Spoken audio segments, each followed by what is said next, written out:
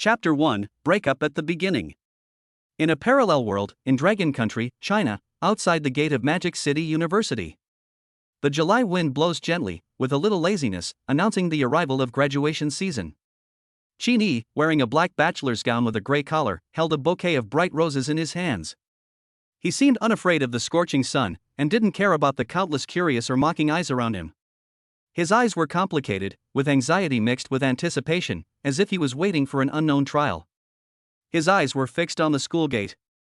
He was counting the time silently in his heart, waiting for the familiar yet unfamiliar figure to appear. Qin Yi, you have to promise me that when we graduate, we will wear bachelor's gowns together and take photos at the school gate. You also have to prepare a big bunch of roses for me, and then. Memories came flooding back like a tide, and the wonderful time spent with Suemo replayed in Qin Yi's mind like a movie. The corners of his mouth unconsciously curled up into a smile, which was a sweet memory between them. However, good memories are always short-lived. A month ago, Suemo suddenly proposed to break up without any signs or explanations. Her words were like a sharp knife, piercing deeply into Qin Yi's heart. Qin Yi, thank you for taking care of me over the past 3 years. It has allowed me to have a carefree college life. In the past, I always heard people say that love in college is fruitless. Breaking up after graduation is a curse that no one can escape. At that time, I didn't believe it. I thought you were my soulmate. I also dreamed that we would always be together, from school to marriage. But, only now do I realize that I was wrong, completely wrong. Love without material things is like a plate of sand. It doesn't even need wind to blow it. It will all scatter after 2 steps. So, Qin Yi, you understand what I mean. Let go. If you still love me, don't come to me again. For the rest of my life, it will no longer be you. Don't think. Don't go back. These were the last few words that Suemo left for Qin Yi in her letter of credibility. From then on, all that remained in the prestige dialogue box between Qin Yi and Suemo were red exclamation marks. Today is July 1st, and it is also the day when graduates of Shanghai University leave school. Qin Yi took the green train overnight from his hometown in southern Beijing to Shanghai, just to fulfill the original promise. However, the moment he stood at the school gate, he realized how stupid and ridiculous he was. At 10 o'clock in the morning, the area outside the gate of Shanghai University was particularly lively.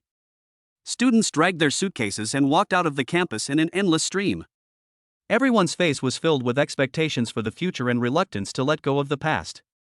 In the crowd, a boy in a bachelor's gown was particularly eye-catching. He was Qin Yi. Although the air was filled with the humidity and heat of the rainy season, it did not dampen the enthusiasm of the students watching. They gathered in 2s and 3s, their eyes focused on Qin Yi, whispering to each other. Hey, look at that boy. Is he Qin Yi, a well-known figure in our school of economics? A girl wearing glasses pointed at Qin Yi curiously and asked the classmate next to her. Yes, I remember it too, it's him, a boy next to him added. It's him. Why did he come back at this time? Didn't he delay his graduation? A short-haired girl said curiously. Delayed graduation? Why? Well, you don't know yet? It's all over the school forum. It said that Qin Yi's family's business has run into problems and they owe a lot of money. The creditors go to his house every few days to collect the debts. I heard that some time ago, his father was kidnapped by a loan shark and tortured terribly. A well-informed student said in a low voice. How dare he act so arrogantly here? Isn't he afraid that his creditors will come to his door? A tall boy teased. Who knows? Maybe he came to see him for the last time. I heard that he and Suemo, the beauty of the Conservatory of Music, have been dating since their sophomore year. Suemo is very popular now. I wonder if she will dislike him. A girl whispered. Dislike? Of course. If it were me, I would have said goodbye to him long ago.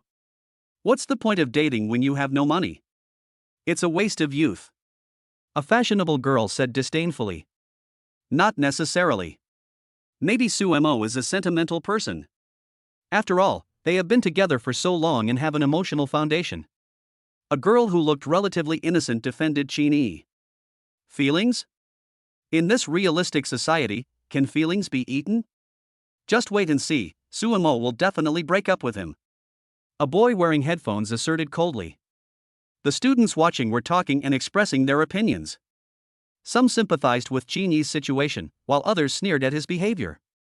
Listening to the discussions of the people around him, Chinese heart felt like it was hit by a heavy hammer.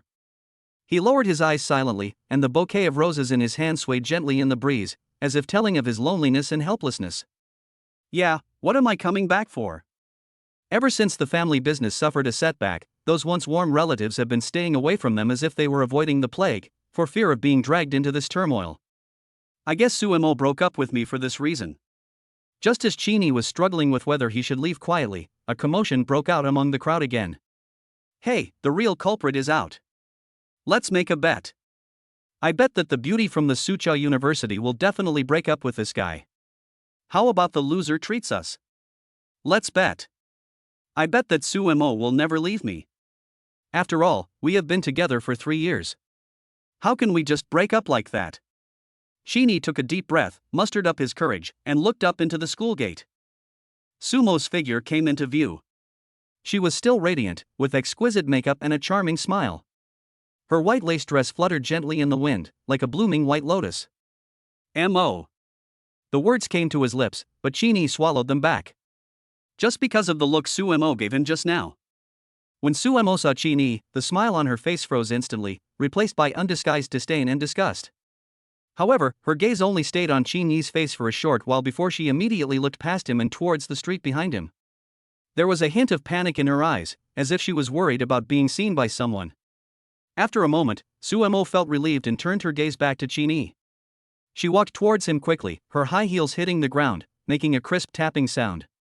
What are you doing here? Didn't I tell you in my Weishin? Don't you understand? Do you really want me to break up with you in person? Fine. Then I'll tell you again. We're broken up. The way you're doing now will only make me look down on you even more. Sumo's tone was full of disdain and ridicule, as if it was a very shameful thing that her ex was Chini. The people around began to whisper and talk. See, I've already said it, how could Suemo still be interested in this down-and-out rich second generation? Alas, this Chini is asking for trouble. He knows who Suemo is, but he still has to do this. I understand. Chini is unwilling to accept this. I heard that when this beauty from the Su University department was dating Chini, she asked Chini to spend a lot of money on her. Now that Chini's family is bankrupt, the beauty from the Su University department wants to break up with him. This is really heartless. I don't like to hear that. How can you say it's heartless? Haven't you heard the saying, husband and wife are birds of the same forest, but they fly away separately when disaster strikes? Even husband and wife are like this, let alone the fact that they are just lovers. Epsilon equals Omicron. Alas, yes, no one wants to be saddled with a lot of debt right after graduation. Chini's throat rolled and he tightly clenched the bouquet of roses in his hand. He knew that he was already in a miserable state at the moment, but he still plucked up the courage and handed the bouquet to Suemo. Momo, do you still remember the promise you made to me when we first started dating? Hearing this, Sumo's expression was slightly startled, and a ripple surged deep in her heart. You said that when we graduate, you want me to prepare a bunch of roses for you and we will wear graduation gowns together. However, before Chini could finish his words, Suemo interrupted him impatiently by waving her hand. Chini, stop deceiving yourself. Do you think I can change my mind like this? I tell you, it's impossible. We have broken up, and you are nothing to me now. Momo, I'm not here today to bother you. I just want to fulfill the agreement between us and put an end to our relationship. Chini's voice was a little choked. Suemo interrupted him impatiently. Chini, you are so childish. Do you think you can win me back by doing this? I tell you, it's over between us. You have nothing now, how can you love me? Just by words? Chini's heart seemed to be pierced by a sharp blade. He was silent for a moment, then slowly spoke. Momo, I know I have nothing now, but I believe I can stand up again. Give me some time, and I will prove to you that I, Chini, am not just a talker. Suemo shook her head coldly. Chini, stop dreaming. Besides, I have found a new home. His family is better off and richer than yours. You can't imagine my life now. So, please don't appear in front of me again. We will be strangers from now on. Although Chini had a premonition in his heart, when these cold and ruthless words came out of Sumo's mouth, he still felt like he was hit by a ruthless hammer. The last glimmer of hope in his heart was shattered, as if something had split open in his chest, and the pain made it almost impossible for him to breathe. The bouquet of roses that was originally held tightly in the hand seemed to have lost all its vitality at this moment, and the petals drooped, as if mourning for the lost relationship. The onlookers also started talking about it. That's really too much. After all, they have been together for 3 years.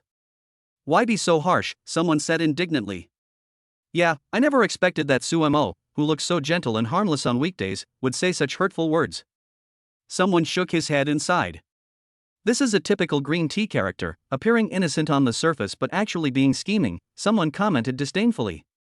Alas, Chini is so pitiful.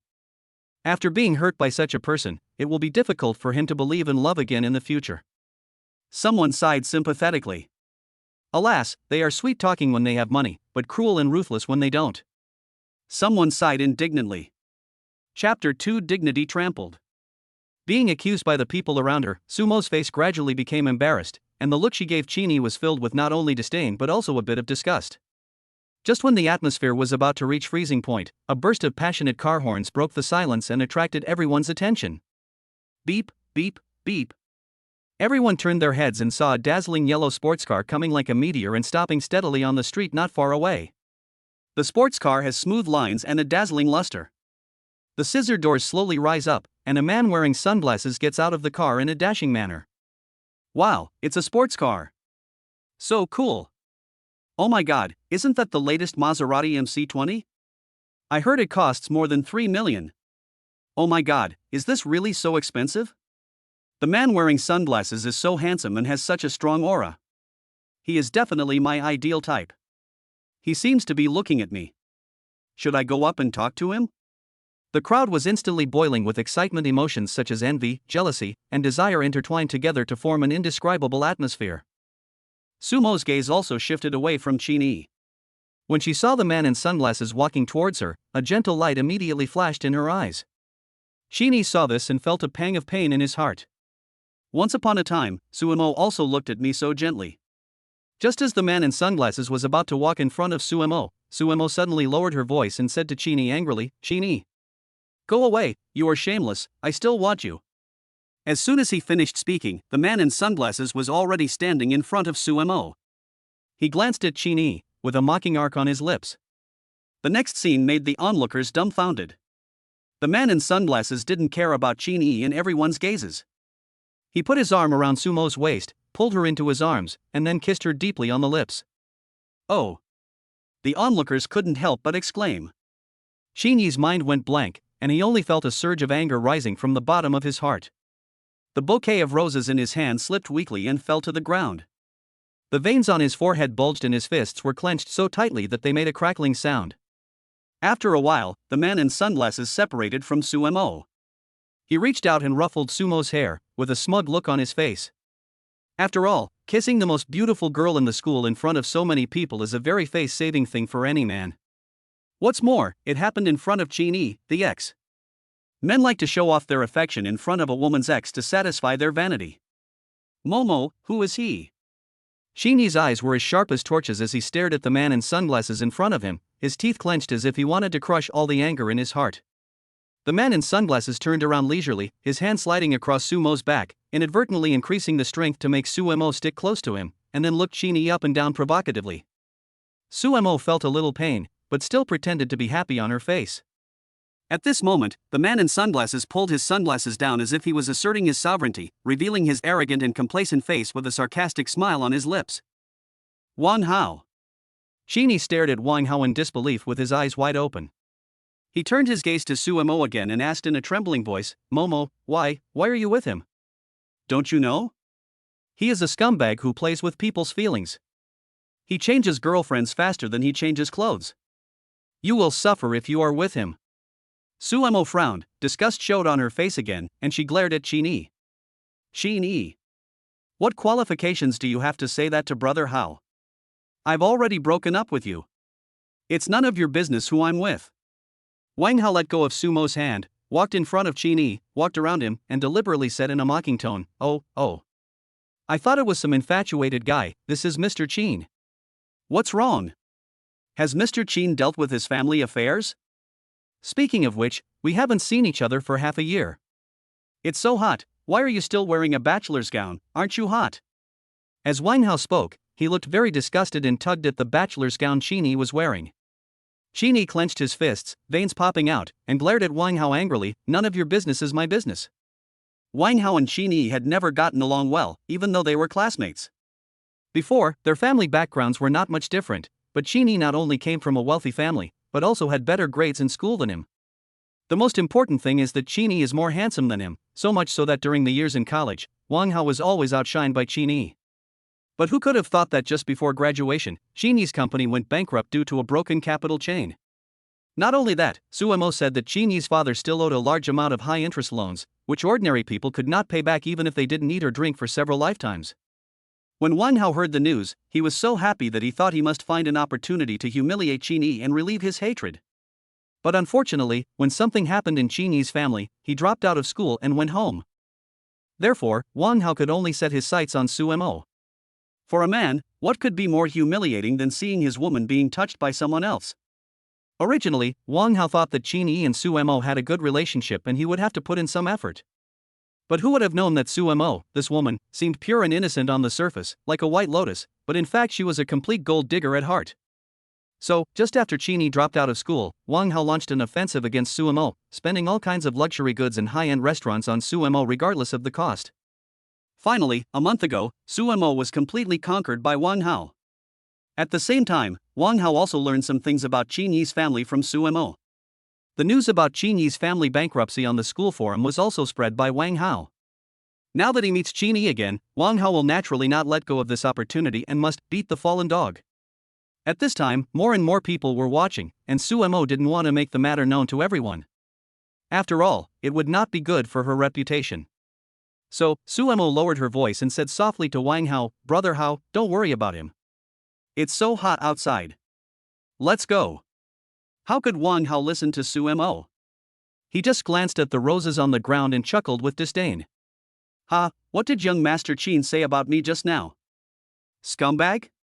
As Wang Hao spoke, he unscrupulously touched Sumo's face, hooked Sumo's chin with his fingers, and once again, provocatively and roughly, kissed Sumo's lips. Wang Hao didn't let go of Suemo until Suemo felt a little short of breath. He looked at Qin provocatively. Mr. Qin is right. Compared to Mr. Qin's infatuation, I, Wang Hao, am a bit of a scumbag. But so what? I have money, and I am happy to spend money on women.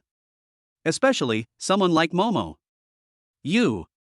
Qin stared at Wang Hao angrily, his fists clenched, and his eyes looked as if he wanted to eat someone. In the past, Wang Hao might have been wary of Qin. After all, their two families were equally powerful. But now, in Wang Hao's view, Qin's actions were nothing more than impotent rage. So Wang Hao continued to provoke, "What are you talking about? What? You want to hit me? I'm so scared." Wang Hao acted in a servile manner, took 2 steps towards Qin, and confidently put his face in front of Qin. "Come on, hit this way." Qin was furious and wanted to teach this bastard a lesson immediately. But who would have thought that Wang Hao would sneer at this time? Think it over carefully. If you hit me with this punch, you will either pay money or go to jail. Qin hesitated. If it were half a year ago, I would have thrown this punch without hesitation. But now, I don't have the capital to bear this punch. If I get arrested, not only will my studies be affected, but it will also add a greater burden to my parents. Their family can no longer afford it. Thinking of this, Qin retreated, and his clenched fist slowly loosened. Seeing this, Wang Hao smiled coldly and spat with disdain. "Bah! Damn, you're a wimp. You have no strength, but you're still so fucking good at pretending." After saying that, Wang Hao raised his foot and stomped hard on the bunch of roses on the ground as if he wanted to crush Qin to death. Those originally beautiful flowers were ruthlessly crushed, and Qin's heart was broken along with them. His dignity, his love, everything he had, at this moment, was trampled under the feet of Wang Hao, the bastard. Qin lowered his eyebrows, feeling disheartened and just wanted to turn around and leave. But Wang Hao had no intention of letting Qin go so easily. It's not enough to humiliate him. Stop.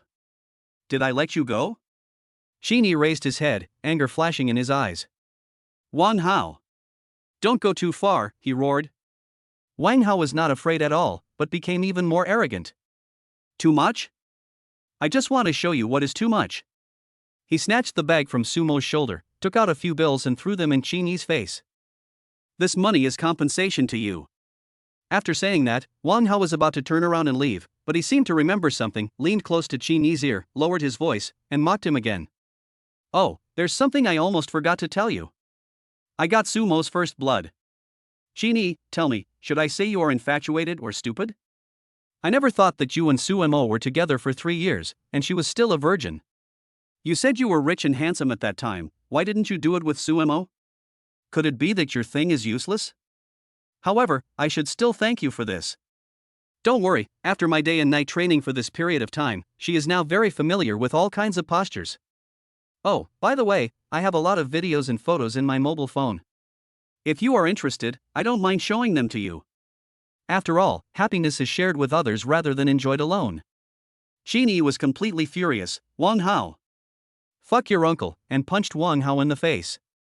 Since Wang Hao chose to use this incident to completely anger Chinese, he was naturally on guard. He hurriedly retreated, pulled Sumo over and stood in front of him. Wang Hao is different from Chinese. He will not be gentle with Sumo just because she is his woman now. In his eyes, women are nothing more than playthings. He, Wang Hao, would never be as stupid as Chinese to get hurt for a woman. Ah! Sumo screamed and closed her eyes. She was extremely scared. Chinese fist paused in the air for a moment, and he hesitated. Wang Hao took the opportunity to raise his leg and kick Chinese hard in the abdomen. Chinese staggered back in pain and glared at Wang Hao. Wang Hao! You bastard! You actually used a woman to block it, he roared. Ha ha, Chinese. If I say you're stupid, you really are. Think carefully.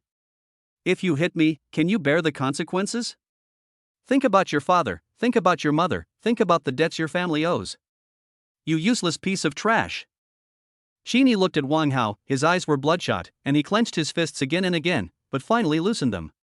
Some people around shook their heads and sighed, feeling sorry for Qin Yiming. Some sneered and said that Chinese was a coward. But only Chinese knew that although he was defeated, he did not lose to Wang Hao, but to family affection. Seeing Chinese like this, Wang Hao turned around and laughed, put his hands on Sumo's buttocks unscrupulously, and started to knead them at will. Let's go. Damn it, I'm happy today. Which bag did you talk about last time? Oh, that's annoying, brother Hao, there are so many people watching.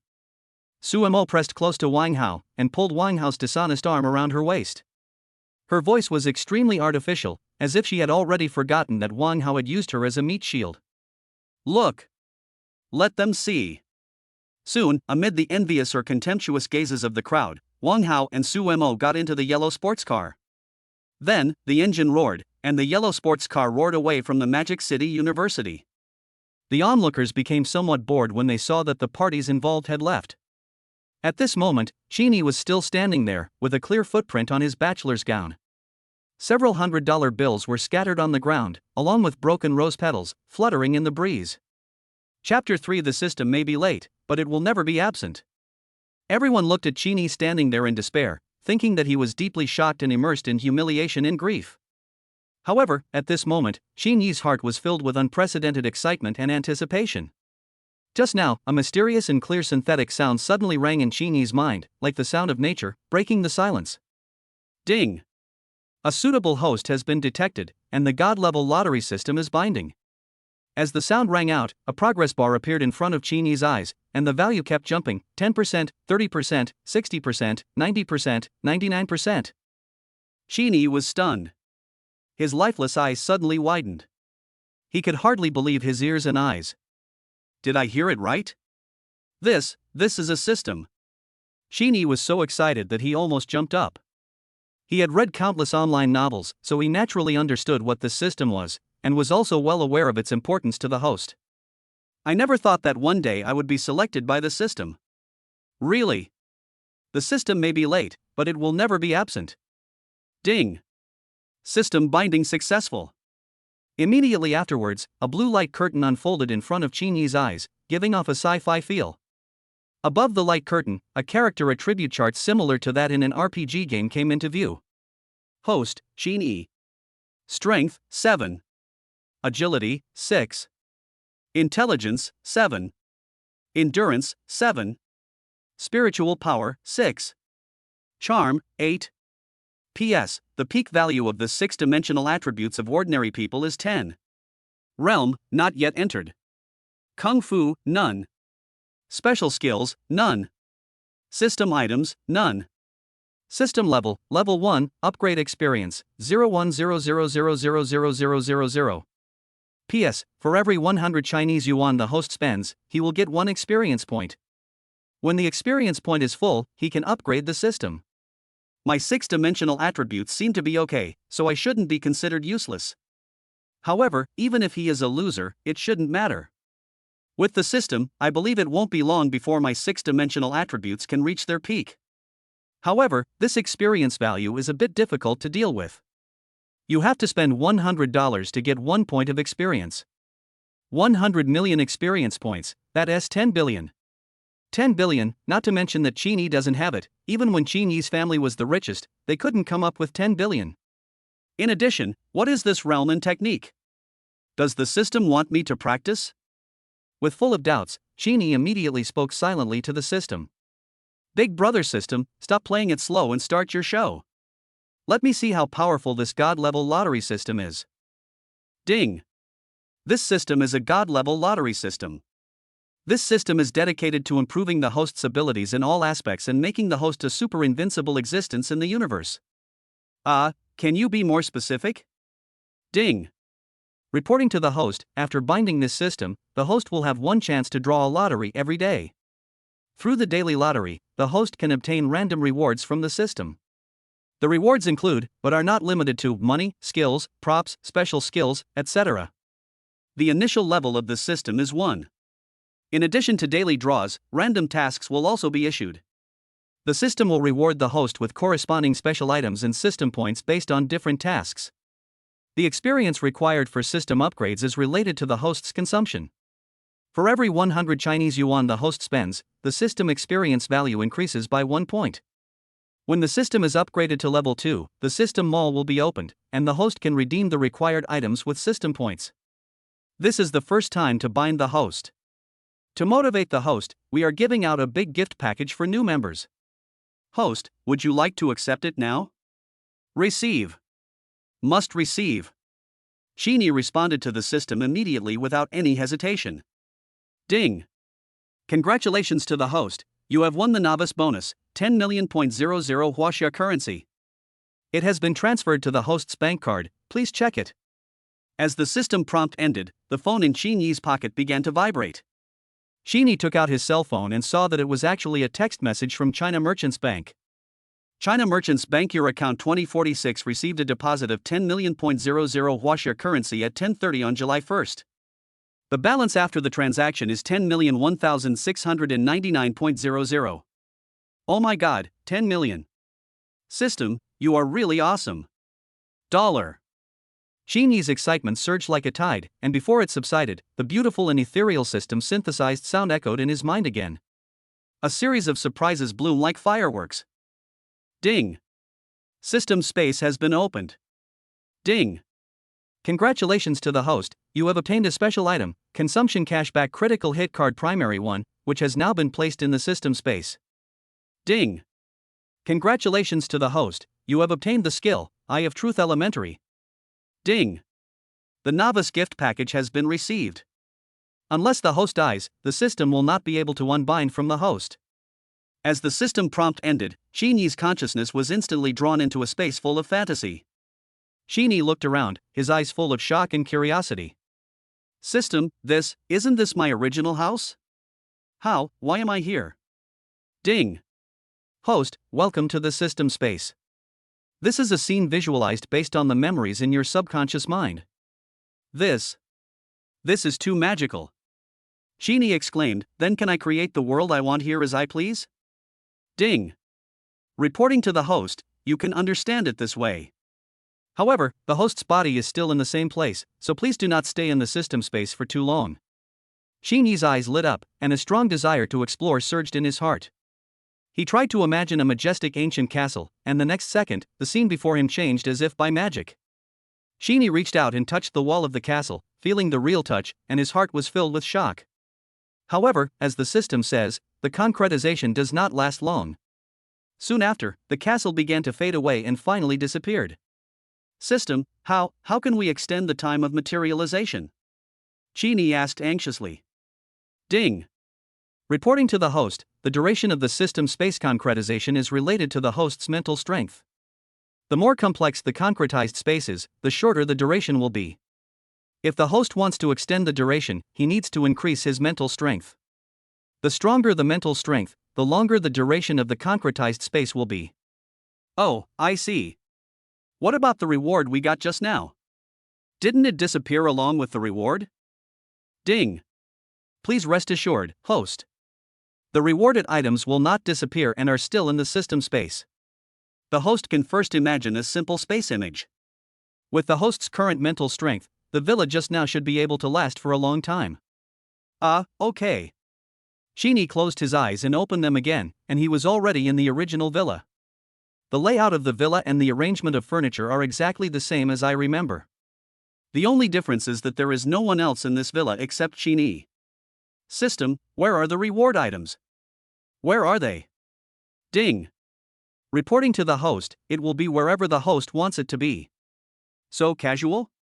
Chini looked at the tea table in the villa's living room and muttered to himself. The next second, a golden card appeared on the tea table. Chini immediately stepped forward and took it in his hand. It was a thin piece and felt like metal, icy and cool. The words Consumer Cashback Critical Hit Card were written on the front of the card, and the word primary was written on the back. Just from the literal meaning of this Consumption Cashback Critical Hit Card, Chini roughly knew what it meant. But what is that Eye of Truth skill? Ask the system about everything. System, what about the Eye of Truth skill? Chini asked curiously. Ding. Reporting to the host, the Eye of Truth is a special skill bestowed upon the host by the system. The Eye of Truth is divided into 5 levels: elementary, intermediate, advanced, top, and God level. Primary Eye of Truth can view the target object as basic information and its favorability towards the host. Target objects include but are not limited to same sex, opposite sex, animals, etc. After the True Eye skill is upgraded, the host will also have special abilities such as night vision, perspective, hypnosis, and mind reading. Awesome system. How do I upgrade the Eye of Truth skill? Do I need to brush up my proficiency or something else? Ding. Reporting to the host, the special skills awarded to the host by the system can only be upgraded through system props. The host has a chance to obtain a skill upgrade card by participating in daily draws and completing triggered system tasks. Alternatively, after the system is upgraded, the host can also use the system points to redeem skill upgrade cards through the system mall. What about system points? How do I get them? Chini asked expectantly. Ding. Reporting to the host, system points are obtained by completing tasks issued by the system. The difficulty and reward points of each task are different, so please challenge yourself, complete more tasks, and accumulate more points. Oh, what about realm and skills? Chini asked curiously. Ding.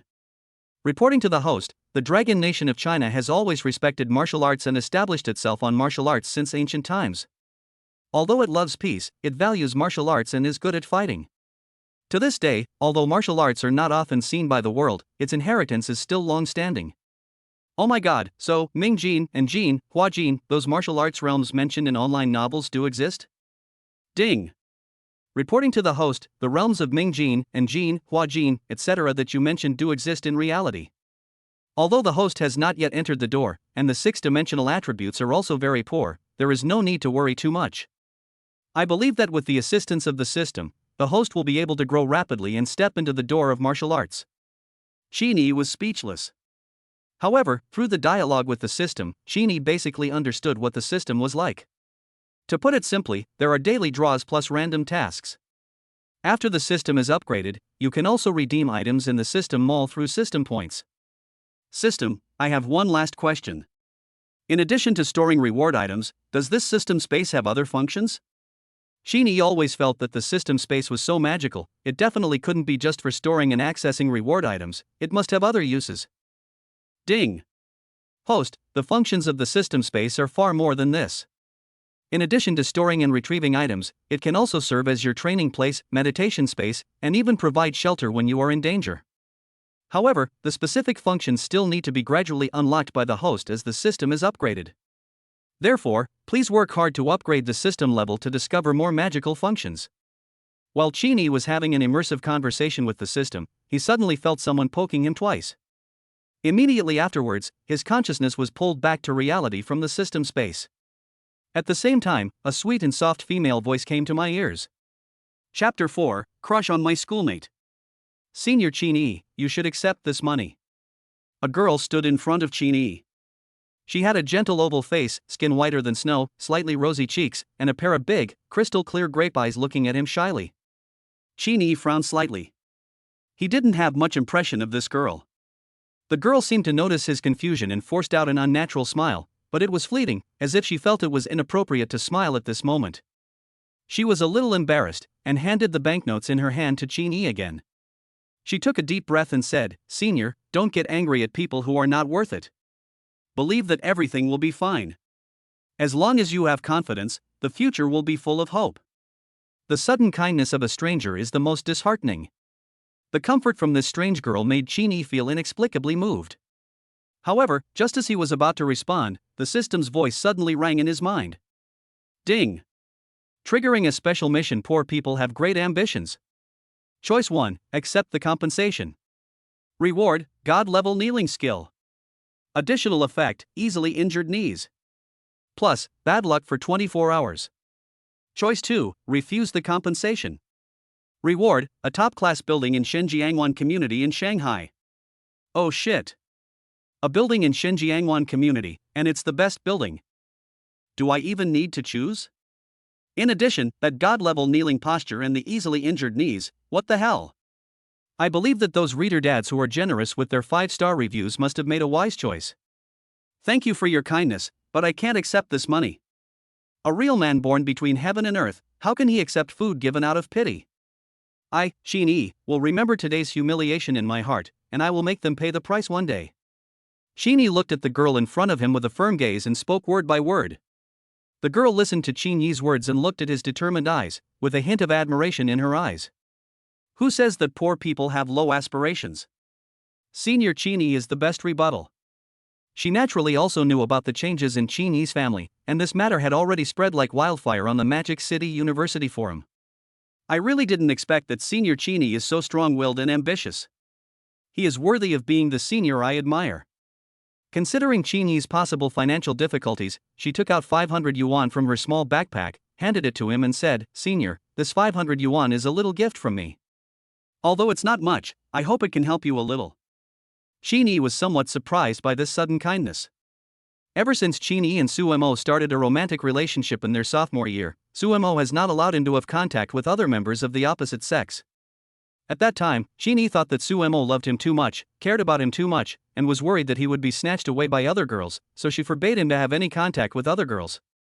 Thinking about it now, it's really ridiculous. The way Suemo treated him was not love at all. She just wanted this big complainer of hers to be her personal ATM. Chini looked at the girl in front of him with complicated eyes, and his heart was full of doubts. Who is she? Why did she help him like this? However, it seemed a little inappropriate to ask her name directly. It was too embarrassing that she treated me so kindly, but I didn't know her name. Fortunately, the system has just given me the Eye of Truth skill, so it's a good time to try it out now. So, Chini immediately said to the system silently, "System, open the Eye of Truth." Ding! The Eye of Truth has been opened. The primary Eye of Truth lasts for 5 minutes, and the next opening requires a 2-hour cooldown. P.S. The cooling time is related to the host's mental strength. The stronger the mental strength, the shorter the cooling time. The next moment, a gleam of light flashed quickly in Chini's eyes, and when he looked at the girl again, the girl's information appeared on the light screen in front of him. Name, Zhaoying. Gender, female.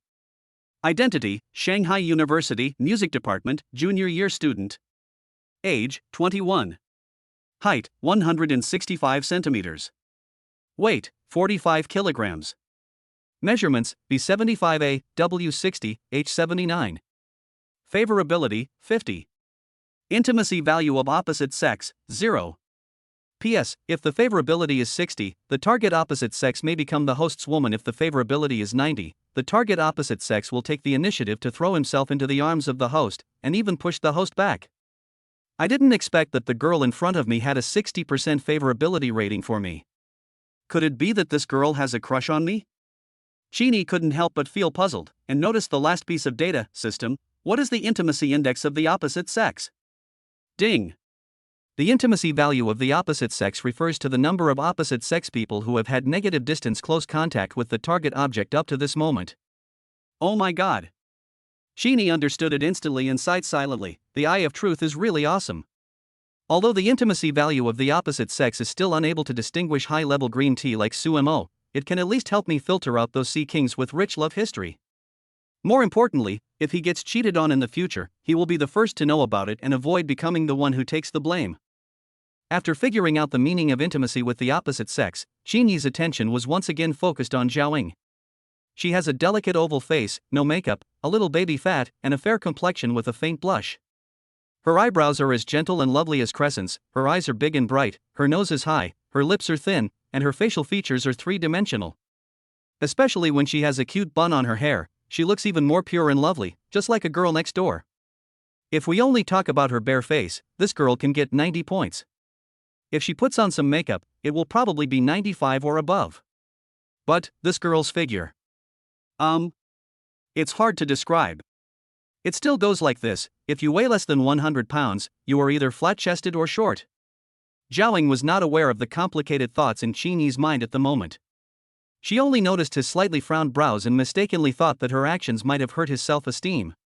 She had good intentions and didn't want to see Chini suffer financial pressure on top of his emotional loss. However, the onlookers around had not yet dispersed.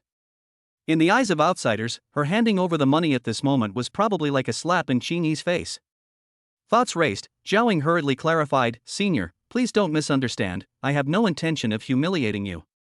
Chini understood that the girl had good intentions. After all, he could see how much she liked him. The corners of his mouth lifted slightly, but that smile revealed a hint of indescribable loneliness. "It's okay, I understand your intention. But please take back this money, I really don't need it." He laughed inwardly, knowing that there was a huge sum of 10 million lying quietly in his bank card. To take a step back, even if there was no such huge sum of money, his pride would not allow him to accept this gift. Chini was about to turn around and leave, but suddenly realized that he was still wearing the bachelor's gown.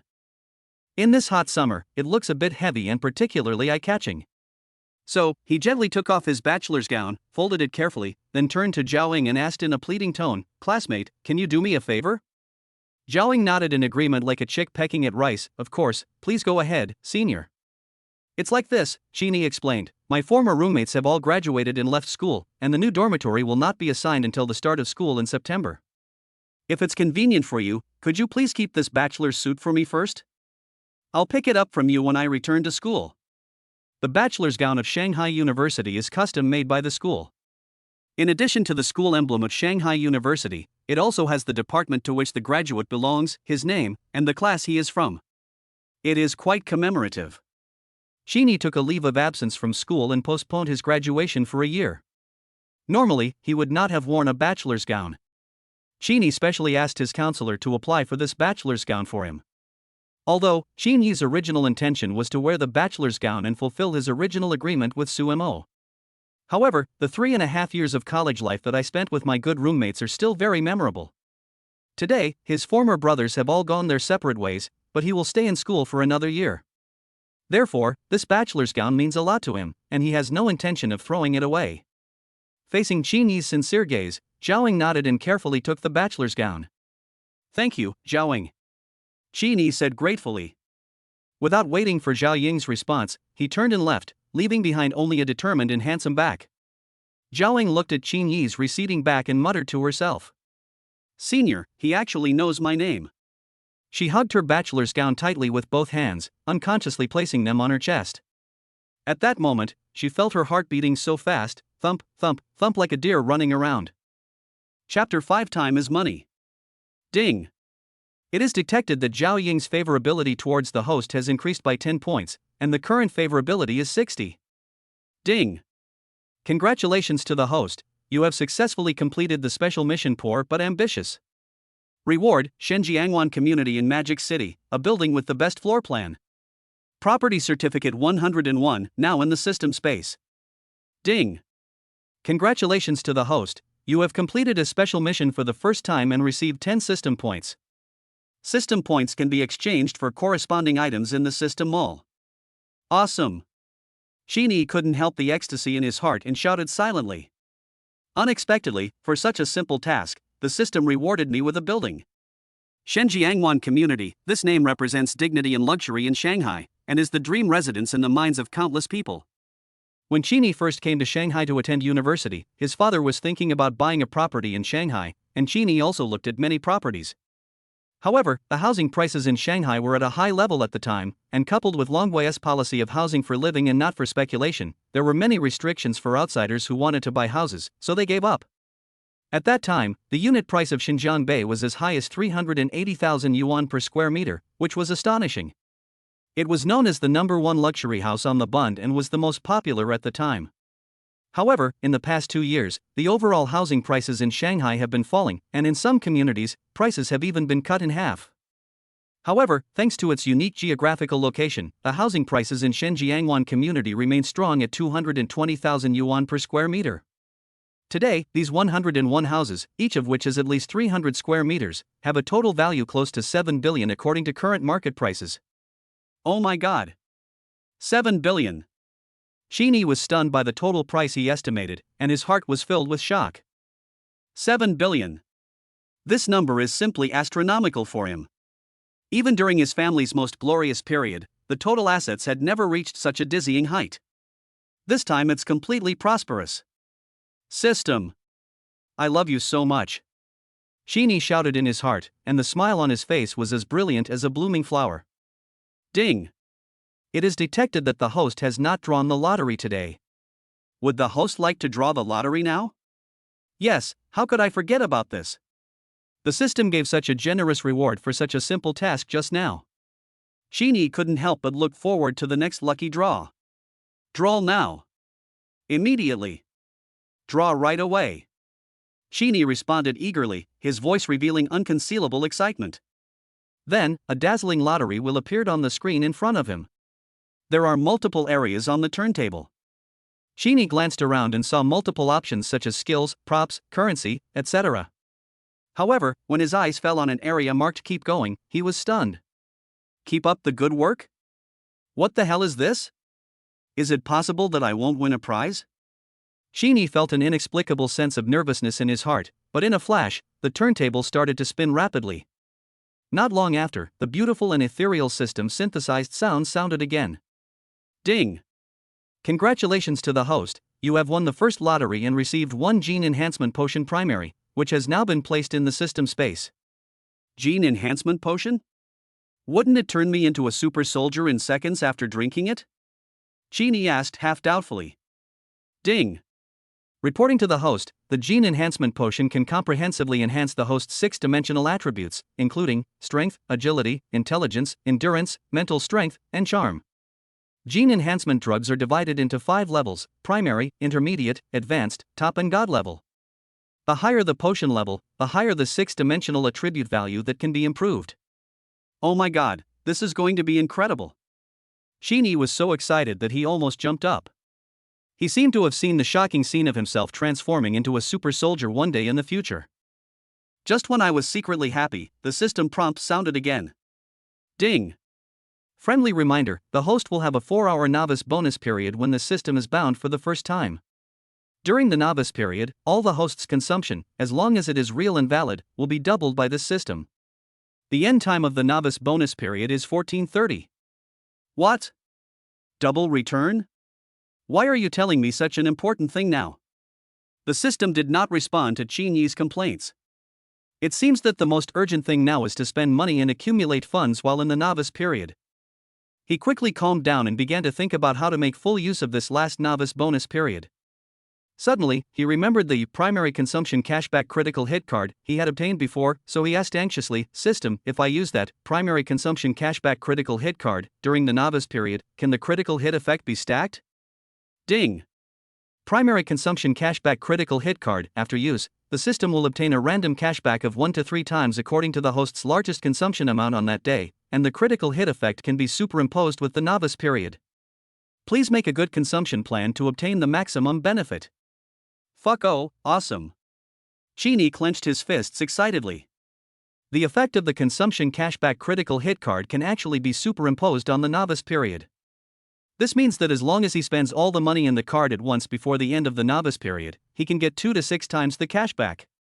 However, he only had 10 million from the novice gift package in his bank card. Even if he spent it all at once, the most he could get back was 60 million. He shook his head and secretly lamented the lack of funds. Suddenly, an idea flashed through his mind: should I sell the building I just received as a reward? But he immediately rejected the idea. After all, the building was worth at least 7 billion yuan, and it was impossible to find a buyer in a short period of time. It seems that I can only spend as much as possible during this 4-hour novice period to get cash back. Only by accumulating enough money can you maximize your profits. Sheeny made up his mind and began to plan his next move. He asked the system, is transferring money to others considered a consumption behavior? Ding. Dear host, transfer does not constitute consumption, so there will be no cashback. Sheeny sighed, what a pity. Sheeny shook his head silently. He had originally thought that he could transfer the 10 million in the card to his family first.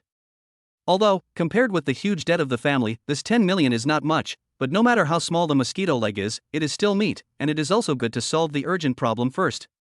Now it seems that I can only make some purchases first, get some cash back, and then transfer the money to my family after the novice period is over. Having made up his mind, Sheeny couldn't wait to start his consumption cashback journey. However, spending money is also a science. Sheeny is quite familiar with how to spend money quickly, and how to spend large sums of money quickly. After all, half a year ago, I was also a rich second generation. Moreover, he spent a lot of money on Sumo during these 3 years in college. For example, if there are new models of Apple phones or Apple laptops, Sumo will definitely ask for them from me. Sheeny also bought a lot of brand name bags like LV, Gucci, YSL, cosmetics, clothes, shoes, and so on for Sumo. It's a pity that I wasted my love and mistook green tea for a treasure. Of course, I can't blame anyone else for this. I can only blame myself for being too stupid and naive. Now that his next goal was clear, Sheeny no longer wasted time.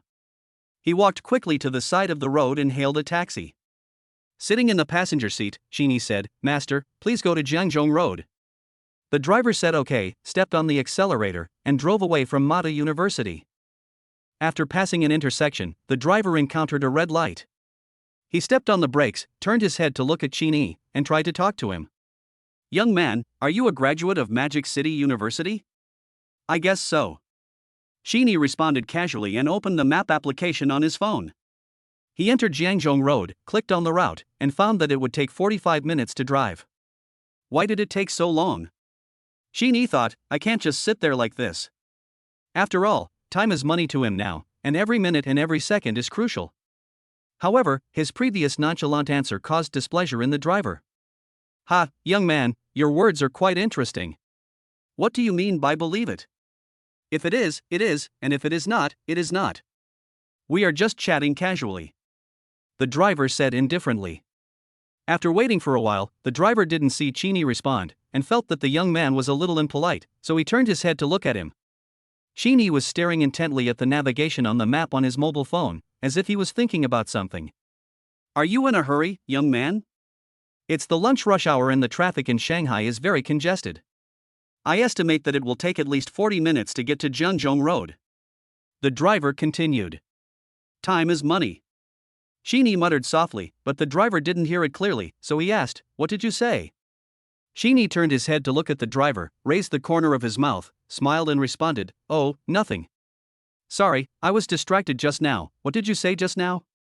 After hearing what Sheeny said, the driver's displeasure was slightly relieved. "Oh, I mean, you just said that you were sort of a graduate of Magic City University. I think that's quite interesting." "What does sort of mean?"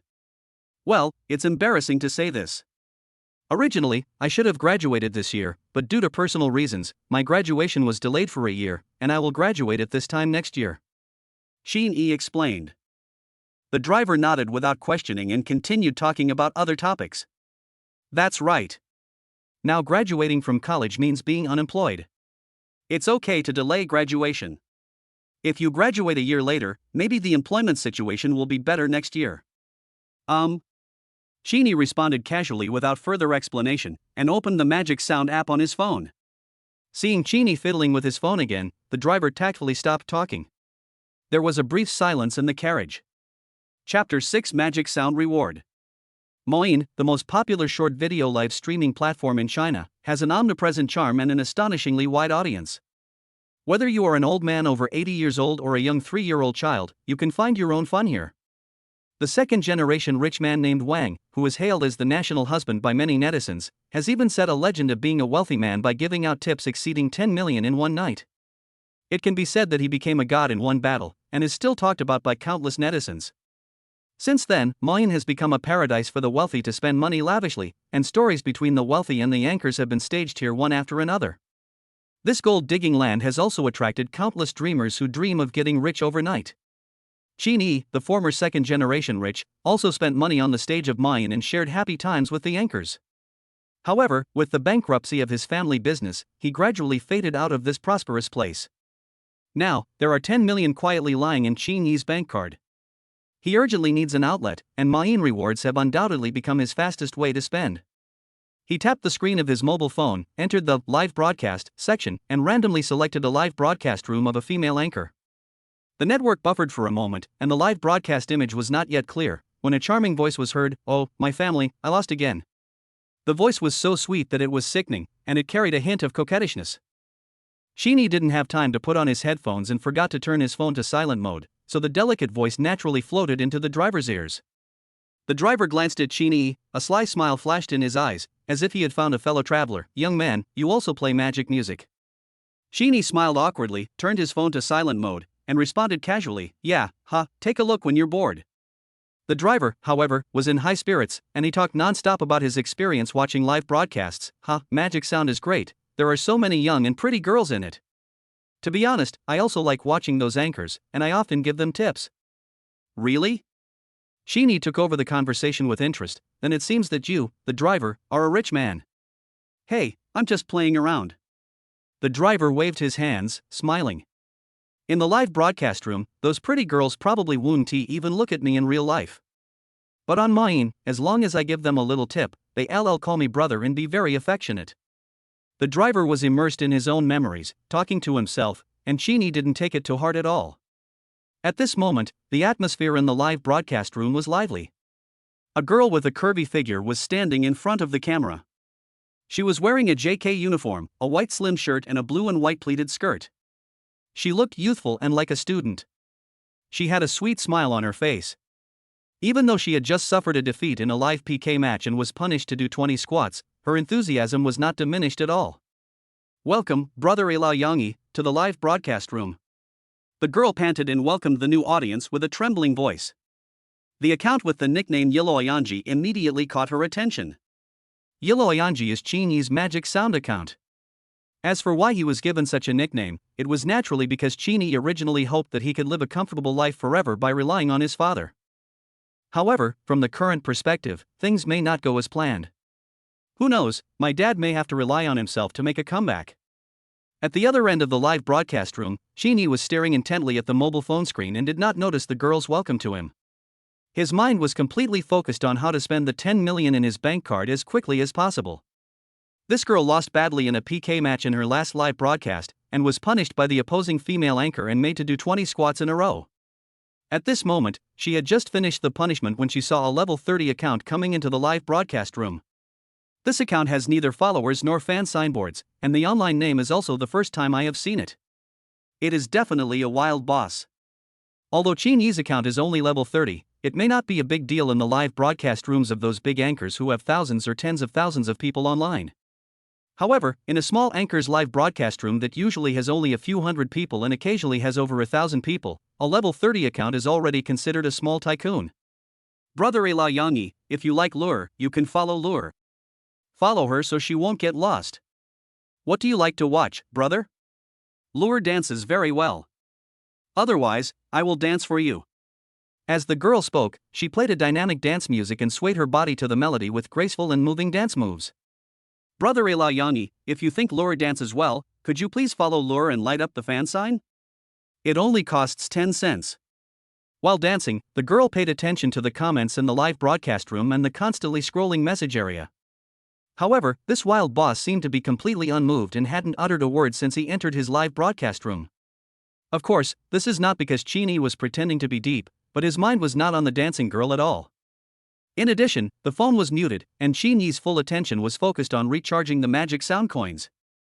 I saw that he had a serious expression on his face, and kept poking his fingers on the screen, 100,000 at a time, 100,000 at a time, Kuka charging money into the magic sound. Why 100,000? This is because, for the security of account transactions, Moin only allows a maximum of 100,000 for each recharge. Otherwise, Chini would like to charge all the balance in his bank card at once.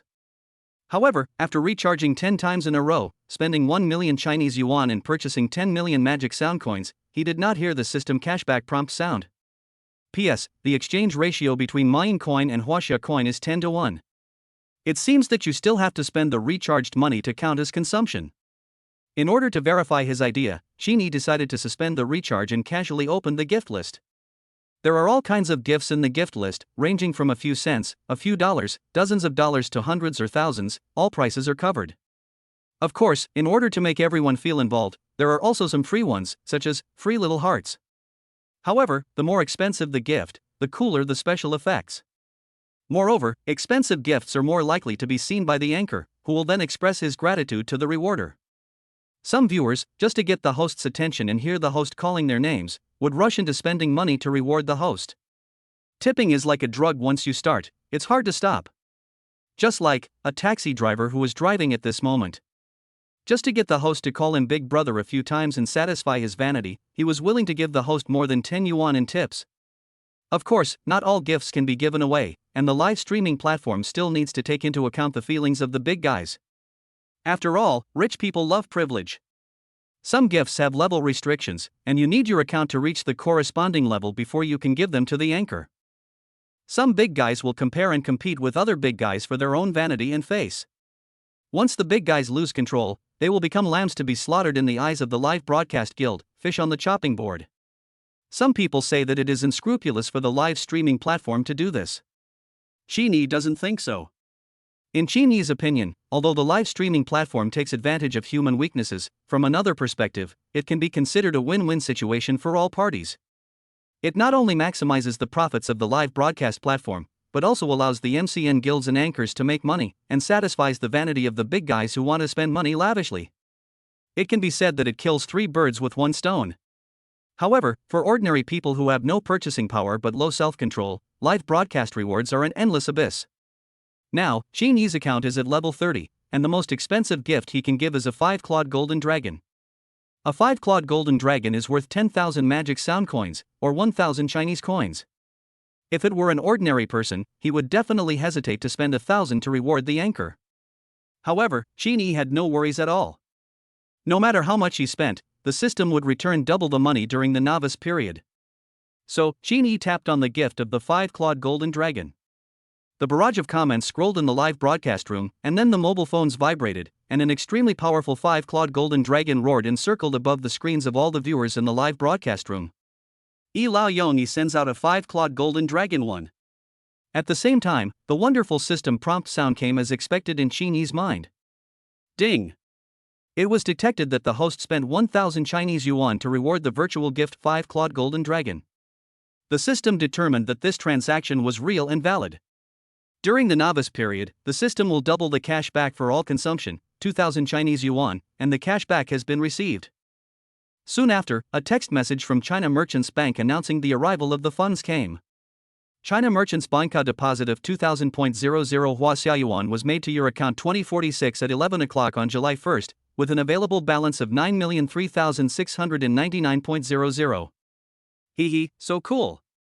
Now that his guess had been verified, Chini no longer had any concerns and began to recharge frantically. Recharge, enter amount, confirm, enter password, pay. Magic sound reminder, you have successfully purchased 1 million magic sound coins. Recharge, enter amount, confirm, enter password, pay. Magic sound reminder, you have successfully purchased 1 million magic sound coins. Chapter 7, The Girl Who Loves Dancing. Genie was still immersed in his own operations, constantly repeating the movements of his hands, and was completely unaware of the lively atmosphere in the live broadcast room. The girl who was dancing was seeing such a cool gift effect for the first time. The golden 5-clawed dragon hovering above the screen, although it only lasted for a few seconds, still made the girl's pupils tremble. "Oh my god, this is the legendary 5-clawed golden dragon," the girl murmured to herself, her voice full of excitement and excitement. The 5-clawed golden dragon is worth 10,000 magic sound coins, which is equivalent to 1,000 Chinese coins. She didn't join a guild, so the income from her gifts didn't need to be taken by the guild. She only needed to split it 50-50 with the platform, and after deducting 20% tax, she could still get 400 yuan. $400. This is far more than what a girl usually earns in a whole day. This time, I'm afraid I met a real rich man. She had only been doing live streaming for a short time. With her good looks and sexy figure, she had gained some fans online, but no one had ever rewarded her with such a valuable gift. However, since this big guy entered his live broadcast room, he seemed to have not said a word from beginning to end. Could it be that all the big guys are so low-key? The boss's low-key attitude made the girl a little anxious. But, since the big boss has given me such an expensive gift, I can't be impolite and I must make him feel valued. She took a deep breath and tried to calm her excitement. Then she stopped dancing and put her hands over her chest, as if feeling the gratitude welling up from the bottom of her heart.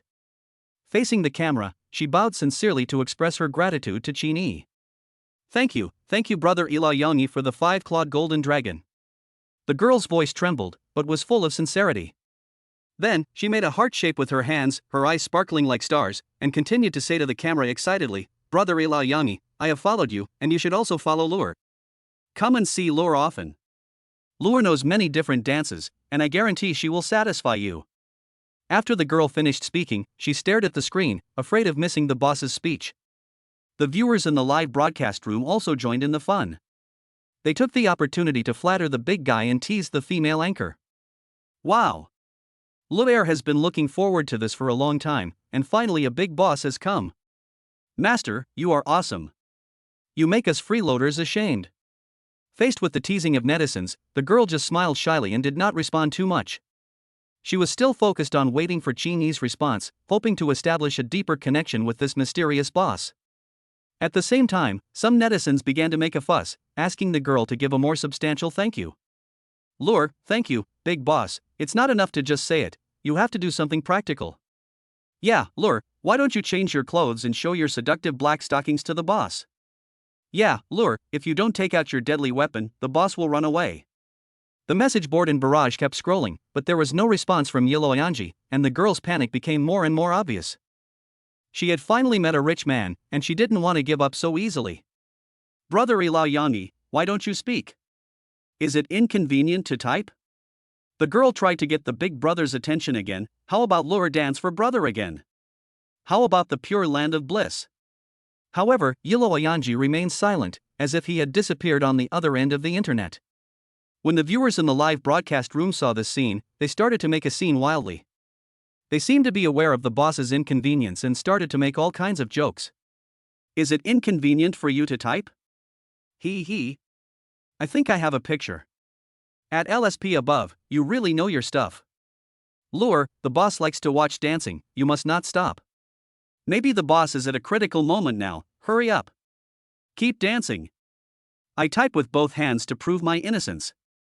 When the girl saw these comments, her face turned slightly red. She glared at them and turned away unhappily. She knew that these netizens were just joking, but she still felt a little embarrassed and helpless inside. This wild guy, is he really doing that kind of thing? Oh, never mind. After all, it's the internet, not reality. Since live streaming is my job, as long as I can keep the big guys here, I'll just do it if they are willing to do it. Next, I will dedicate a song called Pure Land of Bliss to my brother Ilayongi. I hope he likes it. As the words fell, the prelude to Pure Land of Bliss sounded leisurely. The girl turned around nimbly, taking the opportunity to unbutton another button of her shirt, and then danced lightly to the music. With the blessing of the 5-clawed golden dragon, the girl was more devoted to the dance this time, and her eyes became more charming.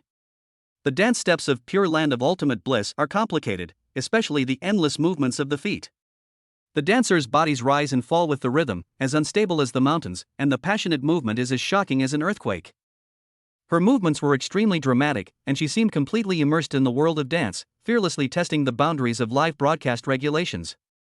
And everything she did was just to keep Qin, the mysterious big boss, as an audience. Unfortunately, however, Qin did not enjoy this exciting scene in time, but gave the viewers in the live broadcast room a feast for the eyes. After performing Pure Land of Bliss 3 times in a row, the girl was already exhausted and sweating profusely. On the other side, Qin let out a long sigh of satisfaction and moved his slightly numb fingers. I never thought that one day I would end up charging money until my fingers became numb. In just 15 minutes, he completed 100 recharges. 10 million Chinese yuan instantly turned into 100 million magic sound coins. Damn! So cool.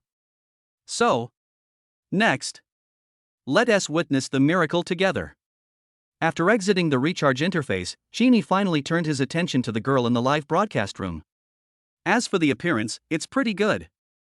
With the help of Mayonnaise beauty filter, it's not an exaggeration to give it a score of 92 or 93. It's not that the girl is not pretty. However, after all, Qin's ex-girlfriend was a school beauty. Although she was a money-worshipping green tea girl, her looks were still very good. However, the girls in the live broadcast room have really great figures.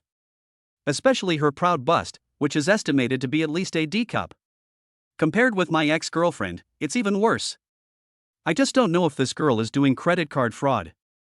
Unfortunately, his eye of truth has expired and it will take 2 hours to cool down before it can be used again. Some people may think that Qin is exaggerating. After all, he did not develop the most intimate relationship with his ex-girlfriend, so how can he assert that his ex-girlfriend's figure is not as good as this girl's? But in fact, although Qin and his ex-girlfriend Sumo did not cross the last limit, they both experienced the intimate actions between lovers. They had shared romantic moments such as passionate kisses, gentle touches, openness, and lying together talking. The girl felt a little thirsty after dancing, so she picked up the cup and took a sip of water. I saw her snow-white neck raised gracefully, and crystal beads of sweat slid down her cheeks, dripping into the deep ravines. The white slim-fitting shirt was soaked with sweat and stuck to the skin. Seeing this scene, Qin and the audience in the live broadcast room couldn't help but feel their throats tighten. Who can resist this temptation? Seeing the girl working so hard, Qin naturally couldn't be stingy, and poked his finger on the 5-clawed golden dragon again. Lao Yongyi generously gave away a 5-clawed golden dragon one. Lao Yongyi will give you another 5-clawed golden dragon one. Lao Yongyi presents another 5-clawed golden dragon one. 5-clawed golden dragons glittering with golden light appeared one after another in the live broadcast room, shining brightly and dazzling. The anchor girl and the audience in the live broadcast room were all deeply shocked and dumbfounded by this scene. Lao Yongyi's gift-giving speed and quantity were so fast that Lure's live broadcast room was temporarily stuck.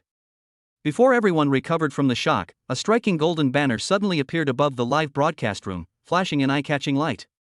That is a platform-wide announcement pushed by the platform to all online live broadcast rooms. Lao Yongyi sent 99 5-clawed golden dragons in the Lure 521 live broadcast room. Successfully activated the title of the 9-5 Supreme. As soon as this news came out, countless viewers in the live streaming room were shocked. 99 5-clawed golden dragons were given away in succession, each worth 1,000 Chinese coins, totaling up to 99,000 Chinese coins. Rely on old age for eternal happiness? What an ordinary and unknown account. Who on earth is so arrogant? Driven by curiosity, netizens followed this platform-wide announcement and poured into the live broadcast room of Lure 521 like a tide. In an instant, the number of people online in the Lure 521 live broadcast room surged from the original 300 or 400 to 5,000 or 6,000, an increase of more than 10 times. And this number continues to rise. Chapter 8 Dragon Breeding Professionals. The anchor girl witnessed this scene and was stunned, as if she was under a spell. She couldn't help but cover her mouth, fearing that she would scream out of excessive excitement. Friends in the live broadcast room were frantically swiping the message area, and barrages of comments emerged like mushrooms after rain. Boss is awesome.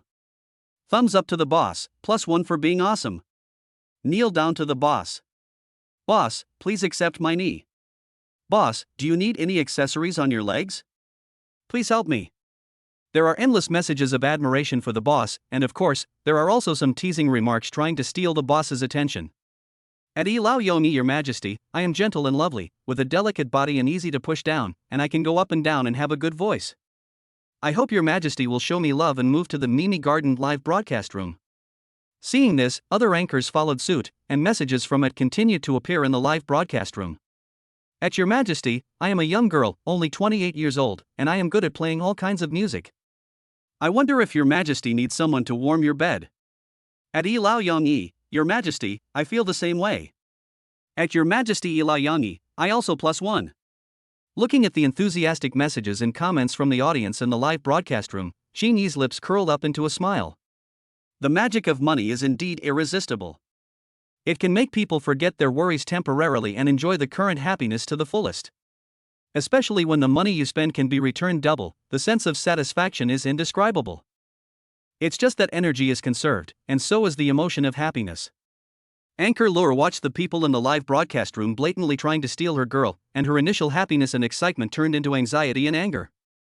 But facing her top boss, she still tried to maintain her composure. She first expressed her heartfelt gratitude to Qinyi in front of the camera, bowing, making a heart shape with her hands, winking, and blowing a kiss. Then, she silently picked up another mobile phone, found the account of Yilo Ayanji in the follow-up list, clicked on the private message, quickly sent her contact information, and attached a message. Brother Ilao Yongyi, I am the Anchor Lure. Thank you very much for the 105 clawed golden dragons you sent me. I am sorry for the expense. If there is a chance, could you please treat me to a meal? I wonder if it is convenient for me. The above is my WeChat ID. Please add it when it is convenient for you. I look forward to your reply. I love you, heart. However, Qinyi was busy giving rewards at this time and had no time to check private messages. His top priority is to spend all 100 million Kuayin coins to get double cash back. After all, the novice period is only 4 hours, time is tight and cannot be missed. So, Qinyi gave the anchor named Lure 99.5 clawed golden dragons in a row, triggering another channel-wide announcement. At the same time, the level of his account was also upgraded to level 45. Immediately afterwards, he left the Lure 521 live broadcast room and began to move to other live broadcast rooms. Someone asked, why not spend all the magic sound coins in the same live broadcast room? The answer is obvious. As the emperor, how could his harem have only one person? Treat everyone equally, that's the right way to go. In the following time, Qinyi followed the same method and gave generous rewards every time he entered a live broadcast room. No matter whether the host is a man or a woman, don't say anything, just swipe a 5-clawed golden dragon to shock the whole audience. If he meets an anchor with both good looks and good figure, he will not hesitate to send 99 5-clawed golden dragons in a row. If the girl has some talents, such as playing musical instruments and singing, which can please Qinyi, he will give her more gold dragons. Just like that, during the 50-minute drive, Qinyi led all the fans on the Mayin platform to travel through various live broadcast rooms. The Lure 521 live broadcast room was a place he frequented. After 7 ins and 7 outs, he rewarded a total of 1,005 clawed golden dragons. 1,005 clawed golden dragons. 1 million Chinese yuan. Even after deducting the platform share and 20% personal income tax, you can still get 400,000. 400,000. When has the anchor ever seen so much money? Faced with such a huge reward, Anchor Lure is completely unable to express her excitement with words. The whole person's breathing became rapid, and his face was a little flushed. Because he was too excited, the towering peaks kept rising and falling, which made people imagine. At this time, Qinyi was also wondering in his heart, in and out 7 times so many times. You know, although he gave a lot of gifts, he still hasn't paid attention to this live broadcast room called Lure 521. I really don't know what mechanism this Mayin platform uses to push information.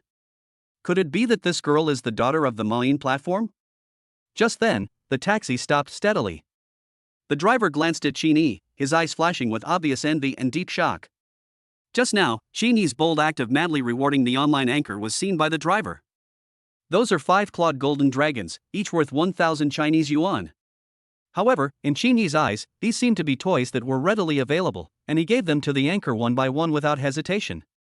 With years of experience in the Mayin platform, the driver keenly realized that the young man sitting in the passenger seat was very likely to become another mysterious rich man on the Mayin platform after a rich second generation named Wang. If he wasn't holding the steering wheel at the moment, he would really want to record this amazing scene immediately and share it on his own Mayin account. He has even thought of a title for this video: Professional Dragon Breeder.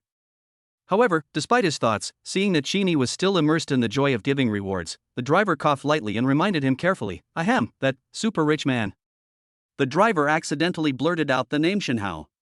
He immediately realized his mistake and quickly changed his words. "Oh no, boss, we're at Jiangzhong Road." Hearing that they had arrived at the destination, Sheeny raised his head and looked out through the car window.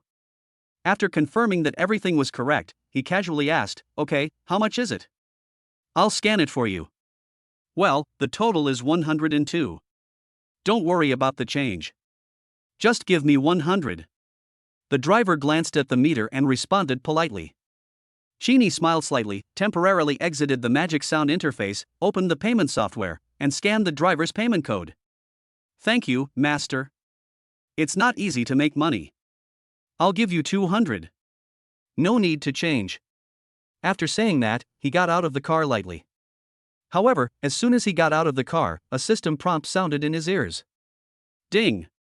The system detected that the host spent 200 Chinese yuan to pay for the taxi fare.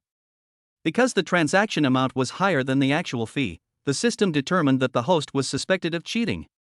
Therefore, this transaction does not meet the double cashback requirements and cannot be doubled. Fuck! Is this even possible? Sheeny wailed in his heart, "I really didn't cheat. I just wanted to show off a little in front of the driver." But no matter how he explained, the system still firmly believed that he cheated. Sheeny sighed helplessly, and at the same time had a deeper understanding of the double cashback rule during the novice period. Although he was a little depressed, he couldn't help but smile when he saw the text message from the bank showing a considerable balance. It feels so good to spend money and earn double back. In this short 50-minute drive, he rewarded a total of 6,005 clawed golden dragons, which is equivalent to 6 million Chinese yuan.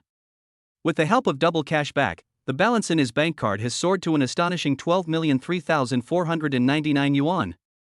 Chapter 9 Marriott Car Dealership. As he walked into Jiangzhong Road, Sheeny's memories came flooding back. Jiangzhong Road is the luxury car street in Shanghai. It is a dazzling array of luxury cars of various brands and models. It can be said to be the most famous luxury car gathering place in Shanghai. Those luxury brands in the eyes of ordinary people, such as Mercedes-Benz, BMW, and Audi, are not even ranked here. They are just supporting roles in this street. Top sports cars such as Ferrari and Lamborghini can be seen everywhere, like street stars, attracting the attention of passers-by. If any car dealership doesn't have a few luxury cars like this parked in front of its store, it only means that the dealership may be lacking in strength. However, those truly rare limited edition supercars such as Koenigsegg, Pagani, Bugatti, etc., which cost tens of millions, are the treasures of the car dealership. Of course, the number of these limited edition supercars is extremely small. The smallest number may be only a few or a dozen units worldwide, and the largest number may be only 100 or so. Not everyone can afford to buy them. After all, scarcity makes things valuable. This is also the reason why wealthy people are keen on pursuing limited editions. I remember the BMW M4 my father gave me when I just went to college. Half a year ago, in order to pay off the family debt, Sheeny sold the BMW M4 to a second-hand car dealer on Jiangzhong Road at a price far lower than the second-hand market price. It can be considered that I have done my part to be filial to my parents. Although it was a drop in the bucket, it helped pay off a small part of the family's debt and relieved some of the pressure.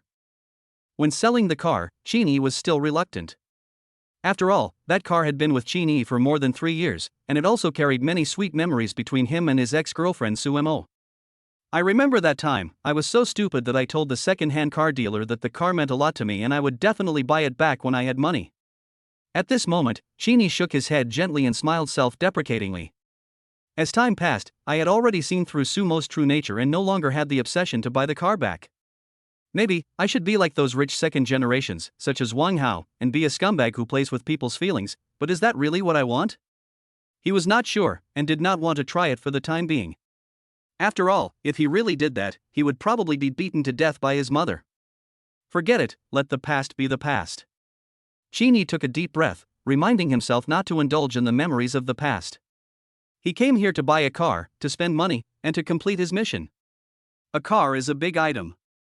When buying a car, normal people would choose a car that they like within their budget, but Sheeny is not like that. I came here with a mission, so I can only adhere to the principle of only buy expensive things, not the right ones. After all, he was once a rich second generation, and he knew a lot about luxury cars, supercars, and the like. Although, at that time, my father's car was just a Maybach GLS worth less than 2 million yuan, it did not affect his understanding and yearning for those luxury cars that cost hundreds of millions or even tens of millions of yuan. What if my dad's company goes public one day? His fingers were still tapping on the gifts on his phone, while he looked up and glanced at the cars on both sides of the road. Outside the car dealership on the left, there is a white convertible Bentley Continental parked. The price should be around 4 or 5 million. In the past, Genie might have taken a fancy to it. But now, buying this kind of car will only affect the speed at which you make money, which is a pure waste of time. The first impression is very important. Genie lost interest in the car dealership on the left and turned his eyes to the car dealership on the right. A black Rolls-Royce Cullinan was parked outside the car park on the right. Rolls-Royce Cullinan is known as the best SUV under 10 million. I now have 12 million in my card, so naturally I would buy the car closest to this price first to maximize my profits. It's you! Having made up his mind, Genie walked towards the car dealership on the right. It was already 11:30 in the morning and the dealership was empty. The salesmen had all gone for lunch. Only the two people whose performance ranked last month were left standing at the door acting as receptionists. There is an unwritten agreement within the sales department: serve different people differently depending on their situation. If the customer is a female, male salesperson will be given priority to receive her. If the customer is a man, female salesperson will be given priority to receive him. If the guests are a couple or a husband and wife, it depends on who is older. If the woman is older, then male salesperson will be given priority. If the man is older, then female salesperson will be given priority. As for the reason, it is naturally like repels like, and opposites attract. After all, there is a magnetic field between people. Only when magnetic fields attract and resonate at the same frequency can transactions be facilitated more effectively. Seeing the guests coming in, the two receptionists immediately bowed and welcomed them. Welcome to Marriott Car Dealership. When the receptionist saw that the visitor was a handsome young man, she greeted him warmly. Hello, sir. Welcome to Marriott Car Dealership. Are you looking for someone or to see a car? Car dealerships like theirs don't have many customers on weekdays. Even on holidays, there are more customers, but they mostly look at cars and do little to buy. The female salesperson saw that the clothes the visitor was wearing were all brand name, but they were obviously out of season. In addition, the mobile phone Genie was holding was still the previous generation of fruit phone. Well, I have money, but not much. This was the saleswoman's first impression of Genie. Genie quickly took a look at the female salesperson. She was pretty, with the popular pear-shaped perm in her hair, fair skin, and light makeup. She was dressed very professionally. She wore a white short-sleeved shirt on her upper body, with her arms exposed. She was slender and fair, with a bulging chest and a sales consultant nameplate on her chest. She wore a black hip skirt on her lower body, flesh-colored stockings, and a pair of black high heels. She was estimated to be about 1.7 meters tall. The legs are quite long. Although the saleswoman was already used to being looked at like this by Genie, she still felt somewhat unhappy. Carrot, man. The saleswoman curled her lips silently and thought, if this boy wasn't good looking, I would have poked your eyes out. After a moment, Genie retracted his gaze and nodded slightly, responding to the female receptionist's enthusiasm, and said 3 words lightly, I'm buying a car. Hearing this, the female receptionist was delighted, as the handsome young man in front of her actually came to buy a car. The slight displeasure that Genie had just looked her up and down disappeared in an instant. More importantly, she didn't make any orders last month and only received a basic salary of 3,000 yuan. She even had to pay her rent with her credit card. If she doesn't make any more orders this month, she will really be unable to make ends meet. Therefore, she attached great importance to this potential customer and suppressed her joy to invite him inside. Okay, sir, please follow me. As we walked toward the showroom, the female receptionist introduced herself. Hello, sir. I am Su Qian, a sales consultant at Marriott Automotive. I am very happy to serve you. What is your name, sir? Genie. Genie responded casually, but his eyes looked around the layout and decoration of the car dealership, and then he shifted his attention back to his mobile phone. This car dealership is huge, divided into 2 floors, with a large area. It is not visible from the outside, but now that he is inside and taking a look, Genie estimates that this car dealership alone occupies at least 1/4 of Jiangzhong Road. This alone is enough to show its considerable strength. However, there are still 40 million Magic Sound coins in his Magic Sound account that have not been spent, so he must hurry up. Oh, hello, Mr. Qian. Do you have a favorite brand or model? I can recommend it to you. We are one-house car dealership, and we mainly sell various luxury brands, such as Bentley, Rolls-Royce, Aston Martin, Lamborghini, and Ferrari. We have all these top sports cars. Of course, we also have mid to high-end brands like Mercedes-Benz, BMW, Audi, imported Toyota, Lexus, and Lincoln. Whether you want a sedan, SUV, business vehicle, or sports car, we at Marriott Motors can meet your needs. This is what salespeople do. You should first introduce the strength of the car dealership to the customer, and then understand the customer's needs. Only in this way can we make targeted recommendations and facilitate this transaction. After Su Qian talked for a long time, she stopped and stared at Qini with burning eyes, waiting patiently for the answer. However, 1 second, 2 seconds, 3 seconds, more than 10 seconds passed. Su Qian's eyes also changed from initial expectation to confusion. The atmosphere between the two of them became slightly awkward. Su Qian frowned slightly. Mr. Qin in front of her said he wanted to buy a car, but it seemed that he was not interested in buying a car. From the moment he entered the door, he was fiddling with his phone the whole time and completely ignored my questions. Su Qian was already a little unhappy, and she began to doubt whether this customer really intended to buy a car. However, considering her credit card payment and Huabei bill that were about to expire, she took a deep breath and calmed herself down. Still adhering to the principle of customer is God, he coughed lightly, trying to draw the customer's attention back. Ahem, Mr. Qin? Mr. Qin? Are you listening to me? Chapter 10 BB Cullinan. Hearing the sales consultant calling him, Qini slowly shifted his gaze from the live broadcast room on the mobile phone screen, raised his eyebrows slightly, and a hint of doubt flashed in his eyes. Seeing Qini's reaction, Su Qian's heart sank and she almost lost the professional smile on her face. She thought she would meet a potential client today, but she didn't expect that the other party seemed to have heard her previous introduction at all.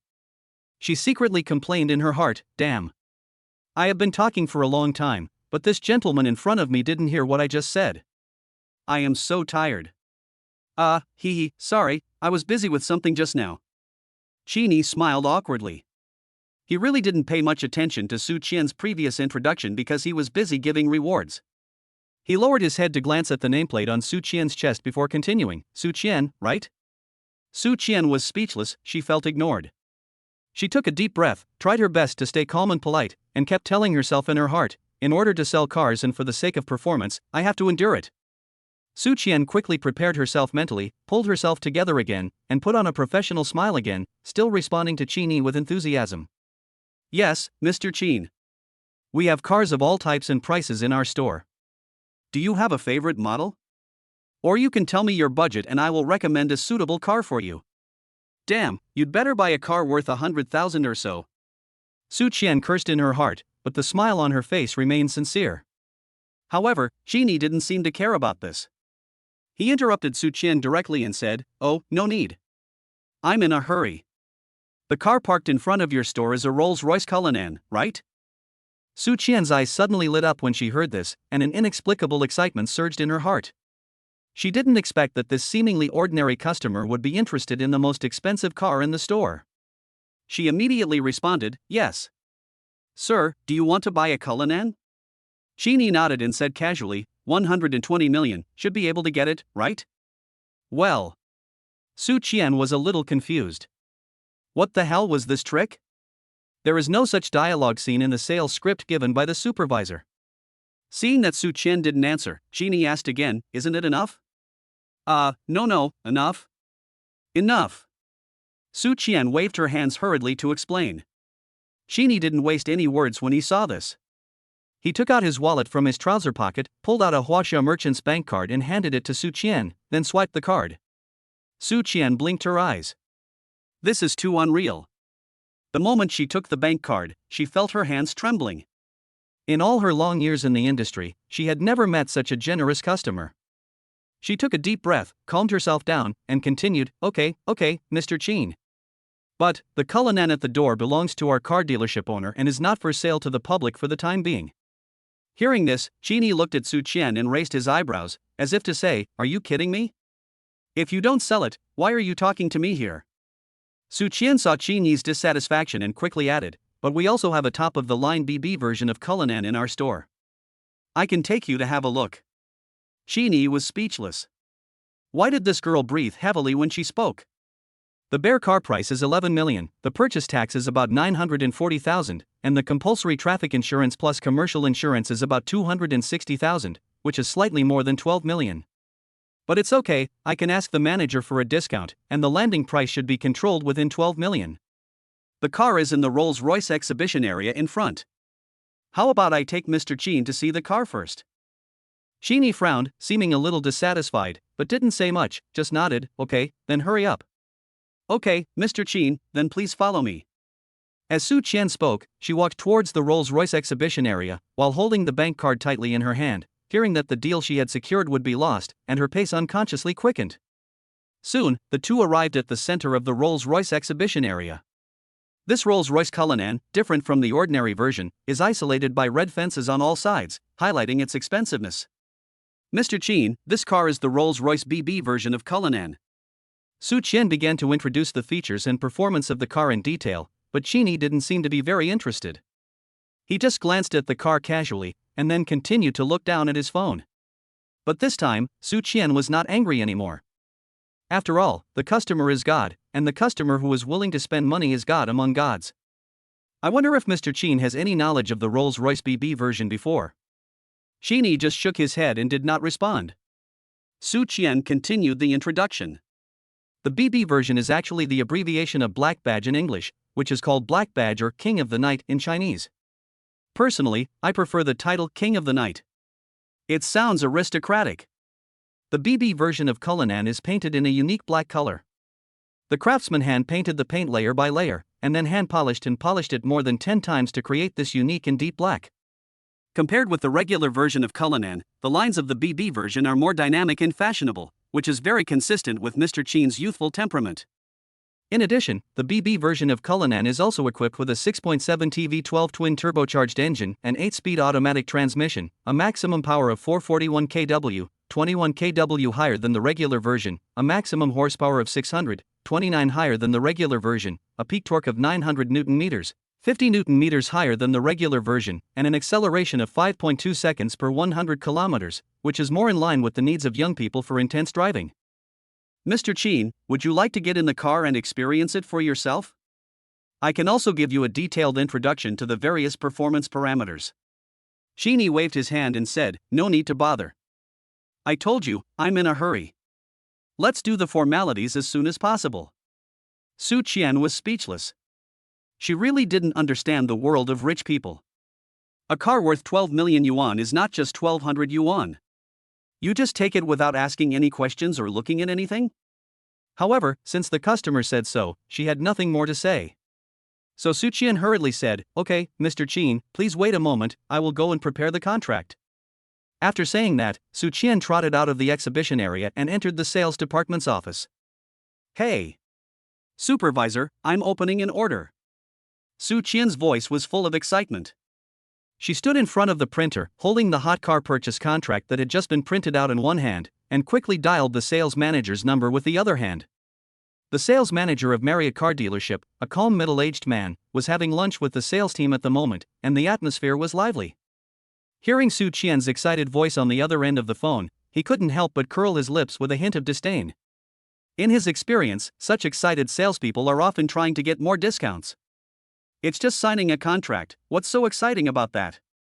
He responded calmly, his tone was professional and perfunctory, what car? How much discount do you want? Cullinan. Su Qian's voice revealed a joy that was hard to conceal. Oh, Cullinan.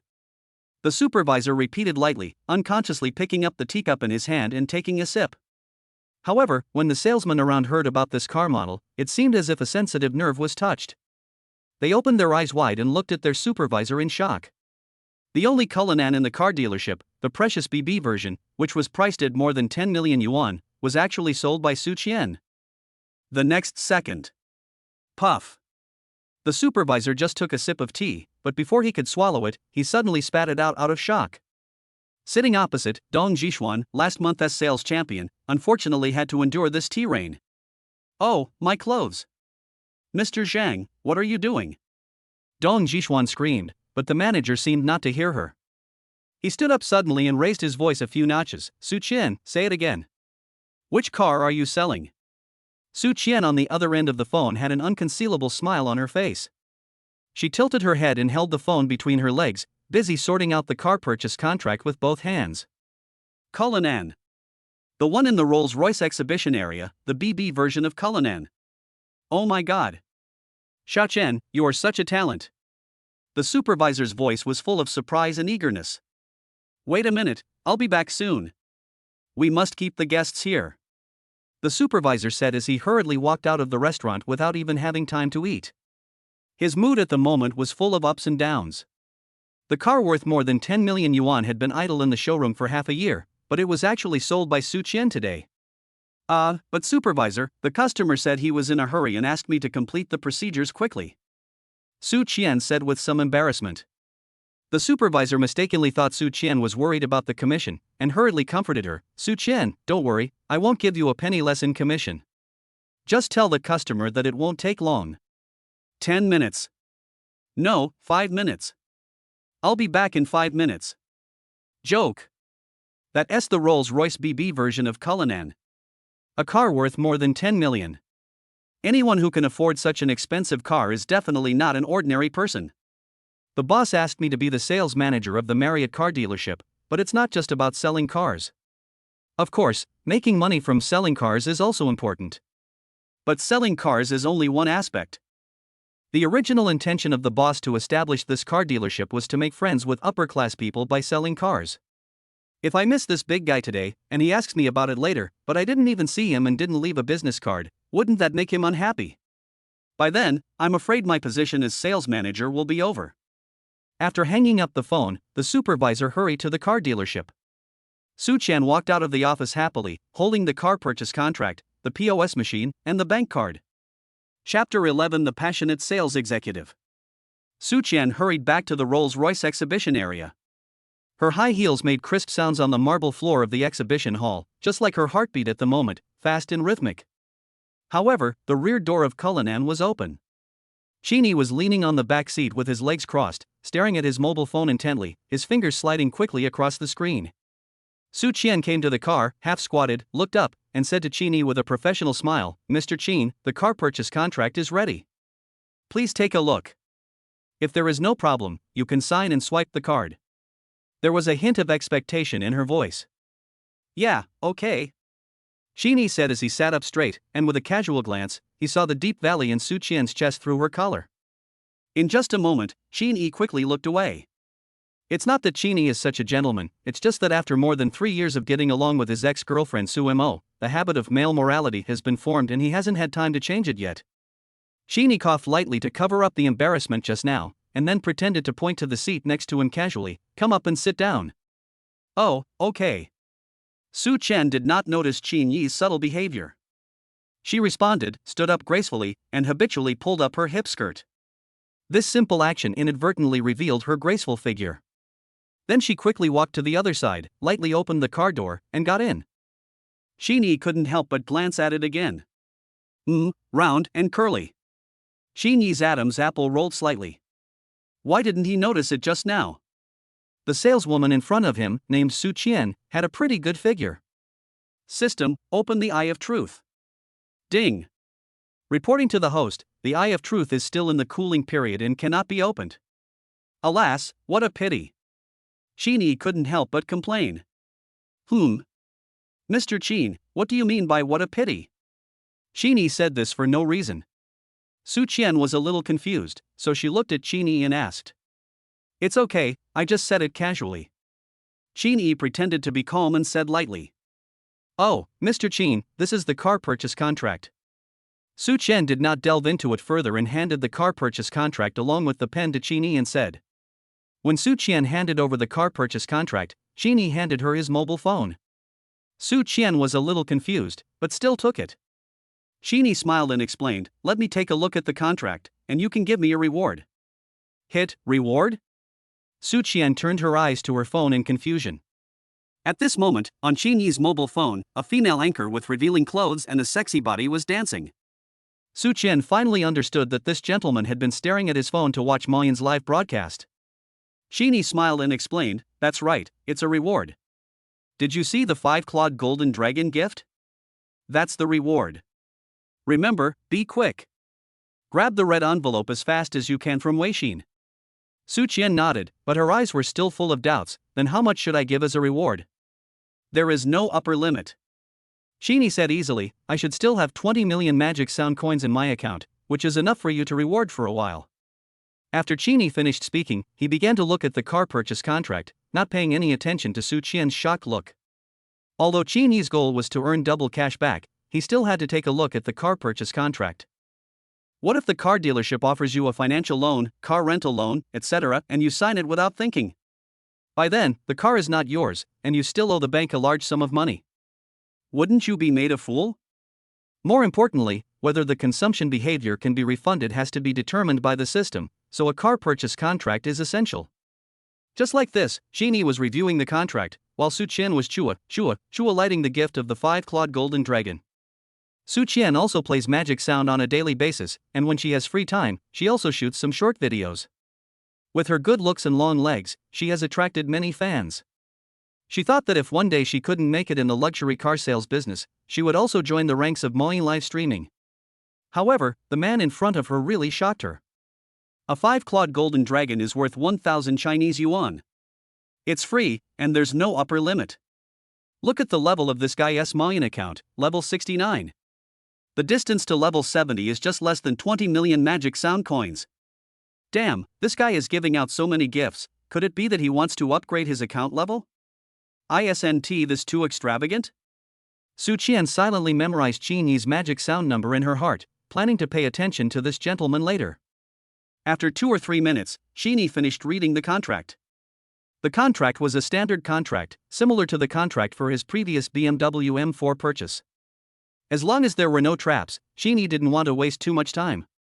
He picked up the pen, signed his name on the car buyer's signature sheet, and then placed it on the armrest on the right. I've signed it. Swipe the card. Su Qian carefully put down her phone, picked up the POS machine, entered the amount, checked it several times, and then picked up the bank card and swiped it. Mr. Qin, please enter the password. Qinyi took the POS machine, entered the 6-digit password, clicked confirm, and handed it back to Su Qian. The next second, the transaction was successful, and the sound of printing the transaction receipt was heard. Su Qian breathed a sigh of relief. At the same time, the system prompt sound in Qinyi's mind also rang. Ding! It was detected that the host spent 11,800,000.00 Chinese yuan to purchase the Rolls-Royce BB version of Cullinan. The system determined that this transaction is real and valid. During the novice period, the system will double the cash back for all consumption, and the cash back is 23,600,000.00 Chinese yuan, which has now been received. The system's notification sound echoed in Qinyi's mind. At the same time, the text message from China Merchants Bank was delivered in time, confirming this huge cash back. China Merchants Bank, your account 2046 received a deposit of 23,600,000.00 Huaxia currency at 11:40 on July 1st, with an available balance of 23,803,499.00. Cool. Qinyi sighed inwardly. This feeling of accumulating wealth quickly is truly incomparable. Suddenly, a sudden sound of brakes broke the silence outside the car park. The sales manager of Marriott car dealership rushed back, fearing that he would miss the mysterious customer who spent a fortune. He sped all the way, ran through red and yellow lights, and finally arrived at the dealership in 5 minutes. The supervisor trotted into the dealership, looked around, and saw only the male salesperson standing at the door. He asked anxiously, "Where is Xiao Chen? Where is the customer? Has she not left yet?" During the lunch period, only one customer came into the car dealership. The male salesperson pointed in the direction of the Rolls-Royce exhibition area and said, "I just saw her taking a customer to the Rolls-Royce exhibition area. I have been standing here and have not seen anyone leave. The customer should not have left. It's good that you didn't leave." The supervisor breathed a sigh of relief, straightened his appearance, smoothed the few strands of hair left on his head, pulled up his trousers, tightened the Hermes belt around his waist, and forced a warm smile on his chubby white face. He took 2 steps at a time and hurried towards the Rolls-Royce exhibition area. The male salesperson was filled with curiosity when he saw his supervisor behave so out of control. He wondered to himself, who is this customer that could make the supervisor so nervous? Could it be that the customer just now was the son of some important figure? Or did Xiao Qian offend that customer, and the supervisor came here to clean up the mess? When the supervisor rushed to the Rolls-Royce exhibition area, Su Qian and Qin were getting out of the car. Seeing the supervisor arrive, Su Qian immediately introduced Qin. "Mr. Qin, this is the sales manager of our Marriott car dealership." "Manager, this is Qin, Mr. Qin." As Su Qian spoke, she quietly made an OK gesture to the sales manager, indicating that the deal was done. The supervisor understood and immediately bowed and stretched out his hand to shake hands with Qin. Don't hit a smiling person.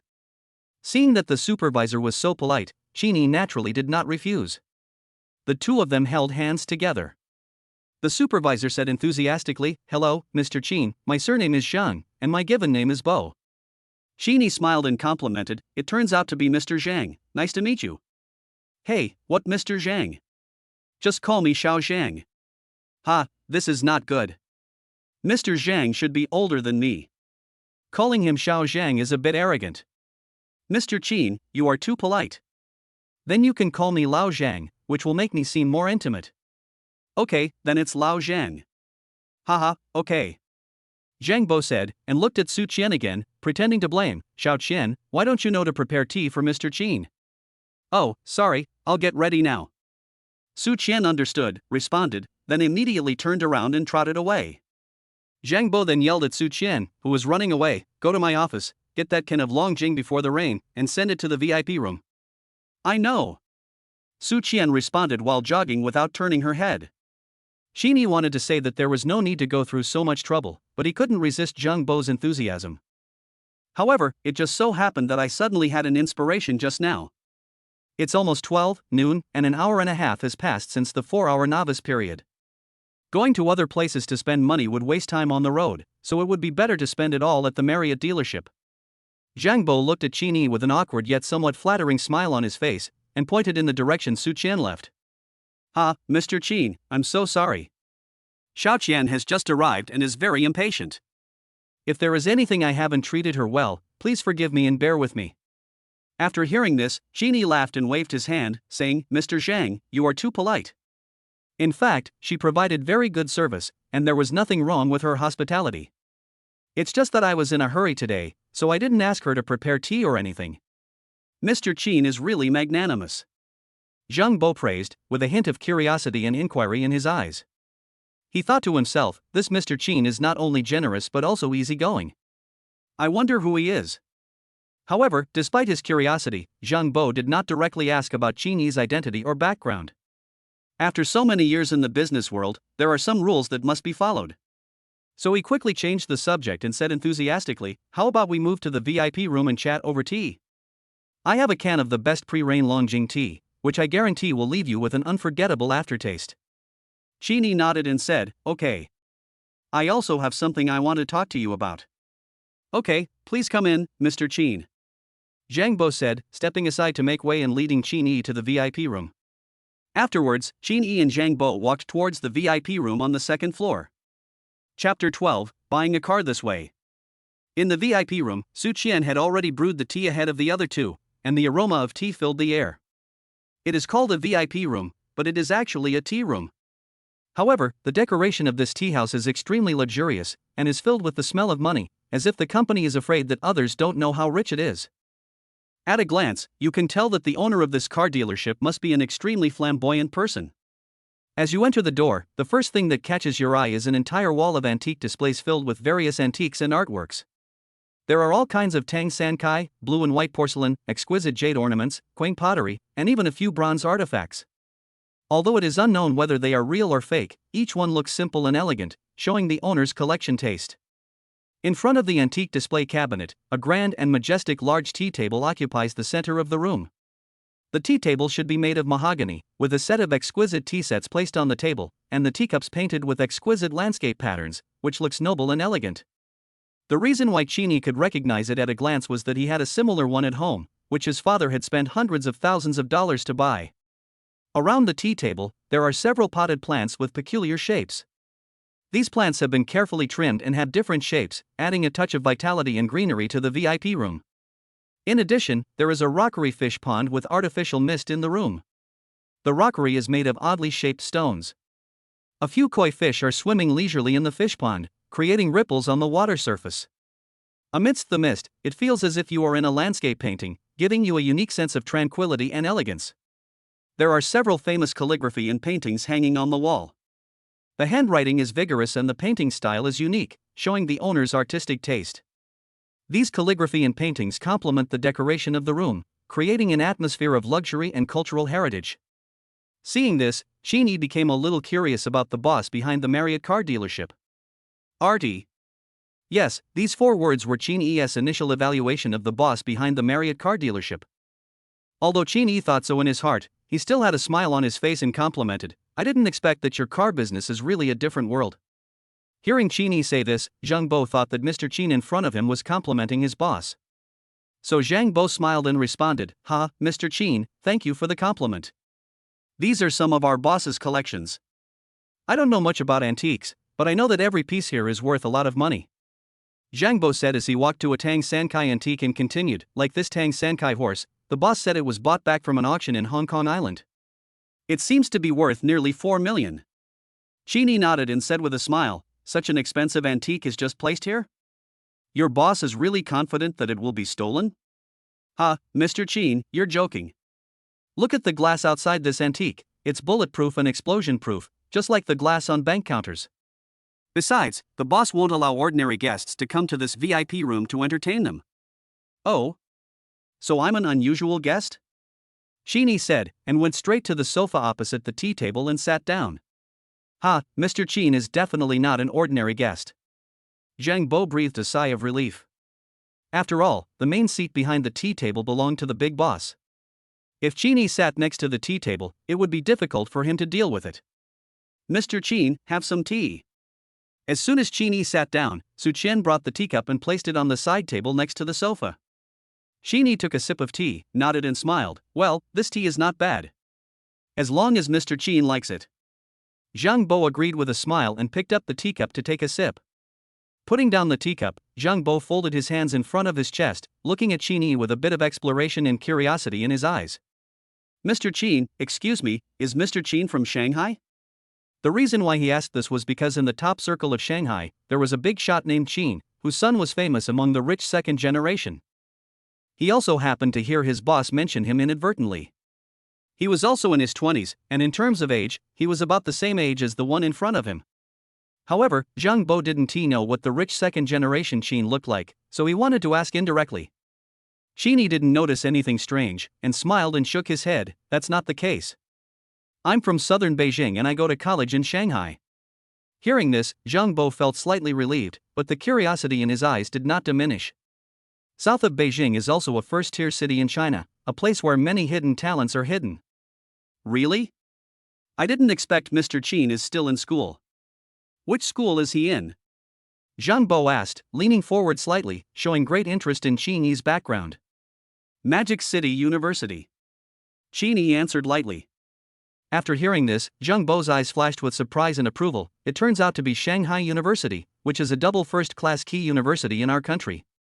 The person who can buy the Cullinan in the exhibition hall in full payment is actually such a young talent like Mr. Chen. His words were full of envy and approval. Cheney just smiled faintly and waved his hand. "Old Zhang, forget the polite words. I need your help with something now." Zhang Bo thought that the help Cheney mentioned was vehicle registration and other formalities. Zhang Bo immediately patted his chest and assured, "Don't worry, Mr. Chen. Mr. Chen bought the Rolls-Royce Cullinan from our dealership. Whether it is the formalities or the license plate, we will have special people to help Mr. Chen. We guarantee that Mr. Chen can pick up the car today." However, Cheney shook his head. "Lao Zhang, you misunderstood. There is no rush to pick up the car. This is not what I want to talk about." Zhang Bo looked embarrassed. I was a bit rude." "Then, what is Mr. Chen talking about?" "That's right. I want to buy some more cars, preferably more than 20 million. In addition, I have some additional requirements." As soon as these words were spoken, Zhang Bo and Su Qian beside him widened their eyes at the same time, revealing a look of disbelief. Zhang Bo's heart was filled with shock. This Mr. Chen actually had such a big hand. He quickly adjusted his mentality, sat up straight and said, "That's no problem. We have all kinds of luxury cars at Marriott car dealership. Mr. Chen only needs to tell us what he needs. Even if we don't have a car in stock at the moment, we can get it for him in the shortest possible time. Well, I naturally believe in the strength of our car dealership. However, my time is limited, so let me first tell you my needs. Zhang Bo sat upright, Su Qian also stood beside him solemnly. After a moment, Xini spoke slowly. Xini nodded and said slowly, first, my budget for buying a car is 20 million, 40 million, 80 million, 160 million, 320 million, and so on, there is no upper limit. Zhang Bo was stunned.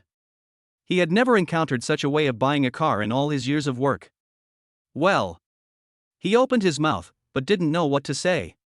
Why does this car purchase budget keep doubling like a geometric sequence? He and Su Qian looked at each other and saw the shock and confusion in each other's eyes. However, Xini just smiled faintly and continued to make his request. Secondly, I want to buy these cars one by one. I can sign the car purchase documents first, but I have to swipe my bank card one by one, from cheap to expensive. Zhang Bo and Su Qian were stunned. This way of buying a car was really too strange. However, Xini did not give them too much time to think, and continued, finally, I know you have a lot of questions now, but don't ask them yet. If you want to make money, just do as I say. I am in a hurry.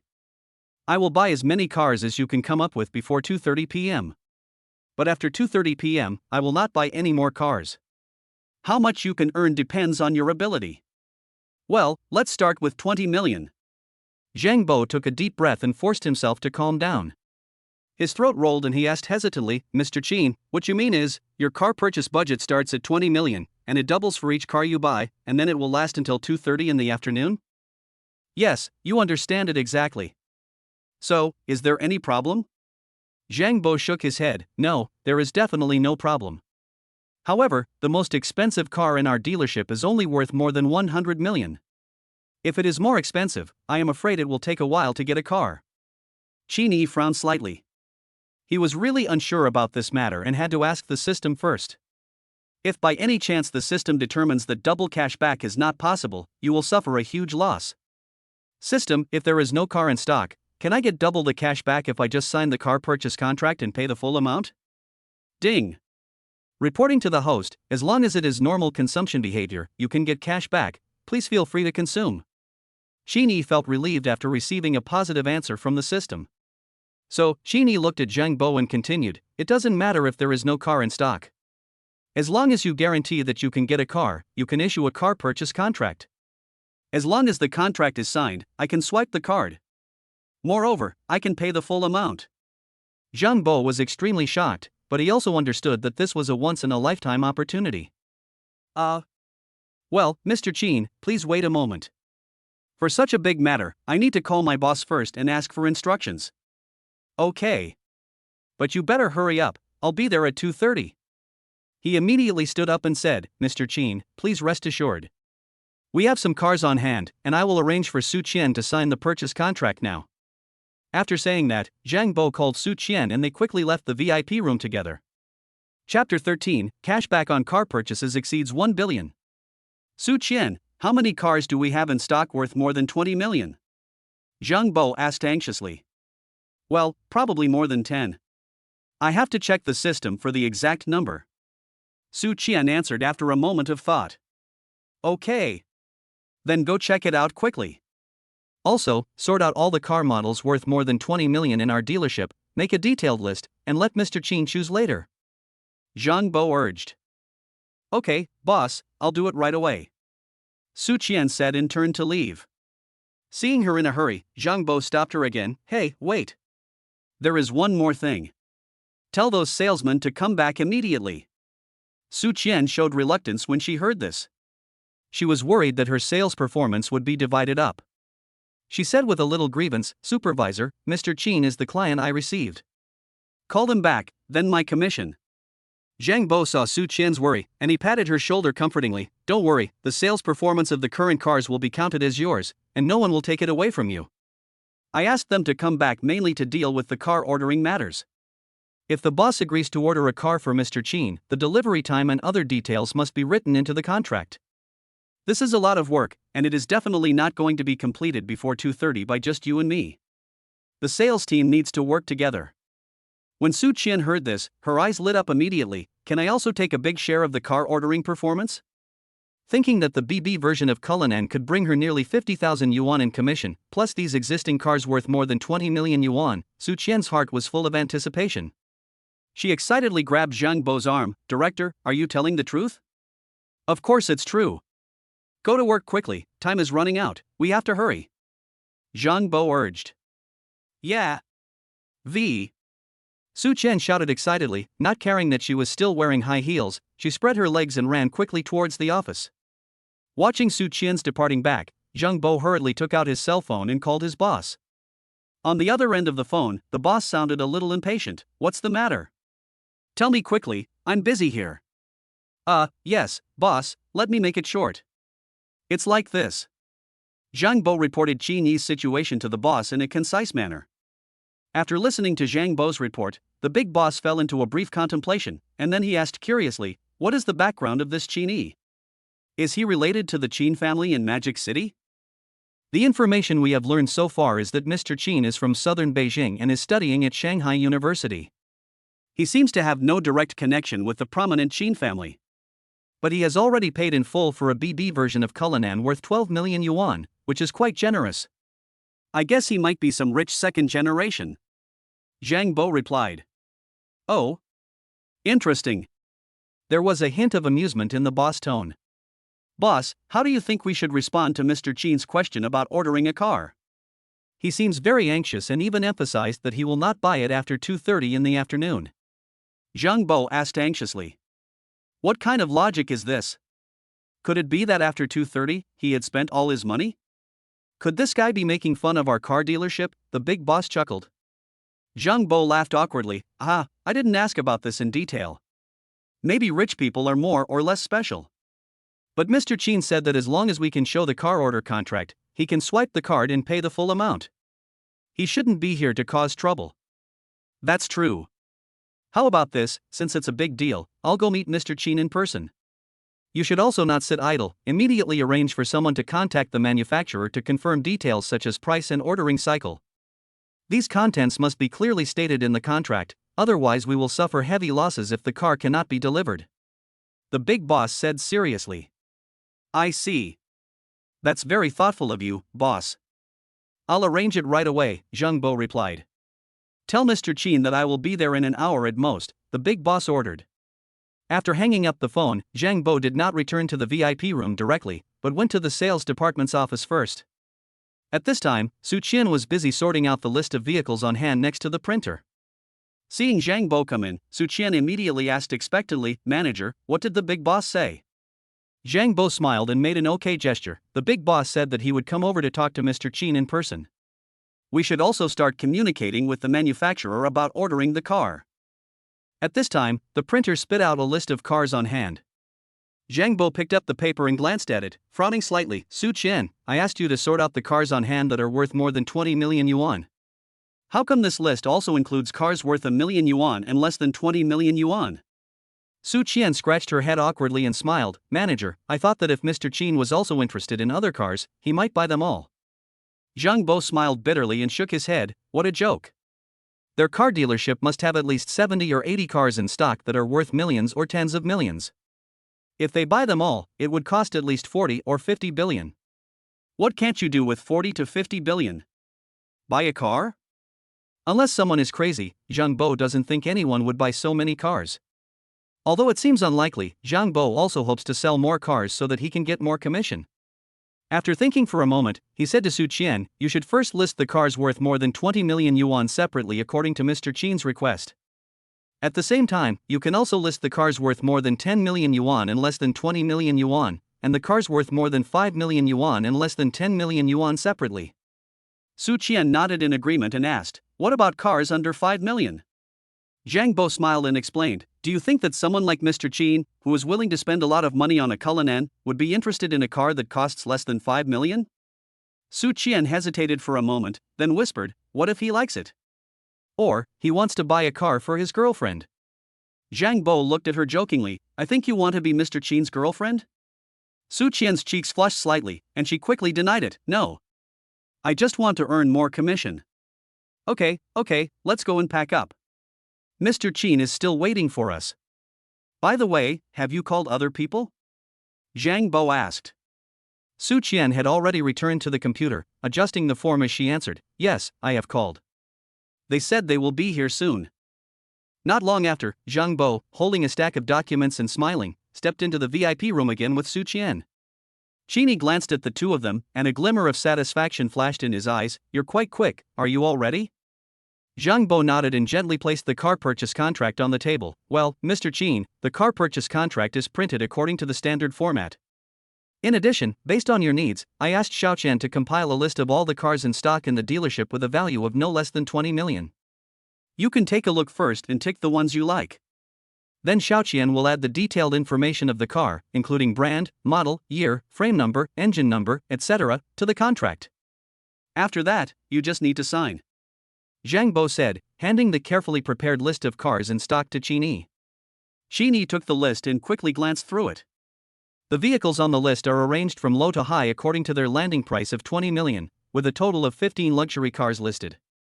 He noticed that the cheapest was a Mercedes-Maybach G650 Landaulet luxury SUV, while the most expensive was a limited edition Bugatti Veyron convertible custom version, which cost as much as 150 million.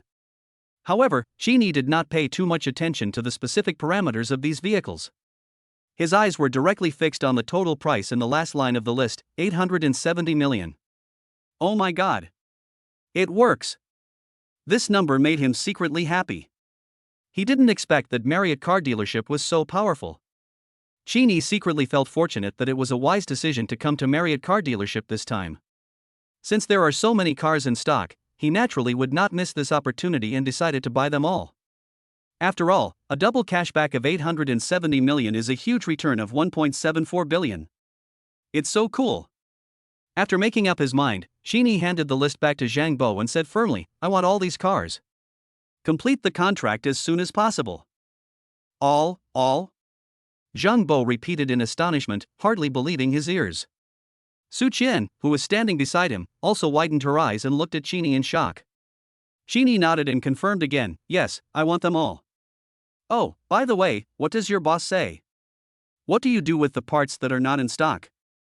Zhang Bo quickly recovered and replied, Mr. Qin, when our boss learned that you wanted to buy so many vehicles, he said he would come over to discuss it with you in person. But don't worry, I have arranged for the sales staff to contact the manufacturer regarding the details of the order, and it will definitely not delay your business." "Okay, let's start with these cars," Qini said with satisfaction. "Yes, okay, Mr. Qin." After that, Su Qian began to complete the contents of the car purchase contract according to the brand, model, year, frame number, and engine number on the list. About 2 minutes later, Qini got the first car purchase contract. After Qini briefly checked it, he quickly signed and pressed his fingerprint. Zhang Bo stood respectfully by the side, holding the POS machine, waiting to confirm the amount, swipe the card and enter the password. With the sound of beep, beep, beep, the receipt of successful card transaction was slowly printed out. China Merchants Bank, your account 2046 spent 20 million.00 Chinese yuan at Marriott Auto Dealership at 12:24 on July 1st, and the available balance is 3,803,499.00. Ding! It was detected that the host spent 20 million.00 Chinese yuan to purchase a Mercedes-Benz Maybach G650 Landaulet 1. The system determined that this consumption was real and valid. During the novice period, all consumption will be doubled by the system, with a cashback of 40 million.00 Chinese yuan, which has now been received. China Merchants Bank, your account 2046 received a deposit of 40 million.00 Huaxia yuan at 12:25 on July 1st, with an available balance of 43,803,499.00. About 5 minutes later, Qini signed the second car purchase contract. China Merchants Bank, your account 2046 spent 27 million.00 Chinese yuan at Marriott Auto Dealership at 12:29 on July 1st, and the available balance is 16,803,499.00. Ding! It was detected that the host spent 27 million.00 Chinese yuan to purchase a Bugatti Veyron 1. The system determined that this consumption was real and valid. During the novice period, the system will double the cash back for all consumption, with a cashback of 54 million.00 Chinese yuan, which has now been received.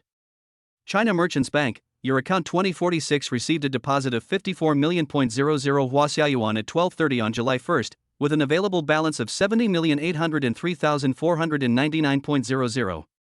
The same action was repeated over and over again for the next hour. Next, Qin drove a car every less than 5 minutes.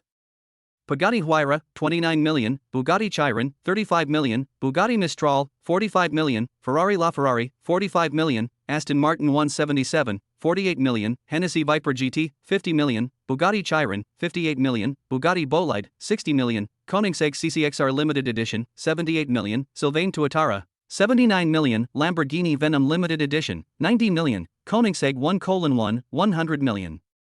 China Merchants Bank, your account 2046 spent 150 million.00 Chinese yuan at Marriott Auto Dealership at 1324 on July 1st, and the available balance is 787,803,499.00. Ding! It was detected that the host spent 150 million.00 Chinese yuan to purchase a limited edition Bugatti Noctimo di Noctimo Custom Convertible 1. The system determined that this consumption was real and valid. During the novice period, all consumption will be doubled by the system, with a cashback of 300 million.00 Chinese yuan, which has now been received. China Merchants Bank, your account 2046 received a deposit of 300 million.00 Huaxia yuan at 1325 on July 1st, with an available balance of 1,087,803,499.00. Chapter 14: The second generation of coal miners driving a car. At 1:30 in the afternoon, the big boss of Marriott car dealership finally arrived in a hurry. At this time, there was still 1 hour left before Qin's double cashback for the novice period ended. The urgency of time made the atmosphere in the entire car dealership even more tense. In order to serve this important customer wholeheartedly, Marriott car dealership resolutely hung a temporarily closed sign outside the door, and the door was tightly locked from the inside to ensure that it would not be disturbed by the outside world. This action immediately attracted the attention of the sales staff at the dealership opposite. They gathered together, whispering, with confusion and curiosity written all over their faces. "Hey, is the sun rising from the west today?" "The car dealership opposite has suspended business," a salesperson joked, with disbelief in his tone. "Yeah, wasn't everything fine this morning?" "At noon, I saw the sales staff from their car dealership eating outside, talking and laughing." Another salesperson added, frowning, obviously puzzled by the matter. "I don't know what happened exactly, but I just saw the boss of their car dealership rushing over. I guess something important might have happened." A sharp-eyed salesperson provided a new clue, which led to speculation from everyone. "Could it be that the business is not doing well and they are going to go bankrupt and run away?" someone said half-jokingly, but was immediately refuted. "Don't talk nonsense. I heard that the boss of Marriott car dealership comes from a very wealthy family. He seems to be the second generation of a coal miner from Xishan. How could it be possible for the company to go bankrupt so easily?" explained the salesperson who knew the inside story, his tone full of envy. "Really? No wonder he can run such a big car dealership at such a young age. I really envy him." Soon, the door of the VIP room was gently pushed open, and Qin had just completed his last transaction purchasing the limited edition convertible Bugatti Veyron worth 150 million yuan. Zhang Bo and Su Qian looked towards the door at the same time, and saw the big boss Xing Zhenkuan walking in with a happy face. Su Qian immediately bowed slightly respectfully and greeted the big boss. Zhang Bo also quickly put down the POS machine in his hand and turned around to introduce this important person to Qin. "Mr. Qin, this is the big boss of our Marriott car dealership." Zhang Bo's tone was full of respect. Hearing this, Qin turned his gaze towards the person who came, and a hint of surprise arose in his heart. The big boss of the Marriott car dealership looked so young, probably less than 30 years old. He secretly admired in his heart that to be able to open such a large car dealership on the prosperous Jiangzhong Road at such a young age, his identity and background must be extraordinary. While he was thinking, Xing Zhenkuan had already walked towards him enthusiastically. Qin also stood up, responded with a smile, and stretched out his hand to shake hands with Xing Zhenkuan. "Ha, Mr. Qin, it's a pleasure to meet you." Xing Zhenkuan laughed heartily and enthusiastically. "Let me introduce myself. My name is Xing Zhenkuan, Zhen for earthquake, Kuan for universe." Although Xing Zhenkuan was not fully aware of Qin's family background, it was natural for him to call him Mr. Qin when he saw that he was able to spend so much money to buy a luxury car. Hearing the other party calling him young Master Qin, Qin naturally would not lose his manners. Qin also responded politely. It turned out to be Boss Xing. "I am so disrespectful. I never thought that the boss of Marriott car dealership would be so young and promising." "Mr. Qin, thank you for your praise. Please take a seat, please take a seat. Xing Jinkuan greeted him warmly and sat down on the sofa himself. Xini was also somewhat curious about Xing Jinkuan in front of him, and immediately decided to use the Eye of Truth to check him out. It so happened that just when I bought the car, the 2-hour cooldown period of the Eye of Truth had ended. So, Xini silently said in his heart, "System, open the Eye of Truth." Ding! The Eye of Truth has been opened. As the order was issued, Xini's eyes flashed a little. When he looked at Xing Jinkuan again, Xing Jinkuan's basic information had already appeared on the light screen. Name, Xing Jinkuan. Gender, male. Identity, chairman of Wanhao Car Dealership, heir to Qiangxing Group. Age, 28. Favorability, 20. Intimacy value of opposite sex, 29. Just as Xini expected, Xing Jinkuan was indeed not a simple person. In addition to being the boss of Marriott Car Dealership, he was also the heir of Qiangxing Group. Qiangxing Group, the coal leader in Xishan and one of the top 100 enterprises in China, its chairman Xing Guoqiang is also a legendary figure. As for why Xini knew all this is mainly because Xini studied economics, and there is a branch of theoretical economics called coal economics. At that time, the professor of this subject used the development experience of Qiangxing Group as an example. Xini understood in his heart, no wonder this man can run such a big car dealership at such a young age. It turns out he is a super rich second generation. However, when Xini saw Xing Jinkuan's intimacy value with the opposite sex, his heart was stirred. Xini Mu. 29. This intimacy value between opposite sexes is a bit too high. The point is, he is only 28 years old, and he has had negative distance intimate contact with 29 opposite sexes? Nima, starting from the age of 1, I can change one every year and still have some spare. What is a rich second generation? This is what a rich second generation is. Thinking about myself again, all these years as a rich second generation have been in vain. It's true, those who suffer from drought will die of drought, and those who suffer from floods will die of floods. Xing Jinkuan sat down on the sofa, and Zhang Bo immediately and attentively handed him tea and reported on Xini's car purchase.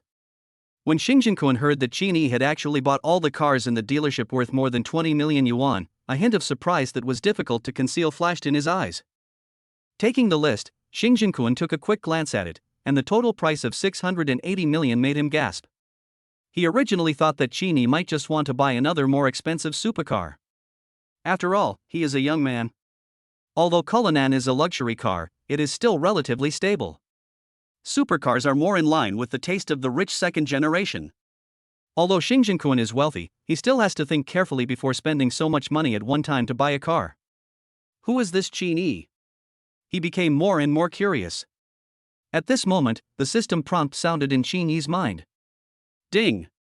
It is detected that Xing Jinkuan's favorability towards the host has increased by 10 points, and the current favorability is 30. Xini glanced at Xing Jinkuan with some surprise, muttering to himself, "This guy is really calm, he is worthy of being a super rich second generation. I have bought all the luxury cars in your car dealership, and my favorability has only increased by 10 points. However, Xini did not dwell on this issue too much. He adjusted his sitting position, looked at Xing Jinkuan, and accepted the other party's compliment with a smile on his face. Mr. Qin is really generous. However, Xing Jinkuan's next question made Xini slightly stunned. Can I ask, what is Mr. Qin planning to do by buying so many cars at once? Xini had never thought about this question before. He couldn't tell the other party that he was actually using the car dealership to make money. However, he was not panicked. He smiled faintly and began to make up a story. There is no special reason. At first, I just wanted to buy a car for transportation. Hearing this, Su Qian and Zhang Bo beside them suddenly lost their composure. Damn, listen, is this human language? The Cullinan worth 12 million yuan is just a means of transportation? How can ordinary people like them feel? Xing Jinkuan also curled his lips, thinking to himself, you are too good at pretending. However, he did not expose Xini's lies. After all, everyone has their own secrets. As he spoke, Xini's gaze inadvertently fell on Su Qian, who was standing beside him. Who would have thought that with just one glance, Xini's attention was attracted by Su Qian? Only because the Eye of Truth was still effective at this time, Su Qian's information immediately appeared in Xini's eyes. Name, Su Qian. Gender, female. Occupation, sales consultant of Marriott Car Dealership. Age, 24. Height, 170 centimeters. Weight, 52 kilograms. Measurements, B85D, W60, H87. Favorability, 50. Intimacy value of opposite sex, 1. Oh my god, D. This figure is quite good. Xin Yi's eyes moved over Su Qian, and he couldn't help but admire her in his heart. What should be big is big, what should be thin is thin, especially those long legs. With this figure, it is not inferior even to that of his ex-girlfriend Su Mo. I was only concerned about the double cash back from the system and didn't pay too much attention to Su Qian's appearance. Now it seems that the score of 90 that I gave to others before was a bit low. What surprised Qini even more was that Su Qian's favorability towards him was actually 50. It seems that it was his generous and lavish personality that attracted the beautiful consultant in front of him. It's a pity that such a good dish has been eaten up. However, who hasn't had a few experiences these days? Especially, for a beauty like Su Qian, her intimacy value with the opposite sex is only 1, which at least shows that she still loves herself very much and is not the kind of promiscuous person. Su Qian noticed Qin Yi's gaze, lowered her head shyly, and her cheeks flushed slightly. She secretly wondered in her heart, Mr. Qin looked at me like this, could it be that he, like me? This thought made her feel nervous and excited. Probably, no. Mr. Qin is so rich and handsome, so he must have a lot of women around him. How could he be interested in a salesperson like me? At this moment, the system's prompt sounded in Qin Yi's mind, ding. It is detected that Su Qian's favorability towards the host has increased by 10 points, and the current favorability is 60. Oh my god, what is going on? Just by taking a look at it, your favorability rating increased? Qin Yi was secretly happy in his heart, but he still maintained his composure on the surface. At this moment, Xing Jinkuan suddenly spoke, interrupting Qin Yi's thoughts. Then how did young Master Qin change his mind? Qin Yi coughed lightly to hide his embarrassment. However, this also gave him an idea of what to say next. Qin Yi smiled slightly and said lightly, to be honest, it was this beautiful consultant who made me change my mind. Oh? How do you mean? When Xing Jinkuan heard this, a hint of amusement flashed in his eyes. He also looked at Su Qian beside him and thought to himself, she is quite a beauty. As expected, men can never resist the temptation of beautiful women. Zhang Bo also turned his gaze to Su Qian at this time, and silently gave Su Qian a thumbs up in his heart, but at the same time he was a little confused. Su Qian wasn't like this before? Has she come to terms with it? Su Qian's appearance was one of the best in their car dealership, but she was not good at utilizing her advantages. Before, a boss in his 40s came to the car dealership to buy a car. He hinted to Su Qian many times that as long as Su Qian agreed to spend a night with him, the deal would be done. But Su Qian refused to give in, and in the end, the deal naturally didn't go through. An order worth more than 2 million was gone just like that. However, today's Mr. Qin is young, rich, and handsome, much better than the previous boss. No wonder Su Qian would think it through. When Su Qian saw that the 3 men in the room were looking at her, her face turned even redder. When Qin Yi saw this, he realized that his plan to use Su Qian as a shield had worked. So, Qin Yi immediately explained with a smile, don't get me wrong. What I mean is that after this beautiful consultant's professional explanation, I feel that our car dealership is still quite trustworthy. So, I thought about buying more. He paused, and continued, after all, many cars are limited editions. It's fate to come across one. Even if you don't drive it, it's nice to buy it and collect it. Boss Xing, I think you are also a car lover, so you should understand what I mean, right? Although Qin Yi's words were sincere, but combined with the look he gave Su Qian just now, it immediately made people feel that there was something fishy going on. Xing Jinkuan laughed loudly and said, young Master Qin is right. This limited edition luxury car is indeed a good thing. One less car is sold. If I could be as capable as young Master Qin, I would definitely collect more. After Xing Jinkuan finished speaking, he paused for a moment, then changed the subject and expressed his feelings in a meaningful way. Sometimes I think that cars are like beauties. Beauties are everywhere, but there aren't many that are pleasing to the eye. So, if you like one, you have to act fast. Otherwise, if you're a step slower, the beauty might become someone else's. What do you think, Mr. Qin? Qin Yi laughed secretly when he heard this. He knew that Xing Jinkuan had mistakenly thought that he had fallen in love with Su Qian, but this also fit in with his plan. He took a sip of tea and said calmly, Boss Xing is such a joker. I am more concerned about ordering a car. I wonder what Boss Xing thinks about it. The time is almost up. When he said this, he deliberately looked at the time and acted anxiously. Chapter 15 Dragon Supercar Club. Seeing that Qin changed the subject, Xing Jinquan didn't say anything more. Some things are best left to the point, and there is no need to delve into them. He turned his gaze to Zhang Bo, deliberately showing a reproachful look on his face, and complained, "Zhang Bo, what's wrong with you? Didn't I ask you to arrange the car booking as soon as possible? If you delay young Master Qin's time, I will hold you responsible." Zhang Bo immediately understood what he meant, and it was time to cooperate with the boss. So Zhang Bo immediately cooperated and put on a panicked look. "Boss, don't worry, I promise there will be no delay. After receiving your instructions, I have asked the entire sales department to take emergency action. They are now in the office communicating closely with the manufacturers. I guess they have already drafted some contracts by now." Zhang Bo and Xing Jinquan sang in unison and cooperated well. Qin saw it, but didn't say much. He doesn't care about the little actions of these two people in private, as long as it doesn't affect his car purchase and payment. So, Qin just smiled faintly and said, "If you have a draft car order contract, bring it over to me to see." Seeing that Qin did not show any displeasure, Xing Jinquan secretly breathed a sigh of relief and winked at Zhang Bo. Zhang Bo immediately understood that this was the boss's hint that he wanted to talk to Mr. Qin alone. "Lao Zhang, go check on the contract preparations." Xing Jinquan ordered. "Mr. Qin is our big client, we must make sure they seize the time and take it seriously." "Okay, boss. I'll go over and keep an eye on it." Zhang Bo left in response, and Su Qian quickly responded, "Boss, Mr. Qin, I'll go help too." Qin did not comment, and Xing Jinquan spoke up, "Xiao Qian, you don't have to participate in the communication with the manufacturer. Young Master Qin has already purchased several vehicles, you can arrange for someone to handle the relevant procedures. In addition, the license plate has not been selected yet, right? I remember there are a few good license plates in the car dealership, you can bring them to young Master Qin to choose." Su Qian looked at Xing Jinquan, then at Qin, and was secretly happy. In the past, the job of selecting license plates was personally handled by the supervisor Zhang Bo. Could it be that the boss was intending to promote himself? Thinking of this, she happily said okay and quickly left the VIP room. As the door closed, only Xing Jinquan and Qin were left in the VIP room. Xing Jinquan stood up and poured tea for Qin, then asked with a smile, "Mr. Qin, I see you have purchased a number of supercars. Are you interested in joining the supercar club?" Qin knew a little about the supercar club, but didn't know much about it. He thought it was just a social place where rich second generations got together to play with cars.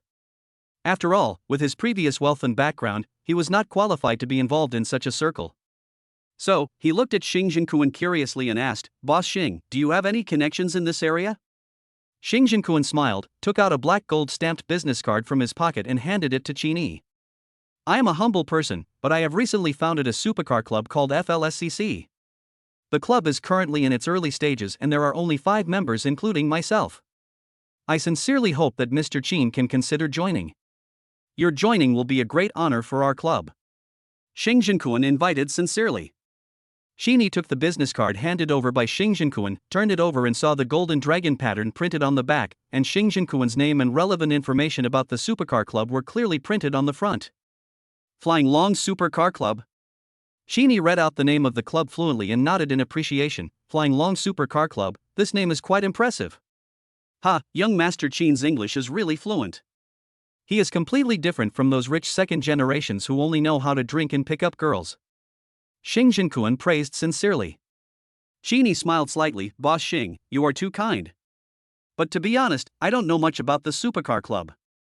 I don't know what the specific conditions are for joining the club." Hearing this question, a hint of joy flashed in Xing Jinquan's eyes. He felt that Qin was interested in joining the club. Qin bought several supercars at one time.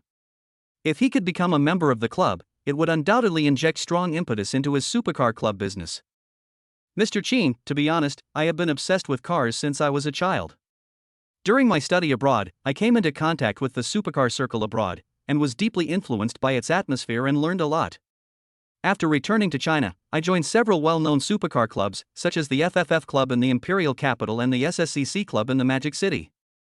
Qin showed a puzzled expression. Then why did Boss Xing choose to start his own club? Xing Jinquan sighed, paused for a moment and then continued, "In the beginning, everyone got together because of their love for supercars, discussing vehicle performance, modification techniques and track experience. But as time went on, the atmosphere of the club gradually changed. Especially as the number of members increased, the original intention of the gathering became no longer simple. Mr. Qin, do you understand what I mean? Qin Yi pondered for a moment and understood Xing Jinkuan's intention. That's right. Boss Xing hopes that the club will be a platform for communication among like-minded people, but others may have different purposes. The Supercar Club is a social circle for the rich, and its members are either rich or noble. Joining it means being able to get in touch with the top group of the pyramid. Mr. Qin understands me. Xing Jinkuan poured some tea for Qin Yi. So, I felt that it was meaningless to continue staying in those clubs, so I pulled a few like-minded friends together to establish the Feilong Supercar Club. At the beginning of the establishment, we set rules. We must not be like those national supercar clubs, where anyone with a Porsche 911 class sports car can join.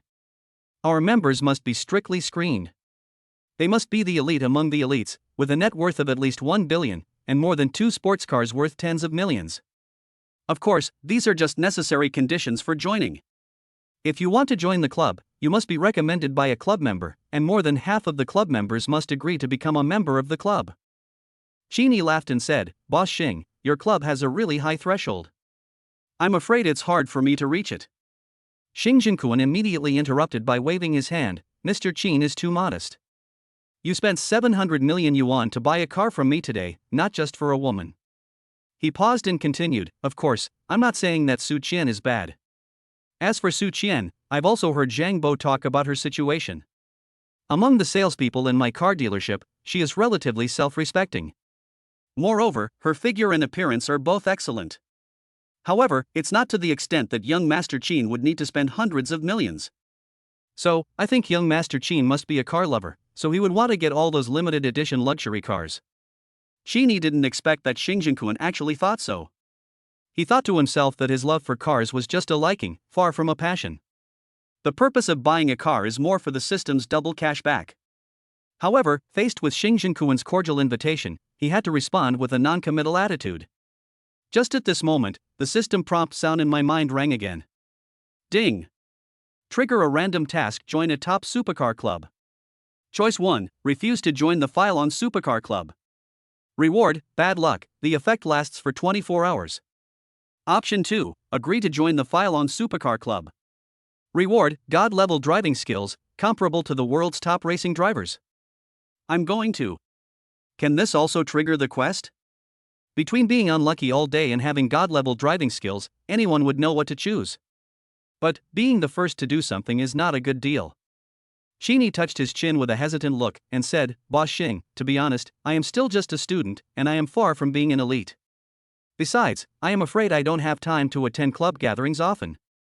Xing Jinkuan laughed heartily, Mr. Qin, you are too modest. You bought a car worth 700 million yuan in one go today. This kind of courage is not something that ordinary people can have. As for the activities, don't worry. Our club has just started, and the official activities have to wait for a few months.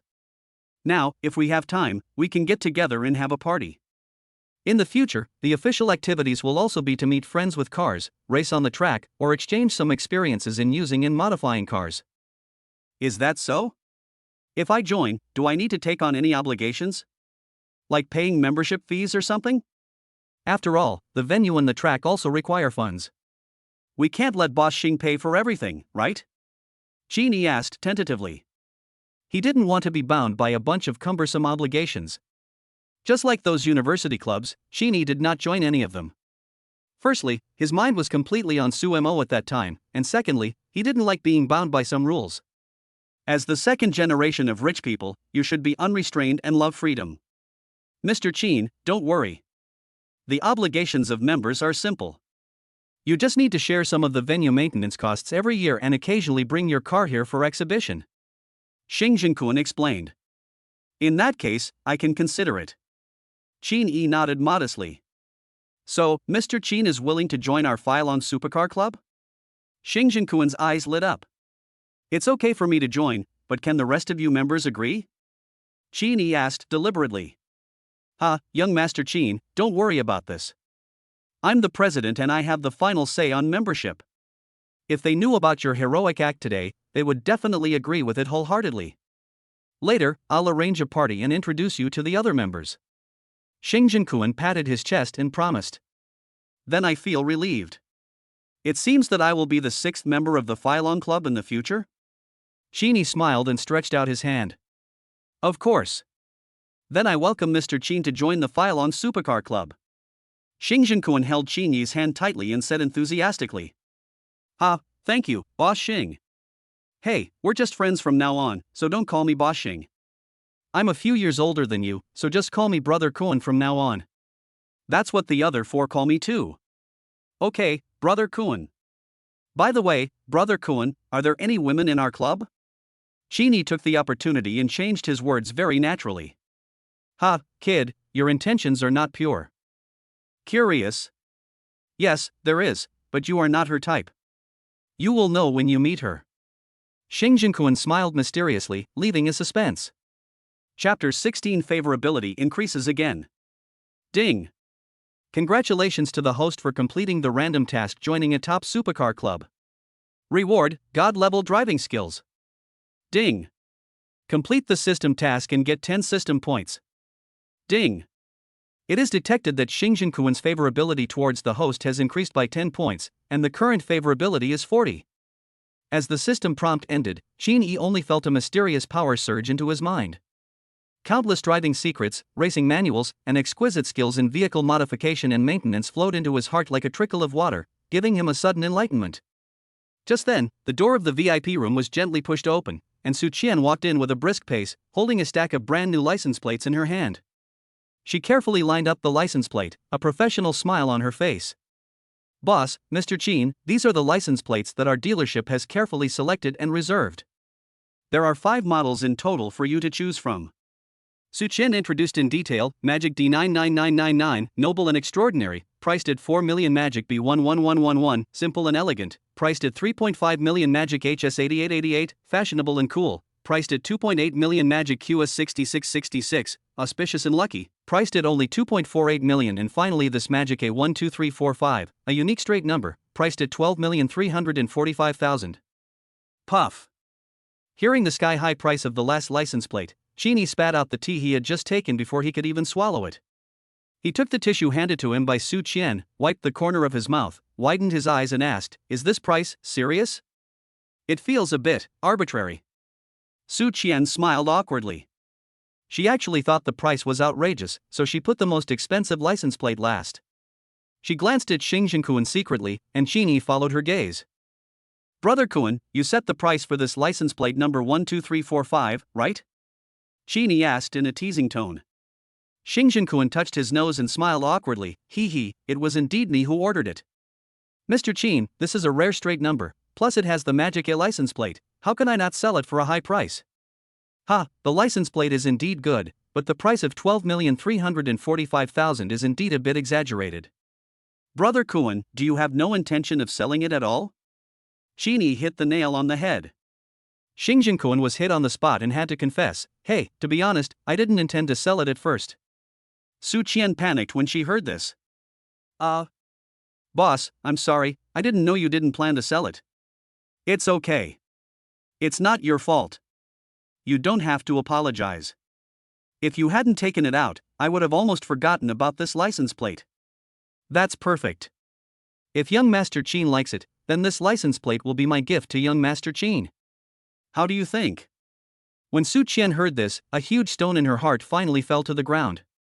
She was originally worried that her boss would blame her, but now it seems that she was worrying too much. However, when she heard that Xing Jinkuan was going to give the priceless license plate to Qin Yi for free, she couldn't help but open her mouth in surprise. However, although more than 10 million is a bit of a premium, it is at least worth several million. The boss just gave it to Mr. Qin for free? This is too unbelievable. Qin Yi shook his head and refused. This gift is too expensive, I can't accept it. Mr. Qin, you bought so many luxury cars from me today. How can I charge you more for just a license plate?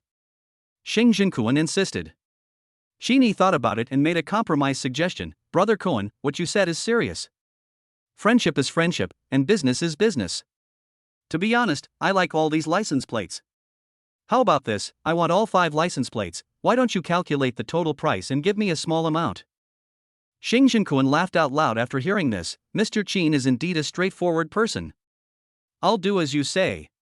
He turned to look at Su Qian and softly instructed, Xiao Qian, go and draw up a contract according to young Master Qin's wishes. The commission will still be yours. Su Qian was ecstatic, her eyes were wide open as if they were about to jump out of their sockets, flashing with excitement, and her mouth was opened into an O shape. This was truly a pleasant surprise. Thank you, boss. Su Qian was a little incoherent. Xing Jinkuan pointed at Qin Yi with a smile on his face. Don't thank me, if you want to thank someone, you should thank young Master Qin. Su Qian looked at Qin Yi, her eyes filled with 7 parts gratitude and 3 parts embarrassment. Thank you, Mr. Qin. Ding. It is detected that Su Qian's favorability towards the host has increased by 10 points, and the current favorability is 70. I'm going to. Is the favorability increasing so fast? It's already 70? By the way, if the favorability reaches 90, it seems that the opposite sex can fall in love with you. Just when Qin Yi was daydreaming alone, the system prompt sounded again. Ding. Friendly reminder to the host, there are still 30 minutes left before the novice bonus period ends. Please hurry up. After the novice bonus period ends, the system will rate the host's performance during the novice period based on the total amount of double cashback received by the host. If the rating is unqualified, 5 points of the 6-dimensional attribute value will be randomly deducted.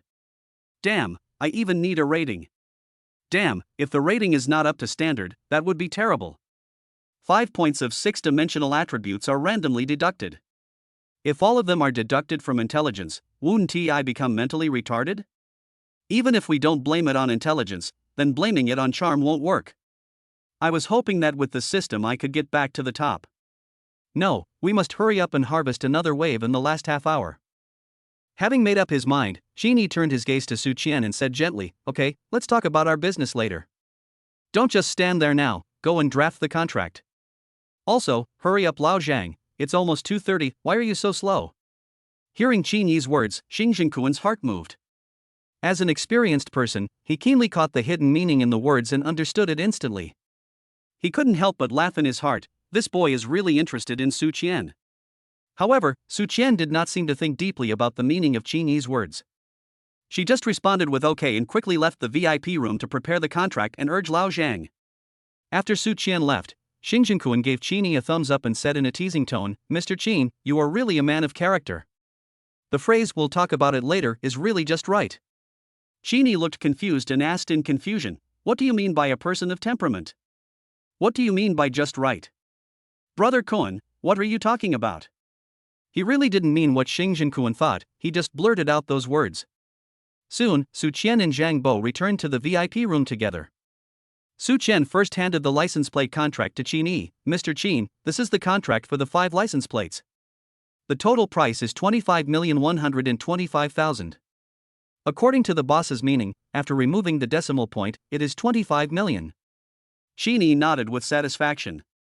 Although it was only a few 100,000 yuan cheaper, it was still a small surprise for him that was better than nothing. After all, they are also running a business, and you cannot ask for more discounts just because you spend a lot. After thinking this through, he readily signed his name on the contract and swiped his card to complete the payment. Ding! The host has been detected to have spent 25 million.00 Chinese yuan, shopping for 5 Shanghai license plates. The system has determined that this consumption is real and valid. During the novice period, all consumption will be doubled by the system, with a cashback of 50 million.00 Chinese yuan, which has now been received. China Merchants Bank, your account 2046 received a deposit of 50 million.00 Huaxia yuan at 14:05 on July 1st, with an available balance of 1,112,803,499.00. Chapter 17 The Last Half Hour of Crazy Harvest. Then, Zhang Bo handed over 5 more contracts, arranged in order from low price to high price, and introduced them to Qin Yi in detail. Mr. Qin, the first contract is for the Rolls-Royce Shadow. There are only 2 of them in the world. It is a 2-door coupe specially customized for customers by the body customization department of Rolls-Royce Motor Cars. The fastest ordering period is 6 months. Starting from now, you will have to wait until early January next year to get the car. The price of the whole car is 180 million yuan. Including various taxes and transportation costs, the landing price is about 200 million yuan. Zhang Bo introduced. Only 200 million? This price is quite affordable. Qin Yi muttered softly, seeming a little dissatisfied. Zhang Bo was slightly stunned. He didn't expect Qin Yi to think this price was affordable. He thought Qin Yi would think it was too expensive. For a moment, he couldn't figure out what this gentleman meant. Did he dislike the car?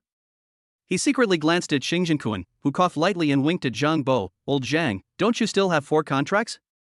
Yes, Zhang Bo responded quickly. Mr. Qin, this second copy. Qin Yi interrupted him and signed his name on the first contract and put his fingerprint on it. I want this car. Pay with the credit card. This. Zhang Bo looked at Xing Zhenkun, not knowing whether to swipe the card or not. Ahem, Mr. Qin, if you are not satisfied, you can take a look at other options. It's okay, it's only 200 million, not a lot of money, there are only 2 in the world, it's nice to buy it for collection. 200 million. Small money? Damn it, you are really pretending again. Xing Zhenkun nodded, since young Master Qin likes it, just go ahead. With the boss's order, Zhang Bo no longer hesitated. With the beep sound of the card swipe machine, the transaction of 200 million yuan was successfully completed. Ding! It was detected that the host spent 200 million.00 Chinese yuan to purchase a Rolls-Royce floating shadow. The system determined that this consumption was real and valid. During the novice period, the system will double the cash back for all consumption, a cashback of 400 million.00 Chinese yuan, which has now been received. China Merchants Bank Your Account 2046 received a deposit of 400 million.00 Huaxia yuan at 1410 on July 1, with an available balance of 1,312,803,499.00. After swiping the card, Qin Yi picked up the second contract. Zhang Bo hurriedly introduced, Mr. Qin, this second one is a modified version of the Ferrari 250 GTO. The Ferrari 250 GTO is one of the most important models in Ferrari's history. In the 1960s, the 250 GTO almost monopolized the championship of all car competitions. From its launch in 1952 to its discontinuation in 1964, only 36 250 GTOs were produced, and only 5 are still in existence. Such an old car? An antique. Can Ferrari still produce it? Qin Yi was a little confused. So it's a facelift. The exterior is the same as the 250 GTO, but the interior and technology are all completely upgraded. However, the ordering cycle will take a little longer. That's okay. How much is the total price? Since you placed the order in a hurry, the price is a bit higher. The selling price is 370 million, plus taxes and shipping costs. The landing price is 400 million. Qin Yi nodded, and this time he didn't pretend. After all, one should know when to stop pretending to be cool, and Qin Yi still understands the principle that too much is as bad as too little. Same process, signature, fingerprint, and card swipe. Ding! It was detected that the host spent 400 million.00 Chinese yuan to purchase the Ferrari 250 GTO modified model. The system determined that this consumption was real and valid. During the novice period, all consumption will be doubled by the system, and the cashback is 800 million.00 Chinese yuan, which has now been received. China Merchants Bank Your Account 2046 received a deposit of 800 million.00 Huaxia yuan at 1415 on July 1, with an available balance of 1,712,803,499.00. The next 2 contracts are for the Lamborghini Hermes Concepts Limited Edition, priced at 550 million, and the Koenigsegg CCXR modified model, priced at 650 million. The prices are at least 10% higher. Qin Yi signed one by one, and the balance of his bank card continued to rise. In the last 6 minutes, Qin Yi's bank card balance had reached 2,918,803,499.00. There was only 1 car contract left, and Zhang Bo seemed particularly solemn. Mr. Qin, this 5th contract is for a private customized Rolls-Royce Silver Ghost. The first Rolls-Royce Silver Ghost was born in 1907 and was called the best car in the world. Now there is only one left, which is stored in the Rolls-Royce Museum and is worth more than 100 million pounds. Qin Yi's eyes lit up when he heard this. It was worth more than 100 million pounds, which, at the current exchange rate, was close to 900 million Chinese yuan. This car is great. How much is the price? Never mind, just swipe the card. Mr. Qin, you can only pay the deposit first. After that, Rolls-Royce will send someone to have a detailed discussion with Mr. Qin before we can determine the final price. So troublesome? How much is the deposit? 10 billion Chinese yuan. Zhang Bo said cautiously, worried that the price would scare Qin Yi. Upon hearing the price, before Qin Yi could say anything, Xing Jinkuan was immediately furious. How much? 1 billion? And it's just the intention fee? Are they crazy about the money? Zhang Bo smiled awkwardly. Yeah, I also think that's a bit too much. Moreover, the manufacturer also said that if Mr. Qin signs the contract to order the car and doesn't want it anymore, only 70% of the deposit can be refunded. How ridiculous. This is simply an unfair clause. Master Qin, this contract is clearly a trap. Don't sign it. Qin Yi was a little hesitant at this time, but he was not worried about the money. Instead, if such a contract was signed, would the system recognize it? If the system doesn't approve it, the money will be wasted. 1 billion. System, can I get double cash back for the customized Rolls-Royce Silver Ghost order contract? Qin Yi asked the system silently. Ding. As long as it is a formal contract, the system will approve it. At the same time, a friendly reminder to the host, there are still 2 minutes until the end of the novice period. Qin Yi frowned slightly, making it hard to tell what his mood was at the moment. Damn it. Give it a try. 1 billion is 1 billion. I think that a brand as big as Rolls-Royce would not joke about its own reputation. Having made up his mind, Qin Yi immediately picked up the pen and quickly signed his name on the contract. He looked at Zhang Bo and urged, quick. Swipe the card. Oh, yes. Zhang Bo immediately swiped the card on the POS machine. Immediately afterwards, the transaction receipt of DDD was printed out. At this time, the system prompt sound also sounded. Ding. It was detected that the host spent 1 billion Chinese yuan to pay for the intention deposit of the Rolls-Royce Silver Ghost Silver Charm private customized model. The system determined that this consumption was real and valid. During the novice period, all consumption will be doubled by the system, and the cashback is 2 billion Chinese yuan, which has been received. China Merchants Bank, your account 2046 received a deposit of 2 billion Huaxia yuan at 1429 on July 1st, with an available balance of 3,918,803,499.00. Ding. The novice period is about to end. The last 30 seconds, the countdown begins. 30, 29, 28. Qin Yi didn't have time to think about it. His heart tightened and he immediately gave the system an order. System. Use the primary consumption cashback critical hit card. Ding. The primary consumption cashback critical card was used successfully. Today, the host's highest consumption amount is 1 billion Chinese yuan, triggering a 3x cashback critical, superimposed with the double rebate effect of the novice period, a total of 6x cashback 6 billion Chinese yuan, now received. China Merchants Bank your account 2046 received a deposit of 6 billion Huaxia yuan at 1430 on July 1st, with an available balance of 9,918,803,499.00. Ding. The novice period has ended. The host's initial bonus is 10 million Chinese yuan, minus the original 1699 Chinese yuan in the card. The total is 9,908,801,800.00 Chinese yuan. According to the system's judgment, the host's novice period rating is excellent. The system reward is now issued, please check it. Ding.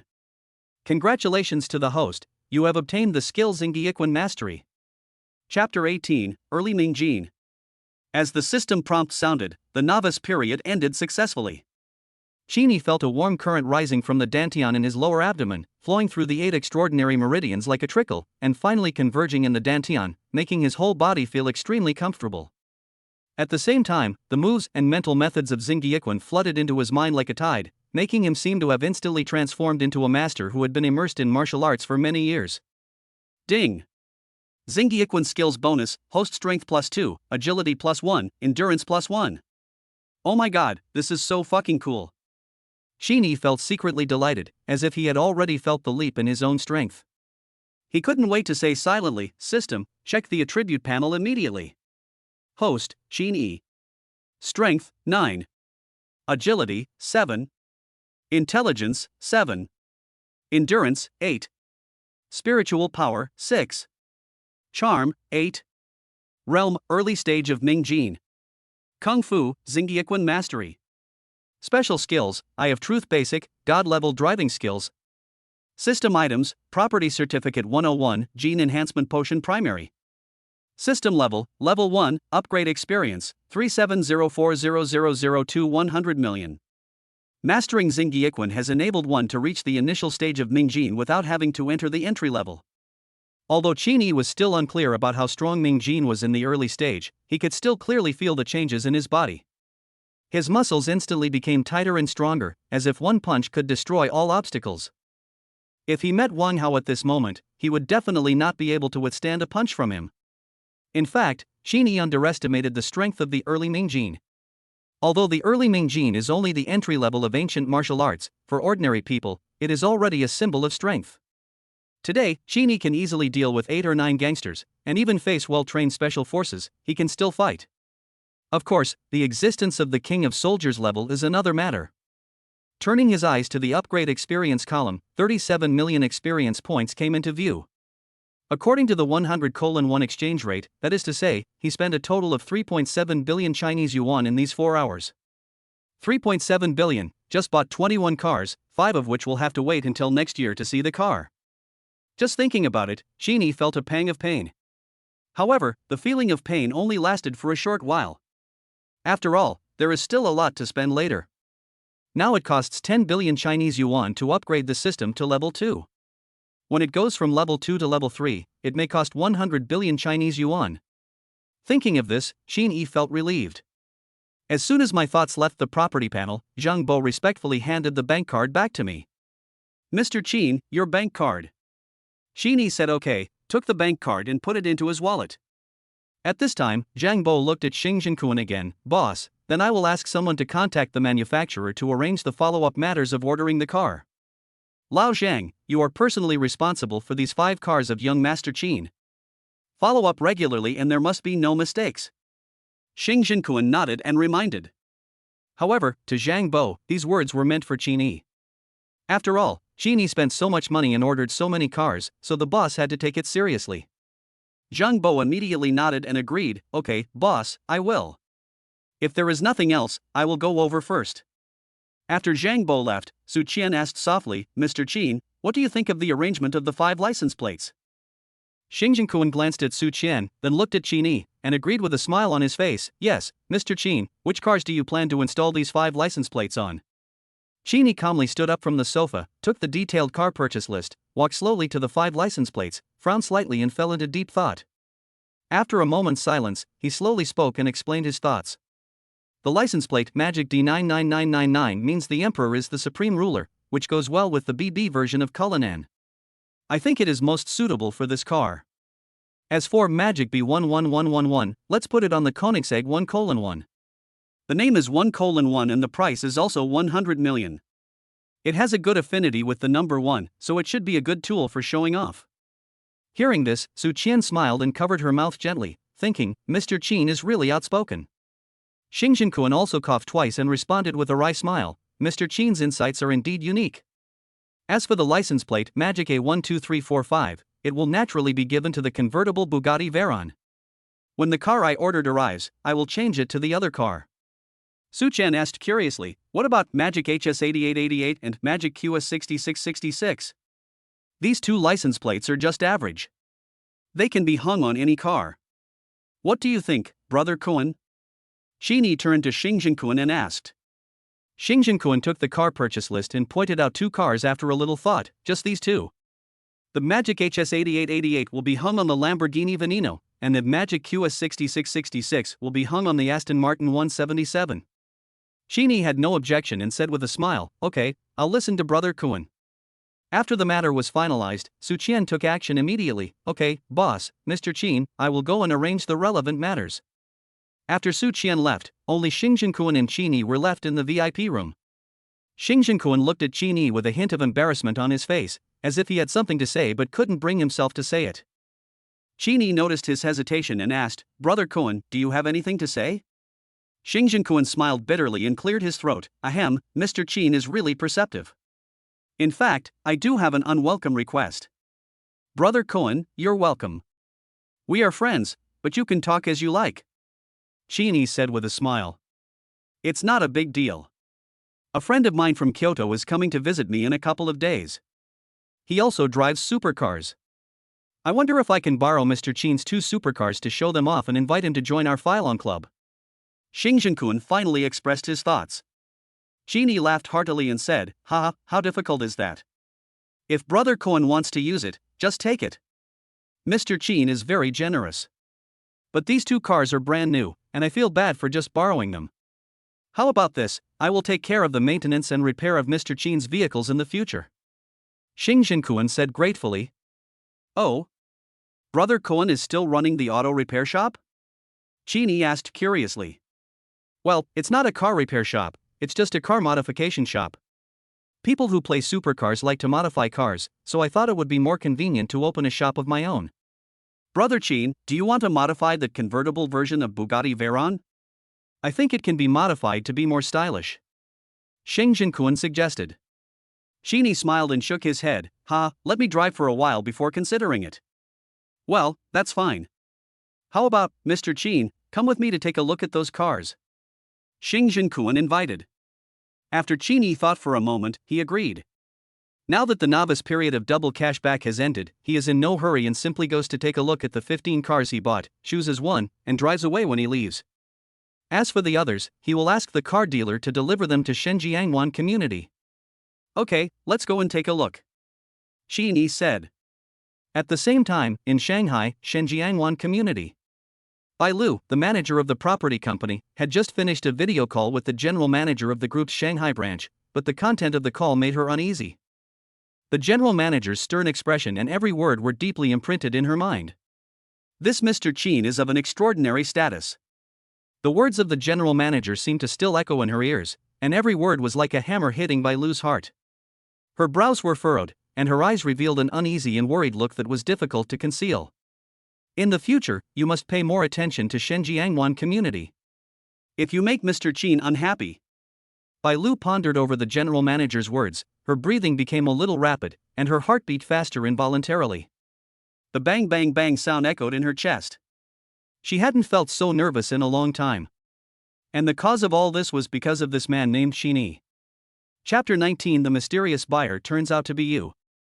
Ding ding. Bai Lu's phone rang with a message alert. Her heart skipped a beat and she quickly picked up her phone to check.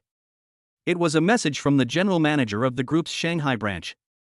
It was a mobile phone number with a photo attached. The man in the photo was none other than Qin. She stared at the photo, and an indescribable emotion surged in her heart. She murmured to herself, "He is Qin, Mr. Qin. He is too young. It is unbelievable that he can buy building number 7 in Shenjiangwan community at such a young age. You know, building number 7 is the king of buildings in Shenjiangwan community and also the most expensive building in the entire community." As the manager of the property management company of Shenjiangwan community, Bai Lu knows every detail of the community. Building number 7 has a total of 33 floors.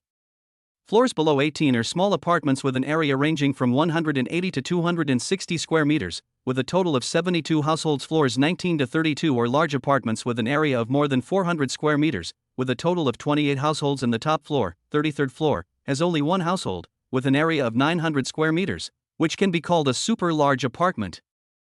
Although the current housing prices have fallen, buying the entire building would cost at least 700 to 800 million yuan. Moreover, the buyer is a young man, which is simply incredible. If this news had not been personally informed to her by the general manager of the group branch, Bai Lu would never have believed it. More importantly, as the manager of the property management company of Shenjiangwan community, she had not heard any news about it in advance. The only explanation is that this man named Qin is extremely powerful and took over the building directly through the group headquarters. After frowning and thinking for a moment, Bai Lu decided to get a brief understanding before making the call. So, she first searched for information about Qin on Baidu. She thought that there should be a lot of information about such a rich young man on the internet. However, what she didn't expect was that, except for a few people with the same name, no one matched the Qin in the photo. Bai Lu shook her head. "Forget it, let us call Mr. Qin first." Immediately, she stood up from her seat, walked to the window, took a deep breath, and dialed Qin's number.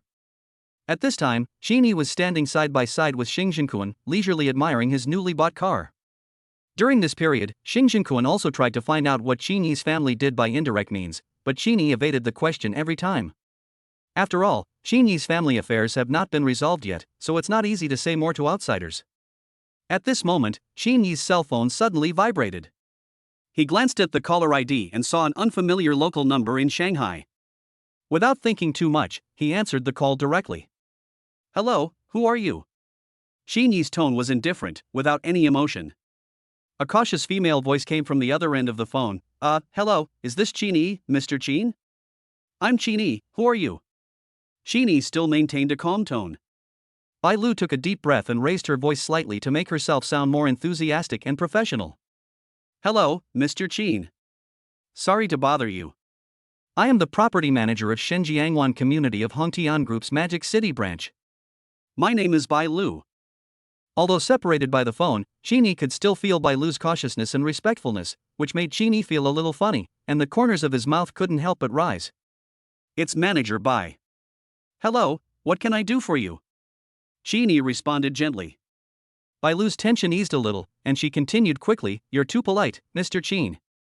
I just learned that you bought building number 7 in our Shenjiangwan community, so I thought of giving you a call. If you come to Shenjiangwan community, you can contact me at any time. I will be there for you 24 hours a day. If you need anything, you can tell me at any time." Qin smiled calmly, not commenting on Bai Lu's promise. What does it mean to be there for me 24 hours a day? It sounds like a lot of information. However, he did have some things he needed to ask the property manager. "Okay, then thank you, Manager Bai. It happens that I have something to ask you," Qin said. "Well, Mr. Qin, you go ahead." Upon hearing that, Bai Lu immediately perked up and listened attentively to what Qin was going to say next. "Is that so? Are there many parking spaces in building number 7? I may have to park some of my cars in the community first," Qin asked. "Yes, there are a lot. The parking space ratio in our Shenjiangwan community is 1 to 2, so there are plenty of parking spaces. Moreover, building number 7, which Mr. Qin bought, is the king of buildings in our community. It has a total of 204 parking spaces, and they are all under Mr. Qin's name now," Bai Lu replied. Qin was stunned when he heard this. He did not buy the parking spaces, so how could these parking spaces be under his name? Is the parking space included with the house? But the housing prices in Shenjiangwan community are so high, so parking spaces shouldn't be cheap either. With doubts, Qin asked directly, "But I remember that I didn't buy a parking space?" "It's like this. Mr. Qin bought the entire building and helped our Hongtian group to recover a large sum of funds. These 204 parking spaces are a gift from our chairman to Mr. Qin," Bai Lu explained. Qin suddenly realized that these parking spaces were gifts from the chairman of Hongtian Group. He couldn't help but feel secretly happy in his heart. This was a pleasant surprise. So that's how it is. No wonder I don't have the property certificate for my parking space. Well, please thank your chairman for the gift on my behalf, Qin said. "Mr. Qin, you're too polite.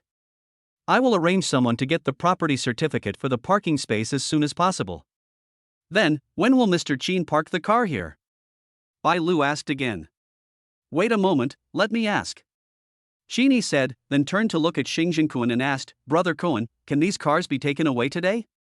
Qin did not avoid Xing Jinquan during the conversation just now, so Xing Jinquan also heard the general idea and knew that Qin was planning to park these cars back in the community. Xing Jinquan raised his hand to check the time, then nodded and said, "Sure. Just send me the address, and I'll arrange for someone to deliver it to you." Qin clasped his fists towards Xing Jinquan to show his gratitude, then picked up his phone and continued to say to Bai Lu, "Manager Bai, it should be delivered this afternoon. However, there are a lot of cars, so I'll have to trouble Manager Bai to help look after them." "Mr. Qin, you are so polite. This is what I should do," Bai Lu said enthusiastically. "Okay, that's it for now. I'll call you when I get there." "Okay, Mr. Qin. Well, I wish you a happy life. Goodbye." "Well, bye." After hanging up the phone, Bai Lu finally breathed a sigh of relief and thought to herself, "It sounds like Mr. Qin is quite easy to talk to." Although she was relaxed mentally, she could not be careless in her actions. Bai Lu immediately called the security, cleaning and other persons in charge, and after giving them some instructions, she still felt uneasy. She immediately walked out of the office. All of a sudden, all the staff of the property company started to move, and everyone was busy in a tense and orderly manner, as if they were about to welcome an inspection from their superiors. Bai Lu was even more meticulous, checking every corner. Although Mr. Qin did not confirm on the phone whether he would come, Bai Lu had to be prepared in this regard to ensure that Mr. Qin would not become dissatisfied due to property issues. On the other hand, Qin Yi also added Xing Jinquan's prestige and sent the address of Shenjiangwan community and the phone number of the property manager Bai Lu. Xing Jinquan looked at the letter sent by Qin Yi, his eyes widened instantly, his eyebrows raised involuntarily, and he looked at Qin Yi with an expression of disbelief on his face. Why is Brother Cohen looking at me like that? Is there something on my face? Qin Yi noticed Xing Jinquan's abnormality and touched his face in confusion. Mr. Qin, you are the mysterious buyer of building number 7 in Xinjiang Bay? Xing Jinquan's voice was full of surprise. Qin Yi felt confused. He remembered that he had not mentioned the purchase of a house and only sent the address of building number 7, Shenjiangwan community, in WeChat. Could it be that Xing Jinquan had overheard the conversation he had just had with Bai Lu? This is unlikely. Could Xing Jinquan's hearing be so good? Brother Cohen, did you hear me making a phone call just now? Qin Yi directly asked the question in his mind. Seeing that Qin Yi did not deny it, Xing Jinquan knew that he had guessed right. He excitedly confirmed, "Oh my God, it was actually you who bought it. Shenjiangwan community. Building 7? That's the best building."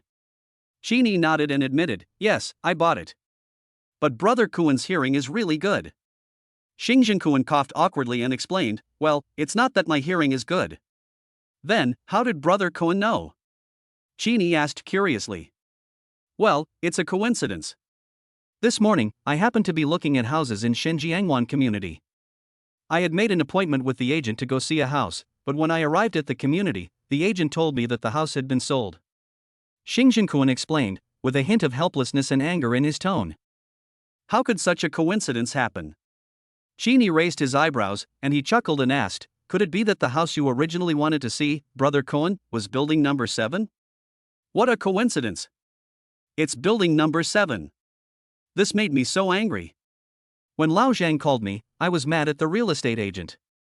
Xing Jinquan said with an indignant expression on his face. Qin Yi laughed out loud after hearing this, and felt that there seemed to be some kind of wonderful fate between the two of them. He said generously, "I bought the car and you bought the house. It seems that we are destined to be together. How about this, Brother Cohen, which house do you like? I will give it to you directly as a meeting gift." After all, Xing Jinquan was a generous man and he was easy to talk to. It was just a house, which was not a big deal for Qin Yi. Xing Jinquan quickly waved his hand and refused. "Oh, that won't do. You bought so many cars from me today. I've already made a lot of money. How can I be so shameless as to take your house for free? Well, there are 101 apartments in that building, and I can't live in them all by myself. Brother Cohen, just think of it as helping me share the burden." Qin Yi insisted. "Ha, you definitely can't take it for free. Besides, I was looking at that house for a friend. If you are interested in selling it, Mr. Qin, you can help me save the agency fee." Xing Jinquan explained. "Is she your girlfriend?" Qin Yi asked teasingly with a sly smile. Not really. I'm just a close female friend. You know what I mean, Mr. Qin." Xing Jinquan smiled awkwardly. Thinking of Xing Jinquan's intimacy value of 29, Qin Yi immediately understood and laughed. "Ha, I understand. So what do you like, Brother Cohen?" Room 1701 on the 17th floor, a 248 square meter apartment with 4 bedrooms, 2 living rooms, and 3 bathrooms. The price I negotiated with the agent before was 66 million. If Mr. Qin is willing to sell it, I can pay at any time. Xing Jinquan told him the house and price he liked. Wow, Brother Cohen is so generous. It seems that this female friend has a special relationship with Brother Cohen. Qin Yi looked at Xing Jinquan with a smile and said with emotion, "Well, there's nothing we can do about it. Women nowadays are very realistic. The more beautiful a woman is, the more realistic she is." Xing Jinquan said helplessly, with a cunning light flashing in his eyes, as if hinting at something. Listening to Xing Jinquan's words, Qin Yi thought of Su Mo again, shook his head and smiled bitterly, and sighed helplessly. Alas, yes, it is human nature to seek benefits and avoid harm. When you don't have rice in your hand, the chickens won't come even if you call them. Even chickens are like this, let alone people. What? From what young Master Qin said, could it be that he was hurt by a woman? That shouldn't be the case. With young Master Qin's strength, which woman would be so blind? Xing Jinquan asked curiously. Qin Yi shook his head and smiled bitterly. Well, it's all in the past, let's not talk about her. Let's talk about the house. Since Brother Cohen likes that one, let's get a small amount, 60 million. Seeing that Qin Yi was unwilling to talk more about this topic, Xing Jinquan tactfully did not ask any more questions, but responded with a smile. Ha, Mr. Qin is straightforward. I will transfer the money to Mr. Qin now. Oh, don't worry. I don't have the property deed with me. Let's talk about it later. Qin Yi waved his hand and smiled. Well, how can I not trust young Master Qin? I'll transfer the money first. When young Master Qin has time, he can transfer the money to my friend. Since Xing Jinquan said so, Qin Yi did not refuse and immediately sent his bank card number. After Xing Jinquan operated his phone for a while, Qin Yi's phone started vibrating. China Merchants Bank, your account 2046 received a deposit of 60 million.00 Huaxia yuan at 3:30 on July 1st, with an available balance of 9,978,803,499.00. Chapter 20 Commissions exceed 10 million. Time passed quietly, and in a blink of an eye it was already 4 o'clock in the afternoon. Inside the Marriott car dealership, Zhang Bo, Su Qian and a group of sales staff stood solemnly, forming a neat line. Beside them, 16 luxury cars with license plates already registered were lined up quietly. In fact, if you follow the normal procedures, it will take at least 3 to 5 working days to get a license plate, but this also depends on who is doing it. With Xing Jinquan's power, getting a license is nothing more than a matter of making one more phone call. At this moment, the big boss walked over side by side with a handsome young man. Among the sales staff, some people couldn't help whispering and talking. Oh my God, could that be the mysterious rich man who spent 3.7 billion to buy a car? He looks so young.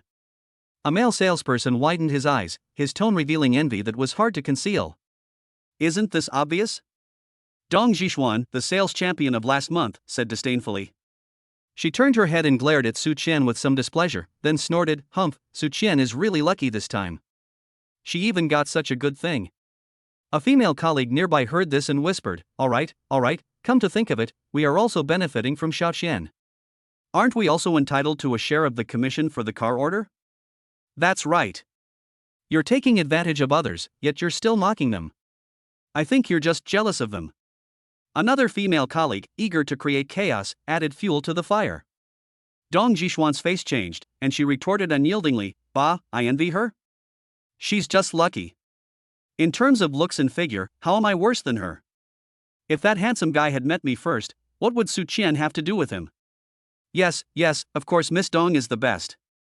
There is probably no man in this world that you, Miss Dong, cannot win over, the saleswoman complimented. Then she lowered her voice even lower and leaned close to Dong Zhixuan's ear to nudge, I don't think there's any progress between Su Qian and that handsome guy. How about you, Miss Dong, try to help? Dong Zhixuan was moved when she heard this. Yes, why didn't she think of this before? Mr. Qin was not only young and handsome, but also a real rich man. He was completely different from those middle-aged greasy men she had met before. If I can control Mr. Qin, then the performance problem will be easily solved, right? Maybe you can even take this opportunity to marry into a wealthy family, become a superior person, and no longer have to put on a forced smile in front of those disgusting middle-aged men. Thinking of this, Dong Zhixuan straightened her back unconsciously, and the fullness of her chest was more visible, almost bursting the white shirt. The female colleague just now looked at Dong Zhixuan's anxious look and laughed in her heart. She is really big-breasted and brainless. You are a two-legged incense burner, and you still dream of climbing up the ladder. Aren't you afraid of falling to death? Soon, Xing Jinquan and Qin Yi walked in front of the crowd. Xing Jinquan coughed lightly. Although his voice was light, it carried unquestionable majesty. Everyone instantly quieted down and all eyes were focused on them. Let me introduce him to you all, Xing Jinquan began slowly, his voice loud and powerful, this is Mr. Qin. His words revealed his respect and admiration for Qin Yi. After he finished speaking, he paused for a moment, his eyes sweeping across everyone's faces, as if observing their reactions. Zhang Bo has followed Xing Jinquan for many years and knows his personality and style of doing things well. He was the first to take the lead and bow to Qin Yi, and shouted loudly, "Hello, young Master Qin." This shout broke the brief silence and also led the actions of others. Everyone followed Zhang Bo's example and greeted Qin Yi respectfully. The scene was quite spectacular. Xing Jinquan was quite satisfied with the reactions of the crowd. He nodded slightly and continued, "Mr. Qin spent 3.7 billion in our Marriott car dealership today. He bought 16 existing cars and ordered 5 top-level supercars. This is the largest single-day transaction volume since the establishment of our Marriott car dealership. Here, on behalf of Marriott car dealership, I would like to express my most sincere thanks to Mr. Qin." As Xing Jinquan finished speaking, Zhang Bo took the lead in applauding again. Everyone followed suit, applauding loudly, and their eyes looking at Qin Yi seemed to be flashing with flames. Especially those female salesmen, each of them is like a hungry wolf that has not seen its prey for a long time, suddenly seeing a little white rabbit, obsessed with greed. Qin Yi did not expect that Xing Jinquan would still like to follow the leader's speech style. He smiled bitterly and shook his head helplessly. Soon, Xing Jinquan stretched out his hand to suppress the applause. The applause died down. Xing Jinquan looked at Su Qian with a look of satisfaction on his face. He said solemnly, "In addition, I want to praise one person in particular. That is Su Qian, the sales consultant of our sales department." Hearing her name being mentioned and praised by the boss, Su Qian was somewhat at a loss. She felt that everyone's eyes were focused on her, and a blush appeared involuntarily on her pretty face. Su Qian has been working diligently since joining Marriott car dealership. She is familiar with the configuration parameters and performance of various brands and models. It was her excellent professionalism and sincere attitude that finally impressed Mr. Qin and facilitated this transaction.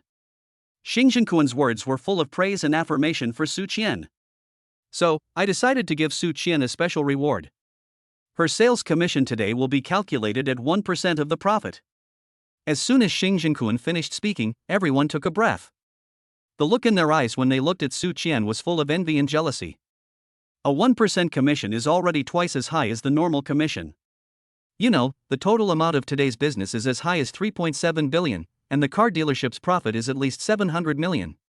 1% of the profit is 7 million.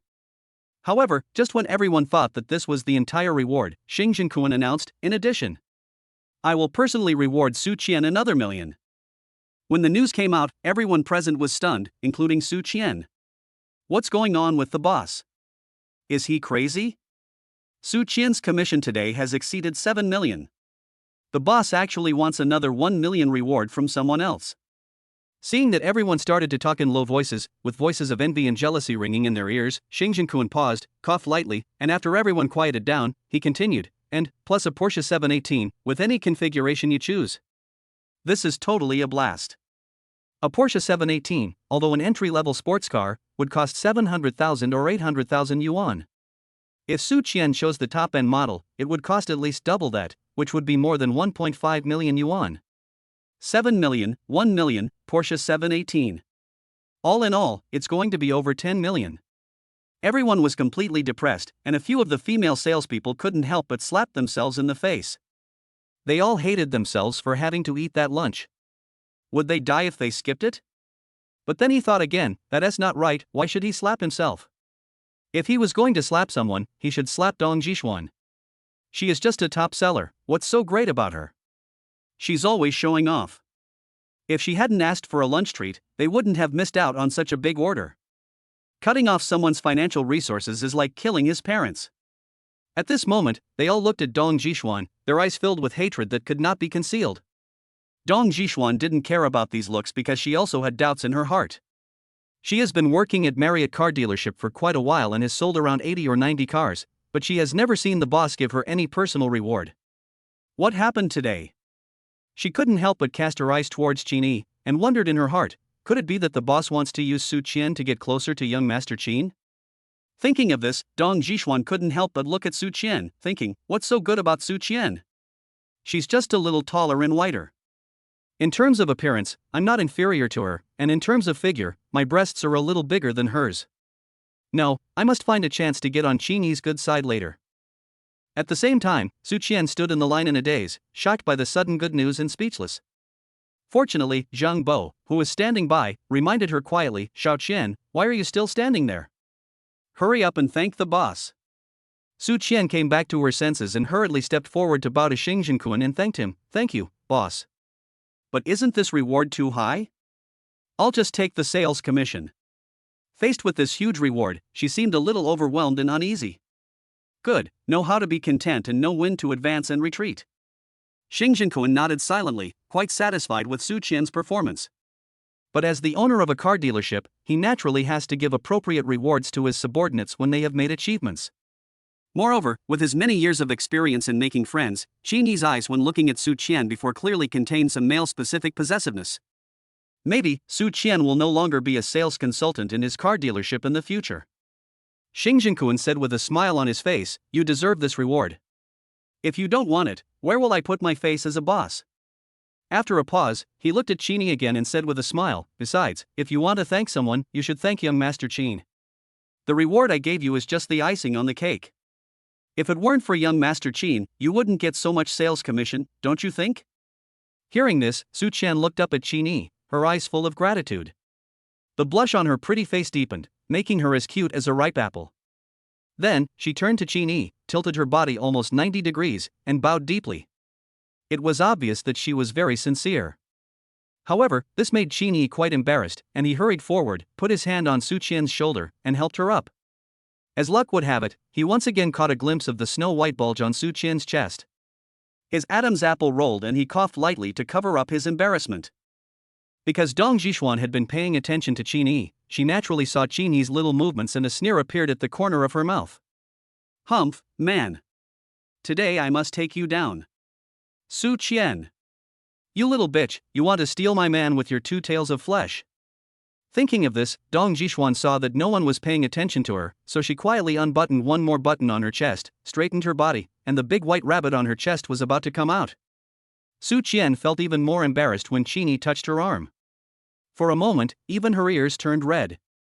Qin Yi smiled awkwardly, and then said, "Don't listen to your boss. You sell cars, I buy cars, we just get what we need, no need to be so polite." Then, Qin Yi looked at Xing Zhenkun again and complained half-jokingly, "Brother Kun, don't bring me along when you reward your own employees. Look, this is so embarrassing." Xing Zhenkun laughed, and the previous shouting scene came to an end. Su Qian also returned to the sales team with a red face. However, at this moment, the system prompt sound in Qin Yi's mind suddenly rang. Ding! It is detected that Su Qian's favorability towards the host has increased by 10 points, and the current favorability is 80. Ding! The favorability of the opposite sex reaches 80 for the first time, triggering a random system task within 24 hours, increase Su Qian's favorability towards the host to 90. If the mission is successful, you will be rewarded with +1 endurance, +1 charm, and 1 cashback critical hit card primary for opposite sex consumption. If the mission fails, 2 points of 6-dimensional attributes will be randomly deducted, and bad luck will continue for 24 hours. Chapter 21, Hundreds of People Killed. Hearing the system prompt, Qin Yi unconsciously revealed a trace of helplessness on his face, and couldn't help but silently complain to the system, "System, you are a god-level lottery system, shouldn't the focus be on the lottery? Just a favorability, and you triggered another task? I am now a rich young man with a net worth of 10 billion, and I still have to do this kind of task to capture girls?" Ever since the system was bound, a task would suddenly pop up at some point. Moreover, the system seems to have some evil taste. If you fail, you will be plagued by bad luck for 24 hours. However, these system tasks are not difficult. This made Qin Yi very happy. As long as he made the right choice, he would not fail. Ding! Reporting to the host, as the owner of the god-level lottery system, the host is destined to be no ordinary person. Moreover, this world is actually different from what the host originally knew. So, please believe in the system, everything is the best arrangement. Qin Yi sighed silently. Since the system said so, Qin Yi had nothing to say and could only nod silently. However, since binding to the system, Qin Yi has indeed gained a new understanding of the world. For example, the realm and skills of Chinese martial arts. Qin Yi originally thought that it was just something imagined by the novel author, but he didn't expect that it actually existed. Since Chinese martial arts have certain realms, perhaps those ancient martial arts families that have been hidden from the world also exist in reality. Xin Yi, as a five-good young man who was born under the dragon flag, grew up in the spring breeze, has not experienced any wind and rain, has been influenced by more than 10 years of mainstream examination-oriented education, and has been brainwashed by male virtue for more than 3 years. It is time for him to make some changes to match his current identity. After thinking all this through, Xin Yi turned his attention back to the task of improving Su Qian's favorability. If Su Qian's favorability towards me reaches 90, it means that Su Qian will actively pursue me, and even pay for me. Active pursuit, paying back. Isn't this the same as when I pursued Su Mo before? Thinking about how he pursued Su Mo like a dog, Xin Yi wanted to slap himself twice. Presumably, my favorability towards Su Mo should have been above 90 at that time. If I could travel back to the time when I first entered college, I would never abuse my identity as a rich second generation and become a bootlicker. I must be the one being licked. Xin Yi silently set a flag in his heart, and when he looked at Su Qian, there was a bit more complexity in his eyes. But, as luck would have it, Su Qian was also looking at Xin Yi at that moment. Just like that, their eyes met, and Su Qian's heart seemed to stop for a few beats, and then it started beating rapidly again, like a deer running around in circles. Fortunately, at this time, Xing Jinkuan clapped his hands and instructed everyone, "Okay. Now that we have finished talking about the reward, you will follow Lao Zhang and take a car each to deliver Mr. Qin's car to Shenjiangwan community. I have already given Lao Zhang the address and contact number." After Xing Jinkuan finished speaking, he paused again, and seemed to be worried and reminded, "Slow down on the road, don't scratch young Master Qin, be careful." "Do you understand?" "Understood."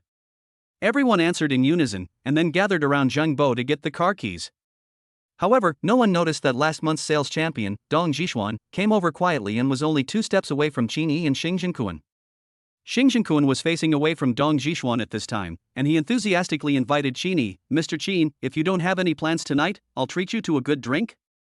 Before Qin Yi could respond, Dong Jishuan couldn't wait to interrupt. "The boss wants to treat young Master Qin to a drink?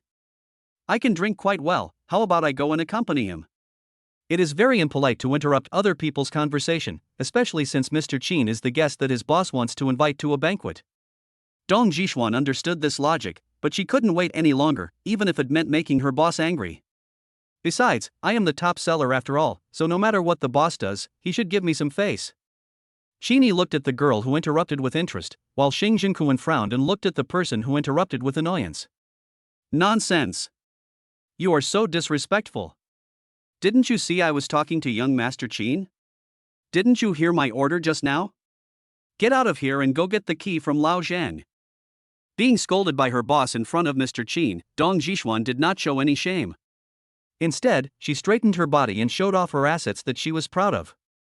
"Hey, boss, don't be angry. We have so many salespeople in our car dealership, are you afraid that no one will drive? The job of delivering cars doesn't matter if I'm there or not. On the contrary, it's meaningless to entertain Mr. Qin with only 2 grown men, the boss and Mr. Qin. If you bring me alone, I can also invite a few more sisters, and I guarantee that Mr. Qin will have a great time." Dong Jishuan's words were full of seduction. Qin Yi didn't even need to open the eye of truth to see that this girl was a complete green tea. Xing Jinkuan also knew about Dong Jishuan. She had always been the sales champion and had made a lot of money for herself. However, this woman is not very popular in the car dealership. Although he didn't come to the car dealership very often, he had heard other salespeople's private comments about her. What about Marriott's socialite, the big incense burner in the river, etc.? It seems that Dong Jishuan wants to take this opportunity to get in touch with Qin Yi. Since Dong Jishuan took the initiative to ask to accompany him, Xing Jinkuan was happy to see it happen. They are all men, and Dong Jishuan's figure is indeed top-notch, which is a good opportunity to test Qin Yi's vision and character. If Qin Yi accepts everyone who comes, then Xing Jinkuan will have to treat him differently. After all, over the years, he had seen and heard of many rich men who ended up being defeated by women. In Xing Jinkuan's opinion, if a rich second generation spends all day seeking pleasure, flirting with women, falling in love with every woman he meets, he will sooner or later be drained by wine, sex, money, and power. Even if their fathers are good at making money, they will eventually lose it all. So, Xing Jinkuan looked at Qin Yi, smiled awkwardly, and explained, "Sorry, Mr. Qin. Let me introduce you, this is Dong Jishuan, also the sales champion of our Wanhao car dealership, with strong business ability." Xing Jinkuan deliberately emphasized the word business ability. Qin Yi naturally understood what Xing Jinkuan meant immediately. He took a look at the woman named Dong Jishuan. She did have a nice figure, but the makeup on her face was a bit thick.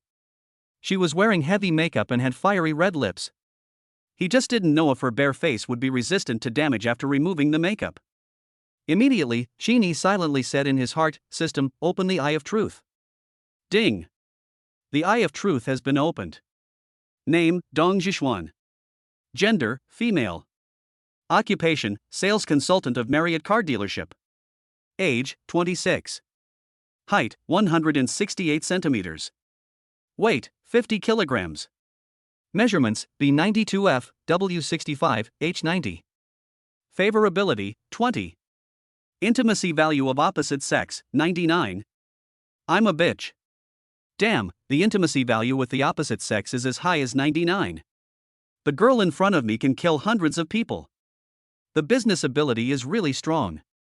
Sorry. Although the girl's big white rabbits were very tempting, Qin believed that he was not so hungry that he would do anything to get what he wanted with a score of 99. Moreover, her favorability towards me is only 20. To put it bluntly, she just wants to cling to another powerful figure after seeing that I spent so much money today. He doesn't want to be the 100th person. So, Qin said without hesitation, let's do it another day. I plan to go back to Jingnan tomorrow to visit my parents and buy some more gifts later. Dong Zhishuan's eyes lit up again when she heard that. Shopping? How could she do without a beautiful woman by her side? So, she immediately took over the conversation, leaned closer to Qin, and said softly, Mr. Qin is so filial. But, you men are not good at shopping. It's better to have a woman accompany you. Why don't you let me go with you? Dong Zhishuan said, and moved closer to Qin, pretending to be careless, and used her big white rabbits to touch Qin's arm. Qin felt very disgusted, and moved 2 steps to the side, widening the distance between them again, and refused righteously, No, don't bother Miss Dong. I can do it myself. Qin deliberately emphasized the words Miss Dong, as if there was something else behind his words. Xing Jinquan looked at this scene and nodded silently in his heart. As soon as the word Miss came out, Xing Jinquan realized that Qin had a good eye. As for her character, at least she didn't reject everyone who came. Although Xing Jinquan is a playboy with a rich love history and has dated countless women, he also has taste and pursuits. Not every woman is qualified to throw herself into his arms. Dong Zhishuan is one of those who are not qualified. As Xing Jinquan was thinking this, the system prompt in Qin's mind suddenly sounded. Ding! It is detected that Xing Jinquan's favorability towards the host has increased by 20 points, and the current favorability is 60. Qin couldn't help but look at Xing Jinquan with puzzled eyes. Damn, what is going on?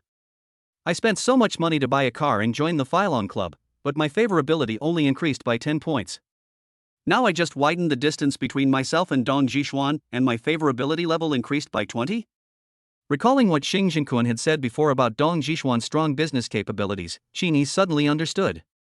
Could it be that Dong Zhishuan's achievement of killing hundreds of people was also helped by Xing Jinquan? I didn't expect that Brother Cohen would be so hungry that he would not choose what to eat. Although Dong Zhishuan was rejected by Qin, she did not intend to give up. In her opinion, there is no man she cannot get. If there is, it is because she has not given him enough benefits. Humph, hypocritical. Dong Zhishuan moved forward again, got close to Qin's ear, and whispered in a sweet voice. Mr. Qin, just let me accompany you. Actually, I know a hotel with big and soft beds. When you are tired from shopping, I can accompany you to relax. I have also learned Thai massage, and my technique is very good. Fuck, this isn't even a hint, it's an explicit statement. No wonder Dong Zhishuan could achieve the record of killing hundreds of people. Qin had seen such shameless tactics. Without any suspense, Qin once again decisively refused. Xing Jinquan saw that his probing was almost enough. If he continued to let Dong Zhishuan go on, Qin might be annoyed, and that would be a waste of time. So, Xing Jinquan immediately suggested, Zhishuan is right, why not let Su Qian accompany young Master Qin? Having a woman by his side can also help to look after him. Xing Jinquan's words really touched Qin's heart. He was worrying about how to improve Su Qian's favorability, and now he had a reason to ask Su Qian out alone. Qin nodded and said, okay. Xiao Qian, Xiao Qian. Xing Jinquan immediately shouted twice in the direction of the crowd. Hearing this, Dong Zhishuan's face immediately turned gloomy and she stamped her feet, but with her boss around, she couldn't be too presumptuous and could only hum silently in her heart. Chapter 22, Su Qian, the Overthinking One. At this time, Su Qian had just taken the key from Zhang Bo's hand, which was the convertible Bugatti Veyron with the license plate number Magic A12345. When she heard the boss calling her, she immediately turned around and looked at Xing Jinkuan. "Boss, you called me?"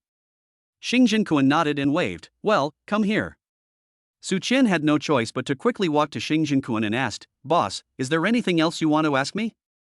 Xing Yi then replied, "It's not Brother Cohen, it's me who has something I want to ask the girl for help with." Su Qian was delighted when she heard this.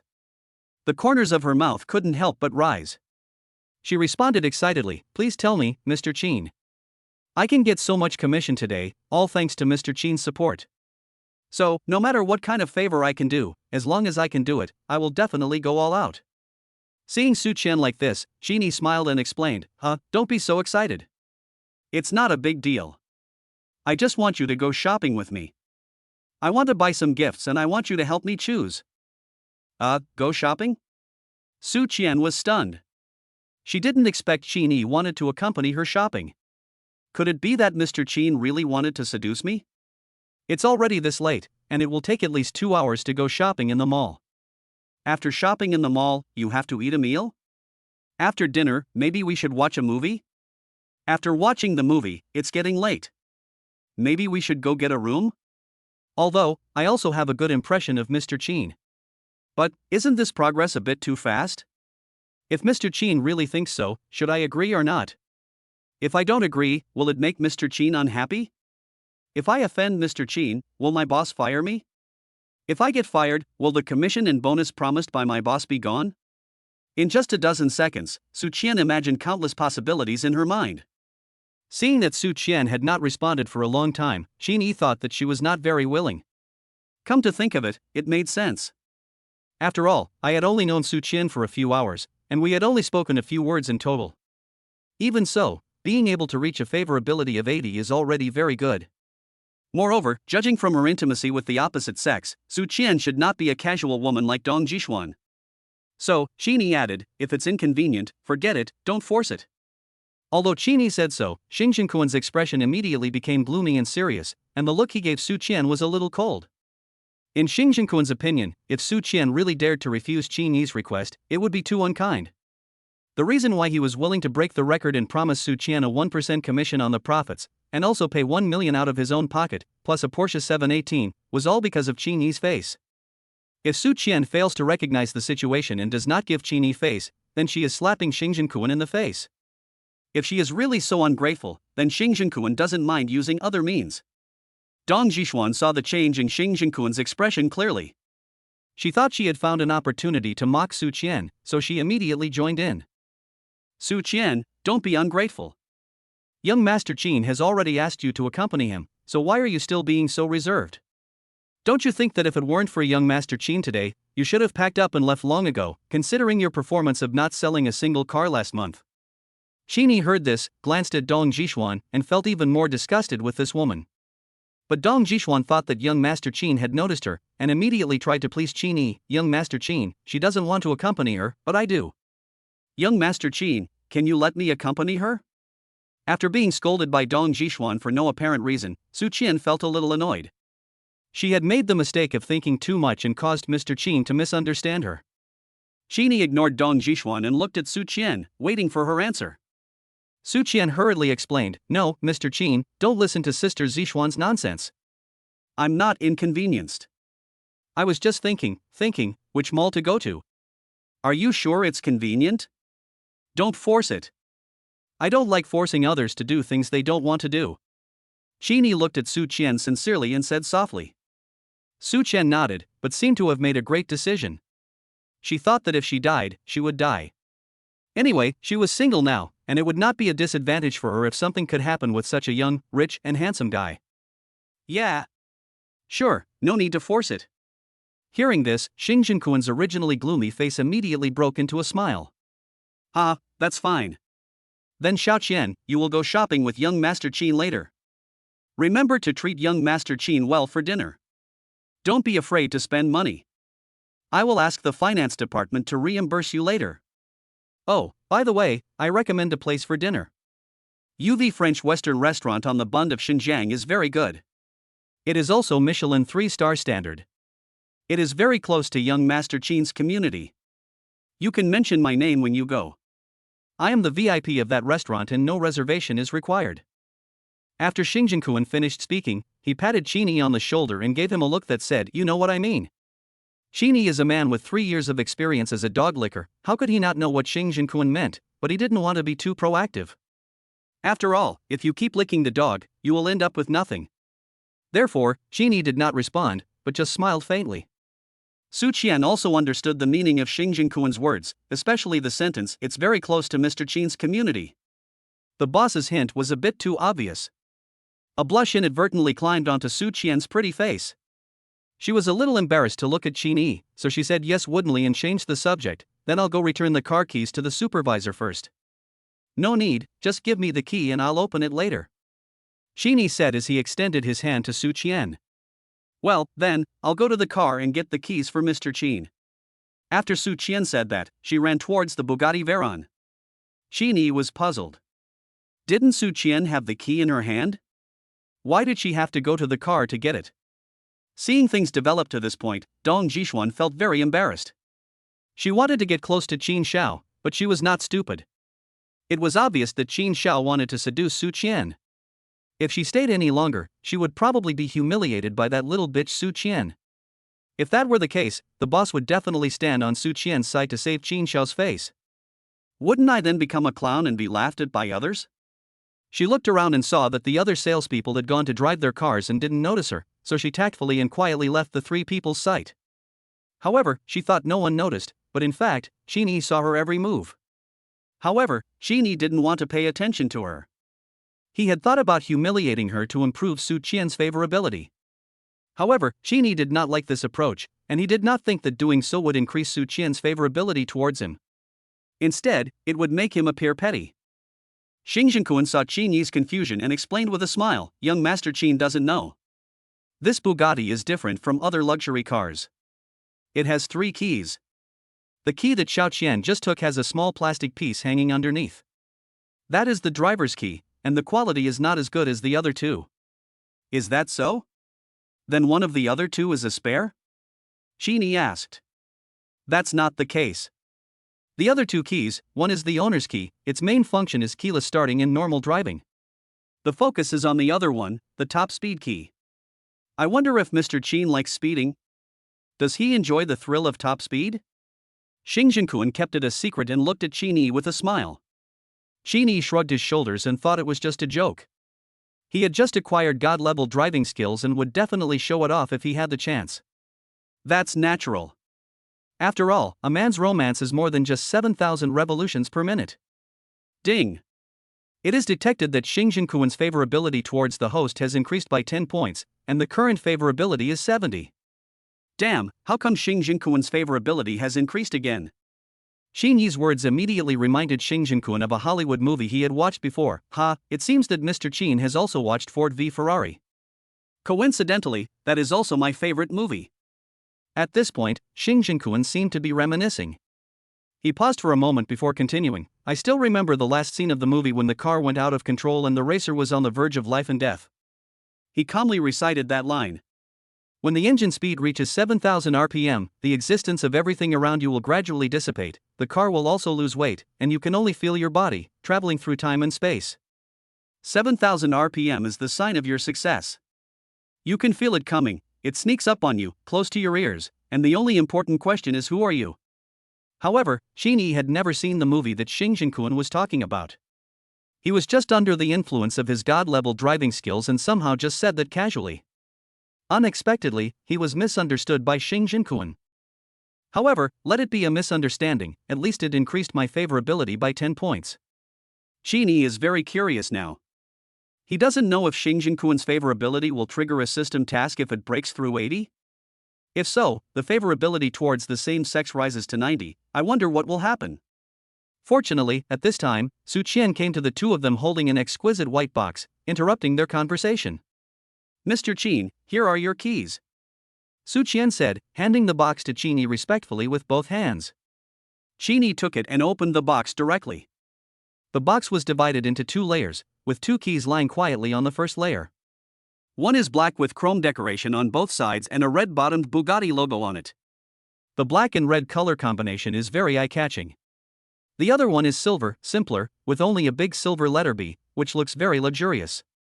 After opening the second layer, there was another key. It was the driver's key with a small blue plastic piece hanging on it that Su Qian had just held in her hand. The texture was indeed not as good as the other two keys, and it felt very plastic. Xing Jinquan explained at the side, the silver key is the speed key. When this key is inserted into the designated position, the vehicle's speed limiter will be temporarily closed, releasing all the power potential and bringing the driver the ultimate speed experience. It can be said that this is the key to release the power of the wilderness, which can instantly make the top speed of this car soar to over 400 km/h. Oh my god! 400 kilometers, isn't that faster than a normal high-speed train? Qin Yi couldn't help but be a little surprised. After all, he had never driven such a fast car, and he couldn't help but blurt it out. But, Mr. Qin, don't drive so fast on the road. When our club's track is ready, let's go there and experience it for ourselves. Okay, Brother Cohen, it's a deal. When the track is ready, you must inform me as soon as possible. Of course. Well, Mr. Qin, it's getting late, I won't bother you two anymore. Xiao Chen, please entertain Mr. Qin for me. There was still a faint blush on Su Qian's pretty face. She nodded and said okay. Then Xing Jinquan left. At this time, Qin Yi and Su Qian were the only two people left in the huge exhibition hall, and the atmosphere was a little awkward. Qin Yi coughed lightly, pretending to be aloof, smiled faintly, and said, "Let's go, let's drive." After Qin Yi finished speaking, he walked straight towards the convertible sports car. Oh well. Su Qian responded, lowered her head shyly, and followed Qin Yi obediently, step by step. But who would have thought that Qin Yi suddenly stopped, and Su Qian almost bumped into Qin Yi's back, but fortunately she braked in time. Aren't you off work? Don't you need to carry a bag and change clothes? Qin Yi turned around, looked at Su Qian, and asked curiously. After being reminded by Qin Yi, Su Qian finally realized that she was still wearing the car dealership uniform, and her wallet, cosmetics, and the key to the rental house were still in her bag. Sorry, Mr. Qin, please wait a moment, I'll get it. After Su Qian finished speaking, she quickly ran towards the locker room. Qin Yi looked at Su Qian's back as she left, and couldn't help but raise the corners of his mouth, muttering, "It's quite interesting." Chapter 23 The Girl Next Door Has a Big Imagination. After waiting for about 5 or 6 minutes, Su Qian changed into a girl next door outfit and reappeared in front of Qin Yi. She was wearing a black tight suspender top with a green plaid shirt on the outside and a black Gucci bag with a silver metal chain slung across her body.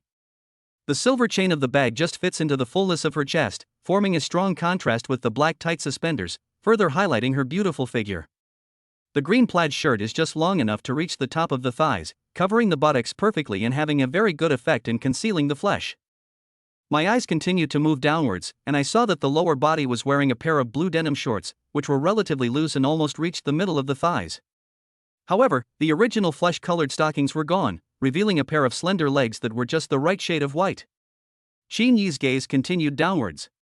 She was wearing a pair of pink Converse canvas shoes, full of youthfulness. Being looked at so closely by Qin Yi, Su Qian was suddenly at a loss. She didn't know where to put her hands, and could only nervously lift her hair. Su Qian's previous performance was not good. Although she was selling luxury cars, she did not make much money. In addition, the prices in Shanghai were high and the rent was expensive, so she did not buy any big-name clothes. The only expensive thing on her body was the Gucci bag she was carrying. But she saved for a long time and spent nearly 20,000 yuan to buy it. After all, there are many women in the luxury car sales industry, and where there are many women, there is more vanity and comparison. As for clothing, Su Qian was not too worried. She had a good figure and was tall, so she was born to be able to wear clothes well. Even cheap clothes could be worn by her. But it's different with bags. My female colleagues are all very savvy. If I carry a high-end imitation, they can tell it at a glance. By then, you will inevitably be ridiculed and mocked. So, when it comes to bags, you should either ignore the brand and buy some ordinary styles, and then others will naturally not be able to say anything. But if you buy some imitation or high-end copies of big brands, you must be prepared to be dissed by the sophisticated green tea girls around you at any time. Su Qian looked at Qin Yi and thought, although the clothes Mr. Qin is wearing are all out-of-season brands, they are still brands. Besides, this guy in front of me is a big shot who spent 3.7 billion to buy a car. God knows how rich he is. Before, I didn't think there was anything wrong with wearing the car dealership's uniform. But now, after changing into my own clothes and standing in front of Mr. Chin, I felt that something seemed inappropriate. So, after hesitating for a while, Su Qian asked awkwardly, Mr. Chin, is my outfit inappropriate? After hearing her say this, Qin realized that his gaze just now was indeed a bit unscrupulous. Qin quickly retracted his gaze and looked at Su Qian, smiling awkwardly. Well, there's nothing wrong, it's fine. I just feel that you are very different now than before. As he was talking, Qin noticed that not only had Su Qian's attire changed, but her hairstyle had also changed. The original pear-shaped perm was changed into shoulder-length short hair. If Qin didn't know Su Qian's age, at first glance, he would have thought she was a college graduate. Why did your hairstyle change too? Qin asked curiously.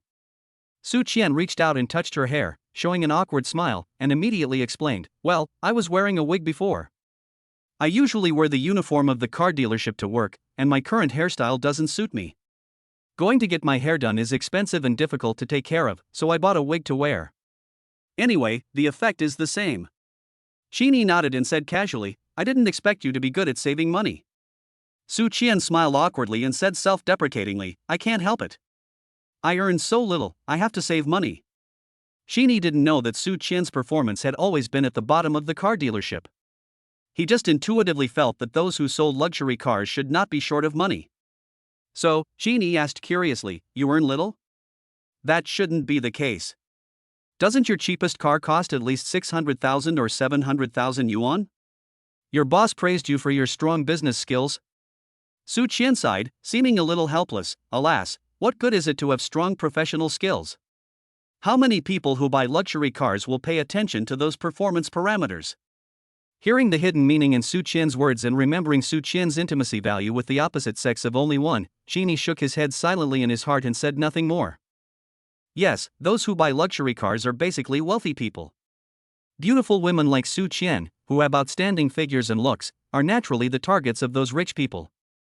As long as she thinks it through, there will naturally be no shortage of people willing to spend money on her.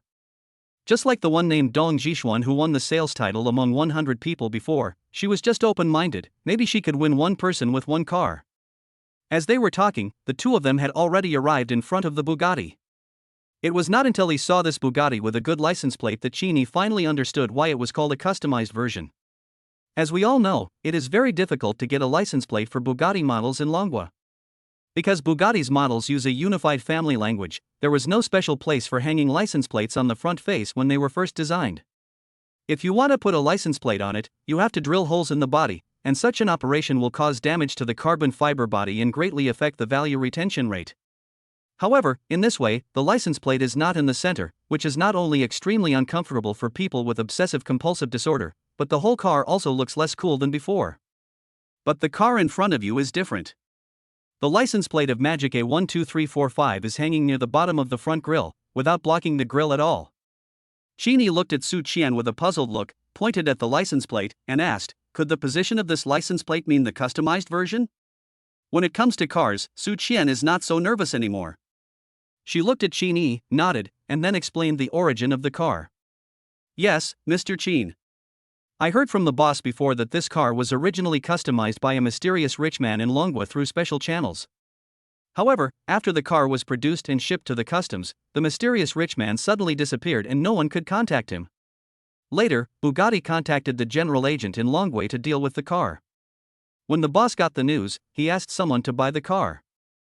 Is this true? It sounds so unreliable.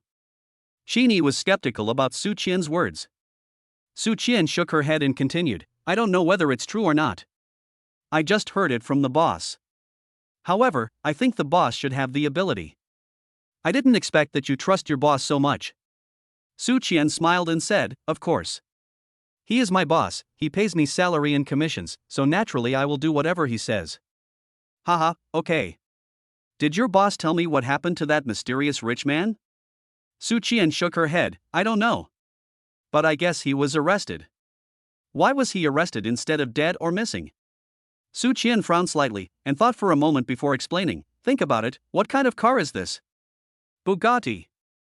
Bugatti is such a top supercar manufacturer, and the design language of the front face has not changed for many years. How could the front face design be changed just because of the customization requirements of a mysterious rich man? Maybe this mysterious rich man gave more money? Qin added. Su Qian shook her head and continued to follow her own train of thought, explaining, I don't think so. I don't think it has anything to do with the amount of money. It has nothing to do with money? Then it has to do with power? Qin added, following Su Qian's train of thought. Su Qian nodded and said confidently, yes. It is related to power. This mysterious rich man must be in a high position of power. Even a single word from him could affect the sales of Bugatti cars in our Longhua market. So? So, if such a powerful person died, why would the boss say that no one can contact him? Qin felt that Su Qian's inference was a bit far-fetched, but he still agreed, what you said does make some sense. Seeing that Qin approved of her idea, Su Qian instantly became more confident and continued to explain, since he is in a high position, he must have bodyguards around him, so it is even more impossible for him to disappear. Therefore, the only explanation is that he was arrested. As for the reason for his arrest, I think it should be corruption and bribery. Otherwise, how could an official have so much money? That's a Bugatti. Not a BYD. Qin blinked his eyes, looking at the girl with a wild imagination in front of him, thinking, what you said makes a lot of sense, I am speechless. Seeing Qin looking at her with such an expression, Su Qian asked doubtfully, did I say something wrong? Qin heard this, coughed lightly, and changed the subject directly, let's talk about returning. If we talk about this kind of thing too much, it will easily be censored. Hearing this, Su Qian looked embarrassed. Realizing that she seemed to have said too much, she stuck out her tongue, looking very playful. Qin paused for a moment, then continued, then can you tell me how much this car should cost if it is not customized? Su Qian subconsciously looked up at the second floor of the exhibition hall. Qin smiled and added, don't worry, I won't tell your boss. I'm just curious. Su Qian thought about it for a while and felt that there was nothing she couldn't say. After all, the car had already been sold, and Mr. Qin wouldn't regret it just because of tens of millions. So, Su Qian lowered her voice and said, a Bugatti sports car with the same configuration would cost around 80 million in Long Country. 80 million? Just to change the license plate position, you sell it for 150 million? It's twice as expensive? Qin was stunned. The premium was almost doubled. No, Mr. Qin, you misunderstood. Su Qian was worried that Qin would not trust the car dealership because of this, so she hurriedly explained, in fact, it's not just the license plate position, but also the interior, engine, and gearbox have all been adjusted. Moreover, our boss got the car from Bugatti's general agent, and I heard that it was auctioned. After all, as you know, things are valuable because they are rare. There is only one such car in the world, so it is very popular. The boss also added a lot of money to win it back. Is that so? Qin looked at Su Qian suspiciously and asked. Su Qian nodded sincerely. But the expression on her face clearly said, if you don't believe me, I will cry right away. Well, okay, I believe you. Qin didn't want to make things difficult for Su Qian. He just wanted to know the base price of the car, not anything else. After all, buying this car is equivalent to not spending any money. Not only did I not spend any money, I also made more than double the money. Naturally, the more expensive the better. When it comes to buying and selling, merchants clearly mark the prices. Buyers can buy if they are willing to buy, and not buy if they are not willing. There is no need to argue with the merchant after buying and then feel that you paid too much.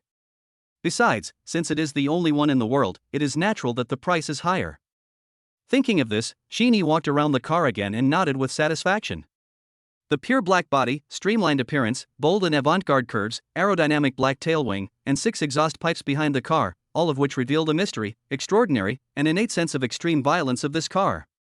Qin couldn't help but feel curious, who is the mysterious rich man who customized this car? How about, wait until I see Brother Cohen again and ask him. Afterwards, Qin and Su Qian got into the car. The doors of this Bugatti are designed with scissor doors. When the doors are opened, they are lifted up like a guillotine, and when they are closed, it feels like the pleasure of a knife falling down. Sitting in the main driving seat, Qin adjusted the seat. It must be said that the seat of this Bugatti is quite ergonomic. Qin is nearly 1.85 meters tall, but he does not feel depressed at all when sitting in it. Afterwards, Qin fastened his seatbelt, held the steering wheel, and scanned the interior of the car. The interior is decorated in black and red. Every place that the hand can touch is covered with soft leather. When you touch it, it feels like touching the smooth and delicate skin of the opposite sex. Sheeny couldn't help but sigh. If only this car was sold for 150 million, just the texture, style, and perfect color combination would make it better than his previous BMW M4. At this time, Su Qian, who was sitting in the passenger seat, saw that Sheeny was slow to start the car and thought that Sheeny had never driven before and didn't know how to start the car. So, Su Qian asked carefully, "Mr. Qian, how about I tell you how to drive this car first?" Sheeny didn't take it seriously, raised his hand and waved, saying lightly, "No need, I'm familiar with this car." Are you kidding? I am a man with God-level driving skills. What car can't I drive? Although, Sheeny had never driven a Bugatti before. But just now, as soon as Sheeny gripped the steering wheel, all the information about the car automatically emerged in his mind. This Bugatti Veyron is equipped with an 8.0 T4 turbocharged W16 engine with a maximum power of 1,600 horsepower and a maximum torque of 1,600 Nm. It is matched with a 7-speed dual-clutch gearbox. It can accelerate from 0 to 100 km/h in less than 2 seconds and has a top speed of 420 km/h, which is faster than the high-speed rail. After learning this, Sheeny felt that his familiarity with this car was no less than that of the BMW M4 he had driven for more than 3 years. Sheeny couldn't wait to feel the car's powerful power and his own God-level driving skills. So, Sheeny skillfully inserted the key into the keyhole, stepped on the brake, and started. Boom! The soul-stirring roar of Bugatti's engine echoed throughout the dealership. Then, Sheeny quickly switched his hands and feet, changed gears, and stepped on the accelerator. The car immediately rushed towards the back door of the Marriott car dealership, roaring as if to tear through the air. Su Qian, who was sitting in the passenger seat, was so frightened that her face turned pale and she almost screamed. Fortunately, she covered her mouth in time. On the second floor of the Marriott car showroom, Xing Zhengquan heard the sound of the engine starting and immediately walked out of his office with the phone to his ear, not knowing who he was talking to. Looking at the Bugatti that had already driven out of the dealership, Xing Zhengquan smiled and said to himself, "This young man is quite interesting." Chapter 24 Bugatti goes out. However, before Sheeny could enjoy the extreme speed brought by the surging power, the car had already entered a congested section of the road. Traffic in Shanghai is like this. No matter what car you drive, as long as it's rush hour, there is only one word to describe it: traffic jam. Therefore, many people who choose to drive to and from get off work either choose to leave home early in the morning or leave work late in the evening. Of course, if you are a boss, or a wealthy second-generation person with plenty of money, there is no need to squeeze in with office workers. At this time, the traffic light at the intersection had just turned red, and it would take at least 3 minutes for the green light to come on. Sheeny looked around boredly, then looked at the rearview mirror. I saw that compared with the congested lanes on both sides, Sheeny's side seemed a little different. The left and right lanes are filled with the front ends of the cars behind, which are closely following the rear ends of the cars in front, one after another, for fear that someone will take the opportunity to cut in line. But looking at Sheeny's car, although his car was following closely behind the car in front, the distance between the car behind and Sheeny's car was at least 30 meters. What's even more amazing is that the cars on the left and right sides were very tacit and did not try to squeeze in, as if there was an invisible barrier between the car behind and his car. Sheeny smiled helplessly. There was nothing he could do. This was the privilege of a top-notch supercar. After all, ordinary people stay away from such top-level supercars, for fear that if they are accidentally scratched, they will have to pay a huge loss. Waiting for the red light was really boring, so Sheeny's eyes fell on Su Qian. Maybe it was because of the Bugatti seat, but at this moment, Su Qian's blue denim shorts seemed to be even shorter. Looking at those smooth and white beautiful legs, Sheeny couldn't help but have some wild thoughts, and his Adam's apple rolled twice inadvertently. Su Qian seemed to feel Sheeny's fiery gaze. A light red color quietly smeared on her cheeks and quickly spread out. Soon, even her ears turned red. Su Qian felt embarrassed being stared at, and subconsciously put her Gucci bag on her thigh, hoping to cover her exposed thigh and remind Sheeny at the same time. Sheeny saw this and withdrew his gaze in dismay. Then he pretended nothing happened and said casually, "Oh, it's not even 5 o'clock yet, why are there so many cars, does everyone get off work so early?" "Yeah, that's weird." Su Qian hurriedly responded, but in her heart she was thinking, could it be that Mr. Qian was looking at my thighs just now? Could it be that I was overthinking again? What should I do? This is so embarrassing. But now that the bags are up here, it seems strange to just leave them there. So Su Qian quickly opened her bag and pretended to be looking for something to hide her extremely embarrassed mood. Qin found it funny to see her rummaging in her bag, so he pretended to be curious and asked, "Did you forget something? How about I take you back to the car dealership to get it?" No. At this moment, Su Qian's thoughts were racing. She caught a glimpse of the lipstick in her bag out of the corner of her eyes. She immediately took it in her hand, raised it, gave Qin an awkward smile, and explained, "I just wanted to touch up my lipstick. I was in a hurry to change clothes just now and forgot to touch up my makeup." He. Qin raised his eyebrows, followed Su Qian's words, and responded, "Oh, okay, the lipstick is indeed a little faded."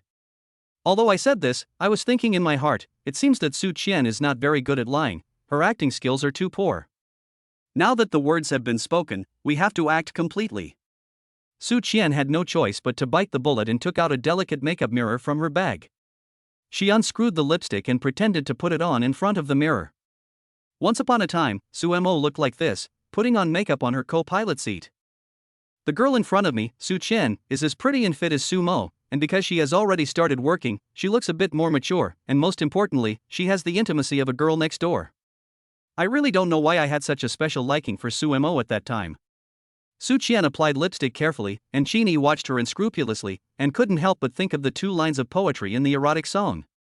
Red lips, white teeth, and a beauty like jade. Qin felt that at this moment, it would be appropriate to use these 2 lines of poetry to describe Su Qian.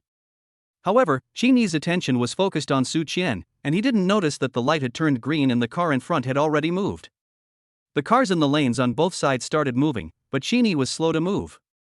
Behind Qin's car was a Mercedes-Benz S450, with a man and a woman in the car, probably a couple. The woman was sitting in the passenger seat and saw that the green light was on, but the car in front of her didn't move for some reason.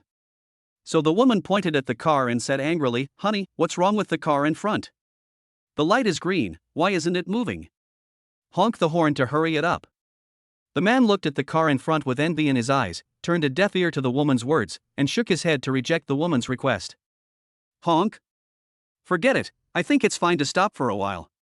The woman turned to look at the man, frowned and asked back, "Hey, what's wrong with you? You usually drive very aggressively, as if you are the best in the world and you don't submit to anyone. What's wrong with you today? Have you changed your personality? Do you want to press it or not?" The man still refused, "No." "Okay. You don't want to press it, right? If you don't press it, I'll press it." After the woman finished speaking, she reached out to touch the steering wheel. The man quickly raised his hand to hold the woman, and for once he showed his toughness. He scolded her, "You loser woman. Are you a tiger? Do you really not recognize that brand of car?" The woman was a little confused. She stretched her neck and looked forward, only to see a big silver letter B on the rear of the car. So, the woman said disdainfully, "Tisk, I thought it was some other car, isn't it just a Bentley? I've never seen it before, the latest model? How expensive can it be?" The man was stunned. He turned his head and looked at the woman speechlessly. After a pause, he finally said angrily, "Fuck you. What Bentley? That's Bugatti." "Bugatti? You know Bugatti, right? It's one of the most expensive sports car brands in the world. The cheapest one of this brand costs at least 20 or 30 million. After hearing what the man said, it was the woman's turn to be stunned. Her mouth opened into an O shape and she pointed at the car in front of her with an expression of disbelief. "How much did you say? 20 or 30 million?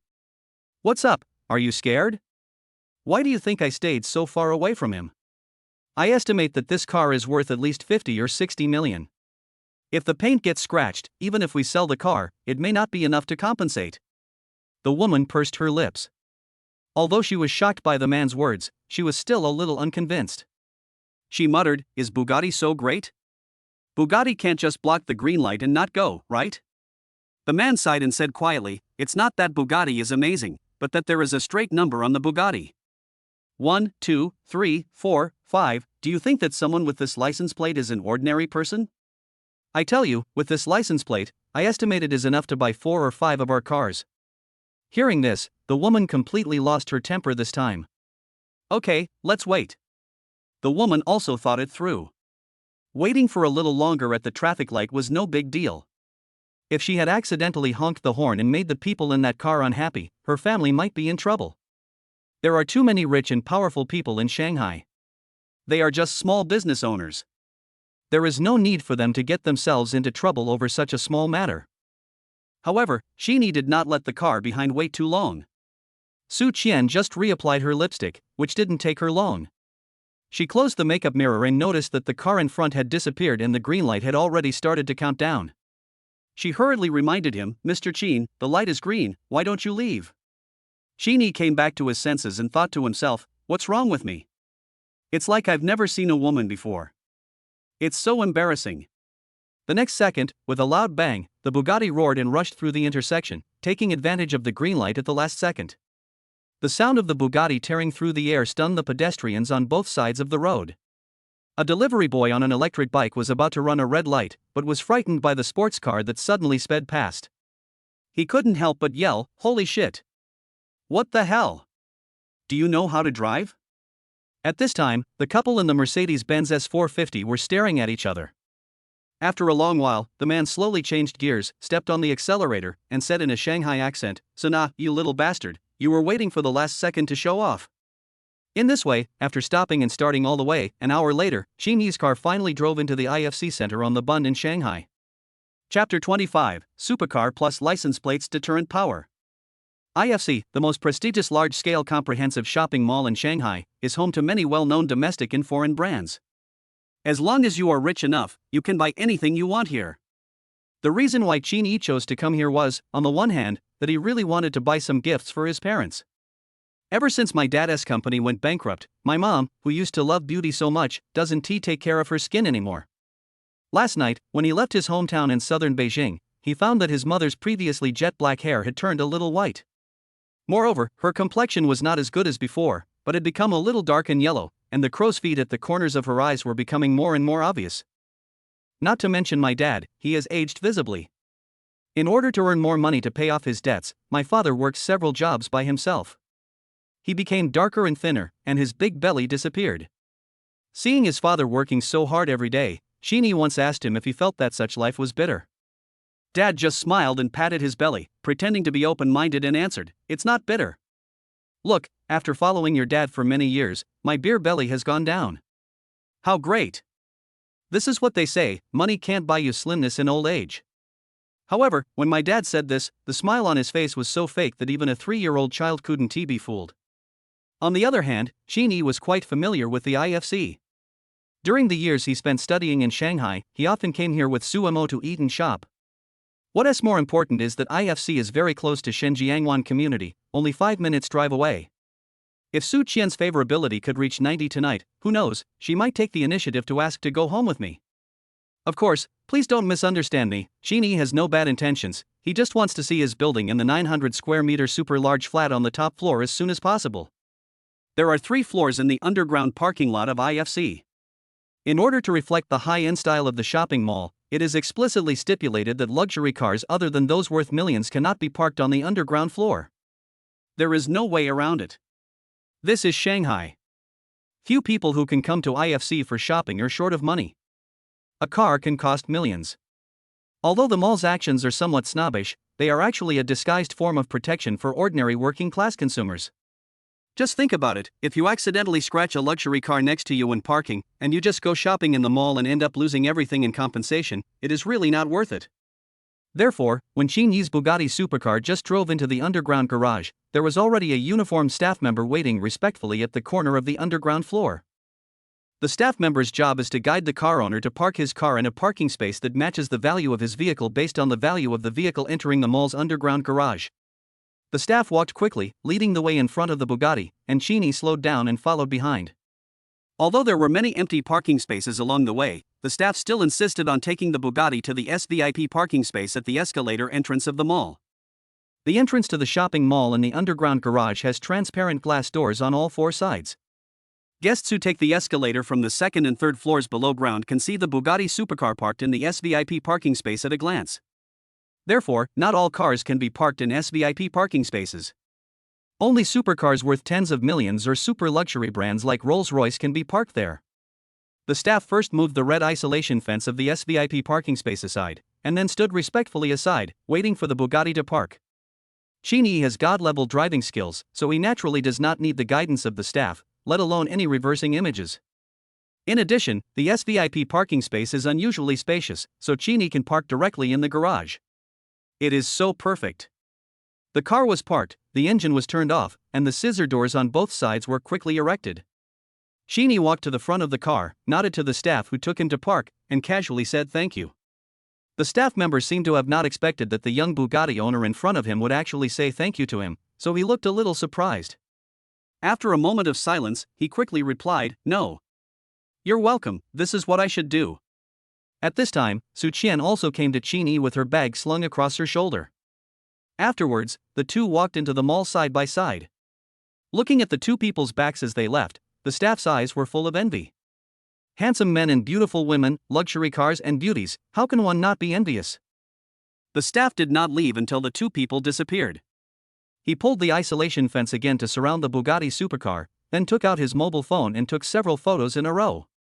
Finally, he adjusted the angle and took a selfie. Then he left with satisfaction.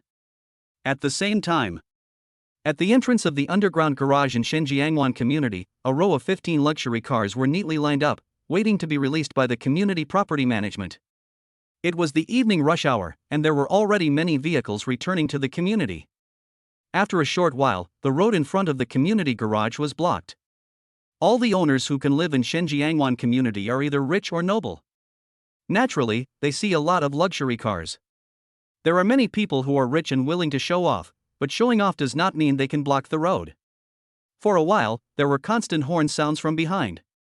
There were even some car owners who were so angry that they got out of their cars and wanted to argue. A bald man angrily got out of a Land Rover SUV, cursing, "Block the road, damn it. I want to see which son of a bitch is blocking the road." The bald man had a big head, a thick neck, a beer belly, and a gold chain as thick as a finger hanging around his neck. He wore a boy t-shirt with gold-plated eagle letters on it and shorts of the same brand. He looked like a nouveau riche. However, when he angrily arrived in front of the garage and saw the Cullinan with the license plate number 59s, he instantly lost his temper. Damn, there is nothing wrong with a Rolls-Royce Cullinan, but the license plate with 59s is too damn scary. That's the Emperor. The bald man has a bad temper, but he is not stupid. God knows what kind of person is the boss sitting in this car. Anyone who can and dares to put up such a license plate is definitely not someone he can afford to offend. So, he held his hand, which had been raised high, in mid-air, swallowed his saliva, and finally chose to gently place it on the driver's window.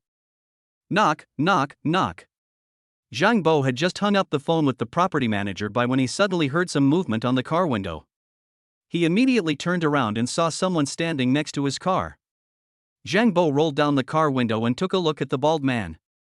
Seeing that his clothes and appearance did not look like those of a property management staff, he politely asked, "Sir, what can I do for you?" The bald man saw that Zhang Bo was wearing a formal suit and had white gloves on his hands while holding the steering wheel, and thought that he must be the driver. Then, the bald man looked cautiously through the car window towards the back seat. Seeing that there was no one there, he breathed a sigh of relief. It seems that the real owner of the car was not in the car. The bald man became less timid, and his eyes towards Zhang Bo became much colder. Damn it, I'm just a driver, what is there to be afraid of? So the bald man pointed at the long queue of cars behind him and said angrily, "Look, the traffic is so congested because of your car. Can you please hurry up?" Seeing the bald man's unfriendly tone, Zhang Bo was not angry. As the sales manager of Marriott car dealership, he had seen all kinds of people, and he usually didn't bother to deal with people like the bald man. However, today he came to deliver a car to Mr. Qin, so it's better to have less trouble than more. So Zhang Bo glanced at the rearview mirror and responded politely, "Sorry, I've called the property management, and she will be here soon." Although Zhang Bo's tone was polite, the bald man was still unhappy. However, one should look at the owner before beating the dog. Because of the car and the license plate, the bald man resisted the urge to curse. He raised his finger and pointed at the curb in front of him, ordering, "Otherwise, you should move over there first and let the car behind you go in first. What's the matter with being stuck here?" Zhang Bo smiled perfunctorily and said calmly, "I'm afraid not." The bald man was annoyed and couldn't help but swear. His voice also rose a few notches. "Hey, you fucking bastard, I gave you face, right? You are a stinky driver, why are you pretending to be so high and mighty in front of me? Move when I tell you to." If you keep talking nonsense, don't blame me for being rude to you. Seeing the bald man so arrogant, Zhang Bo's smile disappeared. He didn't want to say anything more to this idiot in front of him, but considering that if a conflict occurred, Mr. Qin's car might be damaged, he directly picked up the intercom beside him, pressed the call button, and said coldly, "Everyone behind, get out of the car. There is an idiot here who wants to be rude to me." As soon as he finished speaking, the 14 cars behind the Cullinan opened their doors in unison. Gull-wing doors, scissor doors, butterfly doors, revolving doors, all kinds of car doors are really eye-catching. But then, one by one, drivers wearing uniforms and white gloves, dressed exactly like Zhang Bo, got out of the car. More than a dozen people, both men and women, looked at the bald man with unfriendly eyes. When the bald man saw this, he immediately realized that he had really met a tough guy this time, and his face immediately turned ugly. At this time, Zhang Bo looked like he was enjoying a good show. He looked at the bald man calmly and said, "Come on, I really want to see it. How can you be so rude?" In this situation, how could the bald man run into the muzzle of the gun again? He swallowed, immediately bent over, with a flattering look on his face, and clasped his hands together to beg for mercy from Zhang Bo. "Hey, sorry. I didn't recognize you. Are all these cars behind you with you?" Zhang Bo nodded and said calmly, "Isn't it obvious? The two eyes under your eyebrows are used to vent your anger?" Although the bald man was unhappy about being taught a lesson by Zhang Bo, he still had a smile on his face and nodded repeatedly, Yes, brother, I was wrong. Come on, you were quite arrogant just now, how about we all move to the side and you go in first?" The bald man quickly waved his hands with a smile on his face, but that smile looked uglier than crying. No, I was confused just now. There is a first-come first-served rule for entering the garage. I will wait in line behind you. Please don't hold grudges against me. Coincidentally, at this moment, Bai Lu, the property manager of Shenjiangwan community, trotted to the entrance of the garage. As an owner of the community, the bald man naturally knew this fair-skinned and beautiful property manager. When he saw her arrive, he knew that she was here to pick up the convoy. After greeting her, he stepped aside. "I just hope the driver of the Cullinan will leave quickly and stop bothering me." Bai Lu glanced at the bald man and thought he also knew Mr. Qin, so she put on a professional smile and responded, "Mr. Hu, why are you here?" The bald man carefully glanced at Zhang Bo, who was sitting in the Cullinan, smiled awkwardly and said, there were some small misunderstandings." "Misunderstand?" Bai Lu's heart skipped a beat and she immediately looked towards the Cullinan. Seeing that there was no one sitting in the back seat, she finally breathed a sigh of relief. Then, she looked at Zhang Bo again, bowed and said, "You are Zhang Bo, Manager Zhang, right?" Zhang Bo nodded and glanced at the nameplate on Bai Lu's chest. He knew that she was the property manager of Shenjiangwan community, so he reached out and pressed the door unlock button, waved his hand, and said, "Manager Bai, hello, please get in the car." Zhang Bo said, and then glanced at the bald man who retreated to the side, and said indifferently, "Don't block Mr. Hu's way home." Upon hearing this, the bald man immediately bowed his body and said with a wry smile, You are joking. Upon hearing this, Bai Lu knew that something unpleasant must have happened just now. However, she just frowned. After all, Mr. Hu was also an owner of the community, so she couldn't blame him for anything. However, judging from Mr. Hu's appearance, he seemed to have already given in, so she walked around to the passenger seat, opened the door and got in. Then, the garage door was quickly lifted, and Zhang Bo picked up the intercom and told the car behind him, "Get in. Be careful, don't scratch Mr. Qin's car." The bald man was like a stupid goose at this moment, watching 15 cars drive into the underground garage one after another, and completely forgot about his Land Rover. Chapter 26 The First Step, Holding Hands. After entering the garage, Bai Lu acted as a guide and led Zhang Bo and his convoy to the parking space of building number 7. After everyone parked their cars in the parking spaces, they handed their car keys to Zhang Bo. Zhang Bo carefully checked each car one by one, and only locked the 15 cars after confirming that there were no problems. Then he walked up to Bai Lu and handed her a bag containing 15 car keys and marked with a Marriott dealership logo. "I'll ask Manager Bai to keep the keys of these 15 cars for the time being. When Mr. Qin comes back, please ask Manager Bai to hand them over to him. In addition, the vehicle's driving license and spare car keys are in the co-pilot's armrest box." Bai Lu took the package, lowered her head to look inside, and her eyes twitched twice. Although Mr. Qin said on the phone that there were a lot of cars, she thought there were only 4 or 5. She didn't expect there were as many as 15. Zhang Bo saw that everything had been explained, so he said, "Manager Bai, the car has been delivered, so we'll leave first." Seeing Zhang Bo was about to leave, Bai Lu hurriedly stopped him again. Hey, wait a minute. Excuse me, is Mr. Qin going back to the community tonight?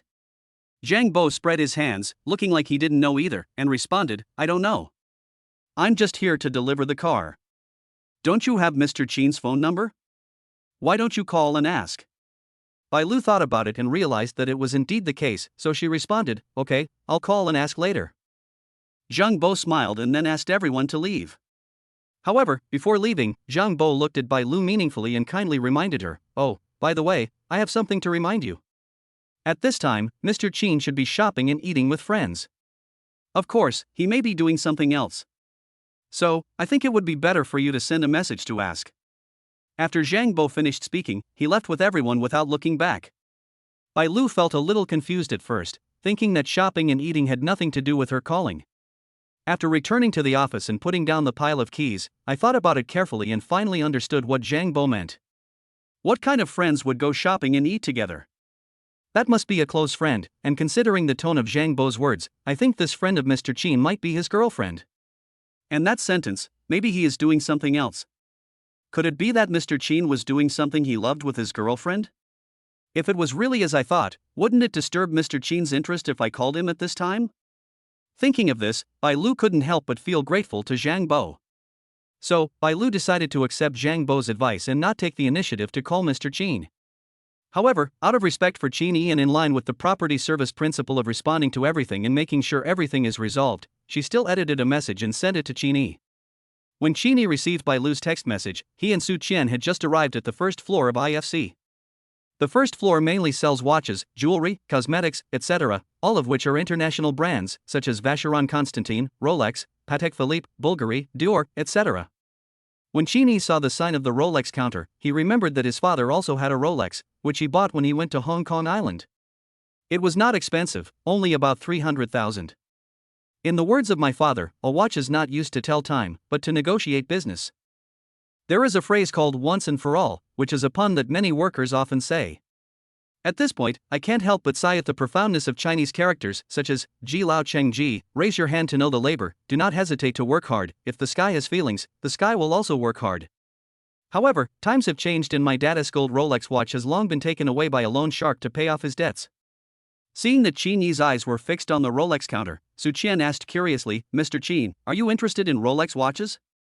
In fact, Su Qian had never been to a shopping mall like IFC that sold luxury goods. Don't be fooled by the LV bag she is carrying. It is only an entry-level model. It may look good when she is walking on the street, but it will be much less impressive if she is in a high-end shopping mall like this. However, she came here to accompany Qin Yi today, so she felt a little more confident for no reason. Qin Yi smiled faintly when he heard Su Qian's address to him. After all, her favorability level was 80, so addressing her as Mr. Qin seemed a bit too distant.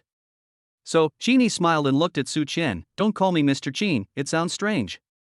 How about this, you can just call me by my name, or call me Brother Yi. As for me, I will call you Qian.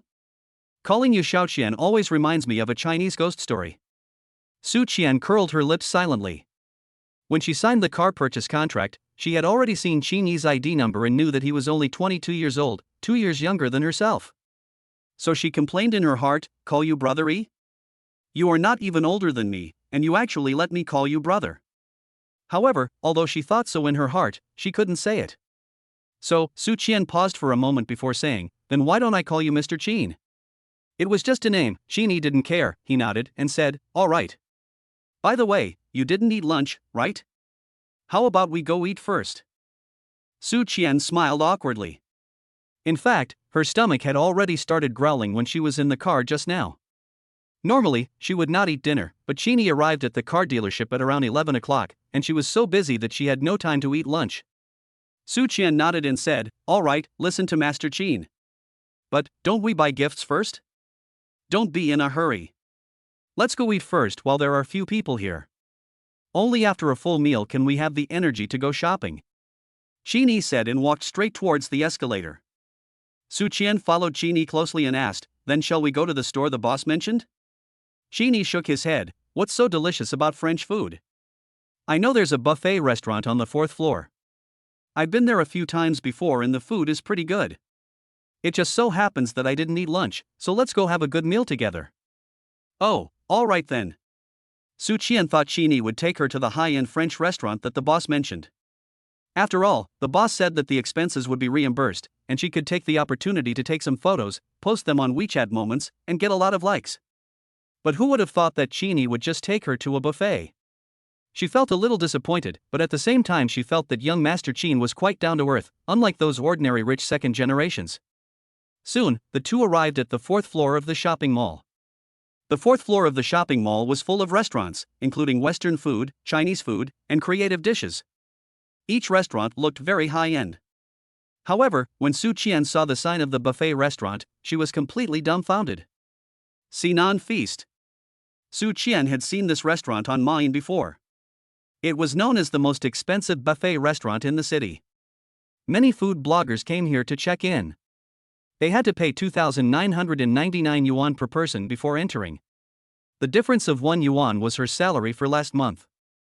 Although Chini was not a frequent visitor, he had brought Su Mo here several times. After all, no matter how delicious a buffet is, it becomes meaningless if you eat it too many times. Chini was about to walk into the restaurant, but saw that Su Qian did not catch up with him, so he stopped and looked back. I saw Su Qian fiddling with her cell phone, not knowing what she was doing. Qian, what are you looking at?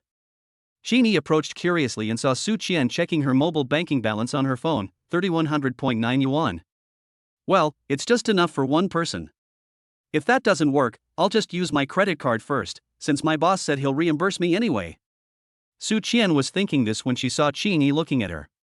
She was so scared that she hurriedly put her phone behind her and forced herself to smile awkwardly. No, I didn't see anything. Well, I'll go pay first. Chini saw her embarrassment, so how could he let her pay? He immediately reached out and held her, smiling, "How can I let you pay for dinner with me? I'm treating you, just eat and don't worry about anything else."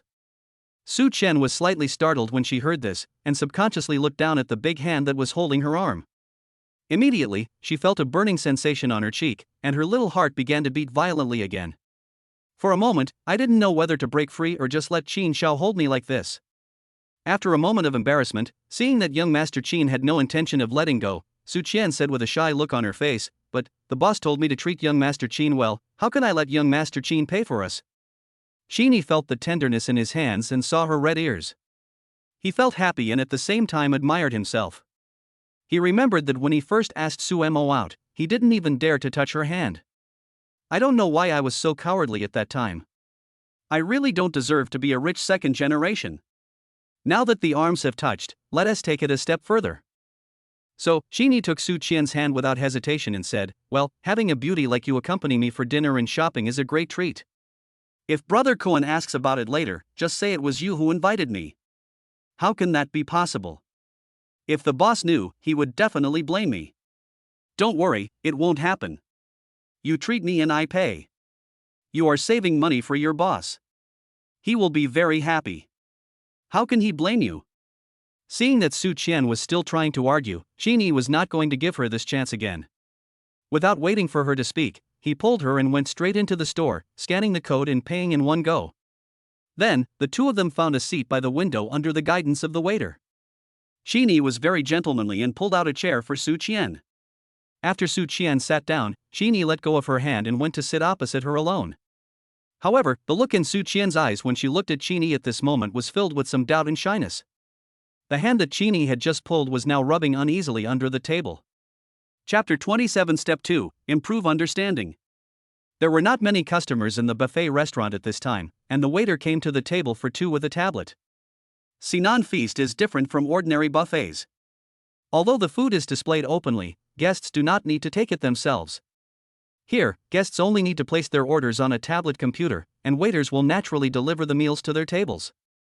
Chini took the tablet from the waiter and ordered the dishes with ease, such as Australian lobster, black abalone, Alaskan king crab, bluefin tuna, Britannia blue lobster, Iberian ham, French foie gras, almas caviar, black truffle, Kobe beef. In short, just order whatever is expensive. To be honest, he hasn't been so extravagant for more than half a year. Today, he must eat a good meal. Chini ordered a bunch of random things, then looked at Su Qian and asked, "Qian, what would you like to drink?" Su Qian smiled awkwardly, "It's all right, I'll listen to Master Qin." Actually, I don't know much about wine. Qin Yi nodded, then looked at the waiter, handed the tablet over first, and then said calmly, "You recommend it?" The waiter took the tablet, looked at the items Qin Yi ordered, and then looked at Qin Yi's expression. It seemed that he was a wealthy man. So, the waiter thought for a moment and recommended, "Sir, would you like to try some champagne?" It just so happens that our store just received a 10-year-old Louis Roederer limited edition champagne yesterday, which was rated 94 in WS Wine Connoisseur magazine. Although Su Qian said to listen to him, Qin Yi still had to take her opinions into consideration, which was also a manifestation of consideration. Then, Qin Yi looked at Su Qian and asked softly, "Chen, how about champagne?" Su Qian thought that champagne was only about 10 degrees Celsius and always tasted better than white wine, so she smiled and nodded. Seeing that Su Qian had no objection, Qin Yi looked at the waiter and said, "Seafood with champagne, it's a good combination. Let's have the champagne you mentioned." After saying that, without waiting for the waiter to remind him that drinks were charged separately, he stood up and said, "Let's go and pay." "Oh, yes sir, this way please." Qin Yi's behavior made Su Qian a little confused. This was her first time at Sinan Feast, so she couldn't help but feel a little strange. She thought to herself, "Didn't I pay when I came in just now? Why do I have to pay again?" Thinking back to the champagne the waiter had just mentioned, I couldn't help but pick up my phone, open the mobile browser, enter the keyword in the Chengdu search, and muttered, "Louis Roederer, limited edition champagne, WS, 94 points." The next second, Su Qian was shocked. 18,500, so expensive? This bottle of wine is equivalent to my basic salary for half a year. God, this is much more expensive than this meal, no wonder I have to pay extra. Besides being shocked, I couldn't help but feel even more conflicted. After a while, Qin Yi paid the bill and came back. Seeing Qin Xiao coming over here, Su Qian hurriedly turned over her phone and put it on the table, fearing that Qin Xiao would see her little secret. She habitually lifted her hair, and then straightened her body, forced a smile and looked at Qin Yi. Qin Yi sat down opposite her and saw that she looked a little strange, so he asked, "What's wrong? You look quite nervous." No, not nervous. That bottle of wine just now, was it expensive? 18,500 is just the price online." Su Qian was still curious about how much it would sell for here, so she asked. Qin Yi first picked up the water cup and drank a sip of lemonade, then responded, "Not bad, 21800. How much? 21,800? The person who spent the money was not excited yet, but Su Qian was shocked first. Her voice became a little high and she unconsciously stretched out 2 fingers, indicating 20,000. However, her action caused the waiters in the restaurant to look over at them out of curiosity. Su Qian also realized that she had lost her composure and immediately lowered her voice, turned her phone over, handed the page she had just searched to Qin Yi, and whispered, "Mr. Qin, you've been cheated. Look, the price online is only 18,500, but they're selling it for 21,800? It's more than 3,000 more expensive."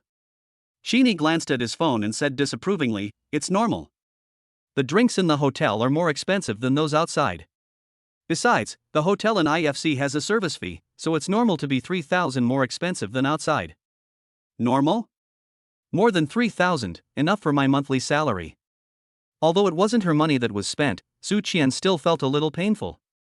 Qin Yi was not sure whether the girl in front of him was really frugal, or if she was deliberately acting frugal in order to appear not to be materialistic in front of him.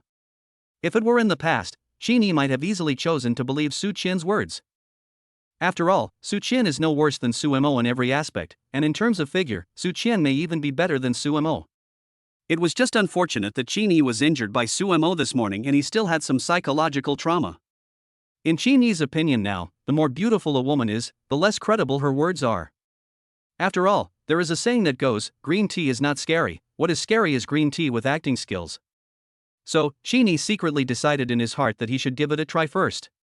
So, Qin Yi looked at Su Qian and said with a smile, "Shen Qian, you are now a person with a net worth of tens of millions. This amount of money should not be a big deal to you, right?" Su Qian shook her head helplessly and smiled faintly, although the boss said that it will not be distributed until the end of the month. Right now, my total assets are only more than 3,000 yuan. Besides, I have to pay off my credit card on the 10th of this month, as well as my Huabei bill, water, electricity, and gas bills. Oh, and I have to pay the rent for next quarter at the end of the month.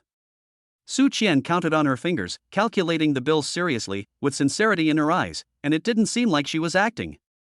Sheeny looked at her frowning face and couldn't help laughing in his heart. But then Su Qian said, if young Master Qin hadn't invited me to dinner tonight, I'm afraid I would be bankrupt before I get my bonus at the end of the month. Sheeny had previously learned through the eye of truth that Su Qian was 24 years old. If she had started working since graduating from college, she should have been earning money for 2 years. Looking at the LV bag next to her, her financial situation should not be so tight. So, Sheeny continued to test, I think you have been working for many years, right? Don't you have any money saved? Su Qian sighed again, well, it's not like I didn't save some. Well, my family's situation is a bit special. Just as she was about to continue speaking, the waiter came to the table with a food cart. Su Qian had no choice but to stop talking and wait for the waiter to bring the dishes to the table.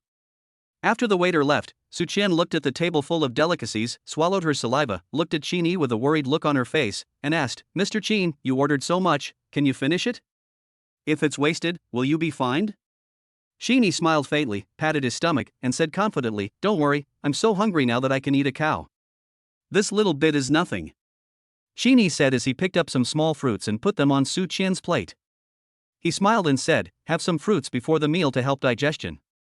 You can eat more later. I'll also serve you a bowl of matsutake and cucumber soup to relieve the heat and stimulate your appetite. Mr. Qin, I can do it myself. It's okay. Didn't I tell you that you just need to eat? By the way, you just said that your family situation is special. How special is it? Oh, okay, then I'll continue. I remember that when I was in the first grade of junior high school, my father fell seriously ill and passed away not long after. At that time, my brother had just started elementary school. Since then, my mother has been raising me and my brother alone, and she has suffered a lot and endured a lot of hardships. Su Qian spoke calmly, with no change in her emotions, as if she was talking about someone else's affairs. Perhaps it had been so long that she had become numb to talking about these past events. Sheeny peeled the crab legs and put them on Su Qian's plate. He said with embarrassment, I'm sorry for reminding you of sad things. Well, it's nothing actually. It's been so long since the incident happened. To be honest, I'm not sad anymore. We have to move on, right? Sheeny didn't expect Su Qian to have such a good attitude. It seems that children from poor families really grow up early. So Sheeny asked again, that's right. What happened next? Well, actually, there's nothing much to say afterwards. It's nothing more than a cliché story about a poor family situation, and how the elder sister had to start working early to earn money to support the family and pay for her younger brother's schooling. I guess young Master Qin wouldn't like to hear it. When saying this, Su Qian's tone sounded somewhat self-deprecating and lonely. Sheeny was stunned for a moment, and then he coughed and said, Ahem, who said I don't like to listen? In fact, I also want to know more about you, so as long as it is related to you, I am willing to listen. Su Qian didn't expect Qin Xiao to say that. At that moment, her brain seemed to have crashed. She stared at Sheeny blankly, thinking, what does it mean to want to know more about me? Could it be that young Master Qin really wanted to seduce me? Am I dreaming? Could it be that the script I got was the Cinderella script? Sheeny had no idea what Su Qian was thinking. Seeing her staring at him without saying anything, Sheeny felt a little uneasy, wondering if this girl had misunderstood him. To be honest, Sheeny just wanted to understand Su Qian's past so as to determine what kind of person she was. If later, Su Qian's favorability reaches 90 and she takes the initiative to pay attention to him, Sheeny can decide what attitude and method to use to treat her. So, Sheeny smiled awkwardly, touched his face, and asked, why are you looking at me like that? Is there something on my face? After being interrupted by Sheeny, Su Qian finally came back to her senses. She immediately lowered her head shyly and quickly made up an excuse, no. I just remembered some past events and was distracted. Afterwards, the two of them ate and talked, and Su Qian also talked a lot about her family. From entering junior high school, to my father's sudden death from illness, to entering high school and taking the college entrance examination. Seeing Su Qian saying these words, her eyes were sincere and her emotions were revealed naturally, and it didn't sound like acting. Xinyi's heart was moved. After taking the college entrance examination, I thought it would be better to start working early so that I could earn more money. This way, my mother could have a more relaxed time. After that, I came to Shanghai to work. So, you took the college entrance exam but didn't go to college?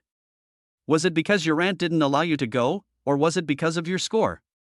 Su Qian shook her head and recalled, neither. When I checked my grades, I scored 575 points, which was already above the first tier line that year. 575? That's a pretty high score. Why didn't you go? Chini felt a little regretful. With a score of 575, it might be difficult to get into a key university, but there would be no problem getting into an ordinary first-class university. Su Qian smiled helplessly, then said, "Well, there is nothing to regret, it is my own decision."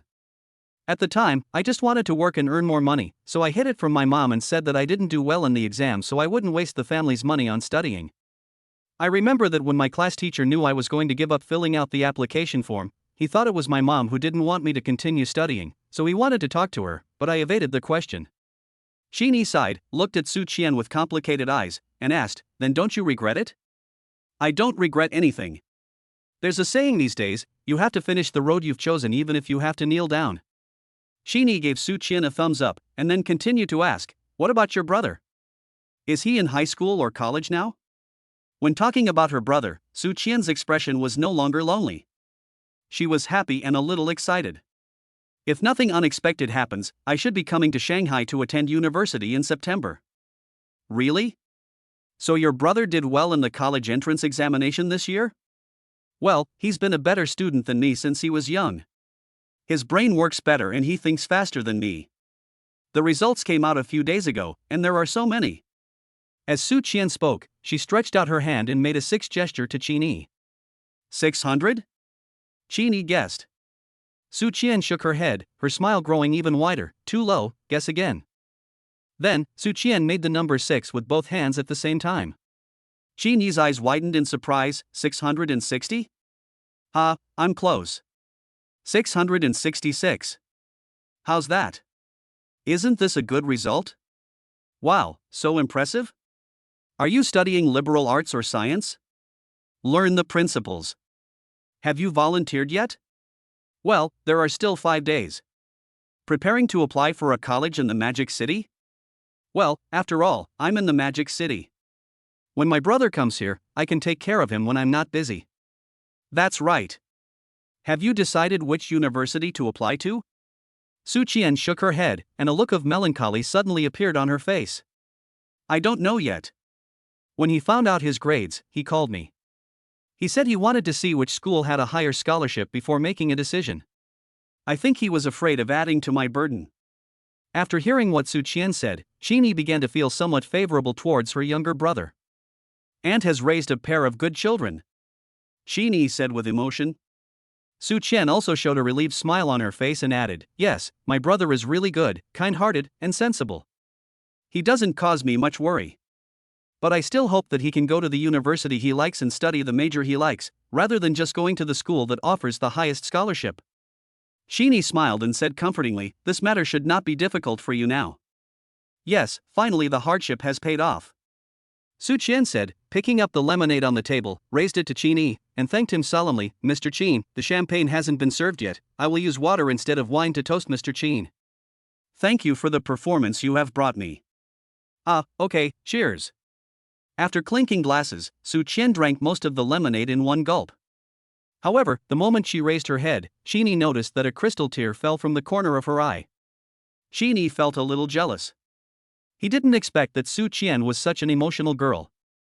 Those words just now should not be deliberately playing pitiful in front of me, but the true feelings. Chini put down the cup, coughed lightly, turned around and stretched out his hand to call the waiter, urging him to serve the wine quickly. At the same time, it also gave Su Qian a chance to wipe away her tears. Chapter 28 Step 3, Test Each Other. After talking about the past, Su Qian felt a little lost. Chini did not bother her. After a pause and calming down a little, Su Qian continued, "This year is my 6th year in the Magic City. In the past 6 years, I have sold milk tea, worked as a restaurant waiter, sold clothes, worked as a real estate agent, and now I am selling cars. I keep a portion of the money I earn for my living, and give the rest to my mother to help with the family expenses and support my younger brother's schooling. So, that's why, after working for so many years, I still haven't saved any money." Chini sighed silently, and chose to believe what Su Qian said. In fact, if it were half a year ago, he would not have been too moved by what Su Qian said. After all, he had never had to worry about food and clothing since he was a child. If his father's business had not gone wrong, he would never have turned from a rich second generation into a poor boy. Naturally, they cannot understand how difficult it is for an ordinary person to survive and live in this society. However, Sheeny still had a question in his mind, and his eyes moved to the Gucci bag placed next to Su Qian.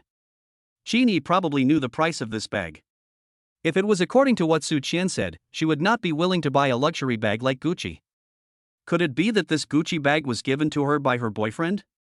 Sheeny frowned in thought, not noticing that Su Qian saw his expression at the moment.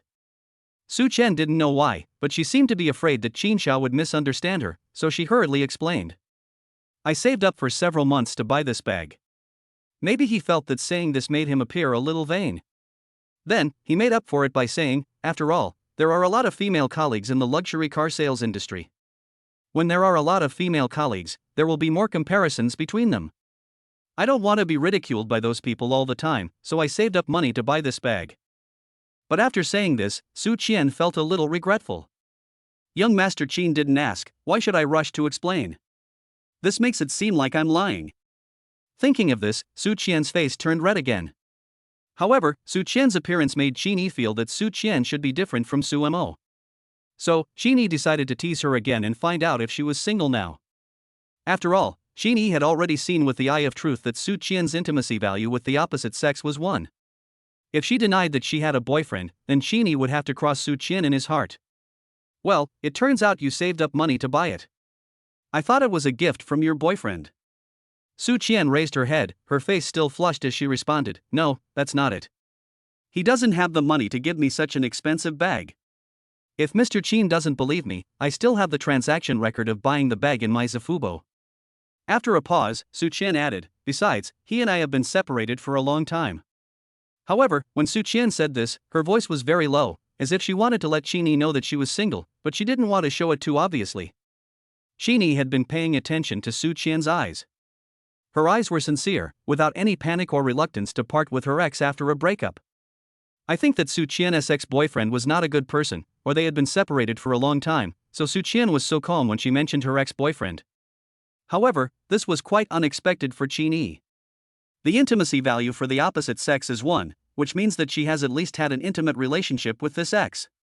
Of course, Sheeny is not a male chauvinist and doesn't care too much about whether a girl is a virgin or not.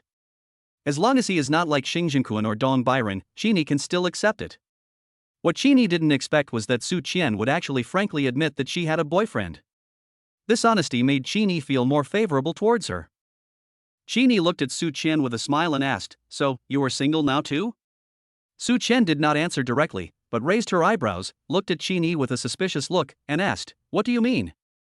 Could it be that young Master Qin doesn't have a girlfriend either? This is impossible, right? Sheeny spread his hands and did not give a direct answer. Instead, he asked in a noncommittal tone, why?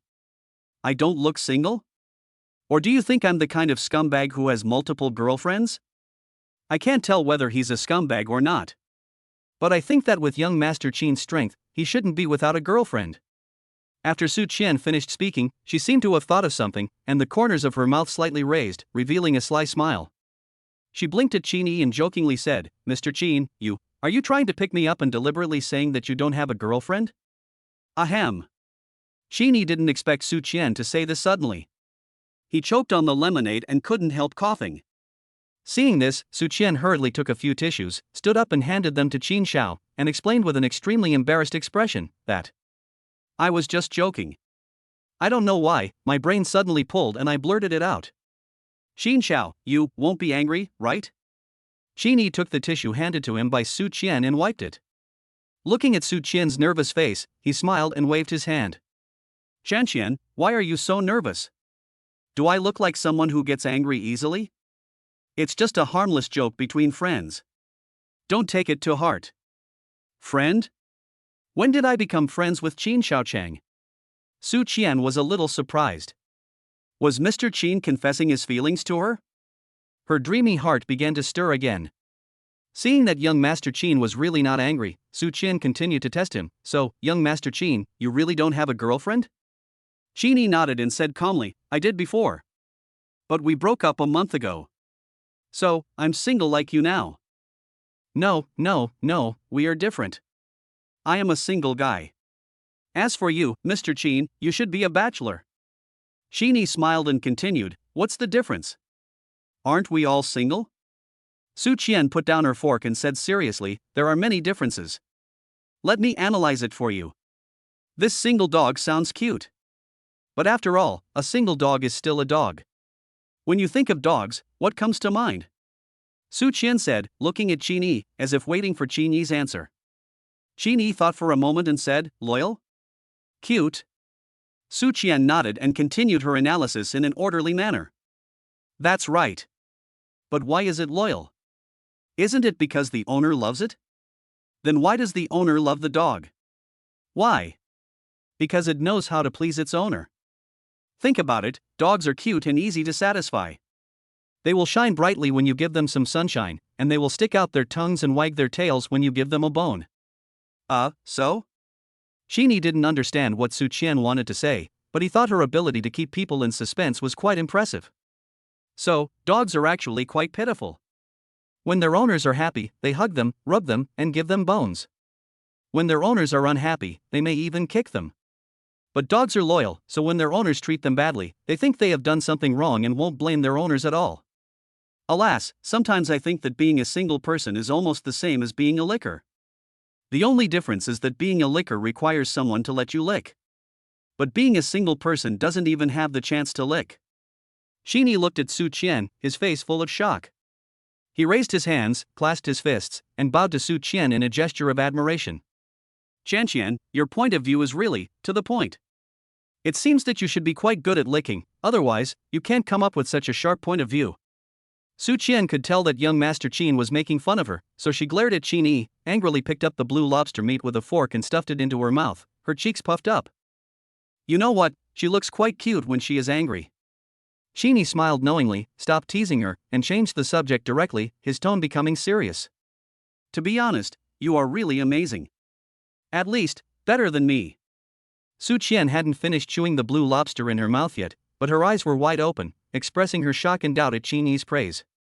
Don't look at me like that, I'm serious.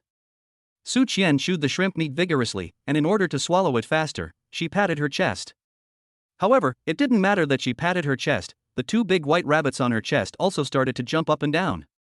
Qin Yi looked at this scene, swallowed silently, picked up the lemonade and took a big gulp to cover up his embarrassment. After a few seconds, Su Qian finally swallowed the shrimp meat in her mouth, looked at Qin Yi, and smiled self-deprecatingly. Mr. Qin, please don't make fun of me. You are so young, but you can spend so much money on a car. I can't compare with you. No kidding. Qin Yi looked at Su Qian sincerely, paused, and then continued, I admit that in terms of family conditions, I am indeed much better than you. But you are independent. To be honest, I admire you a lot. You just graduated from high school, you are only 18 years old, just an adult. A young girl who has just come of age dares to come to Shanghai to make a living by herself. To be honest, I can't do that. From childhood to adulthood, I have always relied on my family. Even when I was dating a girlfriend in college, I used my family's money. Hearing Qin Xiao mention his girlfriend again, Su Qian felt a little lost for some reason. Maybe it was because he heard that he had a girlfriend in college. Compared to himself who only had a high school education, Qin Xiao's girlfriend should be much better than himself. Thinking of this, Su Qian looked at Qin Yi with some hesitation, as if she wanted to say something but hesitated. Qin Yi looked at her, smiled helplessly, and said, What's that expression on your face? Just ask if you have anything to ask. Ahem. Su Qian took a tissue and wiped her mouth, then looked at Qin Yi and asked hesitantly, Actually, it's nothing, I'm just a little curious, who proposed the breakup? What do you think? Qin Yi asked back. I guess, it should be young Master Qin who mentioned it. What do you mean? After all, you are so rich, Mr. Qin. Unless the girl is stupid, she will take the initiative to break up. Qin Yi laughed at himself and said calmly, Then you guessed wrong. It wasn't me who suggested it. It was her. Bang! The fork in Su Qian's hand accidentally slipped and fell on the table, and as luck would have it, it knocked the water cup next to it over. Fortunately, there was not much water in the cup, otherwise Su Qian would have been in a big embarrassment. Hearing the noise, the waiter was quick to come over and wipe the table for Su Qian, then replaced the cup. Su Qian gave Qin Yi an awkward smile and said embarrassedly, Sorry, my hand slipped. Qin Yi shook his head to indicate that he didn't mind. Su Qian was just about to continue asking the questions in her mind, but she saw the waiter coming over with another bottle of champagne. "Hello, sir. Your bottle of Princess Louis Cristal Vintage Brut Rose Champagne has been ready.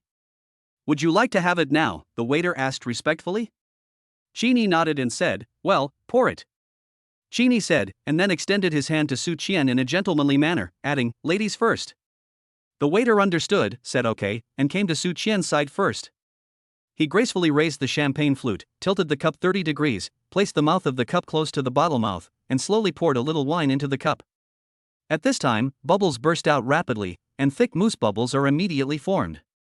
The waiter paused for a moment, waiting for the mousse level to drop slightly, before continuing to pour the wine. The pink wine flowed down the wall of the glass, maintaining a slow rhythm until it was 70% full. Then, he did the same thing again and filled Qini's glass with wine. After the waiter left, Su Qian looked at the wine glass and said with emotion, "No wonder this wine costs more than 20,000 yuan. The way the waiter poured the wine just now was too elegant." Qini smiled, raised his glass, and gestured to Su Qian, "Come on.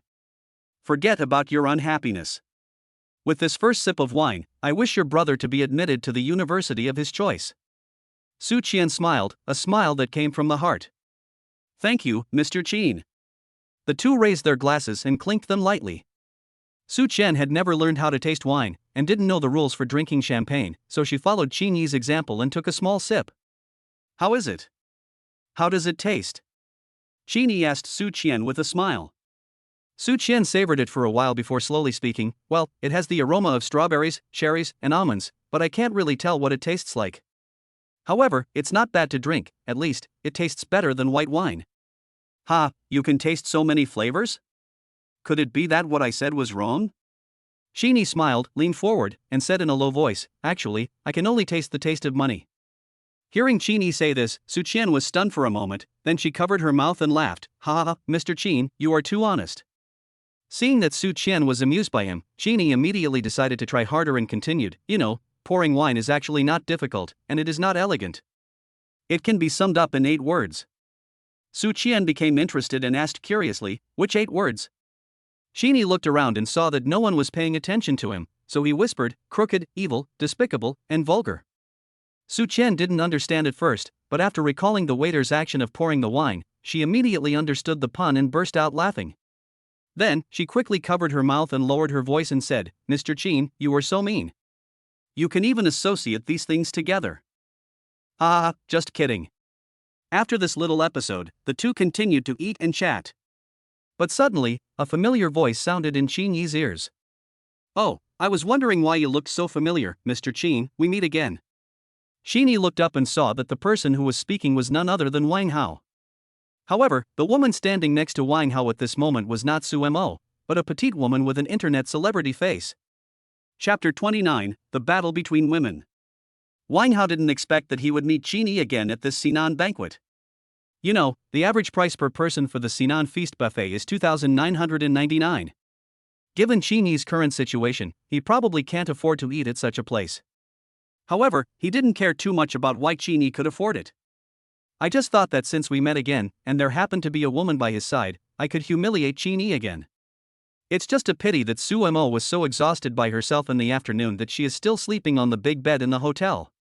Otherwise, he would be happy to let Qini see that the woman whom he once treated like a treasure is now just a toy that he can call upon at any time." Seeing that the person coming was Wang Hao, Qini's face immediately became gloomy.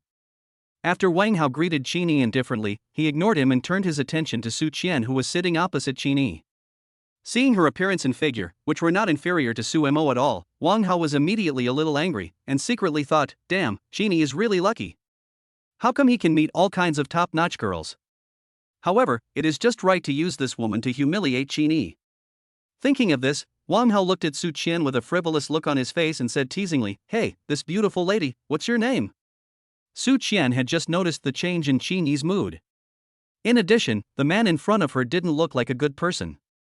When she was hesitating whether to answer, Qini stood up. He stared at Wang Hao coldly and warned him, "Wang Hao, I'm warning you, she's my friend, don't harass her. If you have any problem, come to me." Wang Hao glanced at Qini with disdain and said sarcastically, "Hey, it's been such a short time since we last met, and young Master Qin is acting tough again? Oh, by the way, why don't you ask Su Mo? It's only been a short time since we broke up, and you've already found someone new? Su Mo? Could it be that Su Mo is the ex-girlfriend that Qin Xiao mentioned before? Su Qian was thinking this, but she heard Qin Yi say coldly, "She has nothing to do with me anymore." That's right. Wang Hao nodded, sneered, and rubbed the back of his waist with his hand, looking as if he was still unsatisfied, which was very annoying to look at. "Oh, after I took Su Mo away from school this morning, I bought her a bag. It wasn't expensive, only about 20,000 yuan. Guess what happened? Oh, I was so tired this afternoon. TSK, but it still felt good." Su Qian didn't understand at first. After thinking for a while, she finally figured out something. "I bought a bag for 20,000 yuan. I was exhausted in the afternoon. The taste? That's Su Mo, Qin Xiao's ex-girlfriend. Could it be that she is being kept by this wretched man named Wang Hao in front of me? Oh my god, is that woman really stupid? Why would you give up your handsome and wealthy boyfriend like Mr. Qin and choose to be supported by such an arrogant and despicable rich second generation?" Qin Yi got angry when he heard Wang Hao using Su Mo to provoke him again. He clenched his right hand, his eyes became much colder, and he said in a cold voice, "Wang Hao, if you keep going on, don't blame me for being rude." Somehow, when Qin Yi said this, the aura he exuded was very different from when Wang Hao met him in the morning. The coldness in his eyes actually made Wang Hao feel a little scared. However, Wang Hao still didn't believe that Qin Yi dared to do it. After all, Wang Hao humiliated Qin Yi in front of so many people this morning, but he didn't take any action, which means that Qin Yi was just bluffing. Therefore, Wang Hao only regarded Qin Yi's warning as impotent rage. After a slight pause, he no longer took it to heart. He said with an attitude of "I told you, what can you do to me?" and continued sarcastically, "Oh my, is young Master Qin angry? I'm so scared." On the contrary, it was Su Qian's first time seeing Qin Xiao angry. Before, Qin Xiao had always left her with the impression of being gentle and elegant, unlike those ordinary rich second-generation young masters. So, after hearing Qin Xiao swearing, Su Qian couldn't help but feel a little nervous. Worried that the two would have a conflict, she hurriedly walked around Qin Yi, reached out and grabbed Qin Yi's right hand, trying to calm him down. The internet celebrity next to Wang Hao also realized that the two men were not getting along. Moreover, this young Master Qin seemed to have special feelings for that girl named Su Mo, and he would explode if young Master Wang provoked him casually. This is a good thing. She is also very curious about the woman named Su Mo. She also wants to find out why Wang Xiao is willing to spend so much money on that woman. So, the internet celebrity thought about it and simply added fuel to the fire, and a delicate voice rang out. "Brother Hao, who is that Su Mo? She's been so nice to you, but you never bought me a bag worth more than 20,000 yuan. You're so cruel." Seeing that Qin Yi was just looking at him coldly without any follow-up action, Wang Hao glanced at Qin Yi with disdain, and then looked at the woman next to him in a mean manner. He raised his hand, pointed at Qin Yi provocatively, and then leaned close to the woman's ear, seemingly wanting to whisper something, but his voice did not lower at all. "Let me tell you, Su Mo is Mr. Qin's girlfriend."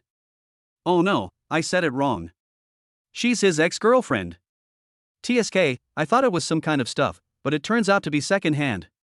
"Brother Hao, I don't care, I also want a bag worth more than 20,000 yuan. Ah, okay, it's just a bag, buy it. As long as you serve me like Su Mo does and make me happy, I will buy you 10 bags, not just one." "Mue, Brother Hao, I knew you were the best." As the internet celebrity said this, he moved his mouth close to Wang Hao's face and kissed him without even thinking it was ugly. Now that Wang Hao has made the promise, the internet celebrity will naturally work harder. Being served is pleasant and comfortable, and it does not only refer to physical service, but also mental comfort as well. So, the internet celebrity face chimed in a sarcastic tone, "Brother Hao, who is this young Master Qin? I see that he doesn't look like a young master with all the clothes he wears. At most, he has a little money.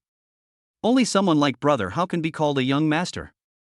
Also, look at the woman next to him, she's wearing cheap clothes, and the bag she's carrying is from last winter, so shabby. It's really disgusting. How dare you, at your level, come to see Nan feast for dinner like us?" Su Qian is not someone who would let others bully her, especially since she has been in the sales circle for so long.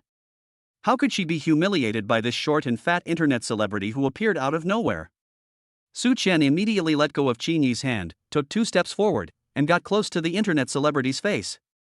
She looked down at the internet celebrity's face with disdain, wearing high heels that just reached her chin, and retorted, "Short, lady, what I wear and what bag I carry seems to have nothing to do with you, right? Besides, is it you who opened this Sinan feast? How come you feel so superior just because you are eating at a buffet?" When Su Qian and Qini stood together, her height did not seem noticeable, but when they got closer, Wang Hao was immediately struck by her 1.7-meter tall figure. At the same time, the internet celebrity next to Wang Hao was also shocked. She subconsciously looked at Su Qian's feet. When she saw that she was wearing a pair of flat canvas shoes, her momentum immediately weakened. His eyes moved upwards and he saw Su Qian's majestic breasts that were no less beautiful than his own. He opened his mouth for a long time, not knowing what to say for a moment. It's just that Su Qian deliberately dragged out the sound of the word short, and the sarcasm could not be more obvious. Seeing the gloomy face of the internet celebrity, Su Qian just felt amused in her heart. She glanced at the high heels on the internet celebrity's feet, and a plan came to her mind. She smiled contemptuously and continued, "Oh, by the way, I'll give you another suggestion. Next time, when you wear high heels, you can try to wear a long skirt to cover it up to avoid embarrassment." After that, she pretended to remember something, then changed the subject and said sarcastically, "Sorry, the long skirt may be too long for you. You should be able to wear a knee-length skirt." Qin Yi almost laughed out loud when he heard this, thinking that he had never realized that Su Qian was such a mean person. However, Su Qian's words stirred up a hornet's nest, and the internet celebrity immediately became angry. As a popular anchor on the Mayin platform, she has accumulated a lot of popularity with her internet celebrity face and a pair of devilish breasts that are extremely inconsistent with her petite figure. However, there are very few rich people who are willing to spend money to reward her, and Wang Hao is one of them. However, despite having countless fans, she also has something she feels inferior about, and that is her height of 152 centimeters. Today, for some reason, Wang Hao asked her out for dinner.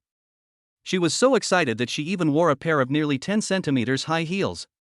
Who would have thought that the woman in front of me was wearing flat shoes and was much taller than me? Damn it, little bitch. How dare you mock me? The internet celebrity became furious and glared at Su Qian, who glared back at her without giving in. The two women were confronting each other at this moment and neither of them gave in. However, when it comes to looks and figure, the internet celebrity knows she cannot compare to Su Qian, but she is unwilling to just swallow this humiliation. So, the internet celebrity's mind turned quickly, and she stretched out her hands to hug Wang Hao's arms across her chest, pretending to be aggrieved. "Brother Hao, she bullied me, you have to take charge of me." Chapter 30, Teaching Wang Hao a Lesson. Wang Hao was also amazed by Su Qian's appearance, especially her pair of long legs as white as jade, which were simply legs for years. At this moment, Wang Hao looked at the internet celebrity face next to him and suddenly lost interest. However, after all, the internet celebrity face is still his woman, and he cannot lose face in front of Qin Yi. So, Wang Hao looked at Su Qian with ill intentions and instigated her, "Beauty, don't blame me for not reminding you. Don't be fooled by this boy's appearance. Let me tell you, this guy is a pauper now. Moreover, he is not only poor, but also in debt. I think you should treat him to this meal, right? Listen to my advice and kick him out as soon as possible. If you follow me, I will buy you clothes and bags. How about it, do you want to consider it?" The internet celebrity panicked and thought, "What the hell is going on? Didn't he agree to help me out? Why does it sound like he wants to pick up this woman? Brother Hao, how can you do this? I'm still here. Get lost, stop bothering me. If you can't stand it, you can get lost now. Damn it, as my woman, don't you even have this much awareness?" Seeing that Wang Hao was angry, the internet celebrity didn't dare to say anything and could only shut up. However, the hand that was around Wang Hao's arm tightened again, as if she was afraid that Wang Hao would drive her away. Then, Wang Hao took out a silver car key from his pocket, waved it in front of Su Qian, and said temptingly, "Beautiful girl, how about I take you for a ride later?" Su Qian was originally a luxury car salesperson, and was very familiar with things like car keys. She recognized it at a glance, snorted, and said disdainfully, "TSK, I thought it was a good car, but it's just an entry-level Maserati MC20 sports car, what's so great about it?" Wang Hao was a little surprised. He looked at his car keys, then at Su Qian, and said in disbelief, "Hey, I didn't realize that a beautiful woman could tell the model of my car just by looking at the car keys? That's great." Su Qian sneered, "Tisk, what's so difficult about this? The entry-level model of this car is less than 2 million, and you still have the nerve to show off like this. Do you know that young Master Qin drives a sports car worth hundreds of millions, and he doesn't act like you? There's a world of difference between you and young Master Qin. Wang Hao was completely stunned. At this moment, he was even more certain that this woman was another money-worshipping green tea girl. However, she didn't seem to be very smart. She must have been deceived by Qin Yi. He looked at Qin Yi, then at Su Qian, and reached out to pick his ears. He looked incredulous and confirmed, "What did you just say? A sports car worth hundreds of millions?" "Him?" Wang Hao said, and raised his finger to point at Qin Yi, and continued to laugh unscrupulously. "Ha, Qin Yi, you said you have no money, so why are you bragging about it? Hundreds of millions, have you ever seen so much money?" Faced with Wang Hao's provocation, Qin Yi naturally would not be polite anymore. He took action directly and grabbed the finger that Wang Hao extended. Qin Yi's current cultivation level is at the initial stage of Mingjin, and with the support of Xingyequan, the strength in his hands is much greater than before. With a cry of "ah," Wang Hao, who was laughing just now, wailed in pain the next second. "Ah! Fuck, Qin Yi, let me go. Hao, brother Hao, let me go quickly. If you don't, I'll call the police." The internet celebrity on the side was also horrified and took out her cell phone as if to call the police. If this wasn't a restaurant, a public place, Qin Yi really wanted to break this kid's fingers. Qin Yi said coldly, "I'll let you go this time. If you dare to point your dirty hands at me again, don't blame me for being rude." Wang Hao knew that he was no match for Qin Yi, but he couldn't just give up. The internet celebrity took Wang Hao's hand, looked distressed, and pretended to blow air for him. Although Wang Hao was still frightened, he still looked at Su Qian and said stubbornly, "Qin Yi, you are really brave. But beauty, I still have to remind you that this guy is just pretending to be cool. Forget about the sports car worth hundreds of millions, I guess he doesn't even have a car now." Qin Yi didn't want to say anything more to this idiot, but seeing that all the guests in the restaurant were looking at him, Qin Yi sneered helplessly. Facts speak louder than words. He took out the Bugatti car key directly from his trouser pocket and threw it on the table. Then, he looked at Wang Hao coldly, "If you don't believe it, just see for yourself." Wang Hao was stunned. He didn't expect Qin Yi to actually take out the car keys. But when he saw the logo on the car key, he suddenly became happy and laughed out loud. "Ah, hey, Qin Yi, young Master Qin, are you trying to make me laugh to death? Do you know what kind of car this is? It's a fucking Bugatti. You know, there are only a few Bugattis in the whole Magic City. No one of them costs less than 20 million. You buy a fake key, at least make it match your identity." Wang Hao's voice was so loud that it attracted the attention of nearby guests. After hearing the word Bugatti, one of the guests immediately said to the girl next to him, "When we came up from the underground parking lot just now, there was a Bugatti parked in the SVIP parking space at the entrance of the mall. Oh my god, could that car belong to that handsome guy? Hee, who knows? If the key is real, I'm afraid this time there will be something interesting to watch." The speaker may not mean it, but the listener may take it seriously. The waiter standing next to this table happened to be the waiter who had just served Qin Yi's table. Qin Yi was too lazy to argue with such an idiot. He asked Su Qian to sit down again, then looked at Wang Hao and said disdainfully, "Where are the car keys? I have shown them to you. Believe it or not, it's up to you. I don't have time to waste so much time talking to you." Wang Hao naturally didn't believe that Qin Yi really had a Bugatti supercar. In his impression, even if Qin Yi's family hadn't gone bankrupt, he definitely couldn't afford a Bugatti. This car key is most likely a fake one bought online, used to pretend to be cool and deceive young girls. However, Qin Yi never had the habit of pretending to be cool before. Could it be that he was provoked by his own remarks in the morning? So he bought a fake key and wanted to deceive some ignorant girls? Thinking of this, Wang Hao reached out to take the car key and expose Qin Yi's trick in public. But Qin Yi didn't give him this chance. He put the car keys back into his pocket and snapped his fingers at the waiter not far away, motioning him to come over. Soon, the waiter came to Qin Yi's table and asked respectfully, "Hello, sir, how can I help you?" Qin Yi raised his hand and pointed at Wang Hao and the other guy, and said to the waiter, "These two guys have been barking at us, seriously affecting our mood for dining. Please ask them to stay away." Chapter 31 Don't mess with the waiter. In fact, if it were an ordinary customer, the waiter would naturally ignore these things. However, the guests at Qin Yi's table were not ordinary. They could easily open a bottle of champagne worth more than 20,000 yuan. Moreover, he had just heard from the guests at that table that there was indeed a Bugatti parked in the SVIP parking space. Maybe, that Bugatti really belongs to the guest in front of him. How can someone who can afford a Bugatti be an ordinary person? So, when the waiter heard Qin Yi's request, he immediately turned his gaze to Wang Hao and the internet celebrity face. "Sir, your seats are over there. Please don't disturb other guests' meals."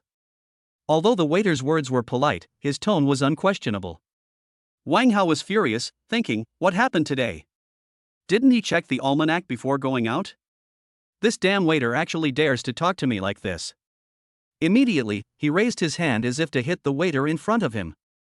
Unexpectedly, the waiter took a step back as if he had expected it. He stared at Wang Hao coldly, turned his head to the headset, and reported calmly, "Brother Fei, someone is causing trouble in the store." Quiet. It's unusually quiet. Right after the waiter finished speaking, the sound of conversation among the diners in the restaurant stopped. "You know, this is the Sinan feast. Anyone who dares to cause trouble at the Sinan banquet is like an old man eating arsenic and is tired of living." Not long after, the sound of leather shoes colliding with tiles came from far away. Everyone looked in the direction of the sound and saw a man with a retro slicked back hair, wearing a black suit, white shirt, and black tie, walking quickly towards the waiter, surrounded by two muscular men wearing the Sinan feast uniform. Qin Yi had heard people mention it before, saying that the boss behind the Sinan feast had a deep and mysterious background, and one of his characteristics was that he was extremely protective of his own people.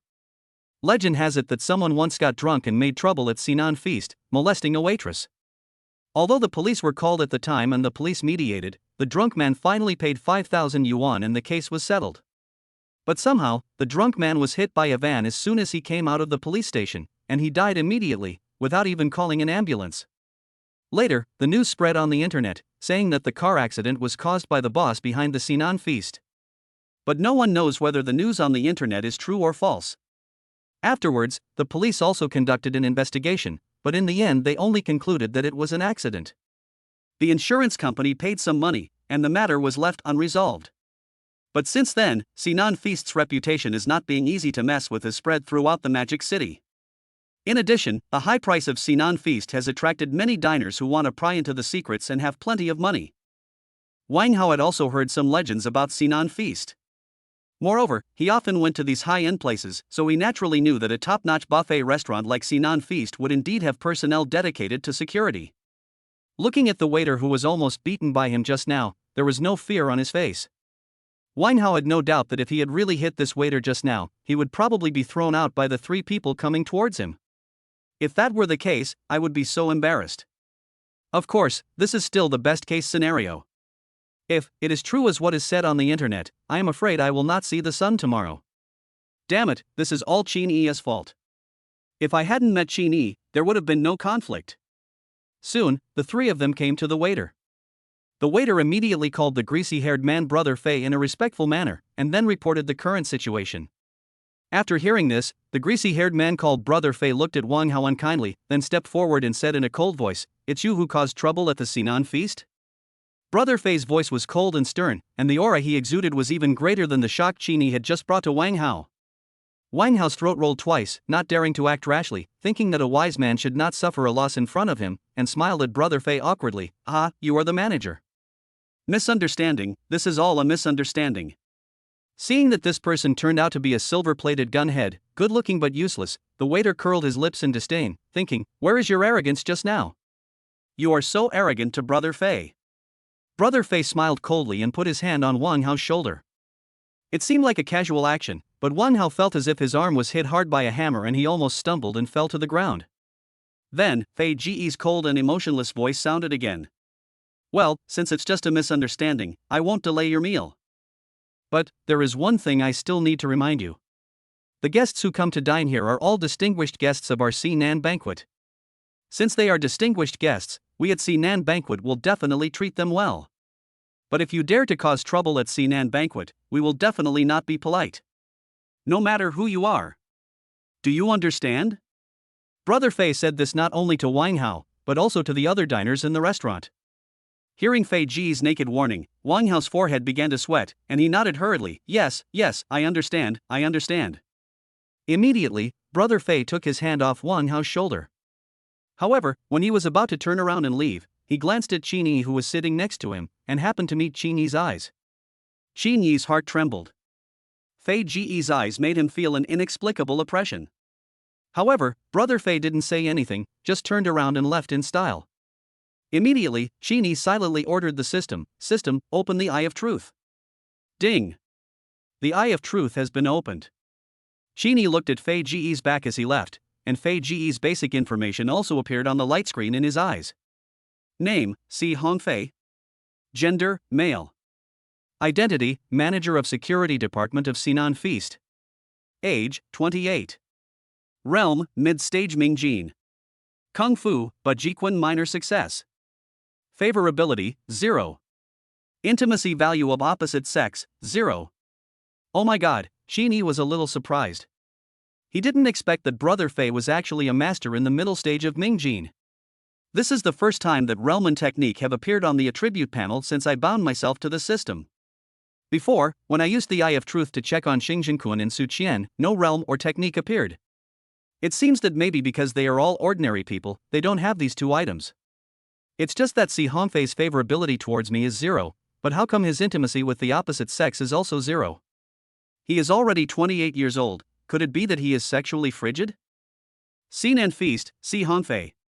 To let a person in the middle stage of Mingjin become the security manager of a buffet restaurant, it seems that the boss behind this Sinan Feast is really not simple.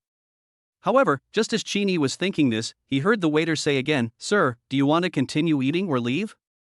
If you continue eating, please return to your seat. If you leave, I have to remind you that we will not refund the meal fee." Qin withdrew his gaze and looked at Wang Hao with interest. He originally wanted to see how he would react, but he never expected that Wang Hao's attribute panel also appeared. Name, Wang Hao. Gender, male. Identity, unemployed, heir of Hongtai Construction Company, Limited. Age, 22. Favorability, 50. Intimacy value of opposite sex, 20.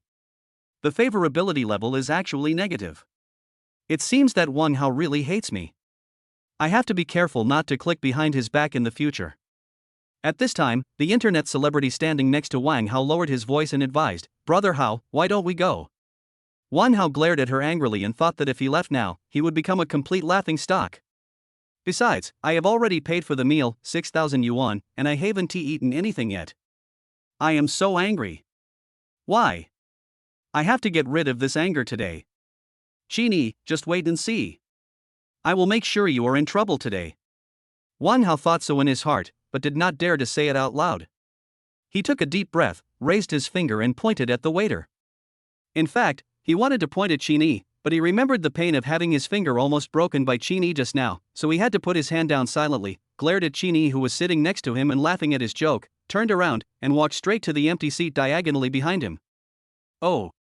The diners who were watching the fun nearby never expected that the man who was so arrogant just now and wanted to teach the waiter a lesson was so useless at this moment, and continued to sit down and eat shamelessly. They immediately booed. Ding! It is detected that Wang Hao's favorability towards the host has decreased by 50 points. The current favorability is 100. Ding! Wang Hao's favorability towards the host drops sharply, triggering a random task. Being kind to the enemy is being cruel to yourself. Option 1, conquer others with virtue, be strict with yourself, be lenient with others, and reconcile with Wang Hao. Reward, randomly deduct 5 points of 6-dimensional attributes, and continue to be plagued by bad luck for 72 hours. Option 2, cut off the firewood from under the cauldron. Within a week, bring down Hongtai Construction Company, Limited and make it impossible for Wang Hao to recover. Rewards, charm +2, spirit +2, special skills, financial profit elementary. Listening to this series of system prompts, Qin raised his eyebrows and thought, it seems that he and Wang Hao really have to break up. But it is not easy to bring down a company. Fortunately, this task has a time limit of 1 week, so I don't have to start doing it right away. Right now, the top priority is to improve Su Qian's favorability. Chapter 32, Saving Face. After Wang Hao and the other man sat down, the internet celebrity said softly, "Brother Hao, people like them are not worth your anger. How about I accompany Brother Hao for a drink tonight?" Wang Hao had just been humiliated by Qin and was feeling very unhappy. When he saw the seductive look of the little internet celebrity in front of him, he felt a surge of heat in his stomach. He wished he could press her under him and ravage her severely to vent his hatred. Seeing that Wang Hao didn't say anything, the internet celebrity-faced guy took it as his consent, stretched out his hand to call the waiter, and started taking the order. After a while, the internet celebrity looked at Wang Hao and asked softly, "Brother Hao, what shall we drink?" Wang Hao didn't seem to care and waved his hand impatiently, whatever. Because Wang Hao's attention was not on the internet celebrity face at all, but unconsciously moved to Qin Yi's table. Looking at Qin Yi and the other person talking and laughing, he felt angry. At this moment, Qin Yi raised his glass to Su Qian, his eyes full of admiration. Qian, I never realized that you are quite good at confronting people. Su Qian picked up the wine glass, took a sip, and then said with a smile, "Hee, it's all because that woman is so annoying. What's wrong with me wearing cheap goods? I look better in cheap goods than her." As she spoke, Su Qian also straightened her upper body. Hidden under the black tight suspenders, a pair of lively and cute big white rabbits almost broke through the restraints and surged out as if in protest. But Su Qian didn't seem to care at this time, and continued to complain to Qin Yi. "With her height of 1.5 meters, she actually has the nerve to say that to me. Humph, and that man, he looks like a scoundrel, and he is obviously not a good person. He dared to mock Qin Shao with the car keys of a Maserati. He really overestimates his own abilities." Seeing Su Qian's aggressive look, Qin Yi couldn't help laughing out loud. "Ha, okay, let's not talk about them. A pair of idiots will only disturb our mood for dinner. Let's eat our food and go shopping after we're full." Yes. Young Master Qin is right, they are a pair of idiots. The internet celebrity followed Wang Hao's gaze and found that Wang Hao was still looking at the little bitch at the table. He immediately felt a sense of crisis. She looked at the waiter, puffed out her chest like a proud hen, and asked, "Any recommendations?" The waiter secretly curled his lips. They were in the service industry and had seen all kinds of customers. Although the man in front of him seems to be from a wealthy family with some money, the internet celebrity-looking girl next to him looks like a slut. Such a slut actually dares to pretend to be elegant in front of him. In that case, don't blame me. The waiter thought so and began to recommend, "This distinguished lady, you can try champagne. It just so happens that our store just received a limited edition Louis Roederer champagne yesterday. It has been cellared for more than 10 years. It has received a score of 94 in WS Wine Connoisseur magazine." Although Wang Hao's attention was on Qin Yi's table, he still heard what the waiter said. "How much does a limited edition champagne that has been aged for more than 10 years cost?" Although he has money, it is all given by his father, and there is a limit every month. Today is only the first day of July. I have already spent more than 20,000 yuan to buy a bag for Su Mo, and nearly 6,000 yuan to treat this little internet celebrity to dinner. If I order a bottle of limited edition champagne, one tea I spend a lot of money again? If the flowers bloom, how will I get through this month? Wang Hao was worried that the little internet celebrity might suddenly order according to the waiter's recommendation, so he immediately looked away and asked the waiter, "How much?" The waiter smiled and said calmly, "Dear sir, this is the 10-year-old limited edition Louis Roederer champagne for only 21,800. It's absolutely worth the money." Upon hearing the price, before Wang Hao could get mad, the internet celebrity face said angrily, "Are you crazy about money? 21,800 is enough to buy an LV bag." Faced with the questioning from the internet celebrity, the waiter was not angry and still had a smile on his face, but the way he addressed her changed. "Ma'am, to be honest, the price of 21,800 is actually not expensive. You know, that's a limited edition champagne that has been stored for more than 10 years. Every bottle you drink is a bottle you have left. As for the LV bag worth more than 20,000 yuan you mentioned, I think it should not be a limited edition." What does he mean? Is he making fun of me for not buying a limited edition LV bag? This is the first time in my life that I have been humiliated by a waiter. How can you tolerate this? The internet celebrity's face turned purple. She felt humiliated by a waiter and became furious. She pointed her finger at the waiter in front of her, shaking with anger, and angrily said, "You, what's your attitude? Where is your manager? I want to file a complaint against you." When Wang Hao heard the little internet celebrity say that she wanted to find a manager, his eyes twitched. He thought, "You are really a talented person. What happened just now?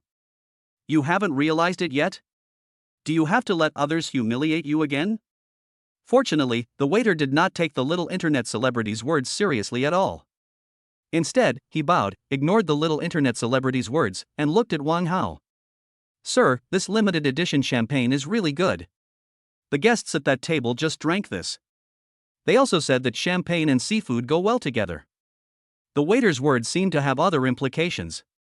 Wang Hao subconsciously looked at Qin Yi's table again and asked, "That table? Which table?" The waiter bowed and pointed in the direction of Qin Yi's table. Wang Hao looked in the direction of the waiter's finger and saw the champagne in the ice bucket on Qin Yi's table. Just at this moment, the waiter who was called over by Qin Yi just now walked over again and was respectfully pouring wine for Qin Yi and the others. Wang Hao's eyes twitched again, and he looked back at the waiter beside him and asked in a low voice, "Who paid for the wine?" "That man, of course." The waiter answered without thinking or checking. In fact, he didn't know who paid for the bottle of wine, but he didn't need to know. His purpose was to sell wine, and he didn't care who paid the bill. However, the waiter also saw the conflict between the two tables of guests just now. So, he came up with the idea of provoking this rich second generation. At this time, Wang Hao was even more confused and wondered what was going on with Qin Yi. Could it be that his family has made a comeback? That's impossible. If his family really made a comeback, why didn't he fight back when I bullied him so much this morning? Seeing that the customer still seemed unmoved, the waiter rolled his eyes, paused for a moment, and then said provocatively, "If you think it's expensive, sir, we actually have some cheap wines in our store, such as Hennessy's Moët Chandon champagne, which only costs $16.88. Who would have thought that this stimulation would actually work?" Wang Hao glared at the waiter and said angrily, "Did I say it's expensive? I want that limited edition champagne." The waiter was delighted and was about to agree, but then he heard Wang Hao say, "No. Is there anything more expensive? Can 21,800 champagne be called champagne?" When the waiter heard this, he was overjoyed. He thought he had met a fat sheep. So he immediately added, "Yes, sir. We have a bottle of Dom Perignon P3 Rose champagne in our store. It's our most high-end champagne. It's been cellared for 25 years. There's only one bottle, and it's priced at 46,200 yuan." After hearing what the waiter said, Wang Hao immediately regretted it. But words once spoken cannot be taken back, and there's a little internet celebrity next to me who's getting ready tonight. For the sake of face, Wang Hao couldn't take back what he had just said. He had to grit his teeth, pretend to be indifferent, and waved his hand and said, "This is good enough. This is it. Okay, sir. But the restaurant has a rule that drinks are charged separately. I'd like to trouble you to pay the bill first." As a second-generation rich man who lives a life of luxury, why would Wang Hao pay the bill himself? He simply took out a gold card, handed it to the waiter, and said, "There is no password. After swiping the card, just bring the bill to me for signature." The waiter took the gold card, said okay with a smile on his face, and left. The internet celebrity had already forgotten the humiliation the waiter had just given her. She looked at Wang Hao with admiration and flattered him in a sweet voice, "Brother Hao, you were so manly just now. I like it so much." Wang Hao managed to force a smile, but his heart was bleeding at this moment. Damn it, 46,200, almost half a month's pocket money is gone just like that. Wang Hao looked at the little internet celebrity sitting opposite him and thought to himself that tonight, he must make up for his losses from this woman. However, before that, Qin Yi must pay the price for his arrogance. With this in mind, Wang Hao picked up his phone, opened WeChat, clicked on the avatar of a person with the nickname Brother Dao in the contacts, and sent a message. Although Qin Yi and the other person continued to talk and laugh during the rest of the dinner, it became somewhat boring. But considering that they had ordered so much food before and couldn't waste it, the two of them had to patiently continue eating. But Su Qian still felt a little awkward, and kept thinking about that girl named Su Mo and what Wang Hao had just said. Seeing that she seemed to be hesitant to speak, Qin Yi roughly guessed what she was thinking. So, Qin Yi took a tissue and wiped his mouth, picked up the champagne and clinked it with Su Qian, and without caring about any etiquette, he drank most of it in one gulp, and then slowly said, "You should be curious about whether what Wang Hao just said is true, right?" Qin Yi saw through her thoughts. Su Qian was a little embarrassed. She smiled awkwardly, and once again habitually lifted her hair. She pretended to be confident and said, "That person must have said that on purpose to humiliate young Master Qin. Don't worry, young Master Qin, I don't believe a word that person said just now. The acting is so fake, it's obvious that what he said is not what he meant." Qin Yi said, shook his head and smiled bitterly, paused for a moment, and then continued, "In fact, what he said is true. Before, my family's business did have some problems, and we owed a lot of foreign debts. Su Mo, my ex-girlfriend, broke up with me because of this." Impossible, Mr. Qin. You must be lying to me. You spent 3.7 billion to buy a car in our car dealership today. Su Chen didn't believe what Qin Yi said at all. She recalled some plots in romance novels she had read before and instantly imagined many scenes in her mind. Then, Su Qian looked as if she had seen through Qin Yi's thoughts, and continued seriously, "Oh. I know. Young Master Qin must want to test that Sumo, so he deliberately said that his family had no money, the company went bankrupt, the business failed, and he owed foreign debts. The purpose is to see if she really likes young Master Qin, or just likes his money." Qin Yi could only respond with two ha's to Su Qian's imagination, shook his head and smiled bitterly. "Qian, I think your imagination is a bit too big. Sumo and I have been together for 3 years, would I use such a trick to deceive her?" Speaking of Sumo, Qin Yi's face couldn't help but darken again. Seeing Qin Yi's expression, it seemed that he really didn't lie to her, so Su Qian asked tentatively, "So, young Master Qin, your family has made a comeback?" "Make a comeback? I guess so. Now that I have a system, I have already made tens of billions on the first day. This speed of making money is more than just a comeback. That's great. How can we not clink glasses on such a happy occasion?" Su Qian raised her champagne, looked at Qin Yi, and continued, "Mr. Qin, this glass is for you. I congratulate you on your comeback and rebirth. May your life be smooth sailing from now on." Qin Yi smiled knowingly, picked up the champagne and gently clinked it with Su Qian's glass, and said with a smile, "Yes, rebirth after a disaster. Qian, you said it very well. Come on, cheers." Chapter 33, Step 4, Bye. The time soon came to 7:30 in the evening. Qin Yi and the other man ate to their heart's content, and finally, under Wang Hao's cold and hateful gaze, they stood up and left the Sinan banquet. After this meal, Qin Yi and Su Qian became familiar with each other. The two walked side by side, just like a couple who went shopping together after work and dinner. However, apart from the occasional touching of arms, the two did not do anything overly affectionate. Of course, it's not that Qin Yi doesn't dare to take action, but Qin Yi is worried that if he is too impatient, he might end up making things worse. What should he do if his favorability decreases instead of increasing? He doesn't want to be unlucky for 24 hours. The two of them walked into the Chanel store while chatting. "Sir, you have a good eye. This perfume is a limited edition gardenia perfume that Chanel has just launched globally. The scent of gardenia is fresh and elegant, similar to the scent of cream, rich but not greasy. In addition, the top notes of our perfume are orange blossom and green leaves, the middle notes are gardenia, tuberose, jasmine, and fruity notes, and the base notes are a blend of coconut, vanilla, musk, sandalwood, vetiver, and patchouli." Qin Yi actually didn't care what the salesgirl said. The reason why he fell in love with this bottle of perfume at first sight was mainly because the 3 words gardenia were written on its nameplate. "My mother's favorite flower is gardenia. Before our villa was sold, the yard was already planted with gardenias. Every year when this season comes, the yard is filled with the fragrance of gardenias. Although the villa has been sold now, before moving out, my mother still moved a few gardenias to the yard of her hometown and grew them there, which was some consolation." The salesgirl talked a lot, but she didn't think the two people in front of her would buy. The reason why she was willing to introduce the products was entirely due to her professional service attitude and Qin Yi's young and handsome face. After all, this perfume is not cheap. Although this bottle is only 7.5 ounces, or 225 milliliters, the price is as high as 24,843 Chinese yuan. At this price, even in a place like Shanghai where there are so many rich people, not many people would buy it. Furthermore, looking at the two people in front of me, especially the girl's clothes, it really doesn't look like she can afford it. As for the man, he looks quite capable, but the clothes he wears are all last year's styles."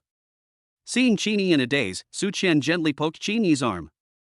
Qin Yi then came back to his senses from his memories, smiled at the shopping guide, and then said lightly, "That's it, pack it up." The salesgirl was a little confused. Qin Yi's answer was beyond her expectations.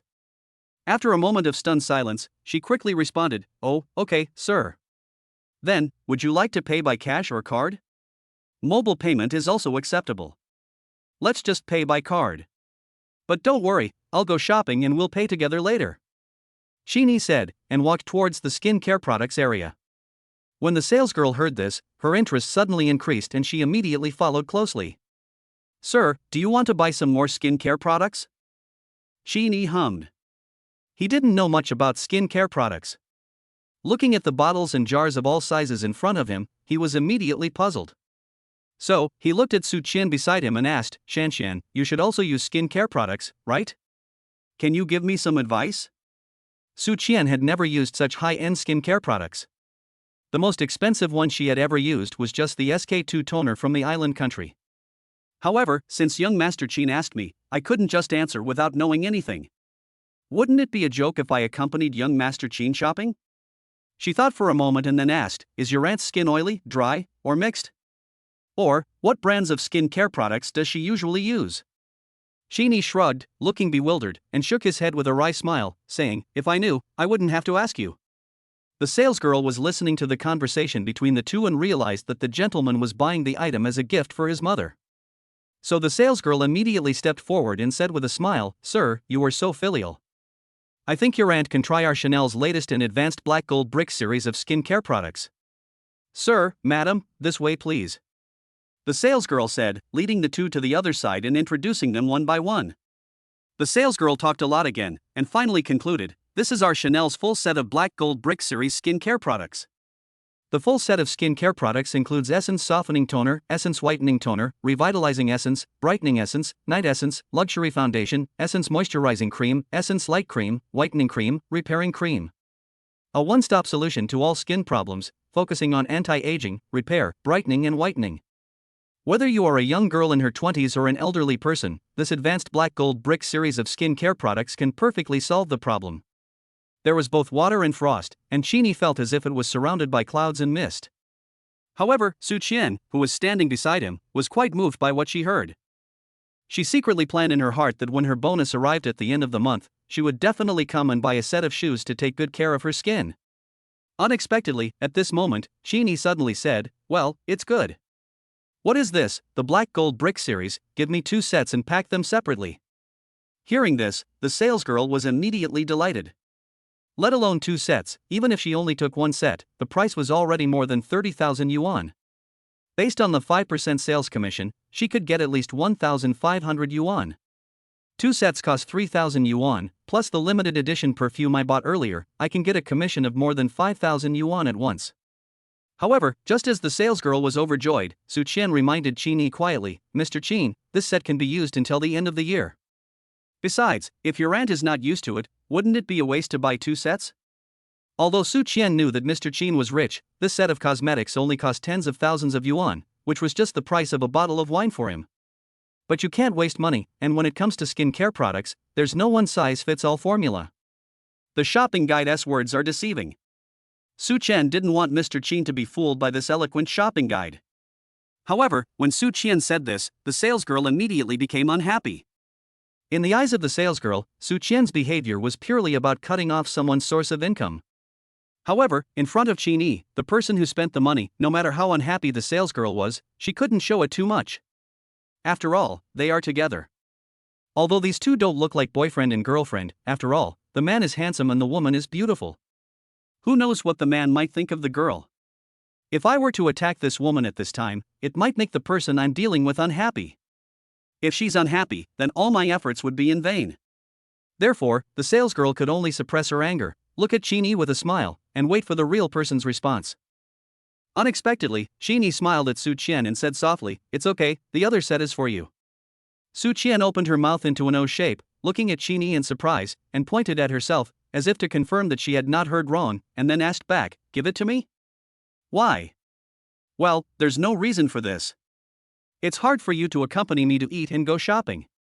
Besides, you were bullied for no reason just now when you were eating. Just consider this little thing as my apology to you. Besides, didn't you hear what the salesgirl said, that this set of skin care products is suitable for all ages and can solve all skin problems?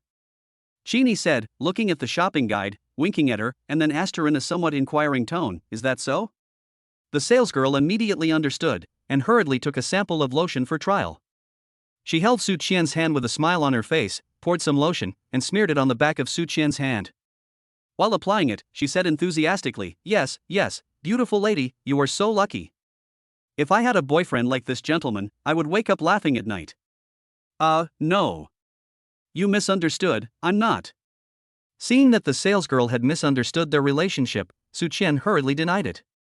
But the salesgirl has just determined that the handsome guy in front of her should be pursuing the girl named Shanqian. Therefore, the salesgirl did not give Su Qian any chance to explain, for fear that Su Qian would rush to explain and ruin the handsome guy's mood. So the salesgirl quickly changed the subject, beautiful lady, our lotion is very comfortable after applying, very easy to absorb, and has a very light smell, not greasy, suitable for all skin types. Long-term use can also brighten and whiten the skin, fade fine lines, and make the skin smoother. Can you smell it?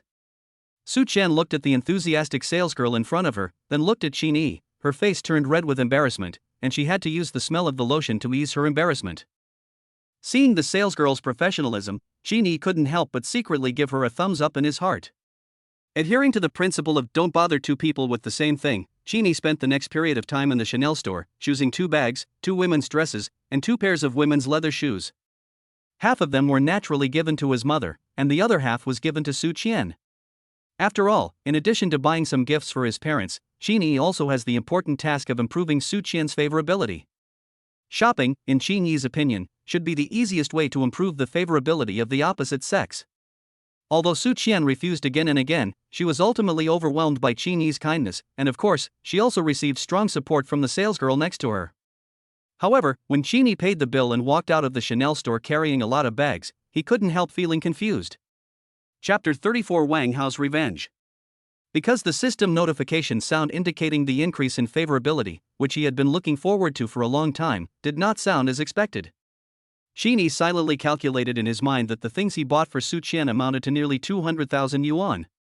How could her favorability rating remain unchanged? Could it be that once the favorability of the opposite sex reaches 80, the money offensive will no longer be effective?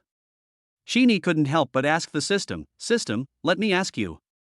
Is it difficult to increase the favorability after reaching 80? Ding. Reporting to the host, the improvement of favorability varies from person to person. Some people value material things, and for such people, as long as the host spends enough money, the favorability will naturally increase quickly, while some people value feelings, and the host needs to give the other person spiritual touch and satisfaction in order to improve the other person's favorability. Well, then, what Su Qian really needs is spiritual touch and satisfaction. Ding. Reporting to the host needs to make his own judgment. The system cannot provide any help to the host. Spiritual touch and satisfaction? How about taking her to the Bund for a walk or taking a sightseeing cruise to see the night scene of Shanghai? Qin Yi was familiar with these little tricks. When he was pursuing Su Mo before, he did a lot of these romantic things. But just when Qin Yi was about to take action, Su Qian reminded him, Mr. Qin, have you decided what to buy for your uncle's gift?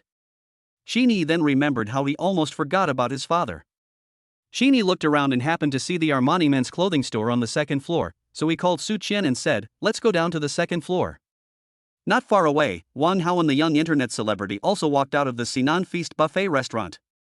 Wang Hao looked around for Qin Yi and happened to see Qin Yi and his friend carrying several gift bags and taking the escalator down to the 2nd floor. Wang Hao noticed the many Chanel bags Qin Yi was holding, and his confusion grew.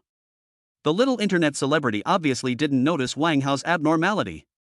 She hugged Wang Hao's arm and asked in a tender voice, Brother Hao, should we go to the hotel now or go shopping? Wang Hao did not answer immediately, but stared at Qin Yi with a cold look, until he saw them walk into the Armani store. Then he responded coldly, let's go to Chanel first. When the young internet celebrity heard this, she immediately smiled happily. She thought Wang Hao was preparing to buy her a gift. Then, the hand that was hugging Wang Hao's arm tightened again, and said in a coquettish voice, Brother Hao, you are so nice, I love you so much. In the Chanel store, the salesgirl was secretly thinking about where to go to celebrate with her boyfriend after get off work. For Qin Yi's order just now, she could get a commission of nearly 20,000 yuan, and she felt so happy. At this time, seeing a couple coming into the store, she immediately put on a sincere smile on her face, walked up to them and welcomed them, welcome to Chanel. Sir, madam, what can I do for you? Wang Hao reached out and patted the little internet celebrity's hips, saying, turn around first.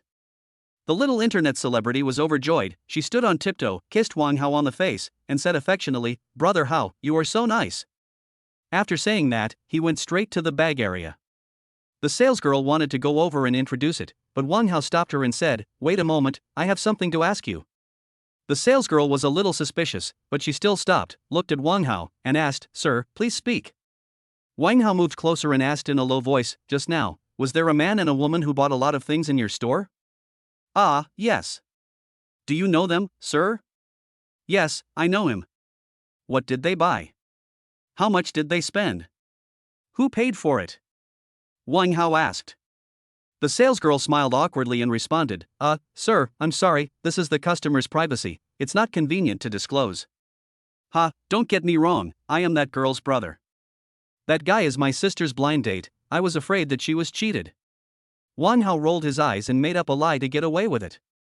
The salesgirl frowned slightly. Although she didn't know whether what the man said was true or not, she thought that there would be nothing wrong if she just asked what he bought and how much he spent. So, the salesgirl smiled faintly and responded, "Is that so? Then you don't have to worry at all, sir. The handsome guy just now is quite rich and generous. By the way, I can show you the shopping receipt." The salesgirl led Wang Hao to the counter, took out the shopping receipt from the drawer and handed it to Wang Hao. Wang Hao looked at the amount on the receipt, his eyes twitching as he confirmed, "Are you sure that man paid for it?" The salesgirl nodded confidently and said, "Yes. The password for that handsome guy's bank card was entered by him personally, so it can't be wrong." Damn it! Did this guy Qin Yi win the lottery? Spending 400,000 at Chanel. Is he crazy? He had learned from Su Mo that even when Qin Yi's family had not gone bankrupt, Qin Yi had never spent money so generously. Just as he was wondering, his cell phone rang. Wang Hao picked up the phone and saw that it was Brother Dao calling. Wang Hao put the receipt back on the counter, said thank you, walked straight out of the Chanel store and answered the phone. The shopping guide came to the little internet celebrity and introduced the bags to her attentively. "Hey, Howsy, the brothers are all here, where are you?" On the second floor of the IFC underground parking lot, in the back seat of a black Mercedes-Benz, a scarred man was holding a cell phone and playing it loudly, with the sound echoing in the car. Wang Hao stared at the Armani store on the second floor. After confirming that Qin Yi and the other man were still in the store, he lowered his voice and responded, "Brother Dao, I'm in the mall now." Qin Yi is still in the Armani store on the second floor. The scarred man was exactly the Brother Dao that Wang Hao mentioned. Brother Dao responded calmly, "Okay, I'll let the brothers go over right away." "Hey, wait a minute, Brother Dao." "What? Is there anything else?" Brother Dao asked with a hint of impatience in his tone. Wang Hao paused, smiled awkwardly and said, "Brother Dao, you know, it's really inconvenient for me to show up for this kind of thing, so..." Brother Dao snorted disdainfully and interrupted him, "All right, don't I know you? Stop pretending here. When you're done, remember to have fun with your brothers." Wang Hao quickly agreed, "Hey, Brother Dao, don't worry, I will make sure to arrange everything for the brothers." Brother Dao nodded with satisfaction, "Well, that's it. I'm hanging up now. I'll let you know when I'm done." After saying that, Brother Dao hung up the phone, and his expression became even gloomier. He kicked the back of the driver's seat and gave an order to the driver, "Xiang, let the brothers work. The guy is in the Armani store on the second floor. Just let Howsy vent his anger. Don't use too much force. It will be bad if someone dies." Chang, with his crew-cut beard, sharp features and a tattoo of a snake coiling around a sword on his arm, looked like a tough guy. He nodded immediately after hearing the order and said, "Yes, boss." However, just as he was about to open the door and get out of the car, Brother Dao added, "Also, I heard from Howsy that the girl next to that kid is pretty. If you have a chance, bring her over and have sex with your brother tonight." After hearing this, Xiang showed a lewd smile on his face, "Hey, thanks, boss. Go ahead, be smart." Brother Dao waved his hand casually, indicating that he could take action. Then, the driver's door of the Mercedes-Benz opened. Xiang got out of the car and came to a black MPV. He reached out and patted the rear door, shouting, "Get to work." Immediately afterwards, the left and right doors of the black MPV opened, and 5 men stepped out. They were all relatively young, but they had dragon and tiger tattoos on their arms, and they all wore black clothes and black pants, looking like a group of bad youths. The last person to get off the bus was a bald man with a dull look in his eyes. Unlike the other 4, he was carrying a black leather bag. Seeing this, Chang frowned, raised his hand and pointed at the black leather bag, angrily saying, "What the hell are you doing with it? Put it back." The bald man asked in a naive manner, "We are going to fight, but how can we fight without weapons?" Chang glared at him and shouted angrily, "You are stupid, this is a shopping mall, there are surveillance cameras everywhere. Let's go find a quarrel and have a fight, it's just a fight at best. You are holding a bag of weapons, this is called intentional injury. Do you understand?" The bald man scratched his head and asked hesitantly, "Then, what if the other party has a weapon?" Chang waved his hands impatiently, "Fuck. There are 6 of us, and we can't beat him alone? I've never seen you so smart before. Come on, stop talking nonsense and put it back." The bald man said oh and didn't say anything else. He obediently put the black leather bag back into the car. Then, the 5 people followed Aqiang into the mall. On the way, Aqiang told everyone, "The boss said that we are here to teach that guy a lesson this time. Don't let anyone get killed, otherwise it will be a big trouble. In addition, I heard that the boy has a woman with him. She is pretty. If we have a chance, we should bring her back. After the boss has enjoyed himself, maybe we can have some fun too." He, there are women, it's good to have women. When the bald man heard that there were beautiful women, he immediately echoed excitedly, with an obscene smile on his face. The other brothers also looked at each other, with lustful expressions on their faces.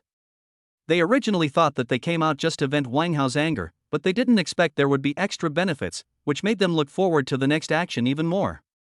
Seeing that everyone was in high spirits, Aqiang continued, "But remember, we are here to do business, not to have fun. Don't be blinded by beauty and forget the real business." "Yes, Brother Chang," everyone responded in unison. Soon, they arrived at the second floor of the mall, at the entrance of the Armani store. Chapter 35 1v5. At this time, in the Armani store, Qin was trying on clothes in the fitting room. He hadn't bought new clothes for a long time, so while buying a gift for his father, he could also buy a few pieces for himself. The atmosphere in the store was originally relaxed and cheerful, but when a group of tattooed men in black suddenly walked into the store, the atmosphere instantly became tense. The salesgirl looked at them and felt a little nervous, but she still greeted them professionally and asked politely, "Welcome to the Armani store. Please, how can I help you?" However, this group of people did not seem to intend to pay attention to the salesgirl's inquiries. Aqiang glanced around the store and his eyes finally stopped on the woman sitting on the sofa in the lounge area. He saw several gift bags next to her and already had an idea in his mind. "You guys go look around first and try on whatever you like," Aqiang instructed the 5 people behind him. The 5 people responded in unison, then dispersed and began to choose clothes in the store. Aqiang walked straight to the rest area. Seeing this, the salesgirl didn't know which one to serve for a moment, so she had to follow the person in the lead. When they reached the rest area, Aqiang sat down opposite Su Qian with a majestic look. Su Qian was fiddling with her cell phone at the moment and didn't notice the man sitting opposite her. Aqiang coughed lightly and tapped the table with his fingers. "Beauty, you are alone, can you add me on WeChat? Would you like to get to know me?" Su Qian raised her head following the sound and saw a strange man appearing in front of her, looking at her with a wicked smile. Su Qian frowned, stood up and refused, "Sorry, it's not convenient." But who would have thought that Aqiang also stood up at this time, blocking in front of Su Qian, and said jokingly, "What's the inconvenience? Isn't the phone in your hand?" Seeing Aqiang being so rude, Su Qian couldn't help but feel angry. She said coldly, "Sir, please respect yourself. I don't know you, and I don't want to know you." Seeing Su Qian's straightforward rejection, Aqiang's smile became even more evil. He said frivolously, "Why are you so cold, beautiful lady? Knowing more people means more options." As he said that, he reached out to take Su Qian's cell phone. Seeing this, Su Qian was shocked and quickly took a few steps back to avoid Aqiang's hand. "What are you doing? If you do this again, I will call the police." Su Qian's voice was full of anger and warning. Aqiang was a little surprised to see Su Qian so determined. But he quickly regained his composure, with a sneer on his face. "Call the police? Okay, I want to see how the police will handle it when they come." Su Qian looked at the salesgirl standing beside her for help. The salesgirl was a little embarrassed, but she still stepped forward and said, "Sir, I'm sorry, this lady already has a boyfriend. How about I introduce you to the clothes in our store?" "Did I talk to you? Don't you see my subordinates are picking clothes? Go and receive them." Aqiang glared at the shopping guide and said in a bad tone, This. What's this and that? I told you to go, so just go. If you provide good service, I'll buy more from you. My subordinates all have bad tempers. If they neglect you, be careful that they'll smash your store." Seeing this man's arrogant attitude, the salesgirl was helpless. She thought that judging from the looks of people like you can't afford it. The salesgirl retreated aside angrily. Of course, she did not go to receive those people, but went to inform the salesgirl colleague who received the couple. Seeing the salesgirl leave, Aqiang moved closer to Su Qian and reached out to touch Su Qian's shoulder. Su Qian backed away, her eyebrows slightly furrowed, and she felt a little panicked, but she still managed to stay calm and shouted sternly, "What are you doing? If you come any closer, I will really call the police." Ah Chang snorted, crossed his arms, rubbed the snake-coiled sword tattoo on his arm, and sneered, "Little sister, don't be so irritable. I don't mean any harm, I just saw that you were bored alone, so I thought of inviting you to sing a song, drink some wine, and then have some fun together." Seeing the tattoo on the man's arm, Su Qian panicked and blurted out, I'm not alone, I have a boyfriend, and he is trying on clothes." "Really? I don't mind having a boyfriend. What I like most is a woman with a boyfriend." As Ah Chang spoke, he pretended to move forward again. Su Qian subconsciously stepped back, but did not notice the sofa behind her and fell down on it. Ah Chang's lustful eyes wandered freely over Su Qian's smooth and slender legs. When he was about to move forward, he was suddenly grabbed by a big hand on the shoulder. At the same time, a cold voice sounded behind him, "Dude, what are you doing?" Ah Chang stopped and sneered, thinking that he had finally met the real culprit. Immediately, Ah Chang turned his head and glanced at the man who was holding his shoulder. It was the target this time, Qin Yi. Ah Chang shook his shoulders violently and deftly broke free from Qin Yi's hand that was holding his shoulder. He turned around and stared at Qin Yi with sinister eyes, his voice full of disdain. "Who the hell are you?" "I'm chatting with a beautiful woman, why are you butting in?" Qin Yi narrowed his eyes slightly and evaluated in his mind that this man had extraordinary skills and had obviously practiced before. "It's a pity that my eye of truth is still in its cooling off period and cannot be used for the time being." But it didn't matter, because the man in front of him didn't give him the same oppressive feeling as the security manager named Si Hongfei before. So, Qin Yi guessed that even if he had kung fu skills, his strength would not be that strong. If the opponent really wants to attack, I can take this opportunity to try out my Xingyiquan and the strength of my early Ningjin. Thinking of this, Qin Yi's face darkened and he said coldly, "Watch your mouth." Seeing Qin Yi coming, Su Qian felt relieved. She stood up hurriedly, walked around Qin Yi with slightly messy steps, and hugged his arms tightly, as if she had found support. She raised her head and glared at Ah Chang, her voice still trembling. "He is my boyfriend. I tell you, he is very powerful. If you dare to mess around again, my boyfriend will not let you go." "Hey! Okay, then let me see how brave your boyfriend is." Ah Chang sneered and didn't take Su Qian's words to heart at all. He raised his hands and clapped them in the air several times, making a pa-pa-pa sound, which was his secret signal. Upon seeing this, the 5 younger brothers immediately dropped the clothes in their hands, quickly gathered around Ah Chang, and soon surrounded Qin Yi and Su Qian. Seeing this, Su Qian felt flustered and held Qin Yi's arm even tighter. She whispered to Qin Yi, "Mr. Qin, what should we do now? Why don't we call the police?" Qin Yi gently patted the back of Su Qian's hand, gave her a comforting look, and then whispered, "Don't be afraid, I'm here, nothing will happen." Seeing this, Ah Chang sneered and said provocatively, "Boy, stop trying to be a hero. I'll give you 2 choices, either you leave your girlfriend behind and I'll consider letting you go, or I'll beat you up and you'll leave your girlfriend behind." Qin Yi sneered in response, "What if I don't choose either?" Ah Chang's face darkened and he snorted coldly, "Humph. If you don't accept my toast, then I'll punish you. Since you don't want to choose, then we'll choose for you." After he finished speaking, he waved his hand, and the encirclement of 6 people began to slowly shrink. Although Su Qian said that Qin Yi was very powerful, she was nervous inside. She didn't believe that Qin Yi could fight 6 people alone, so she subconsciously took out her cell phone and prepared to call the police. However, at this moment, the bald man among the 6 people quickly stepped forward, snatched Su Qian's mobile phone, threw it to the ground without hesitation, and stomped on it several times with his feet. With a click, the phone instantly broke into a pile of parts and could no longer be used. "Ah, Daeon, well done. You have a keen eye." Ah Chang laughed and patted Daeon on the shoulder to express his appreciation. The bald man called Daeon looked at Su Qian greedily, grinned and said, "Hey, brother Chang, can I play with this girl later?" "Don't worry. When the boss has had enough fun, you will have your share." Su Qian was furious. She pointed at Ah Chang, the leader, and asked sternly, "You. What on earth are you trying to do?" Ah Chang smiled coldly and answered without disguising, "What? Of course I want to fuck you. You bastard. Shameless." Su Qian was so angry that her face turned red. She cursed, then turned to the shopping guides not far away and shouted, "You just watched? This happened in your store. Call the police. Let's see who dares. I warn you, you can call the police, but you have to wait until we finish our business, otherwise, you can forget about opening this store in the future."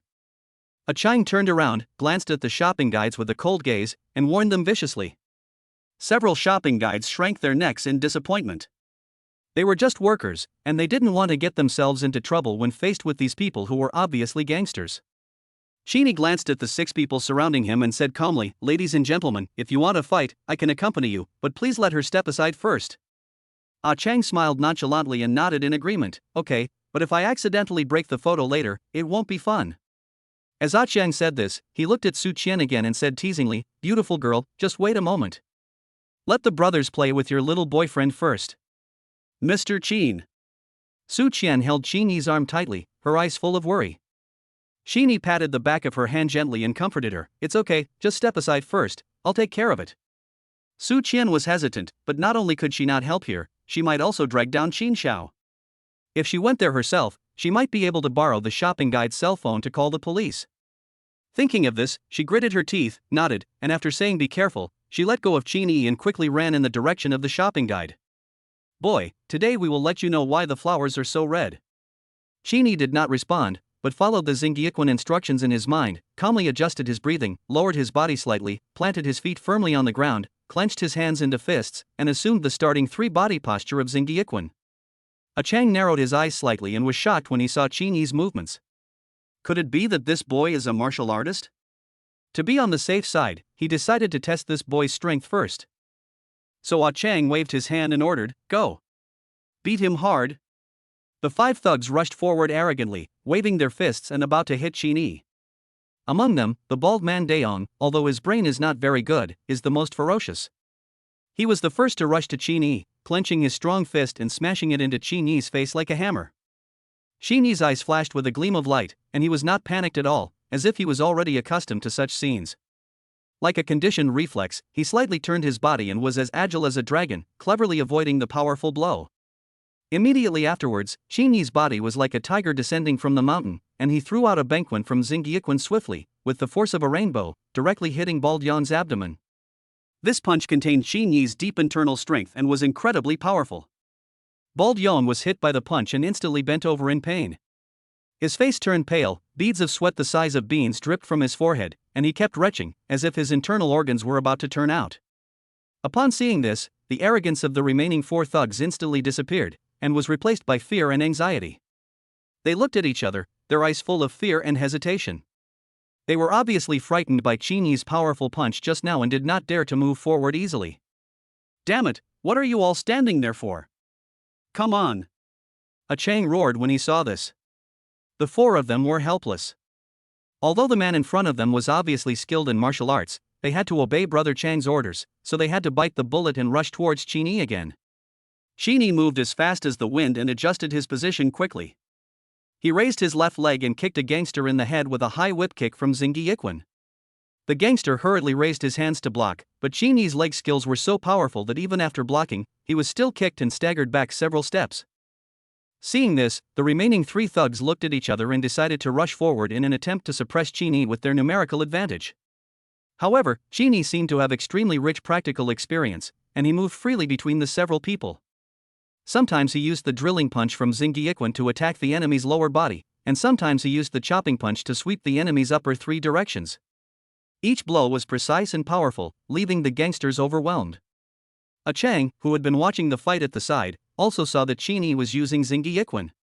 He was quite shocked to see that this kid was sometimes as swift as a tiger and sometimes as agile as a monkey, integrating his boxing, leg and body techniques into one, and bringing out the essence of Xingyiquan to the fullest. In less than 2 minutes, the 5 thugs were exhausted. They collapsed to the ground with bruised faces and noses, gasping for breath, unable to stand up again. But Cheney was still energetic, standing like a pine tree, with no sign of fatigue on his face and not a single scar on his body. He glanced coldly at the thugs lying on the ground, as if the fight just now was just a warm-up for him. Chapter 36 Xingyi vs. Baji. Boy, I didn't expect you to have some skills. How long have you been practicing Xingyiquan? Ah Chang, who was in the lead, pretended to be calm and asked coldly, but the contempt in his eyes had disappeared without a trace, replaced by a strong fear. He walked forward slowly, his eyes as sharp as an eagle's, staring closely at Cheney, trying to find some flaws in Cheney's calm face.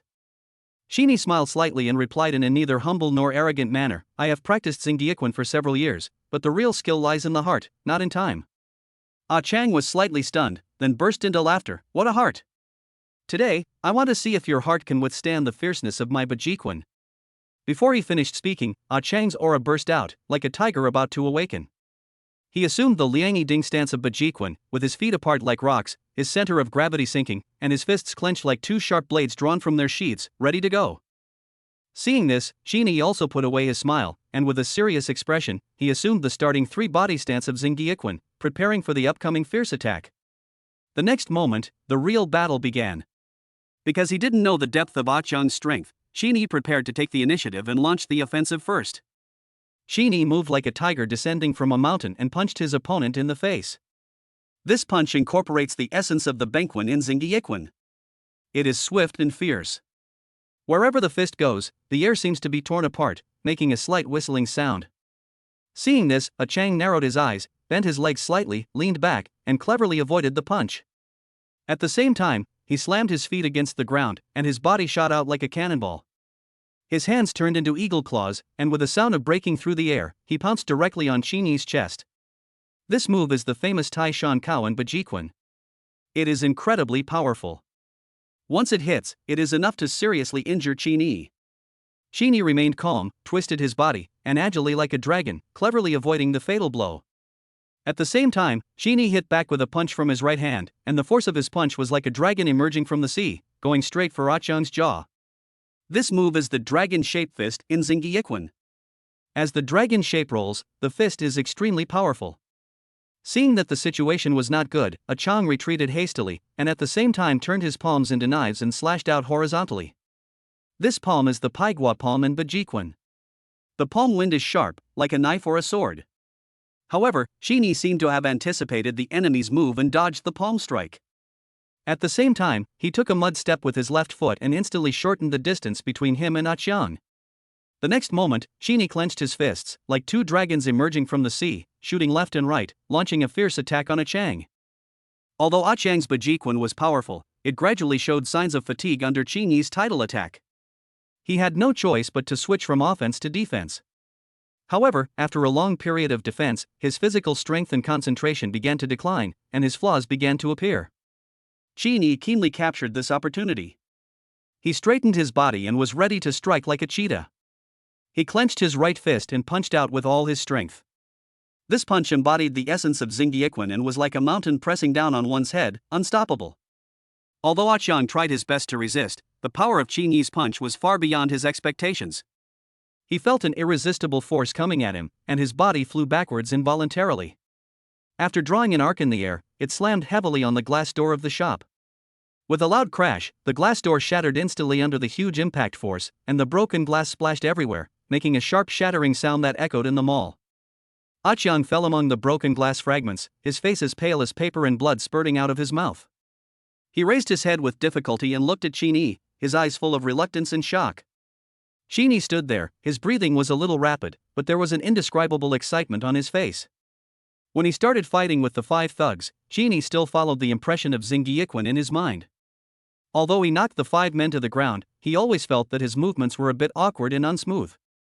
However, when fighting against Bajiquan, the situation changed drastically. Qin found himself as if in a completely new battle rhythm. Every movement he made became smoother and more natural, as if an unprecedented tacit understanding had been reached between his body and mind. At a certain moment, he was surprised to find that his movements were faster and more precise than what he could conceive in his mind, as if he had reached the highest realm of martial arts, mind-to-mind communication. Often, when Qin's mind was still trying to analyze the opponent's moves and intentions, his body had already reacted instinctively, accurately blocking the opponent's attack or cleverly counterattacking with amazing moves. This kind of improvisation in actual combat also allowed him to truly experience the fun and benefits of fighting against masters. I guess this is the benefit of actually fighting with masters. No wonder, in martial arts novels, there are always some martial arts fanatics who like to challenge the world's masters. However, the loud noise quickly broke the tranquility of the mall. Upon hearing the news, the security guards rushed to the scene with batons in hand and called the police immediately. At the same time, shopping guides and customers from nearby shops were also attracted by this sudden conflict and ran over to watch. They were talking about it, curiously trying to find out what had happened, and the order in the mall became chaotic because of the fight. Qin stood in the shop and became the focus of everyone's attention. He stood tall and straight, with a determined look in his eyes, as if everything was under his control. Inside the Armani store, several salesgirls were stunned by the scene before them, including Su Qian. They had not expected that Qini could be so good at fighting. At this moment, they even forgot about calling the police. They just stood there blankly, looking at Qini with eyes full of care. Young, handsome, rich, and skilled in kung fu, Qini is as dazzling as a martial arts star in their eyes. Soon, Qini walked to Ah Qiang's side, squatted down and carefully checked his injuries. Seeing that he was pale and had blood at the corner of his mouth, but his breathing was still steady, Qini breathed a sigh of relief. After all, if you really kill someone, no matter how much money you have, you will inevitably get into trouble. Are you still fighting? Qini looked at Ah Qiang. Although his voice was cold, there was a hint of concern in his eyes. Ah Qiang smiled bitterly and shook his head. At this moment, he already understood that there was a huge gap in strength between him and Qini. If we continue to fight, it will not only be futile, but may also aggravate the injury. What's more, he didn't even have the strength to stand up now, so he was lucky to be able to save his life. He raised his hands with difficulty, clasped his fists and saluted Qini. Although his voice was weak, it was extremely sincere. I won't fight anymore. I admit defeat. Your strength is far superior to mine. I lose with a sincere heart. At this moment, 4 policemen separated the crowd and rushed over quickly. Chapter 37 Favorability reaches 90. The team was led by a female police officer who looked no more than 25 or 26 years old. However, her eyes were as sharp as an eagle's, revealing a majesty that should not be underestimated. She was dressed in a neat police uniform, with an upright posture, and her every move exuded an aura of majesty without even being angry. She is about the same height as Su Qian, but her breasts are several sizes smaller than Su Qian's. When the policewoman saw the chaos at the scene, she immediately asked loudly, "What happened? Who called the police?" The crowd began to explain at once, and the noise made it difficult for the policewoman to capture key information. She frowned and waved her hand to signal everyone to be quiet. Then she cast her sharp eyes at Ah Qiang, who was lying on the ground, and Qini, who was squatting beside him. "You two, come here immediately," the policewoman ordered in an unquestionable tone. Qini stood up, took 2 steps forward, and walked in front of the policewoman. Although he remained calm, his tone revealed a hint of indifference. He explained, "Officer, I'm afraid he won't be able to get up for a while. I suggest you call an ambulance first. Oh, by the way, there are 5 hooligans in the store. You'd better call 2 more people to deal with it." Originally, Qini was in awe of the police profession. After all, in Longwa, everyone knew the truth that if you have any difficulties, find the police. However, ever since his father was constantly harassed and tortured by loan sharks and the situation was not properly resolved despite repeated calls to the police, Qini's awe of the police has gradually turned into a subtle prejudice. Therefore, when communicating with the policewoman, Qini's tone did not seem particularly polite. However, the policewoman didn't seem to care about this. She nodded, quickly stepped forward to check Ah Qiang's injuries, and called an ambulance on the walkie-talkie. At the same time, he instructed the 3 accompanying policemen to enter the store to control the hooligans, and notified other colleagues to come for reinforcement. After dealing with these matters, the policewoman refocused her attention on Qini, trying to find more information from his expression. "Did you hit that person?" the policewoman asked calmly. Qini nodded calmly, without any panic on his face, and replied, "Yes, officer." "Why beat them?"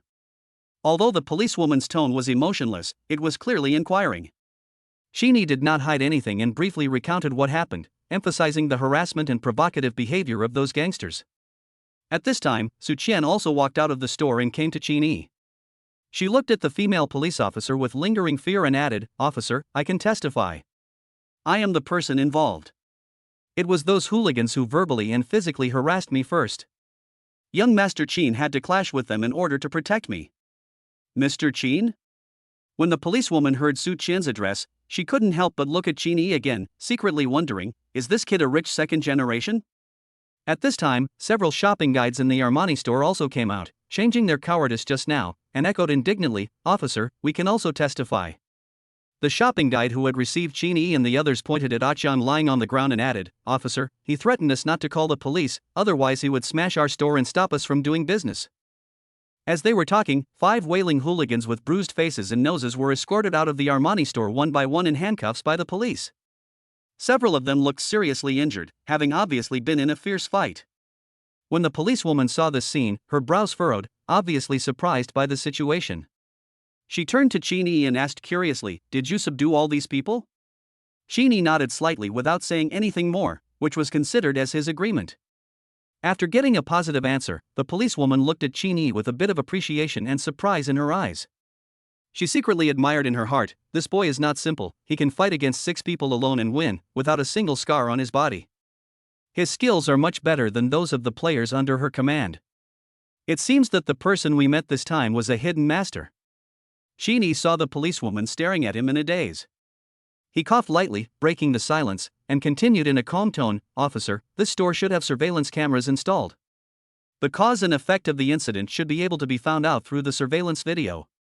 My girlfriend and I have some private matters to deal with. I wonder if we can leave first." As soon as Qin finished speaking, Su Qian's face flushed instantly. Although she had called Qin boyfriend before, that was only to deal with the harassment of those hooligans. She never really thought that the relationship between the two would develop to that point, or in other words, she didn't dare to hope that it would develop into a boyfriend-girlfriend relationship. At this moment, her heart was full of doubts and uncertainties. What exactly did Qin Xiao mean by these words? The policewoman came back to her senses at this time, her eyes regained their seriousness, and she said solemnly, "Police naturally have corresponding procedures for handling cases. Although you claimed that you were protecting your girlfriend, this is just your statement. We need to further investigate whether it was a heroic act, self-defense, or a fight. Therefore, you cannot leave for the time being. You need to come back to the police station with us to cooperate with the investigation." After hearing what the policewoman said, Qin frowned slightly, quickly took out his cell phone and glanced at the time, only to see that the screen showed that it was almost 8:30. He couldn't help but feel a little anxious. If he went to the police station now to cooperate with the investigation, the mall would probably have been closed long ago. He had originally planned to pick out a few sets of clothes for his father and buy him a Rolex watch as a gift, but now it's probably too late. In addition, he also shoulders an important system task to improve Su Qian's favorability. This mission is extremely important to him. If he fails, not only will he be deducted 2 points of the 6-dimensional attribute, but worse, he will also face bad luck for 24 hours. He really didn't want to bear such consequences. Qin secretly weighed in his mind whether he should contact Xing Jinquan. After all, among the people he knew now, only Xing Jinquan had an extraordinary status and identity, and he should have some connections in the police force. If Xing Jinquan could come forward to coordinate, perhaps he could save himself a lot of trouble and avoid wasting precious time. However, just as he was hesitating, Su Qian suddenly grabbed his arm tightly, tears flashing in her eyes, her face full of guilt and self-blame, and she apologized in a trembling voice, "Mr. Qin, I'm sorry, it's all my fault. I caused you so much trouble." Su Qian knew very well that a rich kid like Qin cared most about his reputation and image, and any negative news could have an immeasurable impact on him. She looked at the hesitant expression on Qin's face, and besides guilt, she felt more panic. She was afraid that she would bring unnecessary trouble to Qin, and she was even more worried that her boss would vent his anger on her. Faced with Su Qian's guilt and self-blame, Qin recalled the past events that Su Qian had shared with him at the dinner table. A complex emotion surged in his heart, and his eyes gradually softened. He comforted her softly, "Qian, you don't have to blame yourself. How can you be blamed for this? Didn't the police officer say that going to the police station is just to cooperate with the investigation, and there won't be any big problems? Don't worry." When Su Qian heard Qin's comfort, a warm feeling surged in her heart. She raised her head and looked at Qin with tears in her eyes. Although her voice was still a little trembling, she was a little firmer. "Mr. Qin, thank you. I am really grateful that you can stand up for me and take all this for me. I know you didn't have to do this." Then, she took a deep breath, as if she had made up her mind, and continued, "Mr. Qin, please believe me, I will do my best to make up for it. If I cause you any inconvenience or negative impact, I will take responsibility and will never let you face it alone." Qin was a little confused by Su Qian's seriousness and determination. He didn't expect that Su Qian would express her gratitude and determination so seriously. Although he was moved, he felt more helpless and smiled bitterly. However, at this moment, the system prompt sounded suddenly, making Qin's mood instantly excited. Ding! It is detected that Su Qian's favorability towards the host has increased by 10 points, and the current favorability is 90. Ding! Congratulations to the host, you have completed the system task within 24 hours, raise Su Qian's favorability towards the host to 90. You will be rewarded with +1 endurance, +1 charm, and 1 cashback critical hit card primary for opposite sex consumption, which has now been placed in the system space. Ding! Complete the system task and get 10 system points. Chapter 38, Speechless, police officers were sprinkled with dog food. An indescribable joy surged in Qin Yi's heart. He widened his eyes and could hardly believe his ears. I go to. The task of improving Su Qian's favorability was actually completed. He was originally still worried about the possible troubles he might face, but he didn't expect to complete the system task at this critical juncture. This can be considered a blessing in disguise. He stared at Su Qian blankly. Su Qian felt Qin Yi's gaze and there was a hint of confusion in her eyes. The atmosphere between the two of them became somewhat ambiguous unconsciously. However, Qin Yi had no time to savor this ambiguity, as his mind was completely attracted by the system rewards. He couldn't wait to check his attribute panel. Host, Qin Yi. Strength, 9. Agility, 7. Intelligence, 7. Endurance, 9. Spiritual power, 6. Charm, 9. Realm, early stage of Ming Jin. Kung Fu, Xingyiquan mastery. Special skills, Eye of Truth basic, God-level driving skills. System items, Property Certificate 101, Gene Enhancement Potion Primary 1, Opposite Sex Consumption Cashback Critical Hit Card Primary 1. System level, Level 1, Upgrade Experience, 3704400 100 million. In addition to the increase of 1 point each in Endurance and Charm, the upgrade experience value also increased by 4,000. I guess it was increased by the 400,000 that I spent on Chanel before. Looking at the two people in front of her looking at each other in silence with deep meaning in their eyes, the policewoman beside her couldn't help but feel speechless. She looked at the two people and wondered in her heart, what's going on with these two people? Are they just going to the police station to assist in the investigation and make a statement? Is it necessary to make it seem like they are parting forever? But in a flash, the policewoman's face turned gloomy. Damn, are you two showing off your love here? The policewoman coughed lightly and interrupted to break the delicate atmosphere. Well, you two, I understand how you feel at the moment, but there is really no need to be so nervous. I just asked you to go to the police station to cooperate with the investigation, make a record, and get things clear. This is not a big deal, and there will be no serious consequences. So, please relax and don't put too much pressure on yourself. The policewoman's words calmed Qin Yi and Su Qian down a little. Qin Yi nodded, his tone revealing a hint of relief and excitement. Okay, officer. Don't worry, we will fully cooperate with the investigation. Su Qian also took a deep breath and tried to calm her inner turmoil. She knew that she had indeed lost her composure just now, but her gratitude and apology to Qin Yi were genuine. Somehow, she unconsciously reached out her hand again and gently hugged Qin Yi's arm. The look in her eyes when she looked at Qin Yi was full of gratitude and trust. She silently said in her heart, Mr. Qin, thank you. However, in Qin Yi's eyes, this gratitude seemed to be given a different meaning. He seemed to see the deep love in Su Qian's eyes. Qin Yi was shocked for a moment, and then thought, is this the magical effect of reaching a 90% favorability level with the opposite sex? He smiled awkwardly, but began to wonder in his heart, is it true that Su Qian is attracted to me? The policewoman couldn't stand the two guys showing off their love anymore, so she turned around and walked into the store and started busying herself with the follow-up matters. She quickly instructed her colleagues who had just arrived to provide support to carefully copy the store's surveillance video and record all the losses caused by the incident in the store. After handling these matters, the policewoman walked up to Qin Yi and Su Qian again. Although her tone remained polite, she already revealed a bit of urgency. Both of you, please cooperate with us and go back to the police station to take a statement, okay? Qin Yi had recovered his composure at this moment, and responded with a cheerful face, well, of course no problem. But, there are still some things I bought in the store, and I would like to trouble the officer to bring them for me. The policewoman nodded, then turned to the salesgirl at the Armani store and instructed, please take this gentleman's things with you, and then arrange for someone to go back to the police station with us to take a statement. The salesgirl who had received Qin Yi before had a glimmer of joy in her eyes. She immediately stepped forward and said, I'll go.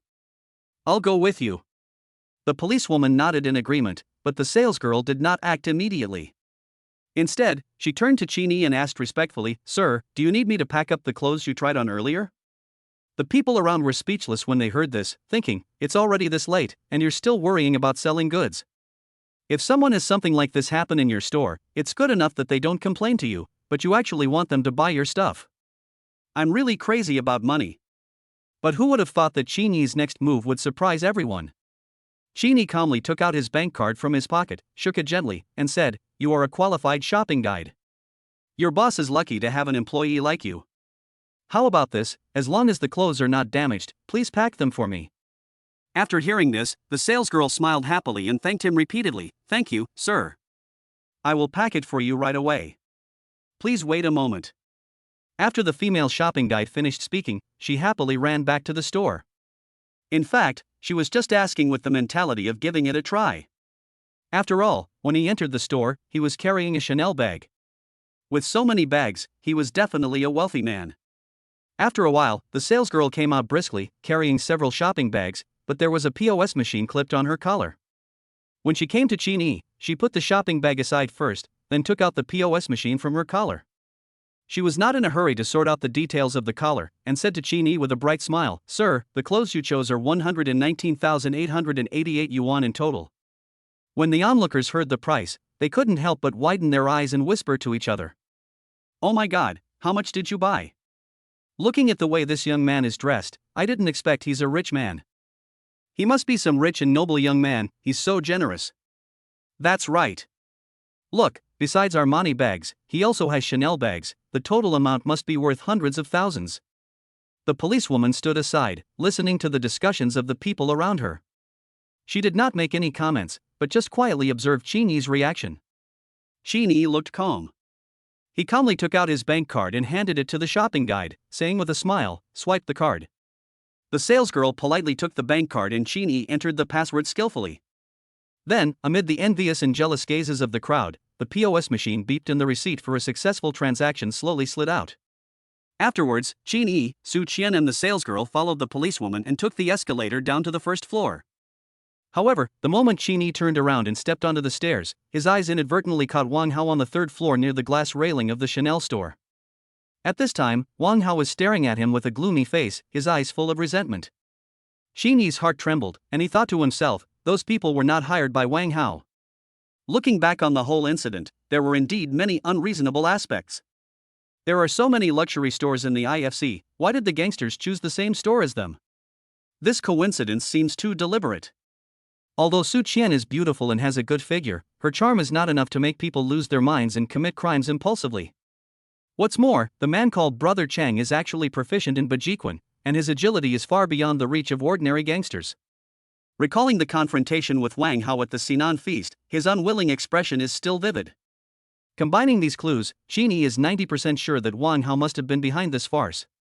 Qin's gaze gradually became cold. He looked in the direction of Wang Hao and raised his fingers slightly. Although the distance was far, he knew that Wang Hao could definitely feel his sharp gaze. Qin gave Wang Hao a middle finger and clearly said with his mouth, "Just wait." Chapter 39 Security Captain Xinjianan. Wang Hao thought that he was hiding on the third floor, away from Qin's sight, and should be able to avoid attracting his attention. However, he never expected that Qin was still keenly aware of his presence. When Qin's gaze passed through the crowd and shone directly on Wang Hao's heart seemed to be hit by a powerful electric current, beating violently, almost breaking through the restraints of his chest. A piercing chill rose up from his spine and quickly spread to his limbs. He couldn't help but shiver and his whole body tensed up. Wang Hao subconsciously tried to avoid that cold gaze, but found that his feet were nailed to the floor as if they were under a spell and he couldn't move at all. His legs began to tremble uncontrollably and cold sweat broke out on his forehead. Recalling the scene where Qian was knocked flying by Qin's punch and hit hard against the glass door, Wang Hao felt endless fear in his heart. He knew Qian, who was not only Brother Dao's driver but also his most capable subordinate. In Dao Go's words, Qian can easily beat a dozen people alone. But who would have thought that such a powerful person could actually make Qin unable to fight? At this moment, Wang Hao felt a little regretful. Qin was not as easy to deal with as he had thought before. It seemed that he had offended someone he could not afford to offend. This realization hit his heart like a heavy hammer, causing the fear in his heart to rage like a flood. However, at this moment, something even more terrifying happened. The cell phone rang sharply, and the screen showed an incoming call from Brother Dao.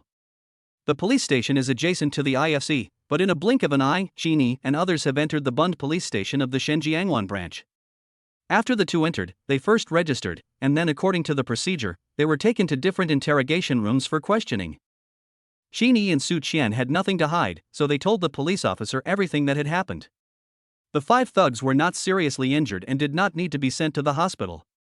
They were all detained in the detention room, awaiting further interrogation by the police. As for Ah Chiang, he has been rushed to a nearby hospital and he probably won't be able to get out of bed for a while.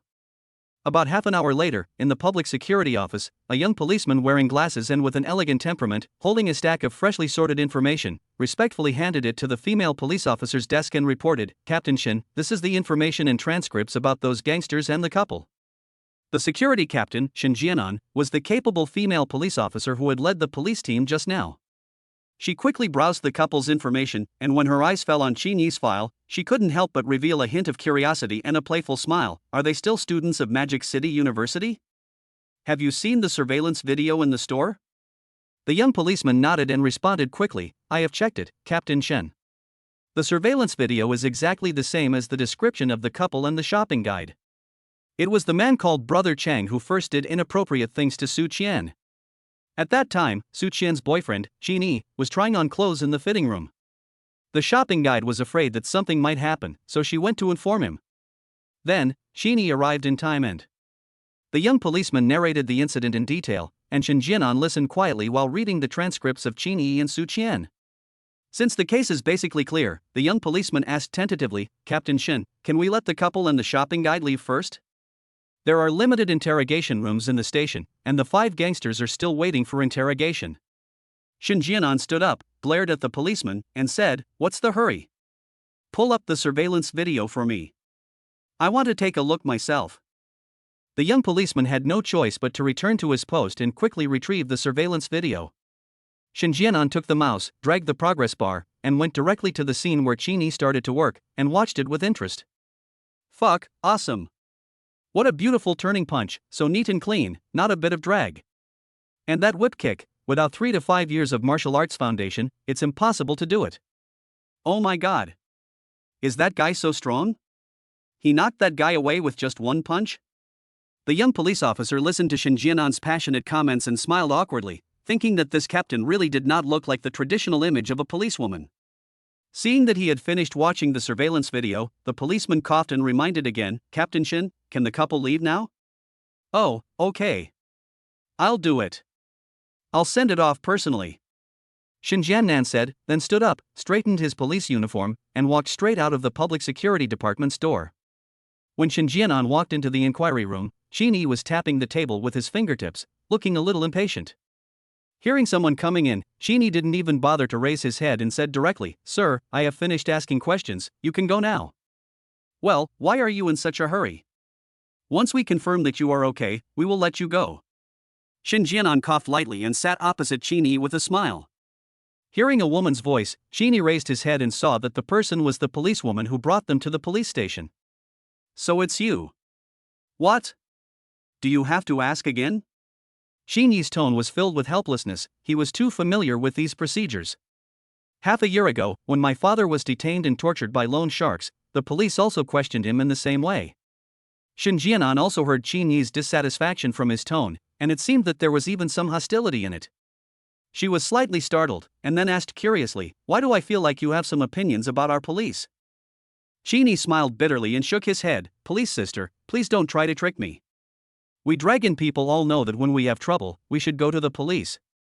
However, I am a loner and don't like to ask for help, so I always keep my distance from you. But please rest assured that I, Qin Yi, have never done anything illegal or criminal." "Ha, if you say so, it seems that you have quite a big opinion." Shin Jianan paused, and continued, "Although, I don't know why you have such a big opinion about our police. But please believe that as the captain of the public security department, I will definitely get to the bottom of this incident tonight." Qin Yi spread his hands, as if to say, "Whatever you say, it's up to you whether I believe it or not." "So, this policewoman is also the head of the security team. I'm so sorry. In that case, I've already told you the whole story and I've helped you with the record. Can I leave now?" "Yes, you can. But there is a question, can you tell me?" Qin Yi stood up directly, pretending to leave, and said lightly, "Police sister, then you ask. Where did you learn all these kung fu skills?" Shin Jianan asked curiously. "I practiced it myself, where else could it have come from?" "Well, what I mean is, who is your teacher? How long have you been practicing?" I saw in the surveillance that your moves have some military boxing style. Is the master who taught you Xingyiquan in the army? Listening to her series of questions, Qinyi frowned, not knowing how to answer, so he simply changed the subject. Why? You want to learn? If you want to learn, I don't mind teaching you. Really? Are you really willing to teach me? Well. Qinyi looked at her excited expression and really wanted to slap himself in the face. He was such a rude boy. Why was he lecturing her? So, Qinyi quickly said, I just said I don't mind. I didn't say I would definitely teach you. Besides, I don't have time today, let's talk about it later when we have time. There's a chance. Anyway, I have your contact information, address, and everything else. If that doesn't work, I can still go to your school to find you. Seeing the female police officer looking like she had him in her hands, Qinyi suddenly felt overwhelmed. Whatever you want. No more questions? Can I leave now? Of course, go ahead. Xinjianan said, and handed his business card to Qinyi, and continued, also, this is my business card with my contact number on it. If you remember anything later, remember to call me. As Xinjianan spoke, he opened the door of the inquiry room and extended his hand to make a gesture of invitation. After sending Qinyi, Su Qian, and the Armani shopping guide out of the police station, Xinjianan slowly walked up to Qinyi. There was a hint of inquiry in her eyes, and her voice was deliberately lowered. Are you and her really in a boyfriend-girlfriend relationship? Qinyi smiled slightly and replied indifferently, well, what's wrong? Is there anything wrong? Xinjianan smiled lightly, trying to hide his curiosity with a relaxed tone. It's nothing, just asking casually. You know, she is older than you, right? Qinyi nodded and said seriously, well, I know, but this doesn't affect our relationship. Xinjianan blinked, as if to give a further reminder, I just think that you should be more careful and don't let others take advantage of you. The corners of Qinyi's mouth twitched. Damn, do I look so gullible? Immediately, Qinyi smiled slyly, approached Xinjianan, and said jokingly in a voice that only the two of them could hear, actually, she is also older than you. As a young master, I like big ones. Qinyi deliberately emphasized the word big and his eyes stayed on Xinjianan's airport for a moment. Afterwards, Qinyi took Su Qian's hand and strode out of the police station. As for Armani's shopping guide, she followed Qinyi and the others closely, carrying large and small bags. Xinjianan was a little confused. She is older than me? I am 25 and she is 24. How can she be older than me? It was not until Qinyi and the other two got into a taxi and left that Xinjianan realized the deeper meaning of Qinyi's words. She stamped her feet fiercely and said angrily, little bastard. How dare you humiliate me? Chapter 40 We are all brothers, so let us have 2 million. At the same time that Qinyi and others were being questioned by the police, on the second floor of the underground garage at the IFC. In the back seat of the black Mercedes-Benz, Brother Dao was playing with a sharp dagger with a gloomy expression. His eyes were as cold as ice, and he didn't even look at Wang Hao who was shivering beside him. After a moment, he slowly opened his mouth, but to Wang Hao, that voice sounded like a cold wind from hell. Haozi, you are such a dishonest boy. Didn't you say that the boy was easy to deal with? But what happened? 6 brothers were knocked down by that boy alone. Those 5 guys who didn't have any skills were fine.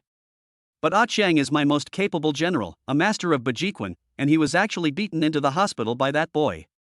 You told me that such a person is easy to deal with? Wang Hao's face turned pale, and he defended himself with a trembling voice, Dao brother. I swear. I really didn't expect this to happen. In the morning, I humiliated him in public.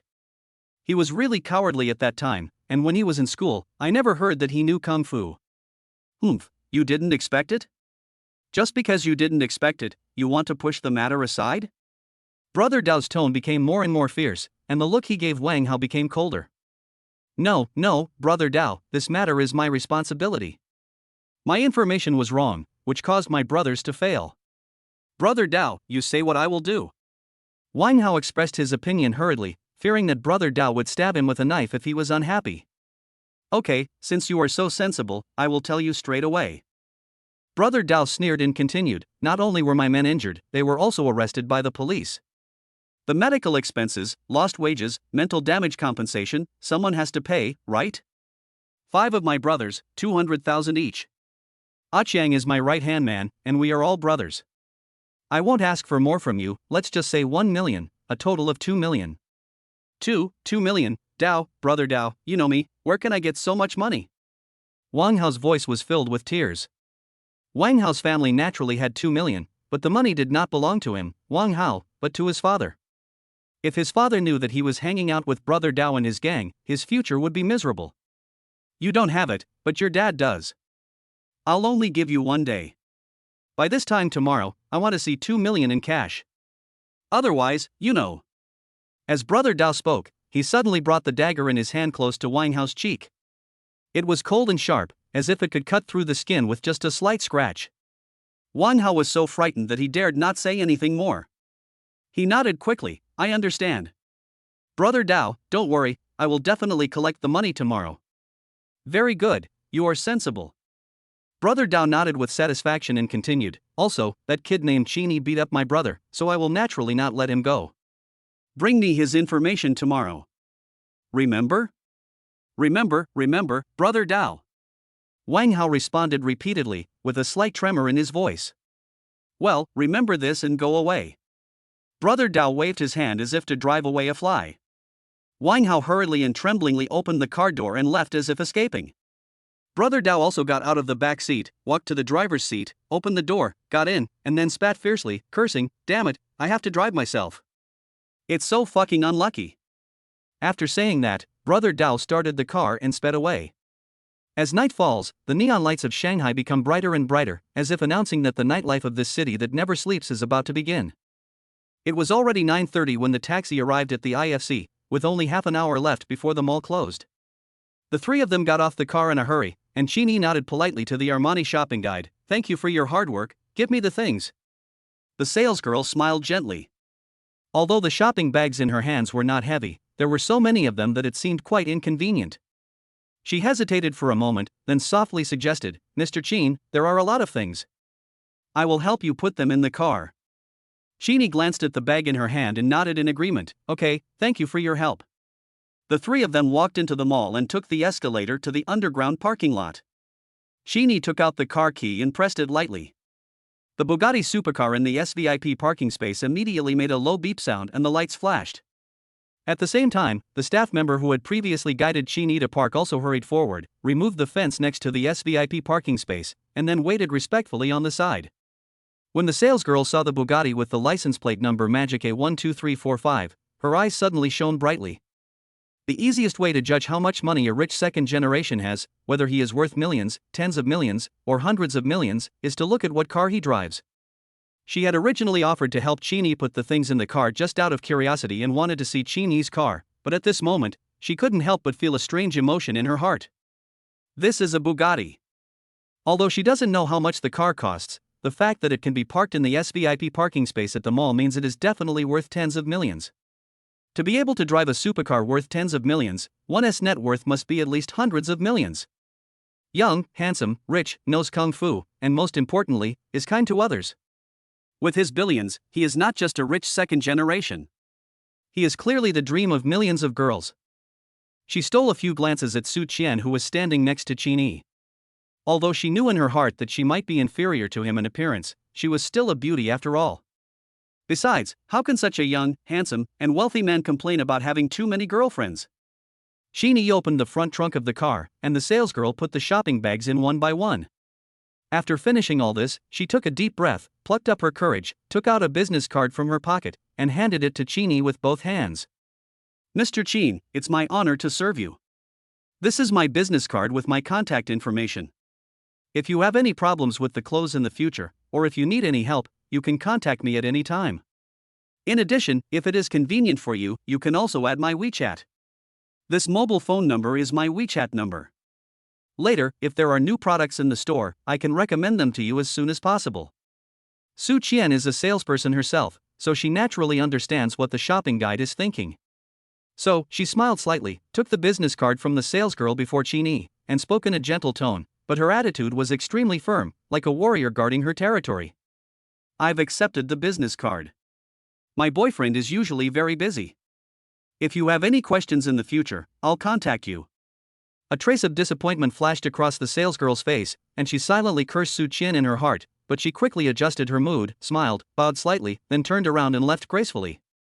Xini turned his head and looked at the business card in Su Qian's hand, with a hint of amusement in his eyes. Hey, boyfriend. I haven't even confessed my feelings yet, and I'm already protecting my food. It seems that the favorability of the opposite sex has reached 90, which is really good. Xini tilted his head slightly and said jokingly, that shopping guide is quite enthusiastic. Su Qian felt Xini's gaze, and the blush on her cheeks became more obvious. She smiled awkwardly, put the business card in her bag, and immediately changed the subject. Mr. Qin, are we still going to buy gifts for Uncle? Xini looked at her with a hint of smile in his eyes. Are you still in the mood to go shopping? After all, too many things happened that night. He met Wang Hao and his two idiots while having dinner, encountered hooligans while shopping, and just went to the police station. How could he be in the mood to go shopping? Su Qian lowered her head slightly, with a hint of shyness in her voice. Well, it's okay. Isn't young Master Qin going back to Jingnan tomorrow? He only bought a few sets of clothes for Uncle, isn't it a little too little? Xini nodded and said with a smile, well, that's true. However, the mall is about to close, so let's hurry up and go shopping at the Rolex on the first floor. Oh, by the way, isn't your phone broken? Buy a new one later. After saying that, Xini naturally reached out and gently took Su Qian's hand. Su Qian's hand trembled slightly, but she did not break free. Instead, she let Xini pull her and enter the mall again. Chapter 41. Why not live with me? At this time, customers in the mall were leaving one after another, and in the Rolex watch store, there was only one salesgirl who was waiting for the end of her shift out of boredom. Suddenly, the sound of footsteps at the door broke the silence. Xini and Su Qian walked into the store hand in hand. Although the salesgirl looked a little tired physically and mentally, her professional qualities made her instantly radiant with energy. She greeted him warmly with a bright smile on her face. Welcome to the Rolex watch store, distinguished sir and beautiful lady, how may I help you? Xini looked around the store, his eyes revealing a bit of pickiness, and said bluntly, take out a few of the most expensive watches in your store, and I will pick some. The salesgirl was slightly stunned. She obviously didn't expect the customer to be so direct. She blinked and asked back, sorry, sir, what did you just say?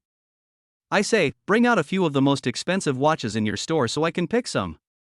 The mall is about to close, so let's save some time. After the salesgirl confirmed that she had heard correctly, she quickly restored her professional smile and said, okay, sir. I'll prepare it for you right away.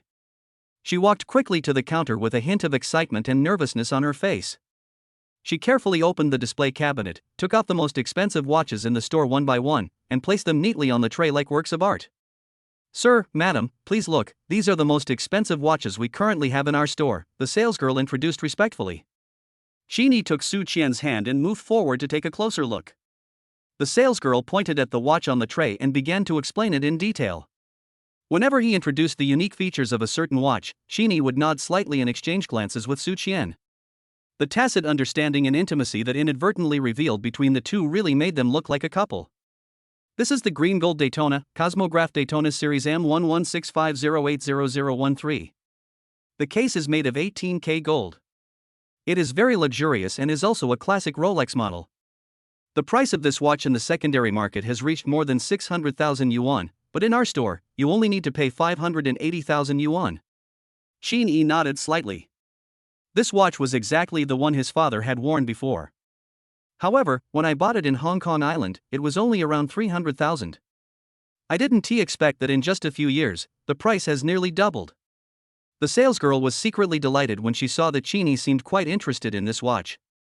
She paused and continued to introduce two other watches. This is the Oyster Perpetual Series, 86348 Sager. The case is made of 18K Eve rose gold, and the dial is inlaid with 48 square-cut gemstones in gradient tones, which is very dazzling. The price is only 588,900 yuan. Xini looked at the slightly small dial and asked, is this for women? Yes, sir. This watch should be a good match for your girlfriend. The salesgirl looked at Su Qian with a smile on her face, and then said, ma'am, would you like to try it on? Su Qian was about to wave her hand to refuse, but Xini said, try it. Su Qian felt a little embarrassed, but since Master Qin had said so, it would be bad to offend Master Qin in front of outsiders, so she nodded slightly and said, well, okay. The salesgirl carefully took Su Qian's hand, adjusted the watch strap, and put it on Su Qian's hand. Ma'am, this watch suits you perfectly. The color makes your skin look even brighter. The salesgirl spared no effort to praise the beauty of the product while also paying attention to Chini's expression. Chini also nodded to show his satisfaction and said with a smile, "Well, it's pretty good, don't take it off, just wear it." "Ah, this is not good, right?" Su Qian was a little flustered. She had already received quite a few gifts from Qin Xiao today, including Chanel skin care products, bags, dresses, and shoes, which were worth nearly 200,000 yuan. This watch was another 600,000 yuan. This gift of nearly 800,000 yuan was really too expensive. Shini smiled, took Su Qian's hand, patted the back of her hand, and said softly, "It's nothing bad. It's just a watch. Just think of it as a way to calm you down. But this is too expensive, and I don't have the habit of wearing a watch." "It's okay.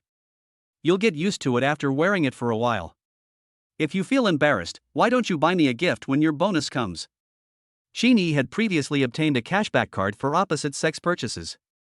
When Su Qian spends money to buy him gifts, he might be able to make a lot of money from the cashback card again. Since young Master Qin had said so, it was difficult for him to refuse. Thinking that he would get more than 7 million in commission at the end of the month, and a bonus of 1 million from his boss, it should not be a problem for him to buy young Master Qin a decent gift. So Su Qian agreed happily. Listening to the conversation between the two, the salesgirl felt envious again. Shini then looked at the last watch and asked, "What about this one?" The saleslady hurriedly continued to introduce, "Oh, this is the Rainbow Daytona Cosmograph Daytona Series 116599 RBOW watch, 18K white gold, with full diamonds on the dial and strap. The price in the secondary market has been hyped up to 2 million, but in our store, you only need to pay 1,510,700 yuan. Well, they look quite fashionable. Are these three the most expensive items in your store?" The salesgirl couldn't tell whether Chini was satisfied or not, so she explained, "Other stores do have more expensive ones. However, it's a bit late today. If you need it, you can leave a business card or add your WeChat ID. I'll contact you tomorrow." "Forget it, I have something else to do tomorrow, so let's just go with these three." Chini has to go back to Jingnan tomorrow and has no time to wait any longer. The salesgirl was a little shocked. What did it mean that they only had these three models? They all wanted them? Sir, you mean, you want all three?" "Yes, that's right. I want them all. Pack them up." "Oh, yes sir. I'll do it for you right away." The salesgirl was so happy that she was at a loss. Who could have thought that she would get such a big deal right before getting off work? 5 minutes later, Chini paid with a credit card for 3 Rolex watches, totaling 2,679,600 yuan. Then, Chini and Su Qian bought 4 latest models of Ju factory mobile phones in the last 10 minutes before the mall closed, spending another 43,996 yuan. Then, Chini and Su Qian, holding hands, took the escalator and slowly descended to the first floor of the underground garage under the envious gazes of the shopping guides. The two got into the car, and Chini took the initiative to fasten Su Qian's seatbelt. However, during this seemingly normal action, Chini's arm, whether intentionally or unintentionally, actually gently stroked the soft part of Su Qian's chest. The touch was like a feather scratching her skin, causing Su Qian to blush like a frightened rabbit, and her eyes turned hazy when she looked at Chini. The air in the car seemed to be frozen, filled with an indescribable smell.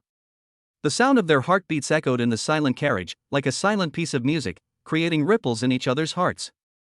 Chini stared at Su Qian deeply. The blush on her cheeks was like a touch of bright red in the sunset, making her look particularly attractive. Chini tried hard to control his inner impulse, but the seemingly uncontrollable, rolling Adam's apple still exposed his nervousness and desire at the moment. Restraint, restraint. Pity. He couldn't help himself. Just because, at this critical moment, Su Qian actually closed her eyes on her own initiative, and her seductive red lips slightly opened, as if waiting for something. Su Qian's action made Chini's heart beat faster. He knew that he could no longer control himself. Moreover, since Su Qian has already given such a hint, how can Chini back off? So, he plucked up his courage and reached the distance that made his heart beat. For a moment, the distance between the two seemed to become zero. There was a stronger sense of uncertainty in the air, intertwined with expectation.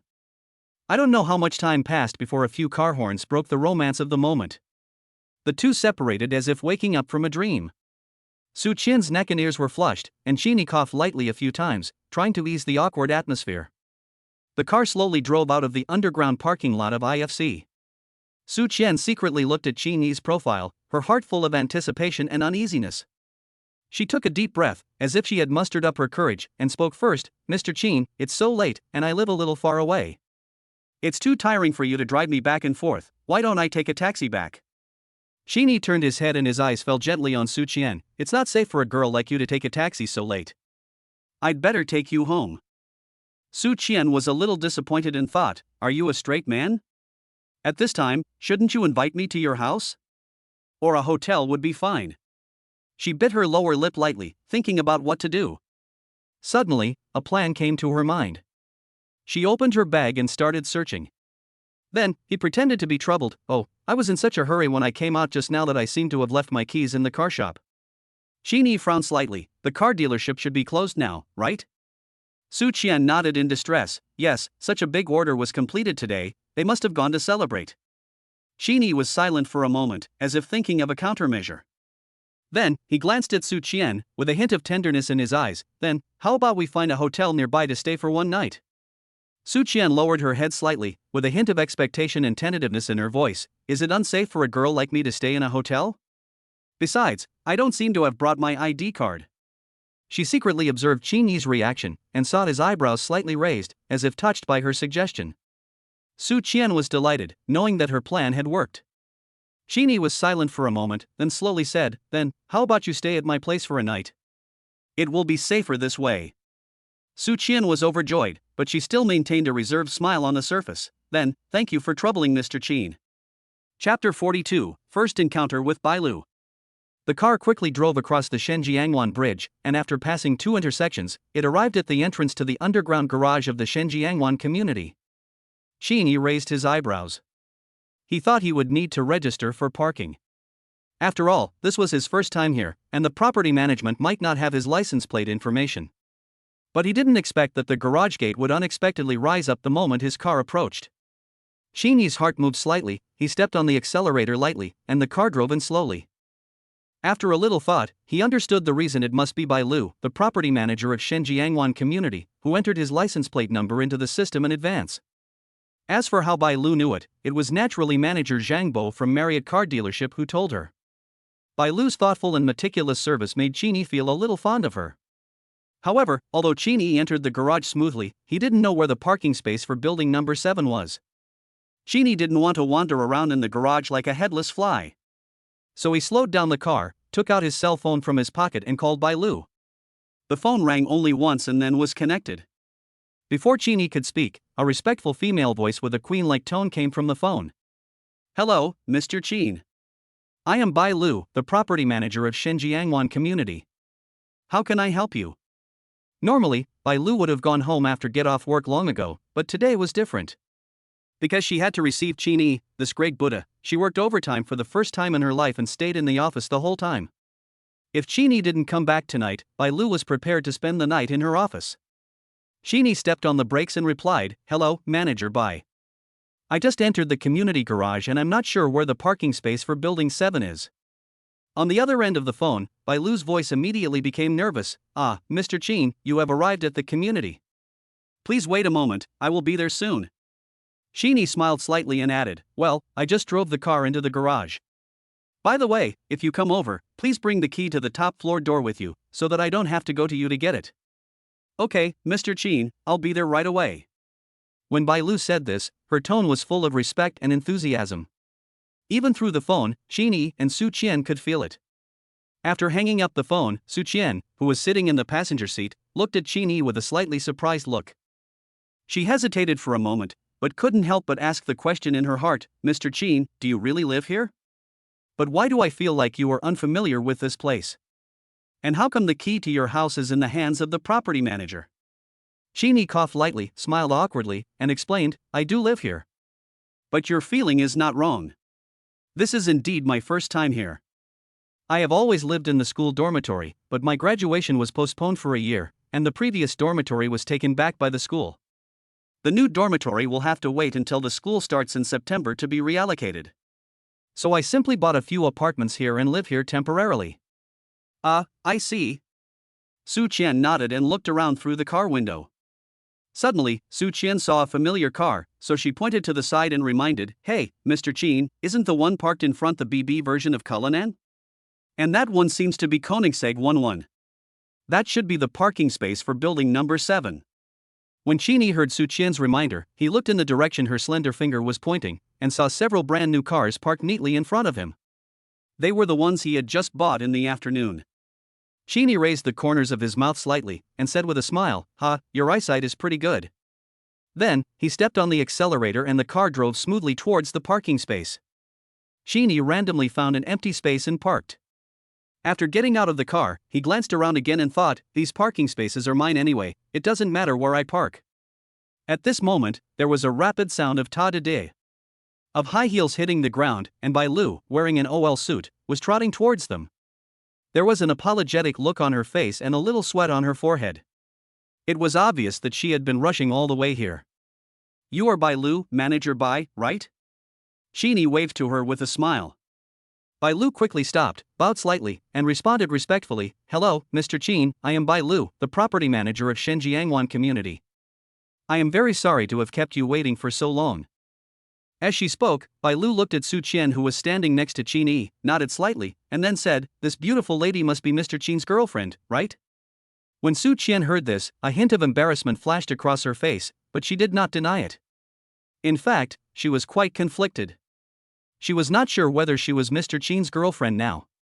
"To be honest, I don't seem to know Mr. Qin that well, but to be honest, both of them had acted like that in the car just now." Qin didn't care about these. He opened the front trunk and looked at the full shopping bags inside. He said to Bai Lu in a very familiar manner, "It's a good thing that you are here. Please help carry them up. By the way, did you bring the key to the top floor?" I've got it. Bai Lu responded quickly, walked quickly forward and started moving things out of the car. Qin also picked up a few bags, and the two of them quickly moved out all the shopping bags. Su Qian wanted to help, but Qin waved his hand gently, signaling her not to do anything. "Okay, let's go, Manager Bai. Take me to see my house." "Okay, Mr. Qin. Please follow me." After Bai Lu finished speaking, she took the lead and walked towards the entrance to the second underground floor of building number 7. Qin followed Bai Lu, holding a shopping bag in one hand and holding Su Qian's hand in the other. On the way, Bai Lu introduced Qin to the parking area of building number 7 and the overall situation of the community. When Qin asked about the occupancy rate of the community, Bai Lu replied, "Except for building number 7, the occupancy rate of the other 6 buildings is basically 80%. Among them, tenants account for about 20%. What about building number 7? Su Qian on the side was a little puzzled. She didn't understand why only building number 7 was discarded. Bai Lu was a little surprised and thought to herself, "Aren't you Mr. Qin's girlfriend?" Building number 7 was bought by Mr. Qin alone. "Didn't Mr. Qin tell you about this?" So, Bai Lu did not answer immediately, but looked at Qin and asked with her eyes whether he wanted to tell the truth. Qin didn't intend to hide it, so he nodded slightly. With Qin's instruction, Bai Lu smiled and explained, "Because building number 7 is now owned by Mr. Qin personally." When Su Qian heard this, her eyes widened in shock. She tightened her arm around Qin and asked in disbelief, "Qin, Mr. Qin, you said you bought several units before. Do you mean this whole building?" Qin coughed lightly and said with a smile, "Don't be so excited. I was just afraid of scaring you." While talking, Qin looked at Bai Lu again and continued, "Oh, by the way, Manager Bai, there is something I almost forgot. I sold 1701 on the 17th floor to a friend this afternoon. Please make a note of it and remind me later. The transfer procedures have not been completed yet." 1701? That should be a 248 square meter apartment with 4 bedrooms, 2 living rooms and 3 bathrooms, right? May I ask how much Mr. Qin sold it for? Bai Lu asked curiously. After she finished speaking, Bai Lu felt that something seemed wrong, so she tried to make amends. "Sorry, Mr. Qin, please don't misunderstand me. It's my professional habit and I just asked. The average price of our community is about 250,000 per square meter. Building number 7 is the best building in the community, with a better location and apartment type, and the unit price is even higher. I was worried that Mr. Qin sold it too cheaply." It's okay. The buyer is my friend. He was originally going to pay 66 million, but I rounded off a small amount for him and only asked for 60 million. Qin said lightly. When Bai Lu heard this, she was surprised. That was 6 million, not 600 yuan. How could you round off the number like that? However, when Bai Lu thought about how this person could buy the entire building in full, she felt relieved and thought to herself, that's right, if he can buy a building worth 700 to 800 million, then he can afford 600 to 700 million. Bai Lu smiled and complimented, Mr. Qin is really good to his friends. As they were talking, the three of them had already entered the elevator. The elevator slowly closed, making a slight buzzing sound, isolating the noise from the outside world outside the door. Since building number 7 now belongs to Qin personally, no one else will come up here except the three of them. Bai Lu swiped the access card lightly, and the elevator indicator light quickly stopped at the 33rd floor. The whole process did not require any manual pressing, which was extremely convenient. However, in this spacious elevator space, it was so quiet that only the sound of the elevator running could be heard. Bai Lu felt it necessary to break the silence. She cleared her throat gently and introduced with a smile, Mr. Qin, our building number 7 is divided into 2 units, in B, with a total of 33 floors.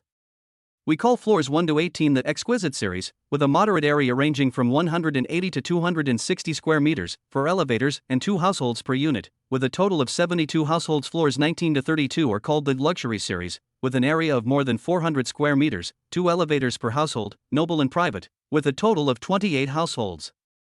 As for the top floor, the 33rd floor, it is a super large flat connected by units A and B.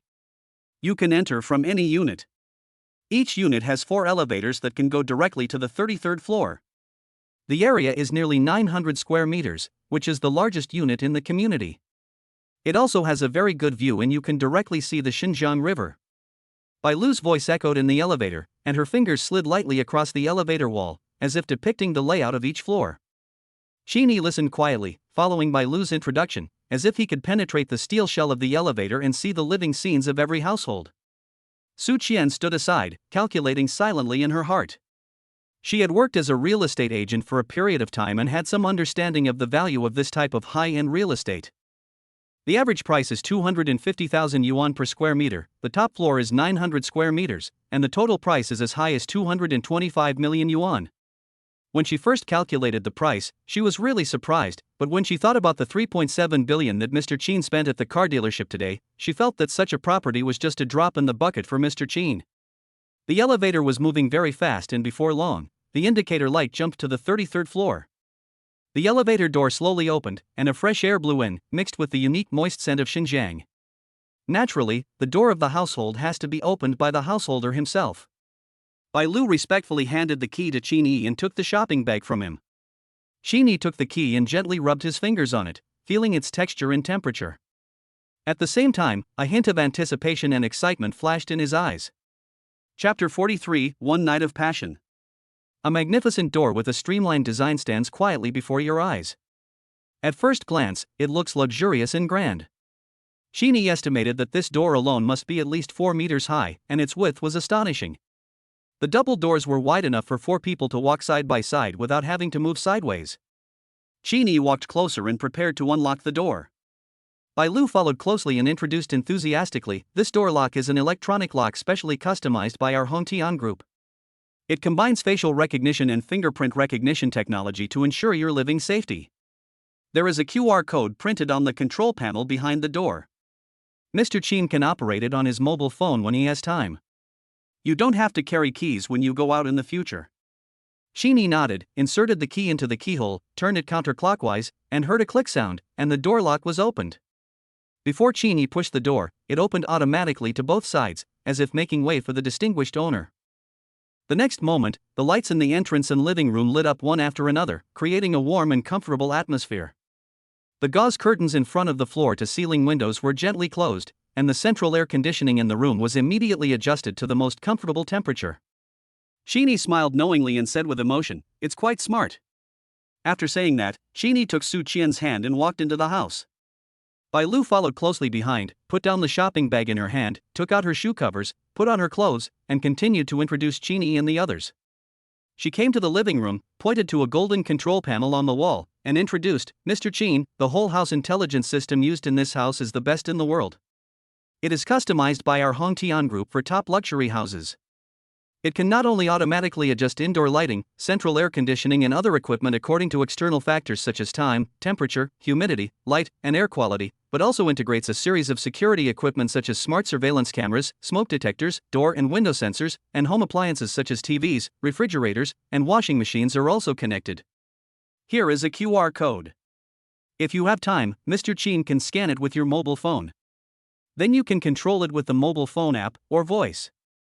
While Bai Lu was introducing the whole house smart system, Su Qian came to the huge floor-to-ceiling glass and looked at the beautiful night view of Xinjiang, feeling an indescribable feeling in her heart. This is a top luxury house. Compared to the tube-shaped building where I rented, this place is simply another world. Qini listened to Bai Lu's introduction, but his eyes were looking around. The layout of the room was exquisite, and the furniture and appliances were all available. He reached out and touched the surface of the furniture. There was no dust on it, so he could just move in with his luggage. While introducing the room, Bai Lu also paid attention to the expressions of Qin Yi and the others. Seeing the movements of Qin Yi's hands, she smiled and explained, "Our property management attaches great importance to this room, so we have arranged professional cleaning staff to clean it regularly. In addition, each room is equipped with a sweeping and mopping robot to ensure that the living environment is always clean and tidy." Qin Yi nodded to show his satisfaction. "Your service is indeed very thoughtful. Bai Lu became even more enthusiastic after hearing this, as long as Mr. Qin is satisfied. "If you have any questions or need help during your stay, please feel free to contact me. I will serve you wholeheartedly." Qin Yi nodded slightly, his eyes wandering around the room, and then turned to Bai Lu and asked, "Do other apartment types also have this whole house smart system?" Bai Lu smiled and replied, "Yes, Mr. Qin. However, the system functions of other apartment types may not be as complete as yours. But if you need it, I can help you contact the manufacturer for an upgrade." "That's not necessary." Qin Yi nodded gently, then frowned slightly, as if he had thought of something, and said, "Oh, by the way, I forgot to ask you just now. There are so many rooms in building number 7, and I can't live in them all by myself. If I consider renting or selling them, how long do you think it will take?" Bai Lu thought for a moment and replied, "If we sell it, it will take some time. After all, the quality and location of our community are very good, and the price is relatively high. The smallest area will cost 40 to 50 million. But if it is rented out, it will be much faster. Our community is surrounded by good educational resources. We have kindergartens, elementary schools, junior high schools, and high schools. They are all top-ranked schools in Shanghai. If you can rent a house in our community, you can solve the problem of children's difficulty in going to school. So many parents are willing to rent a house here for their children's education. For a small area, the rent is about 50,000 yuan a month. For a large area, it will be more expensive, about 60,000 to 70,000 yuan a month. If Mr. Qin is planning to sell or rent out his house, our property company can do it for him. You should also know that our Hongtian property also has rental and sale services." Qin Yi nodded and said calmly, "In that case, I don't plan to live in the houses below the 18th floor. I can rent or sell them. As for the price, let's calculate it according to the market price. You don't have to give me the keys to those houses. I'll leave them with the property management and entrust you with full authority to handle them." When Bai Lu heard this, she couldn't help but feel secretly happy. She had long expected that Qin Yi would not live in all the houses by himself, so she had been thinking about how to bring up this matter. "I didn't expect Qin Yi to bring it up first. This is great. There are 72 units below the 18th floor. Although it is impossible to sell all of them, the annual agency fee alone will be a considerable income." She nodded and agreed quickly, "Okay, Mr. Qin. Don't worry, I will help you keep an eye on the rental and sale of these houses." Qin Yi smiled and nodded. He looked at the time and felt that it was getting late, so he said to Bai Lu, "Manager Bai, it's getting late today. You should go back and rest early." Bai Lu smiled and replied, "Okay, Mr. Qin. Then I won't disturb your rest. Oh, by the way, these are the keys to the 15 cars that Manager Zhang from the car dealership gave me. The spare keys, driving license, and registration certificates are all in the cars." "Okay, thank you very much." "You're welcome, Mr. Qin. If you have anything else to say, please call me. My phone is on 24 hours a day for you." "Well, good night, Mr. Qin." After saying that, Bai Lu left the room. After Bai Lu left, only Qin Yi and Su Qian were left in the room. Qin Yi noticed that Su Qian was still standing in front of the floor-to-ceiling window. Her eyes seemed attracted by the bustling night scene outside the window. He walked closer gently, feeling curious. Qin Yi slowly approached, stretched out his arms from behind, gently wrapped around Su Qian's waist, leaned his head on her shoulder, and asked in a low voice, "What are you looking at? You are so engrossed." Su Qian was startled by Qin Yi's sudden action. Her body trembled slightly, her heartbeat accelerated, and a blush appeared on her cheeks. She gently raised her hand and tucked the hair around her ears, trying to hide her panic, and then shyly replied, "No, nothing, just looking at the scenery outside." Qin Yi felt Su Qian's nervousness, and a hint of teasing arose in his heart. He smiled gently, turned around and faced Su Qian, his eyes as gentle as water. "Do you like it here?" Su Qian looked up and met Qin Yi's gaze, with a hint of surprise in her eyes. "Yeah, I like it. It's really beautiful here, much better than where I live. But the house prices here are too expensive, and my bonus and commission are not even enough to buy a bedroom." Qin Yi looked at Su Qian, and a warm feeling surged in his heart. He stretched out his hand, gently lifted Su Qian's chin, and said softly, "Silly girl, this whole building is mine. If you like, you can move in at any time, and you don't need to spend a penny." Su Qian's cheeks turned even redder. She didn't dare look directly into Qin Yi's eyes and whispered, "How can this be possible? We have only known each other for less than a day, how can I accept such a big gift from you?" Qin Yi chuckled, his eyes full of doting. "Didn't we just seal our love with a kiss? From now on, you are my woman. A mere house is nothing." After saying that, Qin Yi slowly lowered his head and moved closer to Su Qian's lips. Su Qian's heartbeat quickened and she closed her eyes nervously. However, before she was fully prepared, Qin Yi's lips had already covered hers gently. The two people's breathing intertwined, and Su Qian felt dizzy. She couldn't help but hug Qin Yi's waist tightly, letting her heartbeat sink into this sudden love. It was not until Su Qian felt a little short of breathing that the two reluctantly separated. At this time, Su Qian's plaid jacket had slipped off at some point, and the black tight suspenders were hanging loosely on her shoulders, revealing a corner of the lace bra underneath. Su Qian blushed, not daring to look directly into Qin Yi's eyes. She lowered her head and whispered, Mr. Qin, how about I go take a shower first?" Qin Yi smiled slightly, bent down, and picked up Princess Su Qian. Su Qian screamed and hugged Qin Yi's neck tightly with both hands, her face full of panic and shyness. Qin Yi looked at Su Qian in his arms, his eyes full of love. "Why don't we take a shower together?" Su Qian's face turned even redder, and she gently hit Qin Yi's chest. "Hate it, Mr. Qin, you were so bad." In the bathroom, steam is rising and mist is lingering, making it look like a fairyland. The two bodies gradually relaxed in the warm water, facing each other honestly without any covering. As the water temperature gradually rose, their heartbeats quickened and their eyes became blurred in the misty water vapor. At this moment, it seemed as if the whole world had disappeared, leaving only the two of them and the misty bathroom. The mist became thicker and thicker, and their figures gradually became blurred. But, in this world, there are always people who are happy and people who are sad. Different from Qin Yi's applause for love, there was a different scene in a luxurious suite of the Sheraton Hotel in Shanghai. The palm mark was vaguely visible on Su Mo's swollen cheek. Tears welled up in her eyes. She stared at Wang Hao in a sobbing voice and asked angrily, "Wang Hao, how could you hit me like this? Damn it! Bitch! What's wrong with hitting you? I'm going to hit you." Wang Hao answered viciously. At the same time, he pulled out the belt from his waist and swung it towards Su Mo fiercely. Chapter 44 Regretful Su Mo. Snap! Wang Hao hit Su Mo's back hard with a belt. The sound of the belt touching the skin echoed in the empty room, sounding extremely harsh. Su Mo was frightened by the sudden beating and trembled violently. She immediately curled up on the bed like a wounded animal, and eagerly pulled up the quilt to cover herself tightly, as if this could provide her with a little sense of security. Her voice was filled with tears, and she kept begging for mercy. Brother Hao, stop hitting me, I beg you, stop hitting me. If I did something wrong, I will change, I will definitely change, is that not enough?" Her eyes were filled with fear and helplessness, and her body was trembling slightly under the quilt. However, Wang Hao turned a deaf ear to her pleas for mercy. He pulled the blanket off Su Mo, still holding the belt tightly in his hand, and glared at her, his face full of anger and threats, and asked in a harsh voice, "Tell the truth. Is the news of Qin Yi's family's bankruptcy fake?"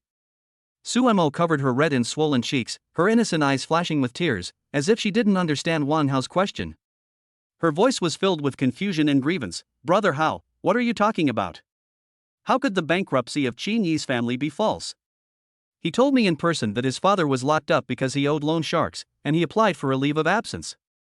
You know all this, didn't I show you the WeChat chat records and photos? Wang Hao was breathing heavily, his eyes flickering. He recalled that he had indeed seen Qin Yi's previous chat records, as well as photos of Qin Yi running express and delivering food to help his family pay off debts. It's just that I was just threatened by Brother Dao and blackmailed for 2 million, so I was very angry. In addition, as soon as he returned to the hotel, Su Mo questioned him about who he had dinner with. For a moment, he was so angry that he forgot about it. Recalling this, Wang Hao threw the belt in his hand aside and sat down heavily on the edge of the bed. Seeing this, Sumo's fear was slightly relieved. She wiped her tears, trembling as she carefully approached Wang Hao and asked, "Brother Hao, what's wrong with you? Why did you suddenly ask about Qin Yi? Did he humiliate you today?" Wang Hao turned his head to look at Su Mo, with a trace of false pity on his face. "I'm sorry, did it hurt just now?" Su Mo shook her head with tears in her eyes, her voice still filled with tears. "Brother Hao, I'm fine. If it was really Qin Yi who bullied you, I would never let him go." Wang Hao smiled bitterly and shook his head. "What's the point if you can't spare him?" Su Mo said viciously, "If he really did something, Brother Hao, if you want to teach him a lesson, I can ask him out." "If you ask him out, will he definitely come? Brother Hao, have you forgotten that he loves me? When the time comes, Brother Hao, find more people to teach him a lesson." Wang Hao smiled coldly and continued, "He loves you? Stop talking nonsense. That's true. If he didn't love me, why would he come back to school to find me today just for that casual promise we made?" Su Mo asked, somewhat confused. Wang Hao stood up, fastened his belt again, and looked at Su Mo as if she were an idiot. "Tonight, I saw Qin Yi at the Sinan feast." "See, Sinan feast?" Sumo's heart suddenly tightened, and her thoughts were tangled like a tangled mess. Could it be that his guess was true, and Qin Yi really did something excessive to Wang Hao, so that Wang Hao would vent his anger on him? Wang Hao sneered and said slowly, "That's right. Qin Yi was having dinner with a woman. They were chatting and laughing, and even ordered a bottle of champagne worth more than 20,000 yuan. It was really extravagant." Sumo's eyes flashed with surprise, and she stammered, Could it be that Qin Yi found a rich woman? Qin Yi is indeed handsome and tall. If he were not penniless now, she would not have chosen to break up with him and be with Wang Hao, that bastard." Wang Hao laughed contemptuously, shrugged his shoulders, and continued sarcastically, "I specifically asked the waiter, and it was indeed Qin Yi who paid for the meal." There was sarcasm and disdain in his words, as if he was enjoying Sumo's astonishment and disappointment. When Su Mo heard the news, her eyes widened instantly, and she asked in disbelief, How is this possible? How could Qin Yi have the money to eat at such a high-end restaurant? Not to mention that bottle of champagne worth 20,000 yuan. When we went together before, he never was so extravagant." Wang Hao shrugged, his smile growing even wider. He continued to provoke Su Mo, "That's not all. Afterwards, he took that woman to the Chanel store and spent nearly 400,000 yuan. How much? 400,000? Su Mo widened her eyes and asked in disbelief. Wang Hao looked at Su Mo's reaction with satisfaction. He nodded and continued, "Yes, it's 400,000. Moreover, he is driving a Bugatti now." He paused deliberately, as if to give Su Mo time to digest what he was saying. "Oh, by the way, you may not know how much a Bugatti costs, right? Let me tell you, the cheapest model costs 20 to 30 million. Every word Wang Hao said hit Su Mo's heart like a hammer. She was filled with shock and confusion at the moment, and even began to wonder if there was something wrong with her ears. She asked in a trembling voice, How is this possible? Could it be that Qin Yi's family's business has improved again? But a month ago, he was still delivering food to pay off his debts. How could such a big change happen in such a short time?" While Su Mo was shocked and confused, Wang Hao was already dressed. He glanced at Su Mo's unbelievable expression, and an inexplicable pleasure surged in his heart. He liked to see women showing this helpless and frightened expression in front of him. "Su Mo, I don't know what's going on with Qin Yi. But the grudge between him and me must be resolved. As for you, if you want to go back to him, I won't stop you. But..." There was a threat in his words. "I have all the loving videos and photos of the two of us during this period. So, you'd better think about the consequences." Sumo's heart trembled when she heard this. She didn't care that her clothes were still in disarray and immediately jumped off the bed. She rushed to Wang Hao in 2 or 3 steps, staggered and fell to the ground, then hugged his legs tightly and begged, "Brother Hao, please, I am already yours. What happens to Qin Yi has nothing to do with me. I beg you, don't make those photos and videos public.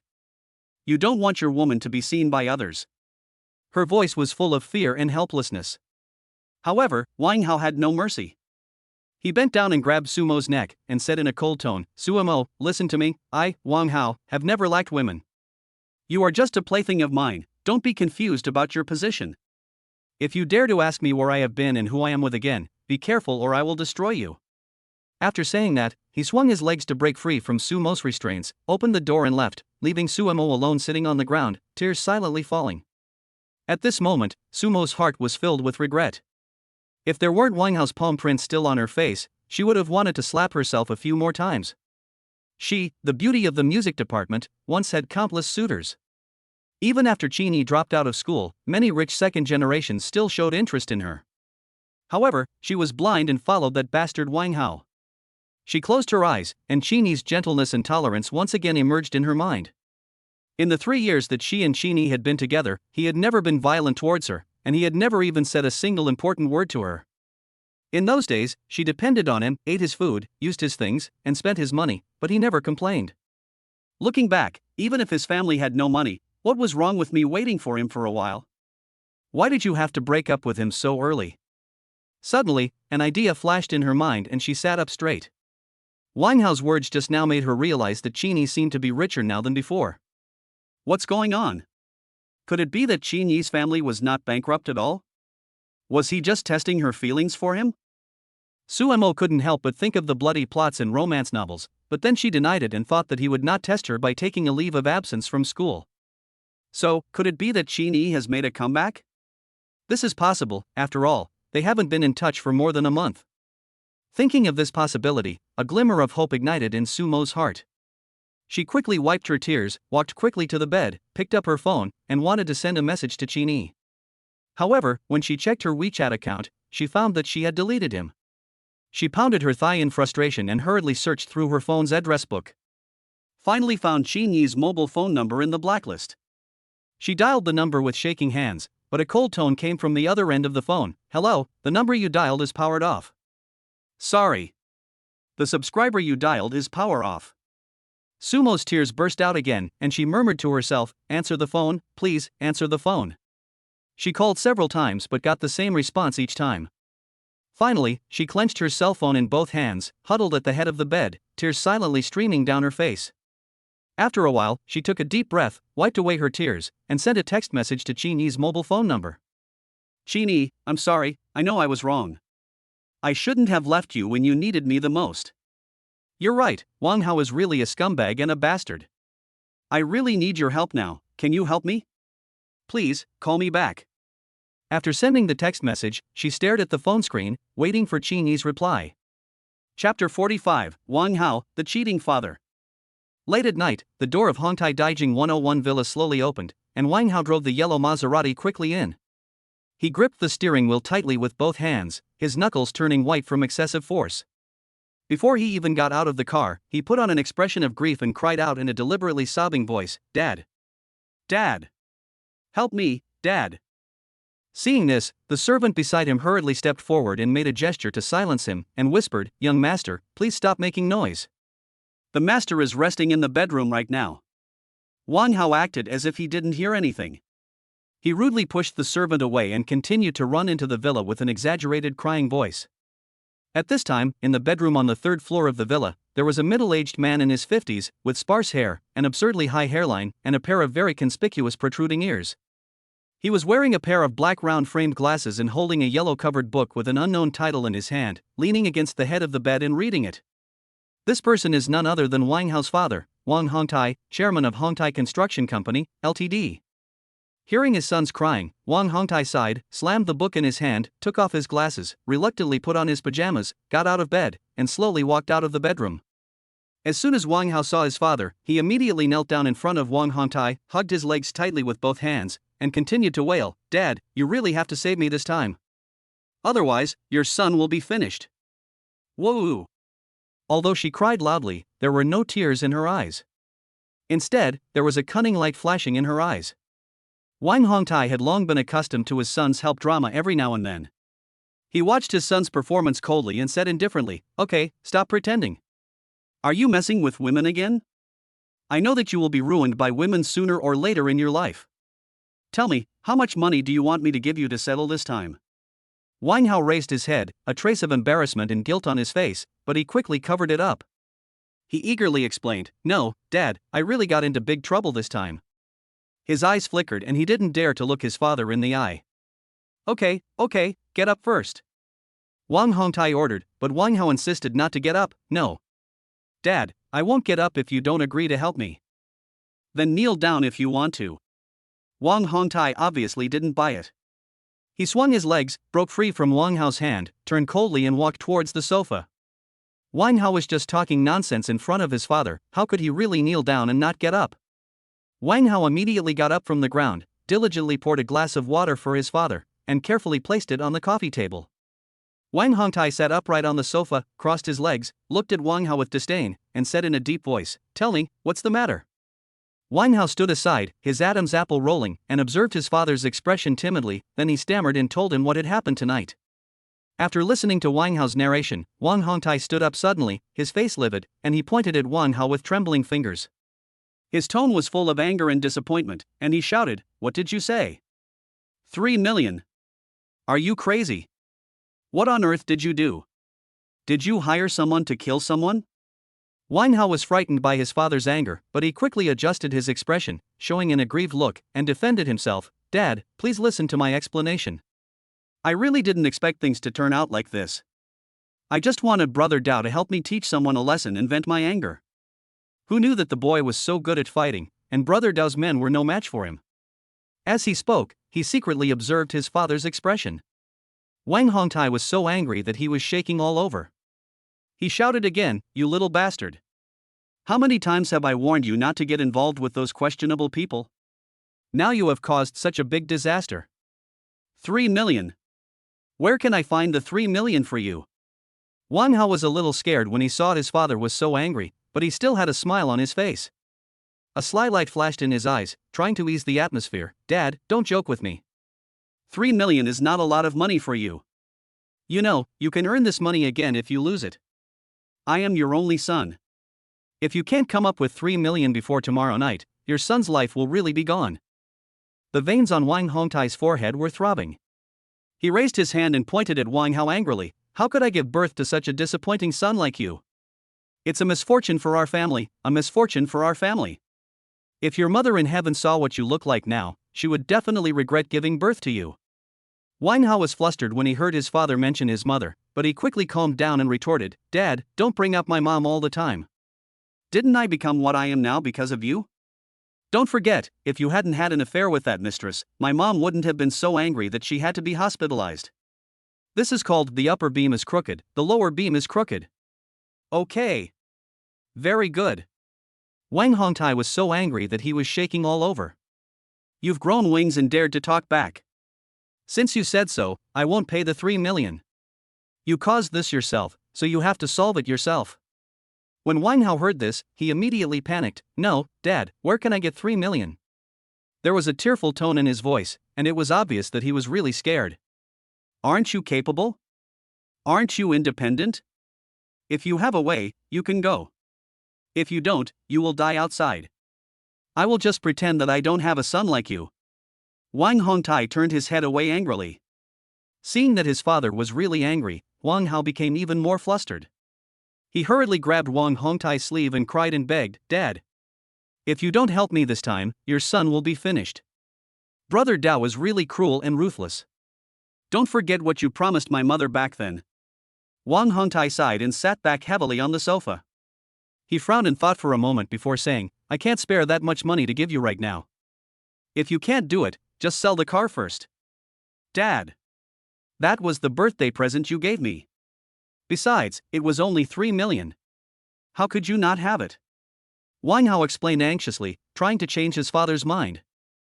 "Only 3 million? You really don't know how expensive food and daily necessities are." Wang Hongtai sighed. The company's money is now tied up in the project. There was a problem with the audit of Party A, and the project payment has been delayed. The company's working capital has been used to fill the hole, so where is the extra money for you? Wang Hao's heart sank when he heard this, but he was still unwilling to give in. "Then what should I do?" Even if I sell the car, it's not worth 3 million. He was so anxious that he was like an ant on a hot pan. Wang Hongtai frowned and calculated, and finally said, "At most, I can give you 2 million, and you can figure out the remaining 1 million yourself." After he finished speaking, he ignored Wang Hao, turned around, picked up his phone, dialed a number, said a few simple words, and then hung up. Wang Hao was secretly happy at this moment. Originally, Brother Dao only wanted 2 million, and he wanted to take this opportunity to cheat his father out of more money, so he offered 3 million. Unexpectedly, my dad actually gave me 2 million, so my life is saved. So he readily agreed, "Okay. Thank you, Dad. I'll figure out a way to pay for the remaining 1 million. This is the last time I warn you." Wang Hongtai glared at Wang Hao and said, "Give this money to that Dao brother, and don't hang out with that gang anymore. Also, since the guy you wanted to teach a lesson has been filed with the police, you should stop interfering. Our Hongtai construction is at a critical moment in its listing, and we must not allow any negative news to appear, especially news related to gangs. Do you understand?" When Wang Hongtai said this, his tone was unprecedentedly harsh. Wang Hao was a little frightened and could only agree meekly, but he was secretly thinking about how to take revenge on Qin Yi. "I understand, Dad. I understand.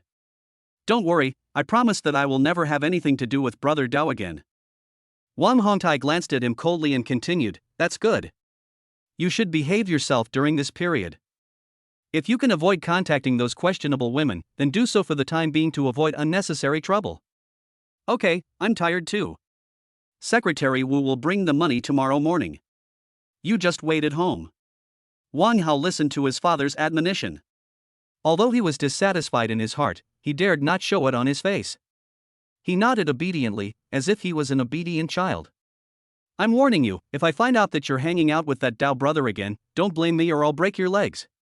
After saying this, Wang Hongtai went straight to the bedroom, leaving Wang Hao alone in the living room. Seeing his father return to the bedroom, Wang Hao suddenly felt much more relaxed.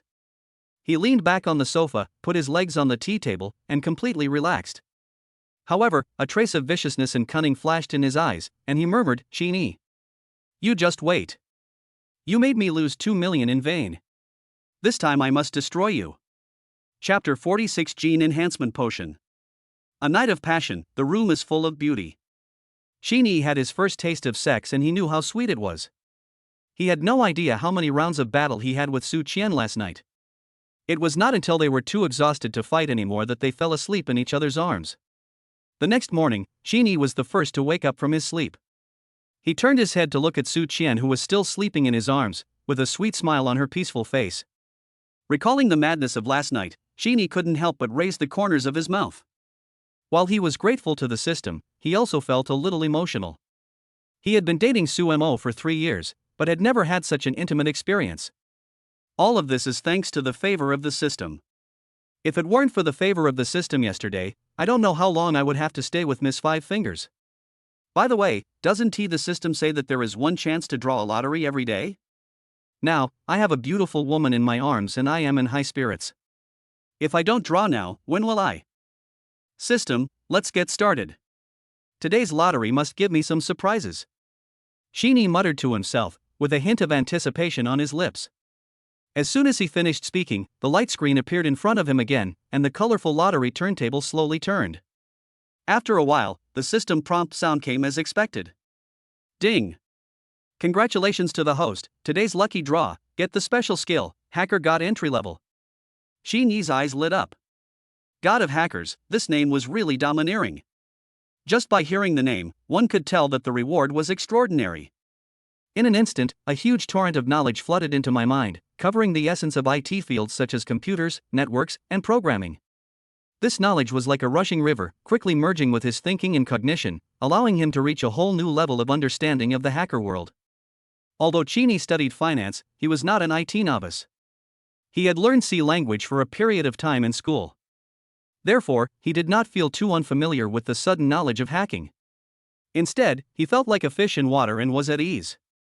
After a brief moment of surprise, Qin Yi calmed down his excitement and asked the system, please introduce the Hacker God skill. Ding! Reporting to the host, the God of Hackers is a special skill given to the host by the system. This skill has 4 levels. The entry level is just the beginning, followed by the elite level, the palace level, and the god level is the real peak. Entry level, the host can quietly invade computers and servers with weak defenses, just as easily as strolling in someone's garden, and without leaving any traces. Elite level, the network security defenses of large companies such as Fruit, Penguin, and Ali are like paper in front of the host. Even the networks of some confidential industries can be easily breached by the host. Palace level, all confidential networks of countries on Blue Star must bow to the host, and the host is the invisible emperor of the cyber world. God level, the entire network world will be under the control of the host, and the host will be the true god of hackers. There will be no more secrets on the network. Oh my god, is it so awesome? Wouldn't that mean I'm going to defy the heavens? After listening to the introduction of the system, Cheney's eyes widened like copper bells, with a look of disbelief on his face. However, the system did not seem to intend to let Cheney get too carried away. Ding! Friendly reminder to the host, be cautious when using the hacker god skills. Challenging beyond your level will only bring you trouble. For example, if you use entry-level skills to attack those big companies, there is a high probability that you will be tracked. Also, in the Chinese dragon country, hacking is illegal, so please do it within your ability. Oh my god, thanks for the reminder, otherwise I really want to give it a try. Cheney touched his nose, thinking that he was lucky. Oh, I remember there is a bottle of gene enhancement potion in the system space. Cheney suddenly remembered this. He had planned to take it last night, but he was having so much fun with Su Qian that he forgot about it. Thinking of this, Cheney gently lifted Su Qian's head and pulled out his numb arm. Then, he carefully moved the jade arm on his body away, for fear of waking up the beauty in his arms. Then he got out of bed quietly, picked up his underwear on the floor, and ran into the bathroom. Coming to the bathroom, Cheney first released the night stock, then closed the toilet lid, squatted on the toilet, sank his consciousness into the system space, and took out the bottle of gene enhancement medicine. He looked at the small blue medicine bottle in his hand and wondered, why does this look like zinc gluconate oral solution? However, he quickly got rid of these distracting thoughts. After all, anything produced by the system must be high quality. He unscrewed the bottle cap, tilted his head back, and poured the medicine into his mouth. When the potion entered his mouth, Cheney only felt that it had a light taste, almost like plain water, but with a slight salty taste. He quietly waited for the potion to take effect, but not long after, his stomach began to rumble and he felt a dull pain. Shit, is this fake medicine? Cheney was shocked and quickly stood up, opened the toilet, took off his underwear, and sat down again. The next second, a strong urge to defecate came over me, and before I had time to think, my body had already reacted. Puff. The taste of the wine is so lingering. The indicator light of the air purifier in the bathroom has turned red at this time, and a whistling sound of wind can be heard. The air purifier is running at full capacity, trying its best to extract that unique smell. More than 10 minutes later, Cheney leaned weakly on the toilet, as if he had experienced a battle. His whole body was wet, and the sweat and odor mixed together made him doubt his life. System!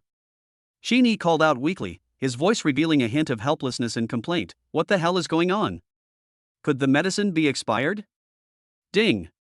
Reporting to the host, please rest assured, this is a normal reaction to the gene enhancement drug. The system's voice sounded in Cheney's mind, bringing him a little comfort. Taking the gene enhancement drug is like undergoing a baptism of cleansing the essence and marrow, and a lot of dirt and odor will be generated in the process. Therefore, the system recommends that the host take a bath first, and then check the 6-dimensional attributes after a fresh look. I believe that it has been greatly improved. Cheney looked down at his body, only to see that every pore was densely covered with a layer of black dirt. He smiled bitterly and shook his head. Okay, I'll listen to you. This taste is really too ecstatic. So he struggled to stand up and dragged his tired body into the bathroom. As the bathroom door closed, the sound of running water could soon be heard from inside. Under the flushing of hot water, Cheney felt an unprecedented sense of comfort spreading throughout his body. The dirt was washed away bit by bit, and his body seemed to be refreshed. At the same time, on the big bed in the master bedroom, Su Qian rubbed her sleepy eyes drowsily, looking at the familiar yet unfamiliar environment in front of her in a daze. The passionate and absurd scenes from last night flooded into her mind like a tide. She suddenly lifted the quilt, looked at her naked body, and buried her head deeply in the quilt out of shame. The surroundings were surprisingly quiet, with only the sound of water splashing in the bathroom, which continued like a unique melody playing in the quiet space. Su Qian felt mixed emotions, worried about gains and losses, like a butterfly that fell into the lake, struggling on the water surface but then being gently wrapped by the gentle waves. He wouldn't think I'm that kind of casual girl. Su Qian muttered to herself, her face flushed red. She recalled her indulgence last night and couldn't help feeling ashamed. Oh, what happened to me last night? Why didn't I behave myself a little? It was so embarrassing. Suddenly, an idea flashed through her mind, and she murmured, how about I slip away while he's taking a shower? Otherwise, when he comes out of the shower, I won't have a chance. Thinking of this, Su Qian hurriedly poked her head out from under the quilt and quickly sat up wrapped in the quilt. She looked around and found that her underwear, panties, denim shorts, and tight suspenders, as well as Qin Yi's clothes were scattered on the floor. This made her blush and her heart beat faster again, but she couldn't care less at this moment. She hurriedly got out of bed, stood barefoot on the cold floor, carefully avoided the scattered clothes, and hopped to pick them up. However, at this moment, the sound of water in the bathroom stopped abruptly. Su Qian froze in place for a moment, looking nervously towards the bathroom door. Her breathing seemed to have stopped. In the bathroom, Qin Yi was standing in front of the mirror, looking at his refreshed self carefully. He was surprised to find that his skin seemed to have become smoother and more delicate, as if he had been reborn. Her skin, which had been tanned over the past 6 months from working for long periods of time outdoors delivering express and takeout food, now regained its fair and radiant glow. Although there was no obvious change in his appearance, he looked refreshed and full of energy. What surprised him even more was that his originally ordinary figure now showed obvious muscle lines, with full and symmetrical abdominal and pectoral muscles, like a muscular man who had been exercising for years. Ha ha! Qin Yi stroked his cheeks and body, couldn't help laughing, and secretly admired in his heart, this gene enhancement potion is really powerful. Qin Yi took a bath towel from the bathroom shelf, wrapped it around his waist to cover his private parts, then took another towel to wipe his wet hair, while his other hand held the door handle. The next moment, the bathroom door handle moved. Su Qian had no choice but to wrap herself in the quilt and hurried back to bed, continuing to sleep in her original position. However, her heart was beating like a deer. The bathroom door slowly opened, and Qin Yi walked out with his upper body naked and only a bath towel around his waist, looking very proud. He didn't have any quirks, but the underwear he had just put on could not be worn again due to the effects of the gene enhancement drug. When passing by the master bedroom, Qin Yi glanced at Su Qian lying on the big bed in the master bedroom. Seeing that she was still asleep, he did not disturb her and went straight to the living room. Sitting on the sofa, Qin Yi silently said to the system, check the properties. As soon as he finished speaking, a light screen flashed in front of his eyes, and then the 6-dimensional attributes were displayed.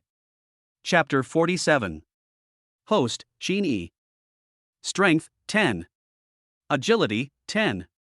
Intelligence, 10. Endurance, 10. Spiritual power, 10. Charm, 10. Realm, mid-stage Ming Gene. Kung Fu, Xingyiquan Mastery. Special skills, Eye of Truth Elementary, God-level driving skills, God of Hackers entry level. System props, Property Certificate 101, Opposite Sex Consumption Cashback Critical Hit Card Primary 1. System level, Level 1, Upgrade Experience, 37072436 100 million. Mission to be completed, being kind to the enemy means being cruel to yourself. There are 6 days, 13 hours, and 48 minutes left before the mission ends. Oh my god. Qin Yi stared at the attribute panel, his heart was already in turmoil. He couldn't help but swear, and muttered to himself silently, the effect of this gene enhancement potion is too good. The 6-dimensional attribute values have all become 10? This is the peak value for ordinary people. Isn't this a hexagonal warrior? His sight continued to move downwards, and when he saw the realm column, Qin Yi was shocked again. Nah, even my realm has been raised to the middle stage of Ming Gene? If I take a few more bottles, won't I be extremely strong? Thinking of this, Qin Yi immediately asked the system, can I take this gene enhancement potion continuously? Ding! Reporting to the host, the gene enhancement potion can be taken multiple times, but there is a level limit. Primary gene enhancement potions are only effective for the Ming Gene stage. After the Ming Gene stage, no matter how many times the host takes it, it will have no effect. To reach the realm of dark power, do you need to take intermediate gene enhancement potions? Qin Yi asked. Ding! Reporting to the host, yes. Primary potions correspond to the Ming Gene stage, intermediate potions correspond to the Yin Gene stage, advanced potions correspond to the Hua Gene stage, top potions correspond to the Dan Gene stage, and divine potions correspond to the Gang Gene stage. After hearing this, Qin Yi nodded thoughtfully and continued to ask, what about breaking through the void and seeing the indestructible realm of God? Ding. Reporting to the host, if the host can reach this level, he will no longer be a human. Naturally, he will not need the assistance of gene enhancement drugs. Is that so? Qin murmured to himself, looking somewhat regretful. But at this moment, he suddenly remembered that if he broke through to the dark energy realm in the future, but won the primary gene enhancement potion in the lottery, wouldn't it be useless? Such a good thing can't be wasted, right? So, Qin continued to ask, System, can this gene enhancement potion be used by other people? Ding. Reporting to the host, it's okay. If the host wants to become the strongest, relying on himself alone will narrow the road. But the host needs to be reminded that the gene enhancement potion is far beyond the current level of technology. If the host wants to give it to others, he must choose someone who completely trusts and is completely loyal to the host. Qin nodded. Indeed, Qin understood the principle that a man is innocent but guilty if he possesses a treasure. Qin wanted to ask something else, but at this moment, a slight rustling sound suddenly came from his ears. He turned around and saw that Su Qian had already put on her clothes and was walking slowly and carefully towards the living room. Qin, Mr. Qin, you didn't leave.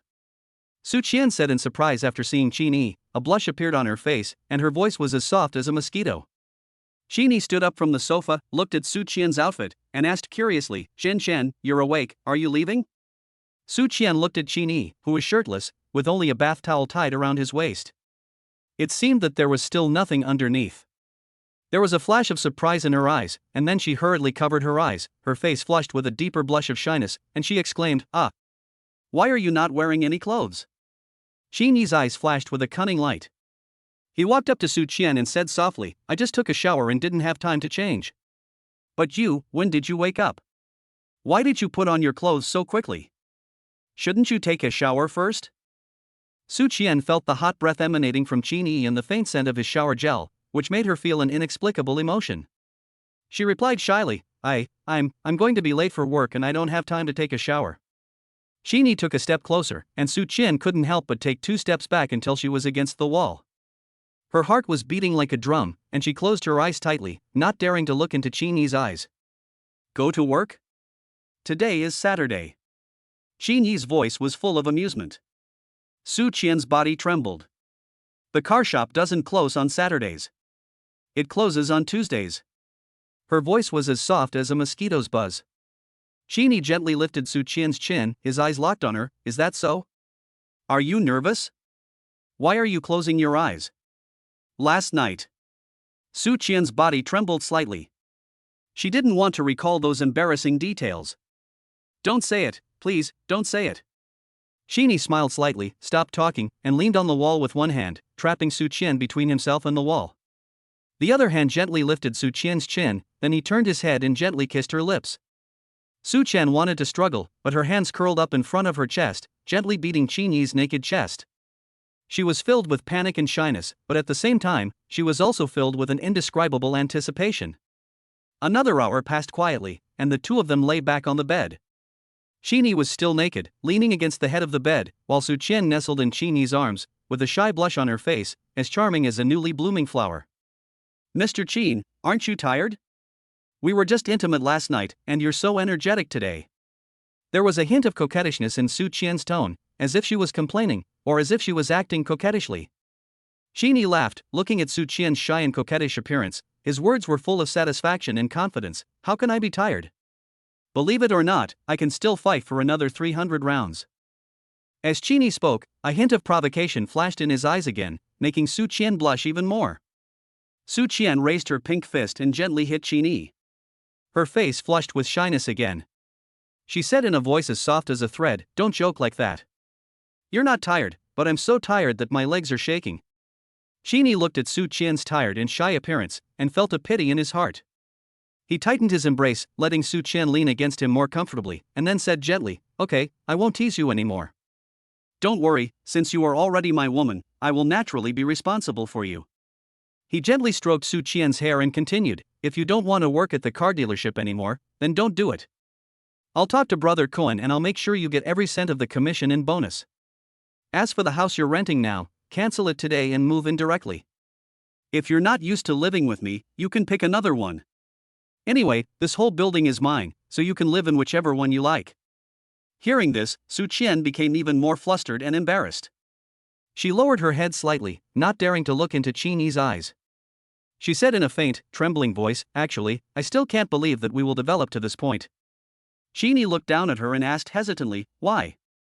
Do you regret it?" Su Qian raised her head and met Qin Yi's eyes.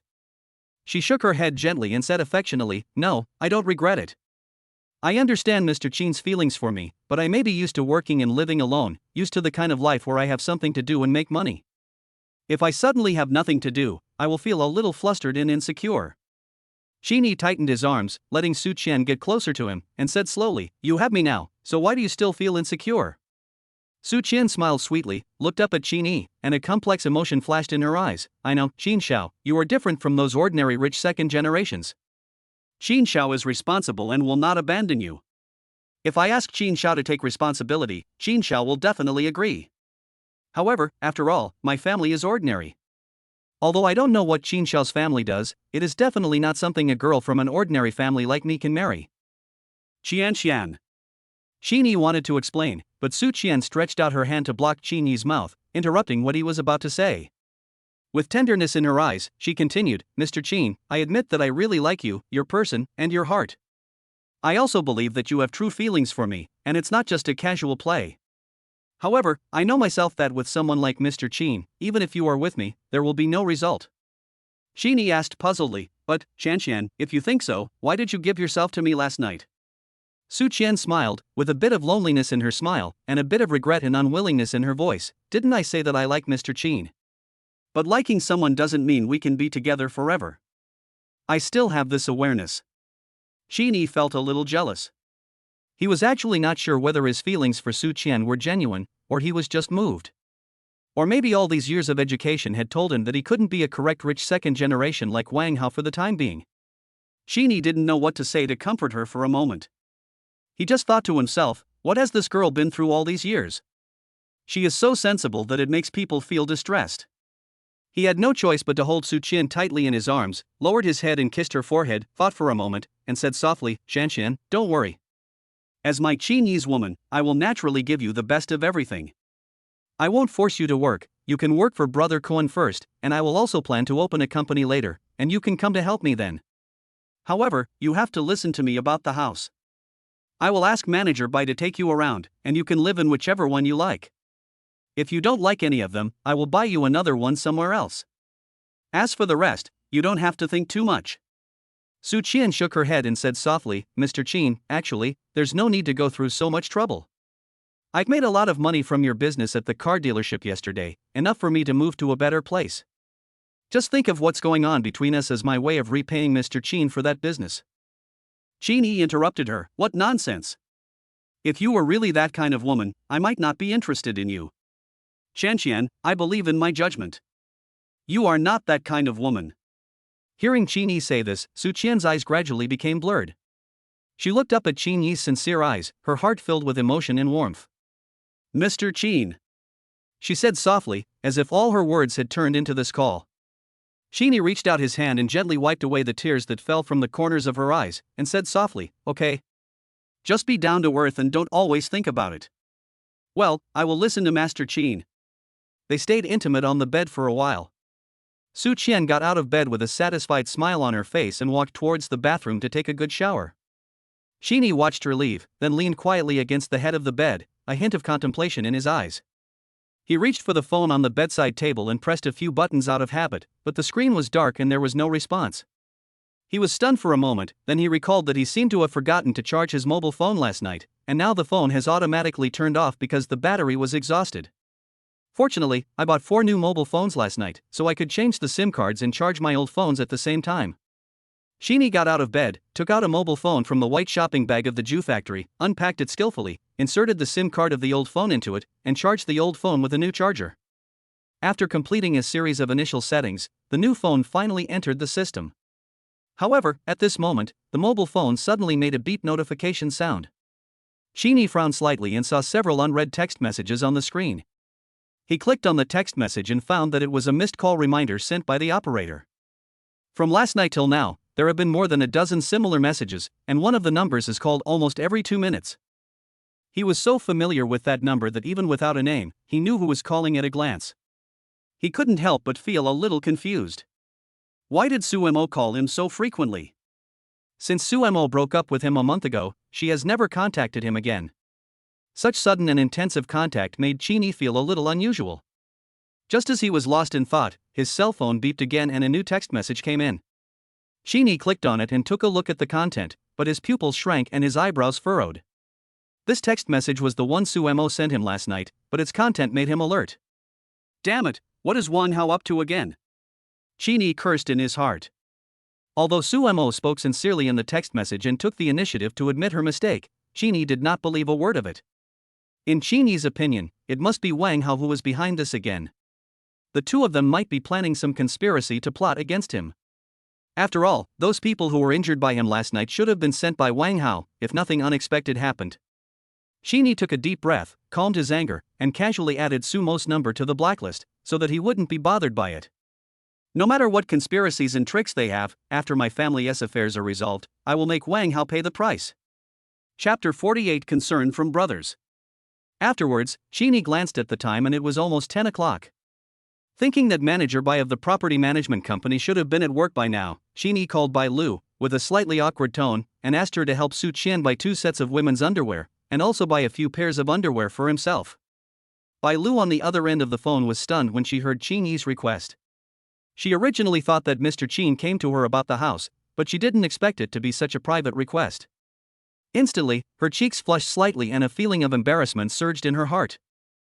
However, since it was Mr. Qin's request, Bai Lu naturally had no way to refuse. After all, she had just promised Mr. Qin yesterday that he could come to her if he needed anything, so she would not go back on her word the next day. So, after a brief moment of surprise, Bai Lu agreed. After asking about the size, Bai Lu drove to the nearest shopping mall. Chini asked Bai Lu to help him buy some underwear. To be honest, he felt a little bad about it, but he had no choice. He didn't bring any replacement clothes when he rushed to Shanghai from southern Beijing. He only bought outerwear at the mall last night and didn't buy anything to wear underneath. More importantly, I was a little too intense with Su Qian just now. I don't know if it's the effect of the gene enhancement drug, but now Su Qian's underwear has become rags. I have to buy it. Besides, it is not convenient to ask someone to run errands to buy underwear. After thinking about it, Bai Lu is the most convenient woman. After all, she said yesterday that you can come to her if you have any problem, and you can't break your promise, right? In the bathroom, the sound of running water continued to echo. Su Qian was still taking a bath. Chini opened WeChat with some boredom. There were quite a few unread messages on it. The university classmates group, the university dormitory group, and the eldest roommate Wang Tingfei, the second oldest Su Chao, and the third oldest Xin Mingyuan in the dormitory all sent messages to him. Chini clicked on them one by one and read them. A warm feeling gradually surged in his heart. After a while, the corners of his mouth even raised up unconsciously. Old 4, how is your family doing? Is your uncle okay? I also heard about what happened at the school gate today. That Wang Hao is such a piece of shit. I tell you, it was only because I wasn't there at the time, otherwise I would have beaten him up. This is the message that my best friend, Wang Tingfei, the boss in my dormitory, sent me last night. Perhaps because he saw that I hadn't replied for a long time and was worried that I would do something bad, Wang Tingfei sent a few more messages after a few minutes. Fourth brother, we all know about your relationship with Suemo. To be honest, Suemo is not a good woman. When she was with you before, she was attracted by your money. We brothers have warned you before, but you just didn't listen to us.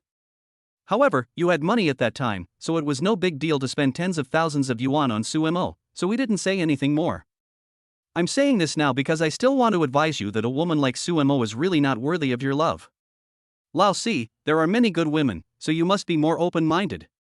After a few minutes, seeing that I still hadn't replied, he started sharing the latest news of other people in the dormitory. Besides, you know the situations of the brothers. I won't talk about the second brother Su Chao. His father arranged a job for him. He returned to his hometown in Nanhua a month ago. He said he would work as a non-staff member in the bank first. When the bank recruits, his father will use his connections to get him a job. The third brother, Yuaner, is staying in Shanghai for the time being, just like me. You know, our family conditions are similar, and there won't be many good opportunities if we go back to our hometown. It's better for us to work hard in Shanghai. Maybe we can turn a bicycle into a motorcycle, ha ha ha. Oh, by the way, I almost forgot. Some time ago, I got an interview for a foreign-funded enterprise as an investment consultant assistant. Hee, the name sounds nice, but it's actually a financial sales position. However, the salary and benefits are not bad. It's just that you have to work overtime more, but there is overtime pay, which is much better than domestic companies. Ha, I've said so much. Actually, I just want to tell you that no matter what happens, you are our good buddy. You know me, I'm a rough guy, I don't know how to say comforting words. Anyway, just remember it. Lao Si, if you need any help from me in the future, just ask. As long as I can help, I will do my best even if I have to sell everything I have. Okay, I won't say any more. If I say too much, I'm afraid you'll find it annoying. If you have time, remember to send me a message to let me know that you're okay. Finally, he also sent a small come on expression, as if to cheer Chini up. Chini looked at these warm words and was deeply moved. He felt his nose slightly sour and tears flowed unconsciously. Chini raised his hand to wipe his face, smiled bitterly and muttered to himself, when did this fatty wine become so sour? But then, he edited a message and sent it to Wang Tingfei, boss, don't worry, I'm fine, my dad is fine too. Things at home will be settled soon. I forgot to charge my phone yesterday, so I couldn't reply to your message in time. Congratulations on finding a job in a foreign company. Okay, just focus on your work and don't be distracted by my affairs. After sending the message, Chini checked the news about the second and third brothers one by one. Like Fatty Wang, both of them care about me very much and share their recent situations with me, which gives me some comfort. That's what brothers are like. They can't say words of comfort, but they are always thinking about their good brother who shares the same dormitory with them. Chini also replied to them one by one. Afterwards, he opened the WeChat group of his college classmates. There wasn't much new in the group, except for some light-hearted bragging and gossip. That bastard Wang Hao made some remarks mocking Chini, but fortunately, Wang Tingfei and others quickly stood up for him and gave that bastard Wang Hao a good beating. However, to his surprise, Xu Muxue, known as the Iceberg Beauty, actually spoke a few words for him for the first time. Xu Muxue and I actually didn't have much in common. In the 3 years of college, the total number of sentences we spoke probably didn't exceed 10. Of course, it's not that Xu Muxue looks down on Chini, but this girl seems to look down on everyone and looks cold all day long. However, she was extremely beautiful and ranked among the top 3 beauties in the Magic University. There were many boys chasing after her, but she never looked at them straight in the eye, so she was given the title of Iceberg Beauty. After all, she is a beauty, who wouldn't like a beauty? Chini naturally has a good impression of her, but when he thinks of her cold appearance that seems to have not changed for 1,000 years, Chini has no intention of pursuing her. He didn't expect that she would stand up for him. This was really beyond Chini's expectations. At this time, in an office building not far from Shenjiangwan community, a young man who was about 180 centimeters tall, with a strong build, bronze skin, wearing a short-sleeved shirt and black casual suit pants, was holding 2 cups of Starbucks coffee in one hand and a mobile phone in the other, his eyes flashing with excitement that was difficult to conceal. This person was none other than Wang Tingfei, the boss of Qin Yi's dormitory. Wang Tingfei's mood was difficult to calm down at the moment. When he saw the message that Qin Yi finally replied, a look of relief flashed in his eyes. He waited anxiously for the whole night, but no one answered his phone calls and no one replied to his WeChat messages. He was really worried that Qin Yi would be upset. Now that he knew that he was fine, he finally felt relieved. Wang Tingfei held the phone in one hand and sent a voice message to Qin Yi in an excited tone, "Fuck. Lao Si, you finally replied to my message. Do you know that I was worried about you and couldn't sleep all night? My eyelids are fighting now." Although Wang Tingfei's words were rude, his tone was full of concern and excitement. Listening to Fatty Wang's reply, Qin Yi smiled knowingly. This was the Fatty Wang he knew. Qin Yi immediately sent a voice message back, "Come on, I don't know you yet? Who knows what girl you were flirting with last night? Hey, Lao Si, you have wronged me this time. I really didn't lie to you. I was holding the phone the whole night, waiting for your reply. Look at you, you didn't even charge your phone when it ran out of battery. Do you know how many times I called you last night?" Although Wang Tingfei was blaming him, he always had a smile on his face. Qin Yi also hurriedly explained, "I came here in a hurry yesterday and forgot to bring my charger. I'm sorry. I'll treat you alone later and apologize, okay? That's more like it. By the way, we brothers have heard about what happened yesterday.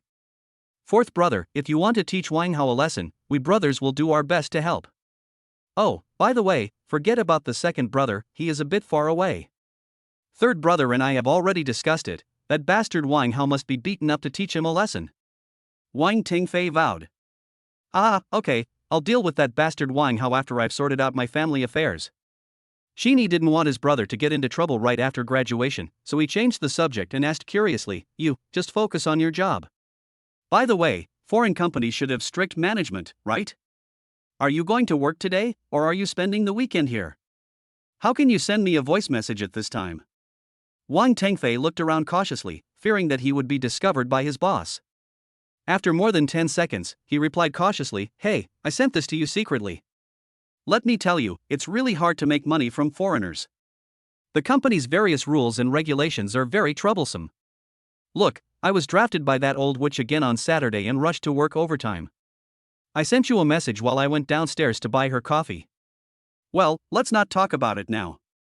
That old witch is urging me again. I have to go back quickly.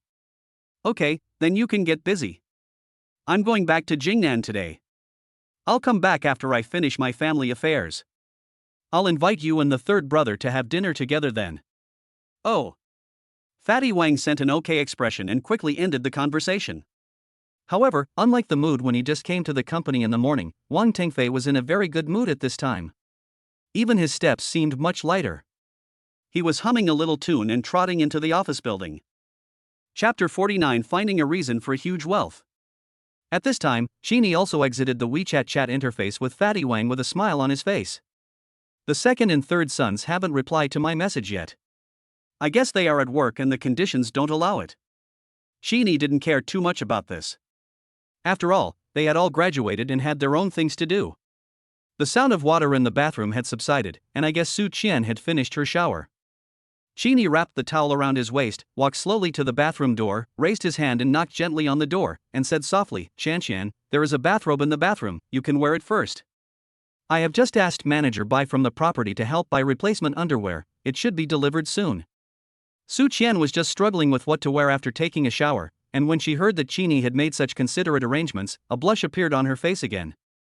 After all, it is a bit embarrassing to ask someone else to buy underwear for such a private matter, but it is definitely better than having nothing to wear after taking a shower. So she whispered okay and took her bathrobe from outside the bathroom. Sheeny did not rush in, because he knew Su Qian was shy. Although they were very close, they still had to leave some space between them. So he walked to the living room with his mobile phone and commanded the smart home system through voice commands, and the curtains slowly opened. He walked to the spacious floor-to-ceiling window and looked out at the slightly foggy Xinjiang River outside, his heart filled with joy and comfort. He took a deep breath, and then called home again. I haven't contacted my family for a day and a night. I think my parents must be worried. As soon as the call was connected, Sheeny heard his mother's anxious and slightly trembling voice, hello, is this Xiaoyi? Sheeny's heart tightened when he heard his mother's voice on the phone, and he quickly responded, Mom, it's me. What happened at home? Are those people causing trouble again? When Sheeny's mother heard her son's voice, the heavy stone in her heart finally fell to the ground. Oh, Xiaoyi, you finally called me. She calmed down a little and continued, don't worry, everything is fine at home, and those people didn't come. I was just worried about you. You ran to the Magic City without saying a word. I didn't hear from you for a day, and my heart was always in turmoil. What's going on between you and Su Mo?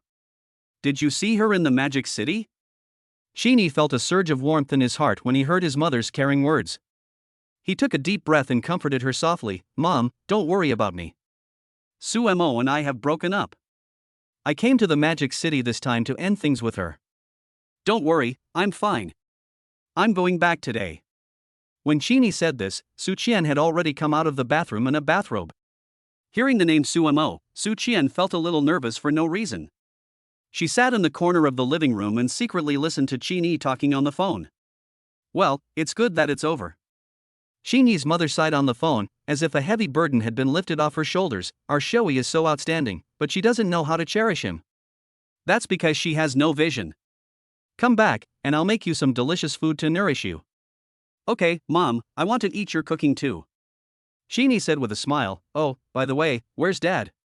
Is he going to work again? Oh, that's right. Your dad went out early in the morning without even having breakfast. She sighed softly, with a hint of helplessness in her voice. It is said that there is a factory in the town recruiting welders. Your dad also worked as a welder when he was young. He found the welder's certificate last night. He heard that the salary is not bad, $300 or $400 a day, and he wanted to give it a try.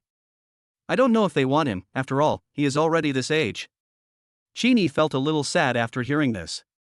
After a few seconds of silence, he let out a breath and continued, Mom, tell Dad not to work too hard. When I get back, we can pay off the money we owe. My son has money now, and I can let you live your good life again. There was silence on the other end of the line for a few seconds before my mother's voice came out slowly. Shawi, I know you are filial. But don't try to make me happy. You are still a student. Where do you get the money? Because of these things at home, your graduation has been delayed, and your parents are already feeling very bad. Listen to me, when school starts in September, you will go back to Shanghai to study hard and finish your university courses, then your parents will have no regrets. As for the debts owed by the family, as long as your parents are still here, there will always be a day to pay them off, you don't have to worry about it. Chini frowned slightly when his mother said that. It was obvious that she didn't believe him. After thinking for a moment, he came up with a plan and immediately explained, Mom, I'm serious. Please don't disbelieve me. I didn't lie to you. I really have money. I didn't tell you before that I didn't spend all the pocket money you gave me when I was in school. I also saved some of it. Before Chini finished speaking, his mother interrupted with a wry smile. You said you were not lying to me, but how much pocket money can you have? You should keep that money for your future schooling. The family is in this situation now, and I can't help you in the future. You will need money for more things after graduation. Chini shook his head and smiled bitterly, interrupting his mother's words and continuing, Mom, please listen to me. Have you heard of Bitcoin? Bitcoin? Chini's mother frowned and thought for a while, then continued with some concern, I seem to have heard about it in the news. That thing is illegal, right? Shawi, you can't do anything illegal. You are the only child in our family. If something happens to you, how can I and your father live? Hey, Mom, what are you thinking? Is your son the kind of person who would do something stupid? Don't worry. Chini smiled and continued to explain, when I was in school, I bought some foreign bitcoins. I studied finance and had some spare money, so I thought about giving it a try. However, I got stuck by accident, so I didn't dare to tell you all this time. However, the Bitcoin market is here. I got rid of the problem yesterday. Not only did I get my principal back, but I also made a lot of money, which is enough to repay my family's debts. Shawi, is what you said true? My mother's voice on the phone sounded trembling, and I don't know if it was because of worry or excitement. Chini smiled with relief. He knew his mother well. Since she had such doubts, it meant that she most likely believed what he said. So, Chini hurriedly struck while the iron was hot and continued to deceive, Mom, this couldn't be more true. Don't worry, the money is now in an account in an overseas bank. The country has not explicitly banned Bitcoin. Although it is illegal, it is not against the law. Besides, I haven't traded in China, so it's okay. If you still don't believe it, I'll transfer some money to you. Okay, these things are hard to talk about over the phone. When I go back, I'll tell you too in detail. Yes, it's better not to talk about this kind of thing on the phone. Son, you don't need to transfer the money for now. How can a mother not trust her own son?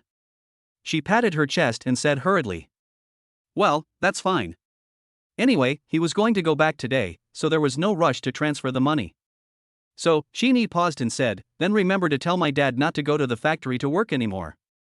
When I get back, we have to discuss our future plans. Okay, I'll call your dad right away.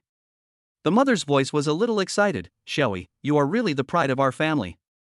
Now that you have grown up and become successful, it seems that your parents will have to rely on you in the future. Mom, look at what you said.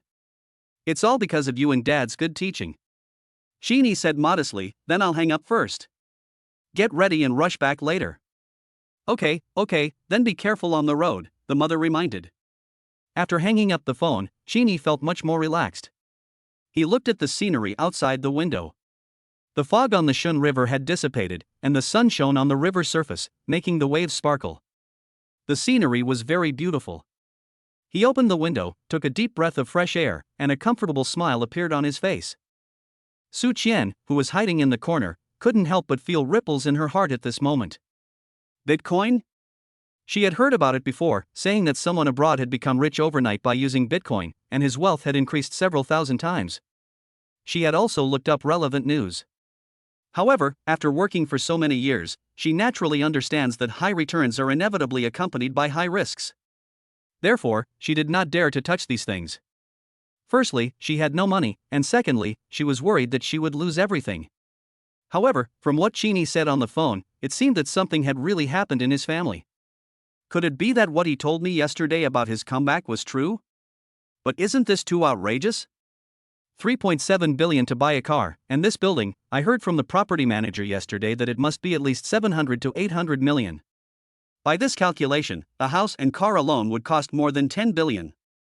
How many bitcoins do you have to buy to make so much money? However, just as she was lost in thought, the doorbell suddenly rang. Here I come. Cheney heard the doorbell ring and immediately said, turning and walking towards the door, but suddenly found Su Qian hiding in the corner of the living room, looking a little flustered. Cheney stopped, narrowed his eyes and looked at Su Qian, and said softly, "Oh, Qian, you are out. That's great, you go open the door, it's not very convenient for me to be like this now." "Oh, okay." Su Qian smoothed the hair by her ears, tightened her bathrobe, lowered her head, walked around Cheney, and quickly went to open the door. After opening the door, I saw that the person coming was Bai Lu, the property manager from last night. She was standing outside the door with 2 shopping bags and a respectful look on her face.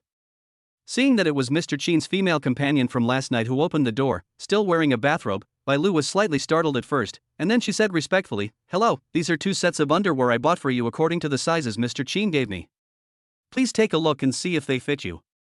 If not, I will go and change them for you," Bai Lu said as she handed 2 shopping bags to Su Qian, and then added, "Mr. Chen's underwear, underwear is also here." When saying this, Bai Lu had a little shyness on her face. Su Qian took the shopping bag and said gratefully, "Thank you, Manager Bai. It's not a bother. This is what I should do. I won't bother you and Mr. Chen anymore." After Bai Lu finished speaking, she turned around and left. Cheney said from inside the door, "Manager Bai, please wait a moment.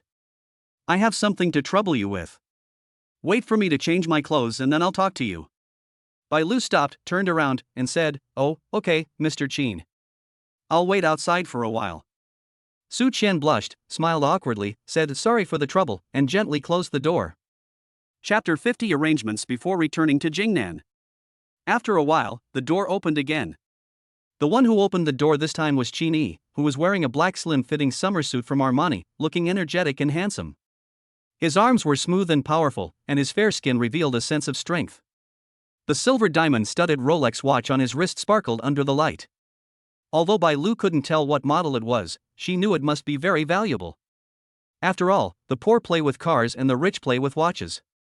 How could someone who can buy an entire building wear those cheap watches? Bai Lu looked at Cheney and couldn't help but admire him secretly in her heart.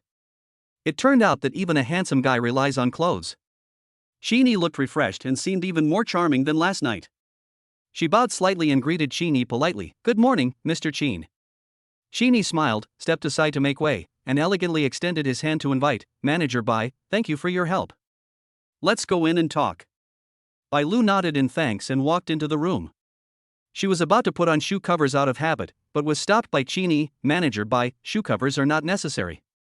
Just be casual and think of it as visiting a friend's house." Cheney's words made Bai Lu feel very cordial. As expected, Mr. Chen was different from those owners who thought they were superior.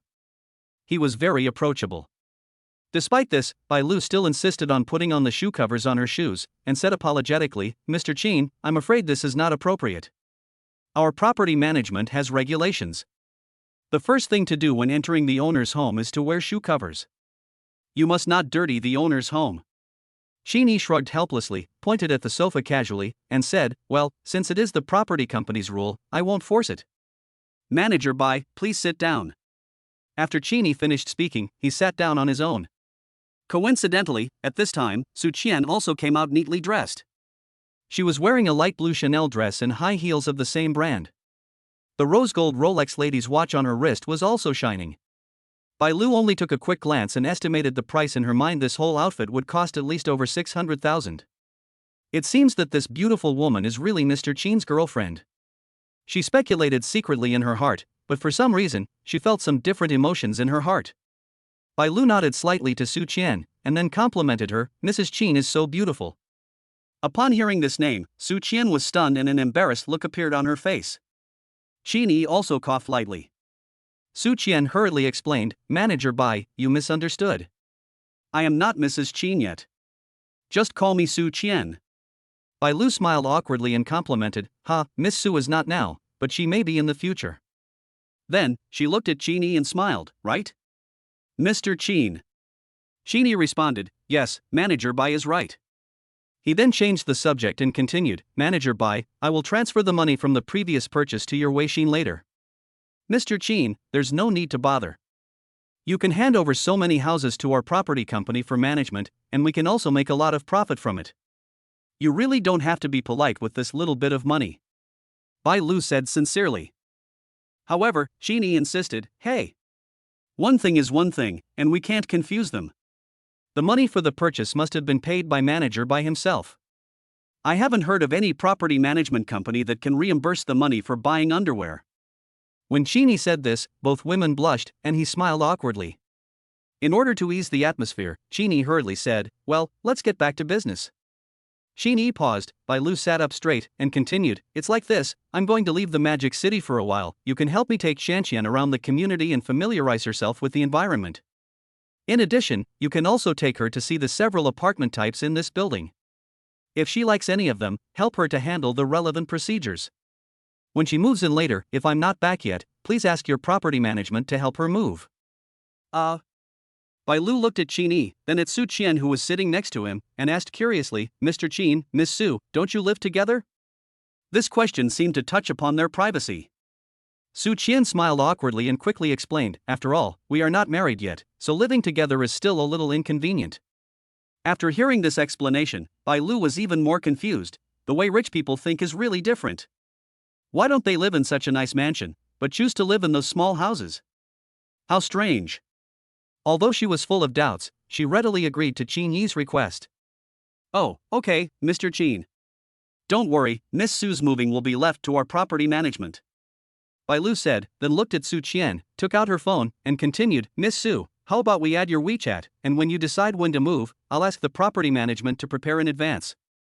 At this time, Su Qian remembered that her mobile phone was broken by those gangsters yesterday, and she hasn't replaced the card on the new phone yet. So Su Qian hurriedly explained, sorry, please wait for me for a moment, my phone was broken yesterday, I will add you when I get a new phone. Su Qian said, then looked at Qin Yi and continued, Mr. Chen, you guys chat first. I'll go get my phone. Qin Yi nodded and said softly, okay, go ahead. Watching Su Qian leave, Qin Yi's gaze naturally fell on Bai Lu. Bai Lu happened to raise her head at this moment, and their eyes met briefly in the air. A trace of embarrassment flashed across Bai Lu's face. She smiled slightly and then quickly looked away. Qin Yi's heart moved slightly, and he broke the brief silence with a light cough, and asked casually, how long has Manager Bai worked in the property company? Well, I've been here since the Shenjiangwan community was first opened, so it's been almost 5 years. Bai Lu said recallingly. Really? Manager Bai is really amazing. He's already a property company manager at such a young age. Qin Yi's compliment made Bai Lu feel a little embarrassed. Bai Lu smiled and said modestly, Mr. Chen, you are joking. Compared with Mr. Chen, my situation is nothing. It is all arranged by the group branch. In fact, to be honest, I am just lucky and caught a good opportunity. Oh? What kind of good opportunity? Qin Yi asked curiously. Bai Lu explained, as you know, the positioning of Shenjiangwan community is to serve high net worth people like Mr. Chen. Therefore, when the group branch selected property management company staff, they also selected young people with good appearance and temperament. I happened to have just joined the branch at that time, and my appearance and temperament were not bad, so I was assigned here. At the beginning, I was not a property manager. I was on trial for 3 months before I was transferred to a permanent position. Qin Yi raised his eyebrows and smiled knowingly, Manager Bai is really honest. Bai Lu covered her mouth and chuckled, responding, there's nothing to hide, just tell the truth. After all, as a property manager, you have to be sincere to the owners. Manager Bai is right. Sincerity is always a killer move. Qin complimented, then changed the subject and continued, since Manager Bai has worked in Shenjiangwan community for so long, he must be very familiar with the surrounding environment, right? I'm thinking of finding an office building nearby when I return to Shanghai next time. I wonder if Manager Bai has any suitable recommendations? Bai Lu's heartbeat suddenly accelerated. Mr. Qin, do you want to buy or rent? She cautiously tried to find out, but couldn't help thinking, Mr. Qin is not going to buy a house again. Let's rent it first, Qin said after thinking about it. He was planning to start a company. After all, there was so much money in the bank card, and he couldn't just let it sit there without using it. He had to make the funds flow and make money.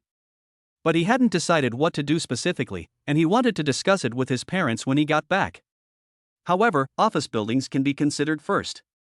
But as for what to do with the company, he hasn't decided yet, but he can find an office building first. When Bai Lu heard the word rent, she felt a little disappointed, but she quickly adjusted her mentality. She quickly thought of the high-end office buildings nearby, and then responded, there are quite a few high-end office buildings near the community. The closest one should be Jingxin Financial Center, which is just opposite the community. You can see it as soon as you turn the corner outside the community. There are many financial companies there. There is also a code building next to it. Many well-known IT companies have branches there. Qin nodded. The distance was quite close, so he asked, how tall are these two buildings? Bai Lu thought for a moment and responded, it's not that high, probably only about 11 or 12 floors. Qin frowned when he heard this and said, yes, he is a little short. After hearing what he said, Bai Lu understood what kind of office building he was looking for. So, she paused and said, a little further away is the Bund Center of our Hongtian group. If you drive, it will take about 15 minutes to get there. Speaking of Hongtian Group, Bai Lu smiled proudly and began to introduce in detail, our Hongtian Group's Bund Center project has planned 4 international grade Class A office buildings, 7 headquarters office buildings, a high-end shopping center, and a super high-rise 7-star luxury hotel.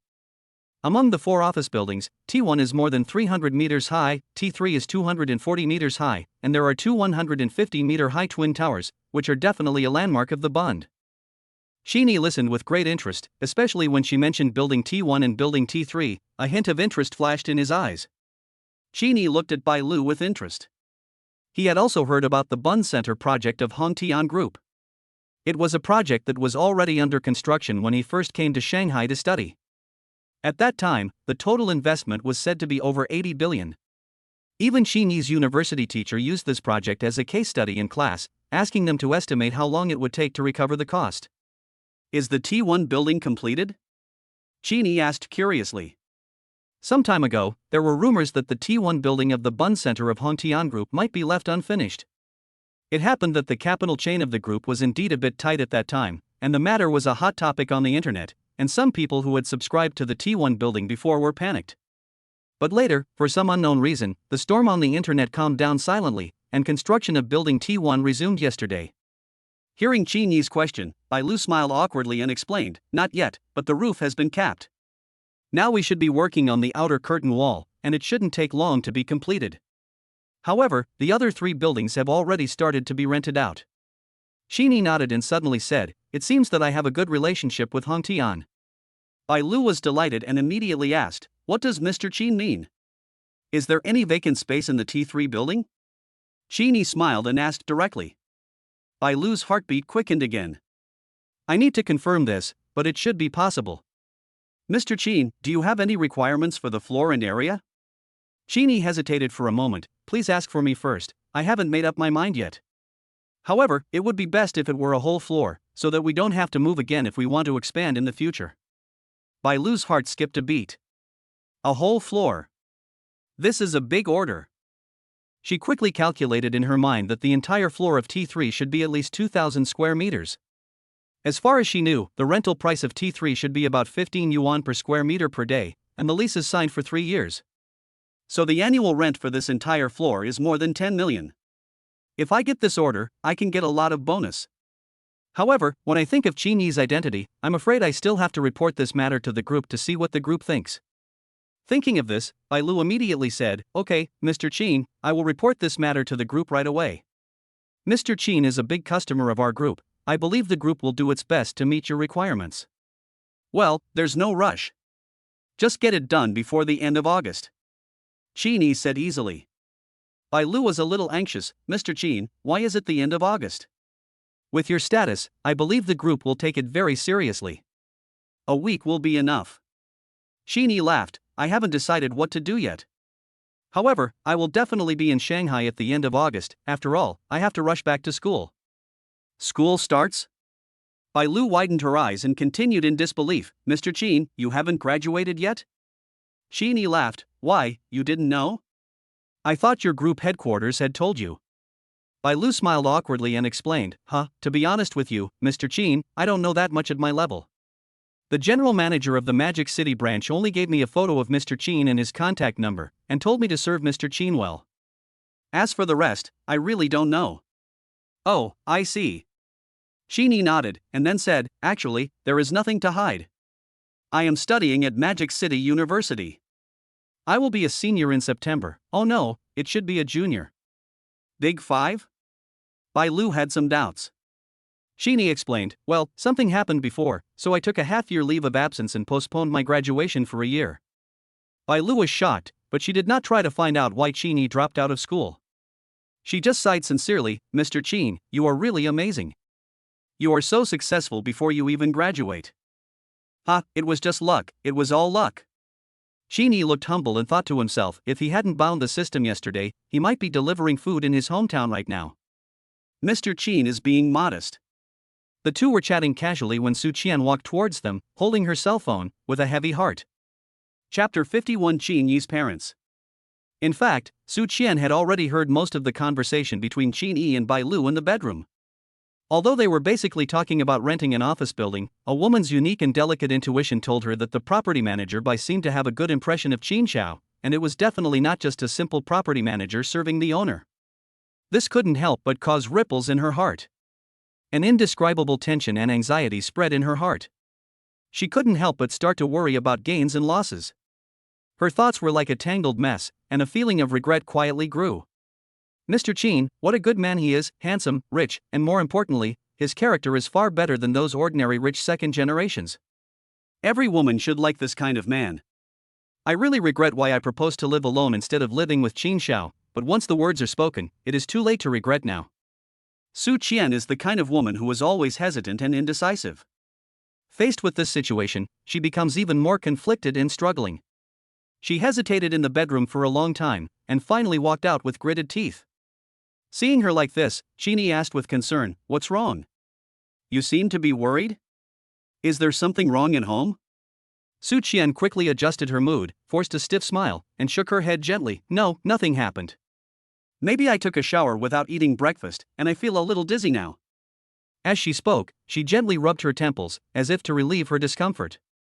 Qin Yi suddenly realized, and a trace of apology flashed in his eyes. Oh, it's all my fault.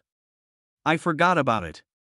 I don't usually eat breakfast, so I didn't think about it. Bai Lu then said, how about I ask someone to bring some breakfast over? There are a lot of fast food restaurants in the office building across from the community.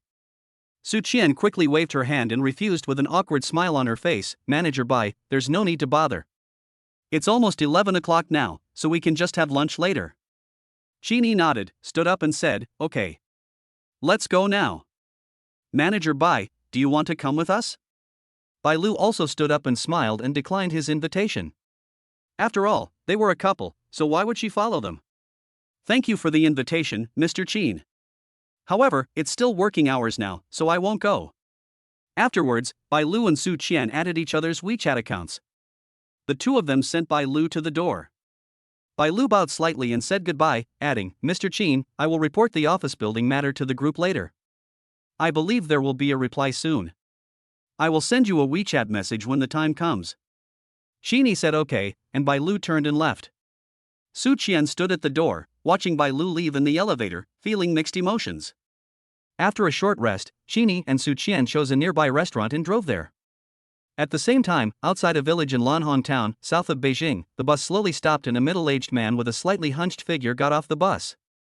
He was wearing a slightly worn gray short-sleeved worksuit, with mottled oil and sweat stains on it, recording the hardships of his work.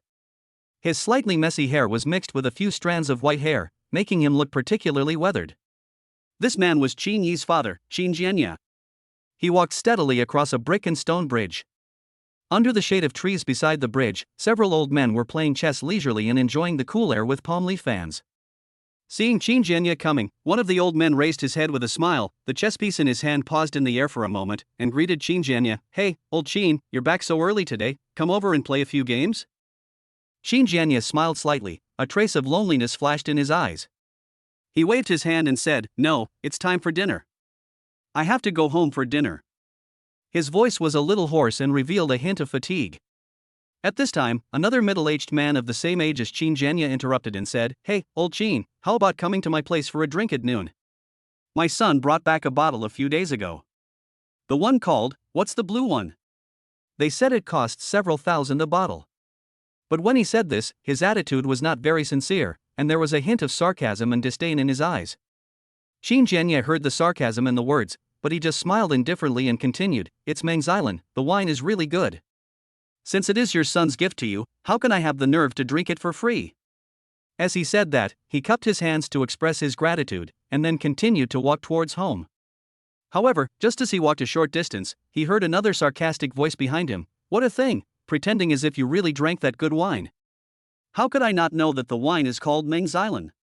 TSK, and you're still saying that wine is okay, as if you drink it often. What are you pretending for?" Qin Jianye was stunned for a moment and sighed secretly, but he didn't look back. He continued to move forward silently, his steps seemed a little heavy. The old man who had spoken to him earlier couldn't stand it anymore and blamed him. "Yan Lisher, what are you doing? Old Qin was a big boss before, after all. He must have drunk all kinds of good wine. What's the point of you saying these sarcastic words now?"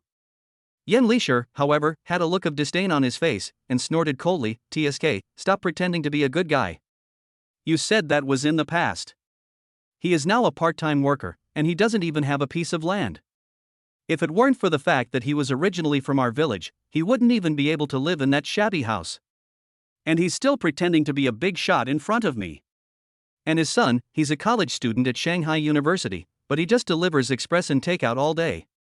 I heard that his son is already a senior, and he hasn't even got a diploma. My son is a serious civil servant, eating public food. Am I showing off? Am I pretending? Yan Lisher, you really deserve your name. You still want to compare yourself with Lao Qin. How can you compare? What's wrong with Lao Qin doing odd jobs? He is flexible and adaptable. Otherwise, he could have been a big boss before. In my opinion, Lao Qin is a big shot. Who knows when Lao Qin's family will make a comeback? Him? Bah! You're dreaming of making a comeback. Do you know how much money he lost in business? Tens of millions. I heard he even loan sharked money. The loan sharks are full of interest, you can never pay it back in your lifetime. As for making a comeback, I think it's almost sunset."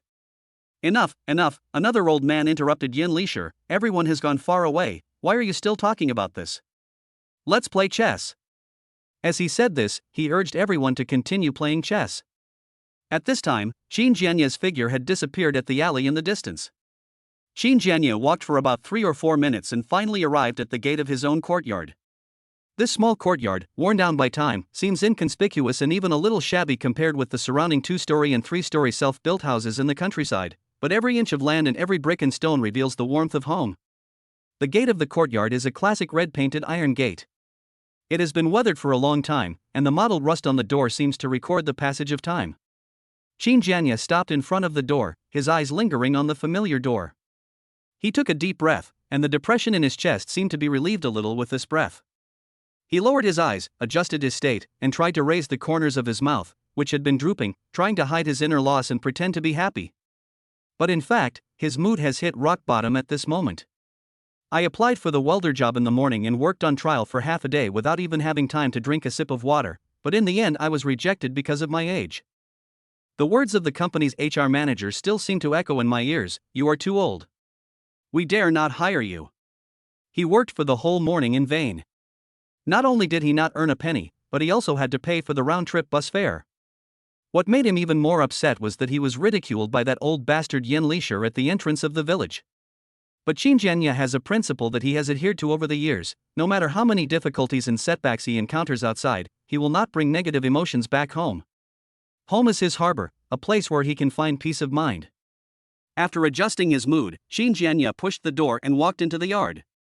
The door creaked open slowly, and what came into view were several vibrant gardenias. Although they were not tall, they had lush branches and leaves, with snow-white flowers dotted among the green leaves, exuding a faint fragrance. Whenever the breeze blew, the fragrance of the flowers would gently drift away. "This is my wife's favorite flower. Even after moving back to this country bungalow from the bustling city, her preference has not changed." Looking at these flowers, Qin Jianya felt a warm feeling in his heart. He looked around. Although the courtyard was simple, every corner of it exuded cleanliness and warmth under the care of his wife. Hearing the noise outside, the door of the big house was pushed open from the inside, and his wife Wu Xiuhua came out wearing a dark apron. Seeing that it was Qin Jianya who came back, she immediately smiled, but she complained, "Husband, why did you just come back? I called you all morning but you didn't answer. I was so worried." Qin Jianya was stunned for a moment, then he remembered his cell phone. He quickly took out his cell phone from his trouser pocket and looked at the more than 10 missed calls on the screen. He felt a sense of apology and smiled awkwardly, explaining, "Sorry, honey. Maybe it was too noisy in the workshop and I didn't hear you. What's the matter with you calling me?" "We'll talk about this later," Wu Xiuhua urged with a smile. "Go wash your hands first and change your clothes. You look so dirty, wash your hands and eat first." Qin Jianya responded okay, then washed his hands and face in the basin in the yard. The cool water took away the dust and fatigue on his face, and also seemed to wash away some of the haze in his heart. Afterwards, he went to the inner room to change his dirty clothes before walking into the main house. However, when he saw the sumptuous meal of 4 dishes and a soup on the coffee table, he was stunned. There were meat, vegetables, and an unopened bottle of white wine. Was this a small celebration prepared by his wife for him? He looked at his wife in confusion, pointed at the food on the table, and asked with a smile, "Wife, what are you doing?" Wu Xiuhua smiled and did not answer his question directly. Instead, she pulled him to sit down and said gently, "You didn't eat breakfast, so you must be starving. Eat first and we'll talk after that." Chapter 52 Parents' Response. I'm actually a little hungry. But, is today some anniversary? Why is it so sumptuous? Qin Jianya widened his eyes, looked at the table full of delicacies, then looked at Wu Xiuhua, a curious look on his face. Wu Xiuhua smiled and shook her head, responding, "There's no such thing as an anniversary. I'm just happy. I'll make an exception and let you drink some wine today." "No, you must be hiding something from me." Qin Jianya put down the chopsticks he had just picked up, frowned, and asked seriously, "What's the urgent matter that made you call me this morning? Did you win the lottery?" Wu Xiuhua smiled mysteriously, and did not answer directly. Instead, she picked up a piece of ribs with chopsticks and put it in Qin Jianya's bowl. "Come, try your favorite sweet and sour ribs first, and then I'll tell you a good news." Then, Wu Xiuhua unscrewed the cap of the liquor bottle and poured Qin Jianya half a cup of liquor. "Today is a good day, so I'll let you drink a little." "Mysterious," Qin Jianya said, picking up the chopsticks on the table and picking up the sweet and sour pork ribs in the bowl. But before he put it into his mouth, he asked, "By the way, did your son call? How is he doing with that girl named Sumo? Hey, just eat it quickly. Try to see if my cooking skills have deteriorated." Wu Xiuhua urged with a smile. Qin Jianya smiled helplessly, then put the ribs into his mouth and chewed them, and then said with a satisfied expression, "Sour and sweet, fat but not greasy, my wife's cooking skills are amazing." After saying that, Qin Jianya couldn't wait to pick up the wine glass, took a sip, and said, soft on the tongue, a thin sip in the throat. "Good wine." Wu Xiuhua was amused by Qin Jianya's exaggerated appearance and burst out laughing. "TSK, what good wine is that? What good wine can there be in the supermarket in town? I only bought the expensive ones, which are only over 80 yuan. What's wrong with more than 80 yuan? When I just came back, old Yen from Chaco asked me to go to his house to drink some Mangxilan, saying that his son gave him a gift of filial piety, and it cost several thousand yuan a bottle. Let me tell you, that wine is not as delicious as this wine that costs more than 80 yuan. Qin Jianya said, picking up the wine glass again and taking a sip. "Hey, don't just drink, try eating some food." Wu Xiuhua put some more food in Qin Jianya's bowl. "Is old Yen showing off in front of you again? Don't take it to heart. He is just jealous of you being a boss before, and seeing that you are down and out now, he comes to ridicule you to make himself feel superior." Qin Jianya shook his head and said with a smile, "I won't argue with him. I just want to make more money so that you can live a better life as soon as possible." Well, I heard from his wife that his son seemed to have passed the civil service exam in the city and is working in the tax department. How can he afford Mutai just after starting work? Could it be a gift? Wu Xiuhua guessed with curiosity. Qin Jianye shook his head and smiled. We don't know about this. Who knows? Maybe it's just his father bragging. Old Yan doesn't know anything about Mangxilan. Maybe he is just using Haixilan to show off. Wu Xiuhua nodded and said with a smile, well, that's true. Qin Jianye took a few bites of the food, then thought of the previous question, put down his chopsticks and looked at Wu Xiuhua. Don't talk about them. Tell me quickly, what is the good news? This is 4 dishes, 1 soup, and wine.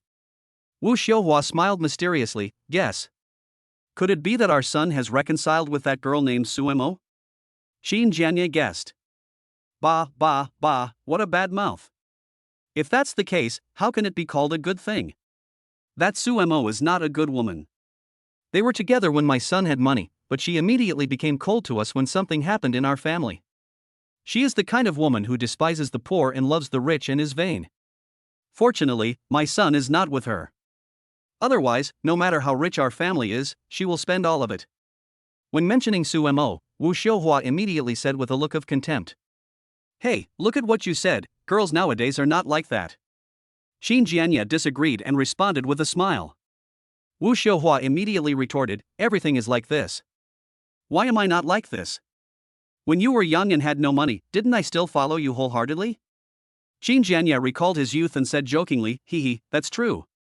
I was handsome, dashing, and suave back then. Wu Xiuhua frowned and rolled her eyes at Qin Jianye, urging him, oh, come on, stop being so conceited. Keep guessing. Then I can't guess. It's neither winning the lottery nor my son getting back together with his girlfriend. What else good news could it be? Qin Jianye shook his head like a rattle, gave up directly, and continued to pick up the chopsticks to pick up the ribs on the plate. Wu Xiuhua smiled mysteriously, looked outside the door again, and after confirming that there was no one, she lowered her voice and said, our son called me this morning and said he would be back today. Qin Jianye looked puzzled and asked doubtfully, why not come back? The university is on vacation now and he has no place to live in Shanghai. Why not come back? Why is he so mysterious? And you still want me to guess? Hey, listen to me. My son said that he didn't spend all the pocket money we gave him. He saved some and bought some Bitcoin. Bitcoin? Qin Jianye put down the chopsticks he had just raised, stared at Wu Xiuhua with wide eyes, and continued, I know that thing, it's virtual currency. But, it's illegal in our country. Where did he buy it? Wu Xiuhua continued to respond in a low voice, I heard him say that he bought it through overseas channels. Oh, don't interrupt me, just listen to me. Okay, you talk, I'm listening. My son said that he studied finance, so he wanted to try whether Bitcoin could make money. He didn't expect to be stuck right after buying it. So, he didn't dare to tell us before. However, just yesterday, it was said that the Bitcoin market was coming, and my son sold all the Bitcoin he had bought before. He said that he not only recovered his original investment, but also made a lot of money, enough to pay off our family's debts. Qin Jianye swallowed and looked at Wu Xiuhua in shock. Then he picked up the glass and drank the rest of the wine. Then he asked, really? How much did your son earn? Of course it's true. Wu Xiuhua nodded affirmatively, I didn't ask how much he made specifically. I think it's better not to talk too much about this kind of thing over the phone. However, my son did want to transfer some of the money to us first, but I didn't agree. Qin Jianye stood up excitedly and paced back and forth, with a smile on his face that was hard to hide. Well, you were right not to agree. Our family's current financial situation may have been targeted by those debt collectors. Let's wait for our son to come back and ask him about this matter. As Qin Jianye was speaking, he remembered something and quickly picked up his phone, opened the browser, and typed quickly with his fingers. Wu Xiuhua came over and asked curiously, husband, what are you doing? Let me check the Bitcoin. Let me see if it's true as my son said, the market is coming. What is there to check? Could it be possible that our son could deceive us? Qin Jianye's phone was a little stuck. While waiting for the page to refresh, Qin Jianye said, I am worried that my son will go astray. If it is true as he said, and the Bitcoin market is booming, it won't matter if he makes a lot of money. After all, it is abroad and it is not illegal. But if there is no Bitcoin market, and my son gets a large sum of money, can you rest assured? What you said does make sense. Wu Xiaohua saw that the page had not yet been refreshed, and immediately became anxious. Your broken phone, why is it so slow? I'll replace it with another one when I have money. After more than 10 seconds, the search page finally appeared. Coincidentally, just as Qin said, Bitcoin really boomed yesterday, skyrocketing 800 times overnight. Qin Jianyi was so excited that he almost jumped up. Oh my god. This is true. Our son really made a lot of money. Wu Xiaohua also stood aside, quietly watching her husband's excitement, with a happy smile on her face. The two looked at each other for a moment and both laughed happily, but as they laughed, tears actually flowed down their cheeks. After a long while, Qin Jianya said with a look of satisfaction, "He is indeed my son, Qin Jianya. His vision is inherited from his father." Wu Xiaohua also sat opposite him at this time. Her eyes were red, but with a smile on her face, she teased, "You are so conceited. Oh, by the way, my son also said that you are not allowed to go out to work anymore, and you don't have to go to that welder job either. You should stay at home this afternoon and think about what to do with our family next." After hearing this, a trace of loneliness flashed across Qin Jianya's eyes, but it was soon replaced by joy. He nodded, with a self-deprecating smile on his lips. "Well, even if I want to go, they don't want me to go. They think I'm too old. Humph, even if they beg me to go now, I may not be willing to go." At this point, he raised his chin slightly, revealing a hint of stubbornness. "So what did you do this morning?" Wu Xiaohua looked at his appearance, feeling both distressed and wanting to laugh. She gently held Qin Jianya's hand, her tone full of concern. Qin Jianya sighed softly and recounted what happened in the morning. His brows were furrowed, and there was a hint of helplessness in his tone. Companies nowadays are so ruthless. I worked there for a whole morning, but in the end I was told that I was not needed. There is really no place to seek justice in this world. After hearing this, Wu Xiaohua also took a deep breath, held Qin Jianya's hand tightly, and supported him. "Well, forget it, you are really not suitable for doing those heavy jobs at your age. I think you may return to your old business, or see what your son plans to do. We will fully support him and help him." After Qin Jianya heard this, his eyes flashed with a thoughtful gleam. He nodded slowly and said in a deep voice, "Well, I'll think about it again." Chapter 53 Return to Jingnan. In the blink of an eye, time quickly came to 1 o'clock in the afternoon. After Qin and Su Qian had lunch, they went to a famous tobacco and liquor store in the mall and spent nearly 60,000 yuan to buy a whole box of mutai and 2 packs of Great China cigarettes, and then returned to Shenjiangwan community. Qin first sent Su Qian back to her residence on the top floor, and then made careful arrangements. "Xianxian, I will return to Jingnan in the afternoon. Don't go to the car dealership today. Stay at home and have a good rest. As for Brother Cohen, I will call in later to talk about it." After hearing this, Su Qian gently waved her hand and said, "No need, Mr. Qin, just drive with peace of mind. I can call the boss and explain it myself." "You really don't need my help?" Qin confirmed softly, looking at Su Qian with concern in his eyes. "Well, really not." Su Qian nodded and responded with a smile. Qin nodded and continued, "Well, that's fine. By the way, you should return the place you rented tomorrow. If you have a lot of stuff, you can find a moving company. Also, send me your bank card number on WeChat later and I will transfer some money to you. When I'm not with you, you should also be nice to yourself." Hearing this, Su Qian felt a little shy and shook her head. "No need, Mr. Qin, I have money." Qin insisted, "Don't refuse, you are mine now. As my woman, how can I let you suffer any grievances?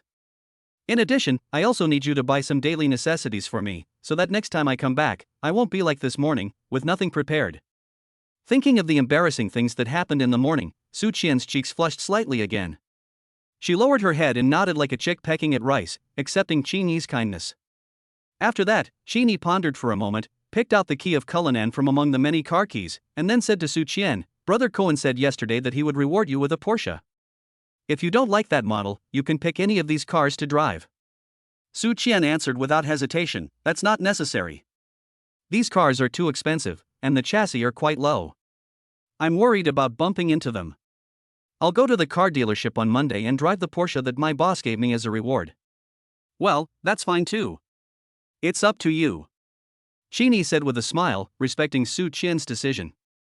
Afterwards, Qin picked up the gifts he bought for his parents and walked towards the door.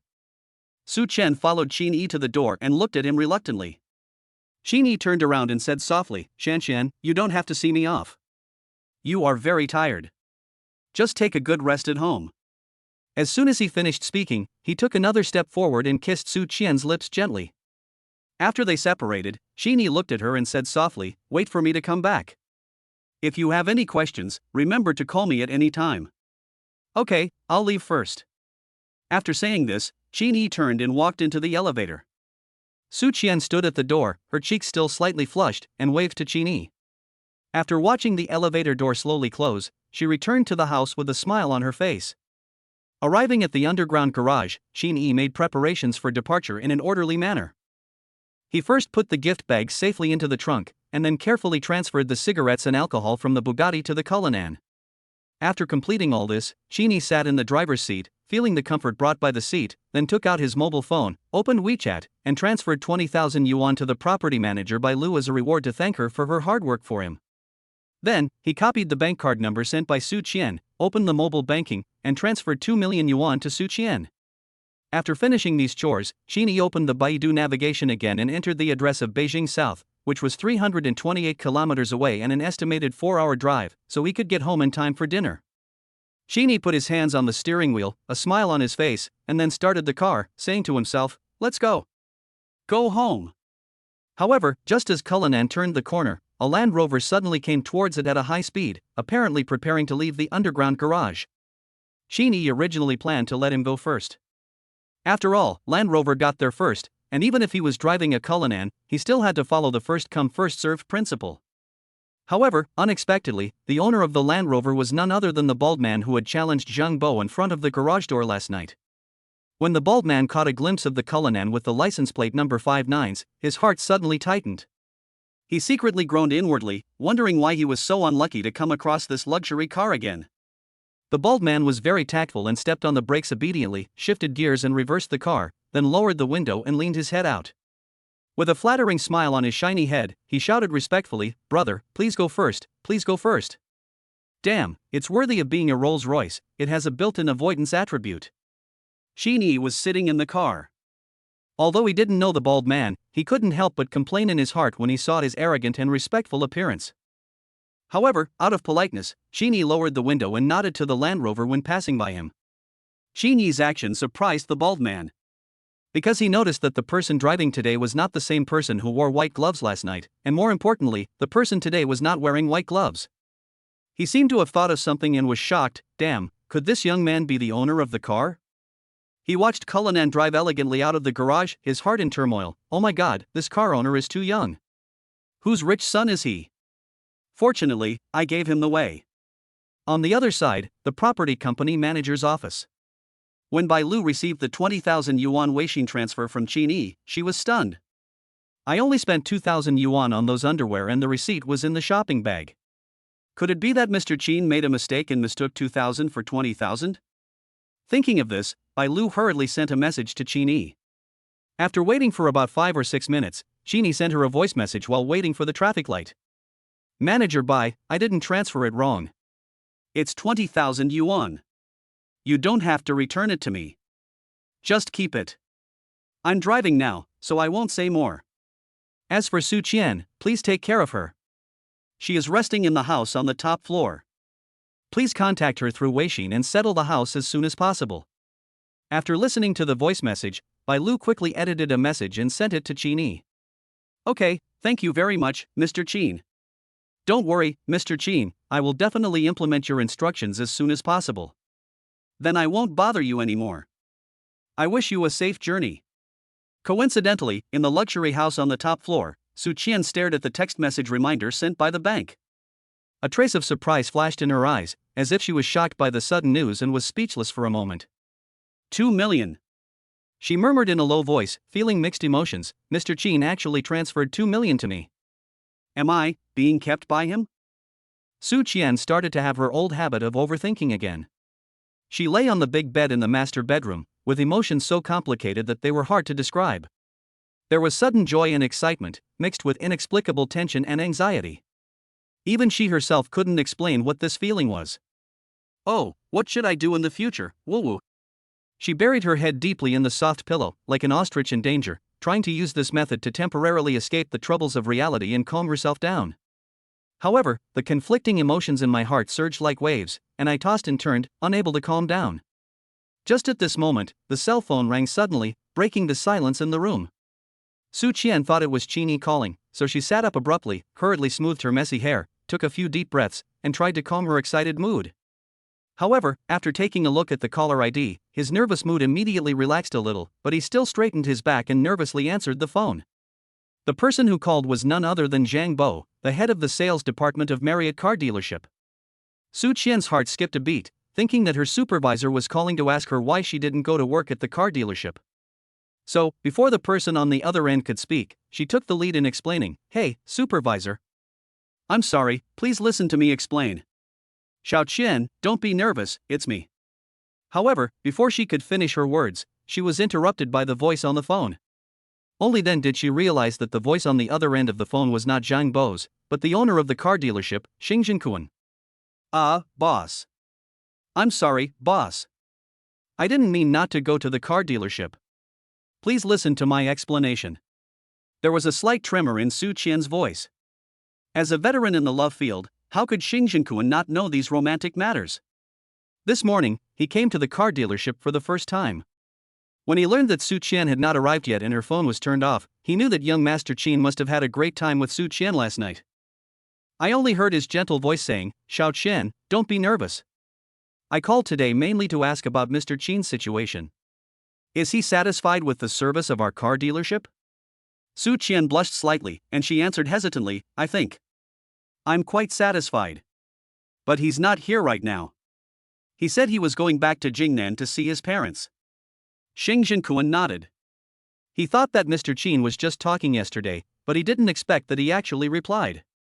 So he continued to ask, "Oh, when did he leave? Do you know where his parents' home is?" I didn't ask that. We just left less than half an hour ago." Su Qian answered awkwardly, secretly regretting why she forgot to ask. She twisted her fingers unconsciously, and her eyes wandered a little.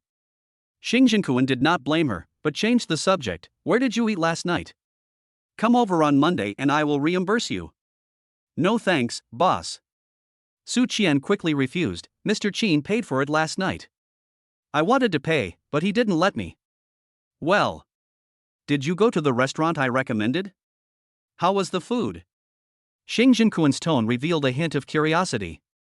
"Mr. Qin didn't go to the restaurant you recommended." Su Qian replied, "He took me to the Sinan feast in the IFC. Mr. Qin said French and Western food was boring, so he took me to the buffet instead." After hearing this, Xingjinkuan nodded thoughtfully. It seemed that Mr. Qin was not very interested in Western food. He should try to choose Chinese food when inviting Mr. Qin to dinner next time.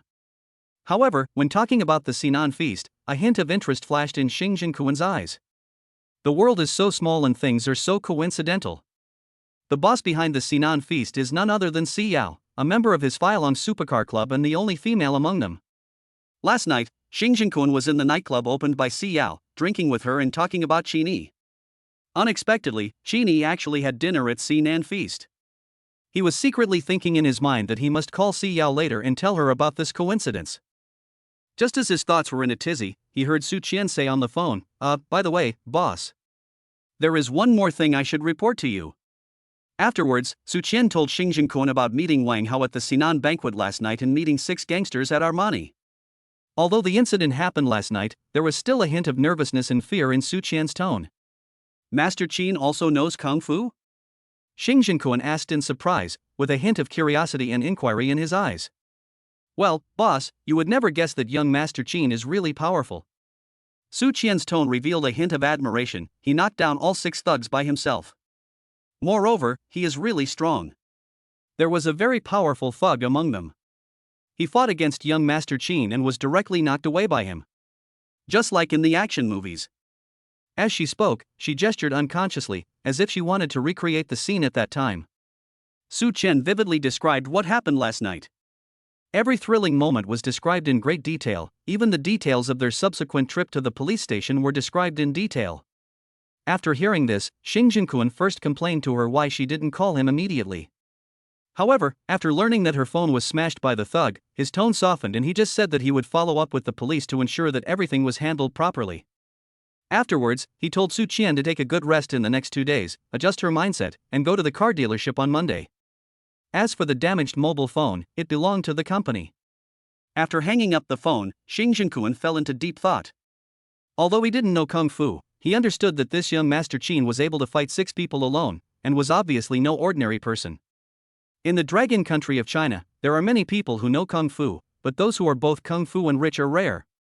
Coincidentally, among the people Xing Jinkuan knew, there was such a person who was both good at Kung Fu and very rich.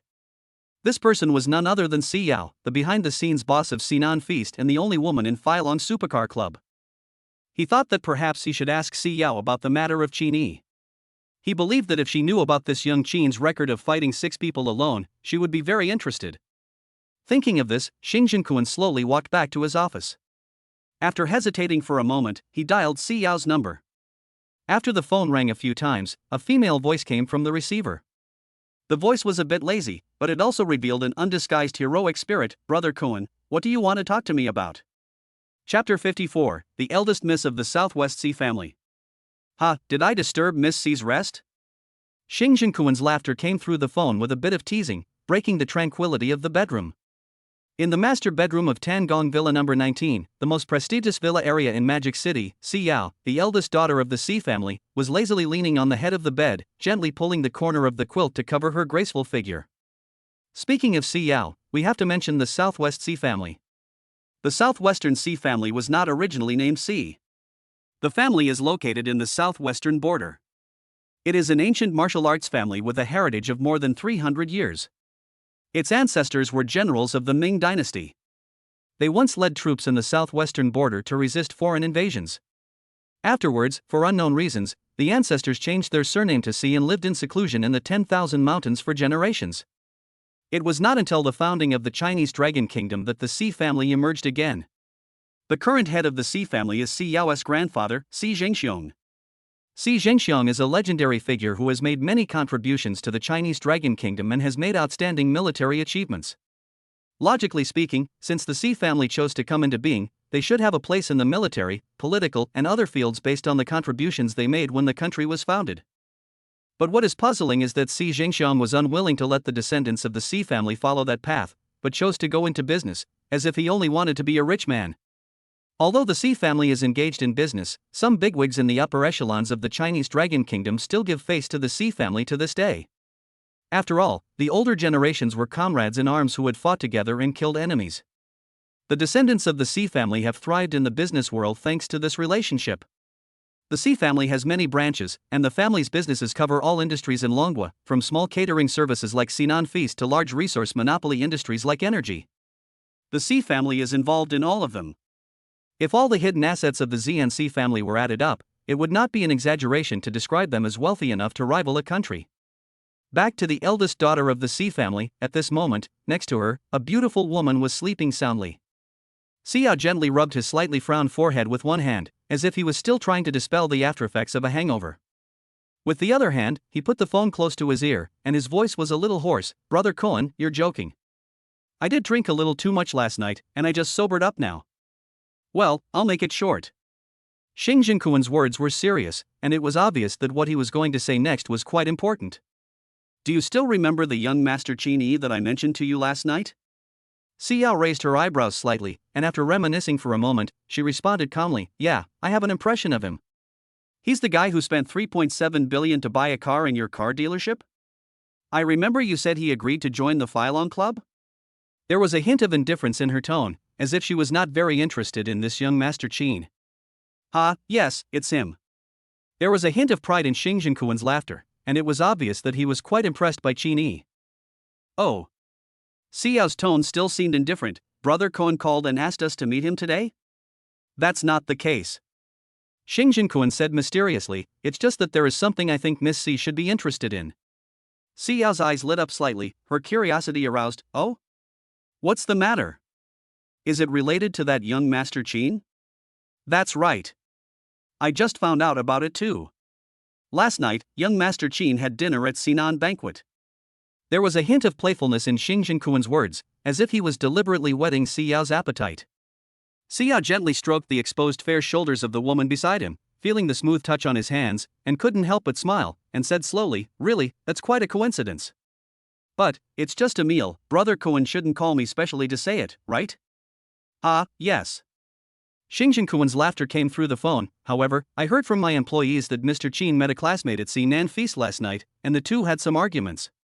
I heard that even the security manager of your Nan Feast went there. Hearing this, Xiao's originally lazy posture gradually straightened up, and curiosity flashed in his eyes. Oh? There is such a thing? How did you deal with it afterwards? Ah, Fei won't do it, right? There was a hint of concern in her tone. After all, Si Hongfei was a martial artist in the middle stage of Dark Force, and his Bajiquan horizontal training skills should not be underestimated. If they really fought, young Master Qin would probably get hurt. That's not the case. Xing Jinkuan said with a smile. However, later on, young Master Qin encountered 6 thugs in the Armani store in IFC. I heard that young Master Qin fought against 6 thugs alone and beat them up. One of them is still in the hospital. Hearing this, Xiao leaned forward involuntarily.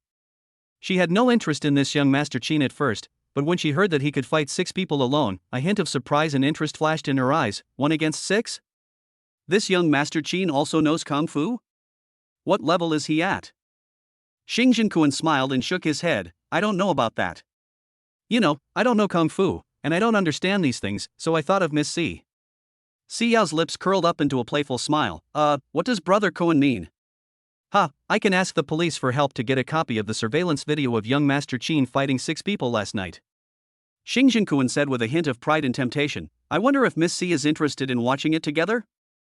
Perhaps, with your eyesight, you can see young Master Qin's style and realm. Xiao's eyes flashed with excitement, and the corners of her mouth curled up into a cheerful smile. Okay. It's a deal then. See you at Yaoye Club tonight. Okay, I'll go find the surveillance video from last night, Xing Jinkuan said with some urgency. However, before Xing Jinkuan hung up the phone, another woman's voice came from Xiao's phone, lazy and charming. Sister Yaoyao, what time is it? Who are you talking to?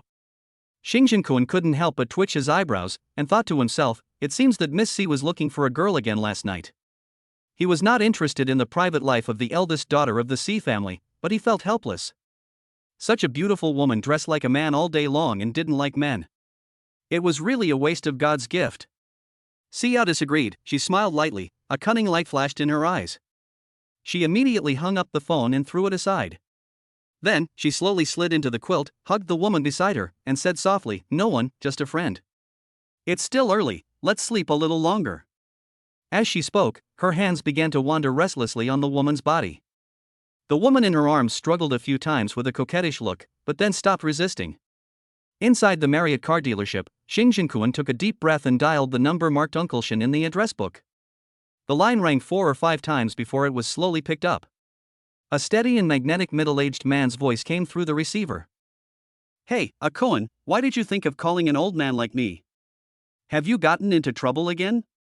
Uncle Shen's voice was a little teasing, but he could not hide his concern.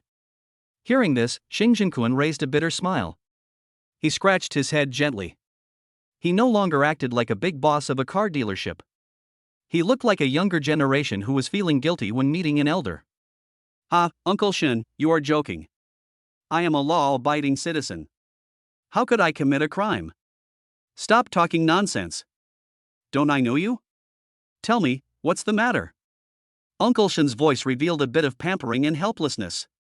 It was obvious that he knew Xing Jinkuan's temper very well. Xing Jinkuan chuckled, a sly look flashed in his eyes, but he instantly regained his sincerity. Nothing can be hidden from Uncle Shen. I really want to trouble you with something. Well, I knew that you called me for no good reason. Just tell me. There was a hint of joking in his words. Well, that's it. Afterwards, Xing Jinkuan took a deep breath, smiled awkwardly, and told Uncle Shen on the phone about his request. Uncle Shen hesitated for a moment before continuing. Was it the conflict that happened at the IFC? There was no change in his tone, and he remained calm and composed. Yes, Uncle Shen. Xing Jinkuan responded quickly. In that case, the police should be from the Shenjiangwan branch. Wait for me to ask around. I'll call you back when I have news. Hearing Uncle Shen agree to help, Xing Jinkuan was about to thank him, but then he heard Uncle Shen say in a serious tone, Kuan, tell me the truth, this conflict was not instigated by you, right? Seeing that he was misunderstood by Uncle Shen, Xing Jinkuan hurriedly explained, Uncle, I swear to God, I just found out about it. The person who was harassed by the gangsters was a big customer of my car dealership. I heard from my employees that the customer was quite skilled and could fight 6 people alone. That's why I became interested. I wanted to watch the surveillance video from last night and learn more about the situation. Okay, in that case, then just wait for my call.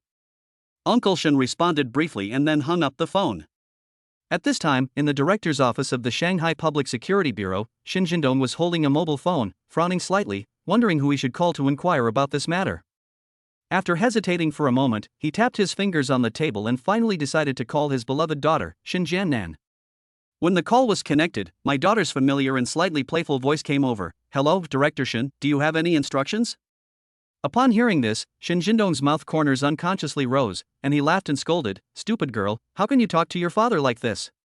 There was a hint of helplessness in his words. He, didn't you say that we have to refer to our job titles when we're working?" Shin Jianan responded with a mischievous smile on the other end of the phone. Shin Jindong seemed to be able to see her mischievous look as she blinked her eyes. Shin Jindong shook his head and said with a smile, Okay, I'm impressed. I have something to ask you. Was there a fight at the IFC last night? Dad, You know everything about this? Does such a small matter as a fight require the personal attention of the director of the municipal bureau? Shin Jianan asked in pretended surprise, but there was a hint of cunning in his tone. Don't interrupt me. Let me ask you, who is responsible for this matter? Shin Jindong's tone became serious. What's the matter? Someone asked you to use your connections to help them? Shin Jianan keenly noticed something and his tone became serious. Not really, but an acquaintance wants to see the surveillance video of the conflict that night, Shin Jindong explained. Well, then you found the right person. I was the one who reported the incident. Shin Jianan said proudly. Oh? Really? That's a coincidence. Please send me a copy of the surveillance video now. Shin Jindong's tone contained a hint of urgency and luck. That won't do. The case hasn't been closed yet. This is evidence. How can we show it to others casually? Shin Jianan's tone suddenly became firm. Hey, you silly girl, are you trying to trick me? Why, as the director of the municipal bureau, I don't even have the right to access the surveillance video? Shin Jindong pretended to be angry, but his tone revealed a hint of pampering and approval. You definitely have this right. However, you have to promise me that this video can't be spread out until the case is closed. In addition, I am in charge of this case, and you can't let others entrust you to act in a biased manner. Shin Jiannan's tone was serious and persistent. Upon hearing this, Shin Jindong smiled helplessly and said, "Okay, don't worry. Your dad is not that kind of person." "Okay, then you wait, I'll go copy the surveillance video," Shin Jiannan said, then hung up the phone. Chapter 55, Temptation Between Women. More than 10 minutes later, Shin Jinkuan's cell phone rang, and the caller ID showed it was Shin Jindong. He quickly picked up the phone, his voice full of anticipation. "Uncle Shin, how is it? Is there any news?" "Well, what a coincidence." It was Jianan who responded to the call last night. "I have sent you the surveillance video on WeChat. Remember, you must not spread it to anyone else. If Jianan finds out and leaks it out, she will blame me again." There was a hint of helplessness in Shin Jindong's voice. Shin Jinkuan smiled when he heard this, and readily agreed. Uncle Shin, don't worry, I will take a look at it privately and will never tell anyone else." "Well, that's good." Shin Jindong paused, as if he remembered something, and a hint of curiosity was revealed in his tone. "Oh, by the way, the man who was fighting 6 people alone in the surveillance video, is he your guest? His skills are quite good, comparable to the special forces in the army." "Who is this man?" Shin Jinkuan's eyes flashed with surprise when he heard this, and then he smiled and said, "Really? Can his skills compare to those of a special forces soldier?" "That's right. There's nothing special about fighting with the 5 thugs in front. However, the last thug was using Bajiquan, and your guest didn't lose to him at all. He is definitely a martial artist. It's amazing that he can have such skills at such a young age." Shin Jindong's tone was full of admiration for Qin Yi. To be recognized by you, Uncle Shin, it seems that this young Master Qin is really extraordinary," Shin Jinkuan said with a smile. "Mr. Qin? Is he the young man in the video?" Shin Jindong asked curiously. "Yes, that's right. The boy's name is Qin Yi. I heard from him that he is from southern Beijing and is currently studying at Shanghai University." Shin Jinkuan did not say much. The police must have kept this basic information last night. If Shin Jindong wanted to know, it would not be a difficult task. Oh, I see. Shin Jindong nodded and searched the information in his mind. He found that he had no impression of this man named Qin from Jingnan, so he didn't ask any more questions. After all, the Chinese Dragon Kingdom is so big, with so many strange people and things, he can't care about everything. So, he pondered for a moment, and then changed the subject. Okay, then you take a look first. I have a meeting here later, so I won't talk anymore. Okay, Uncle Shun. I won't bother you anymore. Xing Jinkuan said quickly. Just as he was about to hang up the phone, Shin Jindong's voice came out again, with a hint of hesitation and expectation. Oh, by the way, Akuan, there is one more thing. Well, Uncle Shin, you said. Xing Jinkuan immediately became serious after hearing this. It's like this. You see, Jianan is already grown up, and you know a lot of people. If there is someone suitable, can you introduce her to someone? Shin Jindong's tone was filled with a hint of helplessness and expectation, and it was obvious that he was quite worried about the lifelong affairs of his precious daughter. Xing Jinkuan was stunned at first, then laughed and said, Uncle Shin, please don't joke with me. Jianan is beautiful and elegant, and you are the director of the police department as her father. I guess there must be a long queue of people chasing her in the police station, right? Why do I need to introduce her? Shin Jindong sighed softly and said helplessly, well, I want her to find someone in the police force, but your aunt doesn't agree. Well, what kind of man does auntie want Nan Nan to find? Or, what do you think of me? Xing Jinkuan said jokingly. Shin Jindong was stunned, and said with a laugh, Kuan, stop making fun of Uncle Shin. Don't I know you? You have changed so many girlfriends. If you were with Jianan, I would be really worried that she would not be able to resist and would do something to you. By the way, your mother called your aunt a few days ago and asked me to keep an eye on you in Shanghai and not let you do anything reckless. I just said it casually, just a joke, Uncle Shin, don't take it seriously. Xing Jinkuan touched his nose awkwardly and responded with a wry smile after his little secret was exposed by Shin Jindong. Yes, I know. Your aunt's intention is to let her find someone with good character, who knows how to care for others. As for the job, as long as it is not in the police, procuratorate or court, it's fine. As for the family background, as long as it is not too bad, it's fine. Anyway, I only have this one daughter, and the family property will all be theirs in the future. Shin Jindong added slowly. That's fine. Then I'll help Jianan keep an eye out for someone, and if there's a suitable one, I'll help mediate. Xing Jinkuan agreed readily, but secretly thought about the right candidate in his heart. However, with Xing Jinkuan's connections, it seems that Shin Jianan would not like any of the young men he knows. However, Mr. Qin is an exception. I don't know what his character is like, but he might be a good candidate. I'll have to observe him carefully later. Okay, then I'll leave this matter to you. There was a hint of relief and gratitude in Shin Jindong's voice. Don't worry, Uncle Shin, I will ensure that the task is completed. Xing Jinkuan said firmly. After hanging up the phone, Xing Jinkuan opened WeChat, downloaded the surveillance video sent by Shin Jindong, and watched it with interest.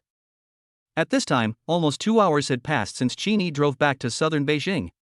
In the Shenjiangwan community, the property manager Bai Lu accompanied Su Qian on a tour of the community and gave a detailed introduction to the community's garden landscape and surrounding supporting facilities. The two of them strolled to the artificial lake in the community. Feeling a little tired, they found a seat with a pleasant view and sat down.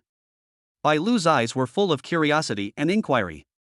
She brushed her hair gently and asked casually, to be honest, I really envy Miss Su. Miss Su is young, beautiful, tall, and has a good figure.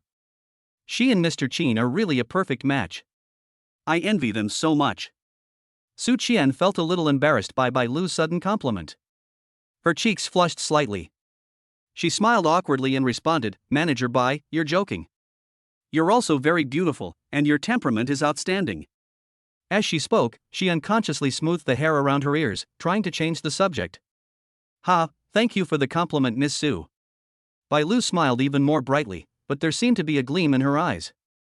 Then, she moved closer to Su Qian, and said playfully, Excuse me, how did Miss Su and Mr. Qin know each other? I guess you are classmates, right?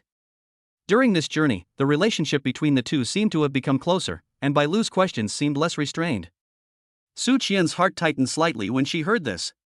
She didn't want to reveal too much about her relationship with Qin Yi, but she also didn't want to appear too awkward. So, she responded vaguely, Qin Xiao and I are not classmates. It was probably a coincidence that we met. As she spoke, her eyes became a little vague and her fingers unconsciously stroked the corners of her clothes. Oh? Could it be love at first sight? Bai Lu's eyes widened with curiosity and gossip. She leaned forward, obviously very interested in this topic. Su Qian was slightly startled, and then she echoed, well, I guess so. Oh my god, that's too romantic. To be honest, I dream of meeting a man I fall in love with at first sight. Unfortunately, in this job, I either face the owner or the tenants every day. Occasionally I meet a few handsome guys, but they are all married men. Bai Lu said, with a hint of helplessness and yearning in her eyes. Su Qian chuckled and asked, they can't all be married, right? Isn't there anyone who is single and handsome? There was a hint of sarcasm in her words, trying to steer the topic in a light-hearted direction. Bai Lu smiled and shook her head, a cunning flash in her eyes. Everyone who can live in our community is either rich or noble. They are rich and handsome, how could they be single? Just like Mr. Qin, he has a beautiful lady like Miss Su to accompany him. As she spoke, her eyes inadvertently moved on Su Qian. Su Qian smiled awkwardly again and was about to change the subject, but she saw Bai Lu suddenly lower her voice and move closer, as if afraid of being heard by others, and whispered, oh, by the way, there are celebrities living in our community. Really? Who is it, a man or a woman? Su Qian became excited when she heard it. Her curiosity was completely aroused. She leaned forward and her eyes flashed with excitement. After all, we are all ordinary people. When we hear that you live in the same community as a celebrity, we can't help but be curious. He's a man who lives in the building in front. He's a singer. I'm telling you, don't tell anyone else. Celebrities all value privacy. Bai Lu said, leaning close to Su Qian's ear and whispering, his last name is Wu Yifan. Wu Yifan? Su Qian recalled for a moment, then widened her eyes and asked, is he the one who sang the song about pulling noodles? Bai Lu smiled and nodded, then made a gesture to keep quiet and said in a low voice, yes, it's him. But he doesn't come to live here very often, I've only met him 2 or 3 times. Is that so? Hey, what about his character? I heard that the entertainment industry is quite chaotic. Su Qian asked like a curious baby. Bai Lu looked confused, with a complex expression in her eyes. She hesitated and said, it's hard to say. Although he is an owner of our community, he doesn't live here often. I just heard the security guards say privately that when he comes back to live here, he always brings some women back, and they are different every time.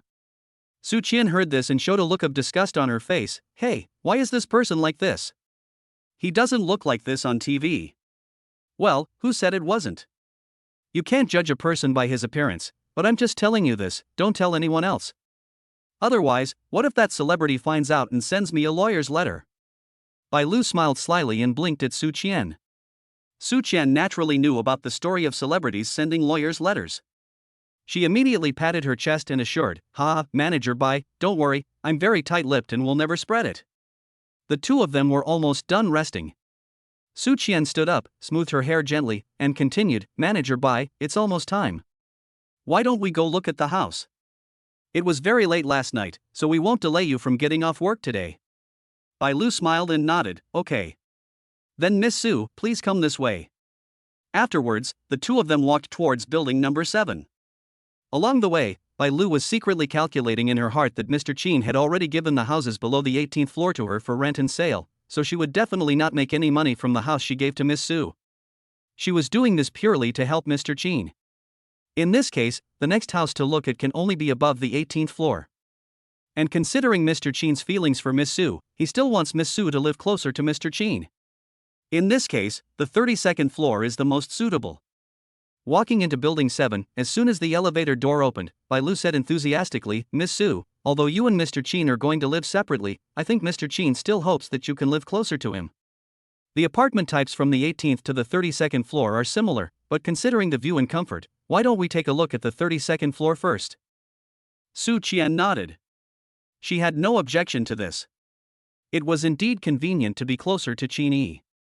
Bai Lu smiled and nodded, then swiped the access card, pressed the 32nd floor, and the elevator door slowly closed.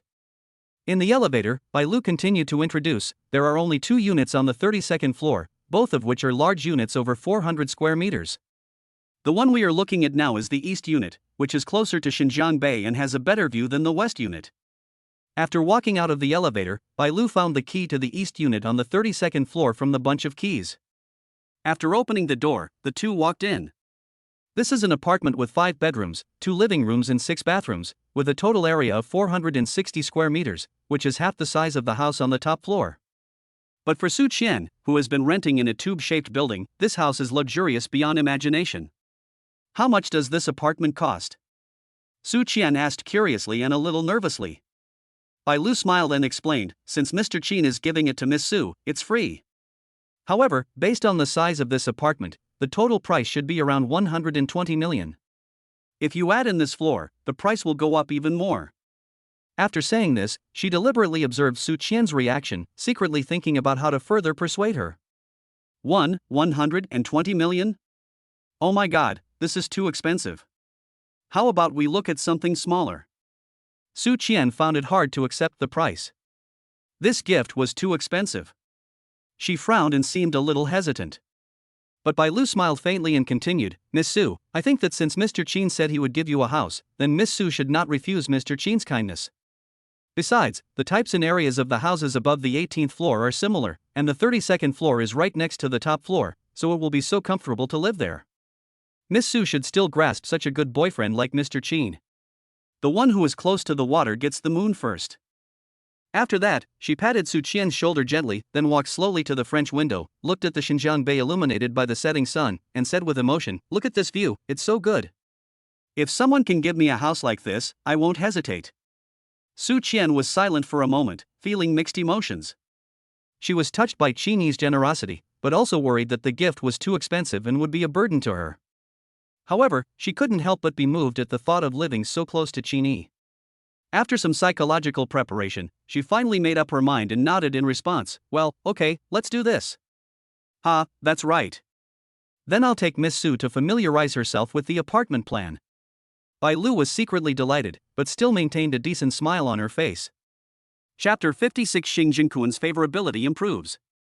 More than 10 minutes later, Su Qian sent Bai Lu away, gently closed the door, turned around and stood in this empty big house, with an indescribable emotion surging in her heart.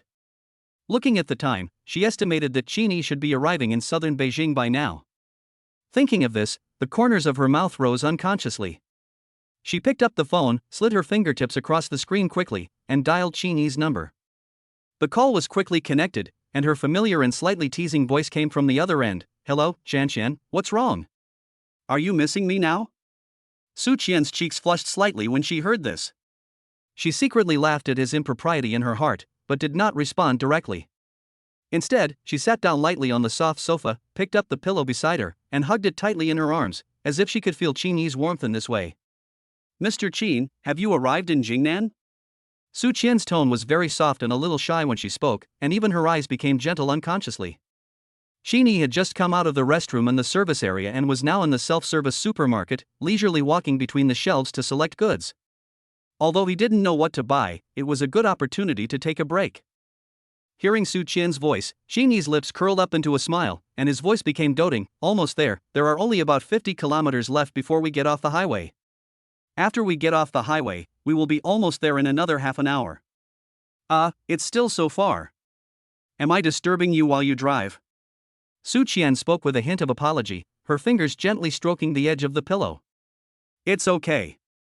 I'm not driving right now. I'm resting in the service area. By the way, have you chosen a house? Qin asked with concern. Well, I just booked it. It's the East Unit on the 32nd floor. It has great lighting and a good view, but it's a bit too big. It feels a bit too luxurious for me to live alone. As Su Qian spoke, she looked around the spacious living room and expressed her gratitude sincerely. Thank you, Mr. Qin, for giving me such a valuable gift. What's there to thank me for? Didn't I tell you that as my woman, I will give you the best? Qin smiled faintly, with a bit of joking in his words, but also with an unspoken intimacy. Besides, the 32nd floor is good, it's so close to me. If you miss me in the future, just go up to find me. Hey, what do you think if I connect these 2 floors? Would this be considered a covert attack? Hearing this, Su Qian's face couldn't help but blush again, the corners of her mouth couldn't help but rise, with a sly light flashing in her eyes. Young Master Qin. You are so funny, is this how you use this word? Ah, okay, I won't tease you anymore. Brother Cohen didn't say anything at the car dealership, right? Sheeny said with some seriousness in his words, and asked with concern. No, my boss just asked me to have a good rest these 2 days. Oh, by the way, I told my boss about what happened at the mall last night. Su Qian's voice was a little hesitant, as if she was worried about his reaction. Oh? What did Brother Cohen say? Sheeny asked curiously. The boss didn't say much, just said that he would follow up the case with the police. Also, the boss seemed to be quite interested in the fact that you know Kung Fu. There was a hint of tentativeness in Su Qian's words. Ha, what kind of Kung Fu is that? I just know a little bit of boxing and kicking. Qin said self-deprecatingly. That, Mr. Qin, I told you this without your consent, you won't be angry, right? Su Qian felt a little uneasy, and her fingers unconsciously tightened around the pillow. How could that be? There's nothing to keep secret about this kind of thing. Don't think too much about it. After hearing what Master Qin said, Su Qian was no longer so nervous and said softly, Well, Master Qin, drive slowly and be careful. When you get home, send me a WeChat message. Sheeny said okay and hung up the phone. Afterwards, he took a bottle of water from the shelf, scanned the code to pay, and walked out of the supermarket. However, just as he sat in the driver's seat, the system prompt sound in his mind suddenly rang, causing his expression to slightly freeze. Ding! It is detected that Xingjin Kuan's favorability towards the host has increased by 10 points, and the current favorability is 80. This sudden increase in favorability really surprised him. He wondered to himself, could it be because of the conflict last night? Then, the system prompt sounded again. Ding! Same-sex favorability reaches 80 for the first time, triggering a random system task within 48 hours, increase Xingjin Kuan's favorability towards the host to 90. If the mission is successful, the host will be rewarded with strength +1, agility +1, and number of draws +1. If the mission fails, 2 points of the 6-dimensional attribute will be randomly deducted, and bad luck will continue for 24 hours. Qin frowned slightly. This system task came at a really bad time. He was almost reaching Jingnan. How could he improve Xingjin Kuan's favorability? He frowned and thought for a moment, then decided to call Xingjin Kuan first. After all, Xingjin Kuan already knew what happened last night, and he also told Su Qian that he would pay attention to the progress of the police investigation. I have to express my gratitude. Maybe Xingjin Kuan will be so happy that his favorability will soar to 90. Inside the Marriott car dealership, Xingjin Kuan sat on the large swivel chair in the office, holding a mobile phone in his hand, and the screen was playing the surveillance video of Qin's 1v6 last night.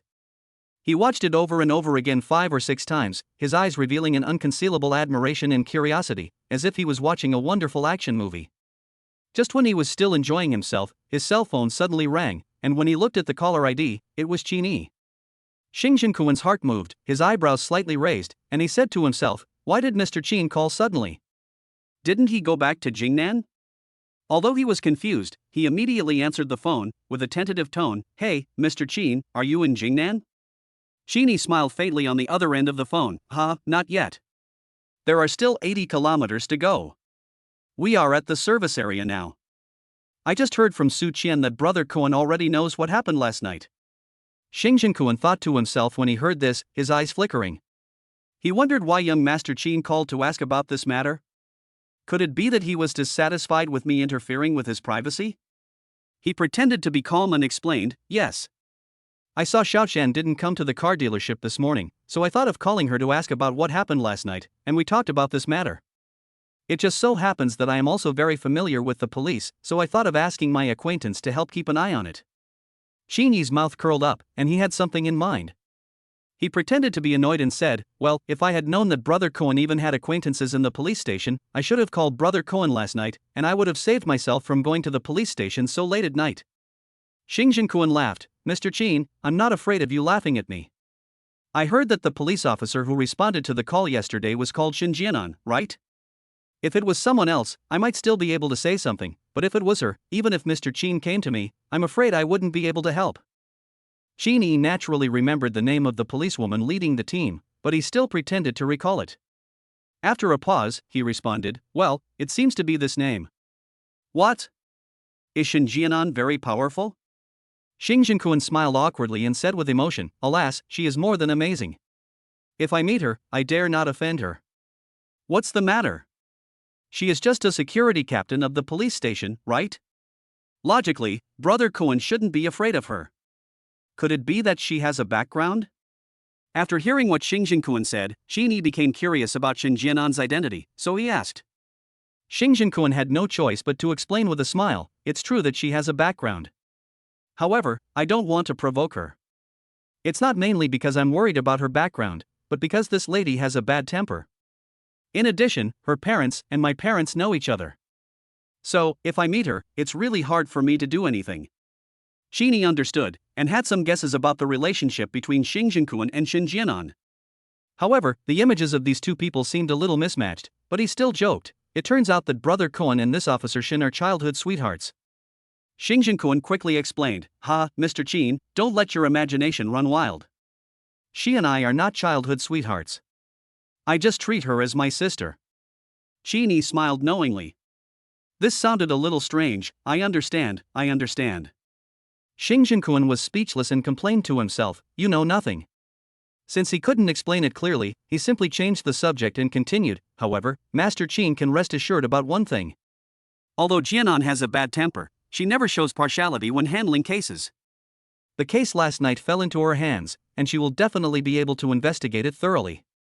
If there is any news later, I will tell Master Qin the first time."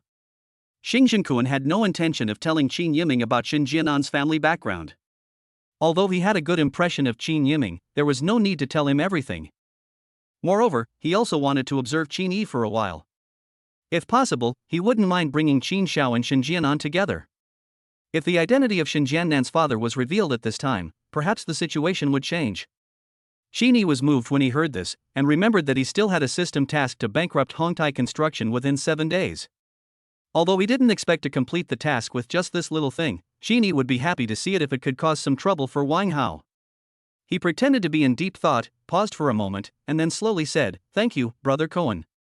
However, regarding the conflict last night, I do have a suspect in my mind, but I didn't tell the police at the time because I didn't have any evidence. If Brother Cohen is familiar with Officer Shen, this can be considered a clue, which may help her in her subsequent work." "Oh? Who is it?" A hint of curiosity flashed in Xing Jinquan's eyes. "I suspect that it was one of my college classmates named Wang Hao who ordered this." Although he was suspicious, there was a hint of certainty in Qin Yi's tone. "Wang Hao?" Xing Jinquan went over the name in his mind, but had no impression of it.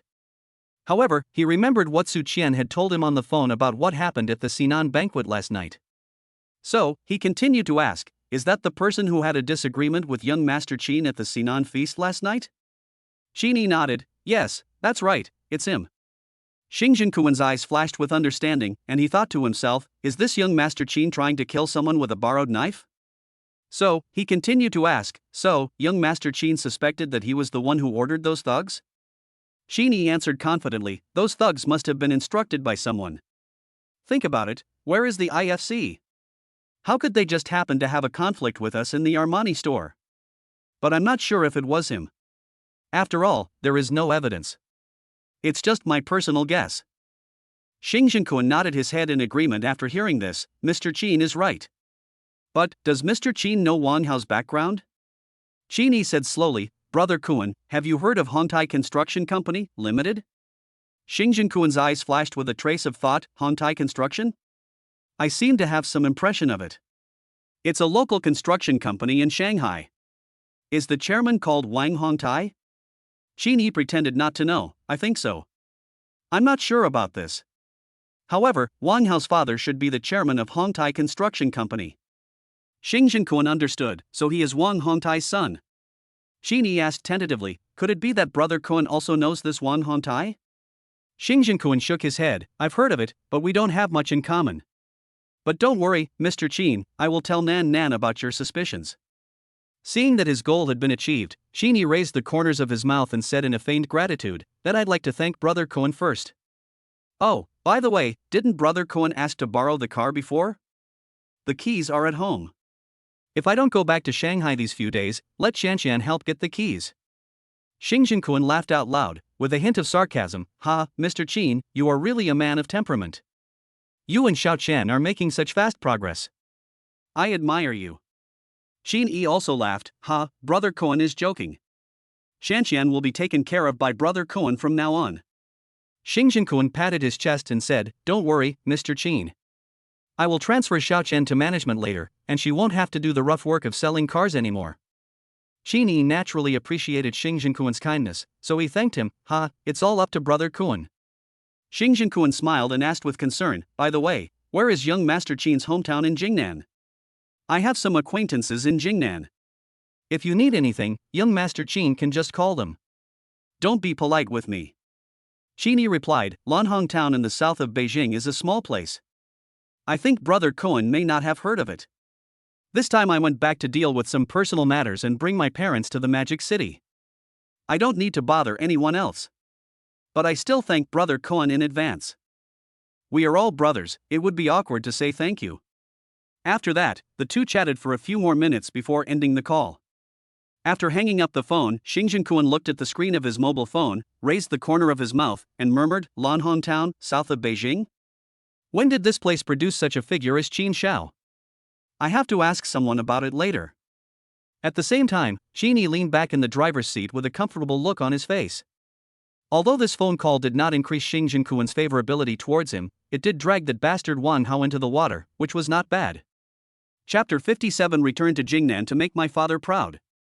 After wasting nearly half an hour in the service area, it was already 5 o'clock in the afternoon when Qin Yi drove out of the highway. During this period, Qin Yi's mother Wu Xiuhua was also waiting anxiously and called Qin Yi. She originally thought that Qin Yi would come back by train, but unexpectedly he actually drove. Upon learning the exact time her son would arrive home, Wu Xiuhua's heart was filled with joy. She immediately turned around and busied herself with preparing dinner, chopping vegetables and stewing meat with swift hands and feet. Qin Jianyu was so happy at noon that he drank a few more glasses. Perhaps he was particularly tired from working in the workshop in the morning, or maybe he was in a good mood after learning that his son had made money and the situation at home would soon improve. He slept until almost 5 o'clock. Seeing that he was sleeping soundly, Wu Xiuhua didn't want to disturb him. In the past 6 months, Qin Jianyu rarely had such a peaceful time to sleep well.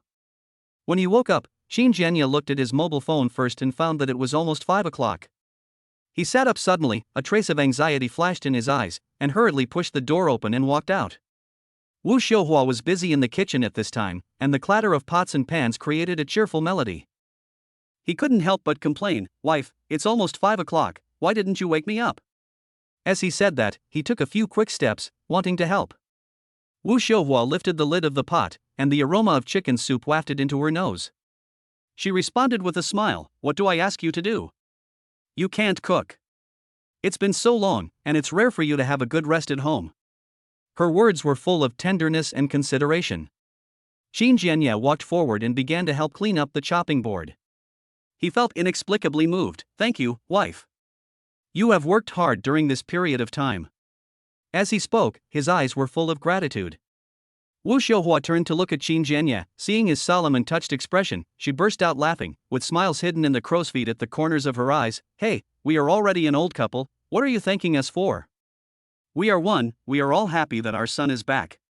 Hee hee, that's right. Oh, by the way, it's almost 5 o'clock, why hasn't our son come back yet? What time does his train leave? How about I go and pick him up? Qin Jianyu asked anxiously. Oh, I called. My son said he drove back and should be home around 5:30. Wu Xiuhua replied while moving her hands non-stop. Driving? He bought another car? Qin Jianyu was a little surprised and a little curious. Wu Xiuhua shook her head and continued to work. That I didn't ask. My son is driving, so I didn't ask much. I'll know when he comes back. Our son can make money, so buying a car is no big deal. However, her tone was full of pride. Qin Jianyu nodded with satisfaction, his eyes sparkling. That's right. The most successful thing I've done in my life is raising a good son. You see, when the family business ran into problems, our son sold his car to help pay off the debt. If it were those second-generation rich people who only knew how to enjoy themselves, they might have stayed away and never come back. Tisk, so conceited. That's because you brought him up. You're busy with business all day long and have no time to take care of your son. Isn't it all because of my good education? Wu Xiuhua said with disdain, but her eyes were full of smiles. Yes. My wife is right. It's all because of my wife's good parenting. Our Qin family has to thank my wife very much. Qin Jianya said, and exaggeratedly bowed his hands to express his gratitude. Okay, stop joking. If you are really bored, go to the village entrance to meet your son. I don't know what car he drives, and it probably can't get into our small alley. Wu Xiuhua ordered with joy on her face that could not be concealed. Okay, I'll go pick up my son right away. Qin Jianya said, immediately put down the work in his hands, and walked out of the house impatiently. Qin Jianya walked out of the house with full of expectations, passed through the slightly narrow alley, and soon arrived at the main road of the village with brisk steps. In the corners of the main road and under the shade of trees, old men and women sit in groups of 3 or 4, enjoying the tranquility of the setting sun. As soon as they saw Qin Jianya appear, they all looked at him curiously, wondering why Qin Jianya was here at this time. Doesn't he usually go home after dark? Among them were the elderly people who played chess with Yan Lishir at the bridgehead at noon. At this time, the old man who had played chess with Yan Lishir in the morning spoke first, and asked with a hint of sarcasm and concern, "Hey, that's strange. Lao Qin, didn't you go to work this afternoon?" Qin Jianya's face was full of smiles. He shook his head gently and replied, "I drank some wine at noon and slept all afternoon. I just got up now." Yan Lishir, who was standing by, heard this and raised a sarcastic smile. He pretended to be surprised and said, "Hey, Lao Qin, I told you to go to my place to drink Mang Xylan, but you insisted on being polite to me. Could it be that you secretly hid some good wine at home?" When he said this, his eyes were full of disdain and ridicule, as if he was enjoying the pleasure of exposing other people's secrets. Qin Jianya felt disgusted, but thinking that they were all from the same village and would see each other every day, he suppressed his displeasure, maintained a calm appearance, and said with a smile, "What good wine is this? It can't compare to Mang Xylan. It's just the 70-80 yuan white wine bought in town." But Yan Lishir still refused to give in and continued to mock him. "Hey, you can get drunk for an entire afternoon with 70 or 80 bottles of liquor and you don't even go to work? Old Qin, what great event has happened to you?" Qin Jianya suppressed his anger, but a hint of determination flashed in his eyes. He responded calmly, "There is no big happy event. My son came back from the Magic City, which is my biggest happy event. I will go to the village entrance to welcome him." After that, he no longer paid attention to Yan Lishir's verbal attacks and walked forward. Yan Lishir, however, was like a piece of dogskin plaster that couldn't be thrown away, and spoke again, "Hey, that's not right. Lao Qin, why did I hear that your son has already returned to southern Beijing and is delivering express and takeout in the city?" As soon as these words were spoken, Qin Jianya's face instantly turned gloomy. He glared at Yan Lishir and said nothing more. He just quickened his pace and walked straight towards the brick bridge at the entrance of the village. After Qin Jianya left, the old man sitting next to Yan Lishir tugged at his clothes and said in a low voice, "Old Yan, are you idle? Don't you understand the principle of not hitting someone in the face and not exposing someone's shortcomings when scolding them? Didn't you see how ugly old Qin's face was just now?" Yan Lishir disagreed, with a hint of disdain on his lips. "He looks unhappy? I think it's because he drank fake wine. It's 70 or 80 yuan of liquor. I think 7 or 8 yuan of liquor is about right." His words were full of disdain and contempt for Qin Jianya. "Hey, old Yan, I'm not saying anything bad about you, but you always make fun of old Qin like this. Aren't you worried that the Qin family will make a comeback?" The old man on the side couldn't help but advise. Upon hearing this, Yan Lishir sneered, "What a joke. Would I be afraid of him? My son is a public official, he eats government food and is paid by the emperor. Besides, with all the money his family owes, they won't be able to pay it off in this life, let alone the next life, and they won't be able to make a comeback. Dream on." The crowd watching either shook their heads helplessly or gloated over the misfortune. Only Qin Jianya was very disdainful and thought to himself, "You guys can just laugh. When my son comes back, I'll see if you can still laugh." Around 5:30, a black Volkswagen Passat with a South A license plate turned on its turn signal and slowly drove onto the brick bridge. Qin Jianya expectantly thought it was his son Qin Yi's car. He leaned his head forward, stretched his neck slightly forward, and looked into the car with anxiety and anticipation flashing in his eyes.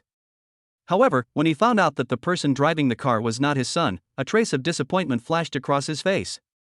He checked the time on his phone and muttered unconsciously, "Why hasn't it arrived yet?" Just as he was about to turn around and sit back on the stone pier of the brick bridge, 2 clear beeps rang out, followed by his son's familiar and kind voice, "Dad, what are you doing here?" Qin Jianye was about to sit down when his movement froze. He looked up and saw that it was indeed his son Qin Yi. At this time, Qin Yi was sitting in the driver's seat of a luxury car with the window rolled down, looking at his father with a smile on his face. Qin Jianye naturally recognized the car. A gleam of disbelief flashed in his eyes. He carefully looked at the black statue of the goddess of celebration standing on the front of the car, then looked at his son. After confirming that it was correct, he came to the front of the cab and asked curiously, "Son, it's really you. Is this car yours?" Qin Yi smiled and nodded in response. "How is it? This car is not bad, right? Get in the car, my mother must be waiting anxiously at home, right?" Qin Jianye could no longer suppress the smile on his face. When he walked around the front of the car, he noticed the license plate of MOD 99999 and was startled. After getting in the car, Qin Jianye hurriedly asked, "Son, tell Dad the truth, did you really buy this car?" His tone was full of disbelief. Qin Yi continued to drive forward and replied with a smile, "How can this be fake? It must be bought by me." "Then what's the matter with the license plate?" 5 nines. This license plate alone must cost several million, right? Qin Jianye's voice trembled slightly, and he was obviously shocked by this sudden news. "Dad, you have a good eye. It should be about 4 million. Qin Yi said lightly, as if 4 million was just a small sum to him. "For 4 million, your car must be a Cullinan, right? It must be at least 8 or 9 million. Son, tell me the truth, how much money did you make?" Qin Jianye's voice was trembling a little. He was obviously overwhelmed by this huge surprise. Dad, let's talk about this when we get back." Qin Yi responded with a smile. "Oh, right. Let's talk about it after we go back and see your mother. Let her be surprised." Qin Jianye said, and suddenly changed the subject, and said with some concern, "Your car is too big. It will be difficult to park it later." "It's okay. Don't worry about my driving skills." Qin Yi responded confidently. "Are you kidding? He has God-level driving skills. How can parking a car be difficult for him?" As they were talking, the car was almost reaching the entrance of the alley. However, the idle people who had gathered together before were now surrounding the brand new black Passat, doing something unknown, and had blocked the only main road in the village. Qin Yi had no choice but to honk the horn, and everyone turned around. When they saw another car with a Shanghai license plate coming, they were all surprised. Of course, they didn't know what Rolls-Royce Cullinan was, but they knew the license plate number, 5 nines. This license plate looked very domineering at first glance. Everyone was speculating, wondering whose house this domineering license plate belonged to. Seeing everyone's dazed looks, Qin Yi had no choice but to stick his head out of the car window, nodding slightly to everyone, signaling them to make way. Qin Jianye also lowered the car window at this time, with a smile on his face, and bowed to everyone and said with a smile, "Sorry, everyone, my son is back, please make way." When everyone saw that the person sitting in the passenger seat was Qin Jianye, they were stunned, with shock or envy flashing in their eyes, as if they had seen something incredible. Old Qin, is this your son?" "Hey, he's really a handsome man, worthy of being a top student of Magic City University." The old man who had scolded Yan Lisher before was the first to react. He took 2 steps forward and complimented Qin Jianye with a smile on his face. A middle-aged woman who was watching nearby seemed to have reacted at this time. She rolled her eyes and hurried forward to compliment him. "Oh, Lao Qin, I've heard that your son is not only handsome, but also smart and good at studying. Now I see that his reputation is well deserved." As the woman spoke, she turned her gaze to Qin Yi and asked with a smile, "Xiao Yi, I'm your third aunt. I live in front of your house. Xiao Yi, have you graduated? Do you have a partner? To be honest, my third aunt has a daughter who is pretty and has a good figure. She just turned 20 this year. How about we make an appointment to meet?" Qin Yi was speechless for a while, and thought to himself, "Who are you, auntie? Do I know you? You are going to introduce your daughter to me." However, before Qin Yi could reply, another woman at the side couldn't take it anymore and immediately stepped forward to spoil the show. "Hey, didn't you just say you wanted to introduce your daughter to old Yan's son? Old Yan's son is still here, and you changed your mind?" The woman who claimed to be Qin Yi's third aunt looked at Yan Lisher, who had a gloomy face, and smiled shyly, saying without blushing or beating her heart, Old Yan, I'm sorry. In this important matter of marriage, you still have to pay attention to liking each other. This little Yan is very good, but when I saw little Qin for the first time, I felt that this child looked good to me. Isn't there an old saying that the more the mother-in-law looks at her son-in-law, the more she likes him? Seeing this woman being so shameless, the woman just now couldn't help but sneered, "Hey, what's the matter? Only your family has a daughter, but my family doesn't? My daughter is no worse than yours in terms of appearance and figure. And third aunt, why haven't I seen you try to make relatives with Lao Qin before? Hey, how dare you talk like that? Your daughter? Hey, how dare you say that? How old is your daughter? She must be 25 or 26, right? She's an old maid, and you still have the nerve to bring her up," the third aunt said with a look of contempt. "What old maid? A woman 3 years older than a man is rich. Do you understand?" the woman argued, unconvinced. "Hey, a girl who is 3 years older than a man is already rich, but a girl who is 30 years older than a man is expected to give away her wealth and power. Don't you see that Xiao Qin needs to rely on your daughter to bring her wealth? It's really funny." The third aunt rolled her eyes at the woman and sneered. Chapter 58, The Furious Snob. Faced with the passionate and noisy debate among the audience, he could only look to his father for help, with a bit of helplessness and embarrassment in his eyes, as if to say, "Dad, I can't handle this situation." Seeing this, Qin Jianye shook his head helplessly and smiled bitterly, his eyes revealing a hint of doting on his son and helplessness about the current situation. He immediately got off the passenger seat, straightened his clothes, stood in front of the car, and bowed to everyone. His attitude was humble, but not without dignity. Everyone, Xiaoyi, we drove for 4 or 5 hours, all the way back from Shanghai. It must be a tiring journey. How about we give way to Xiaoyi and let him park the car first? What's the matter? We can talk about it later. After all, we are from the same village, so we should still value harmony.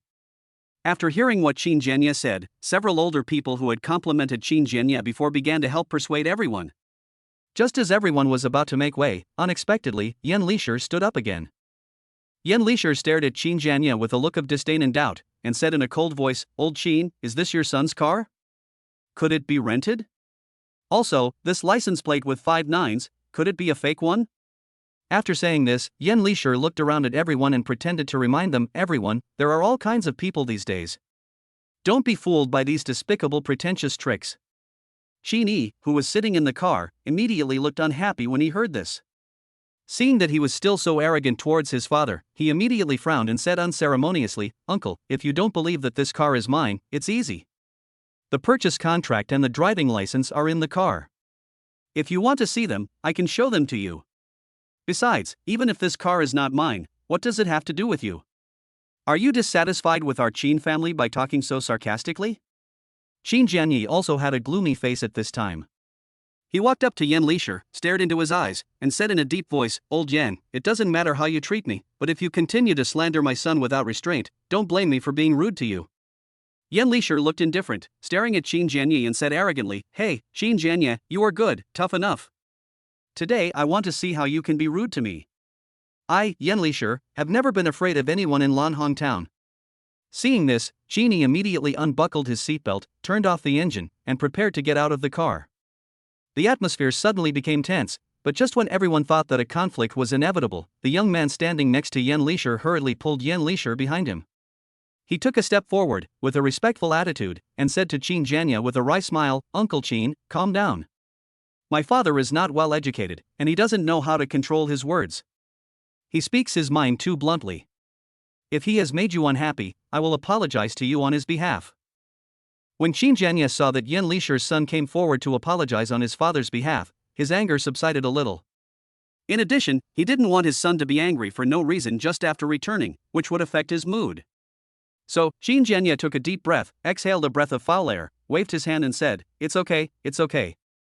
As for old Yan, everyone knows that he is a straightforward person. I won't argue with him." As he said that, he also reached out and patted Yan Lishir's son on the shoulder, and then said, "Little Yan, you are very good. You know the general situation and know etiquette. Don't learn from your father in the future." The corners of Yan Lishir's son's mouth twitched, but he didn't know what to say. He could only smile awkwardly and nodded, as a response to Qin Jianye's words. Afterwards, Qin Jianye did not get on the car again, but separated the crowd and walked in front of the car to lead the way for Qin Yi. At this moment, his back looked particularly tall and straight, as if he was back to his former self half a year ago, exuding an aura that could not be ignored from the inside out. Seeing this, everyone tactfully gave way to Qin. Qin started the car again, but when passing by Yan Lisher and his son, Qin glanced at them with eyes full of contempt and disdain, as if he was looking at ants. Then, under the gaze of everyone, Qin steadily stopped the more than 5-meter-long Cullinan close to the roadside. After getting off the car, he opened the trunk and took out a whole box of mutai, 2 packs of Great China cigarettes, and 5 or 6 bulging shopping bags. The onlookers watched with envy. Before the Qin father and son left, they couldn't help but talk in a low voice, but there was a hint of sourness and admiration in everyone's tone. "Oh, I really can't believe that this kid from the Qin family is so successful now?" The woman who previously claimed to be Qin Yi's third aunt sighed. "Yes, a whole box of mutai, how much does it cost? This kind of ceremony, this kind of gift, is not something that ordinary people can afford." An elderly man next to her echoed, with envy in his eyes. After the Qin father and son walked into the alley and disappeared, everyone started to talk loudly. "Tell me, were we too harsh on old Qin in the past?" A voice sounded, with some regret. "That's right. Looking at the current situation, I think the Qin family is going to become powerful again," another person sighed. Yan Lisher, who had just been stopped by his own son and lost face, could not help but angrily said, "Son, why did you stop me just now?" His son sighed helplessly, "Hey, Dad, if I didn't stop you, who knows how much trouble you would get into?" "You, what do you mean? I'm causing trouble? What trouble can I cause?" Yan Lisher was stunned and spread his hands, looking innocent and confused. His son held his forehead, trying to make his father understand the seriousness of what had just happened, and asked, "Hey, Dad, do you know what kind of car Uncle Qin's son was driving just now?" "What car? Isn't it just an MVP?" Yan Lisher looked confused, obviously knowing nothing about cars. "What MVP? That's called an SUV." What SUV? "That's called a Rolls-Royce Cullinan." His son was speechless and corrected his father's mistake. "What? That car is very valuable? It's just a little bigger, how can it be as expensive as your Passat?" Yan Lisher still looked incredulous, his brows furrowed, his eyes full of confusion. "Oh my God, let me put it this way, that car of theirs can buy 50 or 60 Passats. Not to mention the car, just the license plate is enough to buy more than 20 Passats." His son explained patiently, gesturing with his hands, trying to make his father understand the huge difference between the two cars. "What? Are you kidding me? With Lao Qin's financial situation, can he afford such an expensive car? Maybe he rents it. Yes, it must be rented, and the license plate must be a fake. Why did you stop me? I should have exposed him on the spot just now." Yan Lisher's face was excited, and his hands were clenched into fists, as if he wanted to find some evidence. "Dad, have you ever seen a car with a fake license plate in 5/9s? Besides, didn't you hear what Uncle Qin said just now? It took the car 4 or 5 hours to drive all the way back from Shanghai.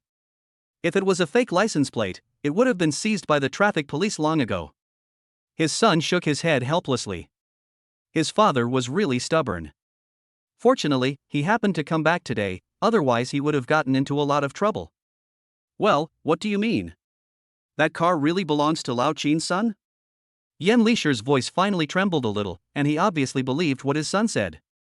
"I guess, 9 out of 10 times it is. You may not have noticed the watch on Uncle Qin's son's hand just now. It looks like a Rolex to me.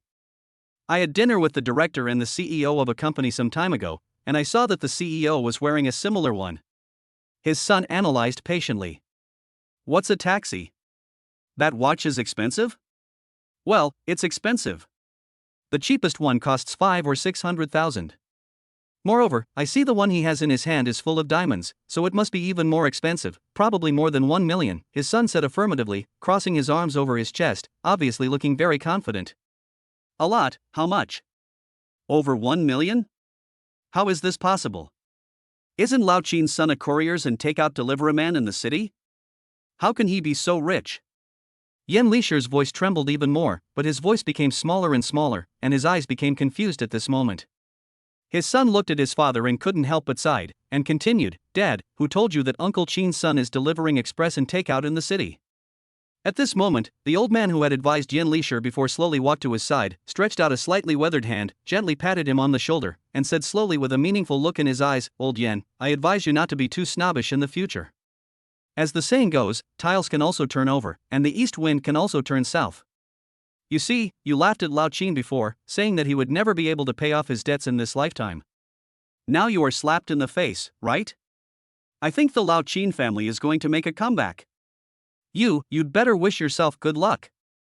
After the old man finished speaking, he shook his head and turned away. Upon seeing this, the crowd of onlookers exchanged meaningful glances, and then took a few steps back at the same time as if avoiding the plague god. Some even turned around and walked away quickly, fearing that they would have anything to do with Yen Lisher. Yen Lisher felt the drastic change in the attitude of the people around him. His face instantly turned gloomy, the corners of his mouth tightened, and a trace of anger and unwillingness flashed in his eyes. He shook his arms violently, as if trying to shake off all the dissatisfaction and humiliation, then turned around and walked straight towards home angrily. Seeing this, his son couldn't help but feel a little worried. He immediately got into the car, restarted the Passat, followed Yen Lisher closely, and shouted to his father through the car window, "Dad, come up." Upon hearing this, Yen Lisher became even more unhappy. Without even turning his head, he shouted angrily, "Why are you going up? I'll walk back by myself." After saying that, he walked even faster. However, the roads in the village were not as smooth as those in the city. Yen Lisher was so anxious that he stepped into a pit and then stumbled and almost fell. Seeing this, his son immediately braked, got out of the car, stepped forward to help him, and asked with concern, "Dad, are you okay? Damn it, it's so unlucky that I sprained my ankle at this time." Seeing this, the people who had not left nearby all covered their mouths and laughed secretly. Yen Lisher glanced at those people, then looked at his son and said angrily, "Why are you still standing there? Help me get in the car." In the alley, Qin Yi was carrying a heavy box of Moutai with 2 packs of cigarettes stacked on the box, following closely behind his father Qin Jianya. Qin Jianya was carrying 5 or 6 bulging shopping bags, walking in front with steady steps, his face filled with joy of returning home. "Dad, who was that Yen just now? Does he always talk to you like that?" Qin Yi's tone was a little unhappy, and he was obviously very dissatisfied with Yen Lisher's attitude just now. Qin Jianya smiled, seemingly not caring. He explained, "Well, that's the old Yen family from Qiaokou. His name is Yen Lisher, and everyone calls him a snob. He's not just like that to me, he's always like that to anyone who's not as well off as he is." The one who just apologized for him was his son, who just passed the civil service exam in Jingnan City. It's inevitable that he's a little arrogant because his son is a father. It's not worth getting angry with that kind of person. Let's not argue with him. Although his father said so, Qin Yi kept it in mind. It seems that Yen Lisher has made his father angry a lot. Now that he is back, he must avenge his father. As they were talking, the two of them had already reached the gate of the courtyard. Qin Jianya pushed open the big iron door first and shouted into the main house, Wife, come out quickly. Our son is back." When Wu Xiuhua heard her husband's call, a bright smile suddenly broke out on her face. She didn't even bother to take off her apron and hurried out of the main house. "Mom, I'm back." Qin Yi put the Maodai box at his feet, opened his arms, and hugged his mother.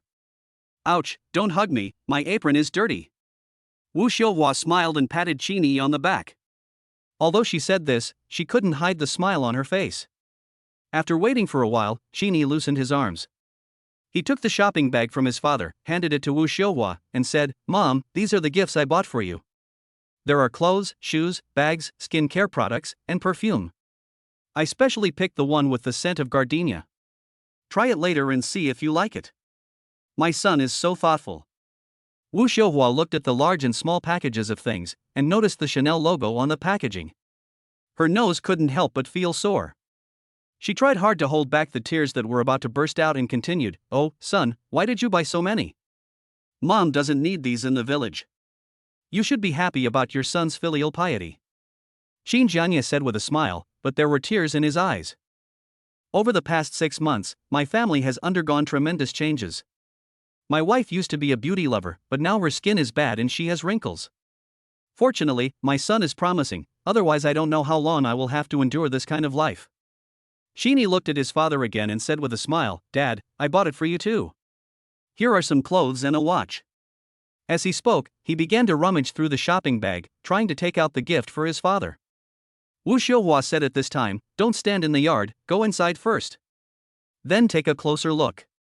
Mom has made a lot of delicious food for you, all of which you like. Let's eat and talk at the same time." Chapter 59 Dinner for a Family of 3. Afterwards, Qin Yi carried the box of mutai and followed his parents into the main house. The folding round table was filled with delicious food and the aroma was everywhere. Qin Yi put down the wine box, his hands still covered with a little dust, and he couldn't wait to reach for the plate of tempting ribs. Wu Xiuhua was quick to stop him with a smile, and her tone was filled with a bit of doting reproach. "Hey, go wash your hands first, look at you, kid." Qin Yi smiled and winked mischievously, then picked up a piece of pork ribs and stuffed it into his mouth, chewing it with an intoxicated look on his face. At the same time, he walked towards the wash basin and said incoherently while applying soap, "Well, my mother's cooking skills are really unique.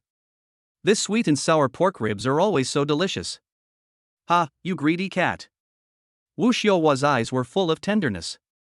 She picked up the chopsticks and without saying a word, she filled Qin Yi's bowl with ribs, chicken legs, and braised beef.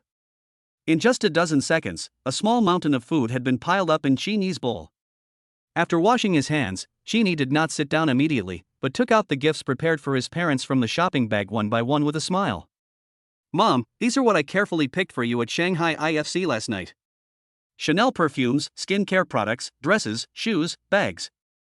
After introducing them to his mother, Qin Yi looked at his father and continued, "Dad, these are for you.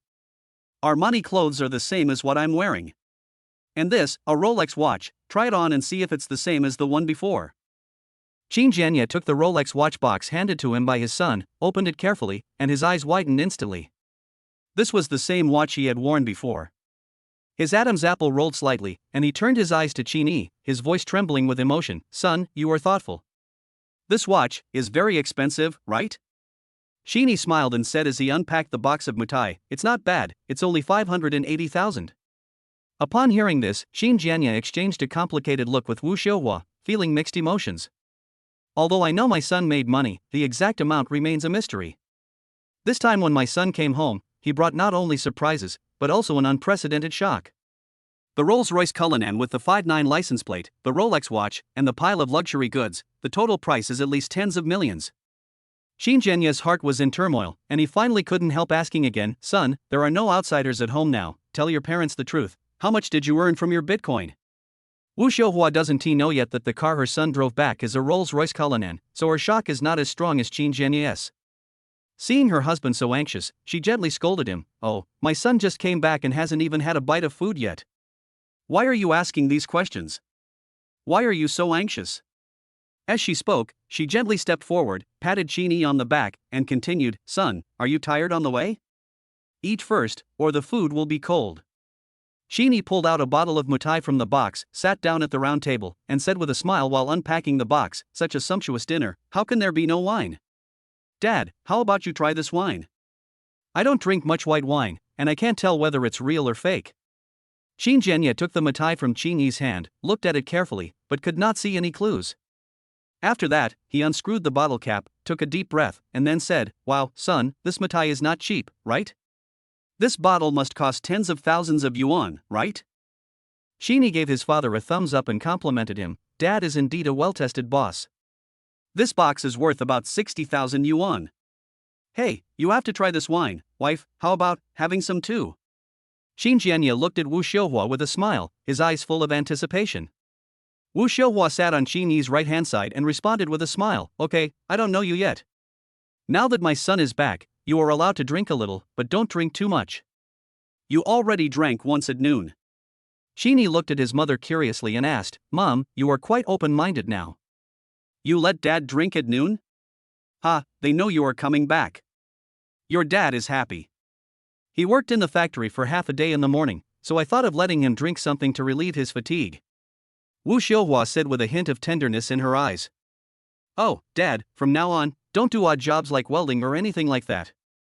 As your son, let me tell you a secret, Bitcoin has skyrocketed, and I sold all the ones I bought before. The money I made is enough to pay off our family's debts, with a lot left over." Qin Yi was not so honest as to tell everyone that he had tens of billions in deposits in his bank card. On the one hand, he was worried that if he said it rashly, his parents would definitely continue to inquire about the source of the money. On the other hand, he was also worried about scaring his parents. Afterwards, Chini took the mutai from Qin Jianye's hand, poured a glass for his father first, then poured another for himself, and then looked at his mother and asked, "Mom, do you want some too?" Wu Xiuhua smiled and picked up the wine glass, responding, "Okay, my son is back, I'm happy, let's have some." As she spoke, a wave of sadness welled up in her heart. Chini poured some wine into his mother's glass, then raised the glass and toasted to his parents. "Dad, Mom, a lot of changes have happened in our family during this period. You two have also suffered a lot. Dad has become thinner and tanned. It's not easy for Mom to take care of all these things at home alone. Before, your son didn't have much ability and couldn't reduce the burden on the family, so you suffered. Now it's different. Your son makes money, and our family can live the same life as before. This should be called rebirth after a disaster. I suggest that we have a drink to celebrate the rebirth after a disaster." Listening to Qin Yi's words, Qin Jianye and Wu Xiuhua's eyes were filled with relief. They looked at each other and picked up their glasses. Qin Jianye's voice was a little choked up. "Son, you have always been very sensible and know how to care for your parents. What happened in our family during this period, after all, has nothing to do with you. It's mainly because of your father and me." Wu Xiuhua also smiled with tears in her eyes. She raised her glass and said with a smile, "Yes, we all have to look forward. Husband, son, come, let's drink to our rebirth after the catastrophe. Cheers." After the family of three took the first sip of wine, they started eating. The atmosphere at the dinner table was warm and lively. Chini kept picking up meat and vegetables for his parents, and from time to time he chatted about some interesting things he had experienced at school and his future plans. After 3 rounds of drinks, Chini said thoughtfully, "Dad, Mom, actually, when I came back this time, in addition to sorting out our family's affairs, I also wanted to discuss with you too about what our family will do in the future. After all, Bitcoin is not very reliable. The market comes and goes as it pleases. I don't think it's possible to make money from it. We can't just sit back and eat up all the money." After waiting for a while, Qin Jianye finally spoke slowly, "Son, in fact, your mother told me all this at noon. Your idea is right. Making money is not a one-time deal. You have to let the money flow. Only when it flows can money make money. So, I want to ask, what do you think?" Chini put down his chopsticks, thought for a while and responded, "Dad, my idea is to open a company in the future. You see, I will graduate in 1 year. I am studying finance, a major in finance. In the future, I will work in various banks, securities, finance, and the like. Do you remember my good buddy Wang Pengfei I mentioned to you? He has graduated and applied for a job in a foreign-funded enterprise as an investment consultant assistant, which means an assistant to an investment consultant. To put it bluntly, he is actually a salesperson of financial products. The job cannot be said to be good, but it is not bad. However, I don't like working for others." So you mean you want to start your own business?" Qin Jianye guessed. "Well, I do have such an idea. I'm thinking that since I still have a year before graduation, I'll start a company in Shanghai, and start with the financial industry that I'm familiar with, such as stocks, funds, futures, and so on. However, I still want to hear your opinions. After all, when it comes to matters like starting a company, you, Dad, have the most say." Chini said, with anticipation glittering in his eyes. Qin Jianye thought for a while and said, "It's not impossible to start a company. However, any business has risks, and the financial industry is very risky." As he spoke, a wave of worry surged in his heart. Chini nodded, with a confident smile on his face, "Well, I know the depth of the water. However, I think I should be able to do it. After all, your son is a top student in the Department of Economics and Management." That's true. My son receives scholarships every year. Dad supports your decision. Come, let's have a drink." Qin Jianye said, picking up the wine glass and clinking it with Chini.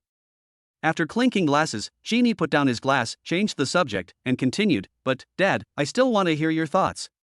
Don't you and Mom want to open our original company again? The capital your son has now is enough for you to make a comeback." Hearing this, Qin Jianye looked hesitant, took a sip of wine, paused for a moment, and then continued, "Or, forget it. The business environment in southern Beijing now is really hard to describe. The environment has changed.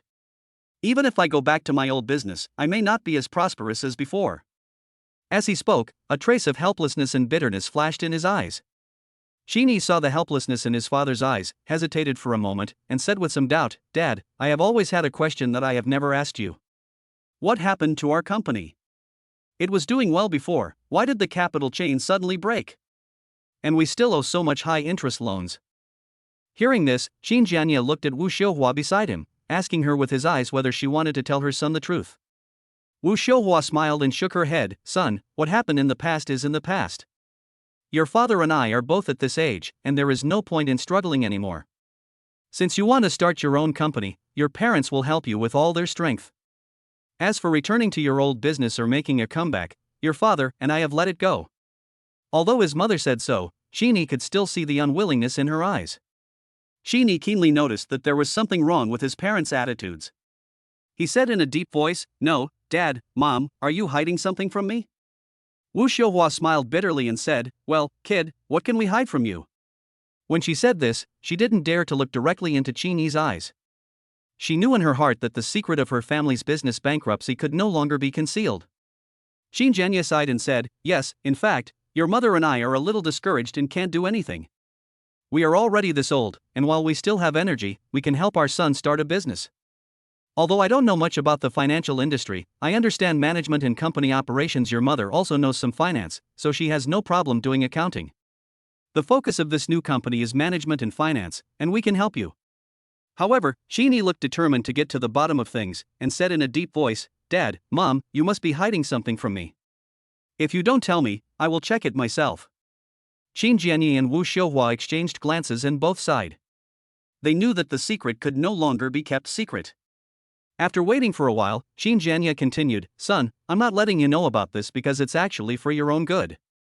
However, Qin said firmly, "Dad, what's going on? Why did the funding chain suddenly become problematic?" Qin Jianye's face was filled with melancholy and depression. He picked up the wine glass in front of him, drank the remaining half of the glass in one gulp, and then slowly explained, "This matter has to start from the end of last year." Chapter 60 Yaoye Club.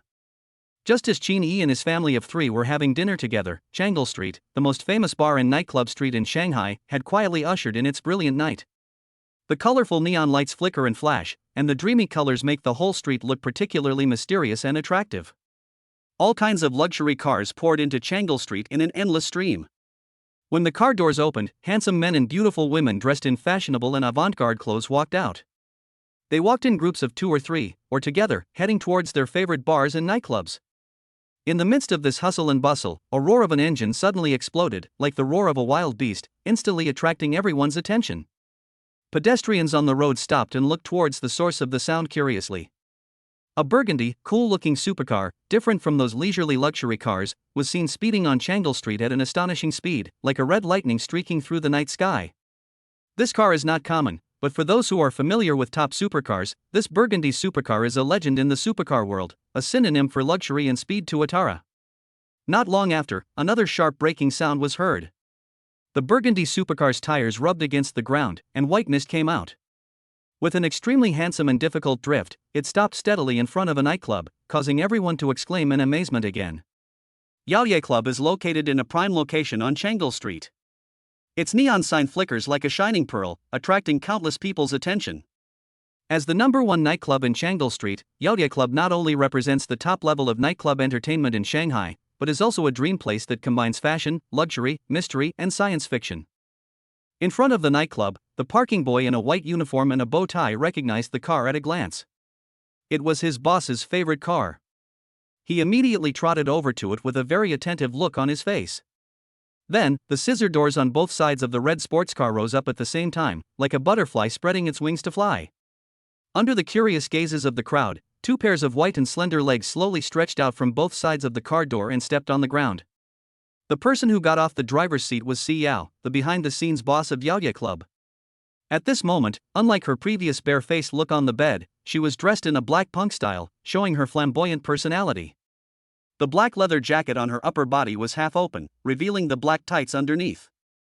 A men's black shoulder bag was casually draped over her shoulder, and her lower body was also wearing black leather shorts, which made her long legs look even whiter.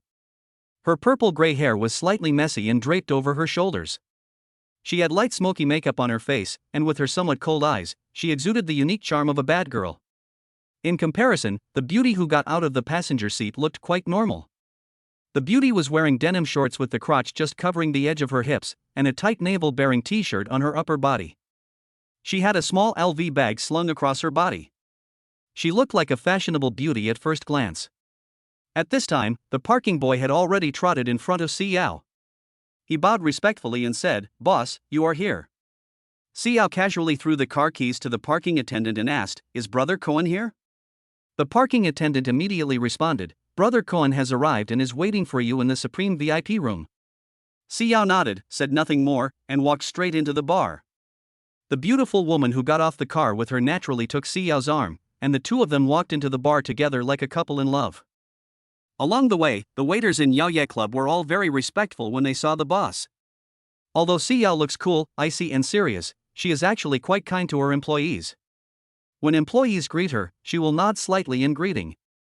The two of them walked through the dimly lit corridor and entered the interior of Yaoye Club. As soon as you step in, you can instantly feel the unique atmosphere of this nightclub. The luxurious decoration combines elements of mystery and science fiction, making people feel as if they are in a fantasy world full of infinite possibilities. Yaoye Club is divided into 3 floors. The first floor is the bar area, where deep black and bright gold interweave to create the background of the universe and the stars. The starry sky images on the huge LED screen flow and change, creating a sense of vastness. The air is filled with the mixed aroma of fine wine and fruit. Since it was not yet late at night to get drunk, the music chosen was relatively soothing.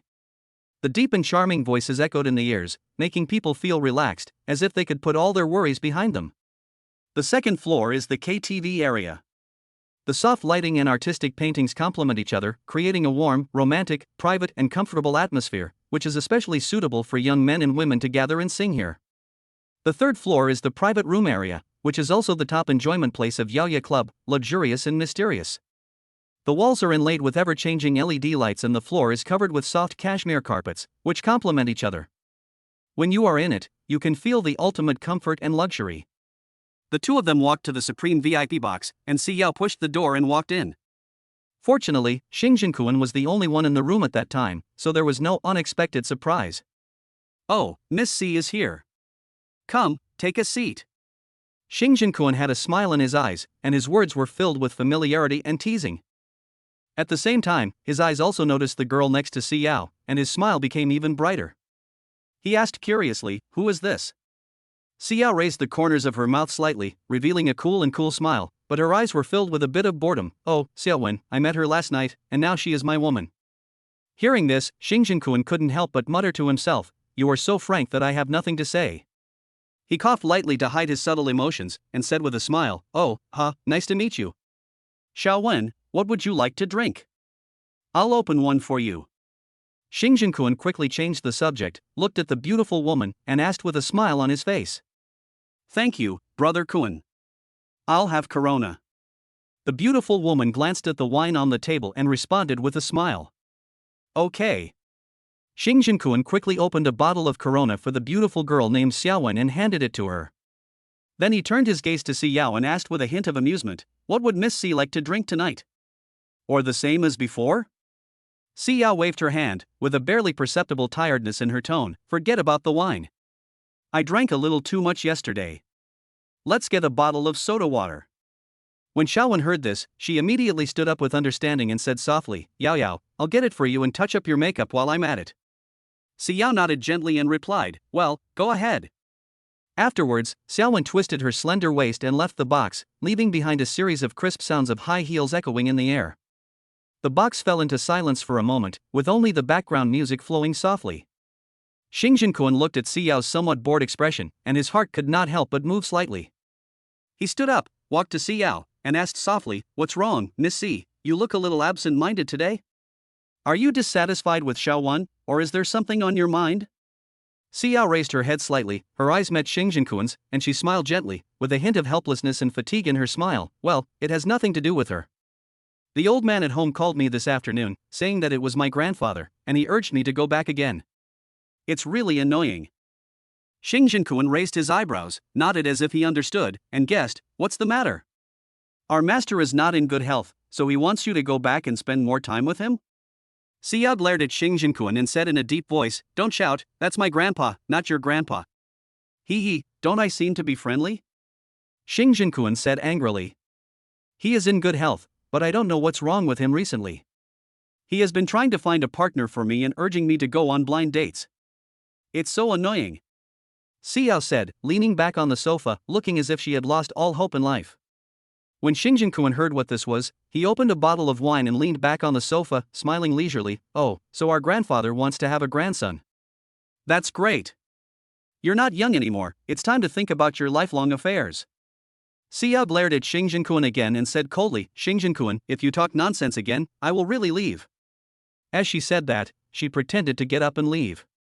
Xing Jinquan quickly held her back and said with a smile, "Hey, don't. We haven't talked about business yet, you can't leave." He changed the subject and continued, "But, Miss C, you've been changing your female companions quite frequently recently. Did you do that to Xiaowen again?" Xiao spread her hands helplessly and said with a smile, "What can I do? I can only blame myself for being too charming. They all stick to me." Xing Jinquan clasped his hands together to show his admiration, and then said, "Miss C is amazing.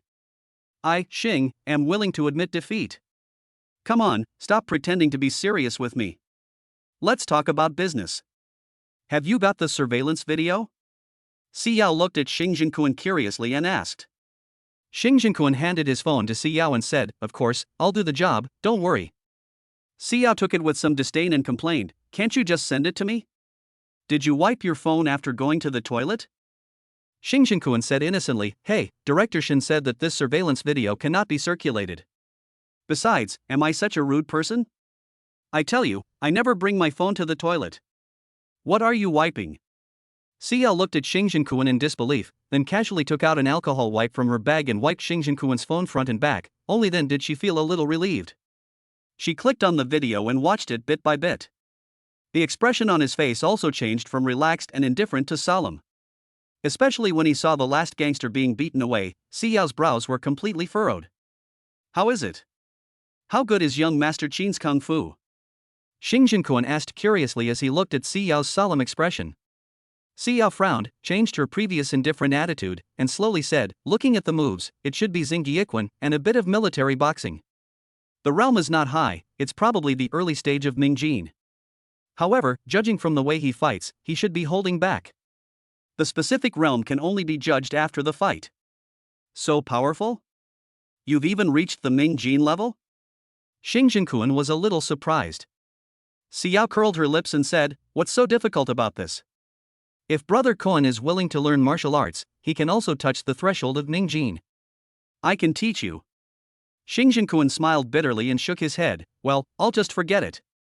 I can't bear the hardship, and I don't have the time." Xiao suddenly asked with great interest, "When can I meet this young Master Qin?" Xing Jinquan joked, "Why? Miss C is interested in young Master Qin?" Xiao glared at him and said, "Get lost. I just admire this kid's kung fu and want to learn from him. It's rare for someone so young to have such skills." Xing Jinquan smiled and said, "Hee." Since Miss C said so, it seems that young Master Qin's kung fu is indeed good. However, it is estimated that it will be difficult to see him during this period of time. "What's the matter?"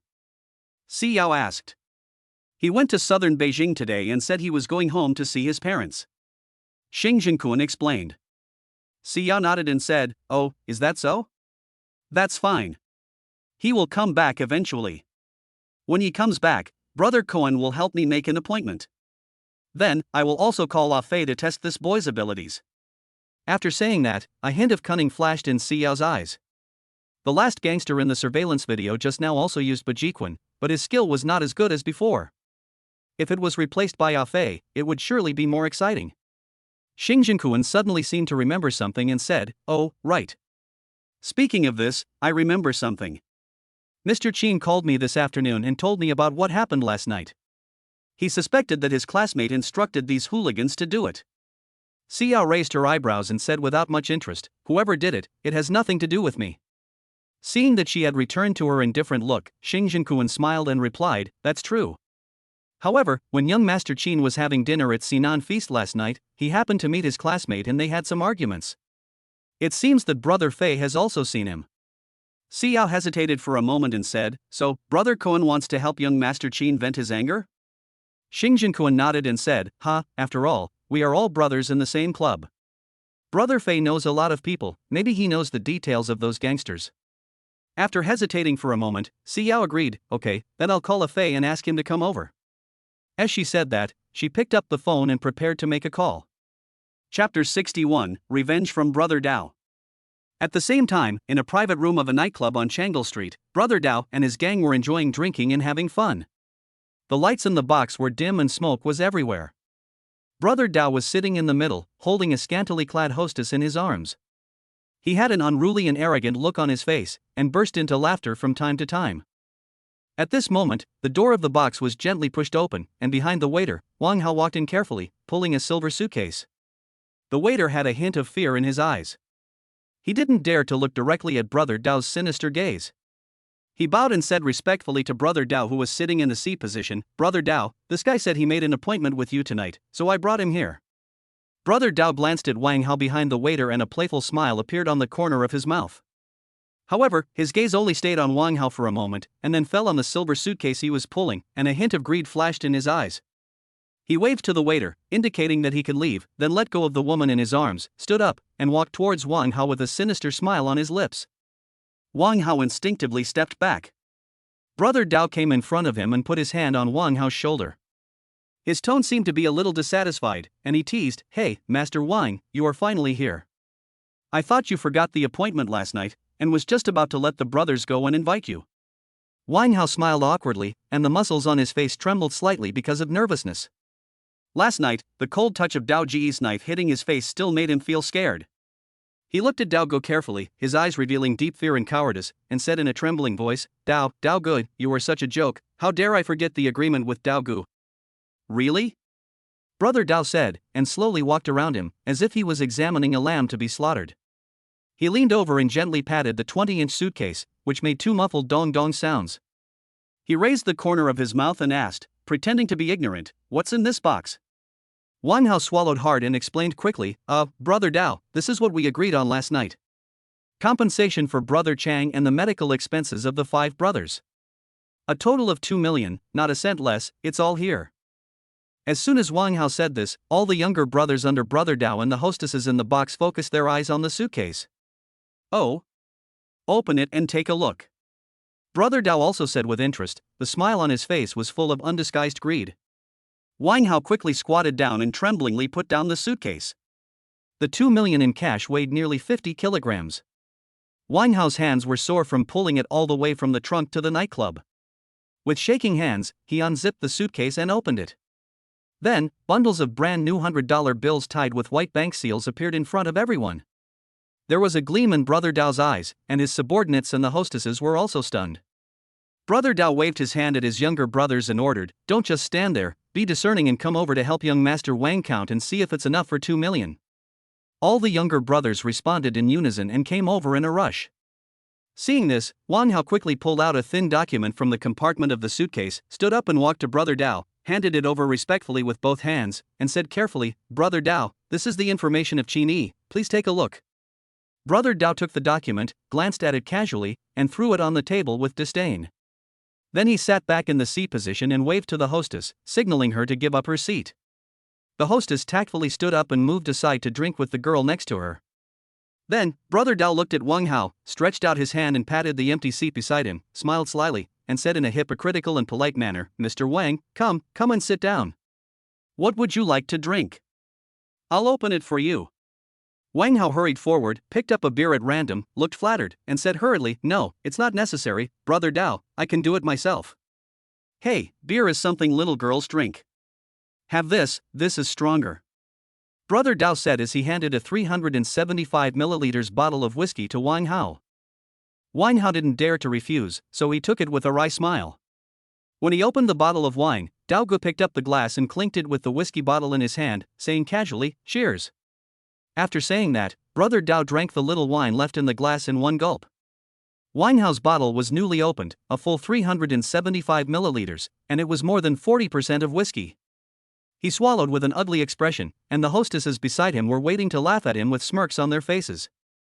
Seeing that he was reluctant to drink, Brother Dao's face darkened and he said coldly, "What? You look down on me and don't want to drink with me?" No, I don't dare, Brother Dao. Wang Hao swallowed and explained. "Then what are you hesitating about? If you drink, I will forgive what happened before and I will still treat you as a brother. If you don't drink, then go back to where you came from and don't show up in front of me again." Brother Dao said coldly, and lit another cigarette, looking at Wang Hao with a playful expression. Wang Hao was helpless. He took a deep breath and thought to himself, "Damn it, I'll just go for it." Then, Wang Hao picked up the whole bottle of whiskey, tilted his head back, and gulped it down in one gulp. After finishing the whole bottle, Wang Hao felt as if there was a fire burning from his mouth to his abdomen, and dense cold sweat gradually seeped out of his forehead. At this time, Brother Dao put his arm on Wang Hao's shoulder and smiled warmly. Not bad. Young Master Wang is a real man. Come on, everyone, give young Master Wang a round of applause." The younger brothers obeyed Brother Dao's command and clapped their hands. Some even shouted, "Young Master Wang is awesome." Then, Brother Dao pushed a fruit plate over, patted Wang Hao on the shoulder, and said with a concerned look, "Young Master Wang, come here, eat some fruit, and your stomach will feel better." Thank you, Brother Dao," Wang Hao said as he picked up a piece of fruit and put it in his mouth. The chilled fruit entered his stomach and relieved the burning sensation just now. Then Brother Dao said, "Mr. Wang, you're good. 2 million. You gave it to me right away. You are indeed the young master of Hongtai construction. You have the guts to do it." Wang Hao was feeling uneasy and smiled awkwardly. "Brother Dao, you are joking. I don't have the money to pay for this. I begged for this much money for a long time before my dad agreed to give it to me." Brother Dao smiled faintly and continued, Mr. Wang must be being modest. In Shanghai, everyone knows Hongtai construction. A mere 2 million is nothing to Mr. Wang's father." Wang Hao felt bitter, but didn't know how to respond, so he could only smile carefully. But Brother Dao changed the subject and said quietly, "Master Wang, I heard that your Hongtai construction is preparing to go public recently? Do you have any inside information to share with us? So that we can make some money together?" Wang Hao's heart skipped a beat when he heard this, and he immediately became nervous. Dao, Brother Dao, you know me, I never care about the company's affairs. Even if there is inside information, my father will never let me know." Upon hearing this, Brother Dao removed his arm from Wang Hao's shoulder, his face turned cold, and he said in a deep voice, "It seems that young Master Wang still doesn't treat us as brothers." While speaking, another bottle of whiskey was placed heavily in front of him. Wang Hao suddenly panicked.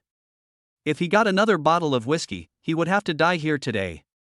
So, he hurriedly explained, "Dao, Brother Dao, you misunderstood. How could I not treat you as a brother? It's just that I really don't know much about the internal affairs of this company.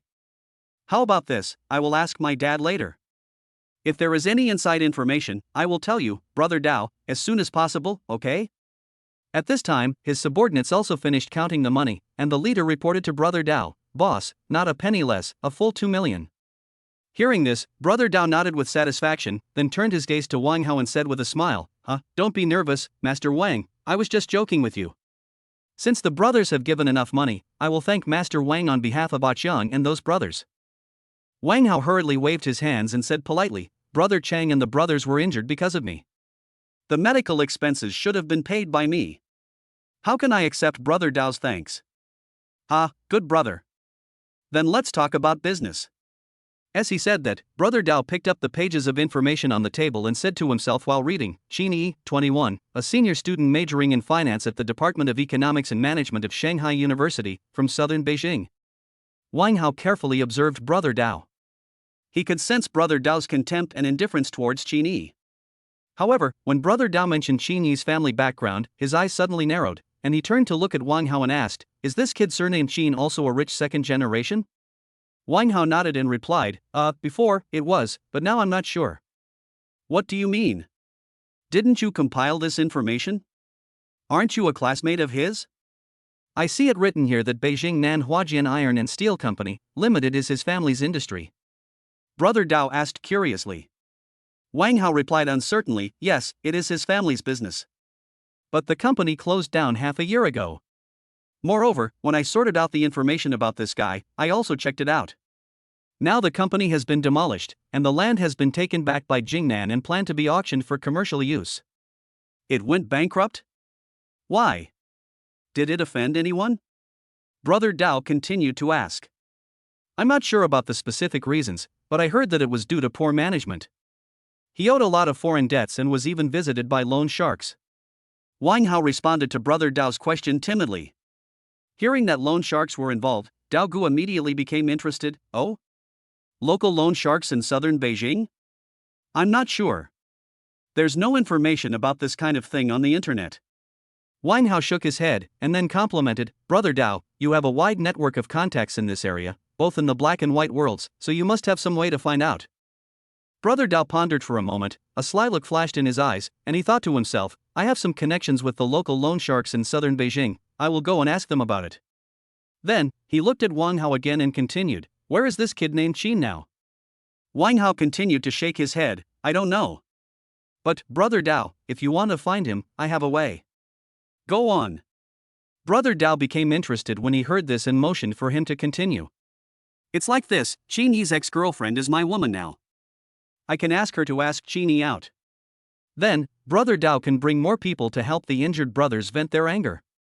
When Wang Hao said this, his eyes were full of hatred, but Brother Dao sneered and questioned, you said she was your ex-girlfriend, how can you be sure that this Qin can definitely be dated? Wang Hao smiled slyly, and then told him everything that happened outside the school gate yesterday, as well as the 3-year relationship between Qin Yi and Su Mo. After hearing this, Brother Dao raised his lips with a hint of coldness, and a sly look flashed in his eyes.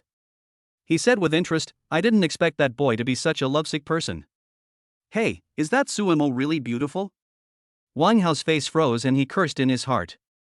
Although he regarded Su Mo as a plaything, he had no interest in actively having someone cuckold him.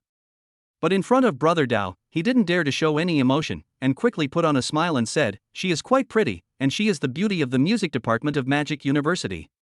If Brother Dao likes her, I can introduce her to Brother Dao, and I guarantee that she will be obedient. Dao Ji's eyes flashed with a hint of amusement. Oh? Didn't you say that she is your woman? Are you willing to give her to someone else? Wang Hao smiled and waved his hand in a pretentious manner. Women are nothing. Brothers are like limbs, and women are like clothes. What's most important is that Brother Dao likes them. I, Wang Hao, have nothing else but a lot of women. As long as Brother Dao says a word, no matter whether they are beautiful or not, they are all yours. Ha, young Master Wang is really a good brother. Okay. Let's stop here for today, you go back and wait for my news. Brother Dao laughed and thought to himself, this Wang Hao is really despicable, he can even give his woman to others. Immediately, he called out to his younger brothers and said, brothers, Master Wang will pay for tonight's consumption. Why don't you thank Master Wang quickly? A gleam of gloating flashed across the eyes of the younger brothers, and they shouted in unison, thank you, Master Wang. Wang Hao was speechless, thinking to himself, when did he say he would pay the bill? Besides, this fucking night bar belongs to you, Brother Dao, why would he pay for it? But Wang Hao could only think these words in his mind. He didn't dare to say them out loud. He had no choice but to leave the box in disappointment. He followed the waiter and reluctantly went to the bar to pay the bill. With the beeping sound of the POS machine, another 80,000 yuan was spent. Afterwards, a fierce light flashed in his eyes, and he cursed in his heart, damn Qin Yi. It's all your fault. Sooner or later, you will pay back the principal with interest. After Wang Hao left, Brother Dao slowly walked to the box full of banknotes, with a barely perceptible look of calculation and complacency in his eyes. He leaned over, gently picked up a few stacks of money, put them close to his nose and sniffed them, looking very enjoyable. Then he waved his arms, and the stacks of banknotes drew an arc in the air and fell steadily into the arms of several younger brothers. He raised the corners of his mouth slightly and said proudly, brothers, share it. Follow me and you will have meat to eat. Woo, thank you, boss. The younger brothers cheered in unison, their eyes full of excitement. Then, he took out 2 more stacks of money from the box and threw them in front of the hostesses. He said casually, spend it. Thank you, Brother Dao. The hostesses also expressed their gratitude, with joy in their eyes. Then, Brother Dao pointed at the leader among the younger brothers and ordered, you, take the box to the office for me. I have something else to do, so you guys can continue playing. Brother Dao's office is located on the 3rd floor of this night bar. He slowly walked to the window, staring at the flashing neon lights outside the window, but secretly planning his next plan in his heart. It is not difficult to teach a young boy a lesson. Even if he knows Kung Fu, it doesn't matter. It's nothing more than sending more people. But we still have to find out the background of that boy named Sheen. The information Wang Hao brought back was all superficial. How could such a large steel company go bankrupt? He always felt that there was something unusual about it. Besides, how could a rich second generation whose company went bankrupt dare to go to the IFC to spend money? No matter how he thought about it, it seemed strange. After a moment, he turned back to his desk, slid his finger through the address book on his mobile phone, and finally stopped at a name called Chen Hu. After a brief pause, he dialed the number. Chapter 62: The Troubles of the Eldest Daughter of the Si Family. At the same time, in the supreme VIP box of Yaoye Club, Si Hongfei was brought in by the waiter. "Miss, you're looking for me." Si Hongfei was still dressed the same as yesterday, with a retro slick back hair, a black suit, a white shirt, a black tie, and a pair of leather shoes polished to a shine. He spoke respectfully to Si Yao, who was playing dice with Xiao Wan, but there was a slight solemnity between his brows, and he seemed helpless about Si Yao's punk outfit. Si Yao turned around and looked at Si Hongfei with a smile on her face, and said with a smile, "Fei, you are here, come and sit down, what would you like to drink?" Si Hongfei responded by sitting on the sofa in the opposite corner and waved his hand to refuse. "No need, miss, what do you want me to do?" Si Yao knew that Si Hongfei didn't like drinking, so she didn't force him. She glanced at Xing Jinkuan and said, "Brother Kuan, show Fei the video on your phone." "Okay," Xing Jinkuan said, and then he opened his phone and found the video. Then he sat down next to Si Hongfei and handed him the phone. "Brother Fei, here you go." Si Hongfei didn't seem to like getting too close to others, and he instinctively moved slightly to the side. After the distance was adjusted to a level that made him feel comfortable, he reached out to take the phone, focused his eyes on the screen, and began to watch it carefully. "I seem to have seen this person before." After a moment, Si Hongfei finished watching the video and said with a frown, a hint of doubt in his eyes, "Well, that man's name is Qin Yi, and he had dinner at Sinan Banquet last night." "Didn't a guest have an argument at Sinan Banquet last night? You came forward, so you should have met him once." Si Yao thought Si Hongfei was talking about Qin Yi, so she responded indifferently, but there was a hint of amusement in her eyes. Unexpectedly, Si Hongfei shook his head and denied her guess. "I'm not talking about him, I'm talking about the person who was knocked away by him. His name seemed to be Aqiang." His fingers tapped lightly on the armrest of the sofa, as if he was recalling something. "Oh?" Xing Jinkuan immediately became interested, leaned forward, and asked impatiently, "Are you friends with Brother Fei?" Si Hongfei shook his head. "We are not close friends. We met in the boxing gym before and fought each other." "Really? How good is this guy's skills?" Xing Jinkuan continued to ask, with curiosity gleaming in his eyes. Si Hongfei shook his head and commented, "It's just average. He has just touched the threshold of Mingjin. He is considered a master among ordinary people." There was a hint of disdain in his tone, as if he was not very optimistic about Aqiang's strength. "Oh, so, Master Qin is really powerful to be able to knock this guy away." Xing Jinkuan sighed, and became even more curious about Qin Yi's kung fu. "Well, the man who beat him up was called Qin Yi? He did have dinner at Sinan Feast last night." Si Hongfei recalled for a moment, then turned to look at Si Yao and continued, "Miss, did you ask me to come here for this guy called Qin Yi?" "Well, Brother Koan wants you to help find out where these thugs are from and who they work for. But, it seems that we don't need to ask anyone else now." Si Yao raised her finger and pointed at Xing Jinkuan and said to Si Hongfei. Si Hongfei looked at Xing Jinkuan and nodded in response. "This Aqiang should be Brother Dao's subordinate. When I was in the boxing gym, I heard him answer a call from a man named Brother Dao." "Brother Dao? Where are you from?" Xing Jinkuan asked curiously. "I have heard of the name Brother Dao, but I have never seen him in person. I heard that he is a well-known local tyrant in the Magic City. He has a bunch of younger brothers under him, running underground casinos, nightclubs, and shady businesses such as loan sharking. This Aqiang should be his thug." Si Hongfei said lightly without any emotion. "He's a gangster. This guy is so famous, he should be on the police's list. Why don't the police arrest him?" Si Yao asked curiously. Xing Jinkuan smiled faintly and explained, "There must be someone behind it. If someone dares to do such shady business in Longwu without someone backing him up, he is like an old man eating arsenic and refusing to live long." Si Hongfei did not comment on Xing Jinkuan's words. Si Yao shrugged and continued, "That's right. Brother Koan, you also know the details of these gangsters. What to do next has nothing to do with me." Xing Jinkuan clasped his fists towards Si Hongfei and complimented him. "Thank you, Brother Fei." Si Hongfei nodded slightly, stood up and said to Si Yao, "Miss, if there is nothing else, I will go back first." Si Yao nodded without saying anything more. Just as Si Hongfei was about to turn around and leave, he hesitated and said, "Miss, the old man called me and asked me to urge you to go back. He said that the young master of the Zhao family in Beijing will go to the southwest next week.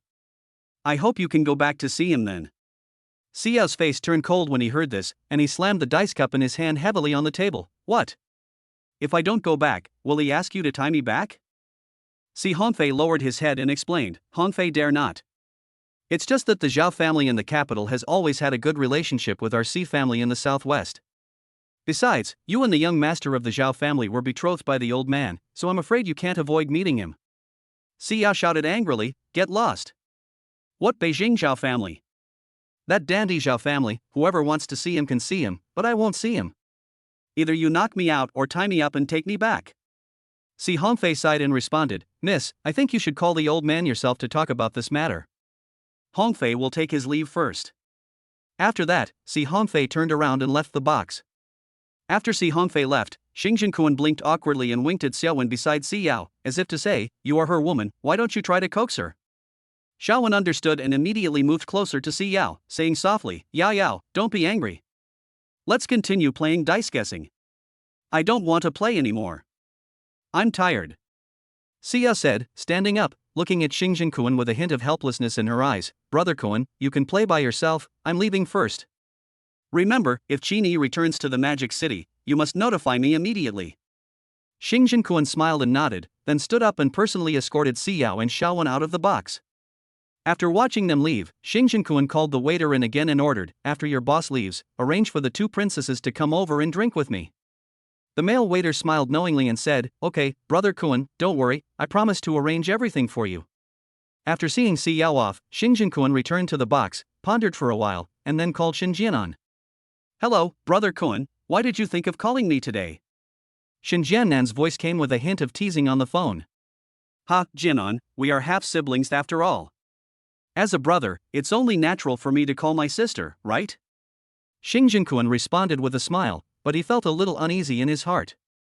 After all, he really had something to do when he was looking for Shen Jianan this time. "Tisk, no way. You never come here for no reason. Tell me, what's the matter?" Shen Jianan also responded with a smile. "Hey, I do have something I want to talk to you about. Are you free now? I'll treat you to a midnight snack?" Xing Jinquan said, still smiling. "Forget about the midnight snack. I'm busy here." Shen Jianan said, his voice sounding helpless and tired. What time is it now? Why are you still working overtime? You are a security captain, why are you busier than the director? What are you busy with?" Xing Jinquan asked with concern. "Alas, there's nothing I can do. Do you think it's easy to be a security captain? You have to lead by example and strive to be the first in everything. Okay, forget about the midnight snack. Just talk on the phone if you have anything to say." Shen Jianan responded with a sigh. "Okay, that's what I mean. Uncle Shen called me and said he is very concerned about your marriage and wanted me to introduce you to someone." Xing Jinquan responded jokingly. Hearing this, Shen Jianan couldn't help but laugh. "What? You want to introduce me?" He. Xing Jinquan pretended to be dissatisfied. "Hey, what do you mean by haha? What's wrong with me introducing you? Let me tell you, the people I know are all rich and powerful." Shen Jianan curled his lips and responded with disdain, "Yes. He's rich and powerful, including you. Is there anyone who is not a playboy? What's wrong with this old Shen? He asked you to introduce me to someone. Isn't this pushing me into a fire pit? I'll go find him later." "Hey, I don't like to hear that. How can you introduce a guy to your sister? You can't just push him into the fire. Besides, not all the people I know are playboys." Xing Jinquan defended. Shen Jianan was a little impatient. "Tsk, I don't believe you. Do you have anything else to say? If not, I'm hanging up." "Hey, don't. I really have something to report to Officer Shen." Xing Jinquan suddenly responded in a serious tone. "Okay. Tell me, is there anything else?" Shen Jianan asked. Xing Jinquan organized his words and asked, "Jianan, is this true? did you deal with a conflict yesterday? At the IFC.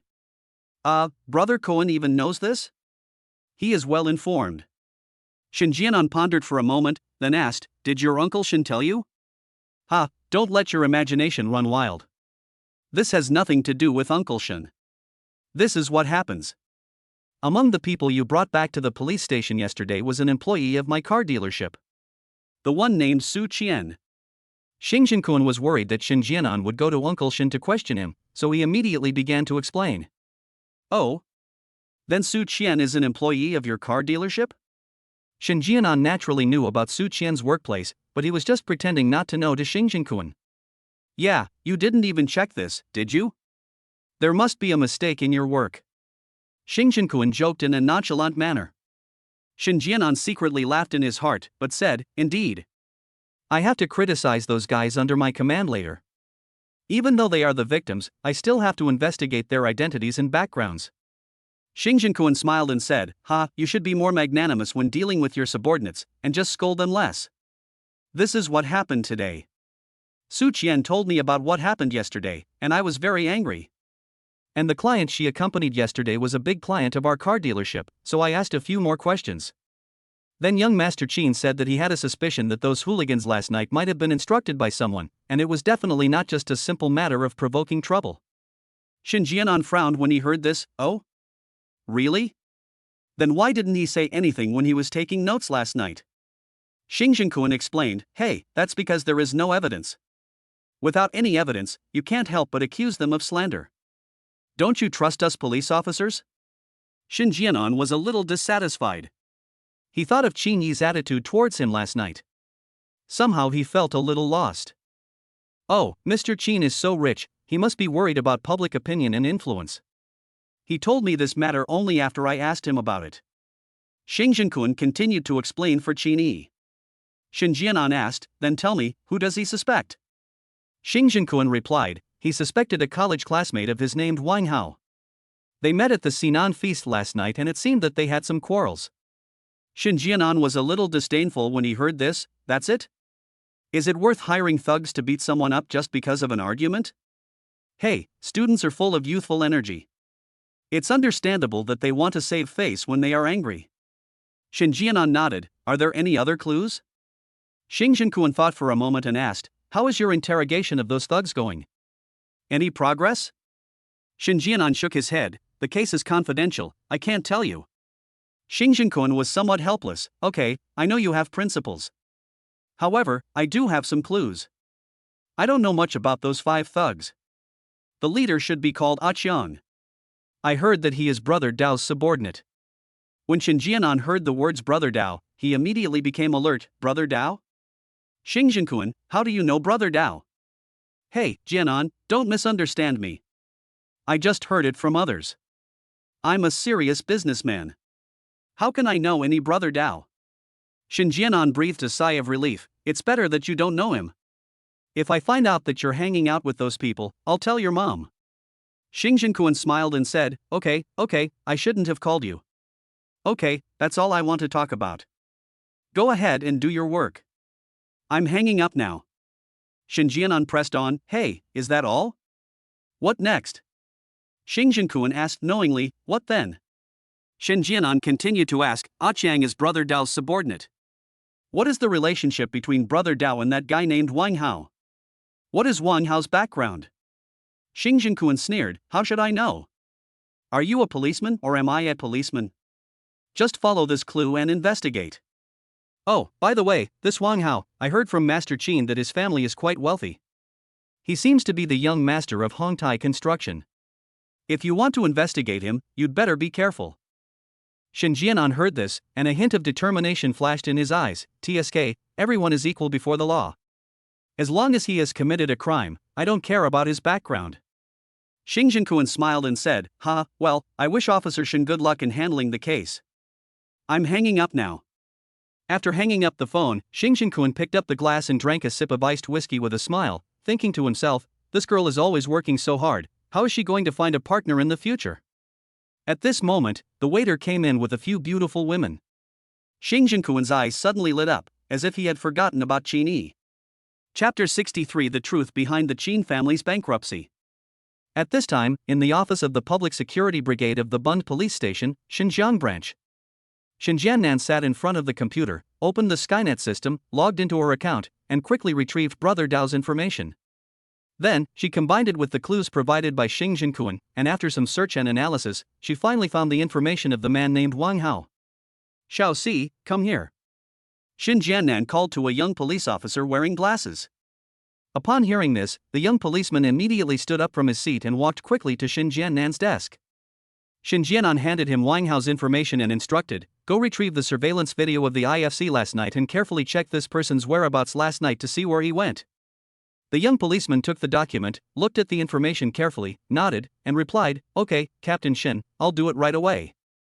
At this time, it was late at night and the village was completely silent, with only the occasional chirping of cicadas and barking of dogs disturbing people's sweet dreams. Xin Jianyi and Wu Xiuhua had already gone back to their own rooms to sleep, but Qin Yi was lying on the bed in the main room, tossing and turning, feeling restless and unable to fall asleep for a long time. The family company had been bankrupt for more than half a year, and it was not until tonight that he found out from his father what had happened. Jingnan Huajian Iron and Steel Company, Limited is an enterprise founded by his father Qin Jianye. It has always relied on the big tree of Jingnan Iron and Steel Group to take on some outsourced work. For more than 10 years, nothing has ever gone wrong. It has grown step by step from a small workshop with only a few people. Although it cannot be compared with such large-scale steel companies, in its most glorious period, the factory had 200 to 300 employees and the total asset value was calculated to be over 100 million. Qin Yi lay on the bed, looking through the window at the starry night sky. His mind kept recalling what his father had said to him tonight, and his thoughts drifted back to half a year ago. The story begins in September last year. One day, Jingnan Iron and Steel Group suddenly launched a big project. As the amount of rebar required was too large, Jingnan Iron and Steel Group could not deliver it on time, so several outsourced factories worked together to complete the order. Among them, Huajian Steel obtained an order contract worth nearly 100 million yuan, which was a great joy for Qin Jianye.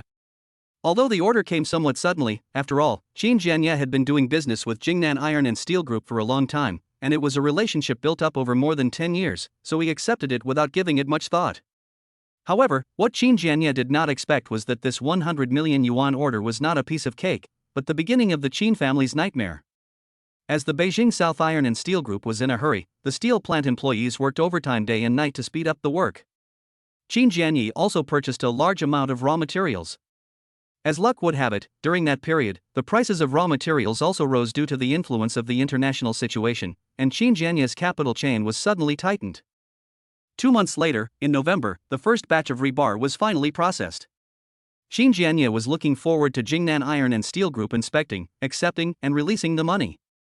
However, he never expected that when he was preparing to inspect and accept the goods, the Quality Inspection Department of Jingnan Iron and Steel Group stepped forward and refused to accept the goods on the grounds that the random inspection samples failed. The goods worth 50 million yuan were returned, which directly resulted in Huajian Steel's inability to recover funds. The money for purchasing raw materials, plus the cost of producing these 50 million yuan of rebar, made the already tight capital chain even worse. What was even more unexpected was that at this time, Jingnan City Bank also heard the news and asked Qin Jianye to repay the 500 million yuan loan in advance. The reason given by the bank was even more ridiculous. It said that it was almost the end of the year and the head office was going to conduct an assessment. Their bank's report on the withdrawal of funds was a bit ugly. During that period, Qin Jianye tried every possible means to get help, but to no avail. Qin Jianye had no choice but to find a loan shark, Chen, the owner of an underground bank in southern Beijing, to save the factory. He borrowed 50 million yuan using 10% of Huajian Steel's shares as collateral. He barely repaid the bank's interest of 38 million yuan, and used the remaining 12 million yuan as working capital to support the company. However, this only gave Huajian Steel a brief respite. In the Jingnan Iron and Steel Group, those former friends with whom Qin Jianye had maintained a relationship for more than 10 years, all avoided him, as if they had received some unspeakable instructions overnight. Just when Qin Jianye was isolated and helpless, the loan shark Shin who found him one day with a lawyer and made an absurd suggestion: sell Huajian Steel. Huajian Steel was Qin Jianye's hard work. He had never considered selling it and immediately refused. But who would have thought that Chen who threatened, "Mr. Qin, I came here today to inform you, not to discuss with you. If you know what's good for you, sign the purchase contract, take the money and get out." Otherwise, don't blame me for being rude to you. The lawyer standing by advised, Boss Qin, why not take a look at our acquisition contract first, and then make a decision? Qin Jianye took the contract and looked at it in confusion. His brows became more and more solemn. When he saw the number on the acquisition contract, he finally couldn't help but burst out, 30 million? Are you kidding? The land of my factory alone is worth more than 30 million. The lawyer smiled coldly. It seems that Mr. Qin still doesn't understand the situation. Then let me settle the matter with Mr. Qin. He paused and continued, Huajian Steel, from the beginning of the factory to today, has owed Jingnan City Bank a total of 500 million yuan in loans. These loans should be due at the end of the year, right?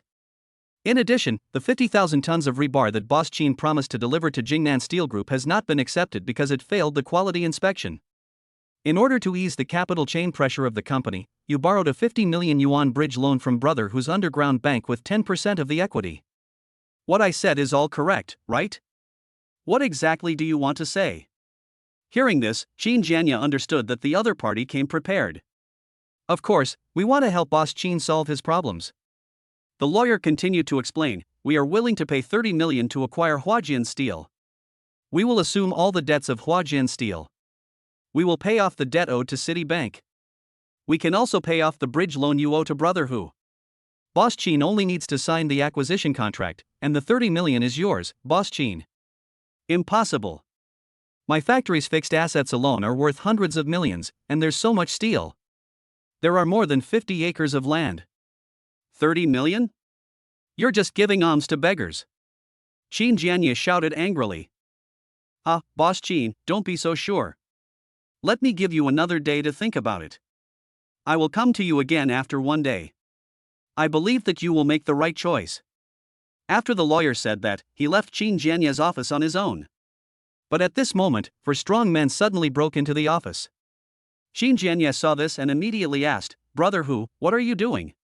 Qin Jianye, given your current situation, how are you going to pay back the 50 million you owe? You might as well sell the factory and keep 30 million for your retirement. Brother Hu said in a bad tone. You guys are just taking advantage of the situation. 30 million is impossible. Hey, Qin Jianye, I didn't realize that you really don't want to accept my offer. Let me tell you.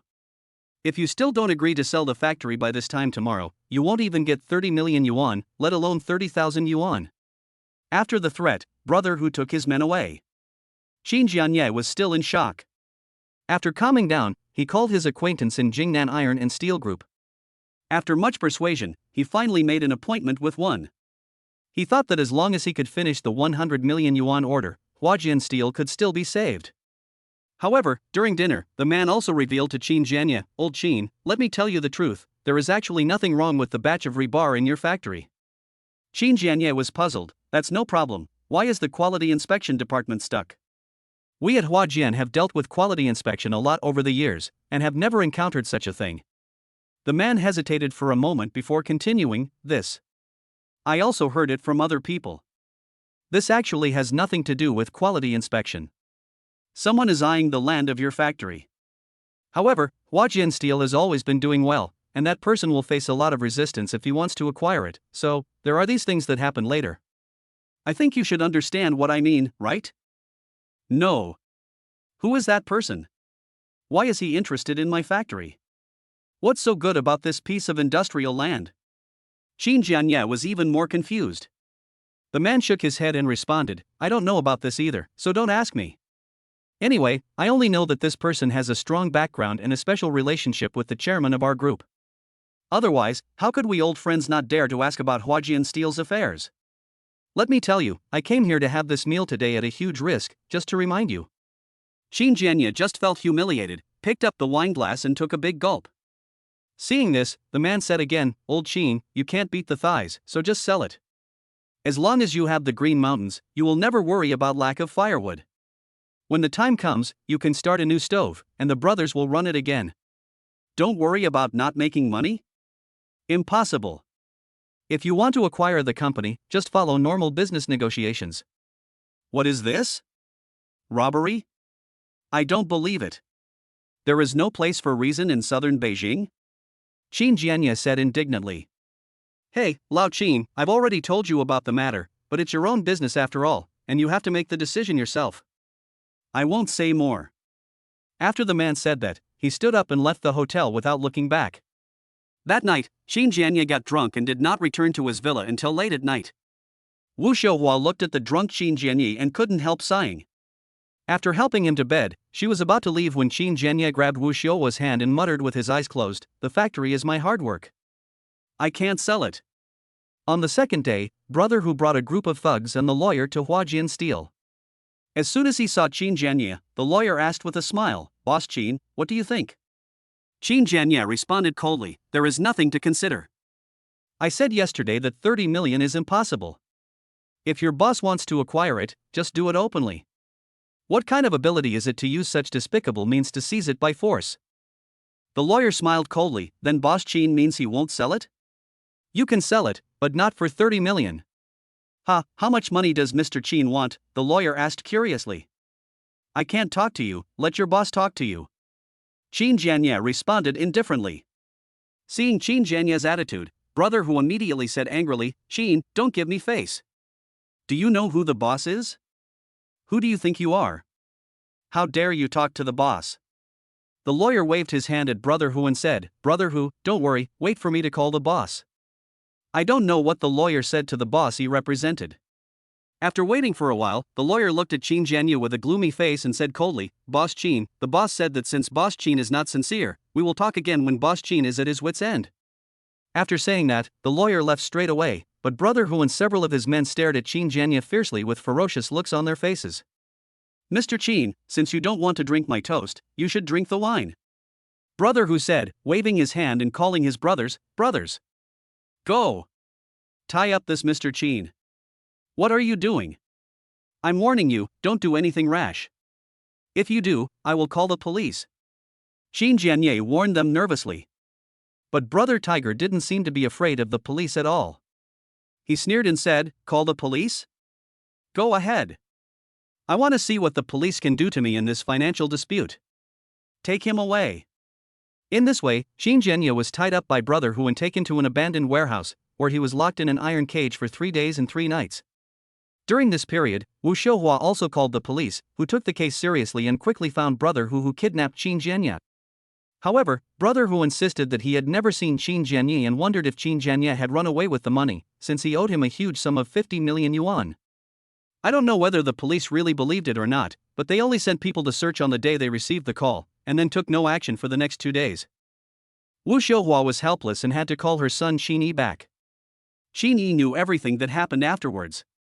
Now, more than half a year has passed, the original Huajian Steel no longer exists, the factory building has been demolished, the processing equipment has been auctioned off by the bank, the raw materials and finished products in the factory have been bought by Jingnan Steel Group at a price far below the market purchase price, and even the original more than 50 acres of land has now been transformed into commercial land. Who is the mastermind behind this? Qin Yi was thinking, and suddenly a system prompt sound came into his mind. Ding! The host is detected to be in a state of restlessness, triggering a random task. Be patient and everything will be peaceful, but take a step back and the more you think about it, the angrier you will be. Option 1, the past is like smoke. Since it has already happened, no matter what you do, it will be useless. It is better to let it go. Reward, randomly deduct 10 points of 6-dimensional attributes, and continue to be plagued by bad luck for 724 hours. Option 2, find out who is behind this and let him have a taste of the feeling of being robbed. Reward, mental power +5, a random 100% equity exchange card. Fuck. What else can I say? My family has been harmed so badly, I must find out who is behind this. System, I choose 2. Ding. In view of the difficulty of this task, the host will receive 1000 system points after completing the task. Oh my god, 1000 system points. The previous completed tasks only rewarded 10 system points, but this time it was 1000 points. It seems that the power behind this is really great. System, does this mission have no time limit? Ding. This system task is difficult and is triggered by the host, so there is no time limit, but the system will rate the host based on how fast they complete the task. The faster you complete the task, the better the extra reward. Chapter 64 Microbionic Tracker. Qin Yi fell asleep unknowingly and had no dreams all night. When the dawn broke and he opened his eyelids, it was already the next morning. He lay quietly on the bed in the main house, and could faintly hear the deliberately light footsteps of his parents in the yard, as if they were afraid to disturb him. Sheeny felt a surge of warmth in his heart, and the corners of his mouth rose unconsciously. Then, he instructed the system, it's time to start today's lottery. As soon as he finished speaking, the lottery wheel on the light screen in front of him began to spin slowly, and then the familiar system prompt sounded in his mind. Ding! Congratulations to the host, today's lottery won a microbionic tracker 1, which has now been placed in the system space. Sheeny was immediately alert, his consciousness quickly sank into the system space. He took out the microbionic tracker he had just obtained, and examined it carefully. The tracker is silver white all over, emitting a cold metallic luster. It is small in size, about the size of a thumbnail, and has a square three-dimensional shape, like a miniature Rubik's Cube. He fiddled with it several times but couldn't find the right way, so he asked the system, how do I use this tracker? Ding! Reporting to the host, there is a laser QR code on the bottom of the microbionic tracker. You only need to scan the QR code with your mobile phone to activate and bind the device. This tracker is made of nano-stealth metal material and equipped with super nano solar panels. It can last for 1,000 kilometers when fully charged. It is equipped with a super nano power motor with a maximum speed of 500 km/h. It also integrates an ultra-high precision bionic camera, supports multiple form switching, and has multiple functions such as regional cruising, remote tracking, positioning, video recording, and photography. Oh my god, it's full of black technology. What is this super nano solar panel? Can it have a range of 1,000 kilometers? And what's that super nano power motor? 500 km/h, this is faster than the high-speed rail. System, are you sure you are not kidding? Sheeny looked incredulous. Ding! Reporting to the host, the microbionic tracker is a product that surpasses the current technology. 1,000 kilometers is just the test data when it is fully charged without charging. The super nano solar panel can also convert solar energy into electrical energy when discharging, so in clear weather, its range will far exceed 1,000 kilometers. Oh my god, this is simply a BT version of a drone. If this solar panel and the power motor can be applied to cars, the electric car industry will take off. Sheeny's eyes flashed with excitement, and he asked the system again, is there any technical information about this microbionic tracker? Ding! Reporting to the host, the relevant technical information does exist, but the system is currently unable to provide it. If the host wants to obtain it, please work hard to upgrade the system level first. After the system is upgraded to level 2, the host can exchange the corresponding skills or technical information in the system mall. Well, it's useless to ask. Sheeny complained silently, and then his consciousness exited the system space. However, this did bring some inspiration to Sheeny. When the system is upgraded, he can develop in the new energy industry. Immediately, he turned over and sat up in bed, picked up his mobile phone and scanned the QR code at the bottom of the tracker. Then, a web page interface popped up. Following the instructions on the web page, Sheeny operated step by step and finally bound the microbionic tracker to the mobile phone. After the binding is successful, the operating interface of the microbionic tracker is displayed. There are several menu options at the top: appearance switching, tracking target setting, start mode, follow, track, cruise, etc. The middle area is a video area, which displays the 4 big words "not started yet." A series of control buttons are arranged below the video area: pull up, lower, accelerate, decelerate, zoom in, zoom out, turn left, turn right, U-turn, return, etc. Sheeny clicked on the appearance switching menu, and then an appearance selection interface classified by region and season popped up. In the region selection column, he chose to locate the current location, and then selected July. The appearance selection interface immediately selected several insect forms: flies, mosquitoes, cicadas, bees, butterflies, dragonflies. Oh my god, so many choices? Is this true? Sheeny looked at the dazzling array of options, thought about it, and casually selected the bee. After all, bees are something that people would not easily provoke even if they were discovered. Then, the microbionic tracker began to change its shape. Almost in the blink of an eye, the demon transformed into a lifelike bee. Sheeny held it in his hand, looking at this lifelike tracker that looked like a real bee, and couldn't help but feel shocked again. Fuck, what kind of black technology is this? System, you didn't transcend from some nebula, did you? The system did not respond to Sheeny's sigh. Afterwards, Sheeny clicked on the menu for setting the tracking target, but an operation prompt popped up. setting the tracking target requires the image data of the target. The current image data is empty. Please start the tracker first, enter the target image to be tracked, and then set it. Sheeny raised his eyebrows and followed the prompts to click on the Start Mode menu. The default option was to follow. The microbionic tracker flapped its wings and hovered over Cheeny's head. At the same time, the video area on the mobile phone operation interface also displays the current captured image in real time. Just when Cheeny wanted to try other functions, the door of the main room was gently pushed open, and Wu Xiuhua walked in with light steps, with a warm smile on her face, looking at Cheeny. "Son, are you awake? Breakfast is ready, get up and wash up and get ready for dinner?" The microbionic tracker seemed to have its own spirit.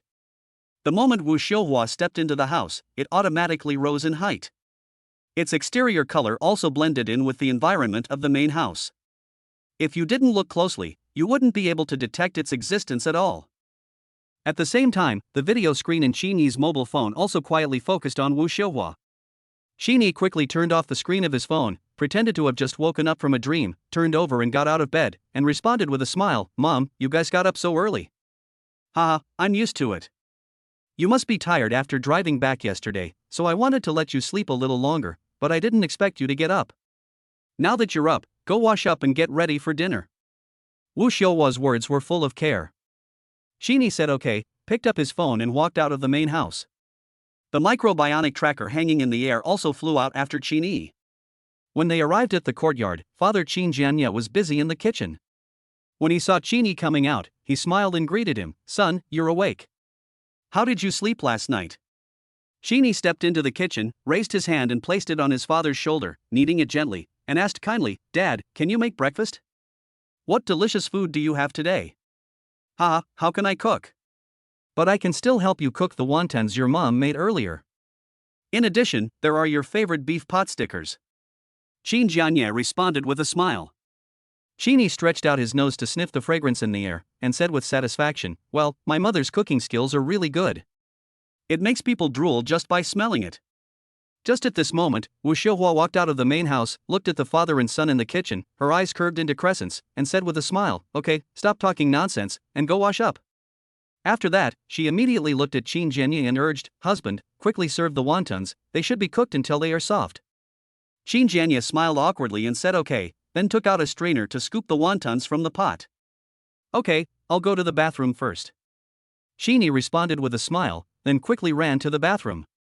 After entering the toilet, Cheeny immediately took out his mobile phone again, opened the control interface of the microbionic tracker, and clicked the tracking target setting menu again. What was different from the last time was that this time two avatars appeared in the pop-up interface, namely his father Qin Jianye and mother Wu Xiuhua. Cheeny set the tracking target to his father Qin Jianye, and the video screen in the control interface immediately switched, and the figure of his father Qin Jianye appeared clearly in the screen. Cheeny turned up the volume on his phone and could even hear the conversation between his parents clearly. "Awesome! With this magical device, can I monitor anyone I want? Can I secretly take photos of anyone I want?" Cheeny thought so and tried the cruise mode menu again. Then, an electronic fence area setting interface popped up. Cheeny followed the instructions and circled the entire village with his own courtyard as the center. After setting the cruising speed, he clicked confirm. Afterwards, the microbionic tracker began to fly back and forth and record videos within the range defined by Cheeny, and the picture on Cheeny's mobile phone also changed in real time. It took less than a minute to get from the east end of the village to the west end, and from the south end to the north end. Cheeny looked at the video on his phone and said with emotion, "This thing is really amazing. What kind of communication does it rely on? It shouldn't be 4G or 5G. After all, this thing is so small that there is no place to insert a card. Could it be satellite communication?" While Cheeny was thinking, suddenly, he saw through the video screen that a black Audi A6L with a Jingnan license plate slowly drove into the village. Cheeny recognized this car. It belonged to his second uncle, Qin Jianrun. Qin Jianrun is Qin Jianye's full brother and the second oldest. Cheeny also has a younger sister named Qin Jianying, who is the third oldest. Seeing Qin Jianrun coming over, Cheeny frowned slightly and said to himself, "What is he doing here?" Speaking of his second uncle, Cheeny became furious. Back then, when Huajian Steel was in its heyday, Qin Jianrun and his wife would visit their home every few days. He is in the office supplies business and has a store in the Jingnan electronic technology market. In the past few years, he made a lot of money from his father's Huajian steel. In addition, he also used his father's connections to get a lot of business from the Jingnan Steel Group and made a lot of benefits. But I never thought that Qin Jianrun was just like his name, an ungrateful, cruel and ruthless bitch. As Huajian Steel fell into decline, Qin Jianrun seemed to have disappeared from the face of the earth. My dad came to his house many times, wanting to ask him for help and borrow some money for the cash flow, but Qin Jianrun always made excuses, either saying that he was out of town, or that his suppliers were asking him to pay him back. In short, it was just 2 words: no money. Later, my father saw his true face and stopped looking for this brother. As for his aunt, Qini felt somewhat respectful and grateful towards her. When my aunt Qin Jianying learned about my father's bankruptcy, she called him immediately and transferred 20,000 yuan to him. Although the money is not much, it is a token of my gratitude as a sister. Any help she can give is appreciated within her ability. After all, my aunt is already married and has her own family to take care of. She and my uncle are both working class, and to be honest, my aunt can't help with the debt her family owes. But my aunt is not as ungrateful as Qin Jianrun, who is unwilling to lend money even if she has money. At this moment, Qin Jianrun suddenly appeared in the village. Who knows what bad things he might be planning. Qin Yi immediately set the tracking target of the bee tracker to Qin Jianrun. He wanted to see what Qin Jianrun wanted to do. Chapter 65, Relatives Visit. At the entrance of the alley, the Audi stopped and turned off the engine. Qin Jianrun was the first to open the door and get out. He walked around to the back of the car, opened the trunk, and took out a handbag containing 2 bottles of Mutai liquor and 2 packs of Zhonghua cigarettes, and then took out 2 gift boxes. Then, a middle-aged woman who was fashionable but overweight walked down from the passenger seat. She looked towards the alley entrance and saw the car with the license plate Magic D99999 at a glance. "Hey, Jianrun, look, is that car a Rolls-Royce?" The middle-aged woman was none other than Qin Yi's second aunt, Qin Jianrun's wife Su Fangfang. Qin Jianrun put down the trunk lid, carried the gift and walked over. With a look of astonishment on his face, he said, "Oh my god, 5 nines, the Emperor, and it's a Rolls-Royce Cullinan. It seems that the kid from the old Yin family didn't lie to us. Xiaoyi is really rich this time." "You mean, that car belongs to that kid Qin Yi?" Su Fangfang stared at Qin Jianrun with wide eyes and confirmed with an incredulous look. Qin Jianrun nodded confidently, "It must be his. Who else in this village can afford to drive this car? Besides, didn't you see that it's a license plate from the Magic City? Yesterday, the kid from the old Yin family said that he saw Qini get off the car with his own eyes." "Oh my god, how much does this cost?" Su Fangfang asked curiously. "I estimate that it must be at least 18 million. Qin Jianrun murmured as he guessed. "So expensive? What kind of business does Qin Yi do in Shanghai? How can he be so rich?" Su Fangfang asked in surprise, eyes wide open and a look of disbelief on her face. "How would I know? I'll just ask him when I see him. But, maybe this car isn't his." Qin Jianrun shook his head, with a curious look on his face. "Hey, tell me, if we go straight over here, they won't refuse us entry, right? After all, we didn't help them when they were in trouble." Su Fangfang asked hesitantly. Qin Jianrun took a deep breath and said, "I don't think so. Big Brother still values kinship. After all, we are brothers. Even if our bones are broken, we are still connected. He won't refuse to let us in. When we get there later, you can follow my instructions." Qin Yi eavesdropped on the conversation between the two through the microbionic tracker. He couldn't help but curl up a playful smile on his face and said to himself, "So you are here to test my strength? Well, I will play with you for now." At this moment, my mother Wu Xiuowa's voice rang out from outside the toilet. "Xiaoyi, are you still not well? Did you have a stomachache last night?" Qin Yi's heart tightened, and he quickly put his phone into his pocket, pushed open the toilet door, and walked out. "It's okay, I'm fine, Mom," Qin Yi said, and went to wash his hands, face, and brush his teeth. At this moment, in the main house, Qin Yi and his family of 3 sat together, enjoying breakfast. Qin Yi picked up a beef pot sticker, looked at his father Qin Jianye, and said casually, "Dad, after breakfast, please call Chen Hu and ask him to come over and settle the bill." Qin Jianye nodded and said, "Okay, I'll call you later." Qin Yi looked at his mother again and asked, "By the way, Mom, wasn't the villa we lived in before auctioned off by the court? Should we buy it back?" Hearing this, Qin Jianye and Wu Xiuhua looked at each other, and then Wu Xiuhua smiled and responded, "Well, forget it. Your dad and I discussed it last night. You want to open a company in Shanghai, so your dad and I will go to Shanghai with you. Maybe we can help you. Sheeny felt that his parents were afraid of adding to their burden, so they deliberately said no, so he advised, Dad, Mom, if you are worried about money, there is no need to worry. My son's money is enough. Even if I buy back our original villa, it will not hinder me from opening a company in Shanghai. Xin Jianya put down his chopsticks at this time and looked at Sheeny with a serious look on his face. Son, your mother and I know that you are filial. However, in the past 6 months, your mother and I have also seen a lot of things clearly and recognized many people. Although this place has many memories, and your father and I have spent most of our lives here, it is true that there is nothing worth lingering. During this period of time, the reason why your mother and I chose to stay here all the time is partly because of the family debt and partly because of you.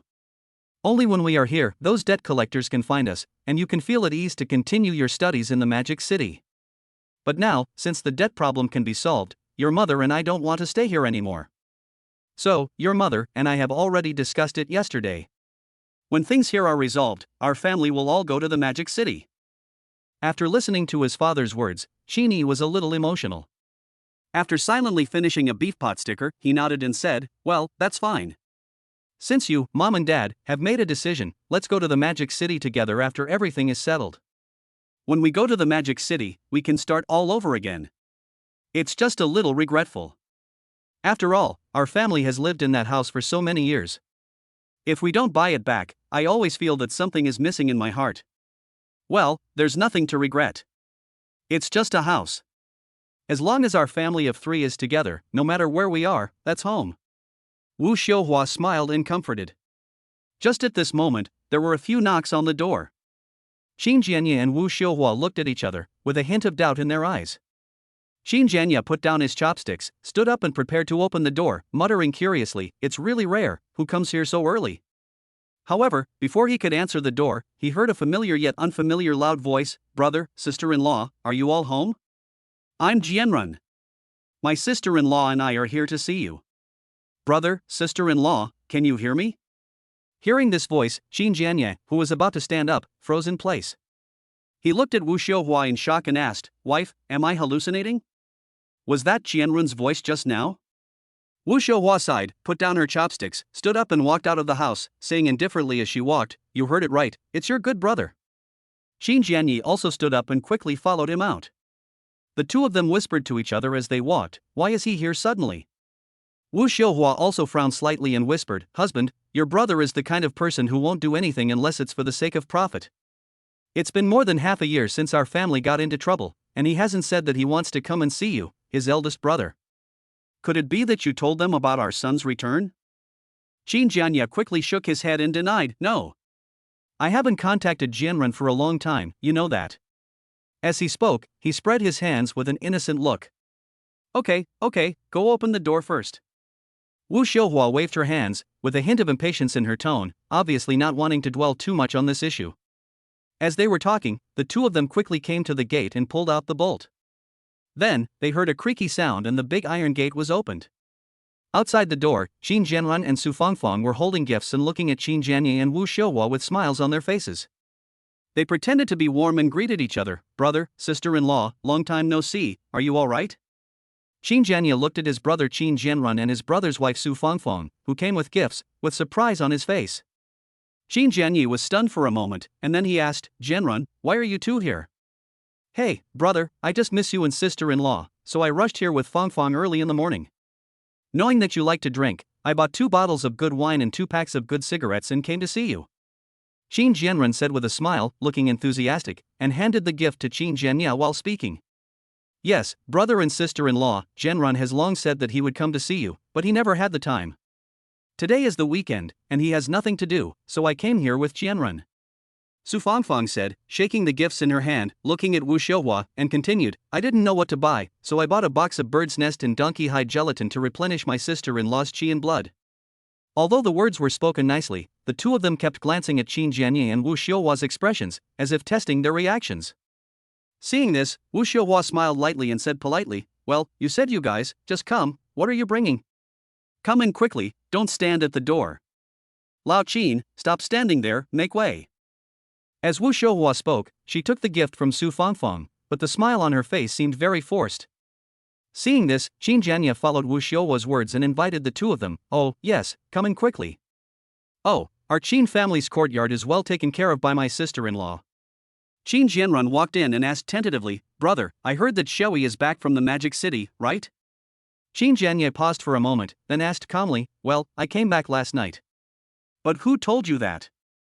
Well, what a coincidence. After dinner yesterday, I was walking in the community and ran into the son of old Yan's family. Didn't he pass the exam to become a civil servant in the Municipal Taxation Bureau? He also lives in my community. I chatted with him for a while, and that's how I mentioned it. Qin Jianrun did not hide anything and directly told the source of the news. However, while saying this, his eyes kept looking around, as if he was looking for Qin Yi. At this time, Qin Yi was standing in front of the door of the main house, leaning against the doorframe, with a half smile on his face, and his eyes were coldly looking at the two people who came in. Hey, isn't this Xiaoyi? I was just talking about you to your dad. Qin Jianrun looked at Qin Yi with a smile on his face and said warmly. However, Qin Yi greeted them calmly, Hey, who was it that came to visit so early? It turns out to be my second uncle and second aunt.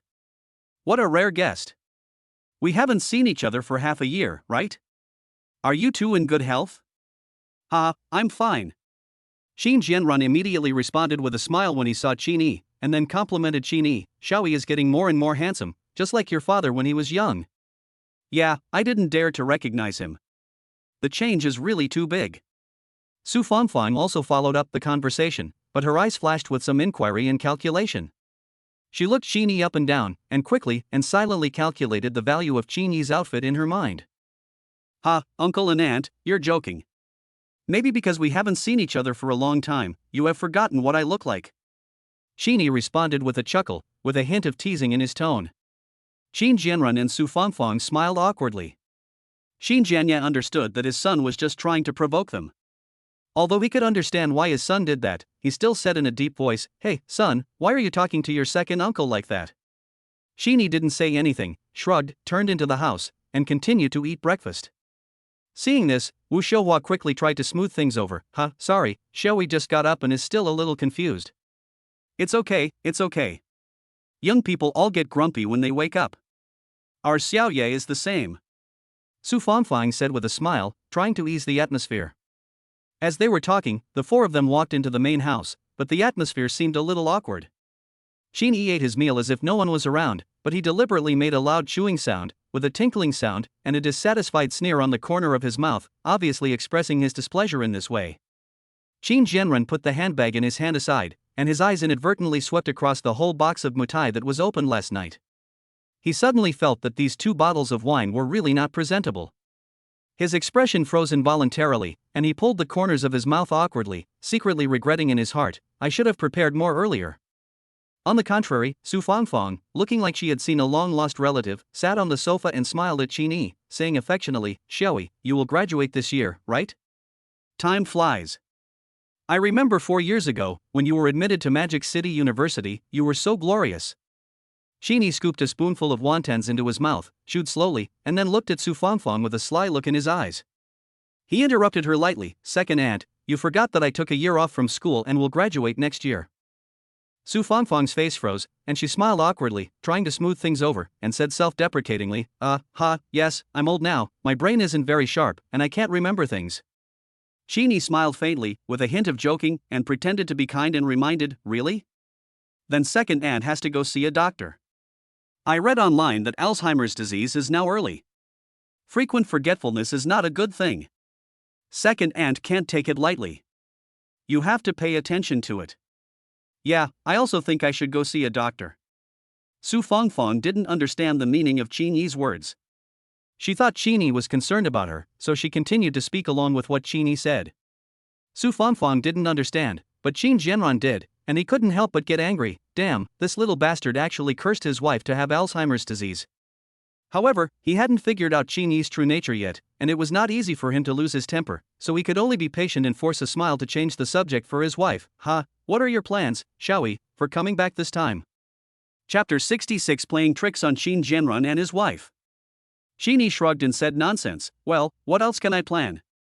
During the summer vacation, I plan to find some odd jobs, such as delivering takeouts, delivering express parcels, etc., to earn enough money for tuition. After all, if you borrow money from others, they may not be willing to lend it, right? Second uncle. Hearing his son say this, Qin Jianye and Wu Xiuhua looked at each other. Qin Jianye coughed lightly to hide his embarrassment, while Wu Xiuhua covered her mouth and forced down her smile. Qin Jianrun and Su Fangfang naturally heard the teasing and sarcasm in Qin Yi's words. The expressions on their faces were quite embarrassed, and they didn't know how to respond for a moment. Fortunately, at this time, Wu Xiuhua looked at Qin Jianrun and Su Fangfang, changed the subject, and helped them out. Jianrun, what are you doing here today? Qin Jianrun laughed dryly and said casually, nothing much. I just heard that Xiui is back, so I thought of coming over to take a look. Oh, by the way, I saw a Rolls-Royce Cullinan with a Shanghai license plate parked at the entrance of the alley. Is it your new car, Xiaoyi? Qin Yi sneered in his heart when he heard this. This second uncle is really a snob. He immediately said, nonsense, second uncle, you think too highly of me. How can I afford such an expensive car? Ha, Xiaoyi is too modest. I heard from others that you drove that car back yesterday. Qin Jianrun responded with a smile. Qin Yi smiled faintly. Well, I'm afraid my second uncle will laugh at me if I tell you this, but I rented the car. Rented? Su Fangfang opened her mouth wide and looked at Qin Yi in surprise for confirmation. Qin Yi smiled and nodded, explaining seriously, yes, I rented it. It's like this, I found a car dealership in Shanghai to work. The owner of the car dealership is a nice guy. I said I was going back to my hometown on the weekend. The owner of the car dealership rented the car to me. The internal employee price is only 300 yuan a day, it's very cheap. If second uncle wants to rent it, he can also find me, we are all relatives. I will try to get an internal price for second uncle as well. Hearing Qin Yi say this, Qin Jianye felt helpless and shook his head, while Wu Xiuhua smiled and thought to herself, my son is really amazing, I don't know who he took after, he can lie so easily without feeling guilty at all. However, on second thought, Qin Jianrun and his wife were not good people either, so it would be better to deceive them to prevent them from targeting his son again. Xiaoyi, stop joking with your uncle. Look, you have Matai and a famous watch, so how could the car be rented?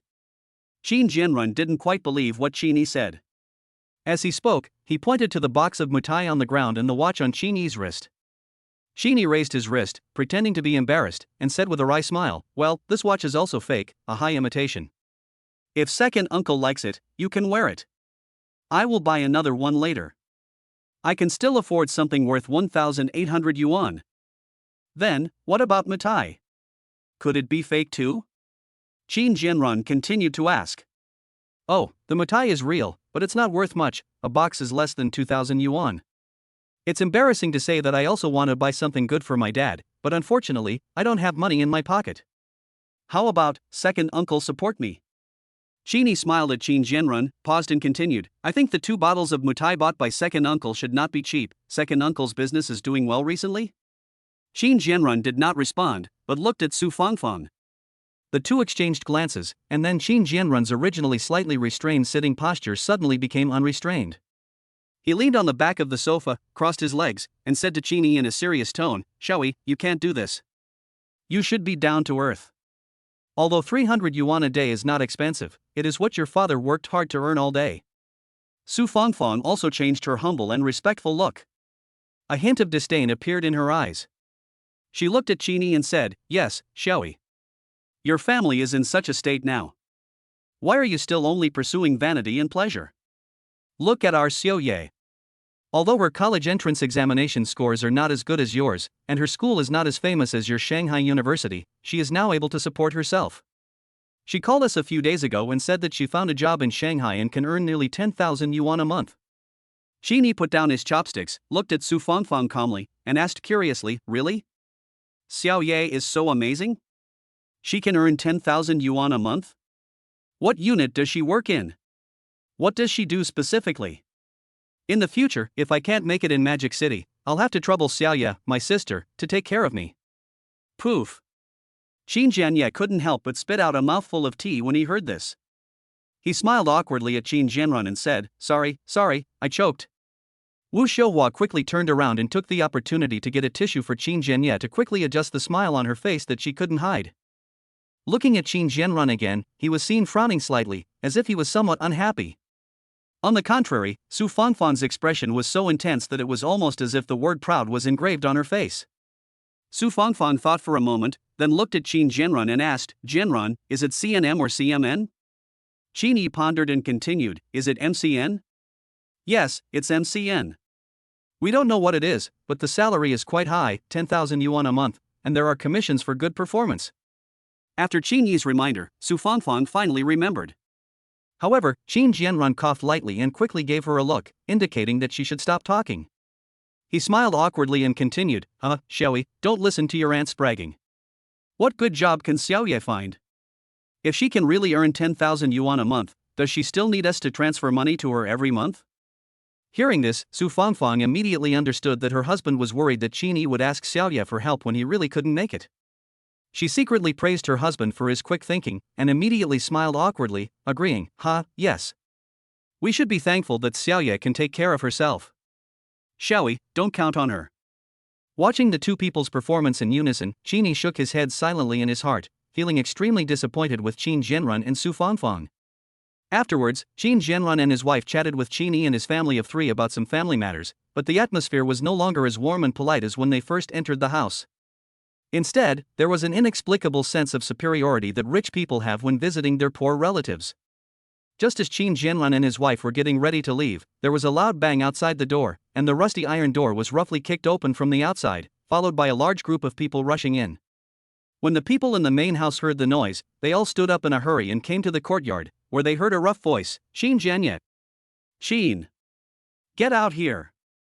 Chapter 67 Brother Tiger from the Underground Bank in South Beijing. Qin Jianye's face darkened when he heard this.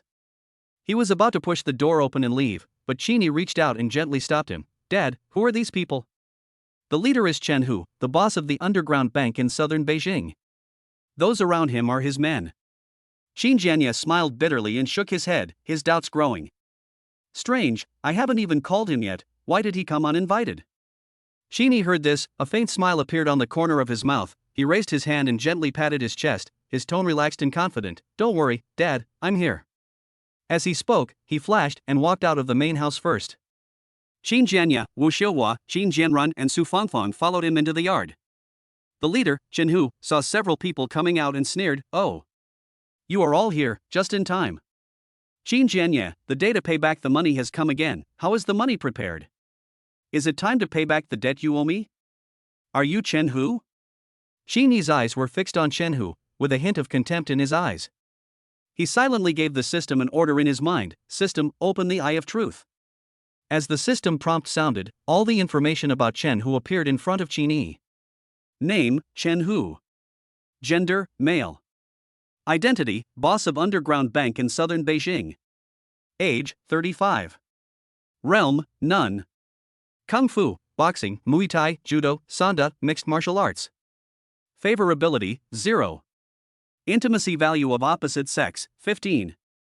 Looking at this information, Qin Yi couldn't help laughing in his heart, but he remained calm on the surface, secretly complaining, Humph, his strength is not that good, but he plays it quite fancy. At this moment, a yellow-haired younger brother beside Chen Hu took 2 steps forward, stretched out his hand and was about to poke Qin Yi's chest, and shouted arrogantly, Hey, fuck. You think you can call the boss by his name? Call me Brother Hu. However, the next moment, something unexpected happened. Before anyone could react, a scream was heard. Ah, fuck.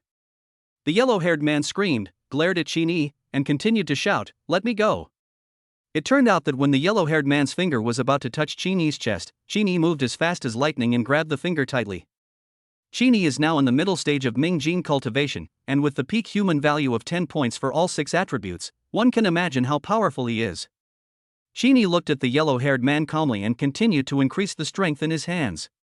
There were 2 sounds of broken finger bones, crack, and everyone present gasped. Then, in front of Huang Mao's terrified eyes, Qin Yi said coldly, Huang Mao, I advise you. Remember, before you understand the opponent's strength, don't point your stinky hands at him. Fuck him. Kill him. Seeing this, Chen Hu's men immediately picked up their weapons to attack Qin Yi. Chen Hu raised his hand to stop his men's actions, raised a playful arc at the corner of his mouth, looked at Qin Yi with sinister eyes, and said coldly, You are Qin Jianye's son Qin Yi? Qin Yi's tone was filled with obvious anger. He stared at Chen Hu with his eyes, not afraid at all. He nodded and said, Yes, I am Qin Yi. You are the one who kidnapped my dad? Chen Hu snorted disdainfully and spat at the ground. His words were full of provocation. It was obvious that he did not take Qin Yi seriously at all. He said in a ruffian tone, "Yes, it's me." "What? Are you going to attack me?" Last night, he received a call from Brother Dao, a local tyrant in Shanghai, saying that several of his brothers were beaten by a guy named Qin Yi. After some inquiries, he learned that he seemed to be related to it. Brother Dao asked him to go to Qin Yi's parents today to ask for some interest. Unexpectedly, he ran into the real culprit.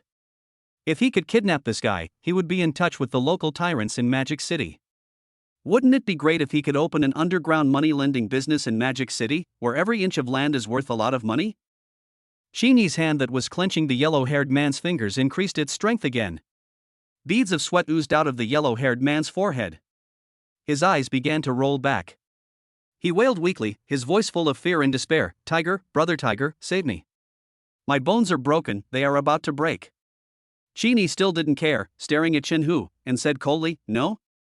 I don't think there is anything you can't touch or offend." Chen Hu pulled out a pack of cigarettes from his pocket and took out a cigarette in a cool manner. His younger brother beside him quickly lit it for him. He took a deep puff of the cigarette, held the cigarette in his hand, pointed at Qin Yi, and said coldly, "Good boy, you have guts. You are the only one in Jingnan who dares to touch my Chen Hu's men." Hearing this, Qin Jianye panicked. He was worried that his son would suffer, so he stepped forward and said, "Son, let them go. We can't afford to offend these gangsters." However, Qin Yi did not listen to his father and still looked at Chen Hu coldly. Seeing this, Qin Jianye had no choice but to quickly walk to Chen Hu and plead for Qin Yi, "Brother Hu, I'm really sorry. My son was young and hot-tempered and offended you. Please don't hold grudges. Don't worry, I promise to pay you back every penny I owe you today."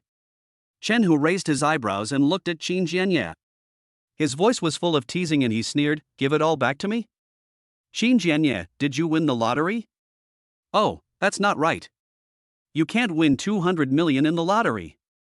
Qin Jianrun, who was sitting nearby, became upset when he heard that his elder brother actually owed 200 million yuan in usury.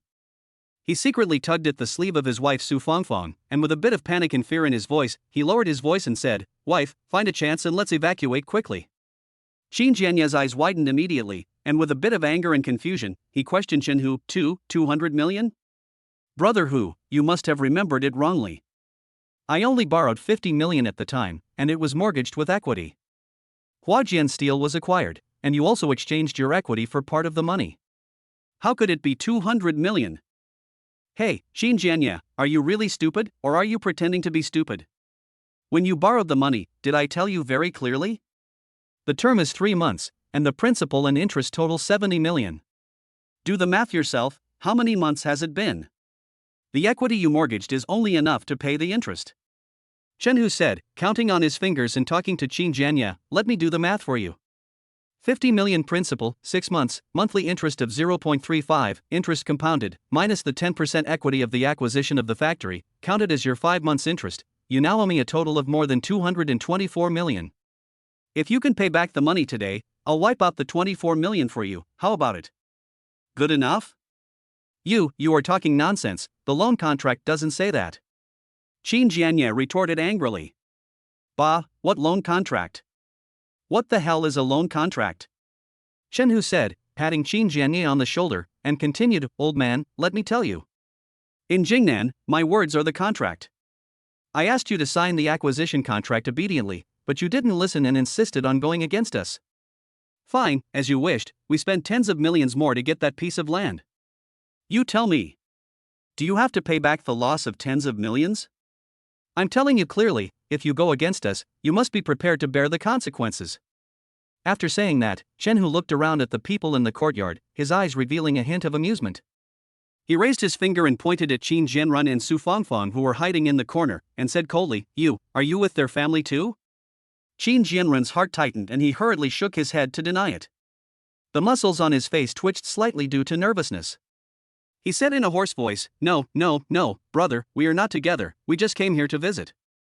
As he spoke, he signaled Su Fangfang to agree with his eyes. Hearing this, Qin Jianye looked at his brother with eyes full of disappointment and heartache. "Since you are not together, get out of here. When we start fighting, be careful or you will get covered in blood." Chen Hu waved his hands impatiently. Qin Jianren quickly responded and pulled Su Fangfang to walk out. However, Su Fangfang stopped, her eyes flickered, and she whispered, "The gift we gave." "It's already this late, why bother about etiquette?" Qin Jianren shouted anxiously, wishing he could leave this dangerous place immediately. "Oh, several thousand," Su Fangfang said unwillingly. The conversation between the two was very quiet, but Qin still heard it. "Wait." Qin spoke at this time, then he loosened his hand that was holding the yellow-haired man's fingers and went straight back to the main house. The yellow-haired man looked at his fingers that were swollen and purple, yet limp, and ran back to Chen Hu trembling all over. Chen Hu looked at the yellow-haired man and waved his hand. "Useless thing, get out of here, go to the hospital first, don't get yourself fucking useless." "Brother Hu, I won't leave." "I'm going to kill that guy," said the yellow-haired man gritting his teeth. "Okay, don't worry, the brothers will take care of him for you later," Chen Hu comforted. Thank you, Brother Hu." Huang Mao bowed gratefully and then ran out of the yard. Not long after, Qin walked out of the main house, holding the gifts that Qin Jianren and his wife had just brought. He walked a few steps to Qin Jianren and stuffed the gifts into Qin Jianren's arms intact. Then, he said word by word, resolutely, "Qin Jianren, from now on, our family will sever ties with you. Take your things and get out." Qin Jianren had never been treated like this before, but due to the current situation, he couldn't say much. He looked at Qin Jianye, the muscles on his face trembling slightly with excitement, his eyes full of resentment and unwillingness, and he said in a trembling voice, "Brother, look, this is the good son you taught. Damn it, you little bastard, you are the only one who broke off relations with me. I wish I could break off relations with you." Qin Jianren, keep your mouth shut. You are not someone who can scold my son. When you opened your shop, you lacked startup capital. Without your elder brother's help, could you have opened it? Over the years, if it weren't for your brother's factory and connections, would you have been able to have the wealth you have today in your office supplies business? Your elder brother is devoted to you and has never said no to helping you. But what about you? How did you treat your elder brother? When the factory was in trouble, your elder brother asked you to borrow some money to make ends meet, but you refused in every possible way. Your elder brother had no choice but to go to loan sharks to borrow money. The factory went bankrupt, and your elder brother owed a lot of debts. He worked from morning till night to pay off the debts. What about you? Have you come to see him once? Have you ever shown concern for him?" Wu Xiuhua was angry and blurted out all the resentment that had been hidden in her heart for so long. At this time, Qin Jianye also glared at Qin Jianren and said in extreme disappointment, "Qin Jianren, I was so blind to help such an ungrateful person like you. Go away, from now on, I don't have a brother like you." Qin Jianren was scolded in front of so many people, and he was very upset. He was about to explain, but unexpectedly, Chen Hu looked at Qin Jianren with interest and said jokingly, "Hey, so you are Qin Jianye's brother, then why don't you say we are not a family? Your eldest brother owes us money, do you want to show some appreciation too?" Hearing this, Su Fangfang hurried forward and said with a wry smile, "Oh, Brother Hu, you just heard that Qin Jianye's family has severed ties with us. From now on, they are them and we are us.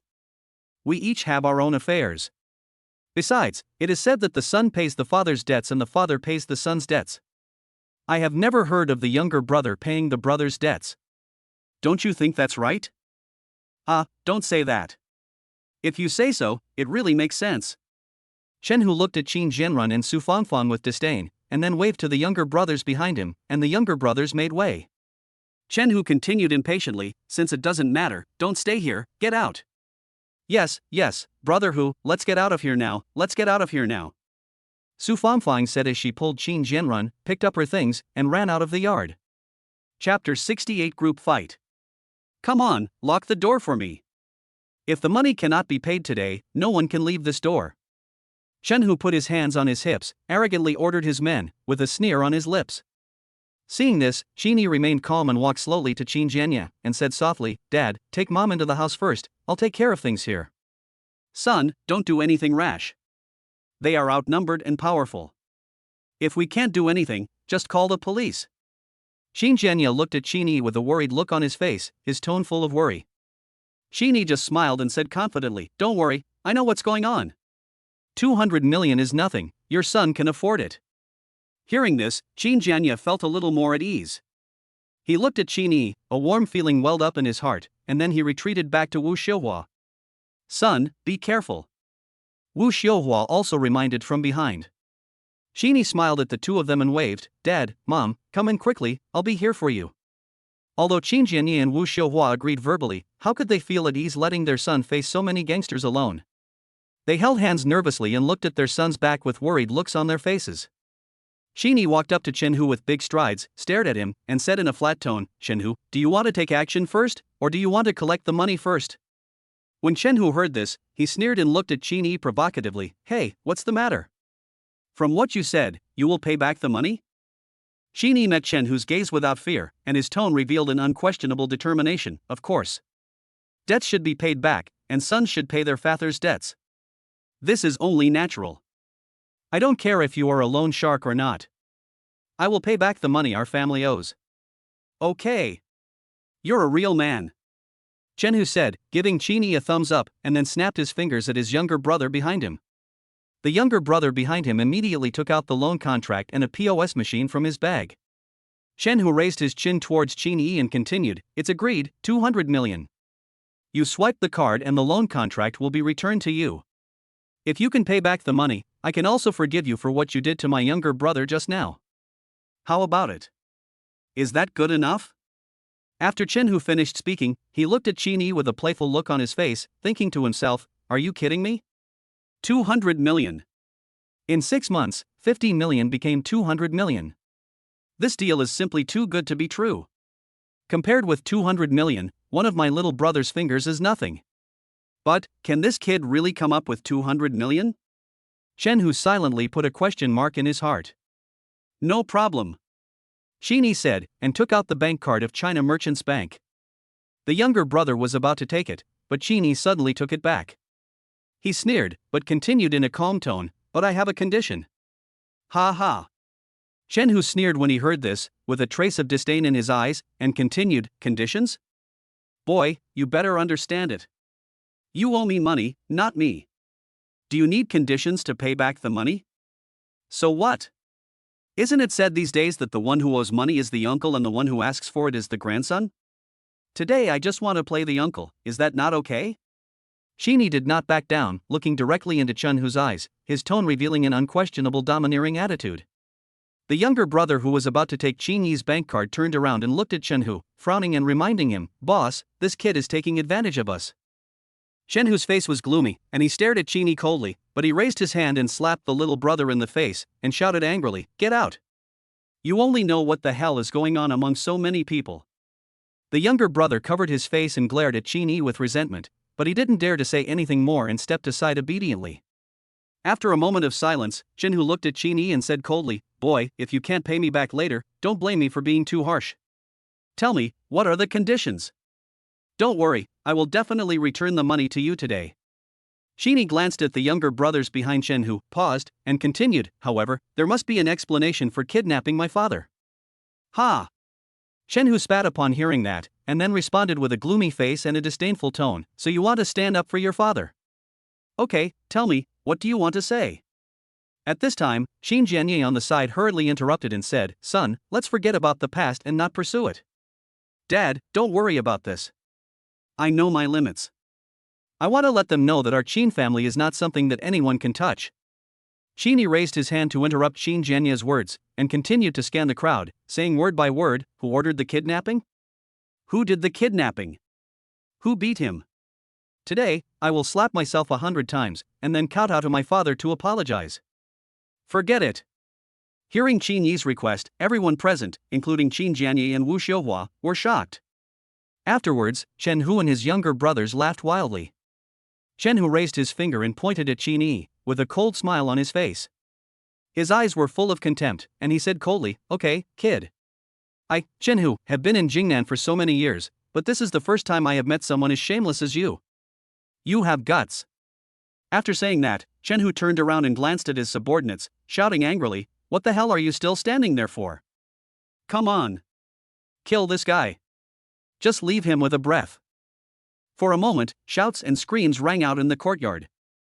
Chenhu's younger brothers waved steel pipes in their hands, shouting and rushing towards Qin Yi with bared fangs and claws, like a group of crazy beasts. Chenhu stepped aside, hugged his shoulders, his eyes flashing with cruelty, and a cold arc at the corner of his mouth, enjoying the upcoming show. Ding ding bang bang. The sound of steel pipes colliding with walls and the ground was endless, disturbing the neighbors so much that they couldn't help but go out to check what was going on.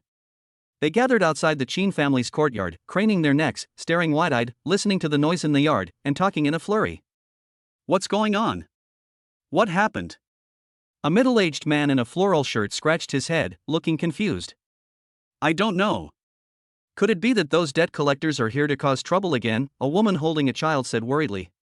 Hey, isn't Qin Jianya's son back?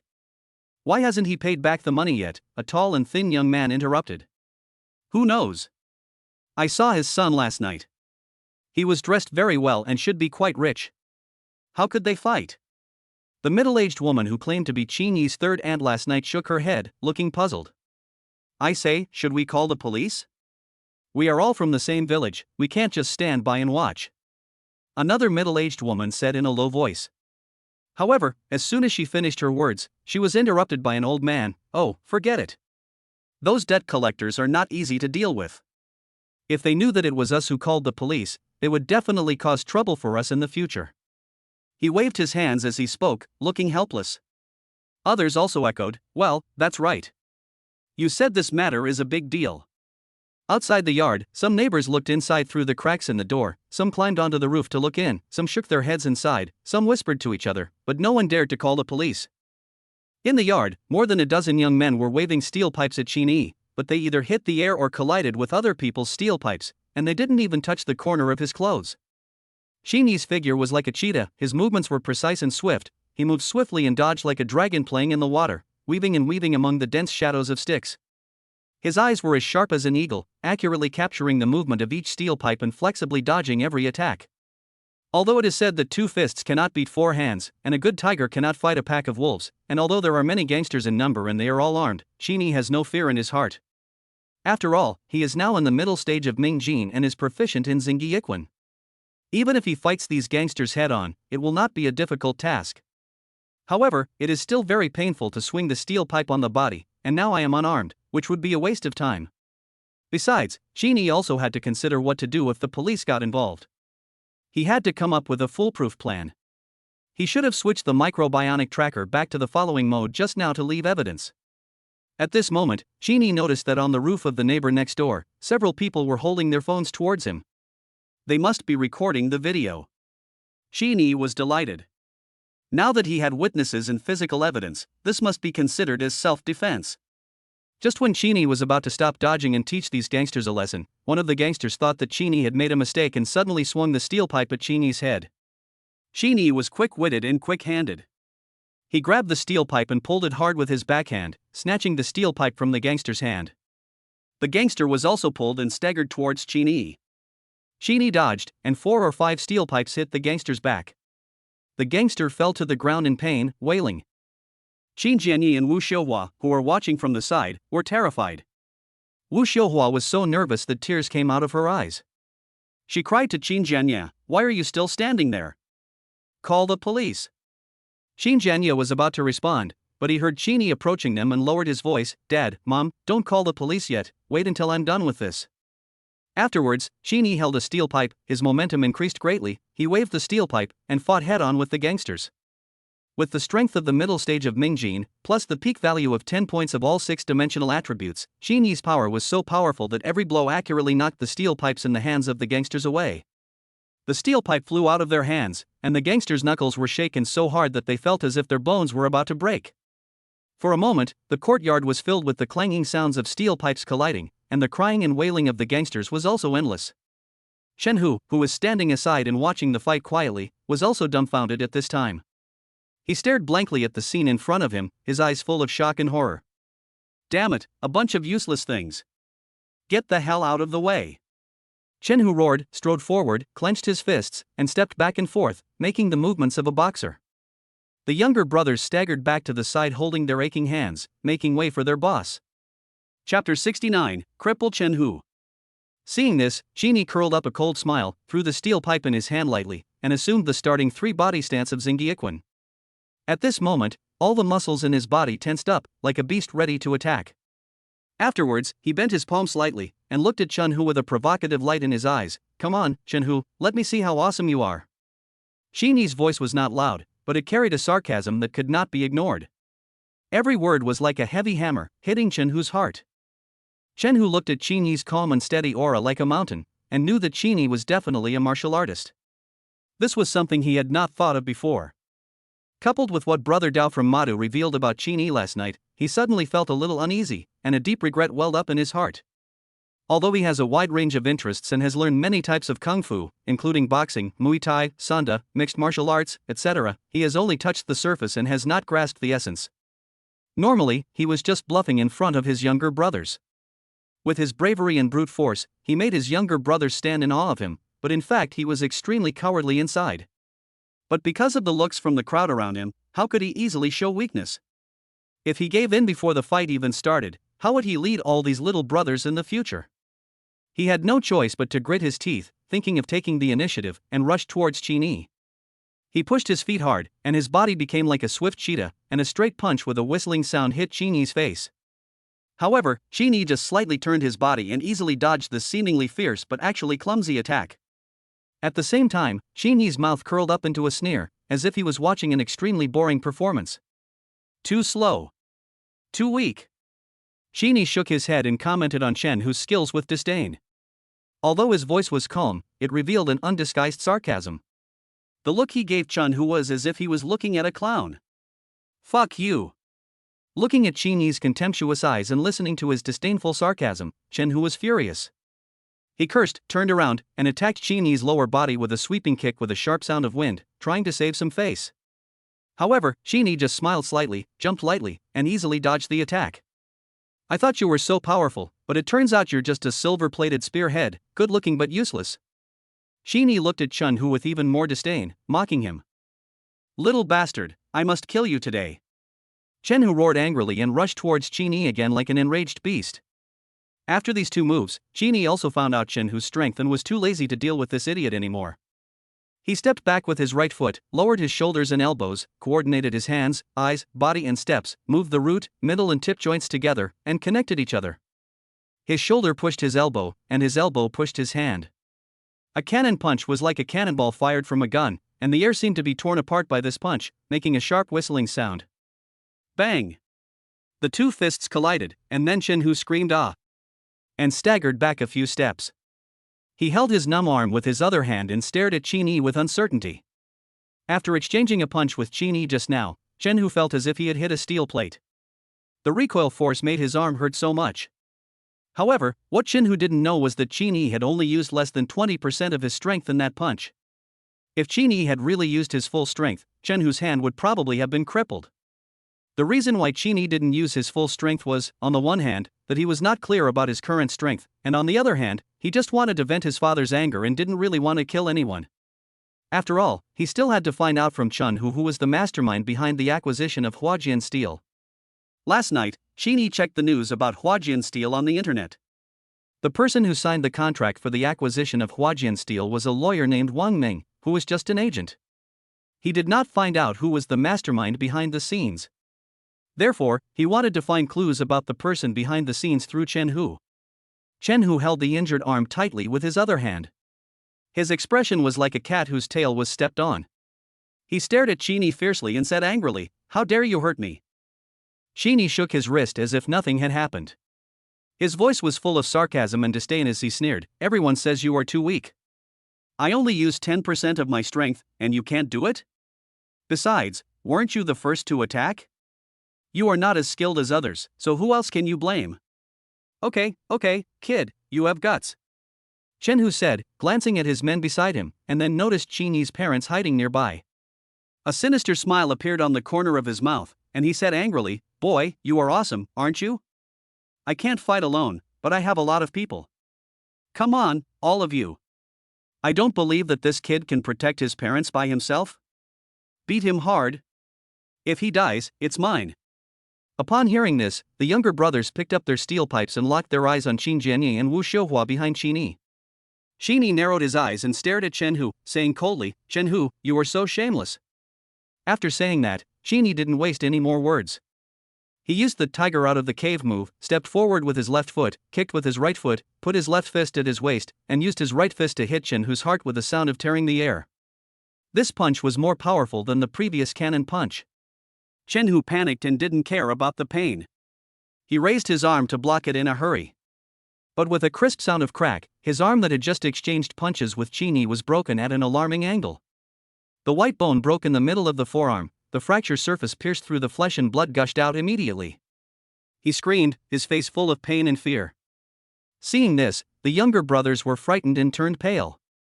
They dropped their steel pipes and dared not to act rashly again. They all gathered in front of Chen Hu, surrounded him, and were concerned about their boss's injury. Seeing this, Qin was a little dumbfounded. He raised his fist and watched in disbelief, thinking to himself, damn, am I so strong? I broke someone's bones with just one punch? However, what Qin didn't know was that when his strength reached the Ming Jin stage, the power of his body was no longer something that ordinary people could resist. In the early stage of Ming Jin, one punch can have a force of 100 kilograms. If it reaches the peak of Ming Jin and attacks with all one's strength, one punch can have a force of 1 ton. In addition, Qin Yi's 6-dimensional attributes have reached the peak value, so his strength is even stronger than that of warriors at the same level. Although Qin Yi only used 1/3 of his strength in that punch just now, if Chen Hu had not resisted, that punch would have been enough to take Chen Hu's life. At this time, Chen Hu sat on the ground, howling in pain, and looked at Qin Yi with horror. Seeing Qin Yi's appearance, he thought he was going to attack him again, so he immediately cried and begged, brother, I didn't recognize the great man, sir, don't remember the faults of a villain, don't hit me, don't hit me. Qin Jianye was worried that his son might get into trouble by beating someone, so he hurried to Qin Yi and anxiously persuaded him, son, forget it. He's already like this. It will be difficult to end if someone gets killed. Oh, don't worry, Dad. I know what to do. Qin Yi sighed and said to Qin Jianye. Afterwards, he took 2 steps forward. Chen Hu and his younger brothers were all afraid of Qin Yi like a tiger and retreated one after another. Qin Yi stood in front of Chen Hu, squatted down, grabbed Chen Hu's severed hand, checked the injury, and saw that the artery was not injured, so he felt relieved and said in a deep voice, fortunately, the aorta was not injured. If you seek medical treatment in time, your life will not be in danger. Chen Hu's arm was grabbed by Qin Yi. He cried out in pain in his heart, but he did not dare to resist. He could only grit his teeth and persist, and continued to beg for mercy, brother, I don't want the money your father owes, is it okay? Please be kind and let me go. Don't worry. Didn't I tell you before that I won't give you a penny less of the money I owe you? Qin Yi said as he put down Chen Hu's broken arm. He then pulled up Chen Hu's clothes and tore them into rags with both hands. He tied up the upper edge of Chen Hu's arm with the strips of cloth and said in a deep voice, all right. I'll bandage you up a bit. You should be able to make it to the hospital. After doing all this, Qin Yi stood up, clapped his hands, and took out the bank card from his pocket again, shook it at Chen Hu, and said, the fight is over this time, and I have vented my anger for my father. As for your medical expenses, I will not take care of it. You are responsible for it. My family owes you money, so just swipe the card. Seeing that everyone was still indifferent, Qin Yi reminded them again, if you don't want to die, hurry up. Although the artery is not injured, your bleeding is still very dangerous. Chen Hu was also a man who would rather die than give up his wealth. Although beads of sweat were oozing from his forehead and his lips were already white, he still called out to his younger brother and weakly ordered, what are you still standing there for? Swipe your card. Along with the beep beep sound of successful transaction, the younger brother respectfully handed Qin Jianye's loan contract back to Qin Yi. Afterwards, the younger brothers helped Chen Hu up. He looked at Qin Yi with lingering fear and said in a trembling voice, Qin Yi, I will remember you. I will definitely pay you back for the broken arm in the future. Whatever. Just use whatever means you have. Qin Yi shrugged and said with a nonchalant smile. Then his face darkened and he said in a deep voice, but I warn you. If you dare to touch my family again, next time, it won't be as simple as breaking an arm. Humph. Chen Hu snorted coldly, and then called out to his subordinates, what the hell are you all still standing there for? Send me to the hospital. Wait. Just as everyone was about to leave, Qin Yi spoke again. Chen Hu stopped and looked at Qin Yi. He felt a little uneasy and asked with a trembling voice, why? Are you going to regret it? Don't worry, I'm not as shameless as you. Qin Yi walked up to Chen Hu and asked in a low voice, there's something I almost forgot to ask you. Who is the person behind the acquisition of Huajian Steel Company? Tell me a name and I'll let you go immediately. Chen Hu looked embarrassed. After hesitating for a moment, he continued, no. Qin, Brother Qin, I did not participate in the acquisition of Huajian Steel. I don't know who is behind the acquisition of Huajian Steel. Shenhu said, looking at Qin Jianye not far away, and continued to explain, Brother Qin, it was your father who found me at the beginning, saying that Huajian Steel was in financial difficulties and urgently needed a bridge loan. He wanted to use Huajian Steel's equity loan. I thought that Huajian Steel was a big company with a lot of business, so there should be no risk, so I agreed. But who would have thought that when the repayment deadline came, your father didn't pay back the money? Coincidentally, at this time, a man who claimed to be a lawyer found me and said that he had a way to help me get the money back, so I took him to find Qin, your father. I really didn't participate in the acquisition of Huajian Steel. Qin looked at Chen Hu and smiled coldly. Chen Hu, you don't want to tell the truth, right? How much is the total asset of Huajian Steel? 10% of the shares can borrow 50 million from you? Chen Hu, are you running an underground bank or a charity? Even banks don't lend money to the company, but you dare to lend money to it? Chen Hu's eyes flickered, and he gritted his teeth and continued to argue, Brother Qin, I swear to God, I really don't know who acquired the Huajian Steel plant. Oh, by the way, hasn't the Huajian Steel plant been acquired? If you want to know who acquired it, can't you just look up the name of the acquirer? Qin sneered, are you talking about the lawyer named Wang Ming? Don't lie to me, I checked, he is just an agent. With him? He doesn't have the ability to acquire Huajian Steel. Then I don't know. Anyway, he was the one who found me in the first place. As for who he represented, I don't know either. Maybe you can go ask that lawyer. Qin stared at Chen Hu's eyes. Seeing his dodging gaze, he knew that he was definitely lying, but he still pretended to believe it and nodded, okay. Since you don't know, then go. But remember, don't cause trouble for my family again in the future. Yes, I remember it. Chen Hu responded hurriedly, and then, with the help of his younger brothers, he fled out of the Qin family's courtyard in a panic. Watching the gang of thugs fleeing from the Qin family courtyard in panic like lost dogs, the leader was in an even more miserable state.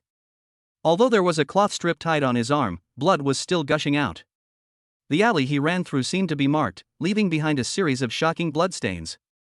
The villagers who were watching were all shocked when they saw this, and the young people who had been standing on the roof early to record the whole process screamed when they saw the hooligans' behavior, and it was more exciting than watching a show. Brother E is awesome. Brother E is mighty. Big brother, you are cheating, that's awesome. That's right, big brother. Your kung fu is simply amazing. Please accept me as your apprentice. I also want to learn a few moves. Then I can walk around the village with my head held high and see who dares to bully me.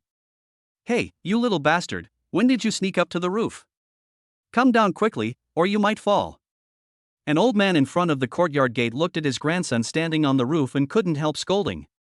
Qin stood in the courtyard, looking towards the roof of the next door, and said with a smile, be careful, don't fall down. Chapter 70 Bribing the Folks. At this time, Qin Jianye and Wu Xiuhua hurried to Qin Yi's side.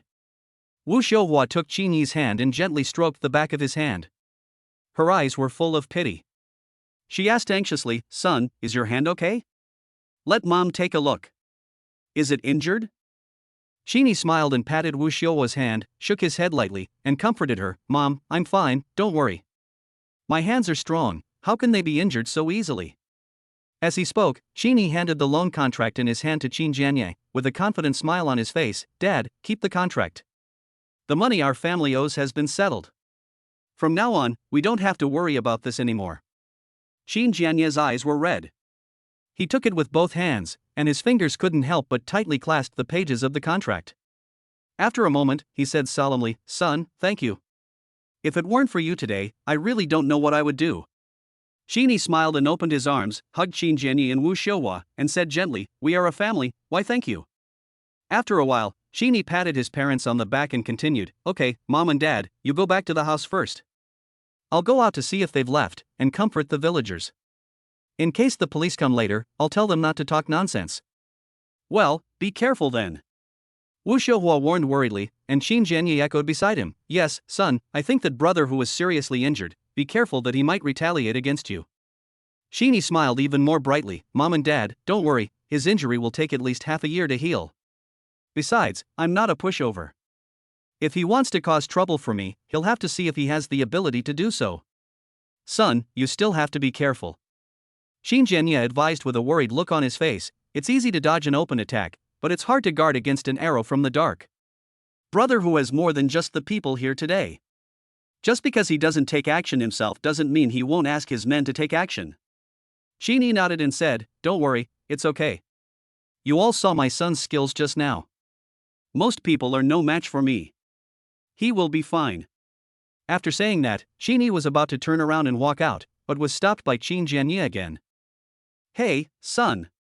Qin Jianye hesitated for a moment and continued, how about I go and talk to the villagers? You are not familiar with them, and they may not listen to you. Dad, don't worry. Qin Yi said confidently, they may not listen to me, but if it comes to money, I believe they will definitely listen. Just wait and see, I promise to do this properly. Hearing his son say this, Qin Jianye instantly understood what he meant. He didn't say anything more, nodded, and took Wu Xiuhua back to the house, muttering, my son has grown up and has a promising future. Why don't you let your son talk to the villagers himself? Wu Xiuhua was still a little worried. Don't worry, Qin Jianye explained to her, my son is going to use the money to open the way, it's okay. I trust him to do it. Qin Yi walked out of the courtyard and gently closed the iron gate. Then he gently glanced at the villagers who had not yet dispersed around him, and a warm smile appeared on the corner of his mouth. He said to everyone sincerely, my fellow villagers, I, Qin Yi, have a request. You all saw what happened to those hooligans just now. If the police come to investigate later, I hope you can provide the police with everything you saw and heard, as well as the video just recorded on the roof, to help the police restore the truth. After all, it's good for everyone if the truth comes out. At this point, he paused for a moment, a trace of apology flashed in his eyes, of course, I won't let you help me in vain. Everyone was frightened just now, and I feel really bad. I came back in a hurry and didn't prepare anything. So, I'll go to the bank later, and everyone in the village will get a share. It's my compensation for everyone's mental damage, and it's also a token of my appreciation. Hey, Xiaoyi, we are all neighbors, how can we ask for your money? An old man waved his hand and said, besides, we all saw clearly just now that it was the gang of thugs who started it first. You only fought with them to protect your family, you did nothing wrong. Qin Yi laughed, looked at the old man gratefully, and bowed deeply, thank you for your understanding and support, and thank you to all the villagers for your tolerance and help. During this period of time, our family has indeed caused a lot of trouble to everyone. Today's incident also made me see the unity and strength of our village. I am really very grateful to everyone. He paused and continued, so, don't refuse this kind gift. Let's gather at the village committee later, and I'll share this little gift with everyone. In addition, we will be returning to the Magic City in a while, and we need you to take care of the old house. Haha, Xiaoyi is so polite. The villagers laughed, since it is Xiaoyi's good intention, then we should not be polite. You're welcome, you're welcome. Qin Yi smiled and waved his hand, then everyone, I'll go first, see you at the village committee later. After that, he left quickly. Arriving in front of the car, Qin Yi opened the door and got into the Rolls-Royce Cullinan. He took out his mobile phone and opened the operating interface of the microbionic tracker. At this time, the microbionic tracker was still following Qin Jianrun closely, and the video clearly showed that the Audi was speeding on the national highway. Qin Yi raised a faint smile, too lazy to pay attention to Qin Jianrun anymore. He quickly changed his target to Chen Hu. After clicking OK, the microbionic tracker immediately changed direction as if it were a soldier who had received an order, and flew towards Chen Hu's location as swiftly as an arrow. In less than 3 minutes, the control screen on the mobile phone accurately displayed the vehicle Chen Hu was riding in, a black Mercedes-Benz G with a Beijing South license plate. After waiting for about 10 minutes, Chen Hu's car drove into Jingnan People's Hospital. Chen Hu was already unconscious at this time. Seeing him being pushed into the emergency room by medical staff, Qin Yi sneered disdainfully, then started the car and drove straight to the nearby China Merchants Bank. The village where Qin Yi lived was not very big, with less than 500 households in total and a population of about 1,500 people. Qin Yi thought that 10,000 yuan per person should be enough to get 20 million. However, just giving money seems a bit too much, or else we can give some grain, oil, rice, flour, etc. Anyway, it's money that paves the way, and people will be soft-hearted if they eat from others, and they will be short-handed if they receive from others. Qin Yi did it as soon as he thought of it. He drove directly to the Jingnan branch of Huaxia Merchants Bank. The withdrawal of 20 million was too large an amount for the banks in the town. Except for the branch, it was impossible for other banks to collect such a huge amount of money in a short time. At the same time, the video of Qin Yi fighting with Chen Hu and his men in his own yard also went viral on the Maoyin platform. Chapter 71 Reactions from All Parties. At this time, the Internet Public Opinion Monitoring Center of the Jingnan Municipal Bureau also noticed the new video uploaded to the Maoyin platform. Director Fu, I have something to report to you. Our Internet Public Opinion Monitoring platform has just detected a video of a fight. The source of the video is Qinjiawan Village, Lanhong Town, Jingnan City. The video is currently very popular, and many people have tagged the official account of our municipal bureau. Do you think we should send someone to find out more about the situation? The person in charge of the Internet Public Opinion Center called the deputy director in charge, Fu Changlin, for instructions. Fu Changlin, deputy director of the Jingnan Municipal Public Security Bureau, had just arrived at work and had not even had time to make tea when he received a call from the Public Opinion Center asking for instructions. He couldn't help but sigh inwardly. Ever since the Bureau had adopted the online public opinion monitoring platform, his job as the deputy director in charge had become increasingly difficult. Often, there is a small task every 2 days and a big task every 3 days, but the superiors don't take these things seriously at all. No one cares if the work is done well, but if the work is not done well, there are countless eyes watching. He felt very uncomfortable sitting in the position of deputy director.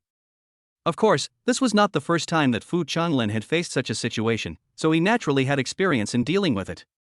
He gently rubbed his temples and calmly instructed on the phone, "Why are you panicking? Go check first to see if this video is synthetic or staged." Nowadays, people want to be internet celebrities so badly that they will use any tricks. Yes, Director Fu, you are right. I will ask the technical department to identify it right away, the person in charge responded quickly. Fu Changlin tapped the tabletop with his fingers, and after thinking for a moment, he continued, "Don't worry. Wait until I finish. Yes, please give me your instructions. Also, please contact the 110 Command Center to see if they have received any related alarms." Yes. Also, we can't just turn a blind eye to those netizens' comments. Have the publicity department send a message through the official account, saying that we have noticed this video and will send someone to follow up and investigate. If there is any follow-up, we will also release it through the official account as soon as possible, so that netizens can be rational and not believe or spread rumors. Yes, you are the one who has to pay the bill. With your instructions, we will have a direction when we do our work. Okay, stop flattering me and send me the video later so I can see what's going on. The person in charge of the Public Opinion Center responded promptly, and after hanging up the phone, he immediately shared the link of the short video with Fu Changlin. Fu Changlin clicked on it and the scenes in the video made his heart skip a beat. He was worried that this was another difficult case and his brows gradually furrowed. He leaned back in his chair, crossed his hands over his chest, stared at the screen, and thought to himself, "I'm about to retire, and I don't want to cause trouble at this time." However, if this video is true, the impact will be significant. After a while, Fu Changlin slammed his phone on the table and said angrily, "This is simply lawless." With his many years of experience in handling cases, he could tell at a glance that this short video was definitely not a staged one. The thugs were holding real weapons, and the man with a broken arm did not fake his injuries. If the guy who was beaten up had not been very skilled, he would have probably been dead by now. He stood up and paced back and forth in the office, feeling mixed emotions. He knew very well that if he allowed this short video to continue to spread on the internet, it would have a great negative impact on the public security in southern Beijing. He was due to retire in 2 years, and there were so many eyes staring at him at this time. If he didn't handle this well, he didn't know what the consequences would be. Thinking of this, Fu Changlin immediately called the person in charge of the Internet Public Opinion Center. The call was quickly connected. Fu Changlin did not hesitate to ask directly, "How is the matter going?" The person in charge quickly reported, "Director Fu, this is what happened. We have just checked with the 110 Command Center and have not received any related alarms. In addition, the technicians of the video identification section have also confirmed that the short video is not synthesized or staged, so it should be true. In addition, our technical team has performed facial recognition on the people in the video. The man with the broken arm is called Chen Hu. He is a released prisoner who was sentenced to several years for running an underground bank, gambling, and organizing mafia activities. He has a file in our system. He now runs several billiard halls, bars, and other entertainment venues on the Bar Street in southern Beijing. Director Fu, do you think we should send someone to find out more about the situation?" Fu Changlin pondered for a moment, then said firmly, "Nonsense. Of course we have to send someone to investigate the situation. In addition, I suspect this is not a simple fight, but a criminal activity of a mafia nature. Notify the Lanhong Town Police and ask them to go out immediately and investigate the matter thoroughly. At the same time, notify the Main platform to immediately limit the flow of that short video and blur the relevant characters and images." Yes. Not long after hanging up the phone, 2 police cars drove out of the Lanhong Town Police Station in Jingnan City in 2 directions with sirens blaring and lights flashing. Although the Jingnan Municipal Bureau contacted the Main platform in a timely manner, the speed of network transmission was so terrifying that in just over 10 minutes, this short video had already ranked in the top 10 of the hot search list, with nearly 2 million views, and countless likes, collections, and reposts. At this time, in an apartment on the outskirts of Mo City, Qin Yi's roommate Wang Tengfei was shirtless, lifting weights in his room. Unexpectedly, suddenly, there was a bang, and Xin Mingyuan pushed open the door of Wang Tengfei's bedroom. He was holding a mobile phone in his hand, and said excitedly, "Boss, look, it's the 4th brother, the 4th brother is in trouble." Wang Tengfei held his breath, and slowly put down the 50 kilograms barbell with great effort. Then he glared at Xin Mingyuan and said with sweat on his forehead, "Yuaner, can you knock on the door next time you come in? Don't be startled. If you don't hold this thing firmly and it falls down, my foot will be broken." "Hey, boss, it's just 50 kilograms, isn't it a small thing for you? Don't be so hypocritical." Xin Mingyuan handed his cell phone to Wang Tengfei and continued, "Hurry up and take a look, it's the 4th brother, something happened at the 4th brother's home." "What the hell? Didn't the 4th brother go back to his hometown in Jingnan? What could happen?" Wang Tengfei said, glancing at Xin Mingyuan's phone. After a while, Wang Tengfei's eyes switched back and forth between the phone and Xin Mingyuan's face. He pointed at the frozen picture on the phone and said in shock, This guy is really the 4th brother? When did the 4th brother become so powerful?" I don't know either." "Oh, no, it's already so late. I just called the 4th brother but he didn't answer. I sent him a WeChat message but he didn't reply. I don't know if anything happened." Xin Mingyuan said anxiously at this time. Wang Tengfei rolled his eyes and said thoughtfully, "It should be fine. Look at Lao Si's skills. He is fine even with so many people hitting him. Ordinary people can't hurt him. But when did Lao Si learn Kung Fu? I haven't heard him talk about it before. No, I have to call him and ask." Coincidentally, at the door of a girls' dormitory at Shanghai University, a girl with a bun on her head pushed the door and entered the dormitory carrying a basket of steamed dumplings and 2 cups of millet porridge. The girl was none other than Zhaoing, who kept Qin Yi's graduation gown at the school gate that day. It was already summer vacation, and in the original 4-person dormitory, she and another girl were the only ones who had not returned home. Zhaoing put the breakfast on the table under the bed, reached out and patted the metal bedside, and urged, "Yodo, get up. It's almost 9 o'clock, why haven't you gotten up yet? I bought you steamed dumplings and rice porridge, get up and eat." "Wow. Thank you, Inger, you're the best." The girl called Yo-Yo immediately lifted the bed curtain, wearing only underwear, and looked under the bed. When she saw the breakfast on the table, she hurriedly thanked, "What a rich breakfast. Here, I'll give you a kiss," the girl said, reaching out and blowing Zhaoing a kiss. "TSK." Zhaoing smiled knowingly and walked straight to the balcony, saying as she walked, "Get up quickly. Look at you, you didn't go home during the holidays, and you just stayed in bed all day long." At this time, on the clothesline on the dormitory balcony, Qin Yi's bachelor's gown swayed in the wind. Yodo pulled open the bed curtains as if no one was around, put on a nightgown, and climbed down the ladder. Then, while tying her hair, she looked at Zhaoing standing on the balcony and said, "What's wrong? Are you still thinking about Qin Yi?" Zhaoing blushed when she heard this, and said awkwardly without even turning her head, "No, I just came over to see if the clothes were dry." "TSK, you still say no? Don't worry, it's been left out for a day and a night, it must be dry," the girl said, and then she went to pick up the breakfast in the bag, took a bite of the steamed bun in the plastic bag, and slurped a few mouthfuls of millet porridge, and said with a satisfied look on her face, "Oh, steamed buns, rice porridge, this little life is so happy." Zhaoing took down the bachelor's gown that had been hung out to dry, and changed the subject by asking, "What did you do last night? Why did you come back so late? What else can I do?"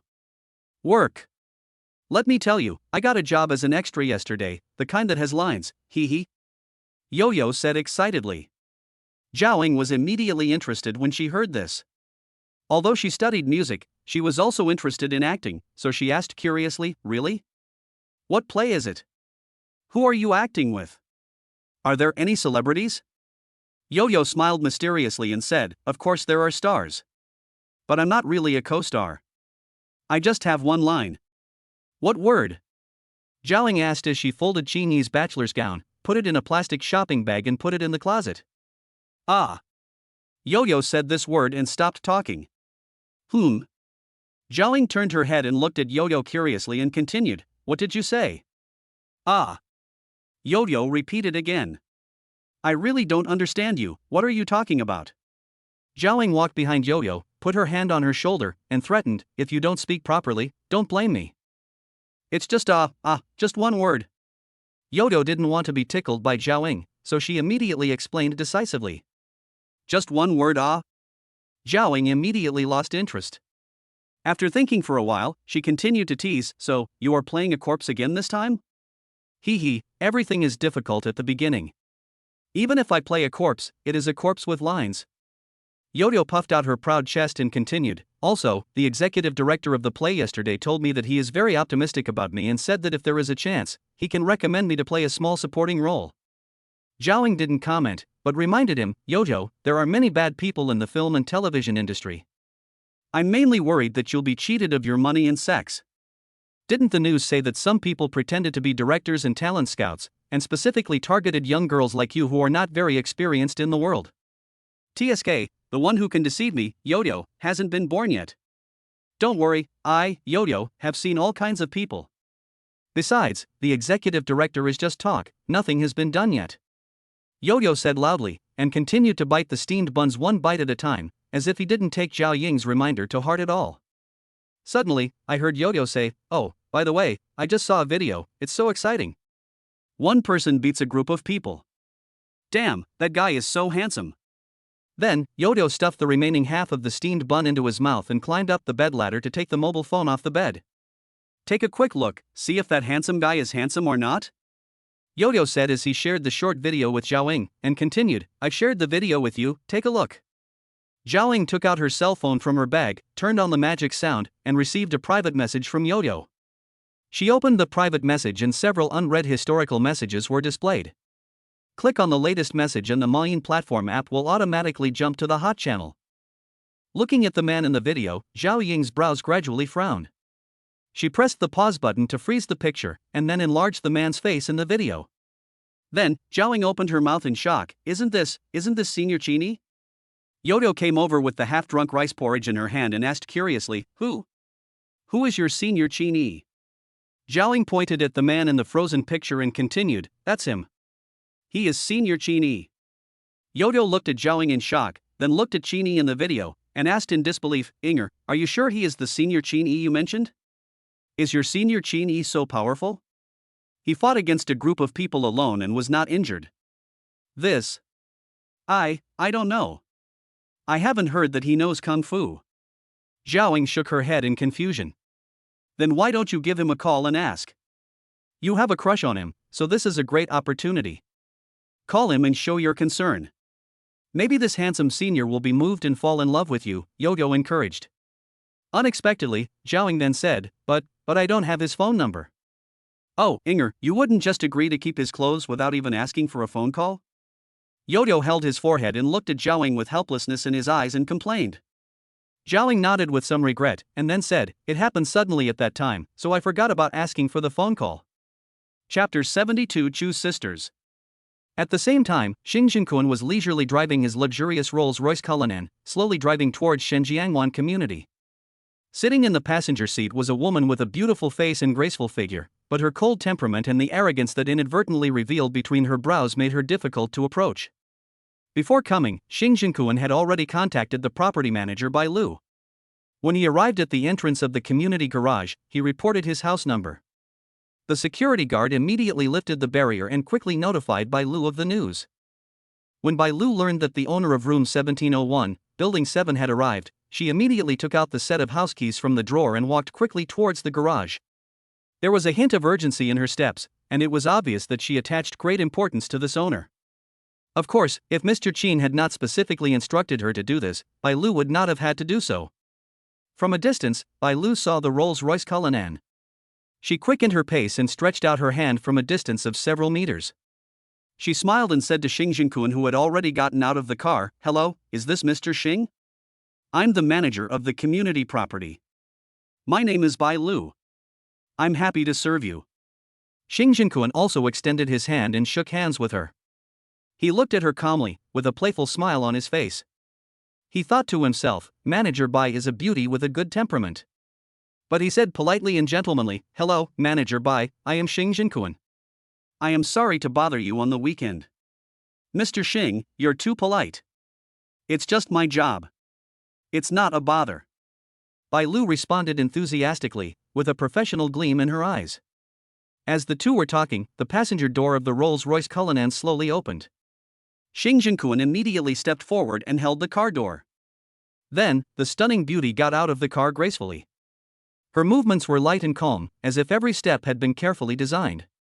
Xing Jinkun introduced the beauty with a very attentive look on his face. "Mu Yun, let me introduce you. This is Bai Lu, the property manager of Shenjiangwan Community, Manager Bai. You can look for her if you have any problems in the future." When Bai Lu heard this, she immediately knew that this beautiful lady was the real owner of House 1701. She immediately smiled and stretched out her hand, ready to say hello to this cold and aloof beauty. However, the beautiful woman just smiled coldly and did not give her the chance to shake hands with her. She just nodded lightly as a greeting. Then, the beautiful woman said in a cold voice, "No need to be polite, Manager Bai, I'm in a hurry, let's get down to business first."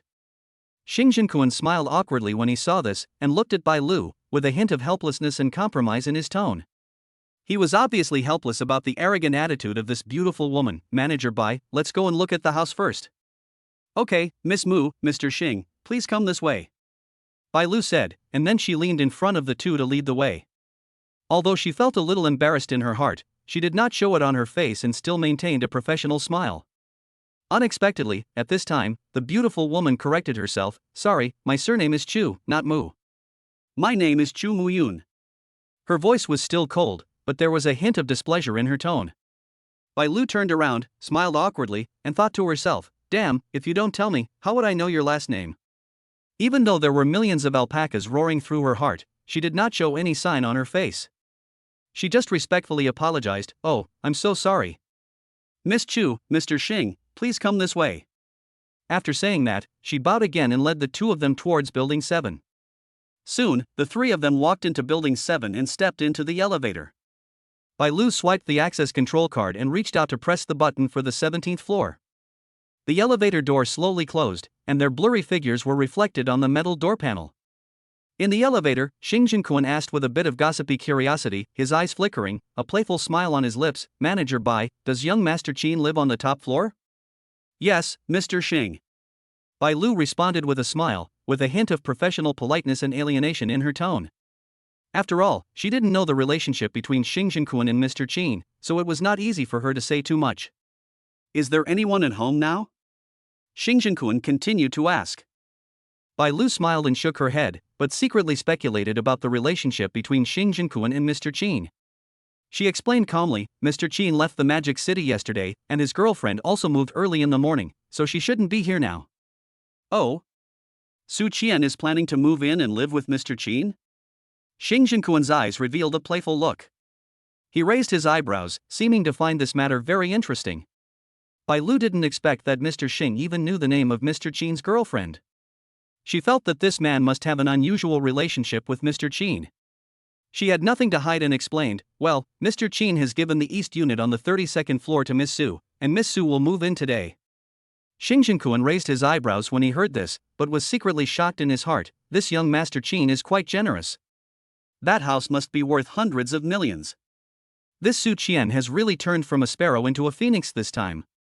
Soon, the elevator door opened, and the three of them got out of the elevator and walked to the door of 1701. Bai Lu originally wanted to ask Miss Chu Muyun to open the door, but thinking of her arrogant attitude towards her just now, she did not ask, but directly found the key and inserted it into the keyhole. She turned the key, opened the door, stepped aside to let the two in, then put on shoe covers and followed them in.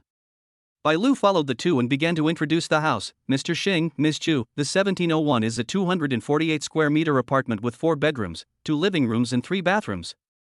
The house is fully furnished and delivered. The kitchen, bathroom, and toilet appliances are all complete. You only need to buy some furniture and you can move in. Xing Jinquan nodded and said, "Yes, I have already understood it before." We were about to sign the contract, but unexpectedly, young Master Qin got there first and bought the entire building. Ah, really? That's quite a coincidence. Mr. Xing is very familiar with Mr. Qin? Bai Lu asked curiously. Xing Jinquan smiled and nodded, "Well, it's okay. The cars that young Master Qin parked in the garage were bought from my car dealership, and his girlfriend is also an employee of my car dealership." Bai Lu's heart was moved. It turned out that Su Qian was a car salesman. So, Mr. Qin and Su Qian met because of buying cars? They fell in love at first sight? And then Mr. Qin bought so many cars? She speculated in her heart, thinking that this story was too romantic. After a pause, Bai Lu continued with a hint of envy and emotion in her tone, "Well, it's really fate." Xu Muyun walked around the rooms, then slowly walked to the floor-to-ceiling window in the living room, looked at the Shenjiangwan Bridge, and nodded with satisfaction. Xing Jinquan came forward and said, "How is it? Do you like it? According to your requirements, the area is not too big or too small, and the view is good. You can directly see Xinjiang Bay." "Well, it's okay, so-so," Xu Muyun said, looking at Bai Lu, and continued, "I didn't see many people on the way here. How is the occupancy rate of this community and this building?" Bai Lu heard this and looked at Xing Jinquan. Xing Jinquan smiled and stepped forward to explain, "Muyun, actually, this building belongs to young Master Qin. Now, only young Master Qin and his girlfriend Su Qian live in this building. It's very quiet." Bai Lu also said, "Yes, Miss Chu, you don't need to worry about this. The people who live in our community are all high net worth people, and their quality is pretty good. Moreover, our community has very good sound insulation. There are only 2 households in a unit on the 17th floor, and there is an elevator in the middle, so you can't hear any noise. In addition, on the 18th floor and above, only Mr. Qin and his girlfriend live there. What about downstairs?" Xu Muyun's voice was still cold, but there was a hint of subtle curiosity in his tone. Bai Lu patiently explained, "Mr. Qin has already handed over the floors below the 18th floor to our property management company for leasing and sales. We have just posted the leasing and sales information, and it has not yet been officially leased and sold." Xing Jinquan was immediately interested when he heard this. There was a hint of joking and teasing in his tone, obviously testing Xu Muyun's reaction. "Manager Bai, what is the price of 1702 now? Muyun, how about I buy another one and we can live next door to each other?" Xu Muyun rolled his eyes at Xing Jinquan and warned him, "If you live across from me, I won't want this house anymore." "Ah, just a joke," Xing Jinquan said, and while Xu Muyun was not paying attention, he winked at Bai Lu, indicating that he would talk to her in detail later. Then, he continued to ask, "So, is this set okay?" Xu Muyun nodded and said, "Okay. Let's use this one." "Okay, Miss Chu, here are the keys to the house. Mr. Qin has instructed that the transfer procedures for 1701 will be handled by our property company. I will notify you when Mr. Qin returns from his hometown. Do you think it would be convenient for you to leave a phone number or add WeChat?" Bai Lu asked with a professional smile on her face. Xu Muyun shrugged and said, "Sorry, I just came back from abroad today. I haven't had time to get a mobile phone number yet. My WeChat ID is also from abroad. I'll leave you a phone number first. When I get a new mobile phone card later, I'll add you." "That's fine." Then, Bai Lu took out her business card and handed it to Xu Muyun respectfully. While seeing Bai Lu off, Xing Jinquan pointed to room 1702 opposite and made a phone call gesture to Bai Lu. Bai Lu nodded in understanding and made an OK gesture, and then Xing Jinquan closed the door. Xing Jinquan walked to Xu Muyun's side, intending to put his hand on her shoulder in a relaxed manner, but Xu Muyun quickly raised her hand to block him. Her voice was as cold as ice, with an inviolable warning, "Xing Jinquan, please be respectful. Our relationship is not yet at the level where we can touch each other casually." Xing Jinquan's hand stopped in the air awkwardly, then he smiled awkwardly and put his hands behind his back, trying to ease the sudden awkward atmosphere. "Ha, Muyun, we haven't seen each other for so long, why are you still so distant? Are we really so unfamiliar with each other?" Xu Muyun's expression was still indifferent. She responded mercilessly, "Don't give me that. I just agreed to come back to help you run the Feilong Supercar Club, but this does not mean that I have become your girlfriend. Don't think that giving me a house will make me change my mind. Xing Jinkuan laughed when he heard this, trying to dispel Chu Muyun's worries. Ha, Muyun, you worry too much. This house is just a gift from me to you, and it has no other meaning. Well, it's still early, why don't I accompany you to go furniture shopping? By the way, I can also help you get a mobile phone card? Chu Muyun refused without hesitation. No, my sister will come to pick me up later, you just go back to where you came from. Hearing this, Xing Jinkuan's eyes flashed with curiosity and surprise. Your sister? When did you have a sister again? How come I never knew about it? Chu Muyun replied briefly, cousin, my second uncle's child. Xing Jinkuan's eyes flashed with doubt, and he asked tentatively, your second uncle? Chu Weigua? Chu Weigua's daughter? Chu Muyun frowned slightly, obviously dissatisfied with Xing Jinkuan calling her second uncle's name directly. Hey, you can call my second uncle's name directly? Xing Jinkuan quickly apologized. Oh, sorry. Your cousin, isn't that the second young lady of the Chutian group? Chu Muyun nodded, with a hint of warning in his tone. Yes, that's right. What's the matter? Could it be that you have some evil thoughts about her again? Xing Jinkuan waved his hands repeatedly, indicating that he didn't dare. Then I don't dare. Who would dare to have any thoughts about the second young lady of the Chutian group, will not be skinned alive by Mr. Chu? Seeing that he was sensible, Chu Muyun urged him to leave. You are sensible. Okay, she will be here soon, you should leave quickly. However, Xing Jinkuan did not mean to leave immediately. Instead, he became even more curious. Why should I leave in a hurry? I also want to see the elegance of the eldest daughter of the Chutian group. Otherwise, tell me, is your cousin as pretty as you? Chu Muyun's lips curled up with a playful smile, and she warned Xing Jinkuan not to have any illusions about Chu Mushua. Let me tell you this, my cousin has a colder temper than me. Xing Jinkuan was obviously a little unconvinced. Is this true? Even colder than you? Is he still a human being? Chu Muyun glared at him and explained, hey, how can you talk like that? I'm just cold in front of people I don't know. She's different. Her coldness is natural and she treats everyone the same. Hearing this, Xing Jinkuan became even more curious. Then I have to wait for her even longer. Chu Muyun spread his hands helplessly. It's up to you, if you want to wait here, just wait. Oh, by the way, where did that young Master Qin you mentioned come from? How could he buy this building? Does he have money to burn?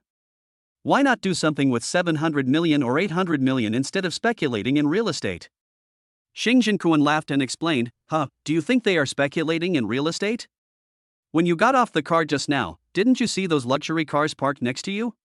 Chu Muyun recalled and nodded. I saw it. Why, you are not going to tell me that those luxury cars also belong to that young Master Qin? Xing Jinkuan snapped his fingers proudly. Bingo, you got it right. Those cars are indeed young Master Qin's. Young Master Qin bought them at my car dealership the day before yesterday. All the cars in my dealership worth more than 20 million yuan were bought by young Master Qin. In addition to those, young Master Qin also spent billions to order 5 global limited edition luxury cars. In just a few hours, he spent 3.7 billion at my dealership. Chu Muyun heard this and a trace of shock flashed in his eyes. How much? 3.7 billion? Just to buy a car? Xing Jinkuan laughed triumphantly. Are you shocked? This young Master Qin's strength is not to be underestimated. Chu Muyun nodded in agreement. Well, who is this young Master Qin? Xing Jinkuan shook his head and said that he was still investigating. I am not sure either. I am still investigating. However, he is now a member of the Phylon Supercar Club. We can slowly get to know him by his background. Chu Muyun reminded, well, don't let that young Master Qin find out that you are investigating him. Rich people like these value personal privacy the most. I understand. Xing Jinkuan said, and continued, come on, I will also help you to buy some furniture later. Chapter 73 Withdrawal of 20 million. At 9 o'clock in the morning, Qin also arrived at the Beijing South branch of China Merchants Bank. However, his cell phone was in silent mode all the way, so Qin naturally did not notice the concern of the eldest brother Wang Tingfei and the third brother Xin Mingyuan. The bank had just opened for business and there were not many people in the lobby. The lobby manager of the bank was chatting with the security guard on duty. When he saw the Rolls-Royce Cullinan with the license plate of Magic D.99999 stopped in front of their bank, he immediately straightened his blue and white shirt and stood up respectfully. Even the security guard on duty at the door adjusted his hat. Soon, they saw a handsome young man wearing an Armani suit and a Rolex watch getting out of the car from the driver's seat. Sheeny glanced in the direction of the bank entrance, pressed the car key and locked the car door without looking back, then walked up the stairs in 2 or 3 steps. Just as he was about to enter the bank, the lobby manager came up to him and said enthusiastically, "Hello, sir. I am the lobby manager Han Lu. What business do you need?" Sheeny glanced at the nameplate on the bank lobby manager's chest, and then said calmly, "I'll withdraw money." "Oh, okay, sir. How much do you want to withdraw?" "Amounts under 20,000 can be withdrawn at an independent ATM, which is faster," Han Lu introduced enthusiastically. 20 million or so." Sheeny originally wanted to say 15 million, but after thinking about it, he decided to round it up to a round number. 20 million? Han Lu was stunned when he heard that Sheeny wanted to withdraw so much money, and hurriedly confirmed again, "Sir, are you sure you want to withdraw 20 million? Sheeny nodded and said, "Yes, it is 20 million, and it needs to be done quickly. I need it urgently." It's like this, sir. The bank has regulations that cash withdrawals over 50,000 yuan must be booked 1 day in advance." "Excuse me, did you make an appointment before?" the lobby manager explained apologetically.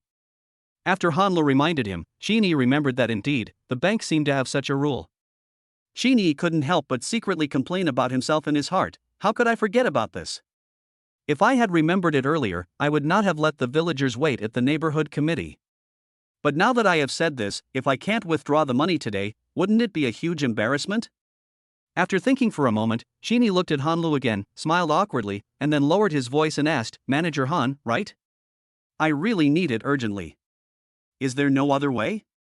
Han Lu paused for a moment, and finally, considering Sheeny's car and his outfit, he continued, "Well, let me ask the leader of our branch for you." "Okay, thank you very much." Sheeny thanked. Afterwards, the lobby manager ran to report the situation to his superior. Sheeny paced back and forth in the bank, looking a little bored. After waiting for a while, a middle-aged man with a big belly, black leather shoes, gray trousers, a white short-sleeved shirt, and a shiny back hair, hurried out of the elevator. Han Lu, the lobby manager, followed closely behind him and ran to Sheeny in 2 quick steps, introducing him, "This is President Su of our branch." Then Han Lu introduced him to President Su. "President Su, this gentleman needs to withdraw 20 million in cash for urgent use. What do you think, President Su?" President Su smiled and extended his hand to Sheeny, who also extended his hand to shake hands. President Su briefly looked at Sheeny's clothes and also noticed the diamond-studded Rolex watch on Sheeny's wrist. His smile became even more intense and he said politely, "This gentleman looks unfamiliar. What's your name?" Sheeny didn't want to be too polite. There were still many things to do today, and the villagers were waiting, so he continued to ask directly, "President Su, can I take the 20 million cash today?" President Su was slightly startled, then laughed and said, "Don't worry, Mr. Chin. You see, 20 million in cash is too much, and the lobby is not a place to talk. Please move to the VIP room, and let's sit down and talk in detail." Then, President Su looked at the lobby manager Han Lu and ordered, "Xiao Han, go and make Mr. Chin a cup of tea and bring it in." Sheeny was helpless, but there was nothing he could do. He had to follow the host's wishes and follow President Su into the VIP room on the side. As soon as the two sat down, the lobby manager Han Lu came in with 2 cups of tea. "Mr. Chin, please have some tea."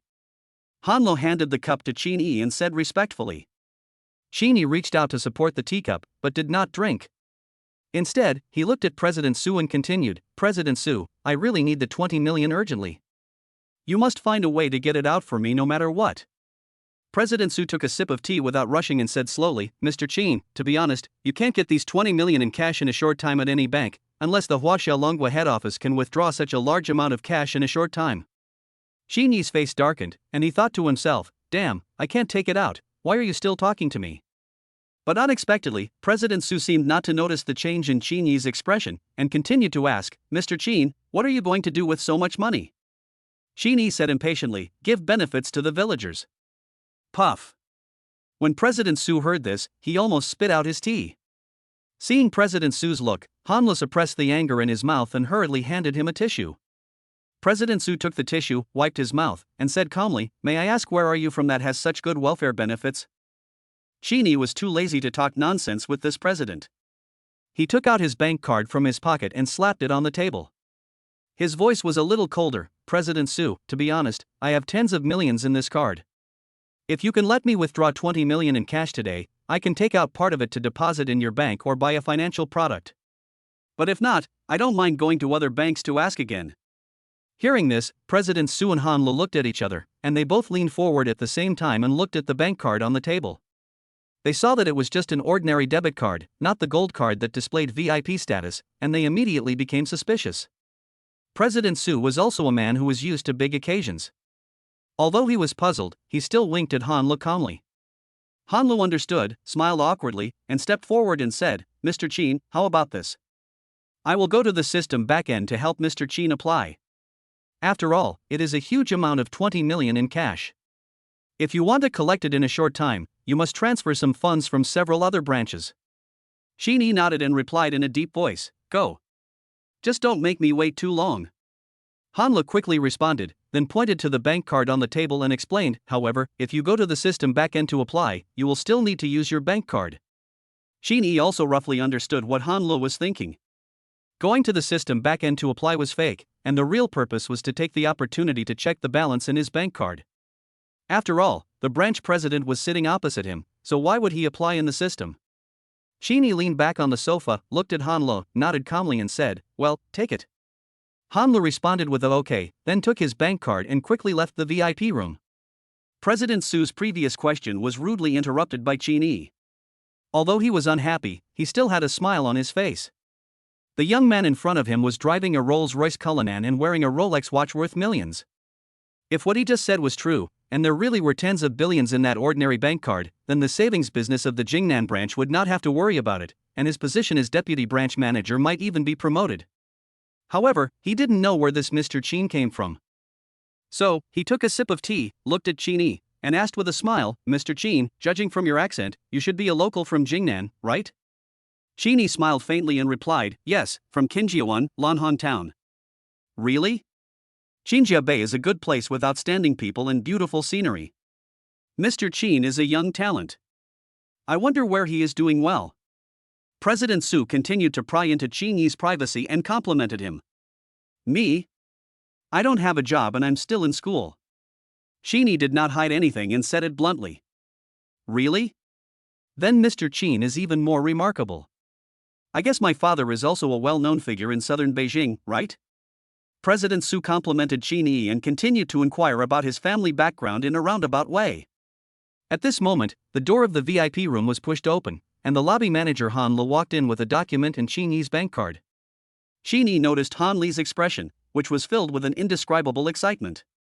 He just glanced at President Su, then handed the document to him and said seriously, "President Su, I need your signature." After that, he looked at Qin again and said respectfully, "Mr. Qin, I have submitted the application. I believe there will be news soon. Please wait a little longer."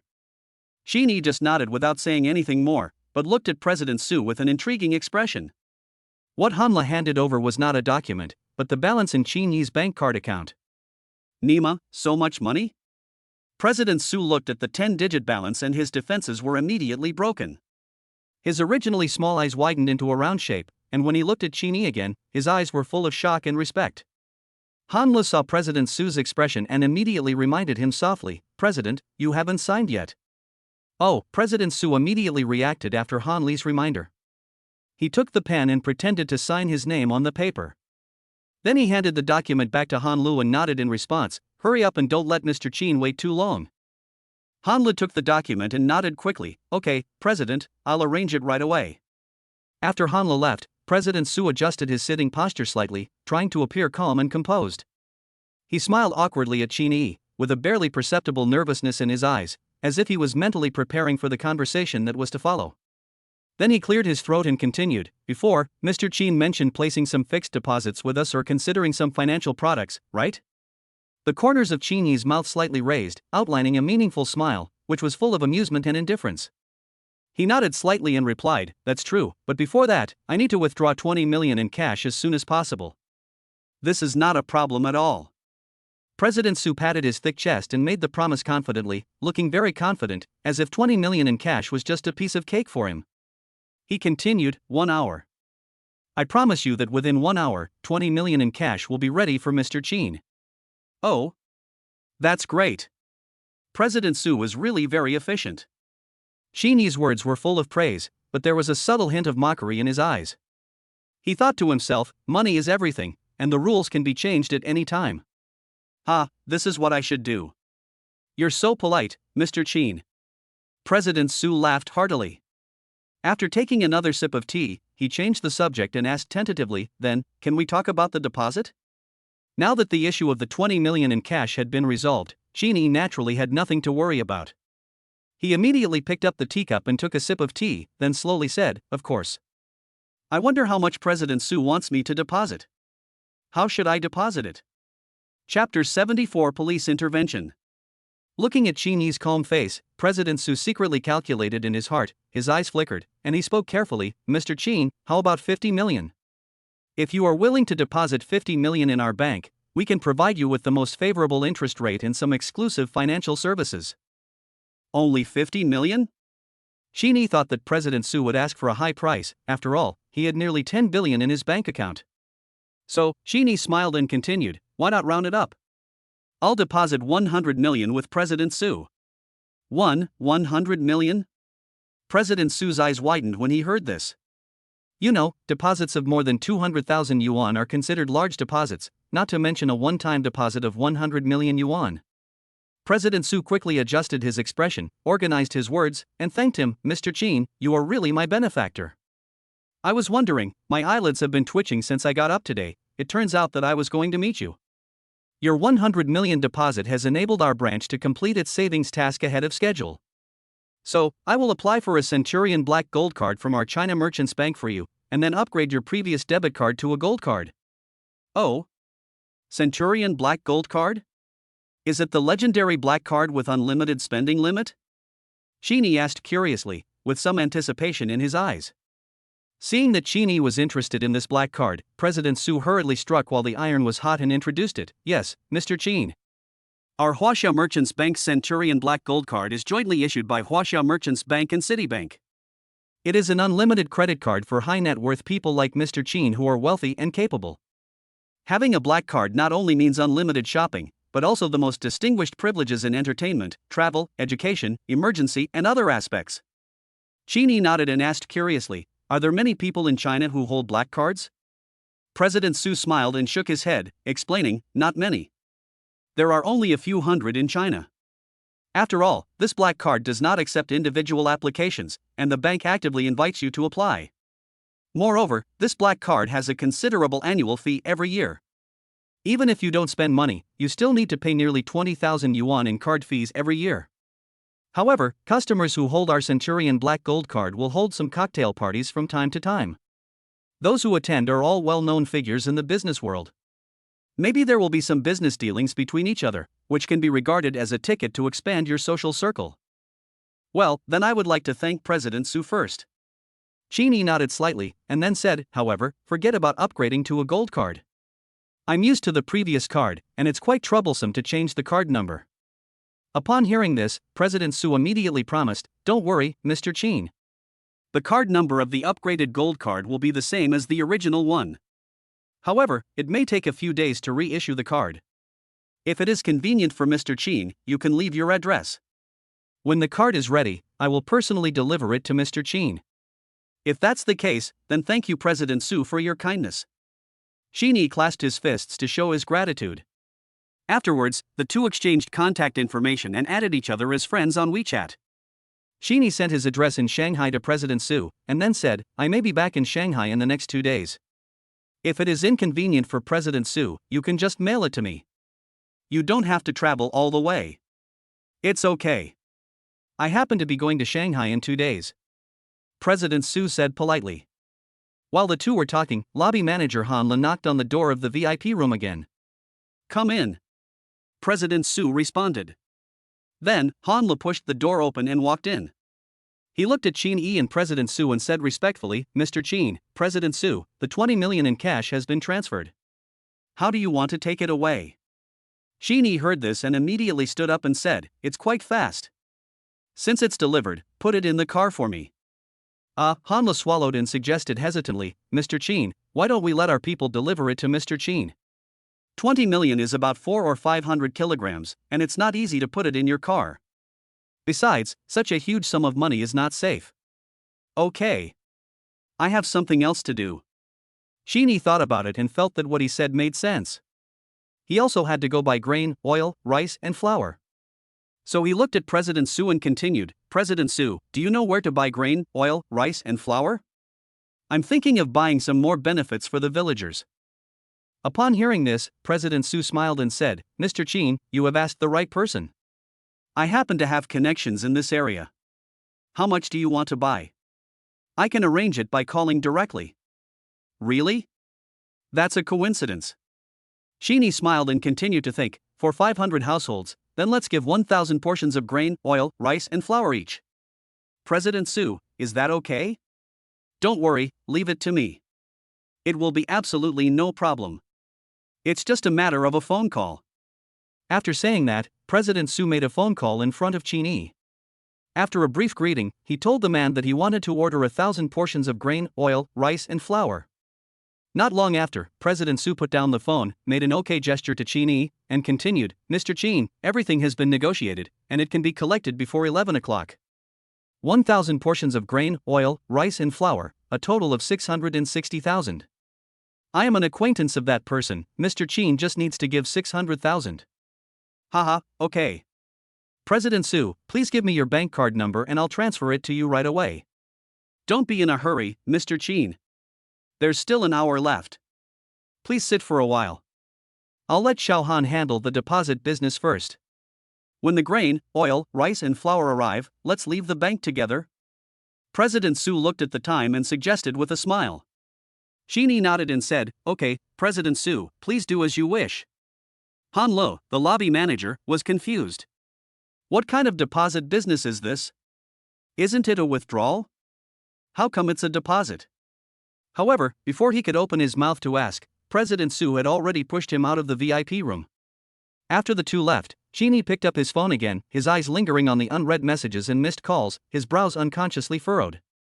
The conflict with Chun Hu this morning has become a hot topic? He muttered to himself, and with a tap of his finger, he opened the Magic Sound short video link sent by the dormitory leader Wang Tingfei and the third brother Xin Mingyuan. Looking at his own figure in the video, Sheeny knew that this must have been secretly recorded by those little guys on the roof. He copied the link and opened the Mayan app. The video instantly appeared before his eyes. The 5 million views, tens of thousands of reposts, and hundreds of thousands of comments made Sheeny secretly gasp in amazement. He thought to himself, "Am I going to become an internet celebrity?" Thinking of this, Sheeny couldn't help but curl up the corners of his mouth with a wry smile. At the same time, 200 to 300 villagers had already gathered in the small square in front of the Kinjiawan village committee. They were standing or sitting, talking, and seemed a little impatient. "Old Chin, Xiaoyi asked us all to come here and wait. How long do we have to wait? Why don't you give him a call and ask?" A middle-aged man standing next to Qin Jianya complained, rubbing the corners of his clothes anxiously. "Yes, Lao Qin, you should give Xiaoyi a call. It's no use just waiting like this, as we still have work to do in the fields." An elderly man also agreed, frowning and looking a little anxious. Qin Jianya smiled, took out his cell phone from his pocket, and said, Okay, don't worry, I'll call and ask." He was just about to dial when suddenly a burst of urgent sirens pierced the sky and a police car with a Jingnan license plate came roaring with lights flashing. Everyone's attention was instantly drawn to the police car, which stopped steadily. For a uniformed policeman got out of the car, and the secretary of the village committee parted the crowd and went to greet them. "Hello, comrades. I am the village party secretary. What are you doing?" The party secretary looked at the four police officers with a smile and asked curiously. The leading policeman saluted the branch secretary, showed his ID, and said, "Hello, we are from the Lanhong Town Police Station. We received a report that a fight broke out in your Kinjiawan village this morning, and we are here to learn more about the situation." The secretary of the branch certainly knew what the police meant by fighting, but he still pretended to be confused. Who knew what the police were going to do to Qin Yi? Qin Yi was such a good kid, and he was also giving welfare to the villagers. If he was taken away by the police, wouldn't the money Qin Yi promised be gone? Fight? Who?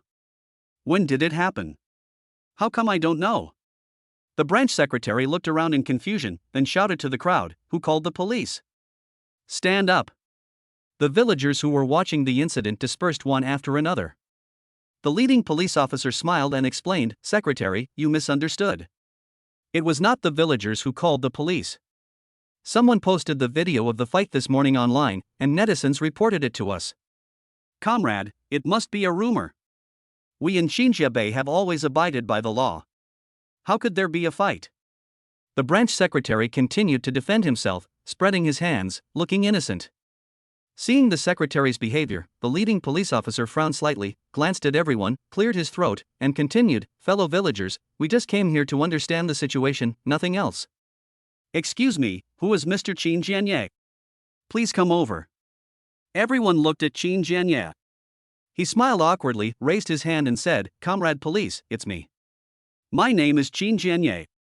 Afterwards, Qin Jianye pushed his way through the crowd and walked up to the policeman. The policeman shook hands with him first, then took out his phone, opened the video, looked at Qin Jianye and asked, "Mr. Qin, is this video of your home?" Qin Jianye glanced at the video and nodded in response, "Yes, that's right, it's my home." "So what is the situation here? Can you tell us in detail? This video is very popular on the internet now. If our police do not give an explanation, it may have a very bad negative impact on the public security environment in Jingnan City," the police said seriously. Qin Jianye frowned when he heard this, and after thinking for a moment, he said, "Well, okay. Then why don't we go home and talk about it?" "That's great, Mr. Qin is a man of justice," the policeman praised. But at this moment, the secretary from before stood in front of Qin Jianye, grabbed Qin Jianye's arm, winked at him, and reminded him, "Old Qin, how about we wait for Xiaoyi to come back, and then you can take the police comrades over?" "Secretary, don't worry. The police have already said that they are just here to understand the situation. Besides, we are victims. How can victims be afraid of the police?" After saying that, Qin Jianye clasped his fists towards the villagers and said loudly, "Fellow villagers, I will take the police to understand the situation. Please wait a moment, Xiaoyi should be back soon." After saying that, Qin Jianye led the way and led the 4 policemen towards his own courtyard. After the police went away, an old man in the crowd suddenly picked up the broom standing against the wall and shouted angrily, "It must be that little bastard of mine making the evil sound again. I've told him many times not to make it, but he just won't listen. I'm going to beat him to death this time." He waved the broom as he spoke, as if the disobedient grandson was right in front of him. "Hey, old Zhang, be gentle, he's your own grandson." The onlookers laughed and made a noise, making way for old Zhang, with a hint of mockery and sympathy in their eyes. At this time, Qin Jianye led 4 policemen into the courtyard. Wu Xiuhua, who was packing up in the main house, frowned when she heard the noise. She put down the work in her hands, walked quickly to the door, and asked nervously, "Honey, what's going on? What happened?" She looked at the policeman who came in, and her hands unconsciously twisted together, revealing her inner anxiety. "It's okay, Auntie. You are busy. We just come here to ask some questions," the leading policeman explained with a smile and gentle eyes, trying to ease Wu Xiuhua's nervousness. Qin Jianye also nodded to Wu Xiuhua at the right time, indicating that it was nothing serious and asking her to rest assured. Wu Xiuhua then felt relieved and quickly moved 4 stools and let the few people into the main house. "Please sit down. What would you like to drink? I'll pour it for you." As she spoke, she turned and walked towards the kitchen, her steps a little hurried. "No need to bother, we'll just find out what's going on and leave." After the leading policeman finished speaking, he sat down on a chair and looked at Qin Jianye. His tone became slightly more serious, and he continued to ask, "Mr. Qin, do you know those people in the video?" Qin Jianye nodded, but then shook his head and responded, "I know the leader, his name is Chen Hu, and he is the boss of the underground bank in southern Beijing. I don't know the men he brought with him. The one who was beaten up is my son, Qin Yi." As Qin Jianye was talking, another policeman beside him was recording carefully in a small notebook, while the other 2 policemen were comparing the videos on their phones and taking photos in the yard. Occasionally, they would squat down to check the bloodstains left by Chen Hu that morning. "Then why did Chen Hu bring people to your house? Do you have a grudge against him?" the leading police officer continued to ask, his tone revealing a sense of inquiry and confusion. Qin Jianye smiled awkwardly, then nodded and said, "Well, I owed him some money from my business before. My son came back last night, and I wanted to call him today to talk about paying him back. Unexpectedly, before I could call, he had already barged in with that group of people." Qin Jianye told the police the whole story in detail without any exaggeration. At the same time, at the Jingnan People's Hospital, a police car drove in with sirens blaring and lights flashing. The car stopped and 4 policemen walked hurriedly into the emergency building. Chapter 75, Chen Hu's misfortunes never come alone. At this time, Chen Hu was wearing a hospital gown, his broken arm was wrapped in a thick plaster, and an 4 bottle was hanging on the other hand. His face was covered with scratches and bruises, and his lips were unhealthily pale, obviously a sign of excessive blood loss. He was half lying on the bed in the ward, his eyes were filled with resentment and anger. Several younger brothers beside him were also standing by with bruised faces and noses, including the yellow-haired man whose fingers were broken by Qin Yi. The yellow-haired man's fingers were wrapped in thick bandages and were sticking up high, looking particularly awkward.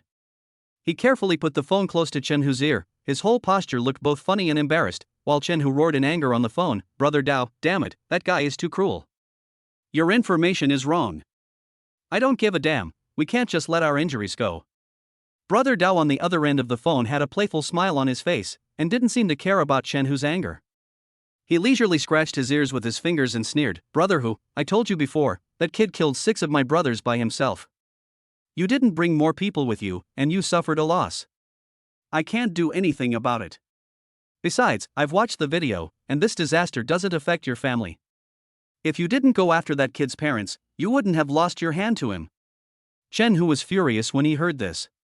He sat up suddenly, ignoring the pain in his plaster arm, and threatened viciously, "Okay. You said so, right? Good. If this matter cannot be resolved, don't let your people come to Jingnan in the future. Otherwise, I will do it every time I see you." When Chen Hu said this, his eyes were fierce, as if he wanted to eat Brother Dao on the phone alive. Brother Dao sneered twice and continued, "Okay, don't be angry, Brother Hu. Harmony brings wealth, and I didn't say I don't care about this matter. Don't worry, I will definitely deal with that kid, but not now. You have seen the boy's skills, and ordinary people can't do anything to him. If I want to deal with him, don't I have to be prepared?" However, before Chen Hu could respond, the door of the ward was pushed open from the outside. 4 uniformed policemen walked in. They walked with steady steps and sharp eyes. As soon as they entered the door, they went straight towards Chen Hu. Seeing this, Chen Hu's eyes flashed with panic and uneasiness, and he immediately responded in a low voice, "The police are here, let's not talk about it for now, I'll contact you later." After saying that, he signaled the yellow-haired man to hang up the phone, and at the same time he lay back on the bed, trying his best to act as if nothing had happened. The leading policeman walked to the bedside, looked at Chen Hu with his arm in a cast, saluted, and showed his ID. After that, he asked directly, "Are you Chen Hu? This morning, did you lead a group of people to Qinjiawan village and have a conflict with someone at the home of a man named Qin?" Chen Hu's business is shady. Although he has backers, he is unwilling to have anything to do with the police. So, he started to act like a rogue, his eyes flickering, trying to avoid the police's gaze. "Sir, you have to have evidence when you speak. Don't dare to say anything without evidence. Chen Hu, stop playing dumb with me. Without evidence, would we come after you? I warn you, you'd better tell the truth." The leading police officer suddenly looked stern and said angrily. He immediately took out his phone and opened the video to show Chen Hu. "Watch it for yourself. Watch it carefully." Chen Hu frowned, a trace of panic flashed in his eyes, but only for a moment, and then he continued to lie calmly, "Sir, look at how badly we are injured, but that guy is not hurt at all. You should go find him, we just went to collect a debt, but I didn't expect that guy to attack. Look how he pinched the fingers of my employee." As he spoke, he raised his chin towards the yellow-haired man. The yellow-haired man understood and immediately looked in great pain, groaning and saying to the police, "Uncle Police, you see, my finger is a comminuted fracture. The doctor said that even if it heals, it won't be as flexible as a normal finger. That guy has to be responsible." As he spoke, he deliberately shook the injured finger.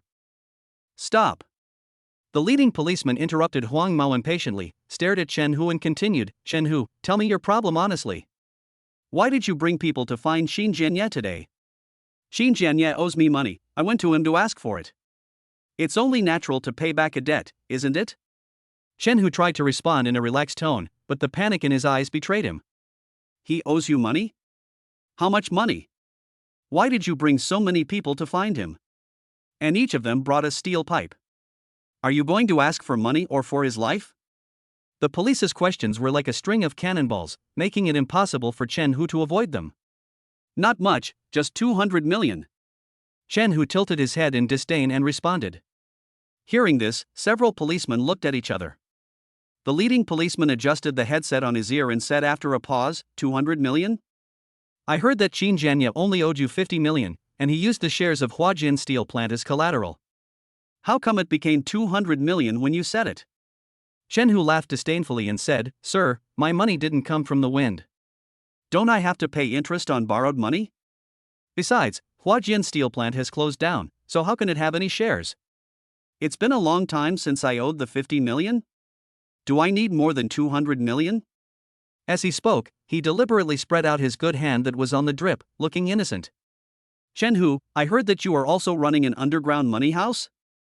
Lending money at high interest rates, the leading police officer continued to ask. Sir, you can eat whatever you want, but you can't say whatever you want. I'm doing legal business and I have a business license.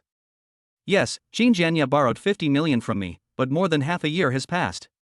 The interest plus late payment fee is reasonable, right? Bank credit cards also have late payment fees for overdue payments. Is there a problem with us charging some late payment fees for private lending? Chen Hu continued to quibble, but his eyes flickered. The leading police officer adjusted his headset again, and after a moment, he said in a deep voice, Okay, since you don't take the initiative to cooperate and explain the problem, then come back to the police station with us and talk about it.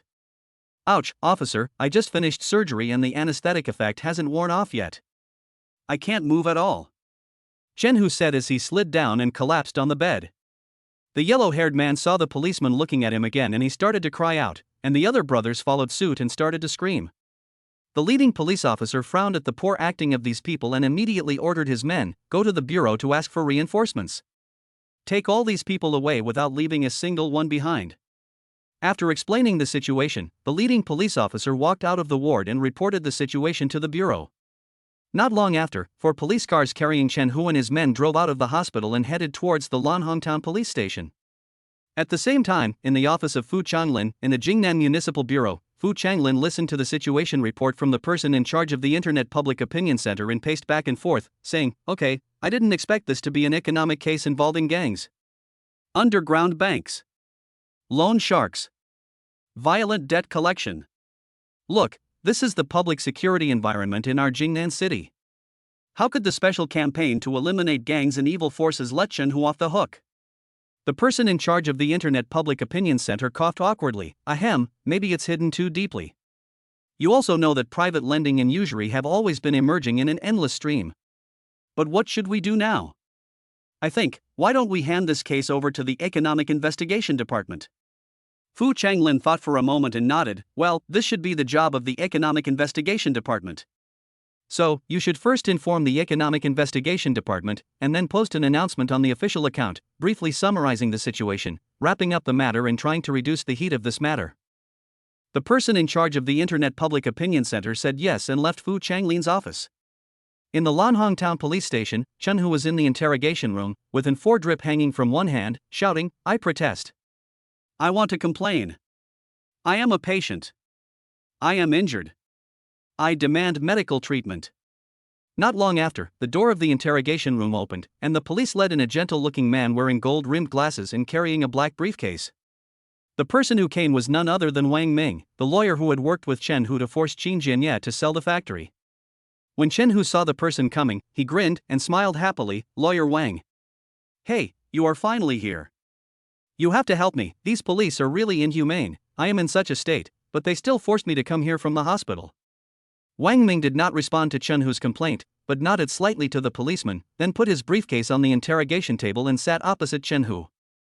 Seeing Chen Hu's miserable appearance, Wang Ming couldn't help but feel a little contemptuous. After the door of the interrogation room was closed, he slowly spoke with a calm face. 3 things. First, the boss is very dissatisfied with what you did today. The land of Huajian Steel has already been acquired. What are you still doing? It's causing trouble. No, Wang Ming looked distressed. He looked at the camera that had stopped working and defended himself in a low voice. Qin Jianye still owes me money. I have to get it back. If you want a debt, you have to pay it. What's the point of taking a steel pipe? Wang Ming glanced at Chen Hu with disdain. Before Chen Hu could continue to explain, he raised his hand to interrupt him, and then continued, All right. You can explain this matter to the boss yourself later. Hearing this, Chen Hu had no choice but to shut up. Wang Ming leaned forward and lowered his voice as well, saying in a serious tone, "Second thing, the police have handed over today's case to the Economic Investigation Department and will soon be looking for clues about underground banks. The boss asked you to clean up the mess quickly and not reveal your tracks. If the police find out anything, you can arrange for your men to take the blame." "Fuck, that damn Qin Jianya, I must kill him." Shen Hu became angry when he heard this and said with gritted teeth, "I'm warning you, don't mess around.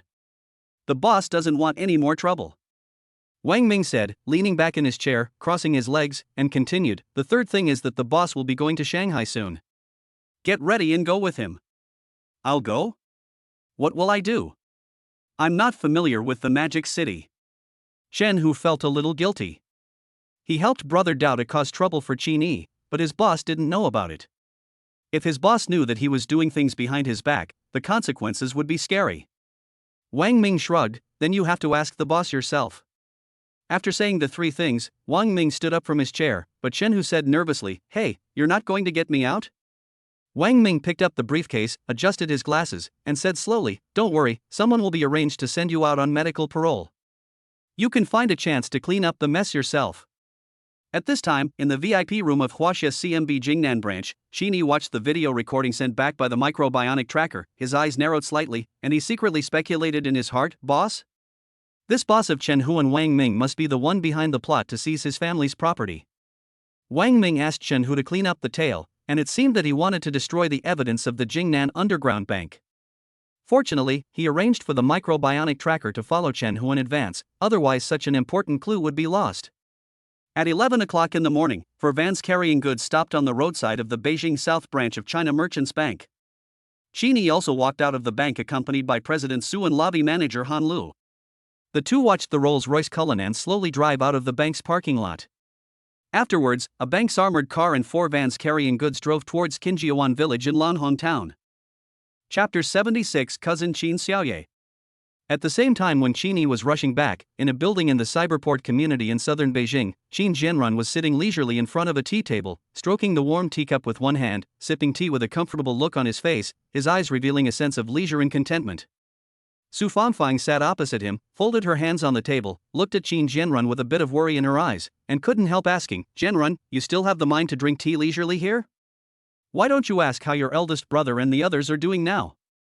Those people look fierce and vicious. I'm afraid your eldest brother and the others will suffer a lot this time." Qin Jianrun smiled faintly when he heard this. He calmly picked up the teapot and made a cup of tea for Su Fangfang with elegant movements. Then he gently put the teapot down and spoke slowly with a bit of teasing in his tone. "What? Are you planning to call Big Brother and pay back the 200 million for them? Or what are you planning to do?" Su Fangfang glared at Qin Jianrun and said unhappily, "Oh, how can we possibly pay them back? Our money didn't come from the wind. Besides, 200 million is not a small sum. How can we pay it back? Tell me how to pay it back?" Qin Jianrun took a sip of tea, a sly look flashed in his eyes, and he continued, "That's right, we can't pay them back, so why call them? It will only add to their troubles. Besides, Qin Yi has already said that he wants to cut off ties with us, and his family will have nothing to do with ours in the future. So, let's not get involved in this mess anymore." Su Fangfang frowned when she heard this, and complained dissatisfiedly, "How can you say it doesn't matter? The house they live in now is also the old house of your Qin family. If it is demolished one day, such a large yard can be worth a lot of money." Qin Jianrun heard this and shook his head helplessly, and smiled bitterly, "Hey, so you care about that old house?" Su Fangfang glared at Qin Jianrun after hearing this, with a bit of dissatisfaction in her tone. "What else? As your own brother, you don't help your brother, so why should I, your sister-in-law, care so much about it? Isn't it for you, for Xiaoye, and for the good of our family?" Seeing this, Qin Jianrun nodded in agreement, with a flattering smile on his face. Yes, my wife is right. But after all, the old house is in the village, and we don't know when the government will demolish it. We don't usually go back, so let Big Brother and his family live there first. Just think of it as helping us look after the old house." Su Fangfang frowned slightly when she heard this, still a little unwilling. "Then let them live like this? After all, half of this old house should be yours." Seeing this, Qin Jianrun sighed helplessly and said, "Oh, that's enough. It's just an old house. Why do you still want to charge them rent? It's only 1,800 yuan a year. Is it that expensive? It won't be good if Xiaoye finds out." Hearing this, Su Fangfang suddenly came to her senses and hurriedly got up to get her phone, a look of anxiety on her face. Qin Jianren secretly laughed when he saw her like this and asked, "What's wrong with you?" Su Fangfang was rummaging through her phone while saying anxiously, "What's wrong? I'll call Xiaoye and tell her not to contact Qin Yi unless necessary. You know that Xiaoye has been sticking to Qin Yi since she was a child. With Qin Yi's current condition, who knows if he will cause trouble to Xiaoye when he returns to Shanghai. I can't let Xiaoye suffer." After saying that, she hurriedly dialed the phone. Qin Jianren shook his head silently, a wry smile appeared on the corner of his mouth, and a hint of helplessness was revealed in his eyes. Soon, the call was connected. Su Fangfang pressed the hands-free button, and a lazy female voice came from the other end of the phone. "Hello, who is this?" "You silly girl, what time is it? Why haven't you woken up yet?" Su Fangfang said angrily, frowning, obviously dissatisfied with her daughter's lifestyle. In an apartment in Shanghai, Qin Xiaoye was wearing a cartoon one-piece pajamas and curled up on a big pink bed. She brought the phone screen closer to her eyes, and when she saw the name on the caller ID, she said impatiently, "Oh, my God, today is the weekend. I worked overtime last night, so what's wrong with sleeping in?" As she spoke, she yawned and stretched. "I've been working overtime." Su Fangfang smiled awkwardly, and her tone became much gentler. "Xiaoye, you just started working, are you tired? Are you adapting well?" Qin Xiaoye turned over, lay on the bed, pressed the pillow under her body, and responded, "Oh, I'm okay." "Mom, what's the matter?" "I'll hang up if it's nothing, I'm still sleepy." As she spoke, she yawned, obviously not interested in her mother's call. "Oh, don't, I have something to do."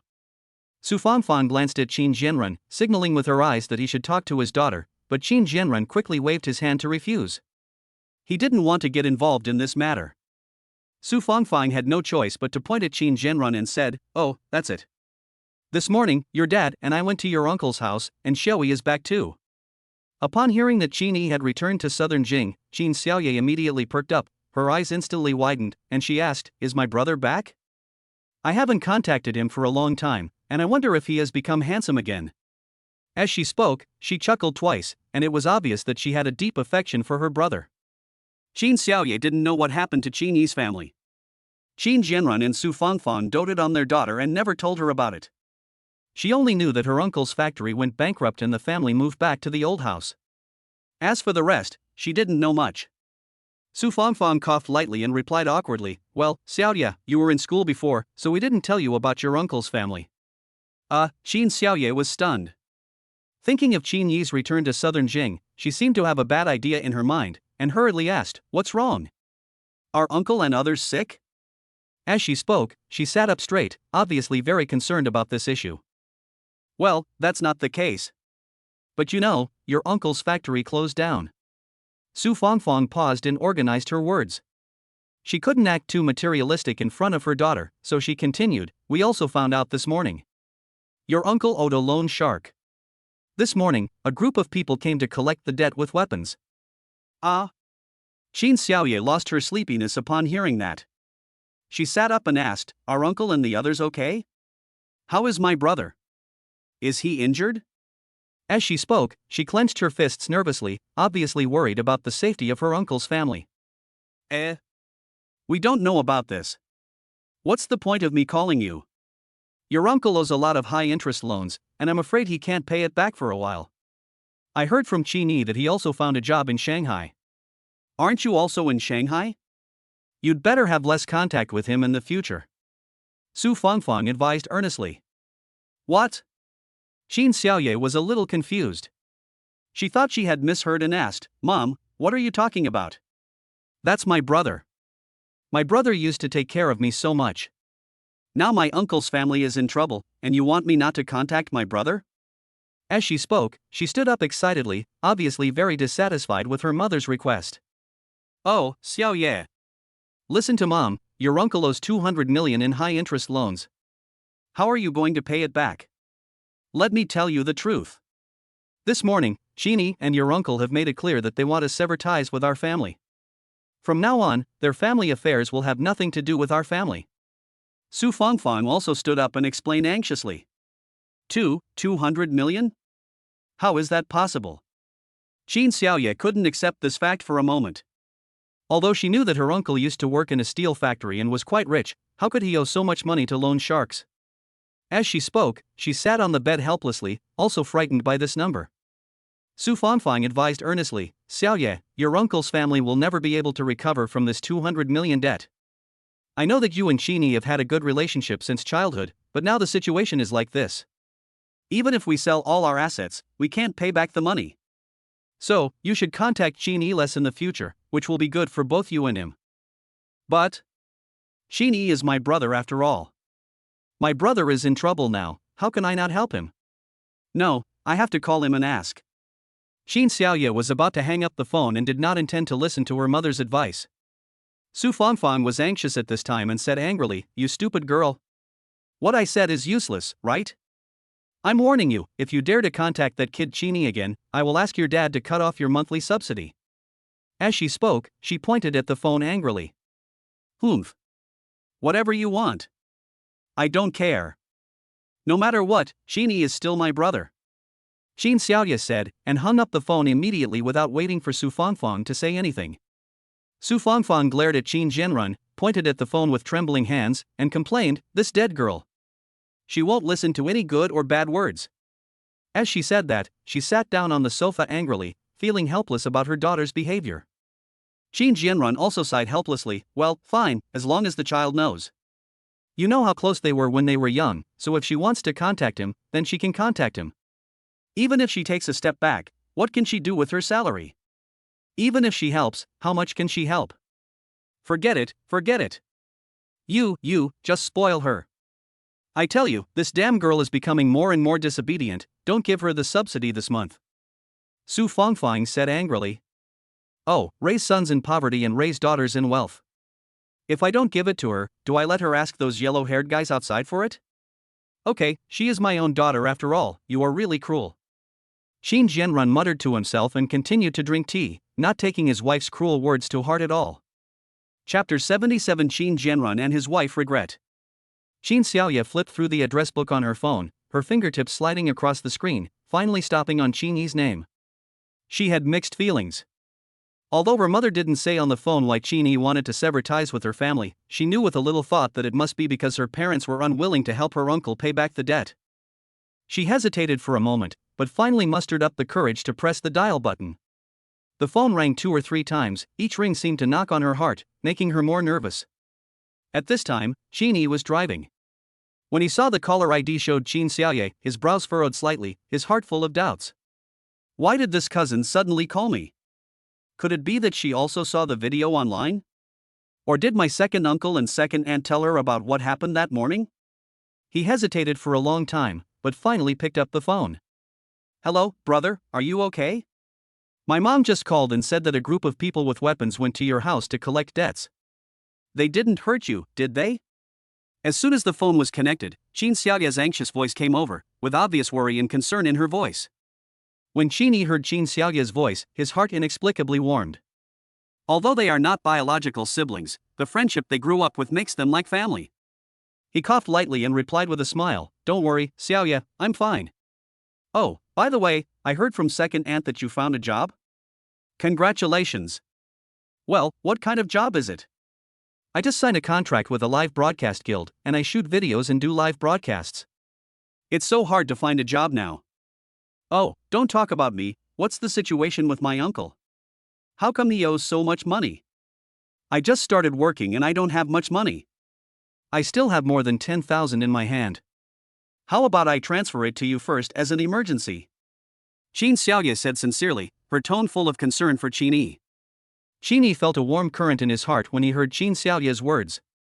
He smiled and replied, No need, Xiaoye. The loan shark issue has been resolved. By the way, I may return to the Magic City in a few days. I will treat you to a meal then. Solved?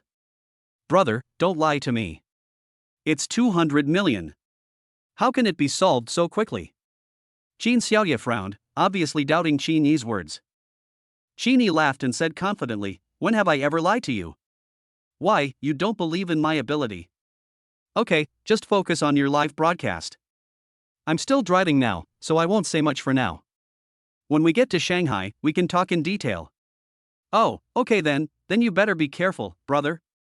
Although Qin Xiaoye was still a little confused, she chose to believe Qin Yi. After hanging up the phone, Qin Xiaoye frowned. At this moment, several messages were sent in the live broadcast Guild's WeChat group. At everyone, anchors, please note that this short video is very popular. We have to learn from it. Especially the male anchors in the guild, don't act like sissy all day long. This afternoon, the guild invited a professional martial arts action instructor to the company for training. Everyone must attend and no leave is allowed. Those who are absent will be treated as absent from work. Received a reply. Received. +1 inch. Qin Xiaoye sighed helplessly, muttering to herself, "What a bummer, weekend, brother." She shook her head helplessly, a trace of fatigue in her eyes, but she still replied received in the WeChat group first, and then clicked on the short video forwarded in the group. The next moment, Qin Xiaoye's eyes gradually changed from disinterest to curiosity, then to surprise, and finally to shock. She sat upright on the bed, as if nailed to the ground. Her eyes were wide open, her mouth unconsciously widened, her voice full of disbelief, her hands nervously grasping the corner of the quilt beside the bed, and she screamed, Isn't this my brother? Isn't this the old house?" Although the video had been processed, Qin Xiaoye could still faintly hear words like 200 million. When she saw the end of the video, when Qin Yi handed his bank card to the gangster and took over several pages of the contract, her expression became more solemn. At this moment, she really believed what Qin Yi said on the phone. Qin Xiaoye immediately called her mother Su Fangfang without having time to think about it. The call was quickly connected, and before Su Fangfang could speak, Qin Xiaoye said anxiously, "Mom, I just contacted my brother, and he said that Uncle's loan sharking has been resolved." "What did you say?" Su Fangfang looked at Qin Jianrun, who was fiddling with tea sets, in disbelief. Upon hearing this, Qin Jianrun also looked over curiously and gently put down the tea set in his hand, making a slight sound.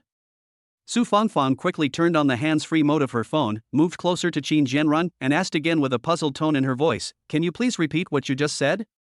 Qin Xiaoye said excitedly, "I just contacted brother Qin Yi. He said that the loan sharking debt owed by uncle has been settled." Upon hearing this, Qin Jianrun stood up abruptly. The purple clay teacup in his hand slipped and fell to the ground due to his movement, breaking on the tea table with a crisp sound. He widened his eyes and said in disbelief, How is this possible? That's a loan shark worth 200 million yuan. How can he, a wage earner, pay it back? I didn't believe it at first, Mom and Dad. Wait a minute, I'll send you a video and then you'll believe it. Qin Xiaoye said, and then she operated on her mobile phone and forwarded the short video to Su Fangfang's WeChat. Soon, the sound of a video playing came from Qin Xiaoye's phone. When the video was almost over, Qin Xiaoye spoke again with a hint of smile in her voice, "Mom and Dad, do you believe it this time? My brother is really amazing, handsome, good at kung fu, and can make so much money. When my brother returns to Shanghai, I will go to work for him."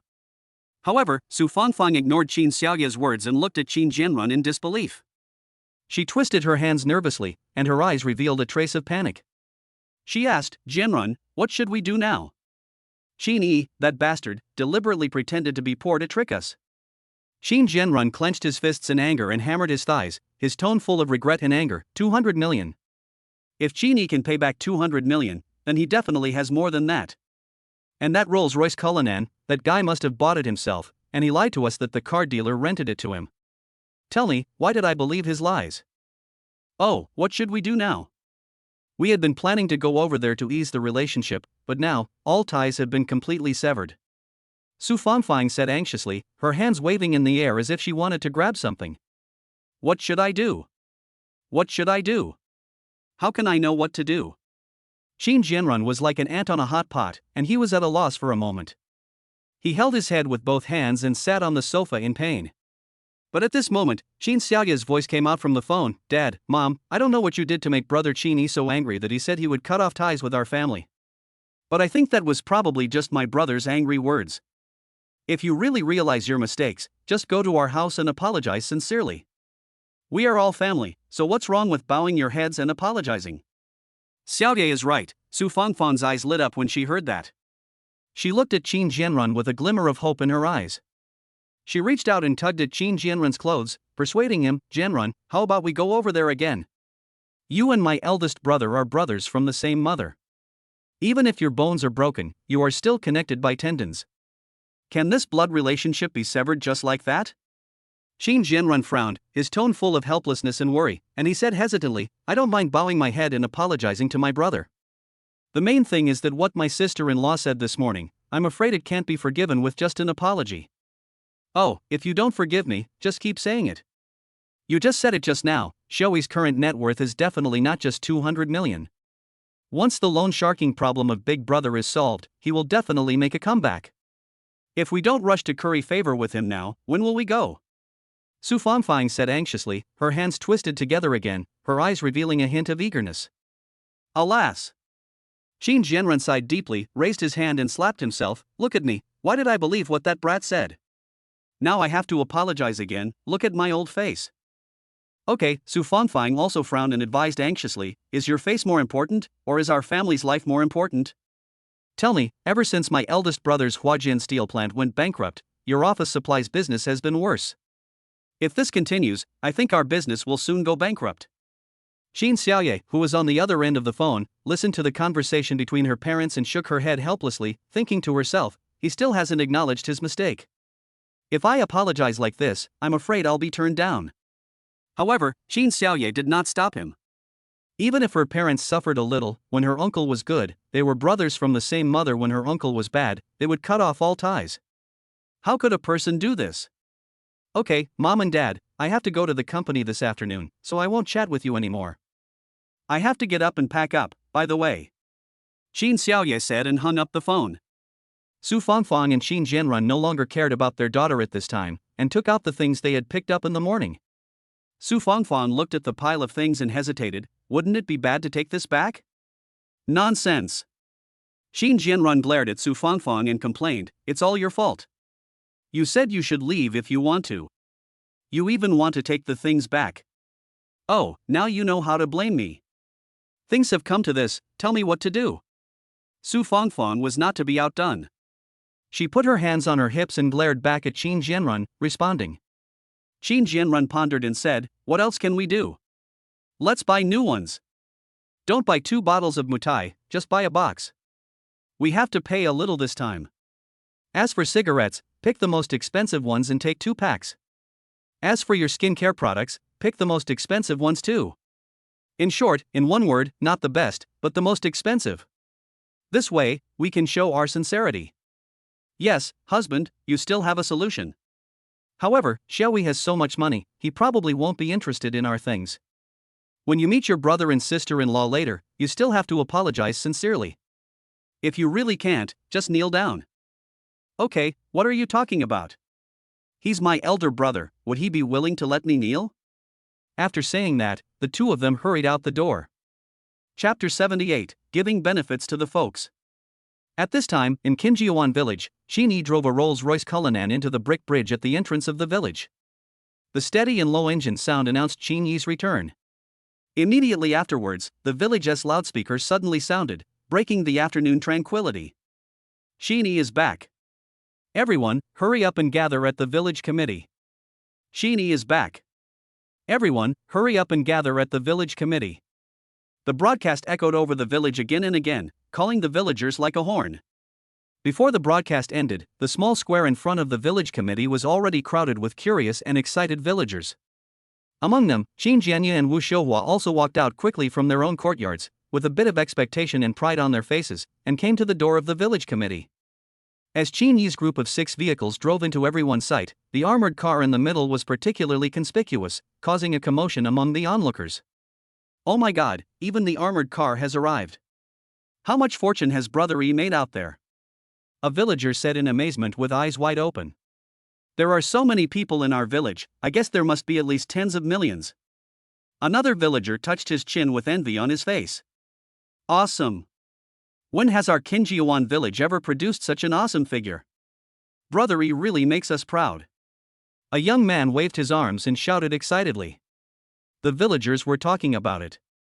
Qin Jianye couldn't help but raise his lips as he listened to their discussions. He nodded secretly and thought, good boy. You are worthy of being my son, Qin Jianye.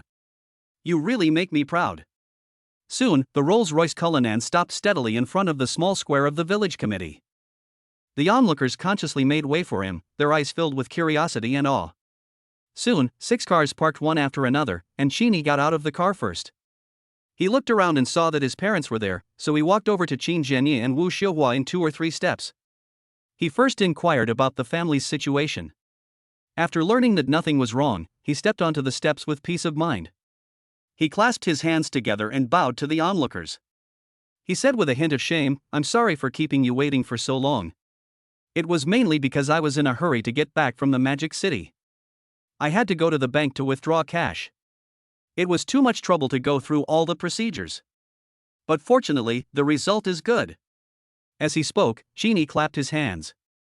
Soon after, 4 cargo vans and the armored car opened their doors at the same time, revealing stacks of brand new banknotes. Seeing the pile of cash in the armored car that was almost as high as a refrigerator, the onlookers suddenly exclaimed. Some people widened their eyes, some covered their mouths, and some jumped up excitedly. Woo! Oh my god, so much money! They had never seen so much cash before and were all dumbfounded. Then, Qin Yi's voice sounded again, with some firmness and emotion, as the old saying goes, when you are poor, you should never forget your gratitude. When you are rich, you should never forget your roots. Over the past 6 months, the villagers have been very kind to our Qin family. I, Qin Yi, am not talented, but I am lucky.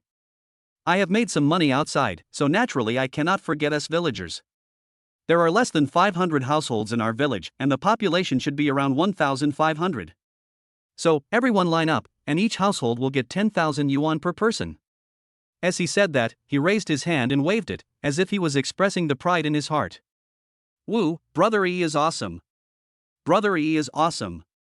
Some young people cheered, their eyes full of excitement and admiration, and the older villagers also had smiles on their faces.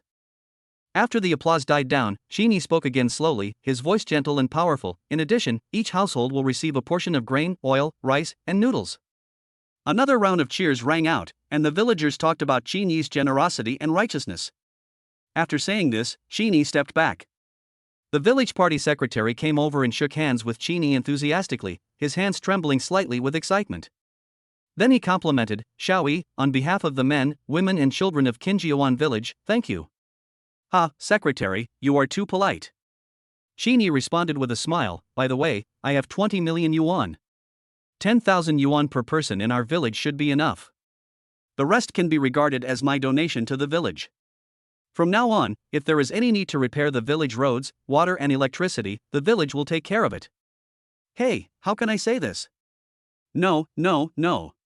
Upon hearing this, the village party secretary quickly waved his hand to refuse, but his eyes could not hide the surprise and emotion. "Secretary, please don't be polite with me. This is just a little gift from me. There is also some grain, oil, rice and flour that each household will have surplus. Please see which family has a large number of people and is in financial difficulty, and give it to them directly on my behalf." Qin Yi said, his eyes revealing some sincere concern. "Oh, Xiao Yi, you are such a good person. After so many years, our Qinjiuan village has finally produced a great person." The secretary said, and then looked at Qin Jianyi and said enviously, "Old Qin, you really gave birth to a good son." Qin Jianyi was grinning from ear to ear at this point, waving his hands modestly and saying, "Ha, I don't dare take credit for it, it's all thanks to his mom." Wu Xiuhua also smiled and echoed, "Secretary, why don't we organize the villagers to collect the things first? Everyone has been waiting for the whole morning." Yes. Upon hearing this, the branch secretary quickly turned around and looked at the villagers who were eagerly waiting, and shouted loudly, come on, everyone line up according to the house number. Come one by one, those who have received it, come over here to sign." Soon, under the invitation of the village party secretary, the villagers who were watching quickly became orderly. They lined up and received money, grain, oil, rice and flour one by one, with satisfied and happy smiles on their faces. Qin Yi and others stepped aside and watched the scene quietly. Just at this moment, Yan Lishir from the old Yin family in Quoto, who had ridiculed Qin Jianya before, moved in front of Qin Jianya with an embarrassed look on his face. He coughed lightly, as if trying to hide his inner nervousness, and then said respectfully, "Lao Qin, I'm sorry, I really didn't respect you before. I just don't know how to control my mouth." As he said that, he scratched his head embarrassedly, his eyes full of regret. Qin Jianya felt so happy when he saw him like this. The corner of his mouth curled up into an imperceptible smile, but he still pretended to be calm on his face and said with a faint smile, "Ha, old Yan, I'm not the kind of person who is petty. It's all in the past, so don't mention it anymore." You haven't received your things yet, right? As he said that, he raised his hand and gently patted Yan Lisher's shoulder, appearing both generous and kind.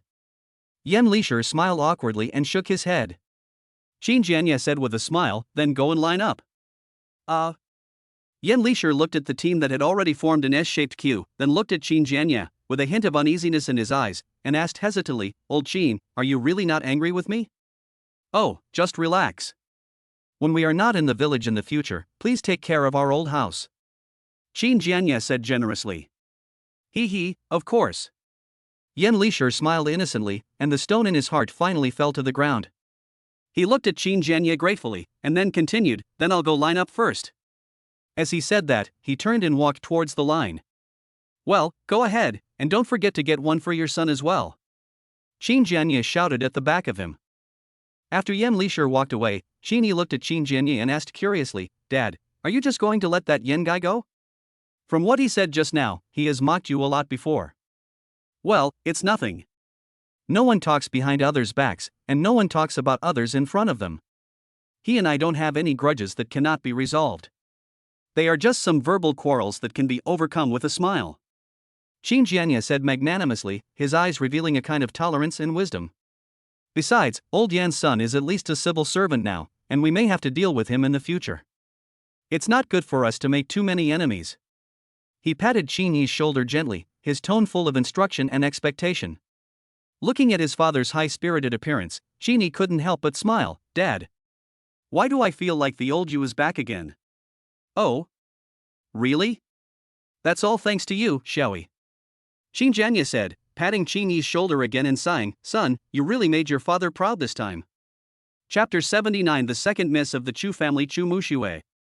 At the same time, in the UV French restaurant on Xinjiang Bund in Shanghai, soft lights are sprinkled on every corner of the restaurant, creating a romantic yet elegant atmosphere. Xing Jinquan and Chu Muyun sat opposite each other.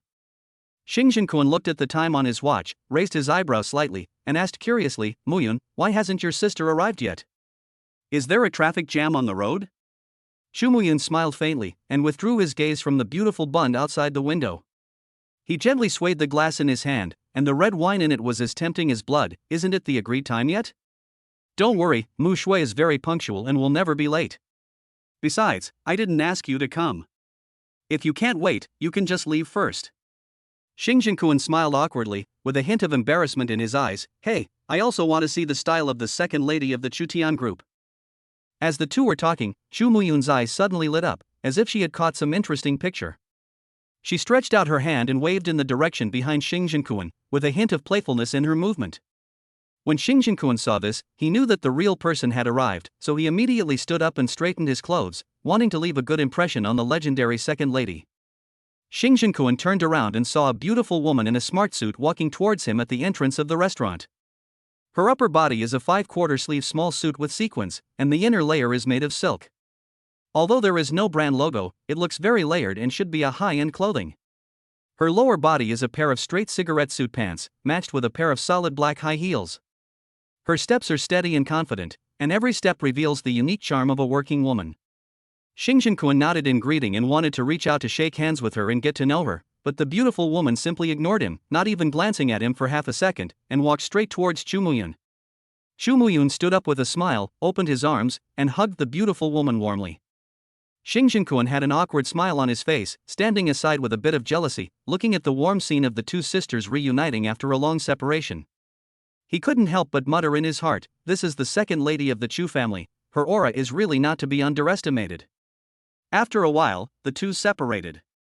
Chu Muyun smiled and looked Chu Mushui up and down, his eyes full of admiration and pride for this sister.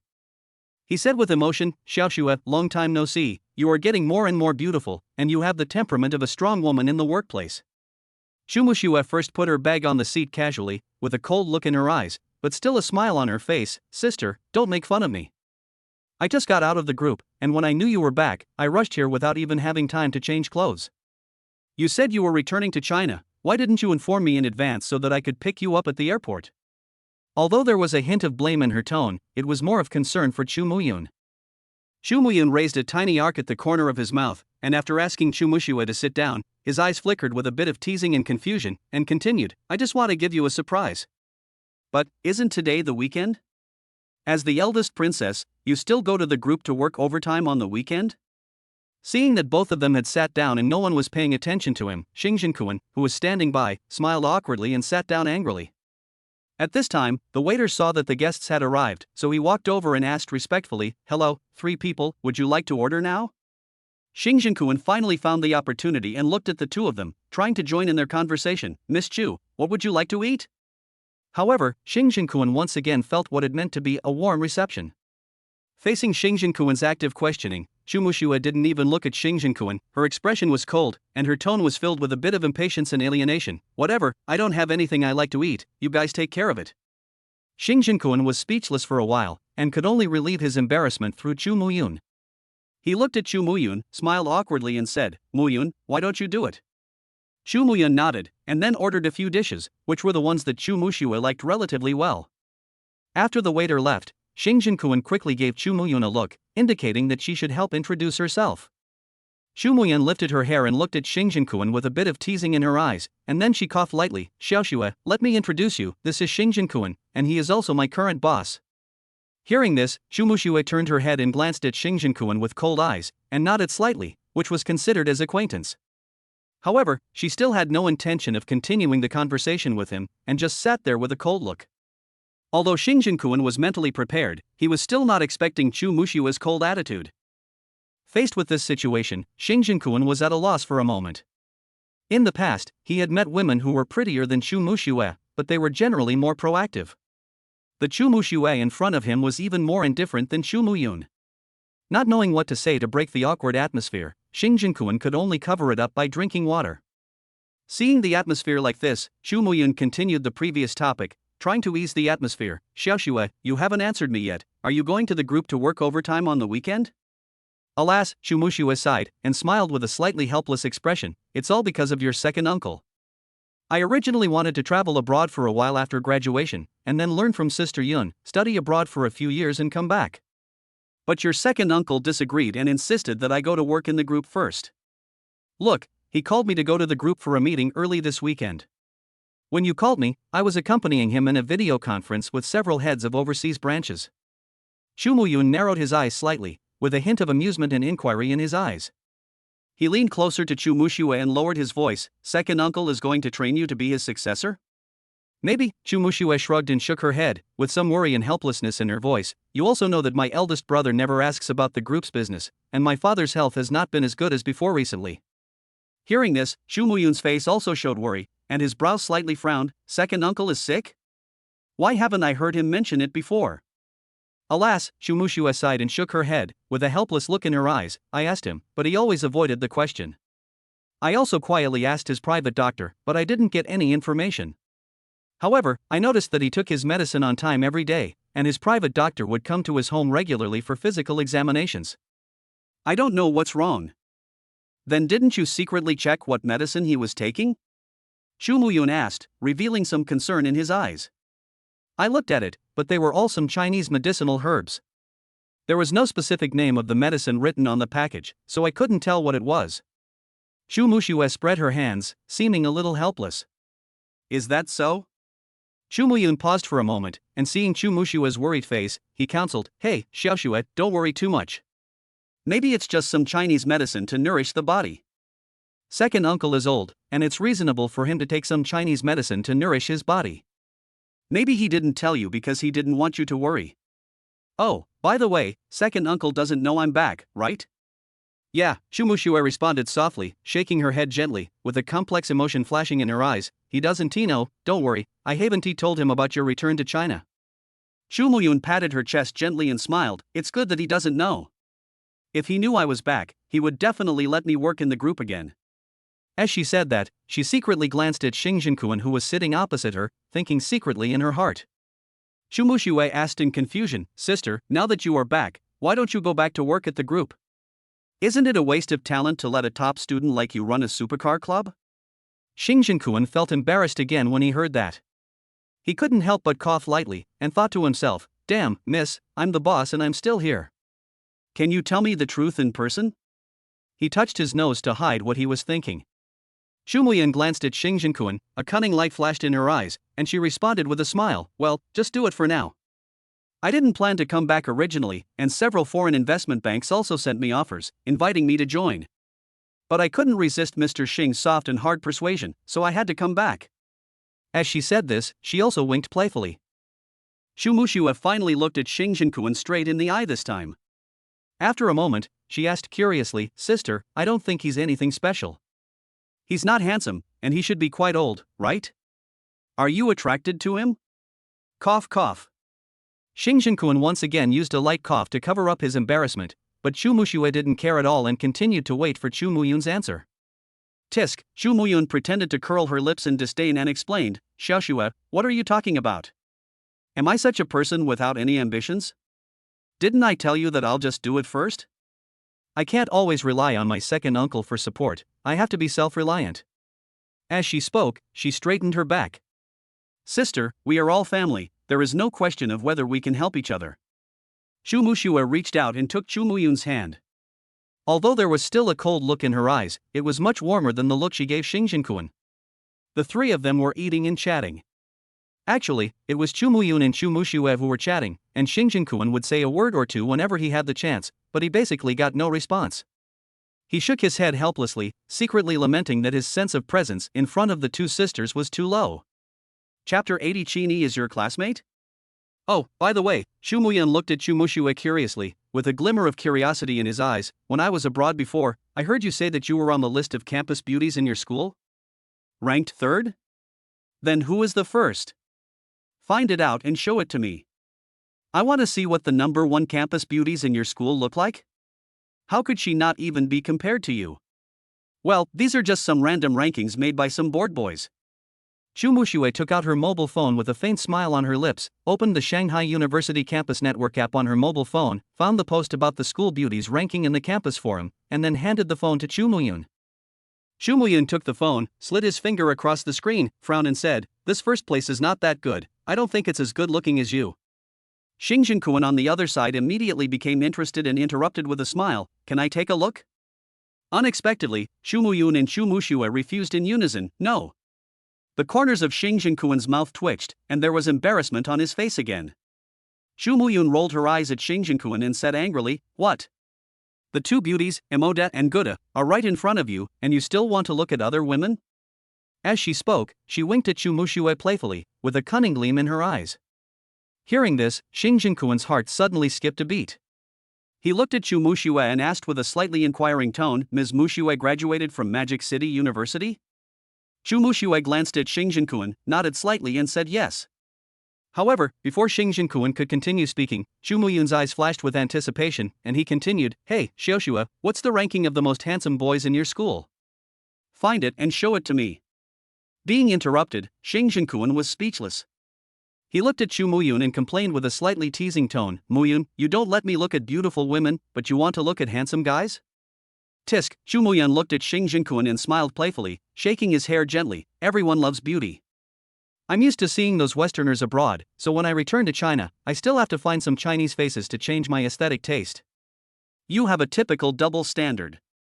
Xing Zhenkuan complained with a smile, but there was a hint of pampering in his eyes. Xu Muxue listened to the two people bickering and understood in her heart that Xing Zhenkuan seemed to be interested in her cousin. She slid her slender fingers across the screen of the phone, and after a while of operating it, she handed it to Xu Muyun. TSK, pretty boys. I don't like them, not masculine at all. This one is okay, but his skin is a little dark. I don't like it." Xu Muyun's fingers slid across the phone, and he couldn't help but comment on the looks of the school idols. There was a critical gleam in her eyes, as if she was looking for the perfect school hunk who met her aesthetic standards. Suddenly, her eyes lit up. She tapped the screen with her finger, and then used two fingers to make a pinching motion. "Hey, this one is good, fair-skinned, with sharp features, handsome, tall too. School of Economics and Management, majoring in finance. Hey, it's the same major as yours. Is he your classmate?" As she spoke, she handed the phone to Xu Muxue, with a hint of anticipation in her eyes. Xu Muxue put down the knife and fork in her hand, turned her head to look at the screen, and was slightly startled. But it was only for a moment, and then she returned to her cold appearance, but a trace of complex emotions flashed in her eyes, and she nodded and replied, "Yes, he is my classmate, his name is Qin. However, he dropped out of school half a year ago, and I haven't seen him since the second half of my senior year. He should graduate at this time next year. Hearing this, Xing Jinkuan's hand, which was cutting Wellington steak, suddenly paused, and he looked at Chu Muyun in surprise again, interrupting and asking, Qin Yi? Qin Yi is your classmate? Can I see a photo of the one named Qin Yi? No. Before Chu Muyun could respond this time, a trace of vigilance flashed in Chu Mushue's eyes, and she responded coldly. Ha, don't get me wrong. Xiao Xue has never liked strangers touching her things since she was a child. Chu Muyun smiled awkwardly and explained to Xing Jinkuan for her. Then Chu Muyun looked at Chu Mushue and asked for her opinion. Xiao Xue, how about this? I show him the phone. Chu Mushue nodded, neither saying yes nor no. Seeing that she didn't say anything else, Chu Muyun turned over the phone and showed Xing Jinkuan the photo of Qin Yi on the phone. Hey, is it such a coincidence? Xing Jinkuan's eyes suddenly lit up when he saw Qin Yi's photo on Chu Mushue's phone. The embarrassment of being rejected just now disappeared in an instant. He stretched out his hand, pointed his finger at the photo on the screen, turned to look at Chu Muyun, and said with some excitement and curiosity, Muyun, it's him, he is the young Master Qin I mentioned to you before. Upon hearing this, Chu Muyun quickly turned his phone over again, staring at the screen, carefully looking at Qin Yi in the photo with a look of disbelief on his face. After a moment, she looked up at Xing Jinkuan and asked, is the young Master Qin you're talking about him? Are you kidding? How could a student who hasn't even graduated yet buy an entire building and spend 3.7 billion on a car? Xing Jinkuan nodded with interest, and Chu Mushue beside him also showed an unbelievable look. She frowned and looked at Chu Muyun. Sister, what are you talking about? Qin Yi? He bought a whole building and spent 3.7 billion on a car? Chu Muyun smiled and nodded, then looked at Xing Jinkuan, motioning him to continue explaining for Chu Mushue. Xing Jinkuan wiped the corners of his mouth with a napkin, then looked at Chu Mushue and explained in detail, yes, it was Qin Yi. The house I bought for your sister was bought from him. However, before Xing Jinkuan could finish, Chu Muyun interrupted him directly, his eyes widened, and he glared at Xing Jinkuan. I told you to talk about Qin Yi, don't involve me. What do you mean by the house you bought for me? That's the benefit you invited me to return to China to help you run the supercar club. Don't act like I'm being kept by you. Xing Jinkuan smiled awkwardly, clasped his hands together as if to apologize, and then continued, what a coincidence, yesterday, oh no, it was the day before yesterday. He went to my car dealership to buy a car. In one afternoon, he bought all the cars in my dealership that were worth more than 20 million, a total of 16 cars. That's not all. After that, he spent billions and ordered 5 customized super luxury models from me. I just founded a supercar club. When I saw that this guy was so rich and loved cars so much, I immediately invited him to join the Feilong supercar club I founded. He was also very straightforward and agreed directly. At this point, Xing Jinkuan paused, as if recalling the scene at that time, and then continued, later, we chatted about some random things, and I also learned that he was still a student at Magic City University. Later, he received a call from the property manager of Shenjiangwan community. Xing Jinkuan looked at Chu Muyun again and continued to explain, it was the manager by Lubai who came this morning. Young Master Qin said that he wanted to park the cars he bought back in the community, and then I realized that he was the mysterious buyer of Building 7 in Shenjiangwan community. He spread his hands and continued, I tell you, this is really a coincidence. I was planning to sign a contract with the real estate agent that morning, but as soon as I arrived at Shenjiangwan community, the real estate agent told me that the entire building number 7 had been bought by someone else. I made a wasted trip. Unexpectedly, this Qin Yi was actually the buyer of building number 7, and then I bought the house your sister lives in now from him. However, young Master Qin was quite generous and saved me more than 6 million. Listening to Xing Jinkuan's explanation, Chu Mushue's brows furrowed even more tightly. Seeing her like this, Chu Muyun asked curiously, Xiao Xue, your classmate is so rich, buying a house and a car, where does he come from? His net worth must be at least tens of billions, right? Chu Mushue frowned and shook her head, responding, I really don't know. However, when he first went to school, he seemed to only drive a BMW coupe, so he wasn't particularly rich, right? However, I heard that he dropped out of school because his father's business had some problems. I don't know the specific situation. Is this true? Chu Muyun was shocked. The family business is in trouble, but he still has so much money to buy a house and a car. How much money does Qin Yi have? Chu Mushue also fell into deep thought. She wondered curiously, could it be that he made some investment? Qin Yi had good grades in school and received scholarships every year. Even the dean said that he has great potential. What kind of investment can make so much money? A whole building, 3.7 billion to buy a car, the cost must be at least tens of billions, right? Xu Muyun silently calculated in his mind, then looked at Xing Jinquan and asked, when will this Qin Xiao return to the Magic City? I can't wait to meet him in person. Is he not in Magic City? Xu Muxue also looked at Xing Jinquan curiously and asked. After all, according to the news in the group on Friday, Qin should have returned to school and had a conflict with Wang Hao. Well, he went back to Jingnan yesterday, saying he was going back to visit his parents. He didn't say when he would return to Demon City. Xing Jinquan nodded in response, then remembered something. Oh, by the way, speaking of this, is Wang Hao also Miss Mushue's classmate? Xu Muxue nodded slightly when she heard this, but her eyes returned to their coldness. He is my classmate. However, I am not familiar with him and have never spoken to him. Is that so? Okay then. Seeing that his attitude towards Wang Hao was cold, Xing Jinquan did not ask any further questions. Xu Muyun was interested. She looked at Xing Jinquan and asked curiously, why? Is that Wang Hao related to this young Master Qin? Well, it's like this. Then, Xing Jinquan repeated to the two girls what Qin Yi had asked him to do on the phone before. Xu Muxue just listened quietly, her face still indifferent, like a tranquil lake without the slightest ripples, until Xing Jinquan mentioned Qin Yi's amazing 1v6 feat the night before. Her expression was slightly rippled. Is he injured? Xu Muxue asked casually, but her eyes inadvertently revealed a hint of surprise and complex emotions, like a breeze blowing across the lake, stirring up layers of delicate ripples. Hey, how could that be possible? Young Master Qin's skills are really amazing. You haven't seen the surveillance video with your own eyes. When young Master Qin moves, he is just like a star who walked out of a martial arts movie. Xing Jinquan narrated the story vividly, while Xu Muyun, who was sitting next to him, glanced at Xu Muxue meaningfully with a playful look in his eyes, with an imperceptible smile on the corner of his mouth. Xiaoxue, are you interested in that young Master Qin? Xu Muyun quietly approached Xu Muxue, lowered his voice, and whispered in Xu Muxue's ear. Xu Muxue's face, which was originally as cold as the moon, was instantly tinged with a blush, like the first rays of dawn, and her eyes became erratic, avoiding everything around her. She tried to cover up the sudden embarrassment by drinking water, but forgot that she was still holding the knife and fork. Her movements were a little chaotic for a moment, as if the secret in her heart was suddenly revealed to her, and she was at a loss for a moment. Seeing this, Xing Jinquan's curiosity was completely aroused, and he couldn't help but ask, what happened to Miss Muxue? When Xu Muyun saw this, he understood and a gentle curve appeared at the corner of his mouth. Although Xu Muxue did not respond directly, everything was implied. The tacit understanding between the sisters needed no further explanation.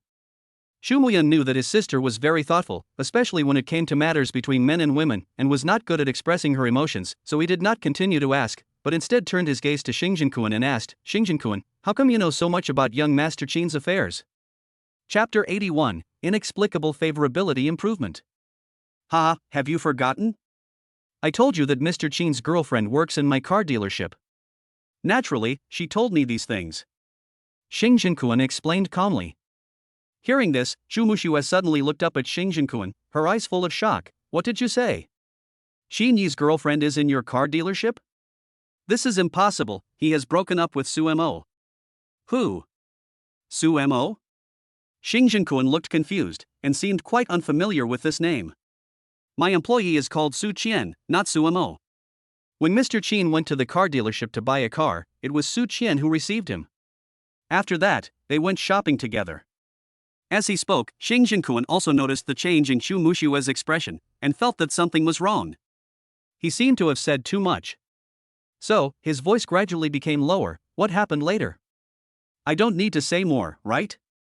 Xing Jinquan's eyes unconsciously turned to Xu Muyun for help. Humph, Xu Muyun snorted, with a bit of dissatisfaction in his tone. Men. As expected, none of them are reliable. They bring people home just after meeting them, and buy cars in big houses. Isn't this just lust for beauty? No, he's not that kind of person. Xu Muyun wanted to take this opportunity to complain about Qin Yi and vent his anger for his sister, but he didn't expect Xu Muxue to defend him. The atmosphere among the three of them fell into a subtle awkwardness again. Xu Muyun looked at his sister, shook his head helplessly, and thought to himself, it seems that my sister really has a secret crush on that Qin Xiao. Xing Jinquan lowered his head and focused on cutting the steak. His face seemed calm and unperturbed, but in fact, his heart was already surging. He thought to himself, damn, young Master Qin is so lucky in love. He can even get the second daughter of Chu Tian Group? He is really a role model for my generation. No, I have to learn from young Master Qin and try to win Chu Muyun as soon as possible. Xing Jinquan was thinking this, but he had no idea that a grand farewell banquet was being quietly prepared in Qinjiawan Village, Lanhong Town, south of Beijing. The folks in Qinjiawan Village have already received all the benefits distributed by Qin Yi. Of the 20 million in cash, only nearly 5 million is left, and there is also a lot of grain, oil, rice, and flour left. The village party secretary suggested that the folks have a meal together to have some fun. Everyone knows that Qin Jianye and his family will soon leave the village, so this can be considered as the villagers' farewell to Qin Jianye and his family. Since it was the proposal of the village party secretary, and the villagers were so grateful to the Qin family, Qin Jianye and Wu Shouhuan naturally couldn't refuse the kindness and agreed to the farewell banquet. However, Qin Yi, who didn't have much interaction with these villagers, declined their kindness. At this moment, Qin Yi was lying alone on a recliner in his own yard, resting his eyes with his mind closed in the shade of a big tree, enjoying the rare tranquility. However, the next moment, the system prompt sound suddenly rang in his mind, waking Qin Yi up instantly. Ding! It is detected that Xing Jinquan's favorability towards the host has increased by 10 points, and the current favorability is 90. Ding! Congratulations to the host for completing the system task within 48 hours, increase Xing Jinquan's favorability towards the host to 90. Reward the host with strength +1, agility +1, and number of draws +1. Ding! Complete the system task and get 10 system points. Oh my god, what's going on? Qin Yi suddenly opened his eyes after hearing this series of system prompts. A trace of confusion flashed in his eyes, and he said to himself, why did Xing Jinquan's favorability increase again? I didn't do anything. Could it be that the video of my conflict with Chen Hu's group today was seen by Xing Jinquan again? Qin Yi thought about this, and after a moment, he shook his head and thought to himself, it shouldn't be like this. According to the previous experience of improving Su Qian's favorability, it is very difficult to improve it from 80 to 90. When Xing Jinquan's favorability was raised to 80, he already knew that I knew Kung Fu. It is impossible for him to improve his favorability towards me because of this kind of thing. Qin Yi had so many doubts and no clue at the moment, so he had to put them aside for the time being and stood up suddenly from the recliner. He clasped his fists together, taking a boxer's stance. The next second, he exerted all his strength and punched the air in front of him, as if there was a sandbag in front of him. Then, the air was squeezed by the force of his fist, making a loud bang. Qin Yi felt the change in his body's strength, and a smile appeared on the corner of his mouth uncontrollably. Fortunately, there was no one else in the courtyard, so Qin Yi said directly to the system, System, check the 6-dimensional attributes. As the system prompt sounded again, the light screen in front of Qin Yi's eyes flickered, and the 6-dimensional attributes appeared. Host, Qin Yi. Strength, 11. Agility, 11. Intelligence, 10. Endurance, 10. Spiritual power, 10. Charm, 10. Realm, mid-stage Mingjin. Kung Fu, Xingyiquan Mastery. Special skills, Eye of Truth Elementary, God-level driving skills, God of Hackers entry level. System props, Property Certificate 101, Opposite Sex Consumption Cashback Critical Hit Card Primary 1, Microbionic Tracker 1. System level, Level 1, Upgrade Experience, 37293236 100 million. Tasks to be completed. 1. Being kind to the enemy is being cruel to yourself. Within a week, destroy Hongtai Construction Company, Limited and make it impossible for Wang Hao to turn over. There are still 5 days, 11 hours, and 28 minutes to complete the mission. 2. Random tasks. Be patient and you will be calm, but take a step back and you will get angrier. Find out the mastermind behind your family's bankruptcy and let him have a taste of being robbed. No time limit. Number of draws, 1. Qin Yi stared at the tasks to be completed on the system interface, his brows furrowed, and a hint of coldness revealed in his eyes. Although there is no time limit for this task of finding the mastermind behind his family's bankruptcy, based on the clues he currently has, the loan shark Shen Hu and the boss mentioned by lawyer Wang Ming are undoubtedly the mastermind behind the bankruptcy. This man could have the Jingnan Iron and Steel Group scheme to harm his father, and he could also team up with Jingnan City Bank to withdraw loans, breaking the capital chain of Huajian Steel, in order to seize Huajian Steel's land. One can imagine how powerful he is. Even if he got clues about Chen Hu's underground money house, it would most likely not involve this boss. Moreover, even if he could be involved, with his current strength, in addition to owning the system and nearly 10 billion in funds, it would not be easy to bring down the boss behind the scenes. After all, sometimes money is not omnipotent. In comparison, it seems easier to bring down Hongtai Construction Company. At this moment, the system prompt sounded again, interrupting Qin Yi's thoughts. Ding! Remind the host that there is still one daily lottery available. Would the host like to participate in the lottery immediately? Droll Qin Yi responded almost without thinking, with a flash of determination in his eyes. Anyway, the rewards are random, so the sooner you use them, the sooner you can enjoy them. As soon as he finished speaking, the light screen in front of him was activated again, and the lottery will slowly spun. Then, the familiar and anticipated system prompt sound rang in his mind. Ding! Congratulations to the host, you have obtained a Bionic Disguise Mask 1, and it has now been placed in the system space. The Bionic Disguise Mask is made of nanobionic materials, can perfectly fit any face shape and any skin type, and is equipped with a neural network recognition chip. After the user wears it, they can change their appearance through their thoughts. Oh my god, this reward is great! Qin Yi exclaimed, a hint of surprise flashed in his eyes. The next second, his consciousness sank into the system space and he took out the newly acquired Bionic Disguise Mask. He gently stroked the mask in his hand, feeling its touch and weight. It was smooth, tender, and thin as a cicada's wing, as if he was holding a high-end facial mask. The corners of Qin Yi's mouth curled up, he couldn't wait to try out the effect of this mask. He turned around and walked quickly back to the main room, stood in front of the mirror in the closet, and put the mask on his face. Close your eyes and imagine the face of your favorite star, idol Hua Gu. When he opened his eyes again, Qin Yi was completely stunned. He looked at himself in the mirror. The face was exactly the same as Brother Hua's, so he couldn't help but reach out and touch it. The nose, mouth, eyes, everything is so realistic and the skin feels real. Qin Yi swallowed his throat and then said the classic opening line, "Hello everyone, I am Andy Lau." Fuck, even the voice is exactly the same. Qin Yi widened his eyes and almost suspected that this was not his own voice. Qin Yi pondered for a moment and had an idea in mind. Now, he had a microbionic tracker and the skills of a hacker god, so it shouldn't be difficult for him to get some negative information about Wang Hao. Even if I can't get any dirty information in the end, with this bionic disguise mask, I can find a chance to frame him. Although the method is a bit despicable, it's not impossible. Right now, there are only more than 5 days left until the end of the mission, so it seems necessary to rush back to the Magic City to deal with this matter. Besides, the boss in Chenghu will also be going to Shanghai soon, so maybe they can be taken away in one go. Thinking of this, he immediately decided to call Xingzhenkuan to see if the police had listed Wang Hao as a suspect. If the police have already taken action, perhaps I can take advantage of the situation and add fuel to the fire, and maybe the mission can be completed successfully. Thinking of this, Qin Yi's eyes became firm. He took out his mobile phone and called Xingzhenkuan without hesitation. At the same time, in the office of the Public Security Brigade of the Bund Police Station of Xinjiang Branch, there was a busy, intense atmosphere.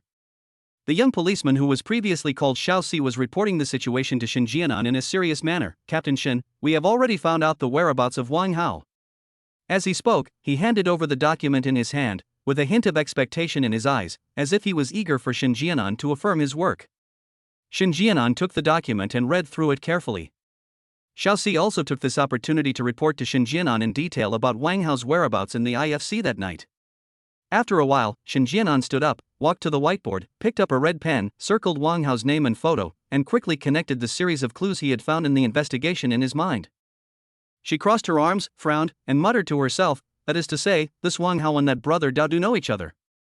That night, Wang Hao ran into Qin Yi at the Sinan feast, had a conflict with him, and was beaten up by the security manager of the Sinan feast. Wang Hao was so angry that he contacted Brother Dao. Brother Dao sent his men to vent Wang Hao's anger. But unexpectedly, the young man named Qin Yi was quite skilled and took care of all 6 of Brother Dao's men by himself. Seeing that we arrested those 6 people, Brother Dao asked Wang Hao to go to the underground garage to find him? Xiao Si followed closely behind Shen Jianan and echoed, looking at the surveillance footage, "It should be like this, Captain Shen, why don't we bring this Wang Hao back to question him? Maybe we can find out something." Shen Jianan shook his head and frowned even more tightly. "Isn't this against the rules?"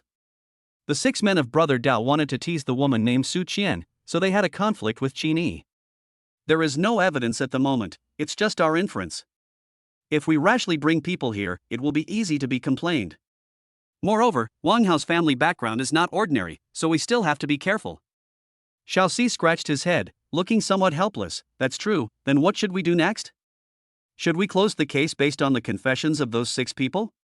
Xin Jianan glared at him and said firmly, how can that be? Since there are doubts in the case, we have to solve them. Since we can't bring Wang Hao here for questioning, then we can go to his house and ask him. I don't believe that Wang Hao, a student who just graduated not long ago, can hide it from us. Xiao Si immediately perked up when he heard this. He patted his chest and laughed. Captain Shen still has a way. Cooperating with the police in handling cases is the duty of every citizen. I don't think Wang Hao can say anything. Xin Jianan was amused by his appearance, and a smile appeared on the corner of his mouth. Okay, stop flattering and get to work. After saying that, she picked up the police hat on the coat rack and quickly walked out of the office. Chapter 82. The focus of many attentions. Wang Hao. On the other side, Xing Zhenkun, Chu Muyun and Chu Mushui had finished their lunch and were leisurely walking around the furniture store, choosing furniture that Chu Muyun liked. Suddenly, Xing Zhenkun's cell phone rang. He glanced at the screen and saw that it was Qin Yi calling. A hint of cunning flashed in his eyes. He did not answer the call immediately, but walked quickly to Chu Muyun's side, showed her the phone screen, and asked in a low voice, Muyun, this is Mr. Qin's call. I guess he is asking about Wang Hao. Should I tell him that I know Chu Mushui? Chu Muyun looked at Chu Mushui, who was trying to sit on the sofa, and shook his head gently, with a hint of meaning in his eyes. Don't, just pretend that you don't know the relationship between Mushui and me, and let him find out slowly in the future. I see. Xing Zhenkun nodded, with a smile of understanding on his lips, then he answered the phone and walked aside. As soon as the call was connected, Xing Zhenkun's cheerful voice came through the phone. Mr. Qin, have you returned to the Magic City? Not yet. Qin Yi's laughter was a bit lazy and uninhibited. Listening to the mall broadcast in background music coming from Xing Zhenkun, he raised his eyebrows curiously and continued to ask, Brother Cohen, are you shopping in the mall? Yes, I came here with a friend to look at furniture. Xing Zhenkun's words revealed a bit of gratitude. What a coincidence, I also accompanied a friend to see the house in 1701 this morning. She was quite satisfied with it. I really have to thank you, Mr. Qin, for this. Brother Cohen, you're too polite. I'm glad I could help you. Qin Yi said, then changed the subject with a hint of sarcasm. So am I disturbing Brother Cohen by calling it this time? Hey, Mr. Qin, you are joking. How could that be? Xing Zhenkun smiled and waved his hands, as if Qin Yi could see his movements. You are always welcome to call me. I'm glad I didn't disturb Brother Cohen. Qin Yi chuckled, then changed the subject. I've already told Manager Bai of the property management company about the transfer of the house. I'll give her the property ownership certificate when I get back and ask her to help with the process. This matter is not urgent. Mr. Qin must have called for something else, right? Xing Zhenkun asked curiously, with a sharp look in his eyes. Well, it's nothing serious. Qin Yi's tone was a little concerned. After a pause, he continued, I just want to ask, has the police given any feedback on the matter of Wang Hao that I mentioned to you before? Xing Zhenkun smiled in his heart, thinking that it was true, but he remained calm on the surface and just shook his head slightly. I'll ask Jianan later. She is a bit stubborn and may not tell me the situation of the case directly. But it doesn't matter, I can try to find out some information indirectly. Thank you, Brother Cohen. I should be back in Shanghai in the next few days. I'll treat you to a drink then. Qin Yi was also secretly guessing. Judging from the situation, Xing Zhenkun should not know what happened this morning, otherwise he would definitely ask him about what happened. Since Xing Zhenkun did not ask, it seems that the increase in favorability was not due to the conflict in the morning. Could it be because of Xing Zhenkun's friend? Just because his friend was very satisfied with the house, Xing Zhenkun's favorability towards him increased by 10 points? This explanation is too absurd. That's great, if young Master Qin treats me, I will definitely be there. Xing Zhenkun laughed heartily on the phone. After that, the two exchanged a few simple pleasantries and Qin Yi hung up the phone. After hanging up the phone, Qin Yi opened the control interface of the microbionic tracker on his mobile phone again, and a hint of coldness flashed in his eyes. Just as lawyer Wang Ming said, Chen Hu has been released on bail, and at this moment, he is taking a car to the underground money house he runs. Seeing this, Qin Yi's lips curled up into a meaningful smile, and he was secretly planning the next layout in his heart. At the same time, in the Hongtai Daijing Villa district in Shanghai, a black Jeep off-road vehicle with flashing police lights stopped steadily in front of Villa number 101. Shin Jianan and another uniformed policeman got out of the car, came to the iron gate outside the villa, raised their hands and rang the doorbell of Villa 101.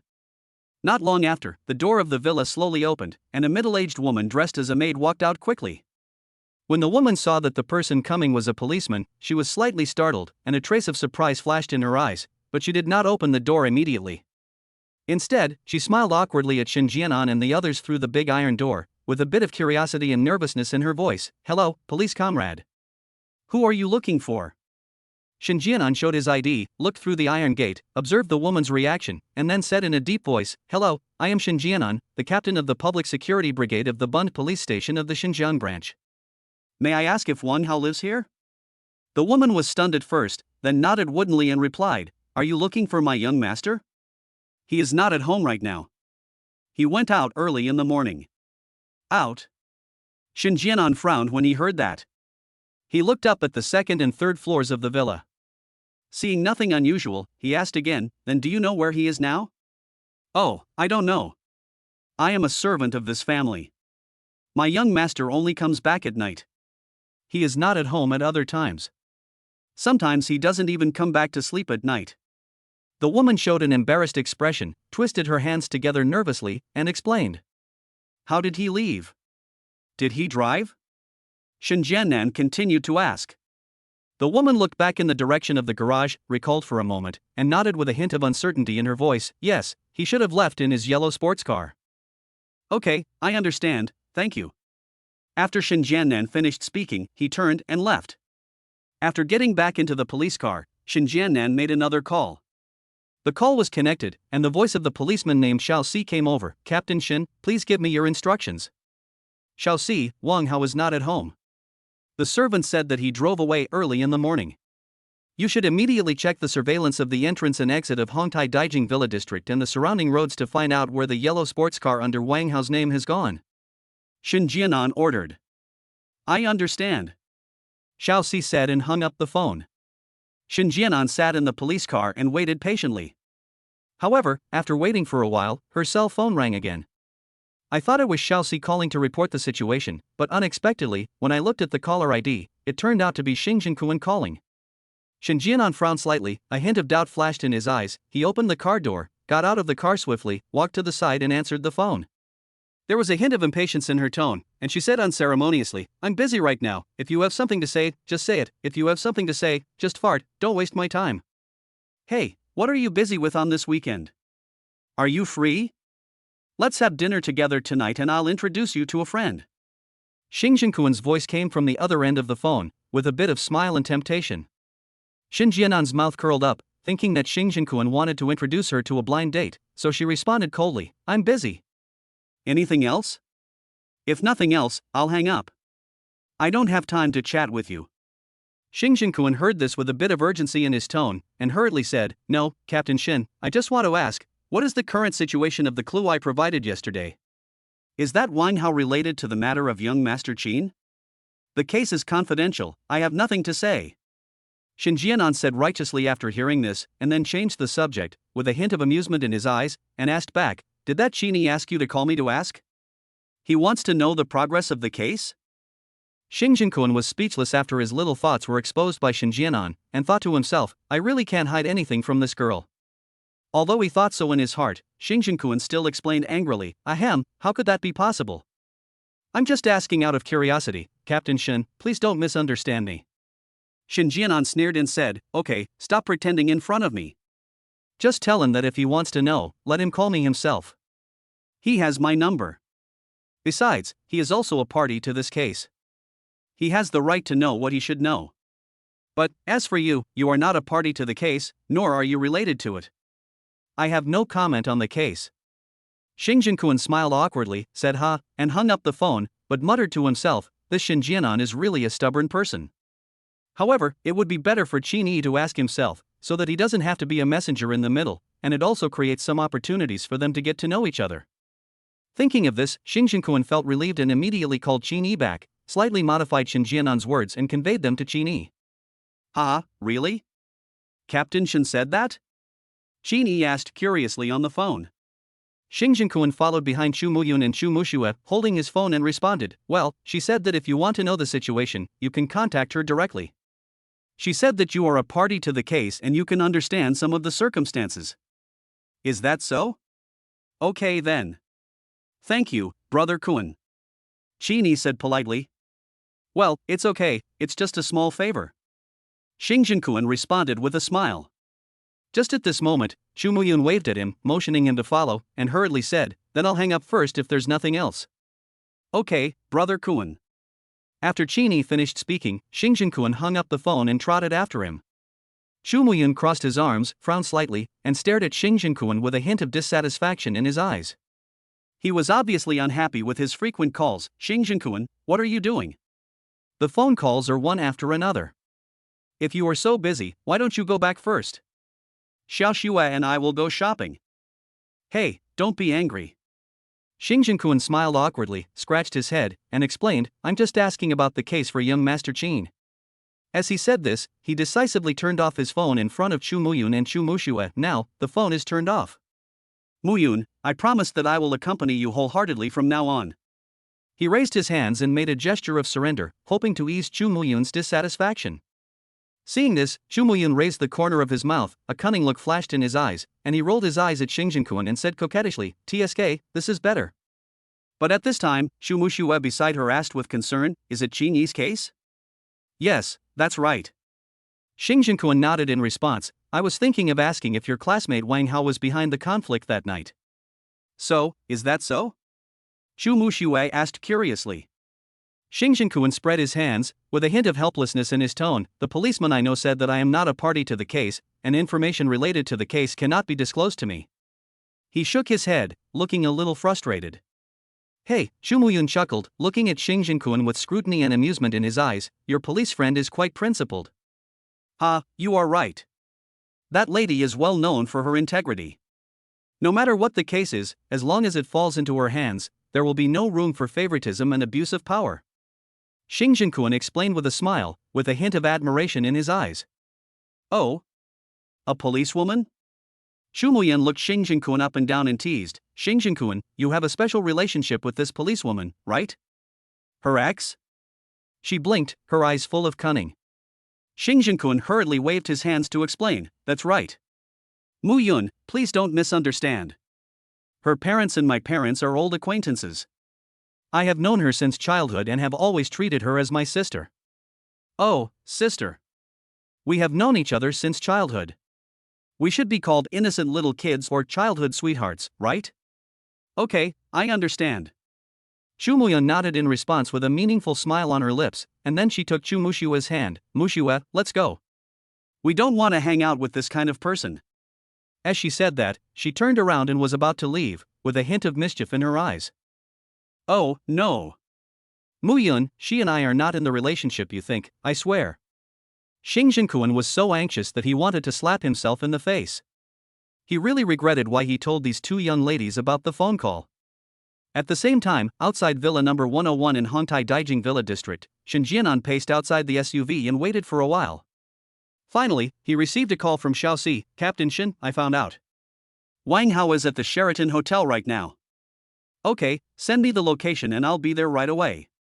Shen Jianan said, got back into the SUV, and immediately drove towards the Sheraton Hotel. Watching the SUV drive away, Wang Hao's servant took out a cell phone from his pocket and called the owner of the villa, Wang Hao's father, Wang Hongtai. Chapter 83: Wang Hongtai's questioning.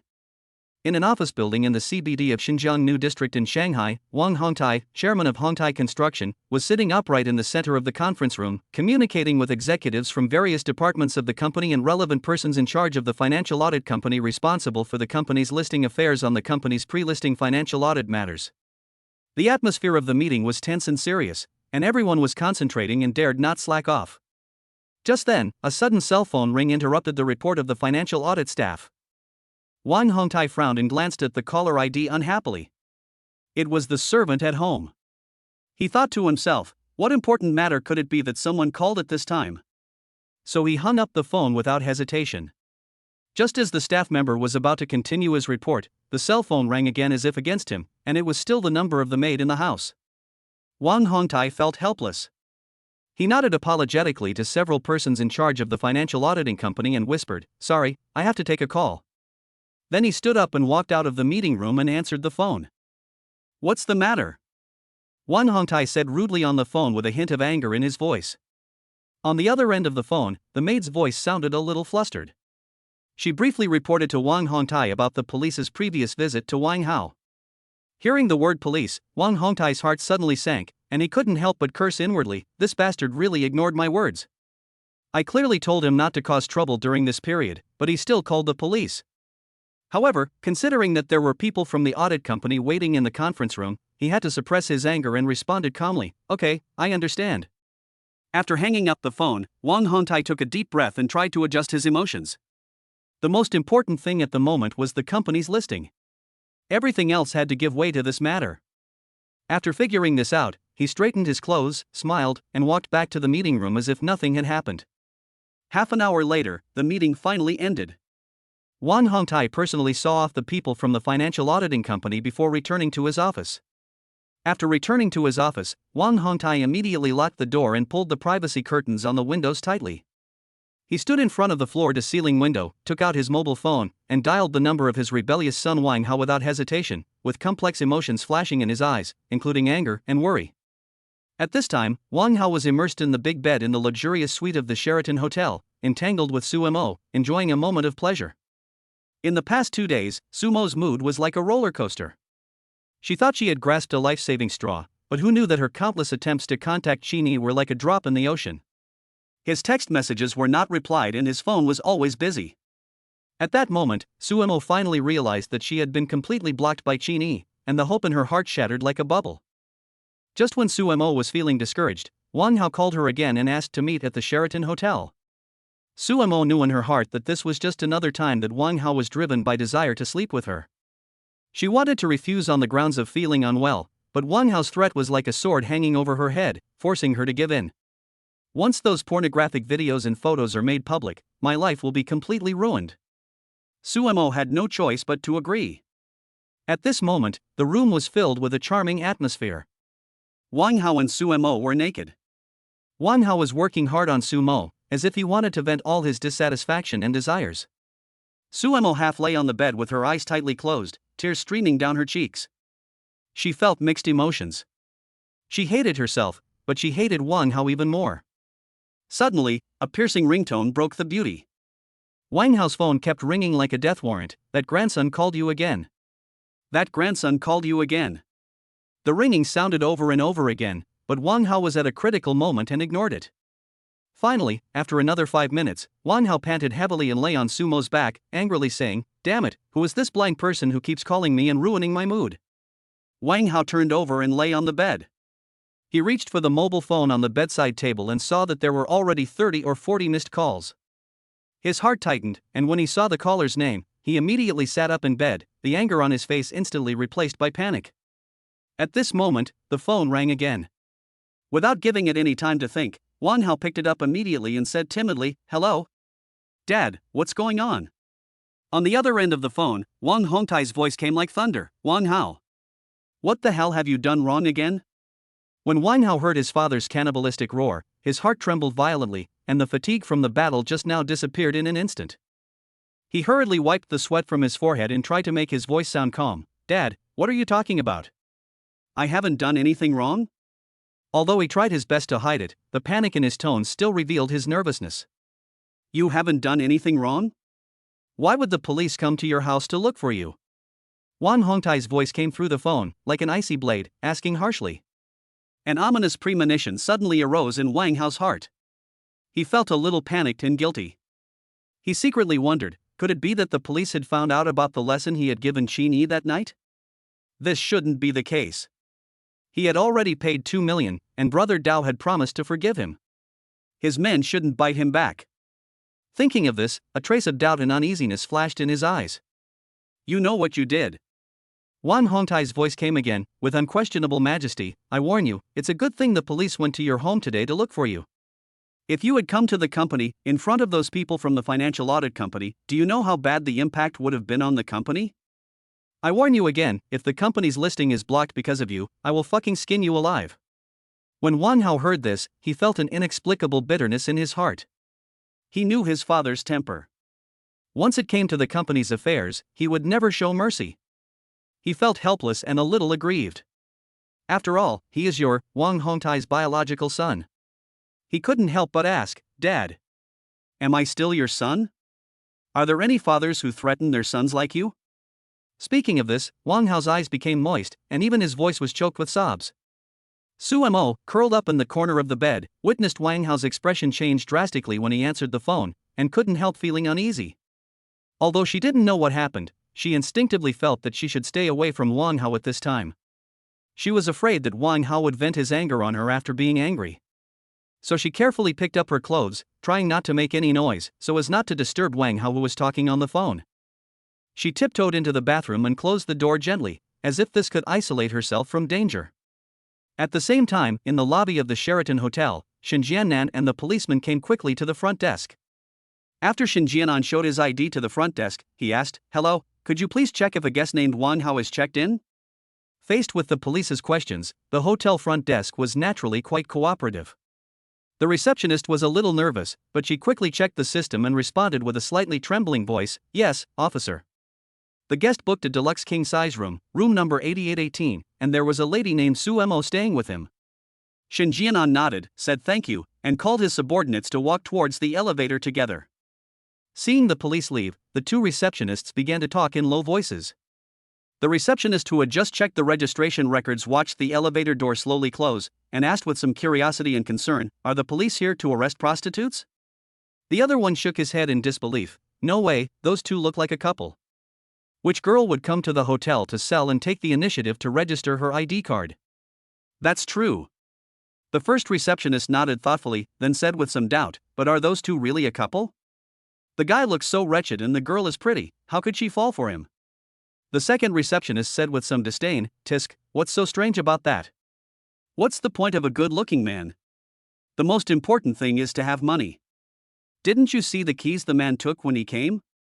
Where was the Maserati? Women like that are obviously after money. Not to mention that the man looks wretched. Even if he was an old man in his 70s or 80s, as long as he had money, the woman would still lick him." "Really? You have good eyesight. I didn't even notice that."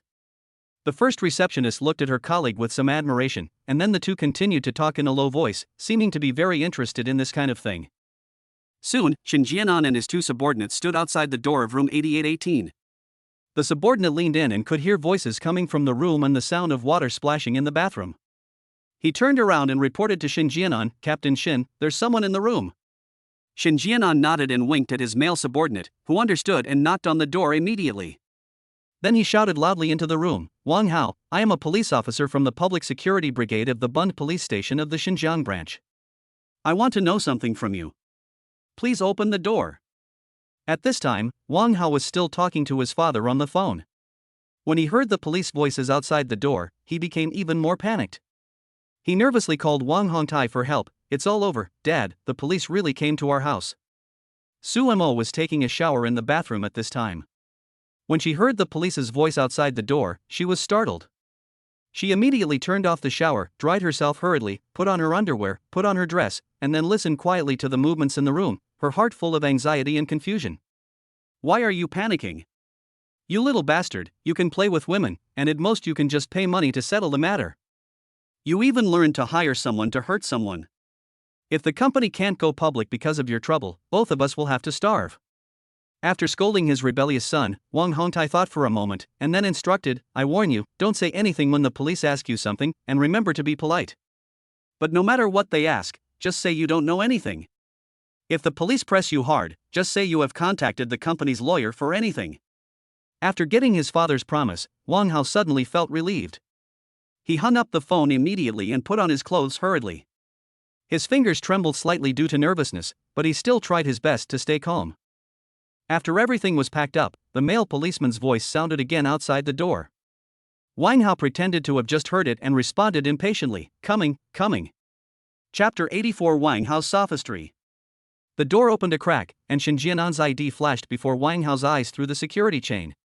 Wang Hao looked at Shen Jiannan cautiously, and seeing that she was a beautiful policewoman with outstanding looks, he immediately put on a smile on his face and pretended nothing had happened. Hey, it's a police sister.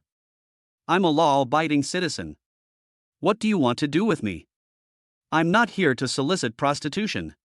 I'm here to get a room with my girlfriend. Isn't that illegal? As he said that, he deliberately glanced into the room, trying to create an innocent atmosphere. Shen Jianan glanced into the room through the crack in the door, and then looked at Wang Hao with an unquestionable majesty in her eyes, which made Wang Hao feel a little guilty. She said in a deep voice, "Don't worry, we didn't come to find you to catch you for prostitution." Then why are you looking for me? I didn't call the police. Wang Hao looked at Shen Jianan's subordinates again, pretending to be puzzled. Shen Jianan patiently explained, "It's like this. On Friday night, a fight broke out in the Armani men's store at the IFC. We came here to find out about the situation from you. We trouble you to cooperate." As she said this, she looked at Wang Hao's eyes. Although her tone was calm, it revealed an irresistible force. Wang Hao was already starting to panic, but he still tried his best to stay calm. He put on a puzzled expression and responded, "Fight? What kind of fight? I don't know. Police sister, did you find the wrong person?" After Shen Jiannan heard him say this and saw his forced calmness, he became more certain of his judgment. Her face turned cold, and her voice revealed an unquestionable majesty. She said in a deep voice, "Wang Hao, I am just asking you about the situation. If you lie and refuse to cooperate, you will be held legally responsible." "No, police sister, I really don't know. Yes, I had dinner at the IFC on Friday night, but it was just dinner. I have never been to that Armani men's clothing store." Wang Hao began to panic. His eyes flickered and he didn't dare to look directly into Shen Jianan's eyes. Shen Jianan gestured to his subordinate, and the male police officer immediately showed him a few photos and asked, "Just eating? How do you explain the photos?" The photos the male policeman showed were taken from the surveillance video of the mall, including the photos of Wang Hao standing in the Chanel store and heading to the Armani men's store, and him entering the underground parking garage and getting into Dao Ji's black Mercedes-Benz. Seeing these photos, Wang Hao's face suddenly showed panic. Shen Jianan said angrily in a deep voice, "Wang Hao, open the door immediately. I have already said that I am here to find you to understand the situation. If you cooperate, we can talk here. If you don't cooperate, I don't mind taking you back to the police station to assist in the investigation." "Well, okay, I'll cooperate. I'll cooperate." Wang Hao had never experienced such a situation before, and after being frightened by Shen Jiannan, he immediately became timid.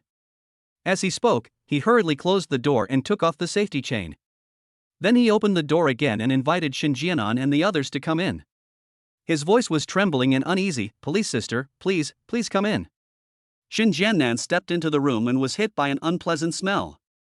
She couldn't help but raise her hand to cover her mouth and nose with a look of disgust on her face.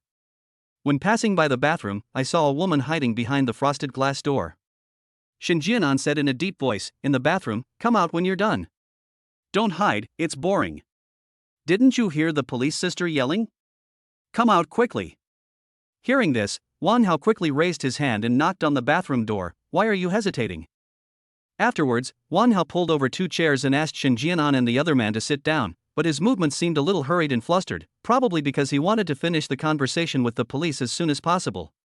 Su Mo was extremely helpless. She had to bite the bullet and slowly walked out of the bathroom. Her heart was in turmoil. Wang Hao raised his finger and pointed at Su Mo, introducing her to Shen Jianan and the others. "Her name is Su Mo, my girlfriend." Then he turned to Su Mo and urged, "Su Mo, this is Officer Shen, say hello." Su Mo swallowed, pulled the corners of her mouth awkwardly, forced a smile at Shen Jianan, and greeted him, "Hello, Officer Shen." Shen Jianan looked at Su Mo and saw that she was a beauty, but she didn't seem to be a good match for Wang Hao. She thought to herself, this person is not the short and fat girl in the surveillance video of the mall that night. Why did Wang Hao change his female companion so quickly? Thinking of this, she also had a preliminary judgment of Wang Hao's character. She glanced around the room and saw some remnants of the battle between Wang Hao and the other man in the trash can, so she immediately lost interest in sitting down. She simply asked directly, "Wang Hao, I will ask you again, and I hope you will answer truthfully. Do you know anything about the fight that happened in the Armani men's store at the IFC Center on Friday night?" "Yeah." Wang Hao nodded in response, but he felt a little uneasy in his heart. Shen Jianan stared at Wang Hao sharply, as if he could see through his heart, and said in a deep voice, "If you understand, then just say you understand." What does mean? Understood. Wang Hao was startled by Shen Jianan's sudden seriousness, and responded immediately with a slight tremor in his voice. Shen Jianan was quite satisfied with Wang Hao's reaction and nodded slightly. "Okay, then please describe to us what happened that night, starting from how you discovered the fight in the Armani store." His tone was still stern, without any relaxation. Wang Hao licked his dry lips and began to recall. I just saw it by accident. I had just finished my meal, and when I walked to the entrance of the Chanel store, I saw a group of slovenly dressed people entering the Armani men's store. I took a curious look and then saw a conflict in the store. Shen Jianan frowned when he heard this. Really? But according to the surveillance video of the mall, you went to the Chanel store first after dinner at Sinan Feast, and then went to the Armani men's store. Wang Hao's heart tightened and he began to panic. Really? Maybe I remembered it wrongly. I drank a little wine during dinner, so it's inevitable that my memory is a little biased, right, police sister? He tried to ease his nervousness with a relaxed tone.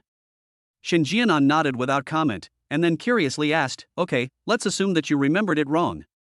Do you know the two parties in the conflict?" Wang Hao's eyes flickered a little. He didn't dare to look directly into Shen Jianan's eyes. He shook his head to deny, "I don't know him. I'm too far away and can't see clearly." Shen Jianan raised a playful smile at the corner of his mouth. "Oh? Can't see clearly? But, as far as I know, you should be quite familiar with the party in the conflict. You had an argument at the Sinan Feast, and after leaving the Sinan Feast, you asked the Chanel clerk what the man bought. You also said that he was the brother of the man's female companion, and asked the clerk who paid, right? Oh, by the way, he seems to be your classmate?" Wang Hao pretended to be shocked when he heard that, but his heart was filled with turmoil. He hurriedly made up a lie. Could it be that Qin Yi was the one who had a fight with those people? No way, is it such a coincidence? Police sister, I really don't know. Yes, I admit that Qin Yi and I did have some quarrels at the Sinan Feast, but you can't suspect that I hired someone to hurt him just because of this, right? Shen Jianan raised his eyebrows, looked at Wang Hao with a sharper look, and said jokingly, "Oh? Hiring someone to hurt someone? You said that yourself, not me. You actually provided us with a new idea for handling the case." You? Wang Hao's expression immediately became flustered when he heard it, and he didn't know how to refute for a moment. The male police officer at the side suppressed his laughter and silently gave Shen Jianan a thumbs up, thinking to himself, "Captain Shen is really amazing. He tricked this kid out with just a few words." Seeing this, Shen Jianan continued to interrogate, "Okay, stop talking nonsense and let's continue. According to our investigation, the thugs who injured people that night were all subordinates of a man called Brother Dao. The leader is nicknamed Xiangzi. Do you know him?" "I don't know him." Wang Hao denied it directly without any hesitation. "Well, what about Brother Dao? Do you know Brother Dao?" Shen Jianan continued to ask, his eyes piercing Wang Hao like sharp swords. Wang Hao hesitated. The male policeman had shown him a photo of the man entering the black Mercedes-Benz. If he said he didn't know him, wouldn't he be slapping himself in the face? At this moment, his heart was in a mess and he didn't know what to do. Seeing his silence, Shen Jianan deliberately raised her voice and asked again, "Answer me. Do you know Brother Dao?" Her voice echoed in the room like thunder. Wang Hao's heart trembled, and he remembered his father's instructions. He looked at Shen Jianan, pretending to be angry, and acted like a rogue. "Police sister, what's your attitude? I'm not a criminal. I don't remember knowing any Brother Dao or Xiangzi. Moreover, I have no obligation to cooperate with your police investigation. Before my lawyer comes, I refuse to answer your questions. In addition, I warn you, my father is Wang Hongtai, the chairman of Hongtai Construction. If you dare to mess around, I will sue you." Shen Jianan glared at Wang Hao. Although Wang Hao threatened him verbally, his expression was still nervous and his Adam's apple rolled unconsciously. After a moment, Shen Jianan suddenly laughed, with a hint of threat and inducement in his voice. Of course, you have the right to refuse to cooperate. However, I still want to remind you that if we find out that you are indeed related to the conflict, then you will lose the opportunity to turn yourself in. The principle of our police has always been to be lenient to those who confess and strict to those who resist. Think about it carefully." Hearing this, Wang Hao became even more flustered. His voice became even more trembling due to excitement, and he seemed to be very unconfident. I said, that conflict had nothing to do with me. If you have evidence, you can arrest me and take me to the police station. Stop lying to me here. Upon hearing this, Shin Jianan raised the corners of his mouth and sneered twice.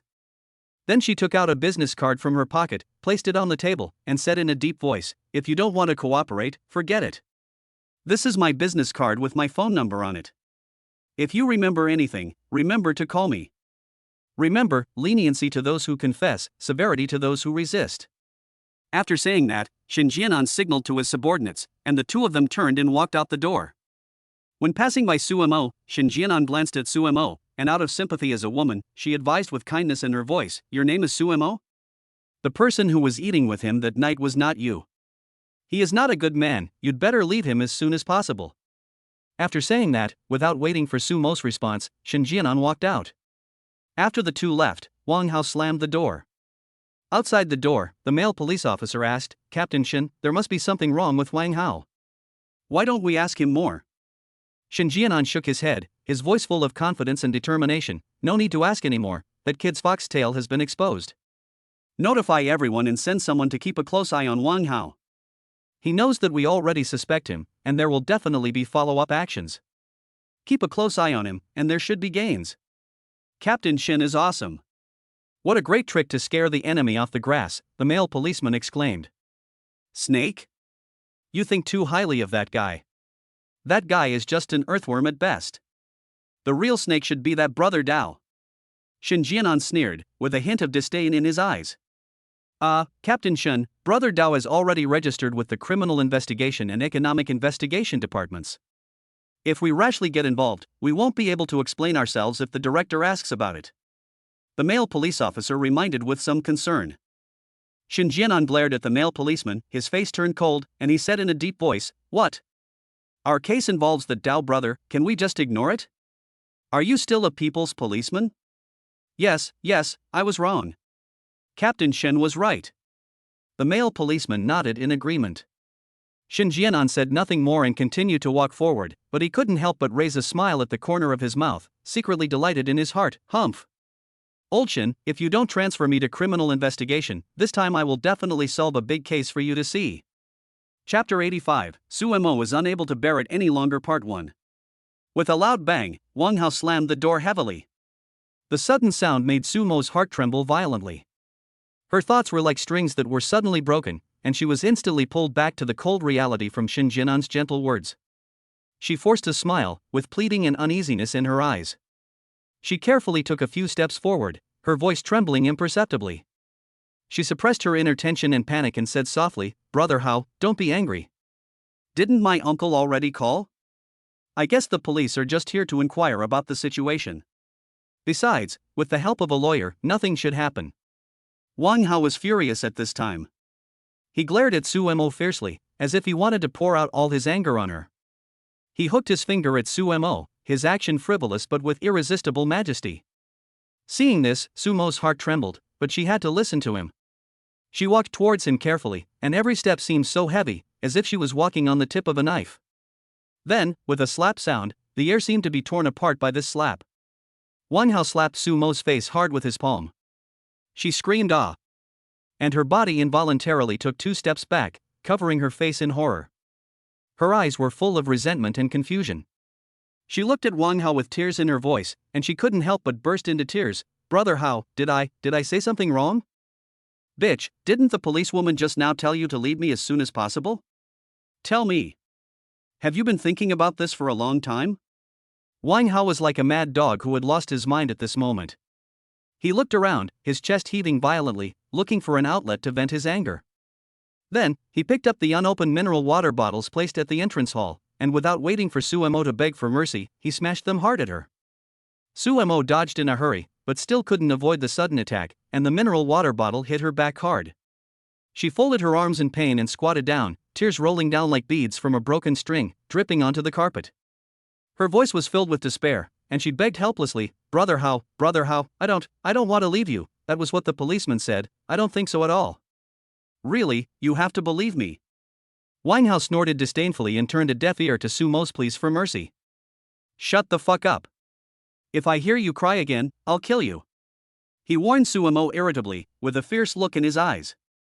Upon hearing this, Suemo immediately covered her mouth with her hands, not daring to make any sound. Her body trembled even more violently, like a dead leaf swaying in the autumn wind. Afterwards, Wang Hao picked up his mobile phone, hesitated for a moment, and finally decided to call his father first. He briefly explained the situation and was scolded by his father again. However, after all, he is his own son, and Wang Hongtai cannot just ignore it. After listening to his son's story, he immediately made a judgment in his mind. "Son, from what you said, the police probably don't have any evidence that you hired someone to hurt someone. If they did, it wouldn't be as simple as just questioning you," Wang Hongtai analyzed calmly. His voice was transmitted to Wang Hao's ears through the mobile phone, which calmed his irritable mood a little. Wang Hao's eyes flickered with anxiety. He thought about the rich second generations in TV dramas who went abroad to hide for a while after committing crimes, and then came back after the storm had passed. So he asked, "Dad, what should I do now? How about you arrange for me to go abroad to hide for a few days?" "Calm down, why are you panicking? The police have no evidence and will not arrest anyone randomly. They are questioning you today because they have some suspicions about you. But if you run away, wouldn't that confirm the police's suspicions? So, you can't leave," Wang Hongtai said thoughtfully. After a pause, he added, "Well, you still have to inform Brother Dao about today's matter. Just say this." After listening to his father's proposal, Wang Hao's eyes flickered with hesitation and uneasiness, and he asked worriedly, "Dad, is this okay? If Brother Dao knew that I used him, he would not retaliate against me, right? Oh, are you scared now? When you hired someone to hurt someone, why didn't you think about this day?" Wang Hongtai said angrily, his voice full of disappointment and anger. Before Wang Hao could argue, Wang Hongtai continued, "The only thing we can do now is to draw the police's attention to Brother Dao. Didn't you get Qin Yi's girlfriend before? If that doesn't work, you can give her to Brother Dao and let her stir up a conflict between Qin Yi and Brother Dao. Only by letting the two of them fight can you clear yourself." Upon hearing this, Wang Hao glanced at Suemo, who was still huddled in the corner of the bed, covering her mouth and sobbing softly. A hint of coldness flashed in his eyes. He was silent for a moment, then he whispered, well, okay then." It's not that he couldn't bear to part with Suemo. After all, he had already discussed with Brother Dao about using Suemo to lure Qin Yi out. He just didn't expect that his father would have the same idea as him. It's true that father and son are connected by heart. After you finish this, you go home and stay here honestly. You are not allowed to go anywhere until this case is over. Do you understand?" Wang Hongtai warned sternly, his tone full of unquestionable majesty. Understood. Wang Hao didn't dare to say more and could only agree silently. After hanging up the phone, Wang Hao frowned and thought for a moment, silently organized his words, and then called Brother Dao again. At this time, in the suburbs of Demon City, in a two-story farmhouse, smoke was lingering and the smell of barbecue filled the air. Outside the red iron gate, two sturdy men were leaning against the door with cigarettes in their mouths. They seemed to be chatting, but their eyes were constantly scanning the surroundings. Two surveillance cameras are installed at each of the four corners outside the courtyard, forming a 360 surveillance network with no blind spots. Within a radius of 1 kilometer, any movement will be transmitted to the courtyard in the first time. In the front yard, flames were flying on the barbecue grill, and several people were grilling red-hot skewers of meat. People who didn't know the situation might mistake this small yard for a thriving farmstay.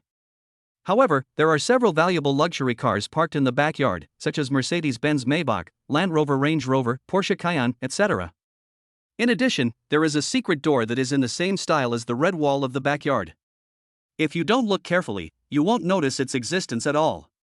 But in that two-story building, the scene was quite different.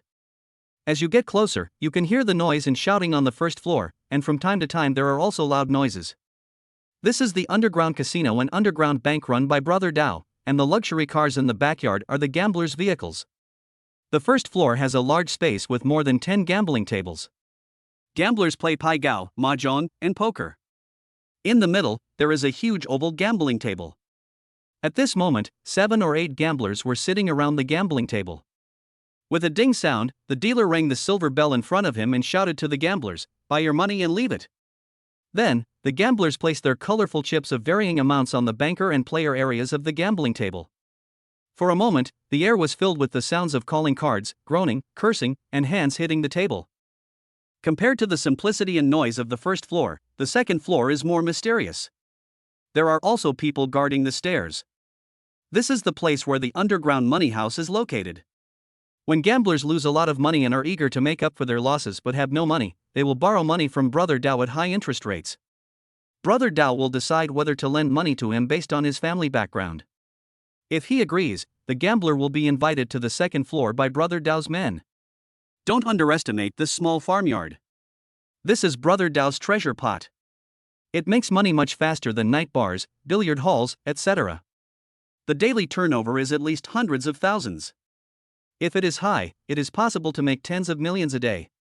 At this moment, Brother Dao was in the box on the second floor, checking the account books for the recent period. At this moment, Dao Ji's cell phone suddenly rang. He took a look at the caller ID and found that it was Wang Hao. He picked up the phone, his tone a little impatient. "Tell me, what's the matter?" Wang Hao's anxious voice came over. "Brother Dao, something terrible has happened. The police just came to see me and asked me about the conflict between Brother Chang and Qin Yi that night." When Dao Go heard Wang Hao say that the police had come to find him, his face darkened and his eyes instantly became fierce. He sat up straight with alertness and asked, "Why did the police come to you? What did they ask you? Are you kidding me?" "No, I didn't say anything nonsense." Wang Hao's voice was a little panicked. "The police just asked me if I knew the two parties in the conflict that night and asked me to describe the situation at that time." "Don't worry, Brother Dao, I only admitted that I knew Qin Yi. Brother Dao and Brother Chang, I said I didn't know them." "Wait." Hearing this, Brother Dao reacted immediately, his eyes flickered, an ominous premonition surged in his heart, and there was a hint of doubt in his tone. "You mean, the police asked you if you knew me?" Wang Hao seemed not to notice the change in Dao Ji's tone. He pretended to be dumbfounded and replied, "Well, the police said that the man who led the conflict with Qin Yi that night was nicknamed Xiangzi, and he was your subordinate, Dao Gu. Then he asked me if I knew you." I shook my head and denied it without hesitation. Hearing this, Dao Ji's heart skipped a beat, and he thought to himself, "Oh no, could it be that Qiang let the cat out of the bag? Otherwise, how could the police suspect him when he didn't show up that night?" But on second thought, he felt that it was unlikely, because Qiang was his capable subordinate and there was no way he would betray him. He pondered for a moment, but couldn't figure it out. In fact, what he didn't know was that Wang Hontai asked Wang Hao to say these words. "If you want to drag others into trouble, what you say must be 70% true and 30% false, so that others can't tell which is true and which is false." Seeing that Brother Dao had not responded yet, Wang Hao asked tentatively with some doubt in his voice, "Brother Dao, I think this matter is suspicious. When the conflict occurred, I was on the third floor. How could the police suspect me?" "What do you mean? Do you think it was Qiang who betrayed you?" Brother Dao asked back coldly. No, it can't be Brother Chang." Wang Hao quickly denied. "If it was Brother Chang who confessed the truth, then the police should have gone straight to you, Brother Dao, right? After all, you are Brother Chang's boss. There's no need to go to the trouble of asking me. Wouldn't that make it easier to alert the enemy? Since the police chose to ask me, it means that Brother Chang didn't tell the truth." Brother Dao nodded silently, and thought that what Wang Hao said was right. Wang Hao paused for a moment and continued, "Besides, if Brother Chang insists that he molested that woman, it would be a case of provoking disturbances at most, and he would be released after being detained for 15 days at most. But if he admits that he was assigned by someone, then it would be intentional injury. One is administrative detention and the other is a criminal offense. I think Brother Chang should understand which is more serious." "Hey," Brother Dao sneered when he heard this, with a hint of teasing in his tone, "I didn't realize that you are quite knowledgeable about the law. Okay, then analyze it again. Why do you think the police targeted you?" Hearing what Brother Dao said, Wang Hao's mouth curled up, and he thought to himself, it seems that Brother Dao believed what he said. Then, with a bit of anger in his voice, he guessed, "I think it's probably that kid Qin Yi who did something bad. He must want to frame me, so he deliberately told the police that he suspected that I was the one who ordered Brother Chang and the others. Isn't that right? Chang is my subordinate. How did Qin Yi know about this? He doesn't know them." There was some doubt in Brother Dao's tone. This. Wang Hao was at a loss for a moment and didn't know how to answer. He couldn't tell Brother Dao about the police showing him the photos, because then Brother Dao would definitely know that he had been exposed. Unexpectedly, Brother Dao's voice suddenly turned cold. "All right. No matter what, Chini must be dealt with. Didn't you say before that you could ask Chini out? Act as soon as possible. The people I arranged will be here soon, just 1 or 2 days. Really? That's great. Don't worry, Brother Dao. I will definitely ask Chini to come out for you. Wang Hao's voice was filled with excitement. Well, wait until my person arrives and I'll send you the time and place to meet him. After saying that, Brother Dao hung up the phone. Chapter 86, Su Mo Can't Bear It Anymore Part 2. Wang Hao put down his phone, a sneer appeared on the corner of his mouth, and then he looked at Su Mo. He took 3 or 2 steps to her, stretched out his hand and rudely pulled her up from the ground. A low voice rang in Su Mo's ear, "Bitch, stop pretending to be pitiful here, and contact Chini, that bastard, now." Su Mo was flustered. She bit her lower lip tightly, not daring to reveal the fact that she had tried to contact Chini, fearing that this would bring greater anger and harm to Wang Hao. She could only forcefully nod her head and said in a trembling voice, Okay, Brother Hao, I'll contact him right away." She frantically took out her phone from her bag, her fingers swiping across the screen in a panic, searching for Chini's number. Every time she pressed a key, it was as if she was praying for a glimmer of hope, and she silently said in her heart, "Chini, answer the phone, please, answer the phone." However, reality is always so cruel. The familiar on the phone prompt tone extinguished her hope like cold water. Su Mo looked up at Wang Hao with embarrassment on her face and said in a voice as thin as a mosquito, "Brother Hao, Chini, he is on the phone. How about I try again later? Send him a WeChat message." Wang Hao frowned and urged impatiently. Su Mo was even more embarrassed, with a hint of tears in her voice, "But, Brother Hao, I have deleted him." "Damn, deleted it? Can't he add it back if he deleted it? Don't remember his WeChat ID? It's okay, I'll help you." Wang Hao impatiently found Chini's WeChat ID from the class group and shared it directly with Su Mo. Su Mo swallowed hard, her hands trembling. She clicked on Chini's WeChat name card and clicked "Apply to add as friend," but the screen only showed "Cannot add the other party as a friend." Her heart felt like it was falling into an ice cellar, and her voice was filled with despair. I'm sorry, Brother Hao, Chini has blocked me. I can't add him. Hit him again. Didn't you say he's still obsessed with you?" Wang Hao's voice was filled with anger. Yes. Su Mo gritted her teeth and dialed Chini's number again, but the result was still the same, prompting that the other party was on the phone. At this moment, Wang Hao completely lost his patience and understood what was going on. He grabbed Su Mo's hair and pulled her towards him, shouting angrily, "Fuck, bitch, are you kidding me? Is this really a call? Tell me. Has Chini blocked you? What did you say to me that he is obsessed with you, and can you make an appointment? Still have feelings for me? I think you are a piece of scum. Bitch. Bah. Brother Hao, please, don't hit me anymore." Su Mo's tears rolled down like beads that had broken off the string. She grabbed Wang Hao's arm in vain and begged, "Brother Hao, give me another chance, I will definitely find a way to ask Chini out." Hearing this, Wang Hao raised his other hand and slapped Su Mo's tear-stained face twice. His voice was low and threatening. "Okay, I'll give you another chance. No matter what method you use, you must make an appointment with that bastard Chini within 2 days. I'll let you know the time and place. Don't play tricks on me. Don't forget that all your videos and photos are in my hands. If you don't want to be ruined, just listen to me." After saying that, Wang Hao pulled Su Mo's hair hard again. Su Mo staggered and fell on the bed. Wang Hao glanced at her with contempt, spat at her, then turned around and strode out of the room. The door slammed shut again, and Su Mo's crying voice echoed in the empty room, sounding particularly mournful. I don't know how much time had passed, but Su Mo's eyes were red and swollen from crying, and her previous delicate makeup had long been washed away by tears. She forced herself to sit down on the bed, straining her tired body. Her eyes were unconsciously drawn to a business card on the table. It was the one Shen Jiannan left when he left. She stood up and staggered to the table, gently stroking the edge of the business card with her fingers, hesitant in her heart. After hesitating for a while, as if she had made up her mind, she picked up the business card with both hands, as if it was her only support at the moment. With trembling hands, she entered Shen Jiannan's number on her mobile phone and pressed the dial button. As the ringing sounded, her heartbeat began to accelerate and she almost suffocated with nervousness. At the same time, Shen Jiannan had already left the Sheraton Hotel and was driving back to the police station. She has arranged plainclothes officers to follow Wang Hao. As the captain of the Public Security Brigade, although she is concerned about this case, there are many other matters in the branch that need her attention, and she cannot keep focusing on this one case.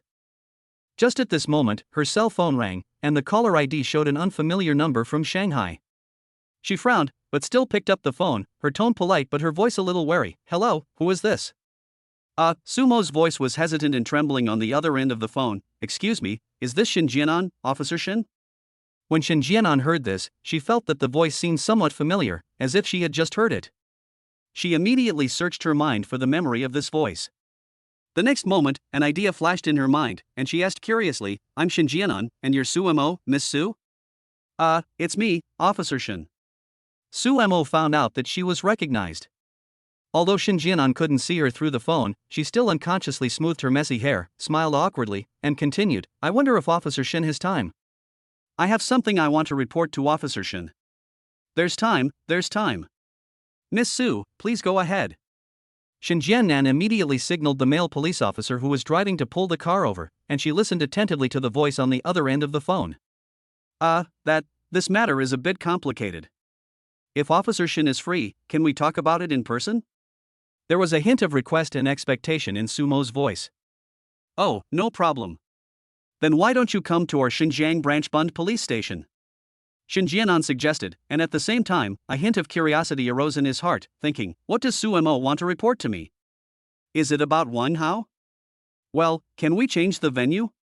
What I want to say is related to Wang Hao, and I'm worried that he will find out if I go to the police station." Su Mo lowered her voice even more. Although there was no one else in the room, she was still afraid of being heard by someone with ulterior motives. At the same time, a hint of determination flashed in her eyes. Shin Jianan's eyes sparkled when she heard this. Her guess was indeed correct. She immediately responded, "No problem. Miss Su, why don't you choose a place and I'll come find you?" "Well, that's fine too. How about the corner cafe next to the Riverside Left Bank Apartments?" Su Mo thought for a moment and suggested. "Okay. No problem, I'll be there right away." Shin Jianan agreed readily. "Okay, see you later, Officer Shin." Su Mo hung up the phone, and her mood calmed down a little. However, she did not leave the hotel immediately, but went into the bathroom. She washed her face with clean water to remove the traces of tears on her face, and then, with her hands on the sink, she looked at herself in the mirror. Her eyes gradually became firm, and she murmured to herself, "Wang Hao, I will make you pay the price. Go to the corner cafe at Bin Hsuan apartment." Shin Jianan gave orders to the male police officer who was driving with a little excitement in his voice. The male policeman coughed lightly, his eyes flickering, and he secretly looked at Shin Jianan who was sitting in the passenger seat. After hesitating for a moment, he couldn't help but remind her, "Captain Shin, you are going to meet Miss Su in this police uniform? Isn't this a bit too formal?" Shin Jianan frowned slightly when he heard this, and then he realized that his attire was indeed not appropriate. She immediately opened the car door, got out, and quickly opened the trunk and took out a backpack. Then, he sat in the back seat and prepared to change his clothes. The male police officer looked back and saw Shin Jianan taking out a pure white t-shirt, denim shorts, and a pair of thick-soled running shoes from his backpack.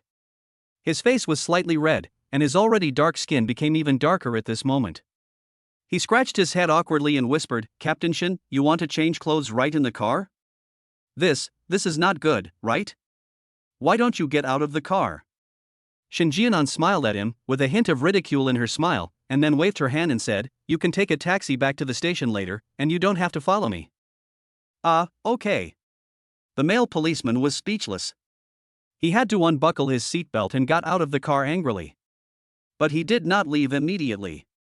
Instead, he stood with his back to the car like a door god, blocking the rear door, with his arms folded across his chest and looking around vigilantly, as if he was afraid that someone would see Shin Jianan changing clothes in the car. Soon, Shin Jianan changed her clothes. She folded her police uniform neatly and put it in her backpack. Then she opened the car door, patted the male policeman on the shoulder, and said, "Go back. Remember, if the director asks about the case, don't say anything nonsense. Just push it to me."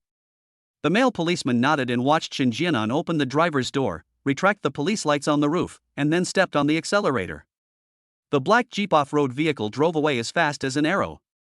The male policeman shook his head helplessly, took out his mobile phone, opened the taxi app, sighed, and thought to himself, "Captain Shin is really not like a woman." Half an hour later, Shin Jiannan drove the black Jeep SUV into the parking lot in front of the Binzuan apartment building. Following the instructions of the Baidu navigation, he quickly found the corner cafe. The decoration of the cafe is quite artistic, and it feels a bit like a celebrity check-in spot. The warm lighting, exquisite decorations, and melodious music are intertwined to create an atmosphere that petty bourgeoisie white-collar workers particularly like. However, it was almost 4 o'clock in the afternoon, and there were not many customers in the cafe, which seemed a bit deserted. Shin Jianan walked into the store, and a strong smell of coffee and milk hit her in the face, which made her frown. She looked around the store and didn't see Su Mo. So she found a seat by the window and sat down. Then, a waiter came over with a drink menu and asked with a smile, "Hello, welcome to Corner Cafe. What would you like to drink, miss?"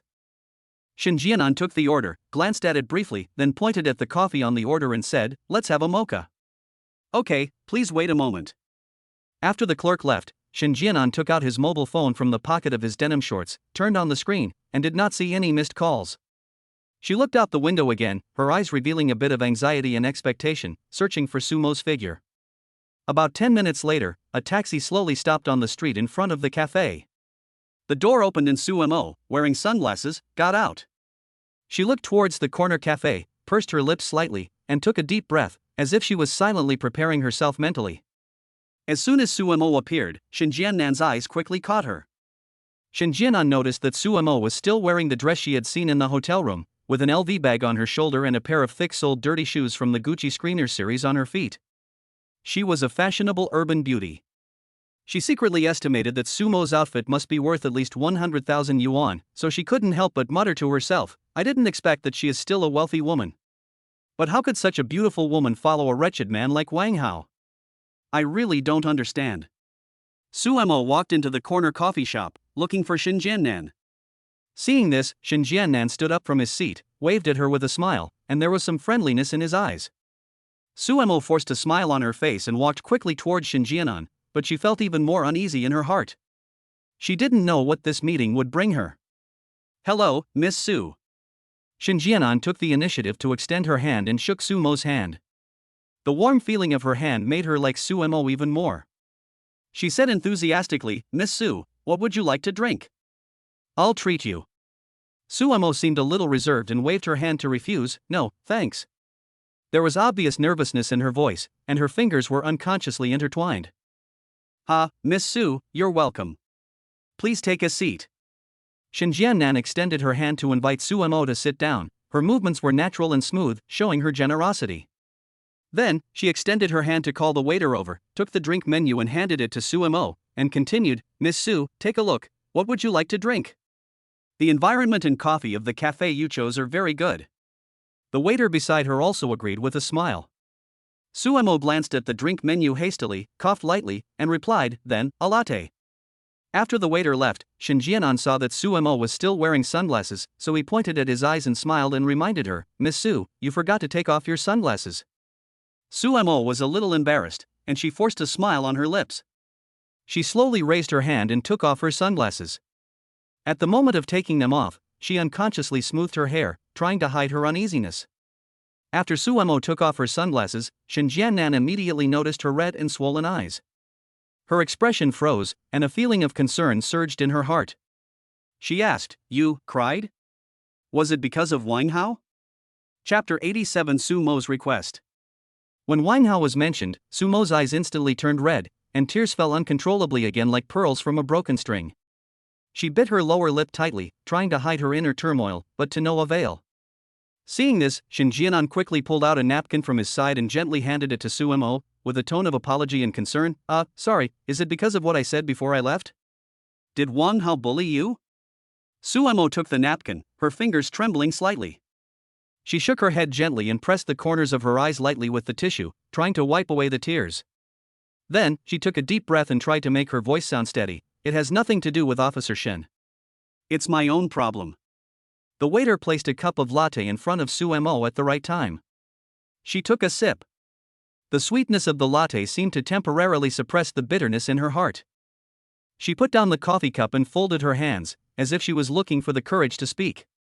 After a pause, she continued, "Officer Shen, I asked you to come here today because I have something to report to you. In addition, I have another request." I hope you can help me. Shin Jianan's eyes were warm, and he nodded gently, encouraging her, Miss Su, don't be polite, and don't have any doubts. Just say whatever you want to say. Sumo's eyes flickered, as if she was recalling something she didn't want to touch upon. I know that Officer Shin should be investigating the group of people who had a conflict with Qin Yi at the IFC on Friday night. Although I was not at the scene that night, Wang Hao came to the hotel to find me that night. In front of me, he personally admitted that he met Qin Yi at the Sinan feast and went to the Chanel store to inquire about Qin Yi's purchases. Shin Jianan frowned slightly when she heard this. This information was consistent with what she had learned before, and Wang Hao also admitted it in person at the hotel. Seeing Shin Jianan like this, Suemo clenched her hands together, her knuckles turning white from the force. She took a deep breath and continued, yes, he has already admitted all these things in the hotel just now. However, he did not admit that he knew Brother Chang and Brother Dao. At this point, she paused for a moment, a trace of determination flashed in her eyes, and continued, but in fact, he and Brother Dao know each other. The group of people who clashed with Qin Yi in the IFC were the ones he asked Brother Dao to send people to do it. Because of this incident, he was blackmailed by Brother Dao for 2 million. Hearing this, Shin Jianan's eyes instantly became sharp. She leaned forward and asked urgently, do you have any evidence for what you said? Suemo shook her head, a complex emotion flashed in her eyes, and then she continued, there is no evidence, but he told me all these things in person. Moreover, after you left, he called Brother Dao in front of me. On the phone, he told Brother Dao about your visit. I also heard that they said they wanted to deal with Qin Yi. He suspected that the reason you suspected him was because Qin Yi wanted to frame him. So, he asked me to ask Qin Yi out. When she said this, her voice trembled with excitement. Wait a moment. Shin Jianan's eyes were full of doubts. She looked at Suemo with a frown on her face. There was a hint of urgency in her tone, as if she wanted to sort out the relationship as soon as possible.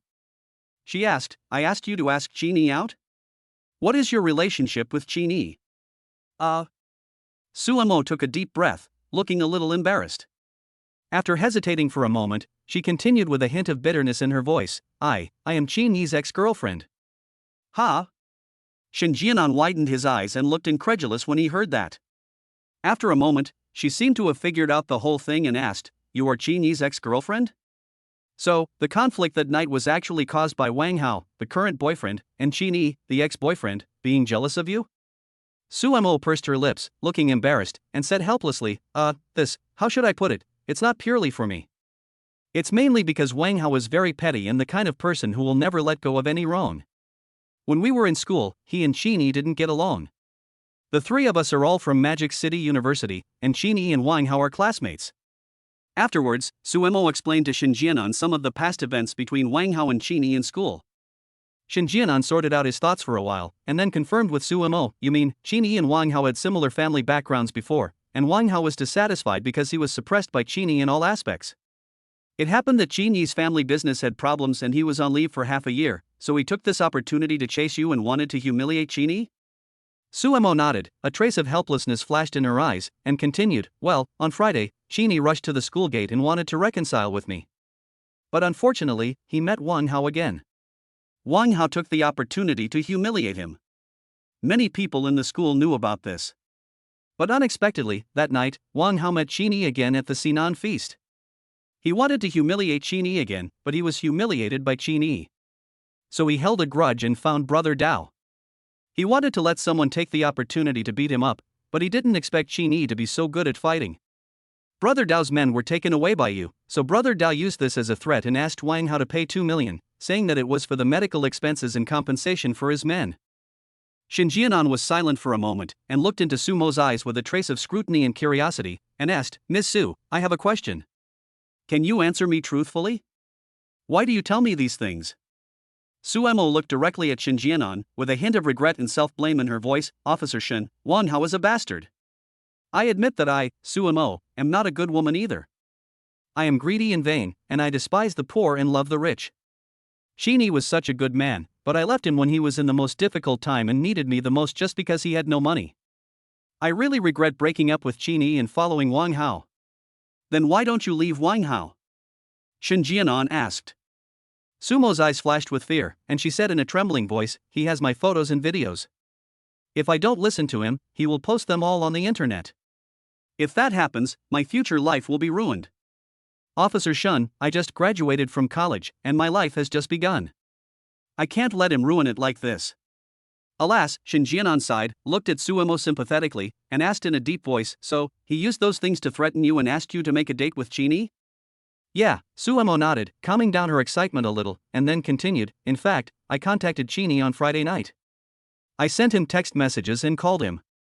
I wanted him to help me. But Chini seemed to be deeply hurt by me. He didn't reply to my text messages and the phone calls were unreachable. I can't contact him at all now." Suemo took a deep breath and asked, "So, you want me to help you contact Chini?" Sumo's eyes were gleaming with anticipation, and with a hint of tears in her voice, she pleaded, "Yes. Officer Shin, can you help me contact Chini? Just now at the hotel, Wang Hao said that if I still can't contact Chini in the next 2 days, he will make my photos and videos public. I really have no other choice." Hearing this, Shin Jianan did not agree immediately. She frowned and thought to herself, "I am not familiar with Chini. Even if I can contact him, I may not be able to convince him to cooperate with me.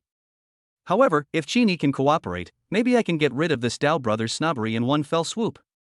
This is a cancer in the underground world of the Magic City. If I can get rid of it, it will be a great achievement." Seeing that Shin Jianan seemed to be in a difficult situation, Suemo said anxiously, "Officer Shin, don't you want to investigate that brother Dao? I can help you.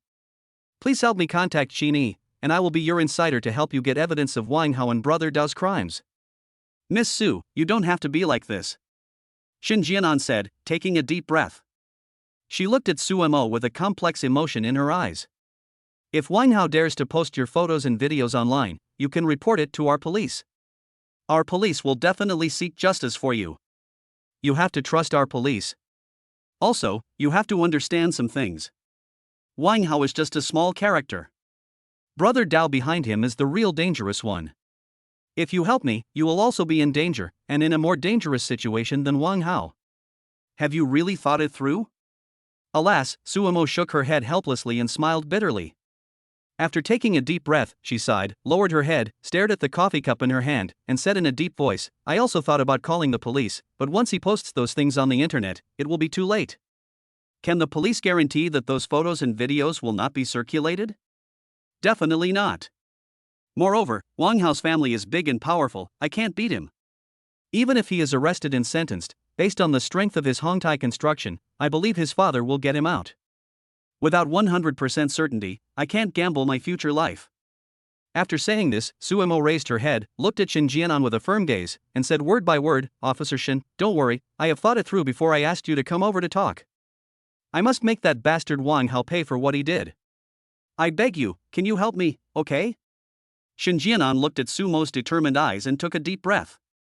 Although she despised women like Suemo, as a woman, she sympathized with her experience and hated scumbags like Wang Hao.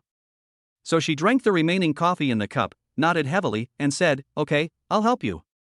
Hearing this, Sumo's heart was finally at ease.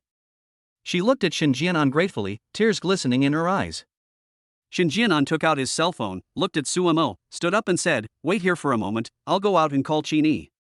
After all, Chini is the key to this matter, so we still need to ask for his opinion." "Yeah," Suemo nodded heavily, with anticipation and gratitude flashing in her eyes.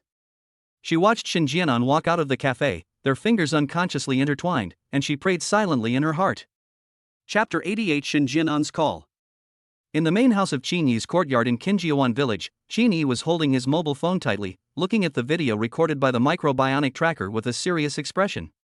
In the video, as soon as Chun Hu arrived at the location of the underground bank, he asked his men to clean up the underground bank inside and out, and he himself entered a hidden office and took out the underground bank's account books, dozens of gold bars, and dozens of stacks of cash from the safe under his desk. Afterwards, Chen Hu drove to a country house on the outskirts of southern Beijing and hid the account books in gold bars. A cunning rabbit really has 3 burrows. Qin Yi frowned, looking at the images, muttering softly, while also secretly wondering in his mind whether he should report the situation to the police. After thinking it over again and again, Qin Yi still shook his head. Chen Hu had been able to dominate Gingnan for so long, there must be someone behind him. Moreover, he was able to be bailed out from the police station so quickly, maybe there was someone protecting him in the Jingnan police station. In addition, Qin Yi was quite skeptical about the Jingnan police force because of his father Qin Jianya's previous experience. If he handed over the information to the police now, he might expose himself early. If that's the case, then I'll have lost the opportunity to fight the boss behind the scenes. Thinking of this, Sheeny gave up the idea of reporting to the Jingnan police. However, now that I know where Chen Hu hid the account books of the underground bank, in order to prevent him from moving them again, I still need to teach him a lesson, and let him know what it means to the mantis stalks the cicada, unaware of the oriole behind. Just as he was thinking about a countermeasure, the large iron gate of the courtyard creaked, interrupting his thoughts. Then, his mother Wu Xiuhua's voice came over. Son, come and help, your dad is drunk, come and help him. Upon hearing this, Sheeny immediately put down his phone and ran out of the main house. When I arrived at the gate of the courtyard, I saw my mother Wu Xiuhua, who was smiling and supporting my father Qin Jianye, who was leaning against the wall. My father's steps were unsteady and he was almost drunk and unconscious. Sheeny hurried forward to support him, and said with a smile, "Hey, how much did Dad drink? Why is he so drunk? Mom, why didn't you stop him?" But before Wu Xiuhua could respond, Qin Jianye waved his hands and staggered towards the yard, mumbling as he walked, Who said I was drunk? I'm not drunk. Drink, continue drinking." Sheeny lifted Qin Jianye's arm and gently placed it on his shoulder. He put his other hand around Qin Jianye's waist from behind, then smiled and shook his head, saying, "Okay, your mouth is wet, and you're still drinking." Wu Xiuhua supported Qin Jianye from the other side, with a smile on her face, and said softly, "Well, your father was happy today, and the villagers kept toasting him, so he drank 2 more glasses. It's okay, he will be fine after a good sleep."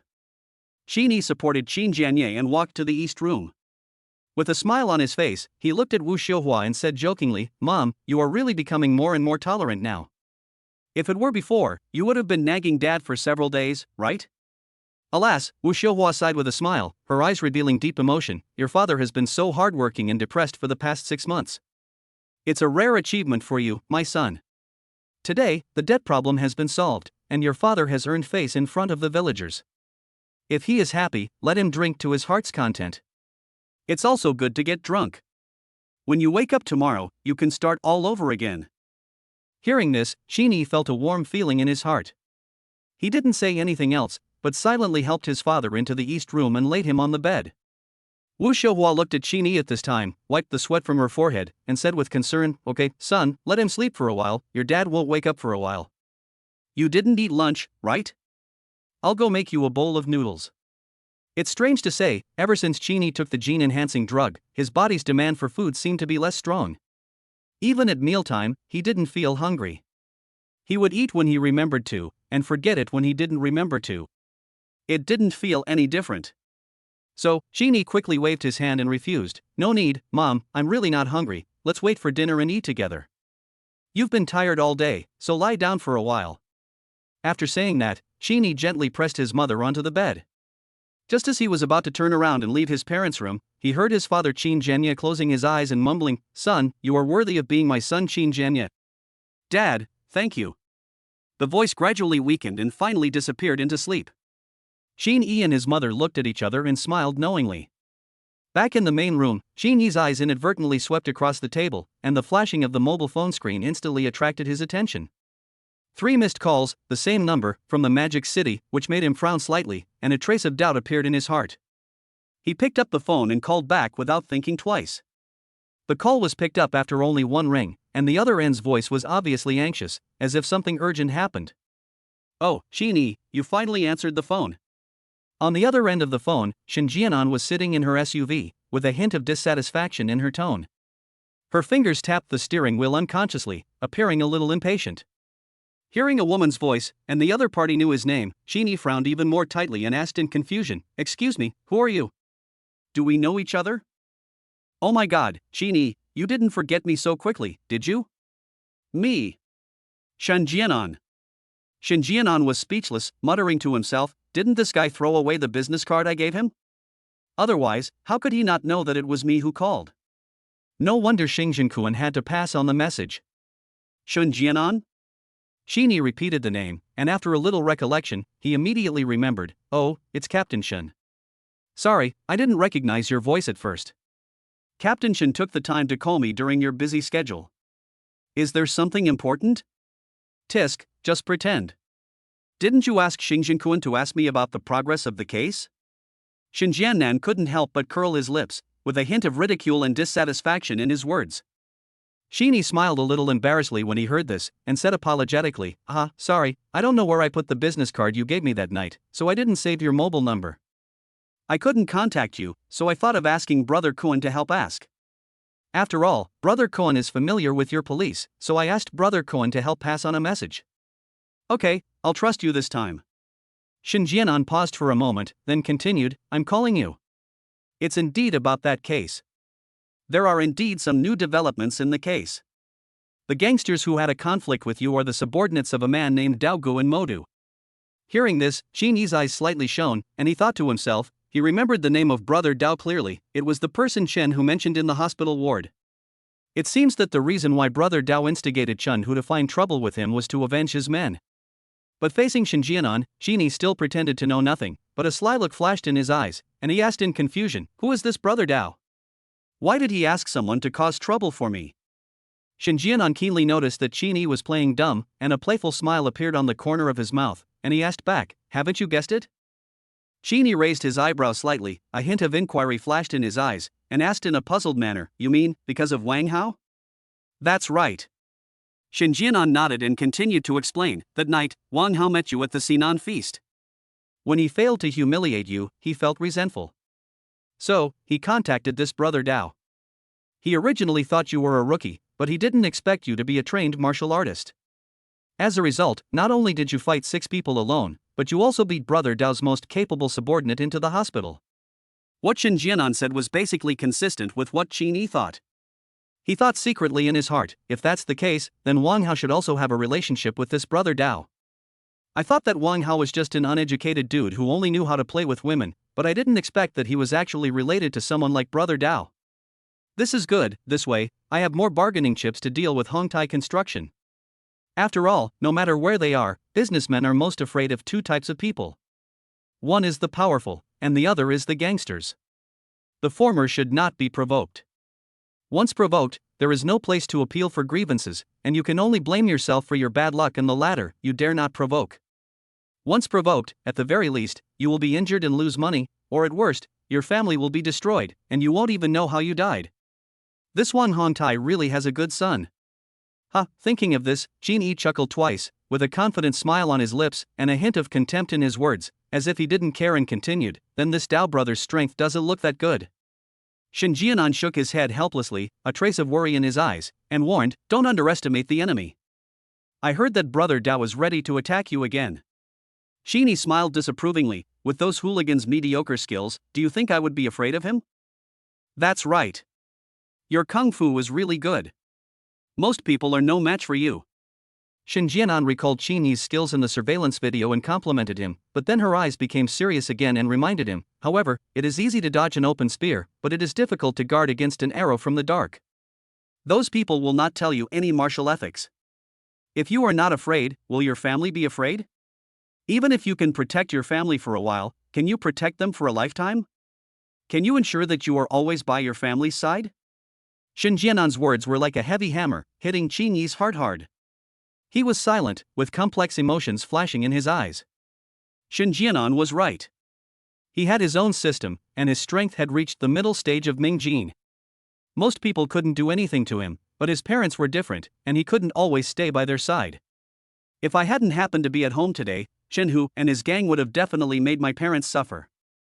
Thinking of this, Qin frowned and asked, then, what suggestions does Captain Shen have? You join forces with me, and together we will wipe out Brother Dao's gang and eliminate this trouble once and for all. Shen Jianan suggested. Qin couldn't help laughing twice after hearing that. There was a hint of amusement in his words. He was obviously curious about Shin Jianan's proposal. He asked tentatively, Captain Shen, I'm just an ordinary citizen, and you're the police. Since you already know that Brother Dao has committed a crime, why don't you just take people to arrest him? Why are you still cooperating with me? The police need evidence to arrest people. Without evidence, even if they arrest someone, they will still be released in the end. Shin Jianan explained. So? You want me to help you find evidence? Qin asked. Not only help me, but also help yourself. Shin Jianan's tone became serious. That's quite interesting. Shin Jianan was right. Cooperating with her would benefit both parties. Qin's attitude changed. A playful smile appeared on the corner of his mouth. He then said, "Okay, then Captain Shin, tell me, how are we going to work together?" Chapter 89 Qin Yi's Anger and Conflict 5,000 word chapter. Is that so? Shin Jiannan's voice came through the phone. She held the phone tightly, with a hint of expectation in her tone, and explained, "I got a tip-off that Brother Dao is going to ask you out alone. He should have found helpers and is ready to teach you a lesson. I can set up surveillance in advance and take this opportunity to control Brother Dao. In addition, according to our police's understanding of Brother Dao, in addition to running nightclubs and other entertainment industries, he also runs underground casinos and underground banks. If you can help our police eradicate Brother Dao's gang of evil forces this time, maybe I can apply for you to receive a bravery award or something." Qin Yi's lips curled up into a playful smile, but there was a hint of vigilance in his eyes. He shook his head slightly, with a hint of teasing in his tone, as if he had doubts about Shin Jiannan's proposal. "Captain Shin, don't you think what you just said is a bit like taking off your pants to fart?" Hearing this, Shin Jiannan frowned slightly, looking unhappy, and asked in a deep voice, "Qin Yi, what do you mean?" "Ha!" Qin Yi chuckled, shook his head helplessly, and explained, "Captain Shin, you already have an informant, why are you still looking for me to cooperate? Isn't this a waste of time? Why don't you just let your informant take pictures of the underground casinos and underground banks for you, and then you can just lead people to capture Brother Dao? All the credit will be yours. How great is that? Hey, catch the thief and seize the stolen goods." If Brother Dao was so easy to catch, we wouldn't have let him run rampant in the Magic City for so many years. Shin Jiannan shook his head, with a hint of helplessness in his tone. "Huh." Qin Yi curled his lips without comment, chuckled, a hint of mockery flashed in his eyes, and continued in a cold voice, "Is it so difficult to catch a mere gangster? I don't believe it. Could it be that there is a protective umbrella for Brother Dao in your police force? That's why he has been at large?" Hearing this, Shin Jiannan's expression froze, and a hint of embarrassment and helplessness flashed in his eyes. "Ahem," she coughed lightly and said with a slightly embarrassed tone, "Of course this is possible, I don't deny that. But don't worry, I don't care what others do. I, Shin Jiannan, will never be a protective umbrella for evil forces. Moreover, if you are willing to help me this time, maybe we can also dig out the protective umbrella behind Brother Dao." Hearing Shin Jiannan's firm words, and with Xing Jinkuan having previously vouched for Shin Jiannan's character, Qin Yi believed her words. "Okay," Qin Yi said, nodded, and his tone revealed a bit of seriousness. "Then Captain Shin, just tell me, how can I help?" "You agree?" A hint of surprise flashed in Shin Jiannan's eyes. "Well, what you said is very right. It is easy to dodge an open attack, but hard to guard against an arrow from the dark. If I don't get rid of the hidden danger of Brother Dao, I won't feel at ease to take my parents to the Magic City." Qin Yi nodded, his eyes revealing some determination. "Great, then I'll send you a number later, it's one of my informants. You contact her and she'll tell you the next arrangements." Shin Jiannan was a little nervous when she said this. She didn't know how Qin Yi would react if he knew that the so-called informant he mentioned was actually his ex-girlfriend, but at the moment, she could only bite the bullet and take it one step at a time. "Okay. Then add me on WeChat. WeChat ID is my cell phone number." After hanging up the phone, Shin Jiannan took a deep breath and let out a long sigh, and his tense nerves relaxed briefly. She quickly opened WeChat and applied to add Qin Yi as a friend. The friend request was quickly approved. Shin Jiannan was delighted. Then she copied Sumo's mobile phone number and sent it to Qin Yi with some trepidation. Qin Yi looked at the mobile phone number sent by Shin Jiannan, and his heart trembled suddenly. His eyes narrowed and his brows furrowed into a shape of a line in the middle of a line. He was too familiar with this number. How is this possible? Could it be that I remembered it wrong? He couldn't believe his memory, so he nervously copied the phone number, switched to the dialing interface, and pasted it. Sure enough, the name displayed was that of his ex-girlfriend who had betrayed him and humiliated him together with Wang Haosumo. Qin Yi became furious, and a feeling of anger at being fooled surged in his heart. He immediately called Shin Jiannan again. Shin Jiannan held the phone in her hand and looked at the caller ID. She couldn't help swallowing and felt uneasy. As soon as the call was connected, Qin Yi didn't care about the other party's identity as a police officer, and shouted angrily, "Shin Jiannan! Are you kidding me? Where did you get this number?"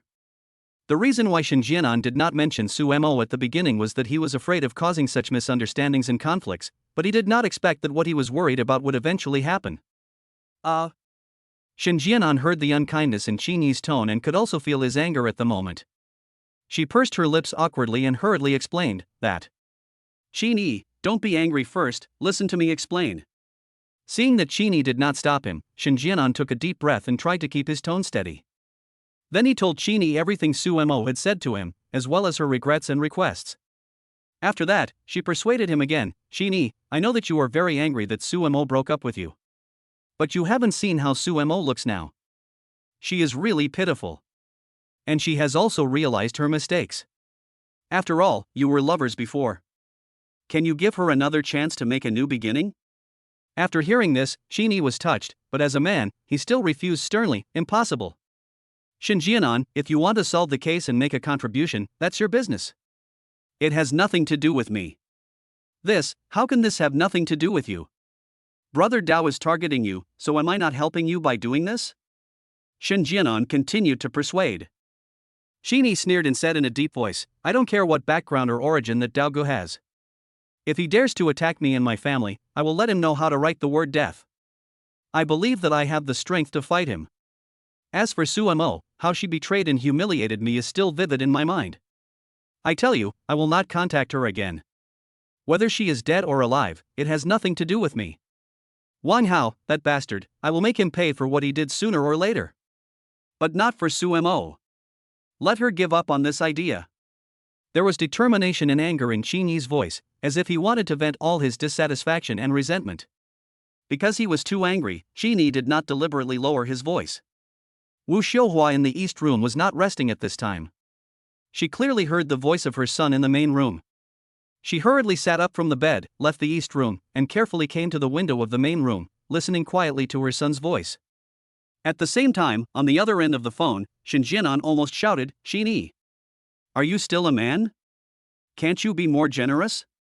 You want me to be generous? Shen Jianan, stop talking nonsense here. Qin Yi said, and suddenly stood up from the sofa. He raised his hand angrily and pointed at the air in front of him, as if he could point it at Shen Jianan. He continued angrily, I have been with Su Mo for 3 years. Ask her yourself, how have I treated her in these 3 years? And how has she treated me? Oh, now that Wang Hao treats her badly, she thinks of me? Just tell her to stop dreaming. I, Qin Yi, will never have anything to do with her again. Qin Yi. Calm down first. Shen Jianan said, her chest heaving violently. She was also worried that Qin Yi would hang up the phone. Fortunately, Qin Yi's heavy breathing could still be heard on the phone, which made Shen Jianan feel a little relieved. As long as he didn't hang up the phone, there was still room for maneuver in this matter. She adjusted her breathing, lowered her voice a little, and continued in a deep voice, yes, Su Mo betrayed you. She also admitted that she was vain and despised the poor and loved the rich. She left you when you were in the most difficult time and needed her the most. But she also paid a price for it. She told me that since Wang Hao was defeated by you on Friday night, Wang Hao has become a different person to her, beating and scolding her. She still has wounds on her face and body, all caused by that bastard Wang Hao. However, before Shen Jianan could finish, Qin Yi sneered, his voice was a little cold, and interrupted, so what? It's all her own fault. I reminded her on Friday that Wang Hao is a scumbag, but she didn't listen. Yes, you are right. To be honest, I also despise women like Su Mo. But why don't you think about it? You two have been in love for 3 years. Can you bear to let her be bullied by that scumbag Wang Hao? Can you bear to let Wang Hao spread those photos and videos of Su Mo everywhere and let everyone know? She betrayed you, but are your feelings for her for the past 3 years also fake? Can you bear to watch the girl you once loved so deeply ruin her life from now on? There was a hint of questioning and dissatisfaction in Shen Jianan's voice. She hoped that Qin Yi would help Su Mo because of their past relationship. Qin Yi was silent. Facing Shen Jianan's questioning, he didn't know how to answer. At this moment, he was confused and his eyes became complicated, with anger and hesitation. There was silence on both ends of the phone, and neither of them spoke for a long time. Outside the main house, Wu Xiuhua also had a worried look on her face. Although she didn't know what had happened, she could probably guess that it was Su Mo who wanted to ask her son a favor. She still remembered that just a month ago, the girl named Su Mo suddenly broke up with her son. Although her son understood that given the situation of his family at the time, there was nothing to complain about the girl breaking up. After all, the girl is about to graduate and she also has to consider the pressure of reality and the life she will face in the future. During that time, although her son did not say much, Wu Xiuhua knew the struggle, pain and sadness in her son's heart during that time, as no one knows a son better than his mother. Otherwise, he would not have rushed back to the Magic City overnight without saying a word, just for an initial agreement. However, as the saying goes, the deeper the love, the deeper the hatred. Wu Xiuhua couldn't say much about the matter of feelings. She took a deep breath, shook her head helplessly, and walked back to the east room in silence. At the same time, Shen Jianan saw Qini remain silent for a long time, frowned in thought, and suddenly an idea flashed in his mind. His smart eyes turned, and then a cunning smile appeared at the corner of his mouth. She chuckled, and then said sarcastically, "Ah, that's right, how could I forget that you, Qini, already have a new girlfriend? What's her name? Su Qian, right?" Shen Jianan said, and then changed the subject, with a bit of anger and disappointment in his voice. "It's true, all men are bad." One foot rushed to the school pretending to be infatuated, wanting to get back together with Su Mo. The next foot he made a new girlfriend, eating with her and buying gifts. "I guess you had a very happy time with Su Qian that night, right? Qini, do you think you are very infatuated? Let me tell you. There is actually no difference between you and that Wan Hao. Both of you are scumbags who abandon you after having sex. Bastards. Let me tell you, if you don't help Su Mo this time, and something happens to her, will you really feel good about your conscience? Think about it yourself." After saying that, Shen Jianan didn't give Qini a chance to continue speaking and resolutely hung up the phone. Qini was a little confused by Shen Jianan's series of accusations and scolding. He put down his phone in despair. In his heart, the past memories that had just been buried were once again evoked. Qini sat back on the sofa. As time passed, he just sat there blankly, holding his cell phone tightly in his hand. His heart was filled with confusion and contradictions, and he didn't know how to make a decision. On the other side, Shen Jianan, who had vented his anger, clenched his right hand into a fist and hammered the steering wheel twice. The black Jeep off-road vehicle honked twice, startling the passers-by nearby, who gave Shen Jianan cordially greetings through the windshield. At this time, Su Mo in the cafe had been paying attention to the situation on Shen Jianan's side. When she heard the two whistles, she mistakenly thought that Shen Jianan was calling her over. So she stood up quickly, with anticipation in her eyes, as if she had grasped the last straw, and trotted to the black Jeep SUV. Looking inside the car through the driver's window, Su Mo discovered that Shen Jianan was leaning on the steering wheel with his head down, looking very decadent and depressed. Su Mo's heart suddenly hung in the air, and an ominous premonition came to her mind. She raised her hand and gently knocked on the driver's window. Shen Jianan immediately raised his head and looked out the window. The moment Su Mo met Shen Jianan's eyes, she read helplessness and disappointment in his eyes, and her heart sank to the bottom in an instant. At that moment, the faint light in Su Mo's eyes disappeared completely, replaced by deep bitterness and despair. She turned around silently, turned her back to the car window, and walked forward in a daze, like a walking corpse with its soul extracted. Seeing this, Shen Jianan immediately opened the car door and got out. He caught up with Su Mo in 3 or 2 steps, reached out and grabbed her arm, blocking her way. Su Mo raised her head and looked at her, smiling bitterly, with endless fatigue and despair in her voice. "Qini, is he unwilling to help me?" Shen Jianan hesitated to speak, not knowing how to start the conversation with Su Mo. Seeing this, Su Mo was completely disheartened. She forced out a smile that was more aggrieved than crying, and said softly, "Officer Shen, you don't have to say anything, I understand. I'm sorry for wasting your time, sorry." Su Mo. Shen Jianan held Su Mo's shoulders with both hands, his tone firm and full of strength. "Even if Qini is unwilling to help you, you can't give up on yourself. You have to cheer up. If he doesn't help you, I will. I don't believe that a mere Wang Hao can rebel against the sky." Tears welled up in Su Mo's eyes. She forced herself to raise her head and look up to the sky to stop the tears from flowing. She has cried too much in the past 2 days. She is tired and doesn't want to continue like this. She shook her head, smiled at herself, looked away, and said softly, "Thank you, Officer Shen. It's all my fault that things turned out like this. If any of those photos and videos in Wang Hao's hands were to be circulated, my life would be ruined. You can't help me. Qini doesn't help me, and I have nothing to say. After all, I was the one who hurt him first, so please ask Officer Shen to apologize to him on my behalf." After saying that, Su Mo broke free from Shen Jianan's restraints and continued to move forward. Shen Jianan saw that she was not in a good state, and her heart tightened. She hurriedly followed her and continued to persuade her. "Su Mo, what are you going to do? You must not do anything stupid. Think about your parents, your relatives, and friends, you can't just give up on yourself. Suemo stopped walking, a trace of revenge flashed in her eyes, and she said softly, Officer Shin, don't worry. I won't commit suicide. Wang Hao, that bastard, ruined my life. Even if I die, I will take him with me. Just at this moment, Shin Jianan's cell phone rang suddenly, interrupting their conversation. Shin Jianan took out her cell phone and saw the caller ID on the screen, which made her eyes flash with surprise. She grabbed Suemo beside her and almost put the phone in front of Sumo's eyes, her voice full of excitement. Suemo, look, it's Qingyi's call. Maybe there will be a turnaround, you wait a little longer, don't give up. When Suemo heard this, a complex emotion flashed in her eyes. She looked at the name on the phone, and the fire in her heart that had been extinguished seemed to be blown by a sudden gust of wind, and it rekindled a faint flame. She bit her lower lip tightly, nodded, and said nothing. Shin Jianan pulled her and they got into the car again. Shin Jianan answered the call, pressed the speakerphone, and then placed the phone between them. The two held their breath, so nervous that they could almost hear each other's heartbeats. Chapter 90 Qingyi's response. After a moment, Qingyi's low voice came from the other end of the phone, and it could be heard that he was not in a very good mood. Shin Jianan, I have thought seriously about what you just said.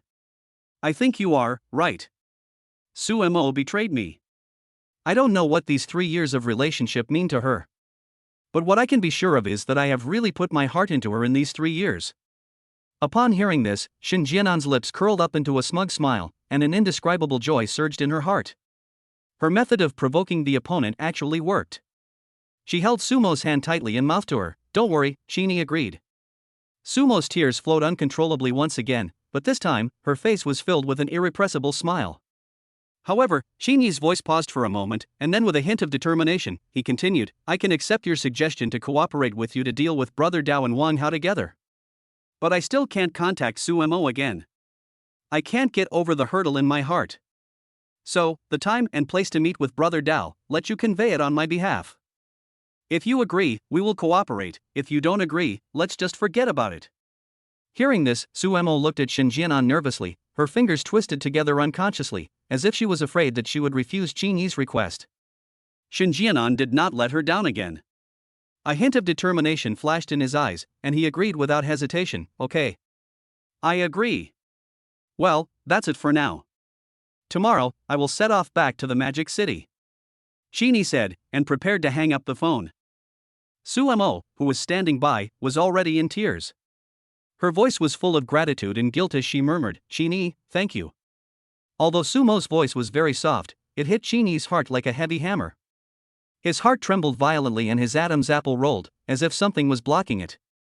He was silent for a moment, and finally said nothing and hung up the phone gently.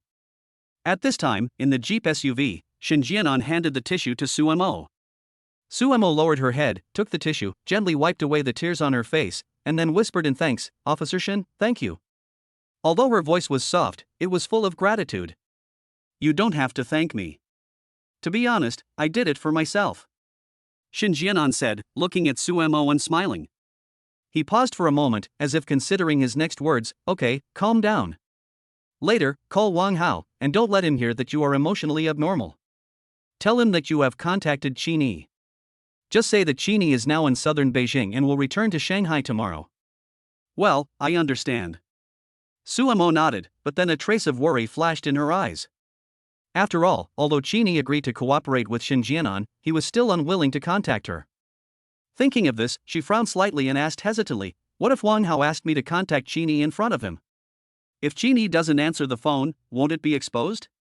Shin Jianan thought for a moment, a confident smile appeared on his lips, he picked up his phone and waved it at Suemo, and said with a smile, this is easy, you add me on WeChat, I will change my WeChat profile picture to the same as Qingyi, and then you change the note. If Wang Hao asks you to contact Qingyi, you send me WeChat and I will pretend to be Qingyi. Well, what if he asks me to call? Suemo asked, with a hint of anxiety in her eyes. That's easy, Shin Jianan replied easily, Wang Hao also knows that Qingyi has a new girlfriend. You can use this excuse and say that Qingyi doesn't allow you to call him and he won't answer even if you call. With Wang Hao's IQ, he should be able to get away with it. Suemo thought about it and nodded, thinking the plan was feasible. Then, she looked at Shin Jianan with a look of shyness that was hard to say, Officer Shin, have you met Qingyi's new girlfriend? Shin Jianan looked at Sumo, nodded, and replied, "Yes, I have met her." "What does she look like?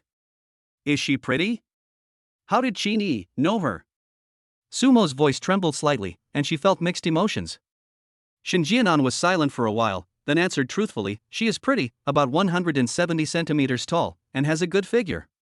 "I don't know exactly how we met. But I guess we met when we bought the car." After saying that, he couldn't help but sigh secretly, and secretly felt, people always learn to cherish after they lose something. When Sumo heard this, her emotions, which had just calmed down, began to waver again, and her feeling of loss was beyond words. Seeing this, Shin Jianan opened his mouth and wanted to say something but hesitated. After all, it is difficult for outsiders to interfere in matters of the heart. She understood Sumo's mood at the moment, but in the end, it was too late to undo what had happened.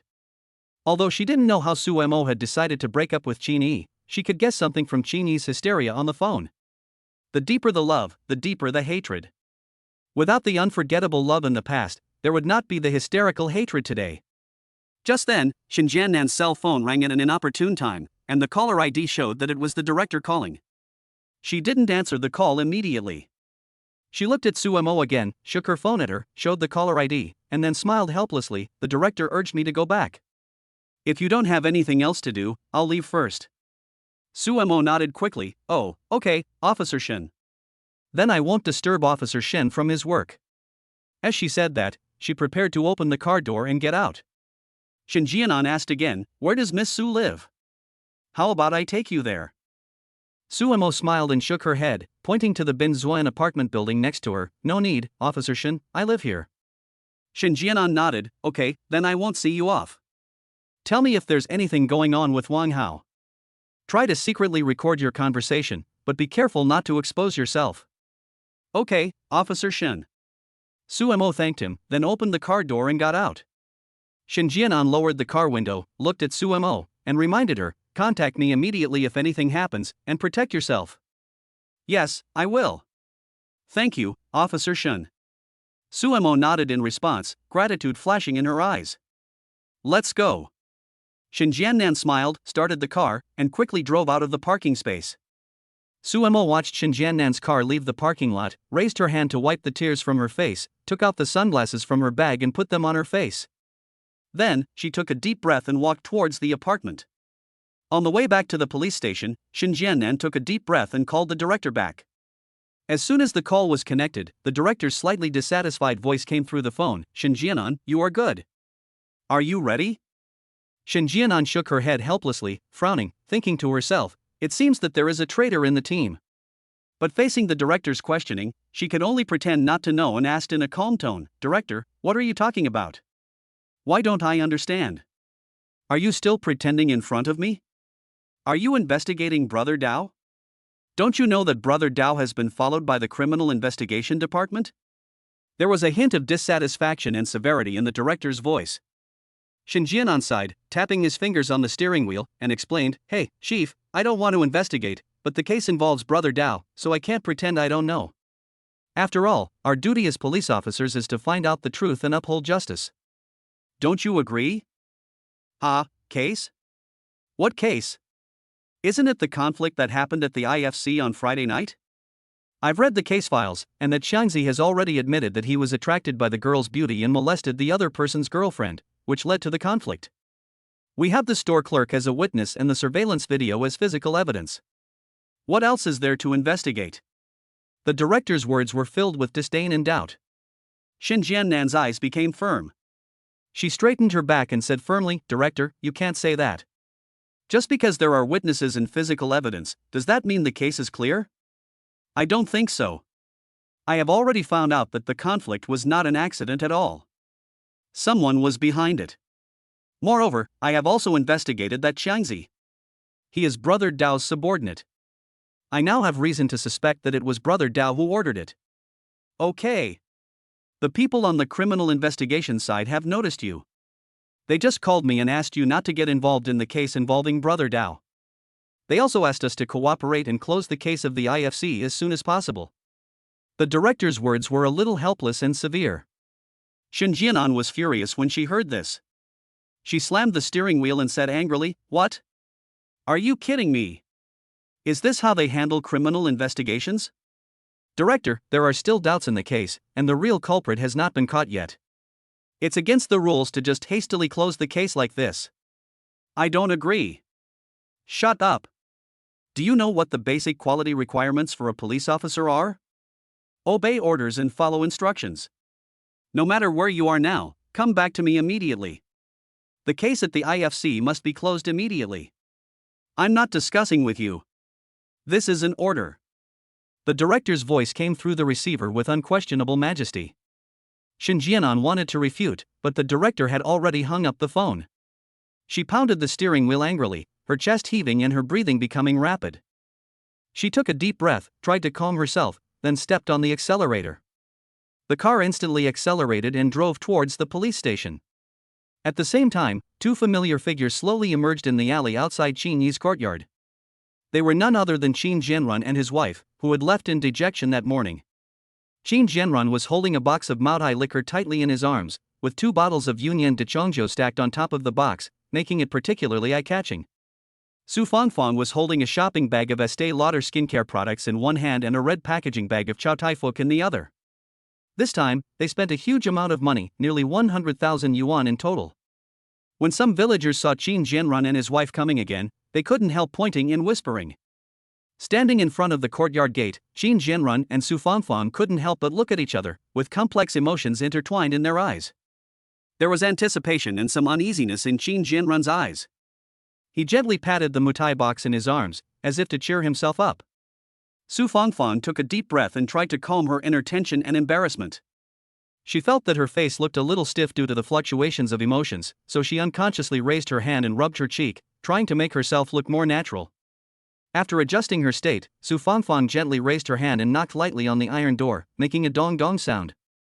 At that moment, her heartbeat seemed to accelerate along with the knock on the door, and she nervously waited for a response from inside the door.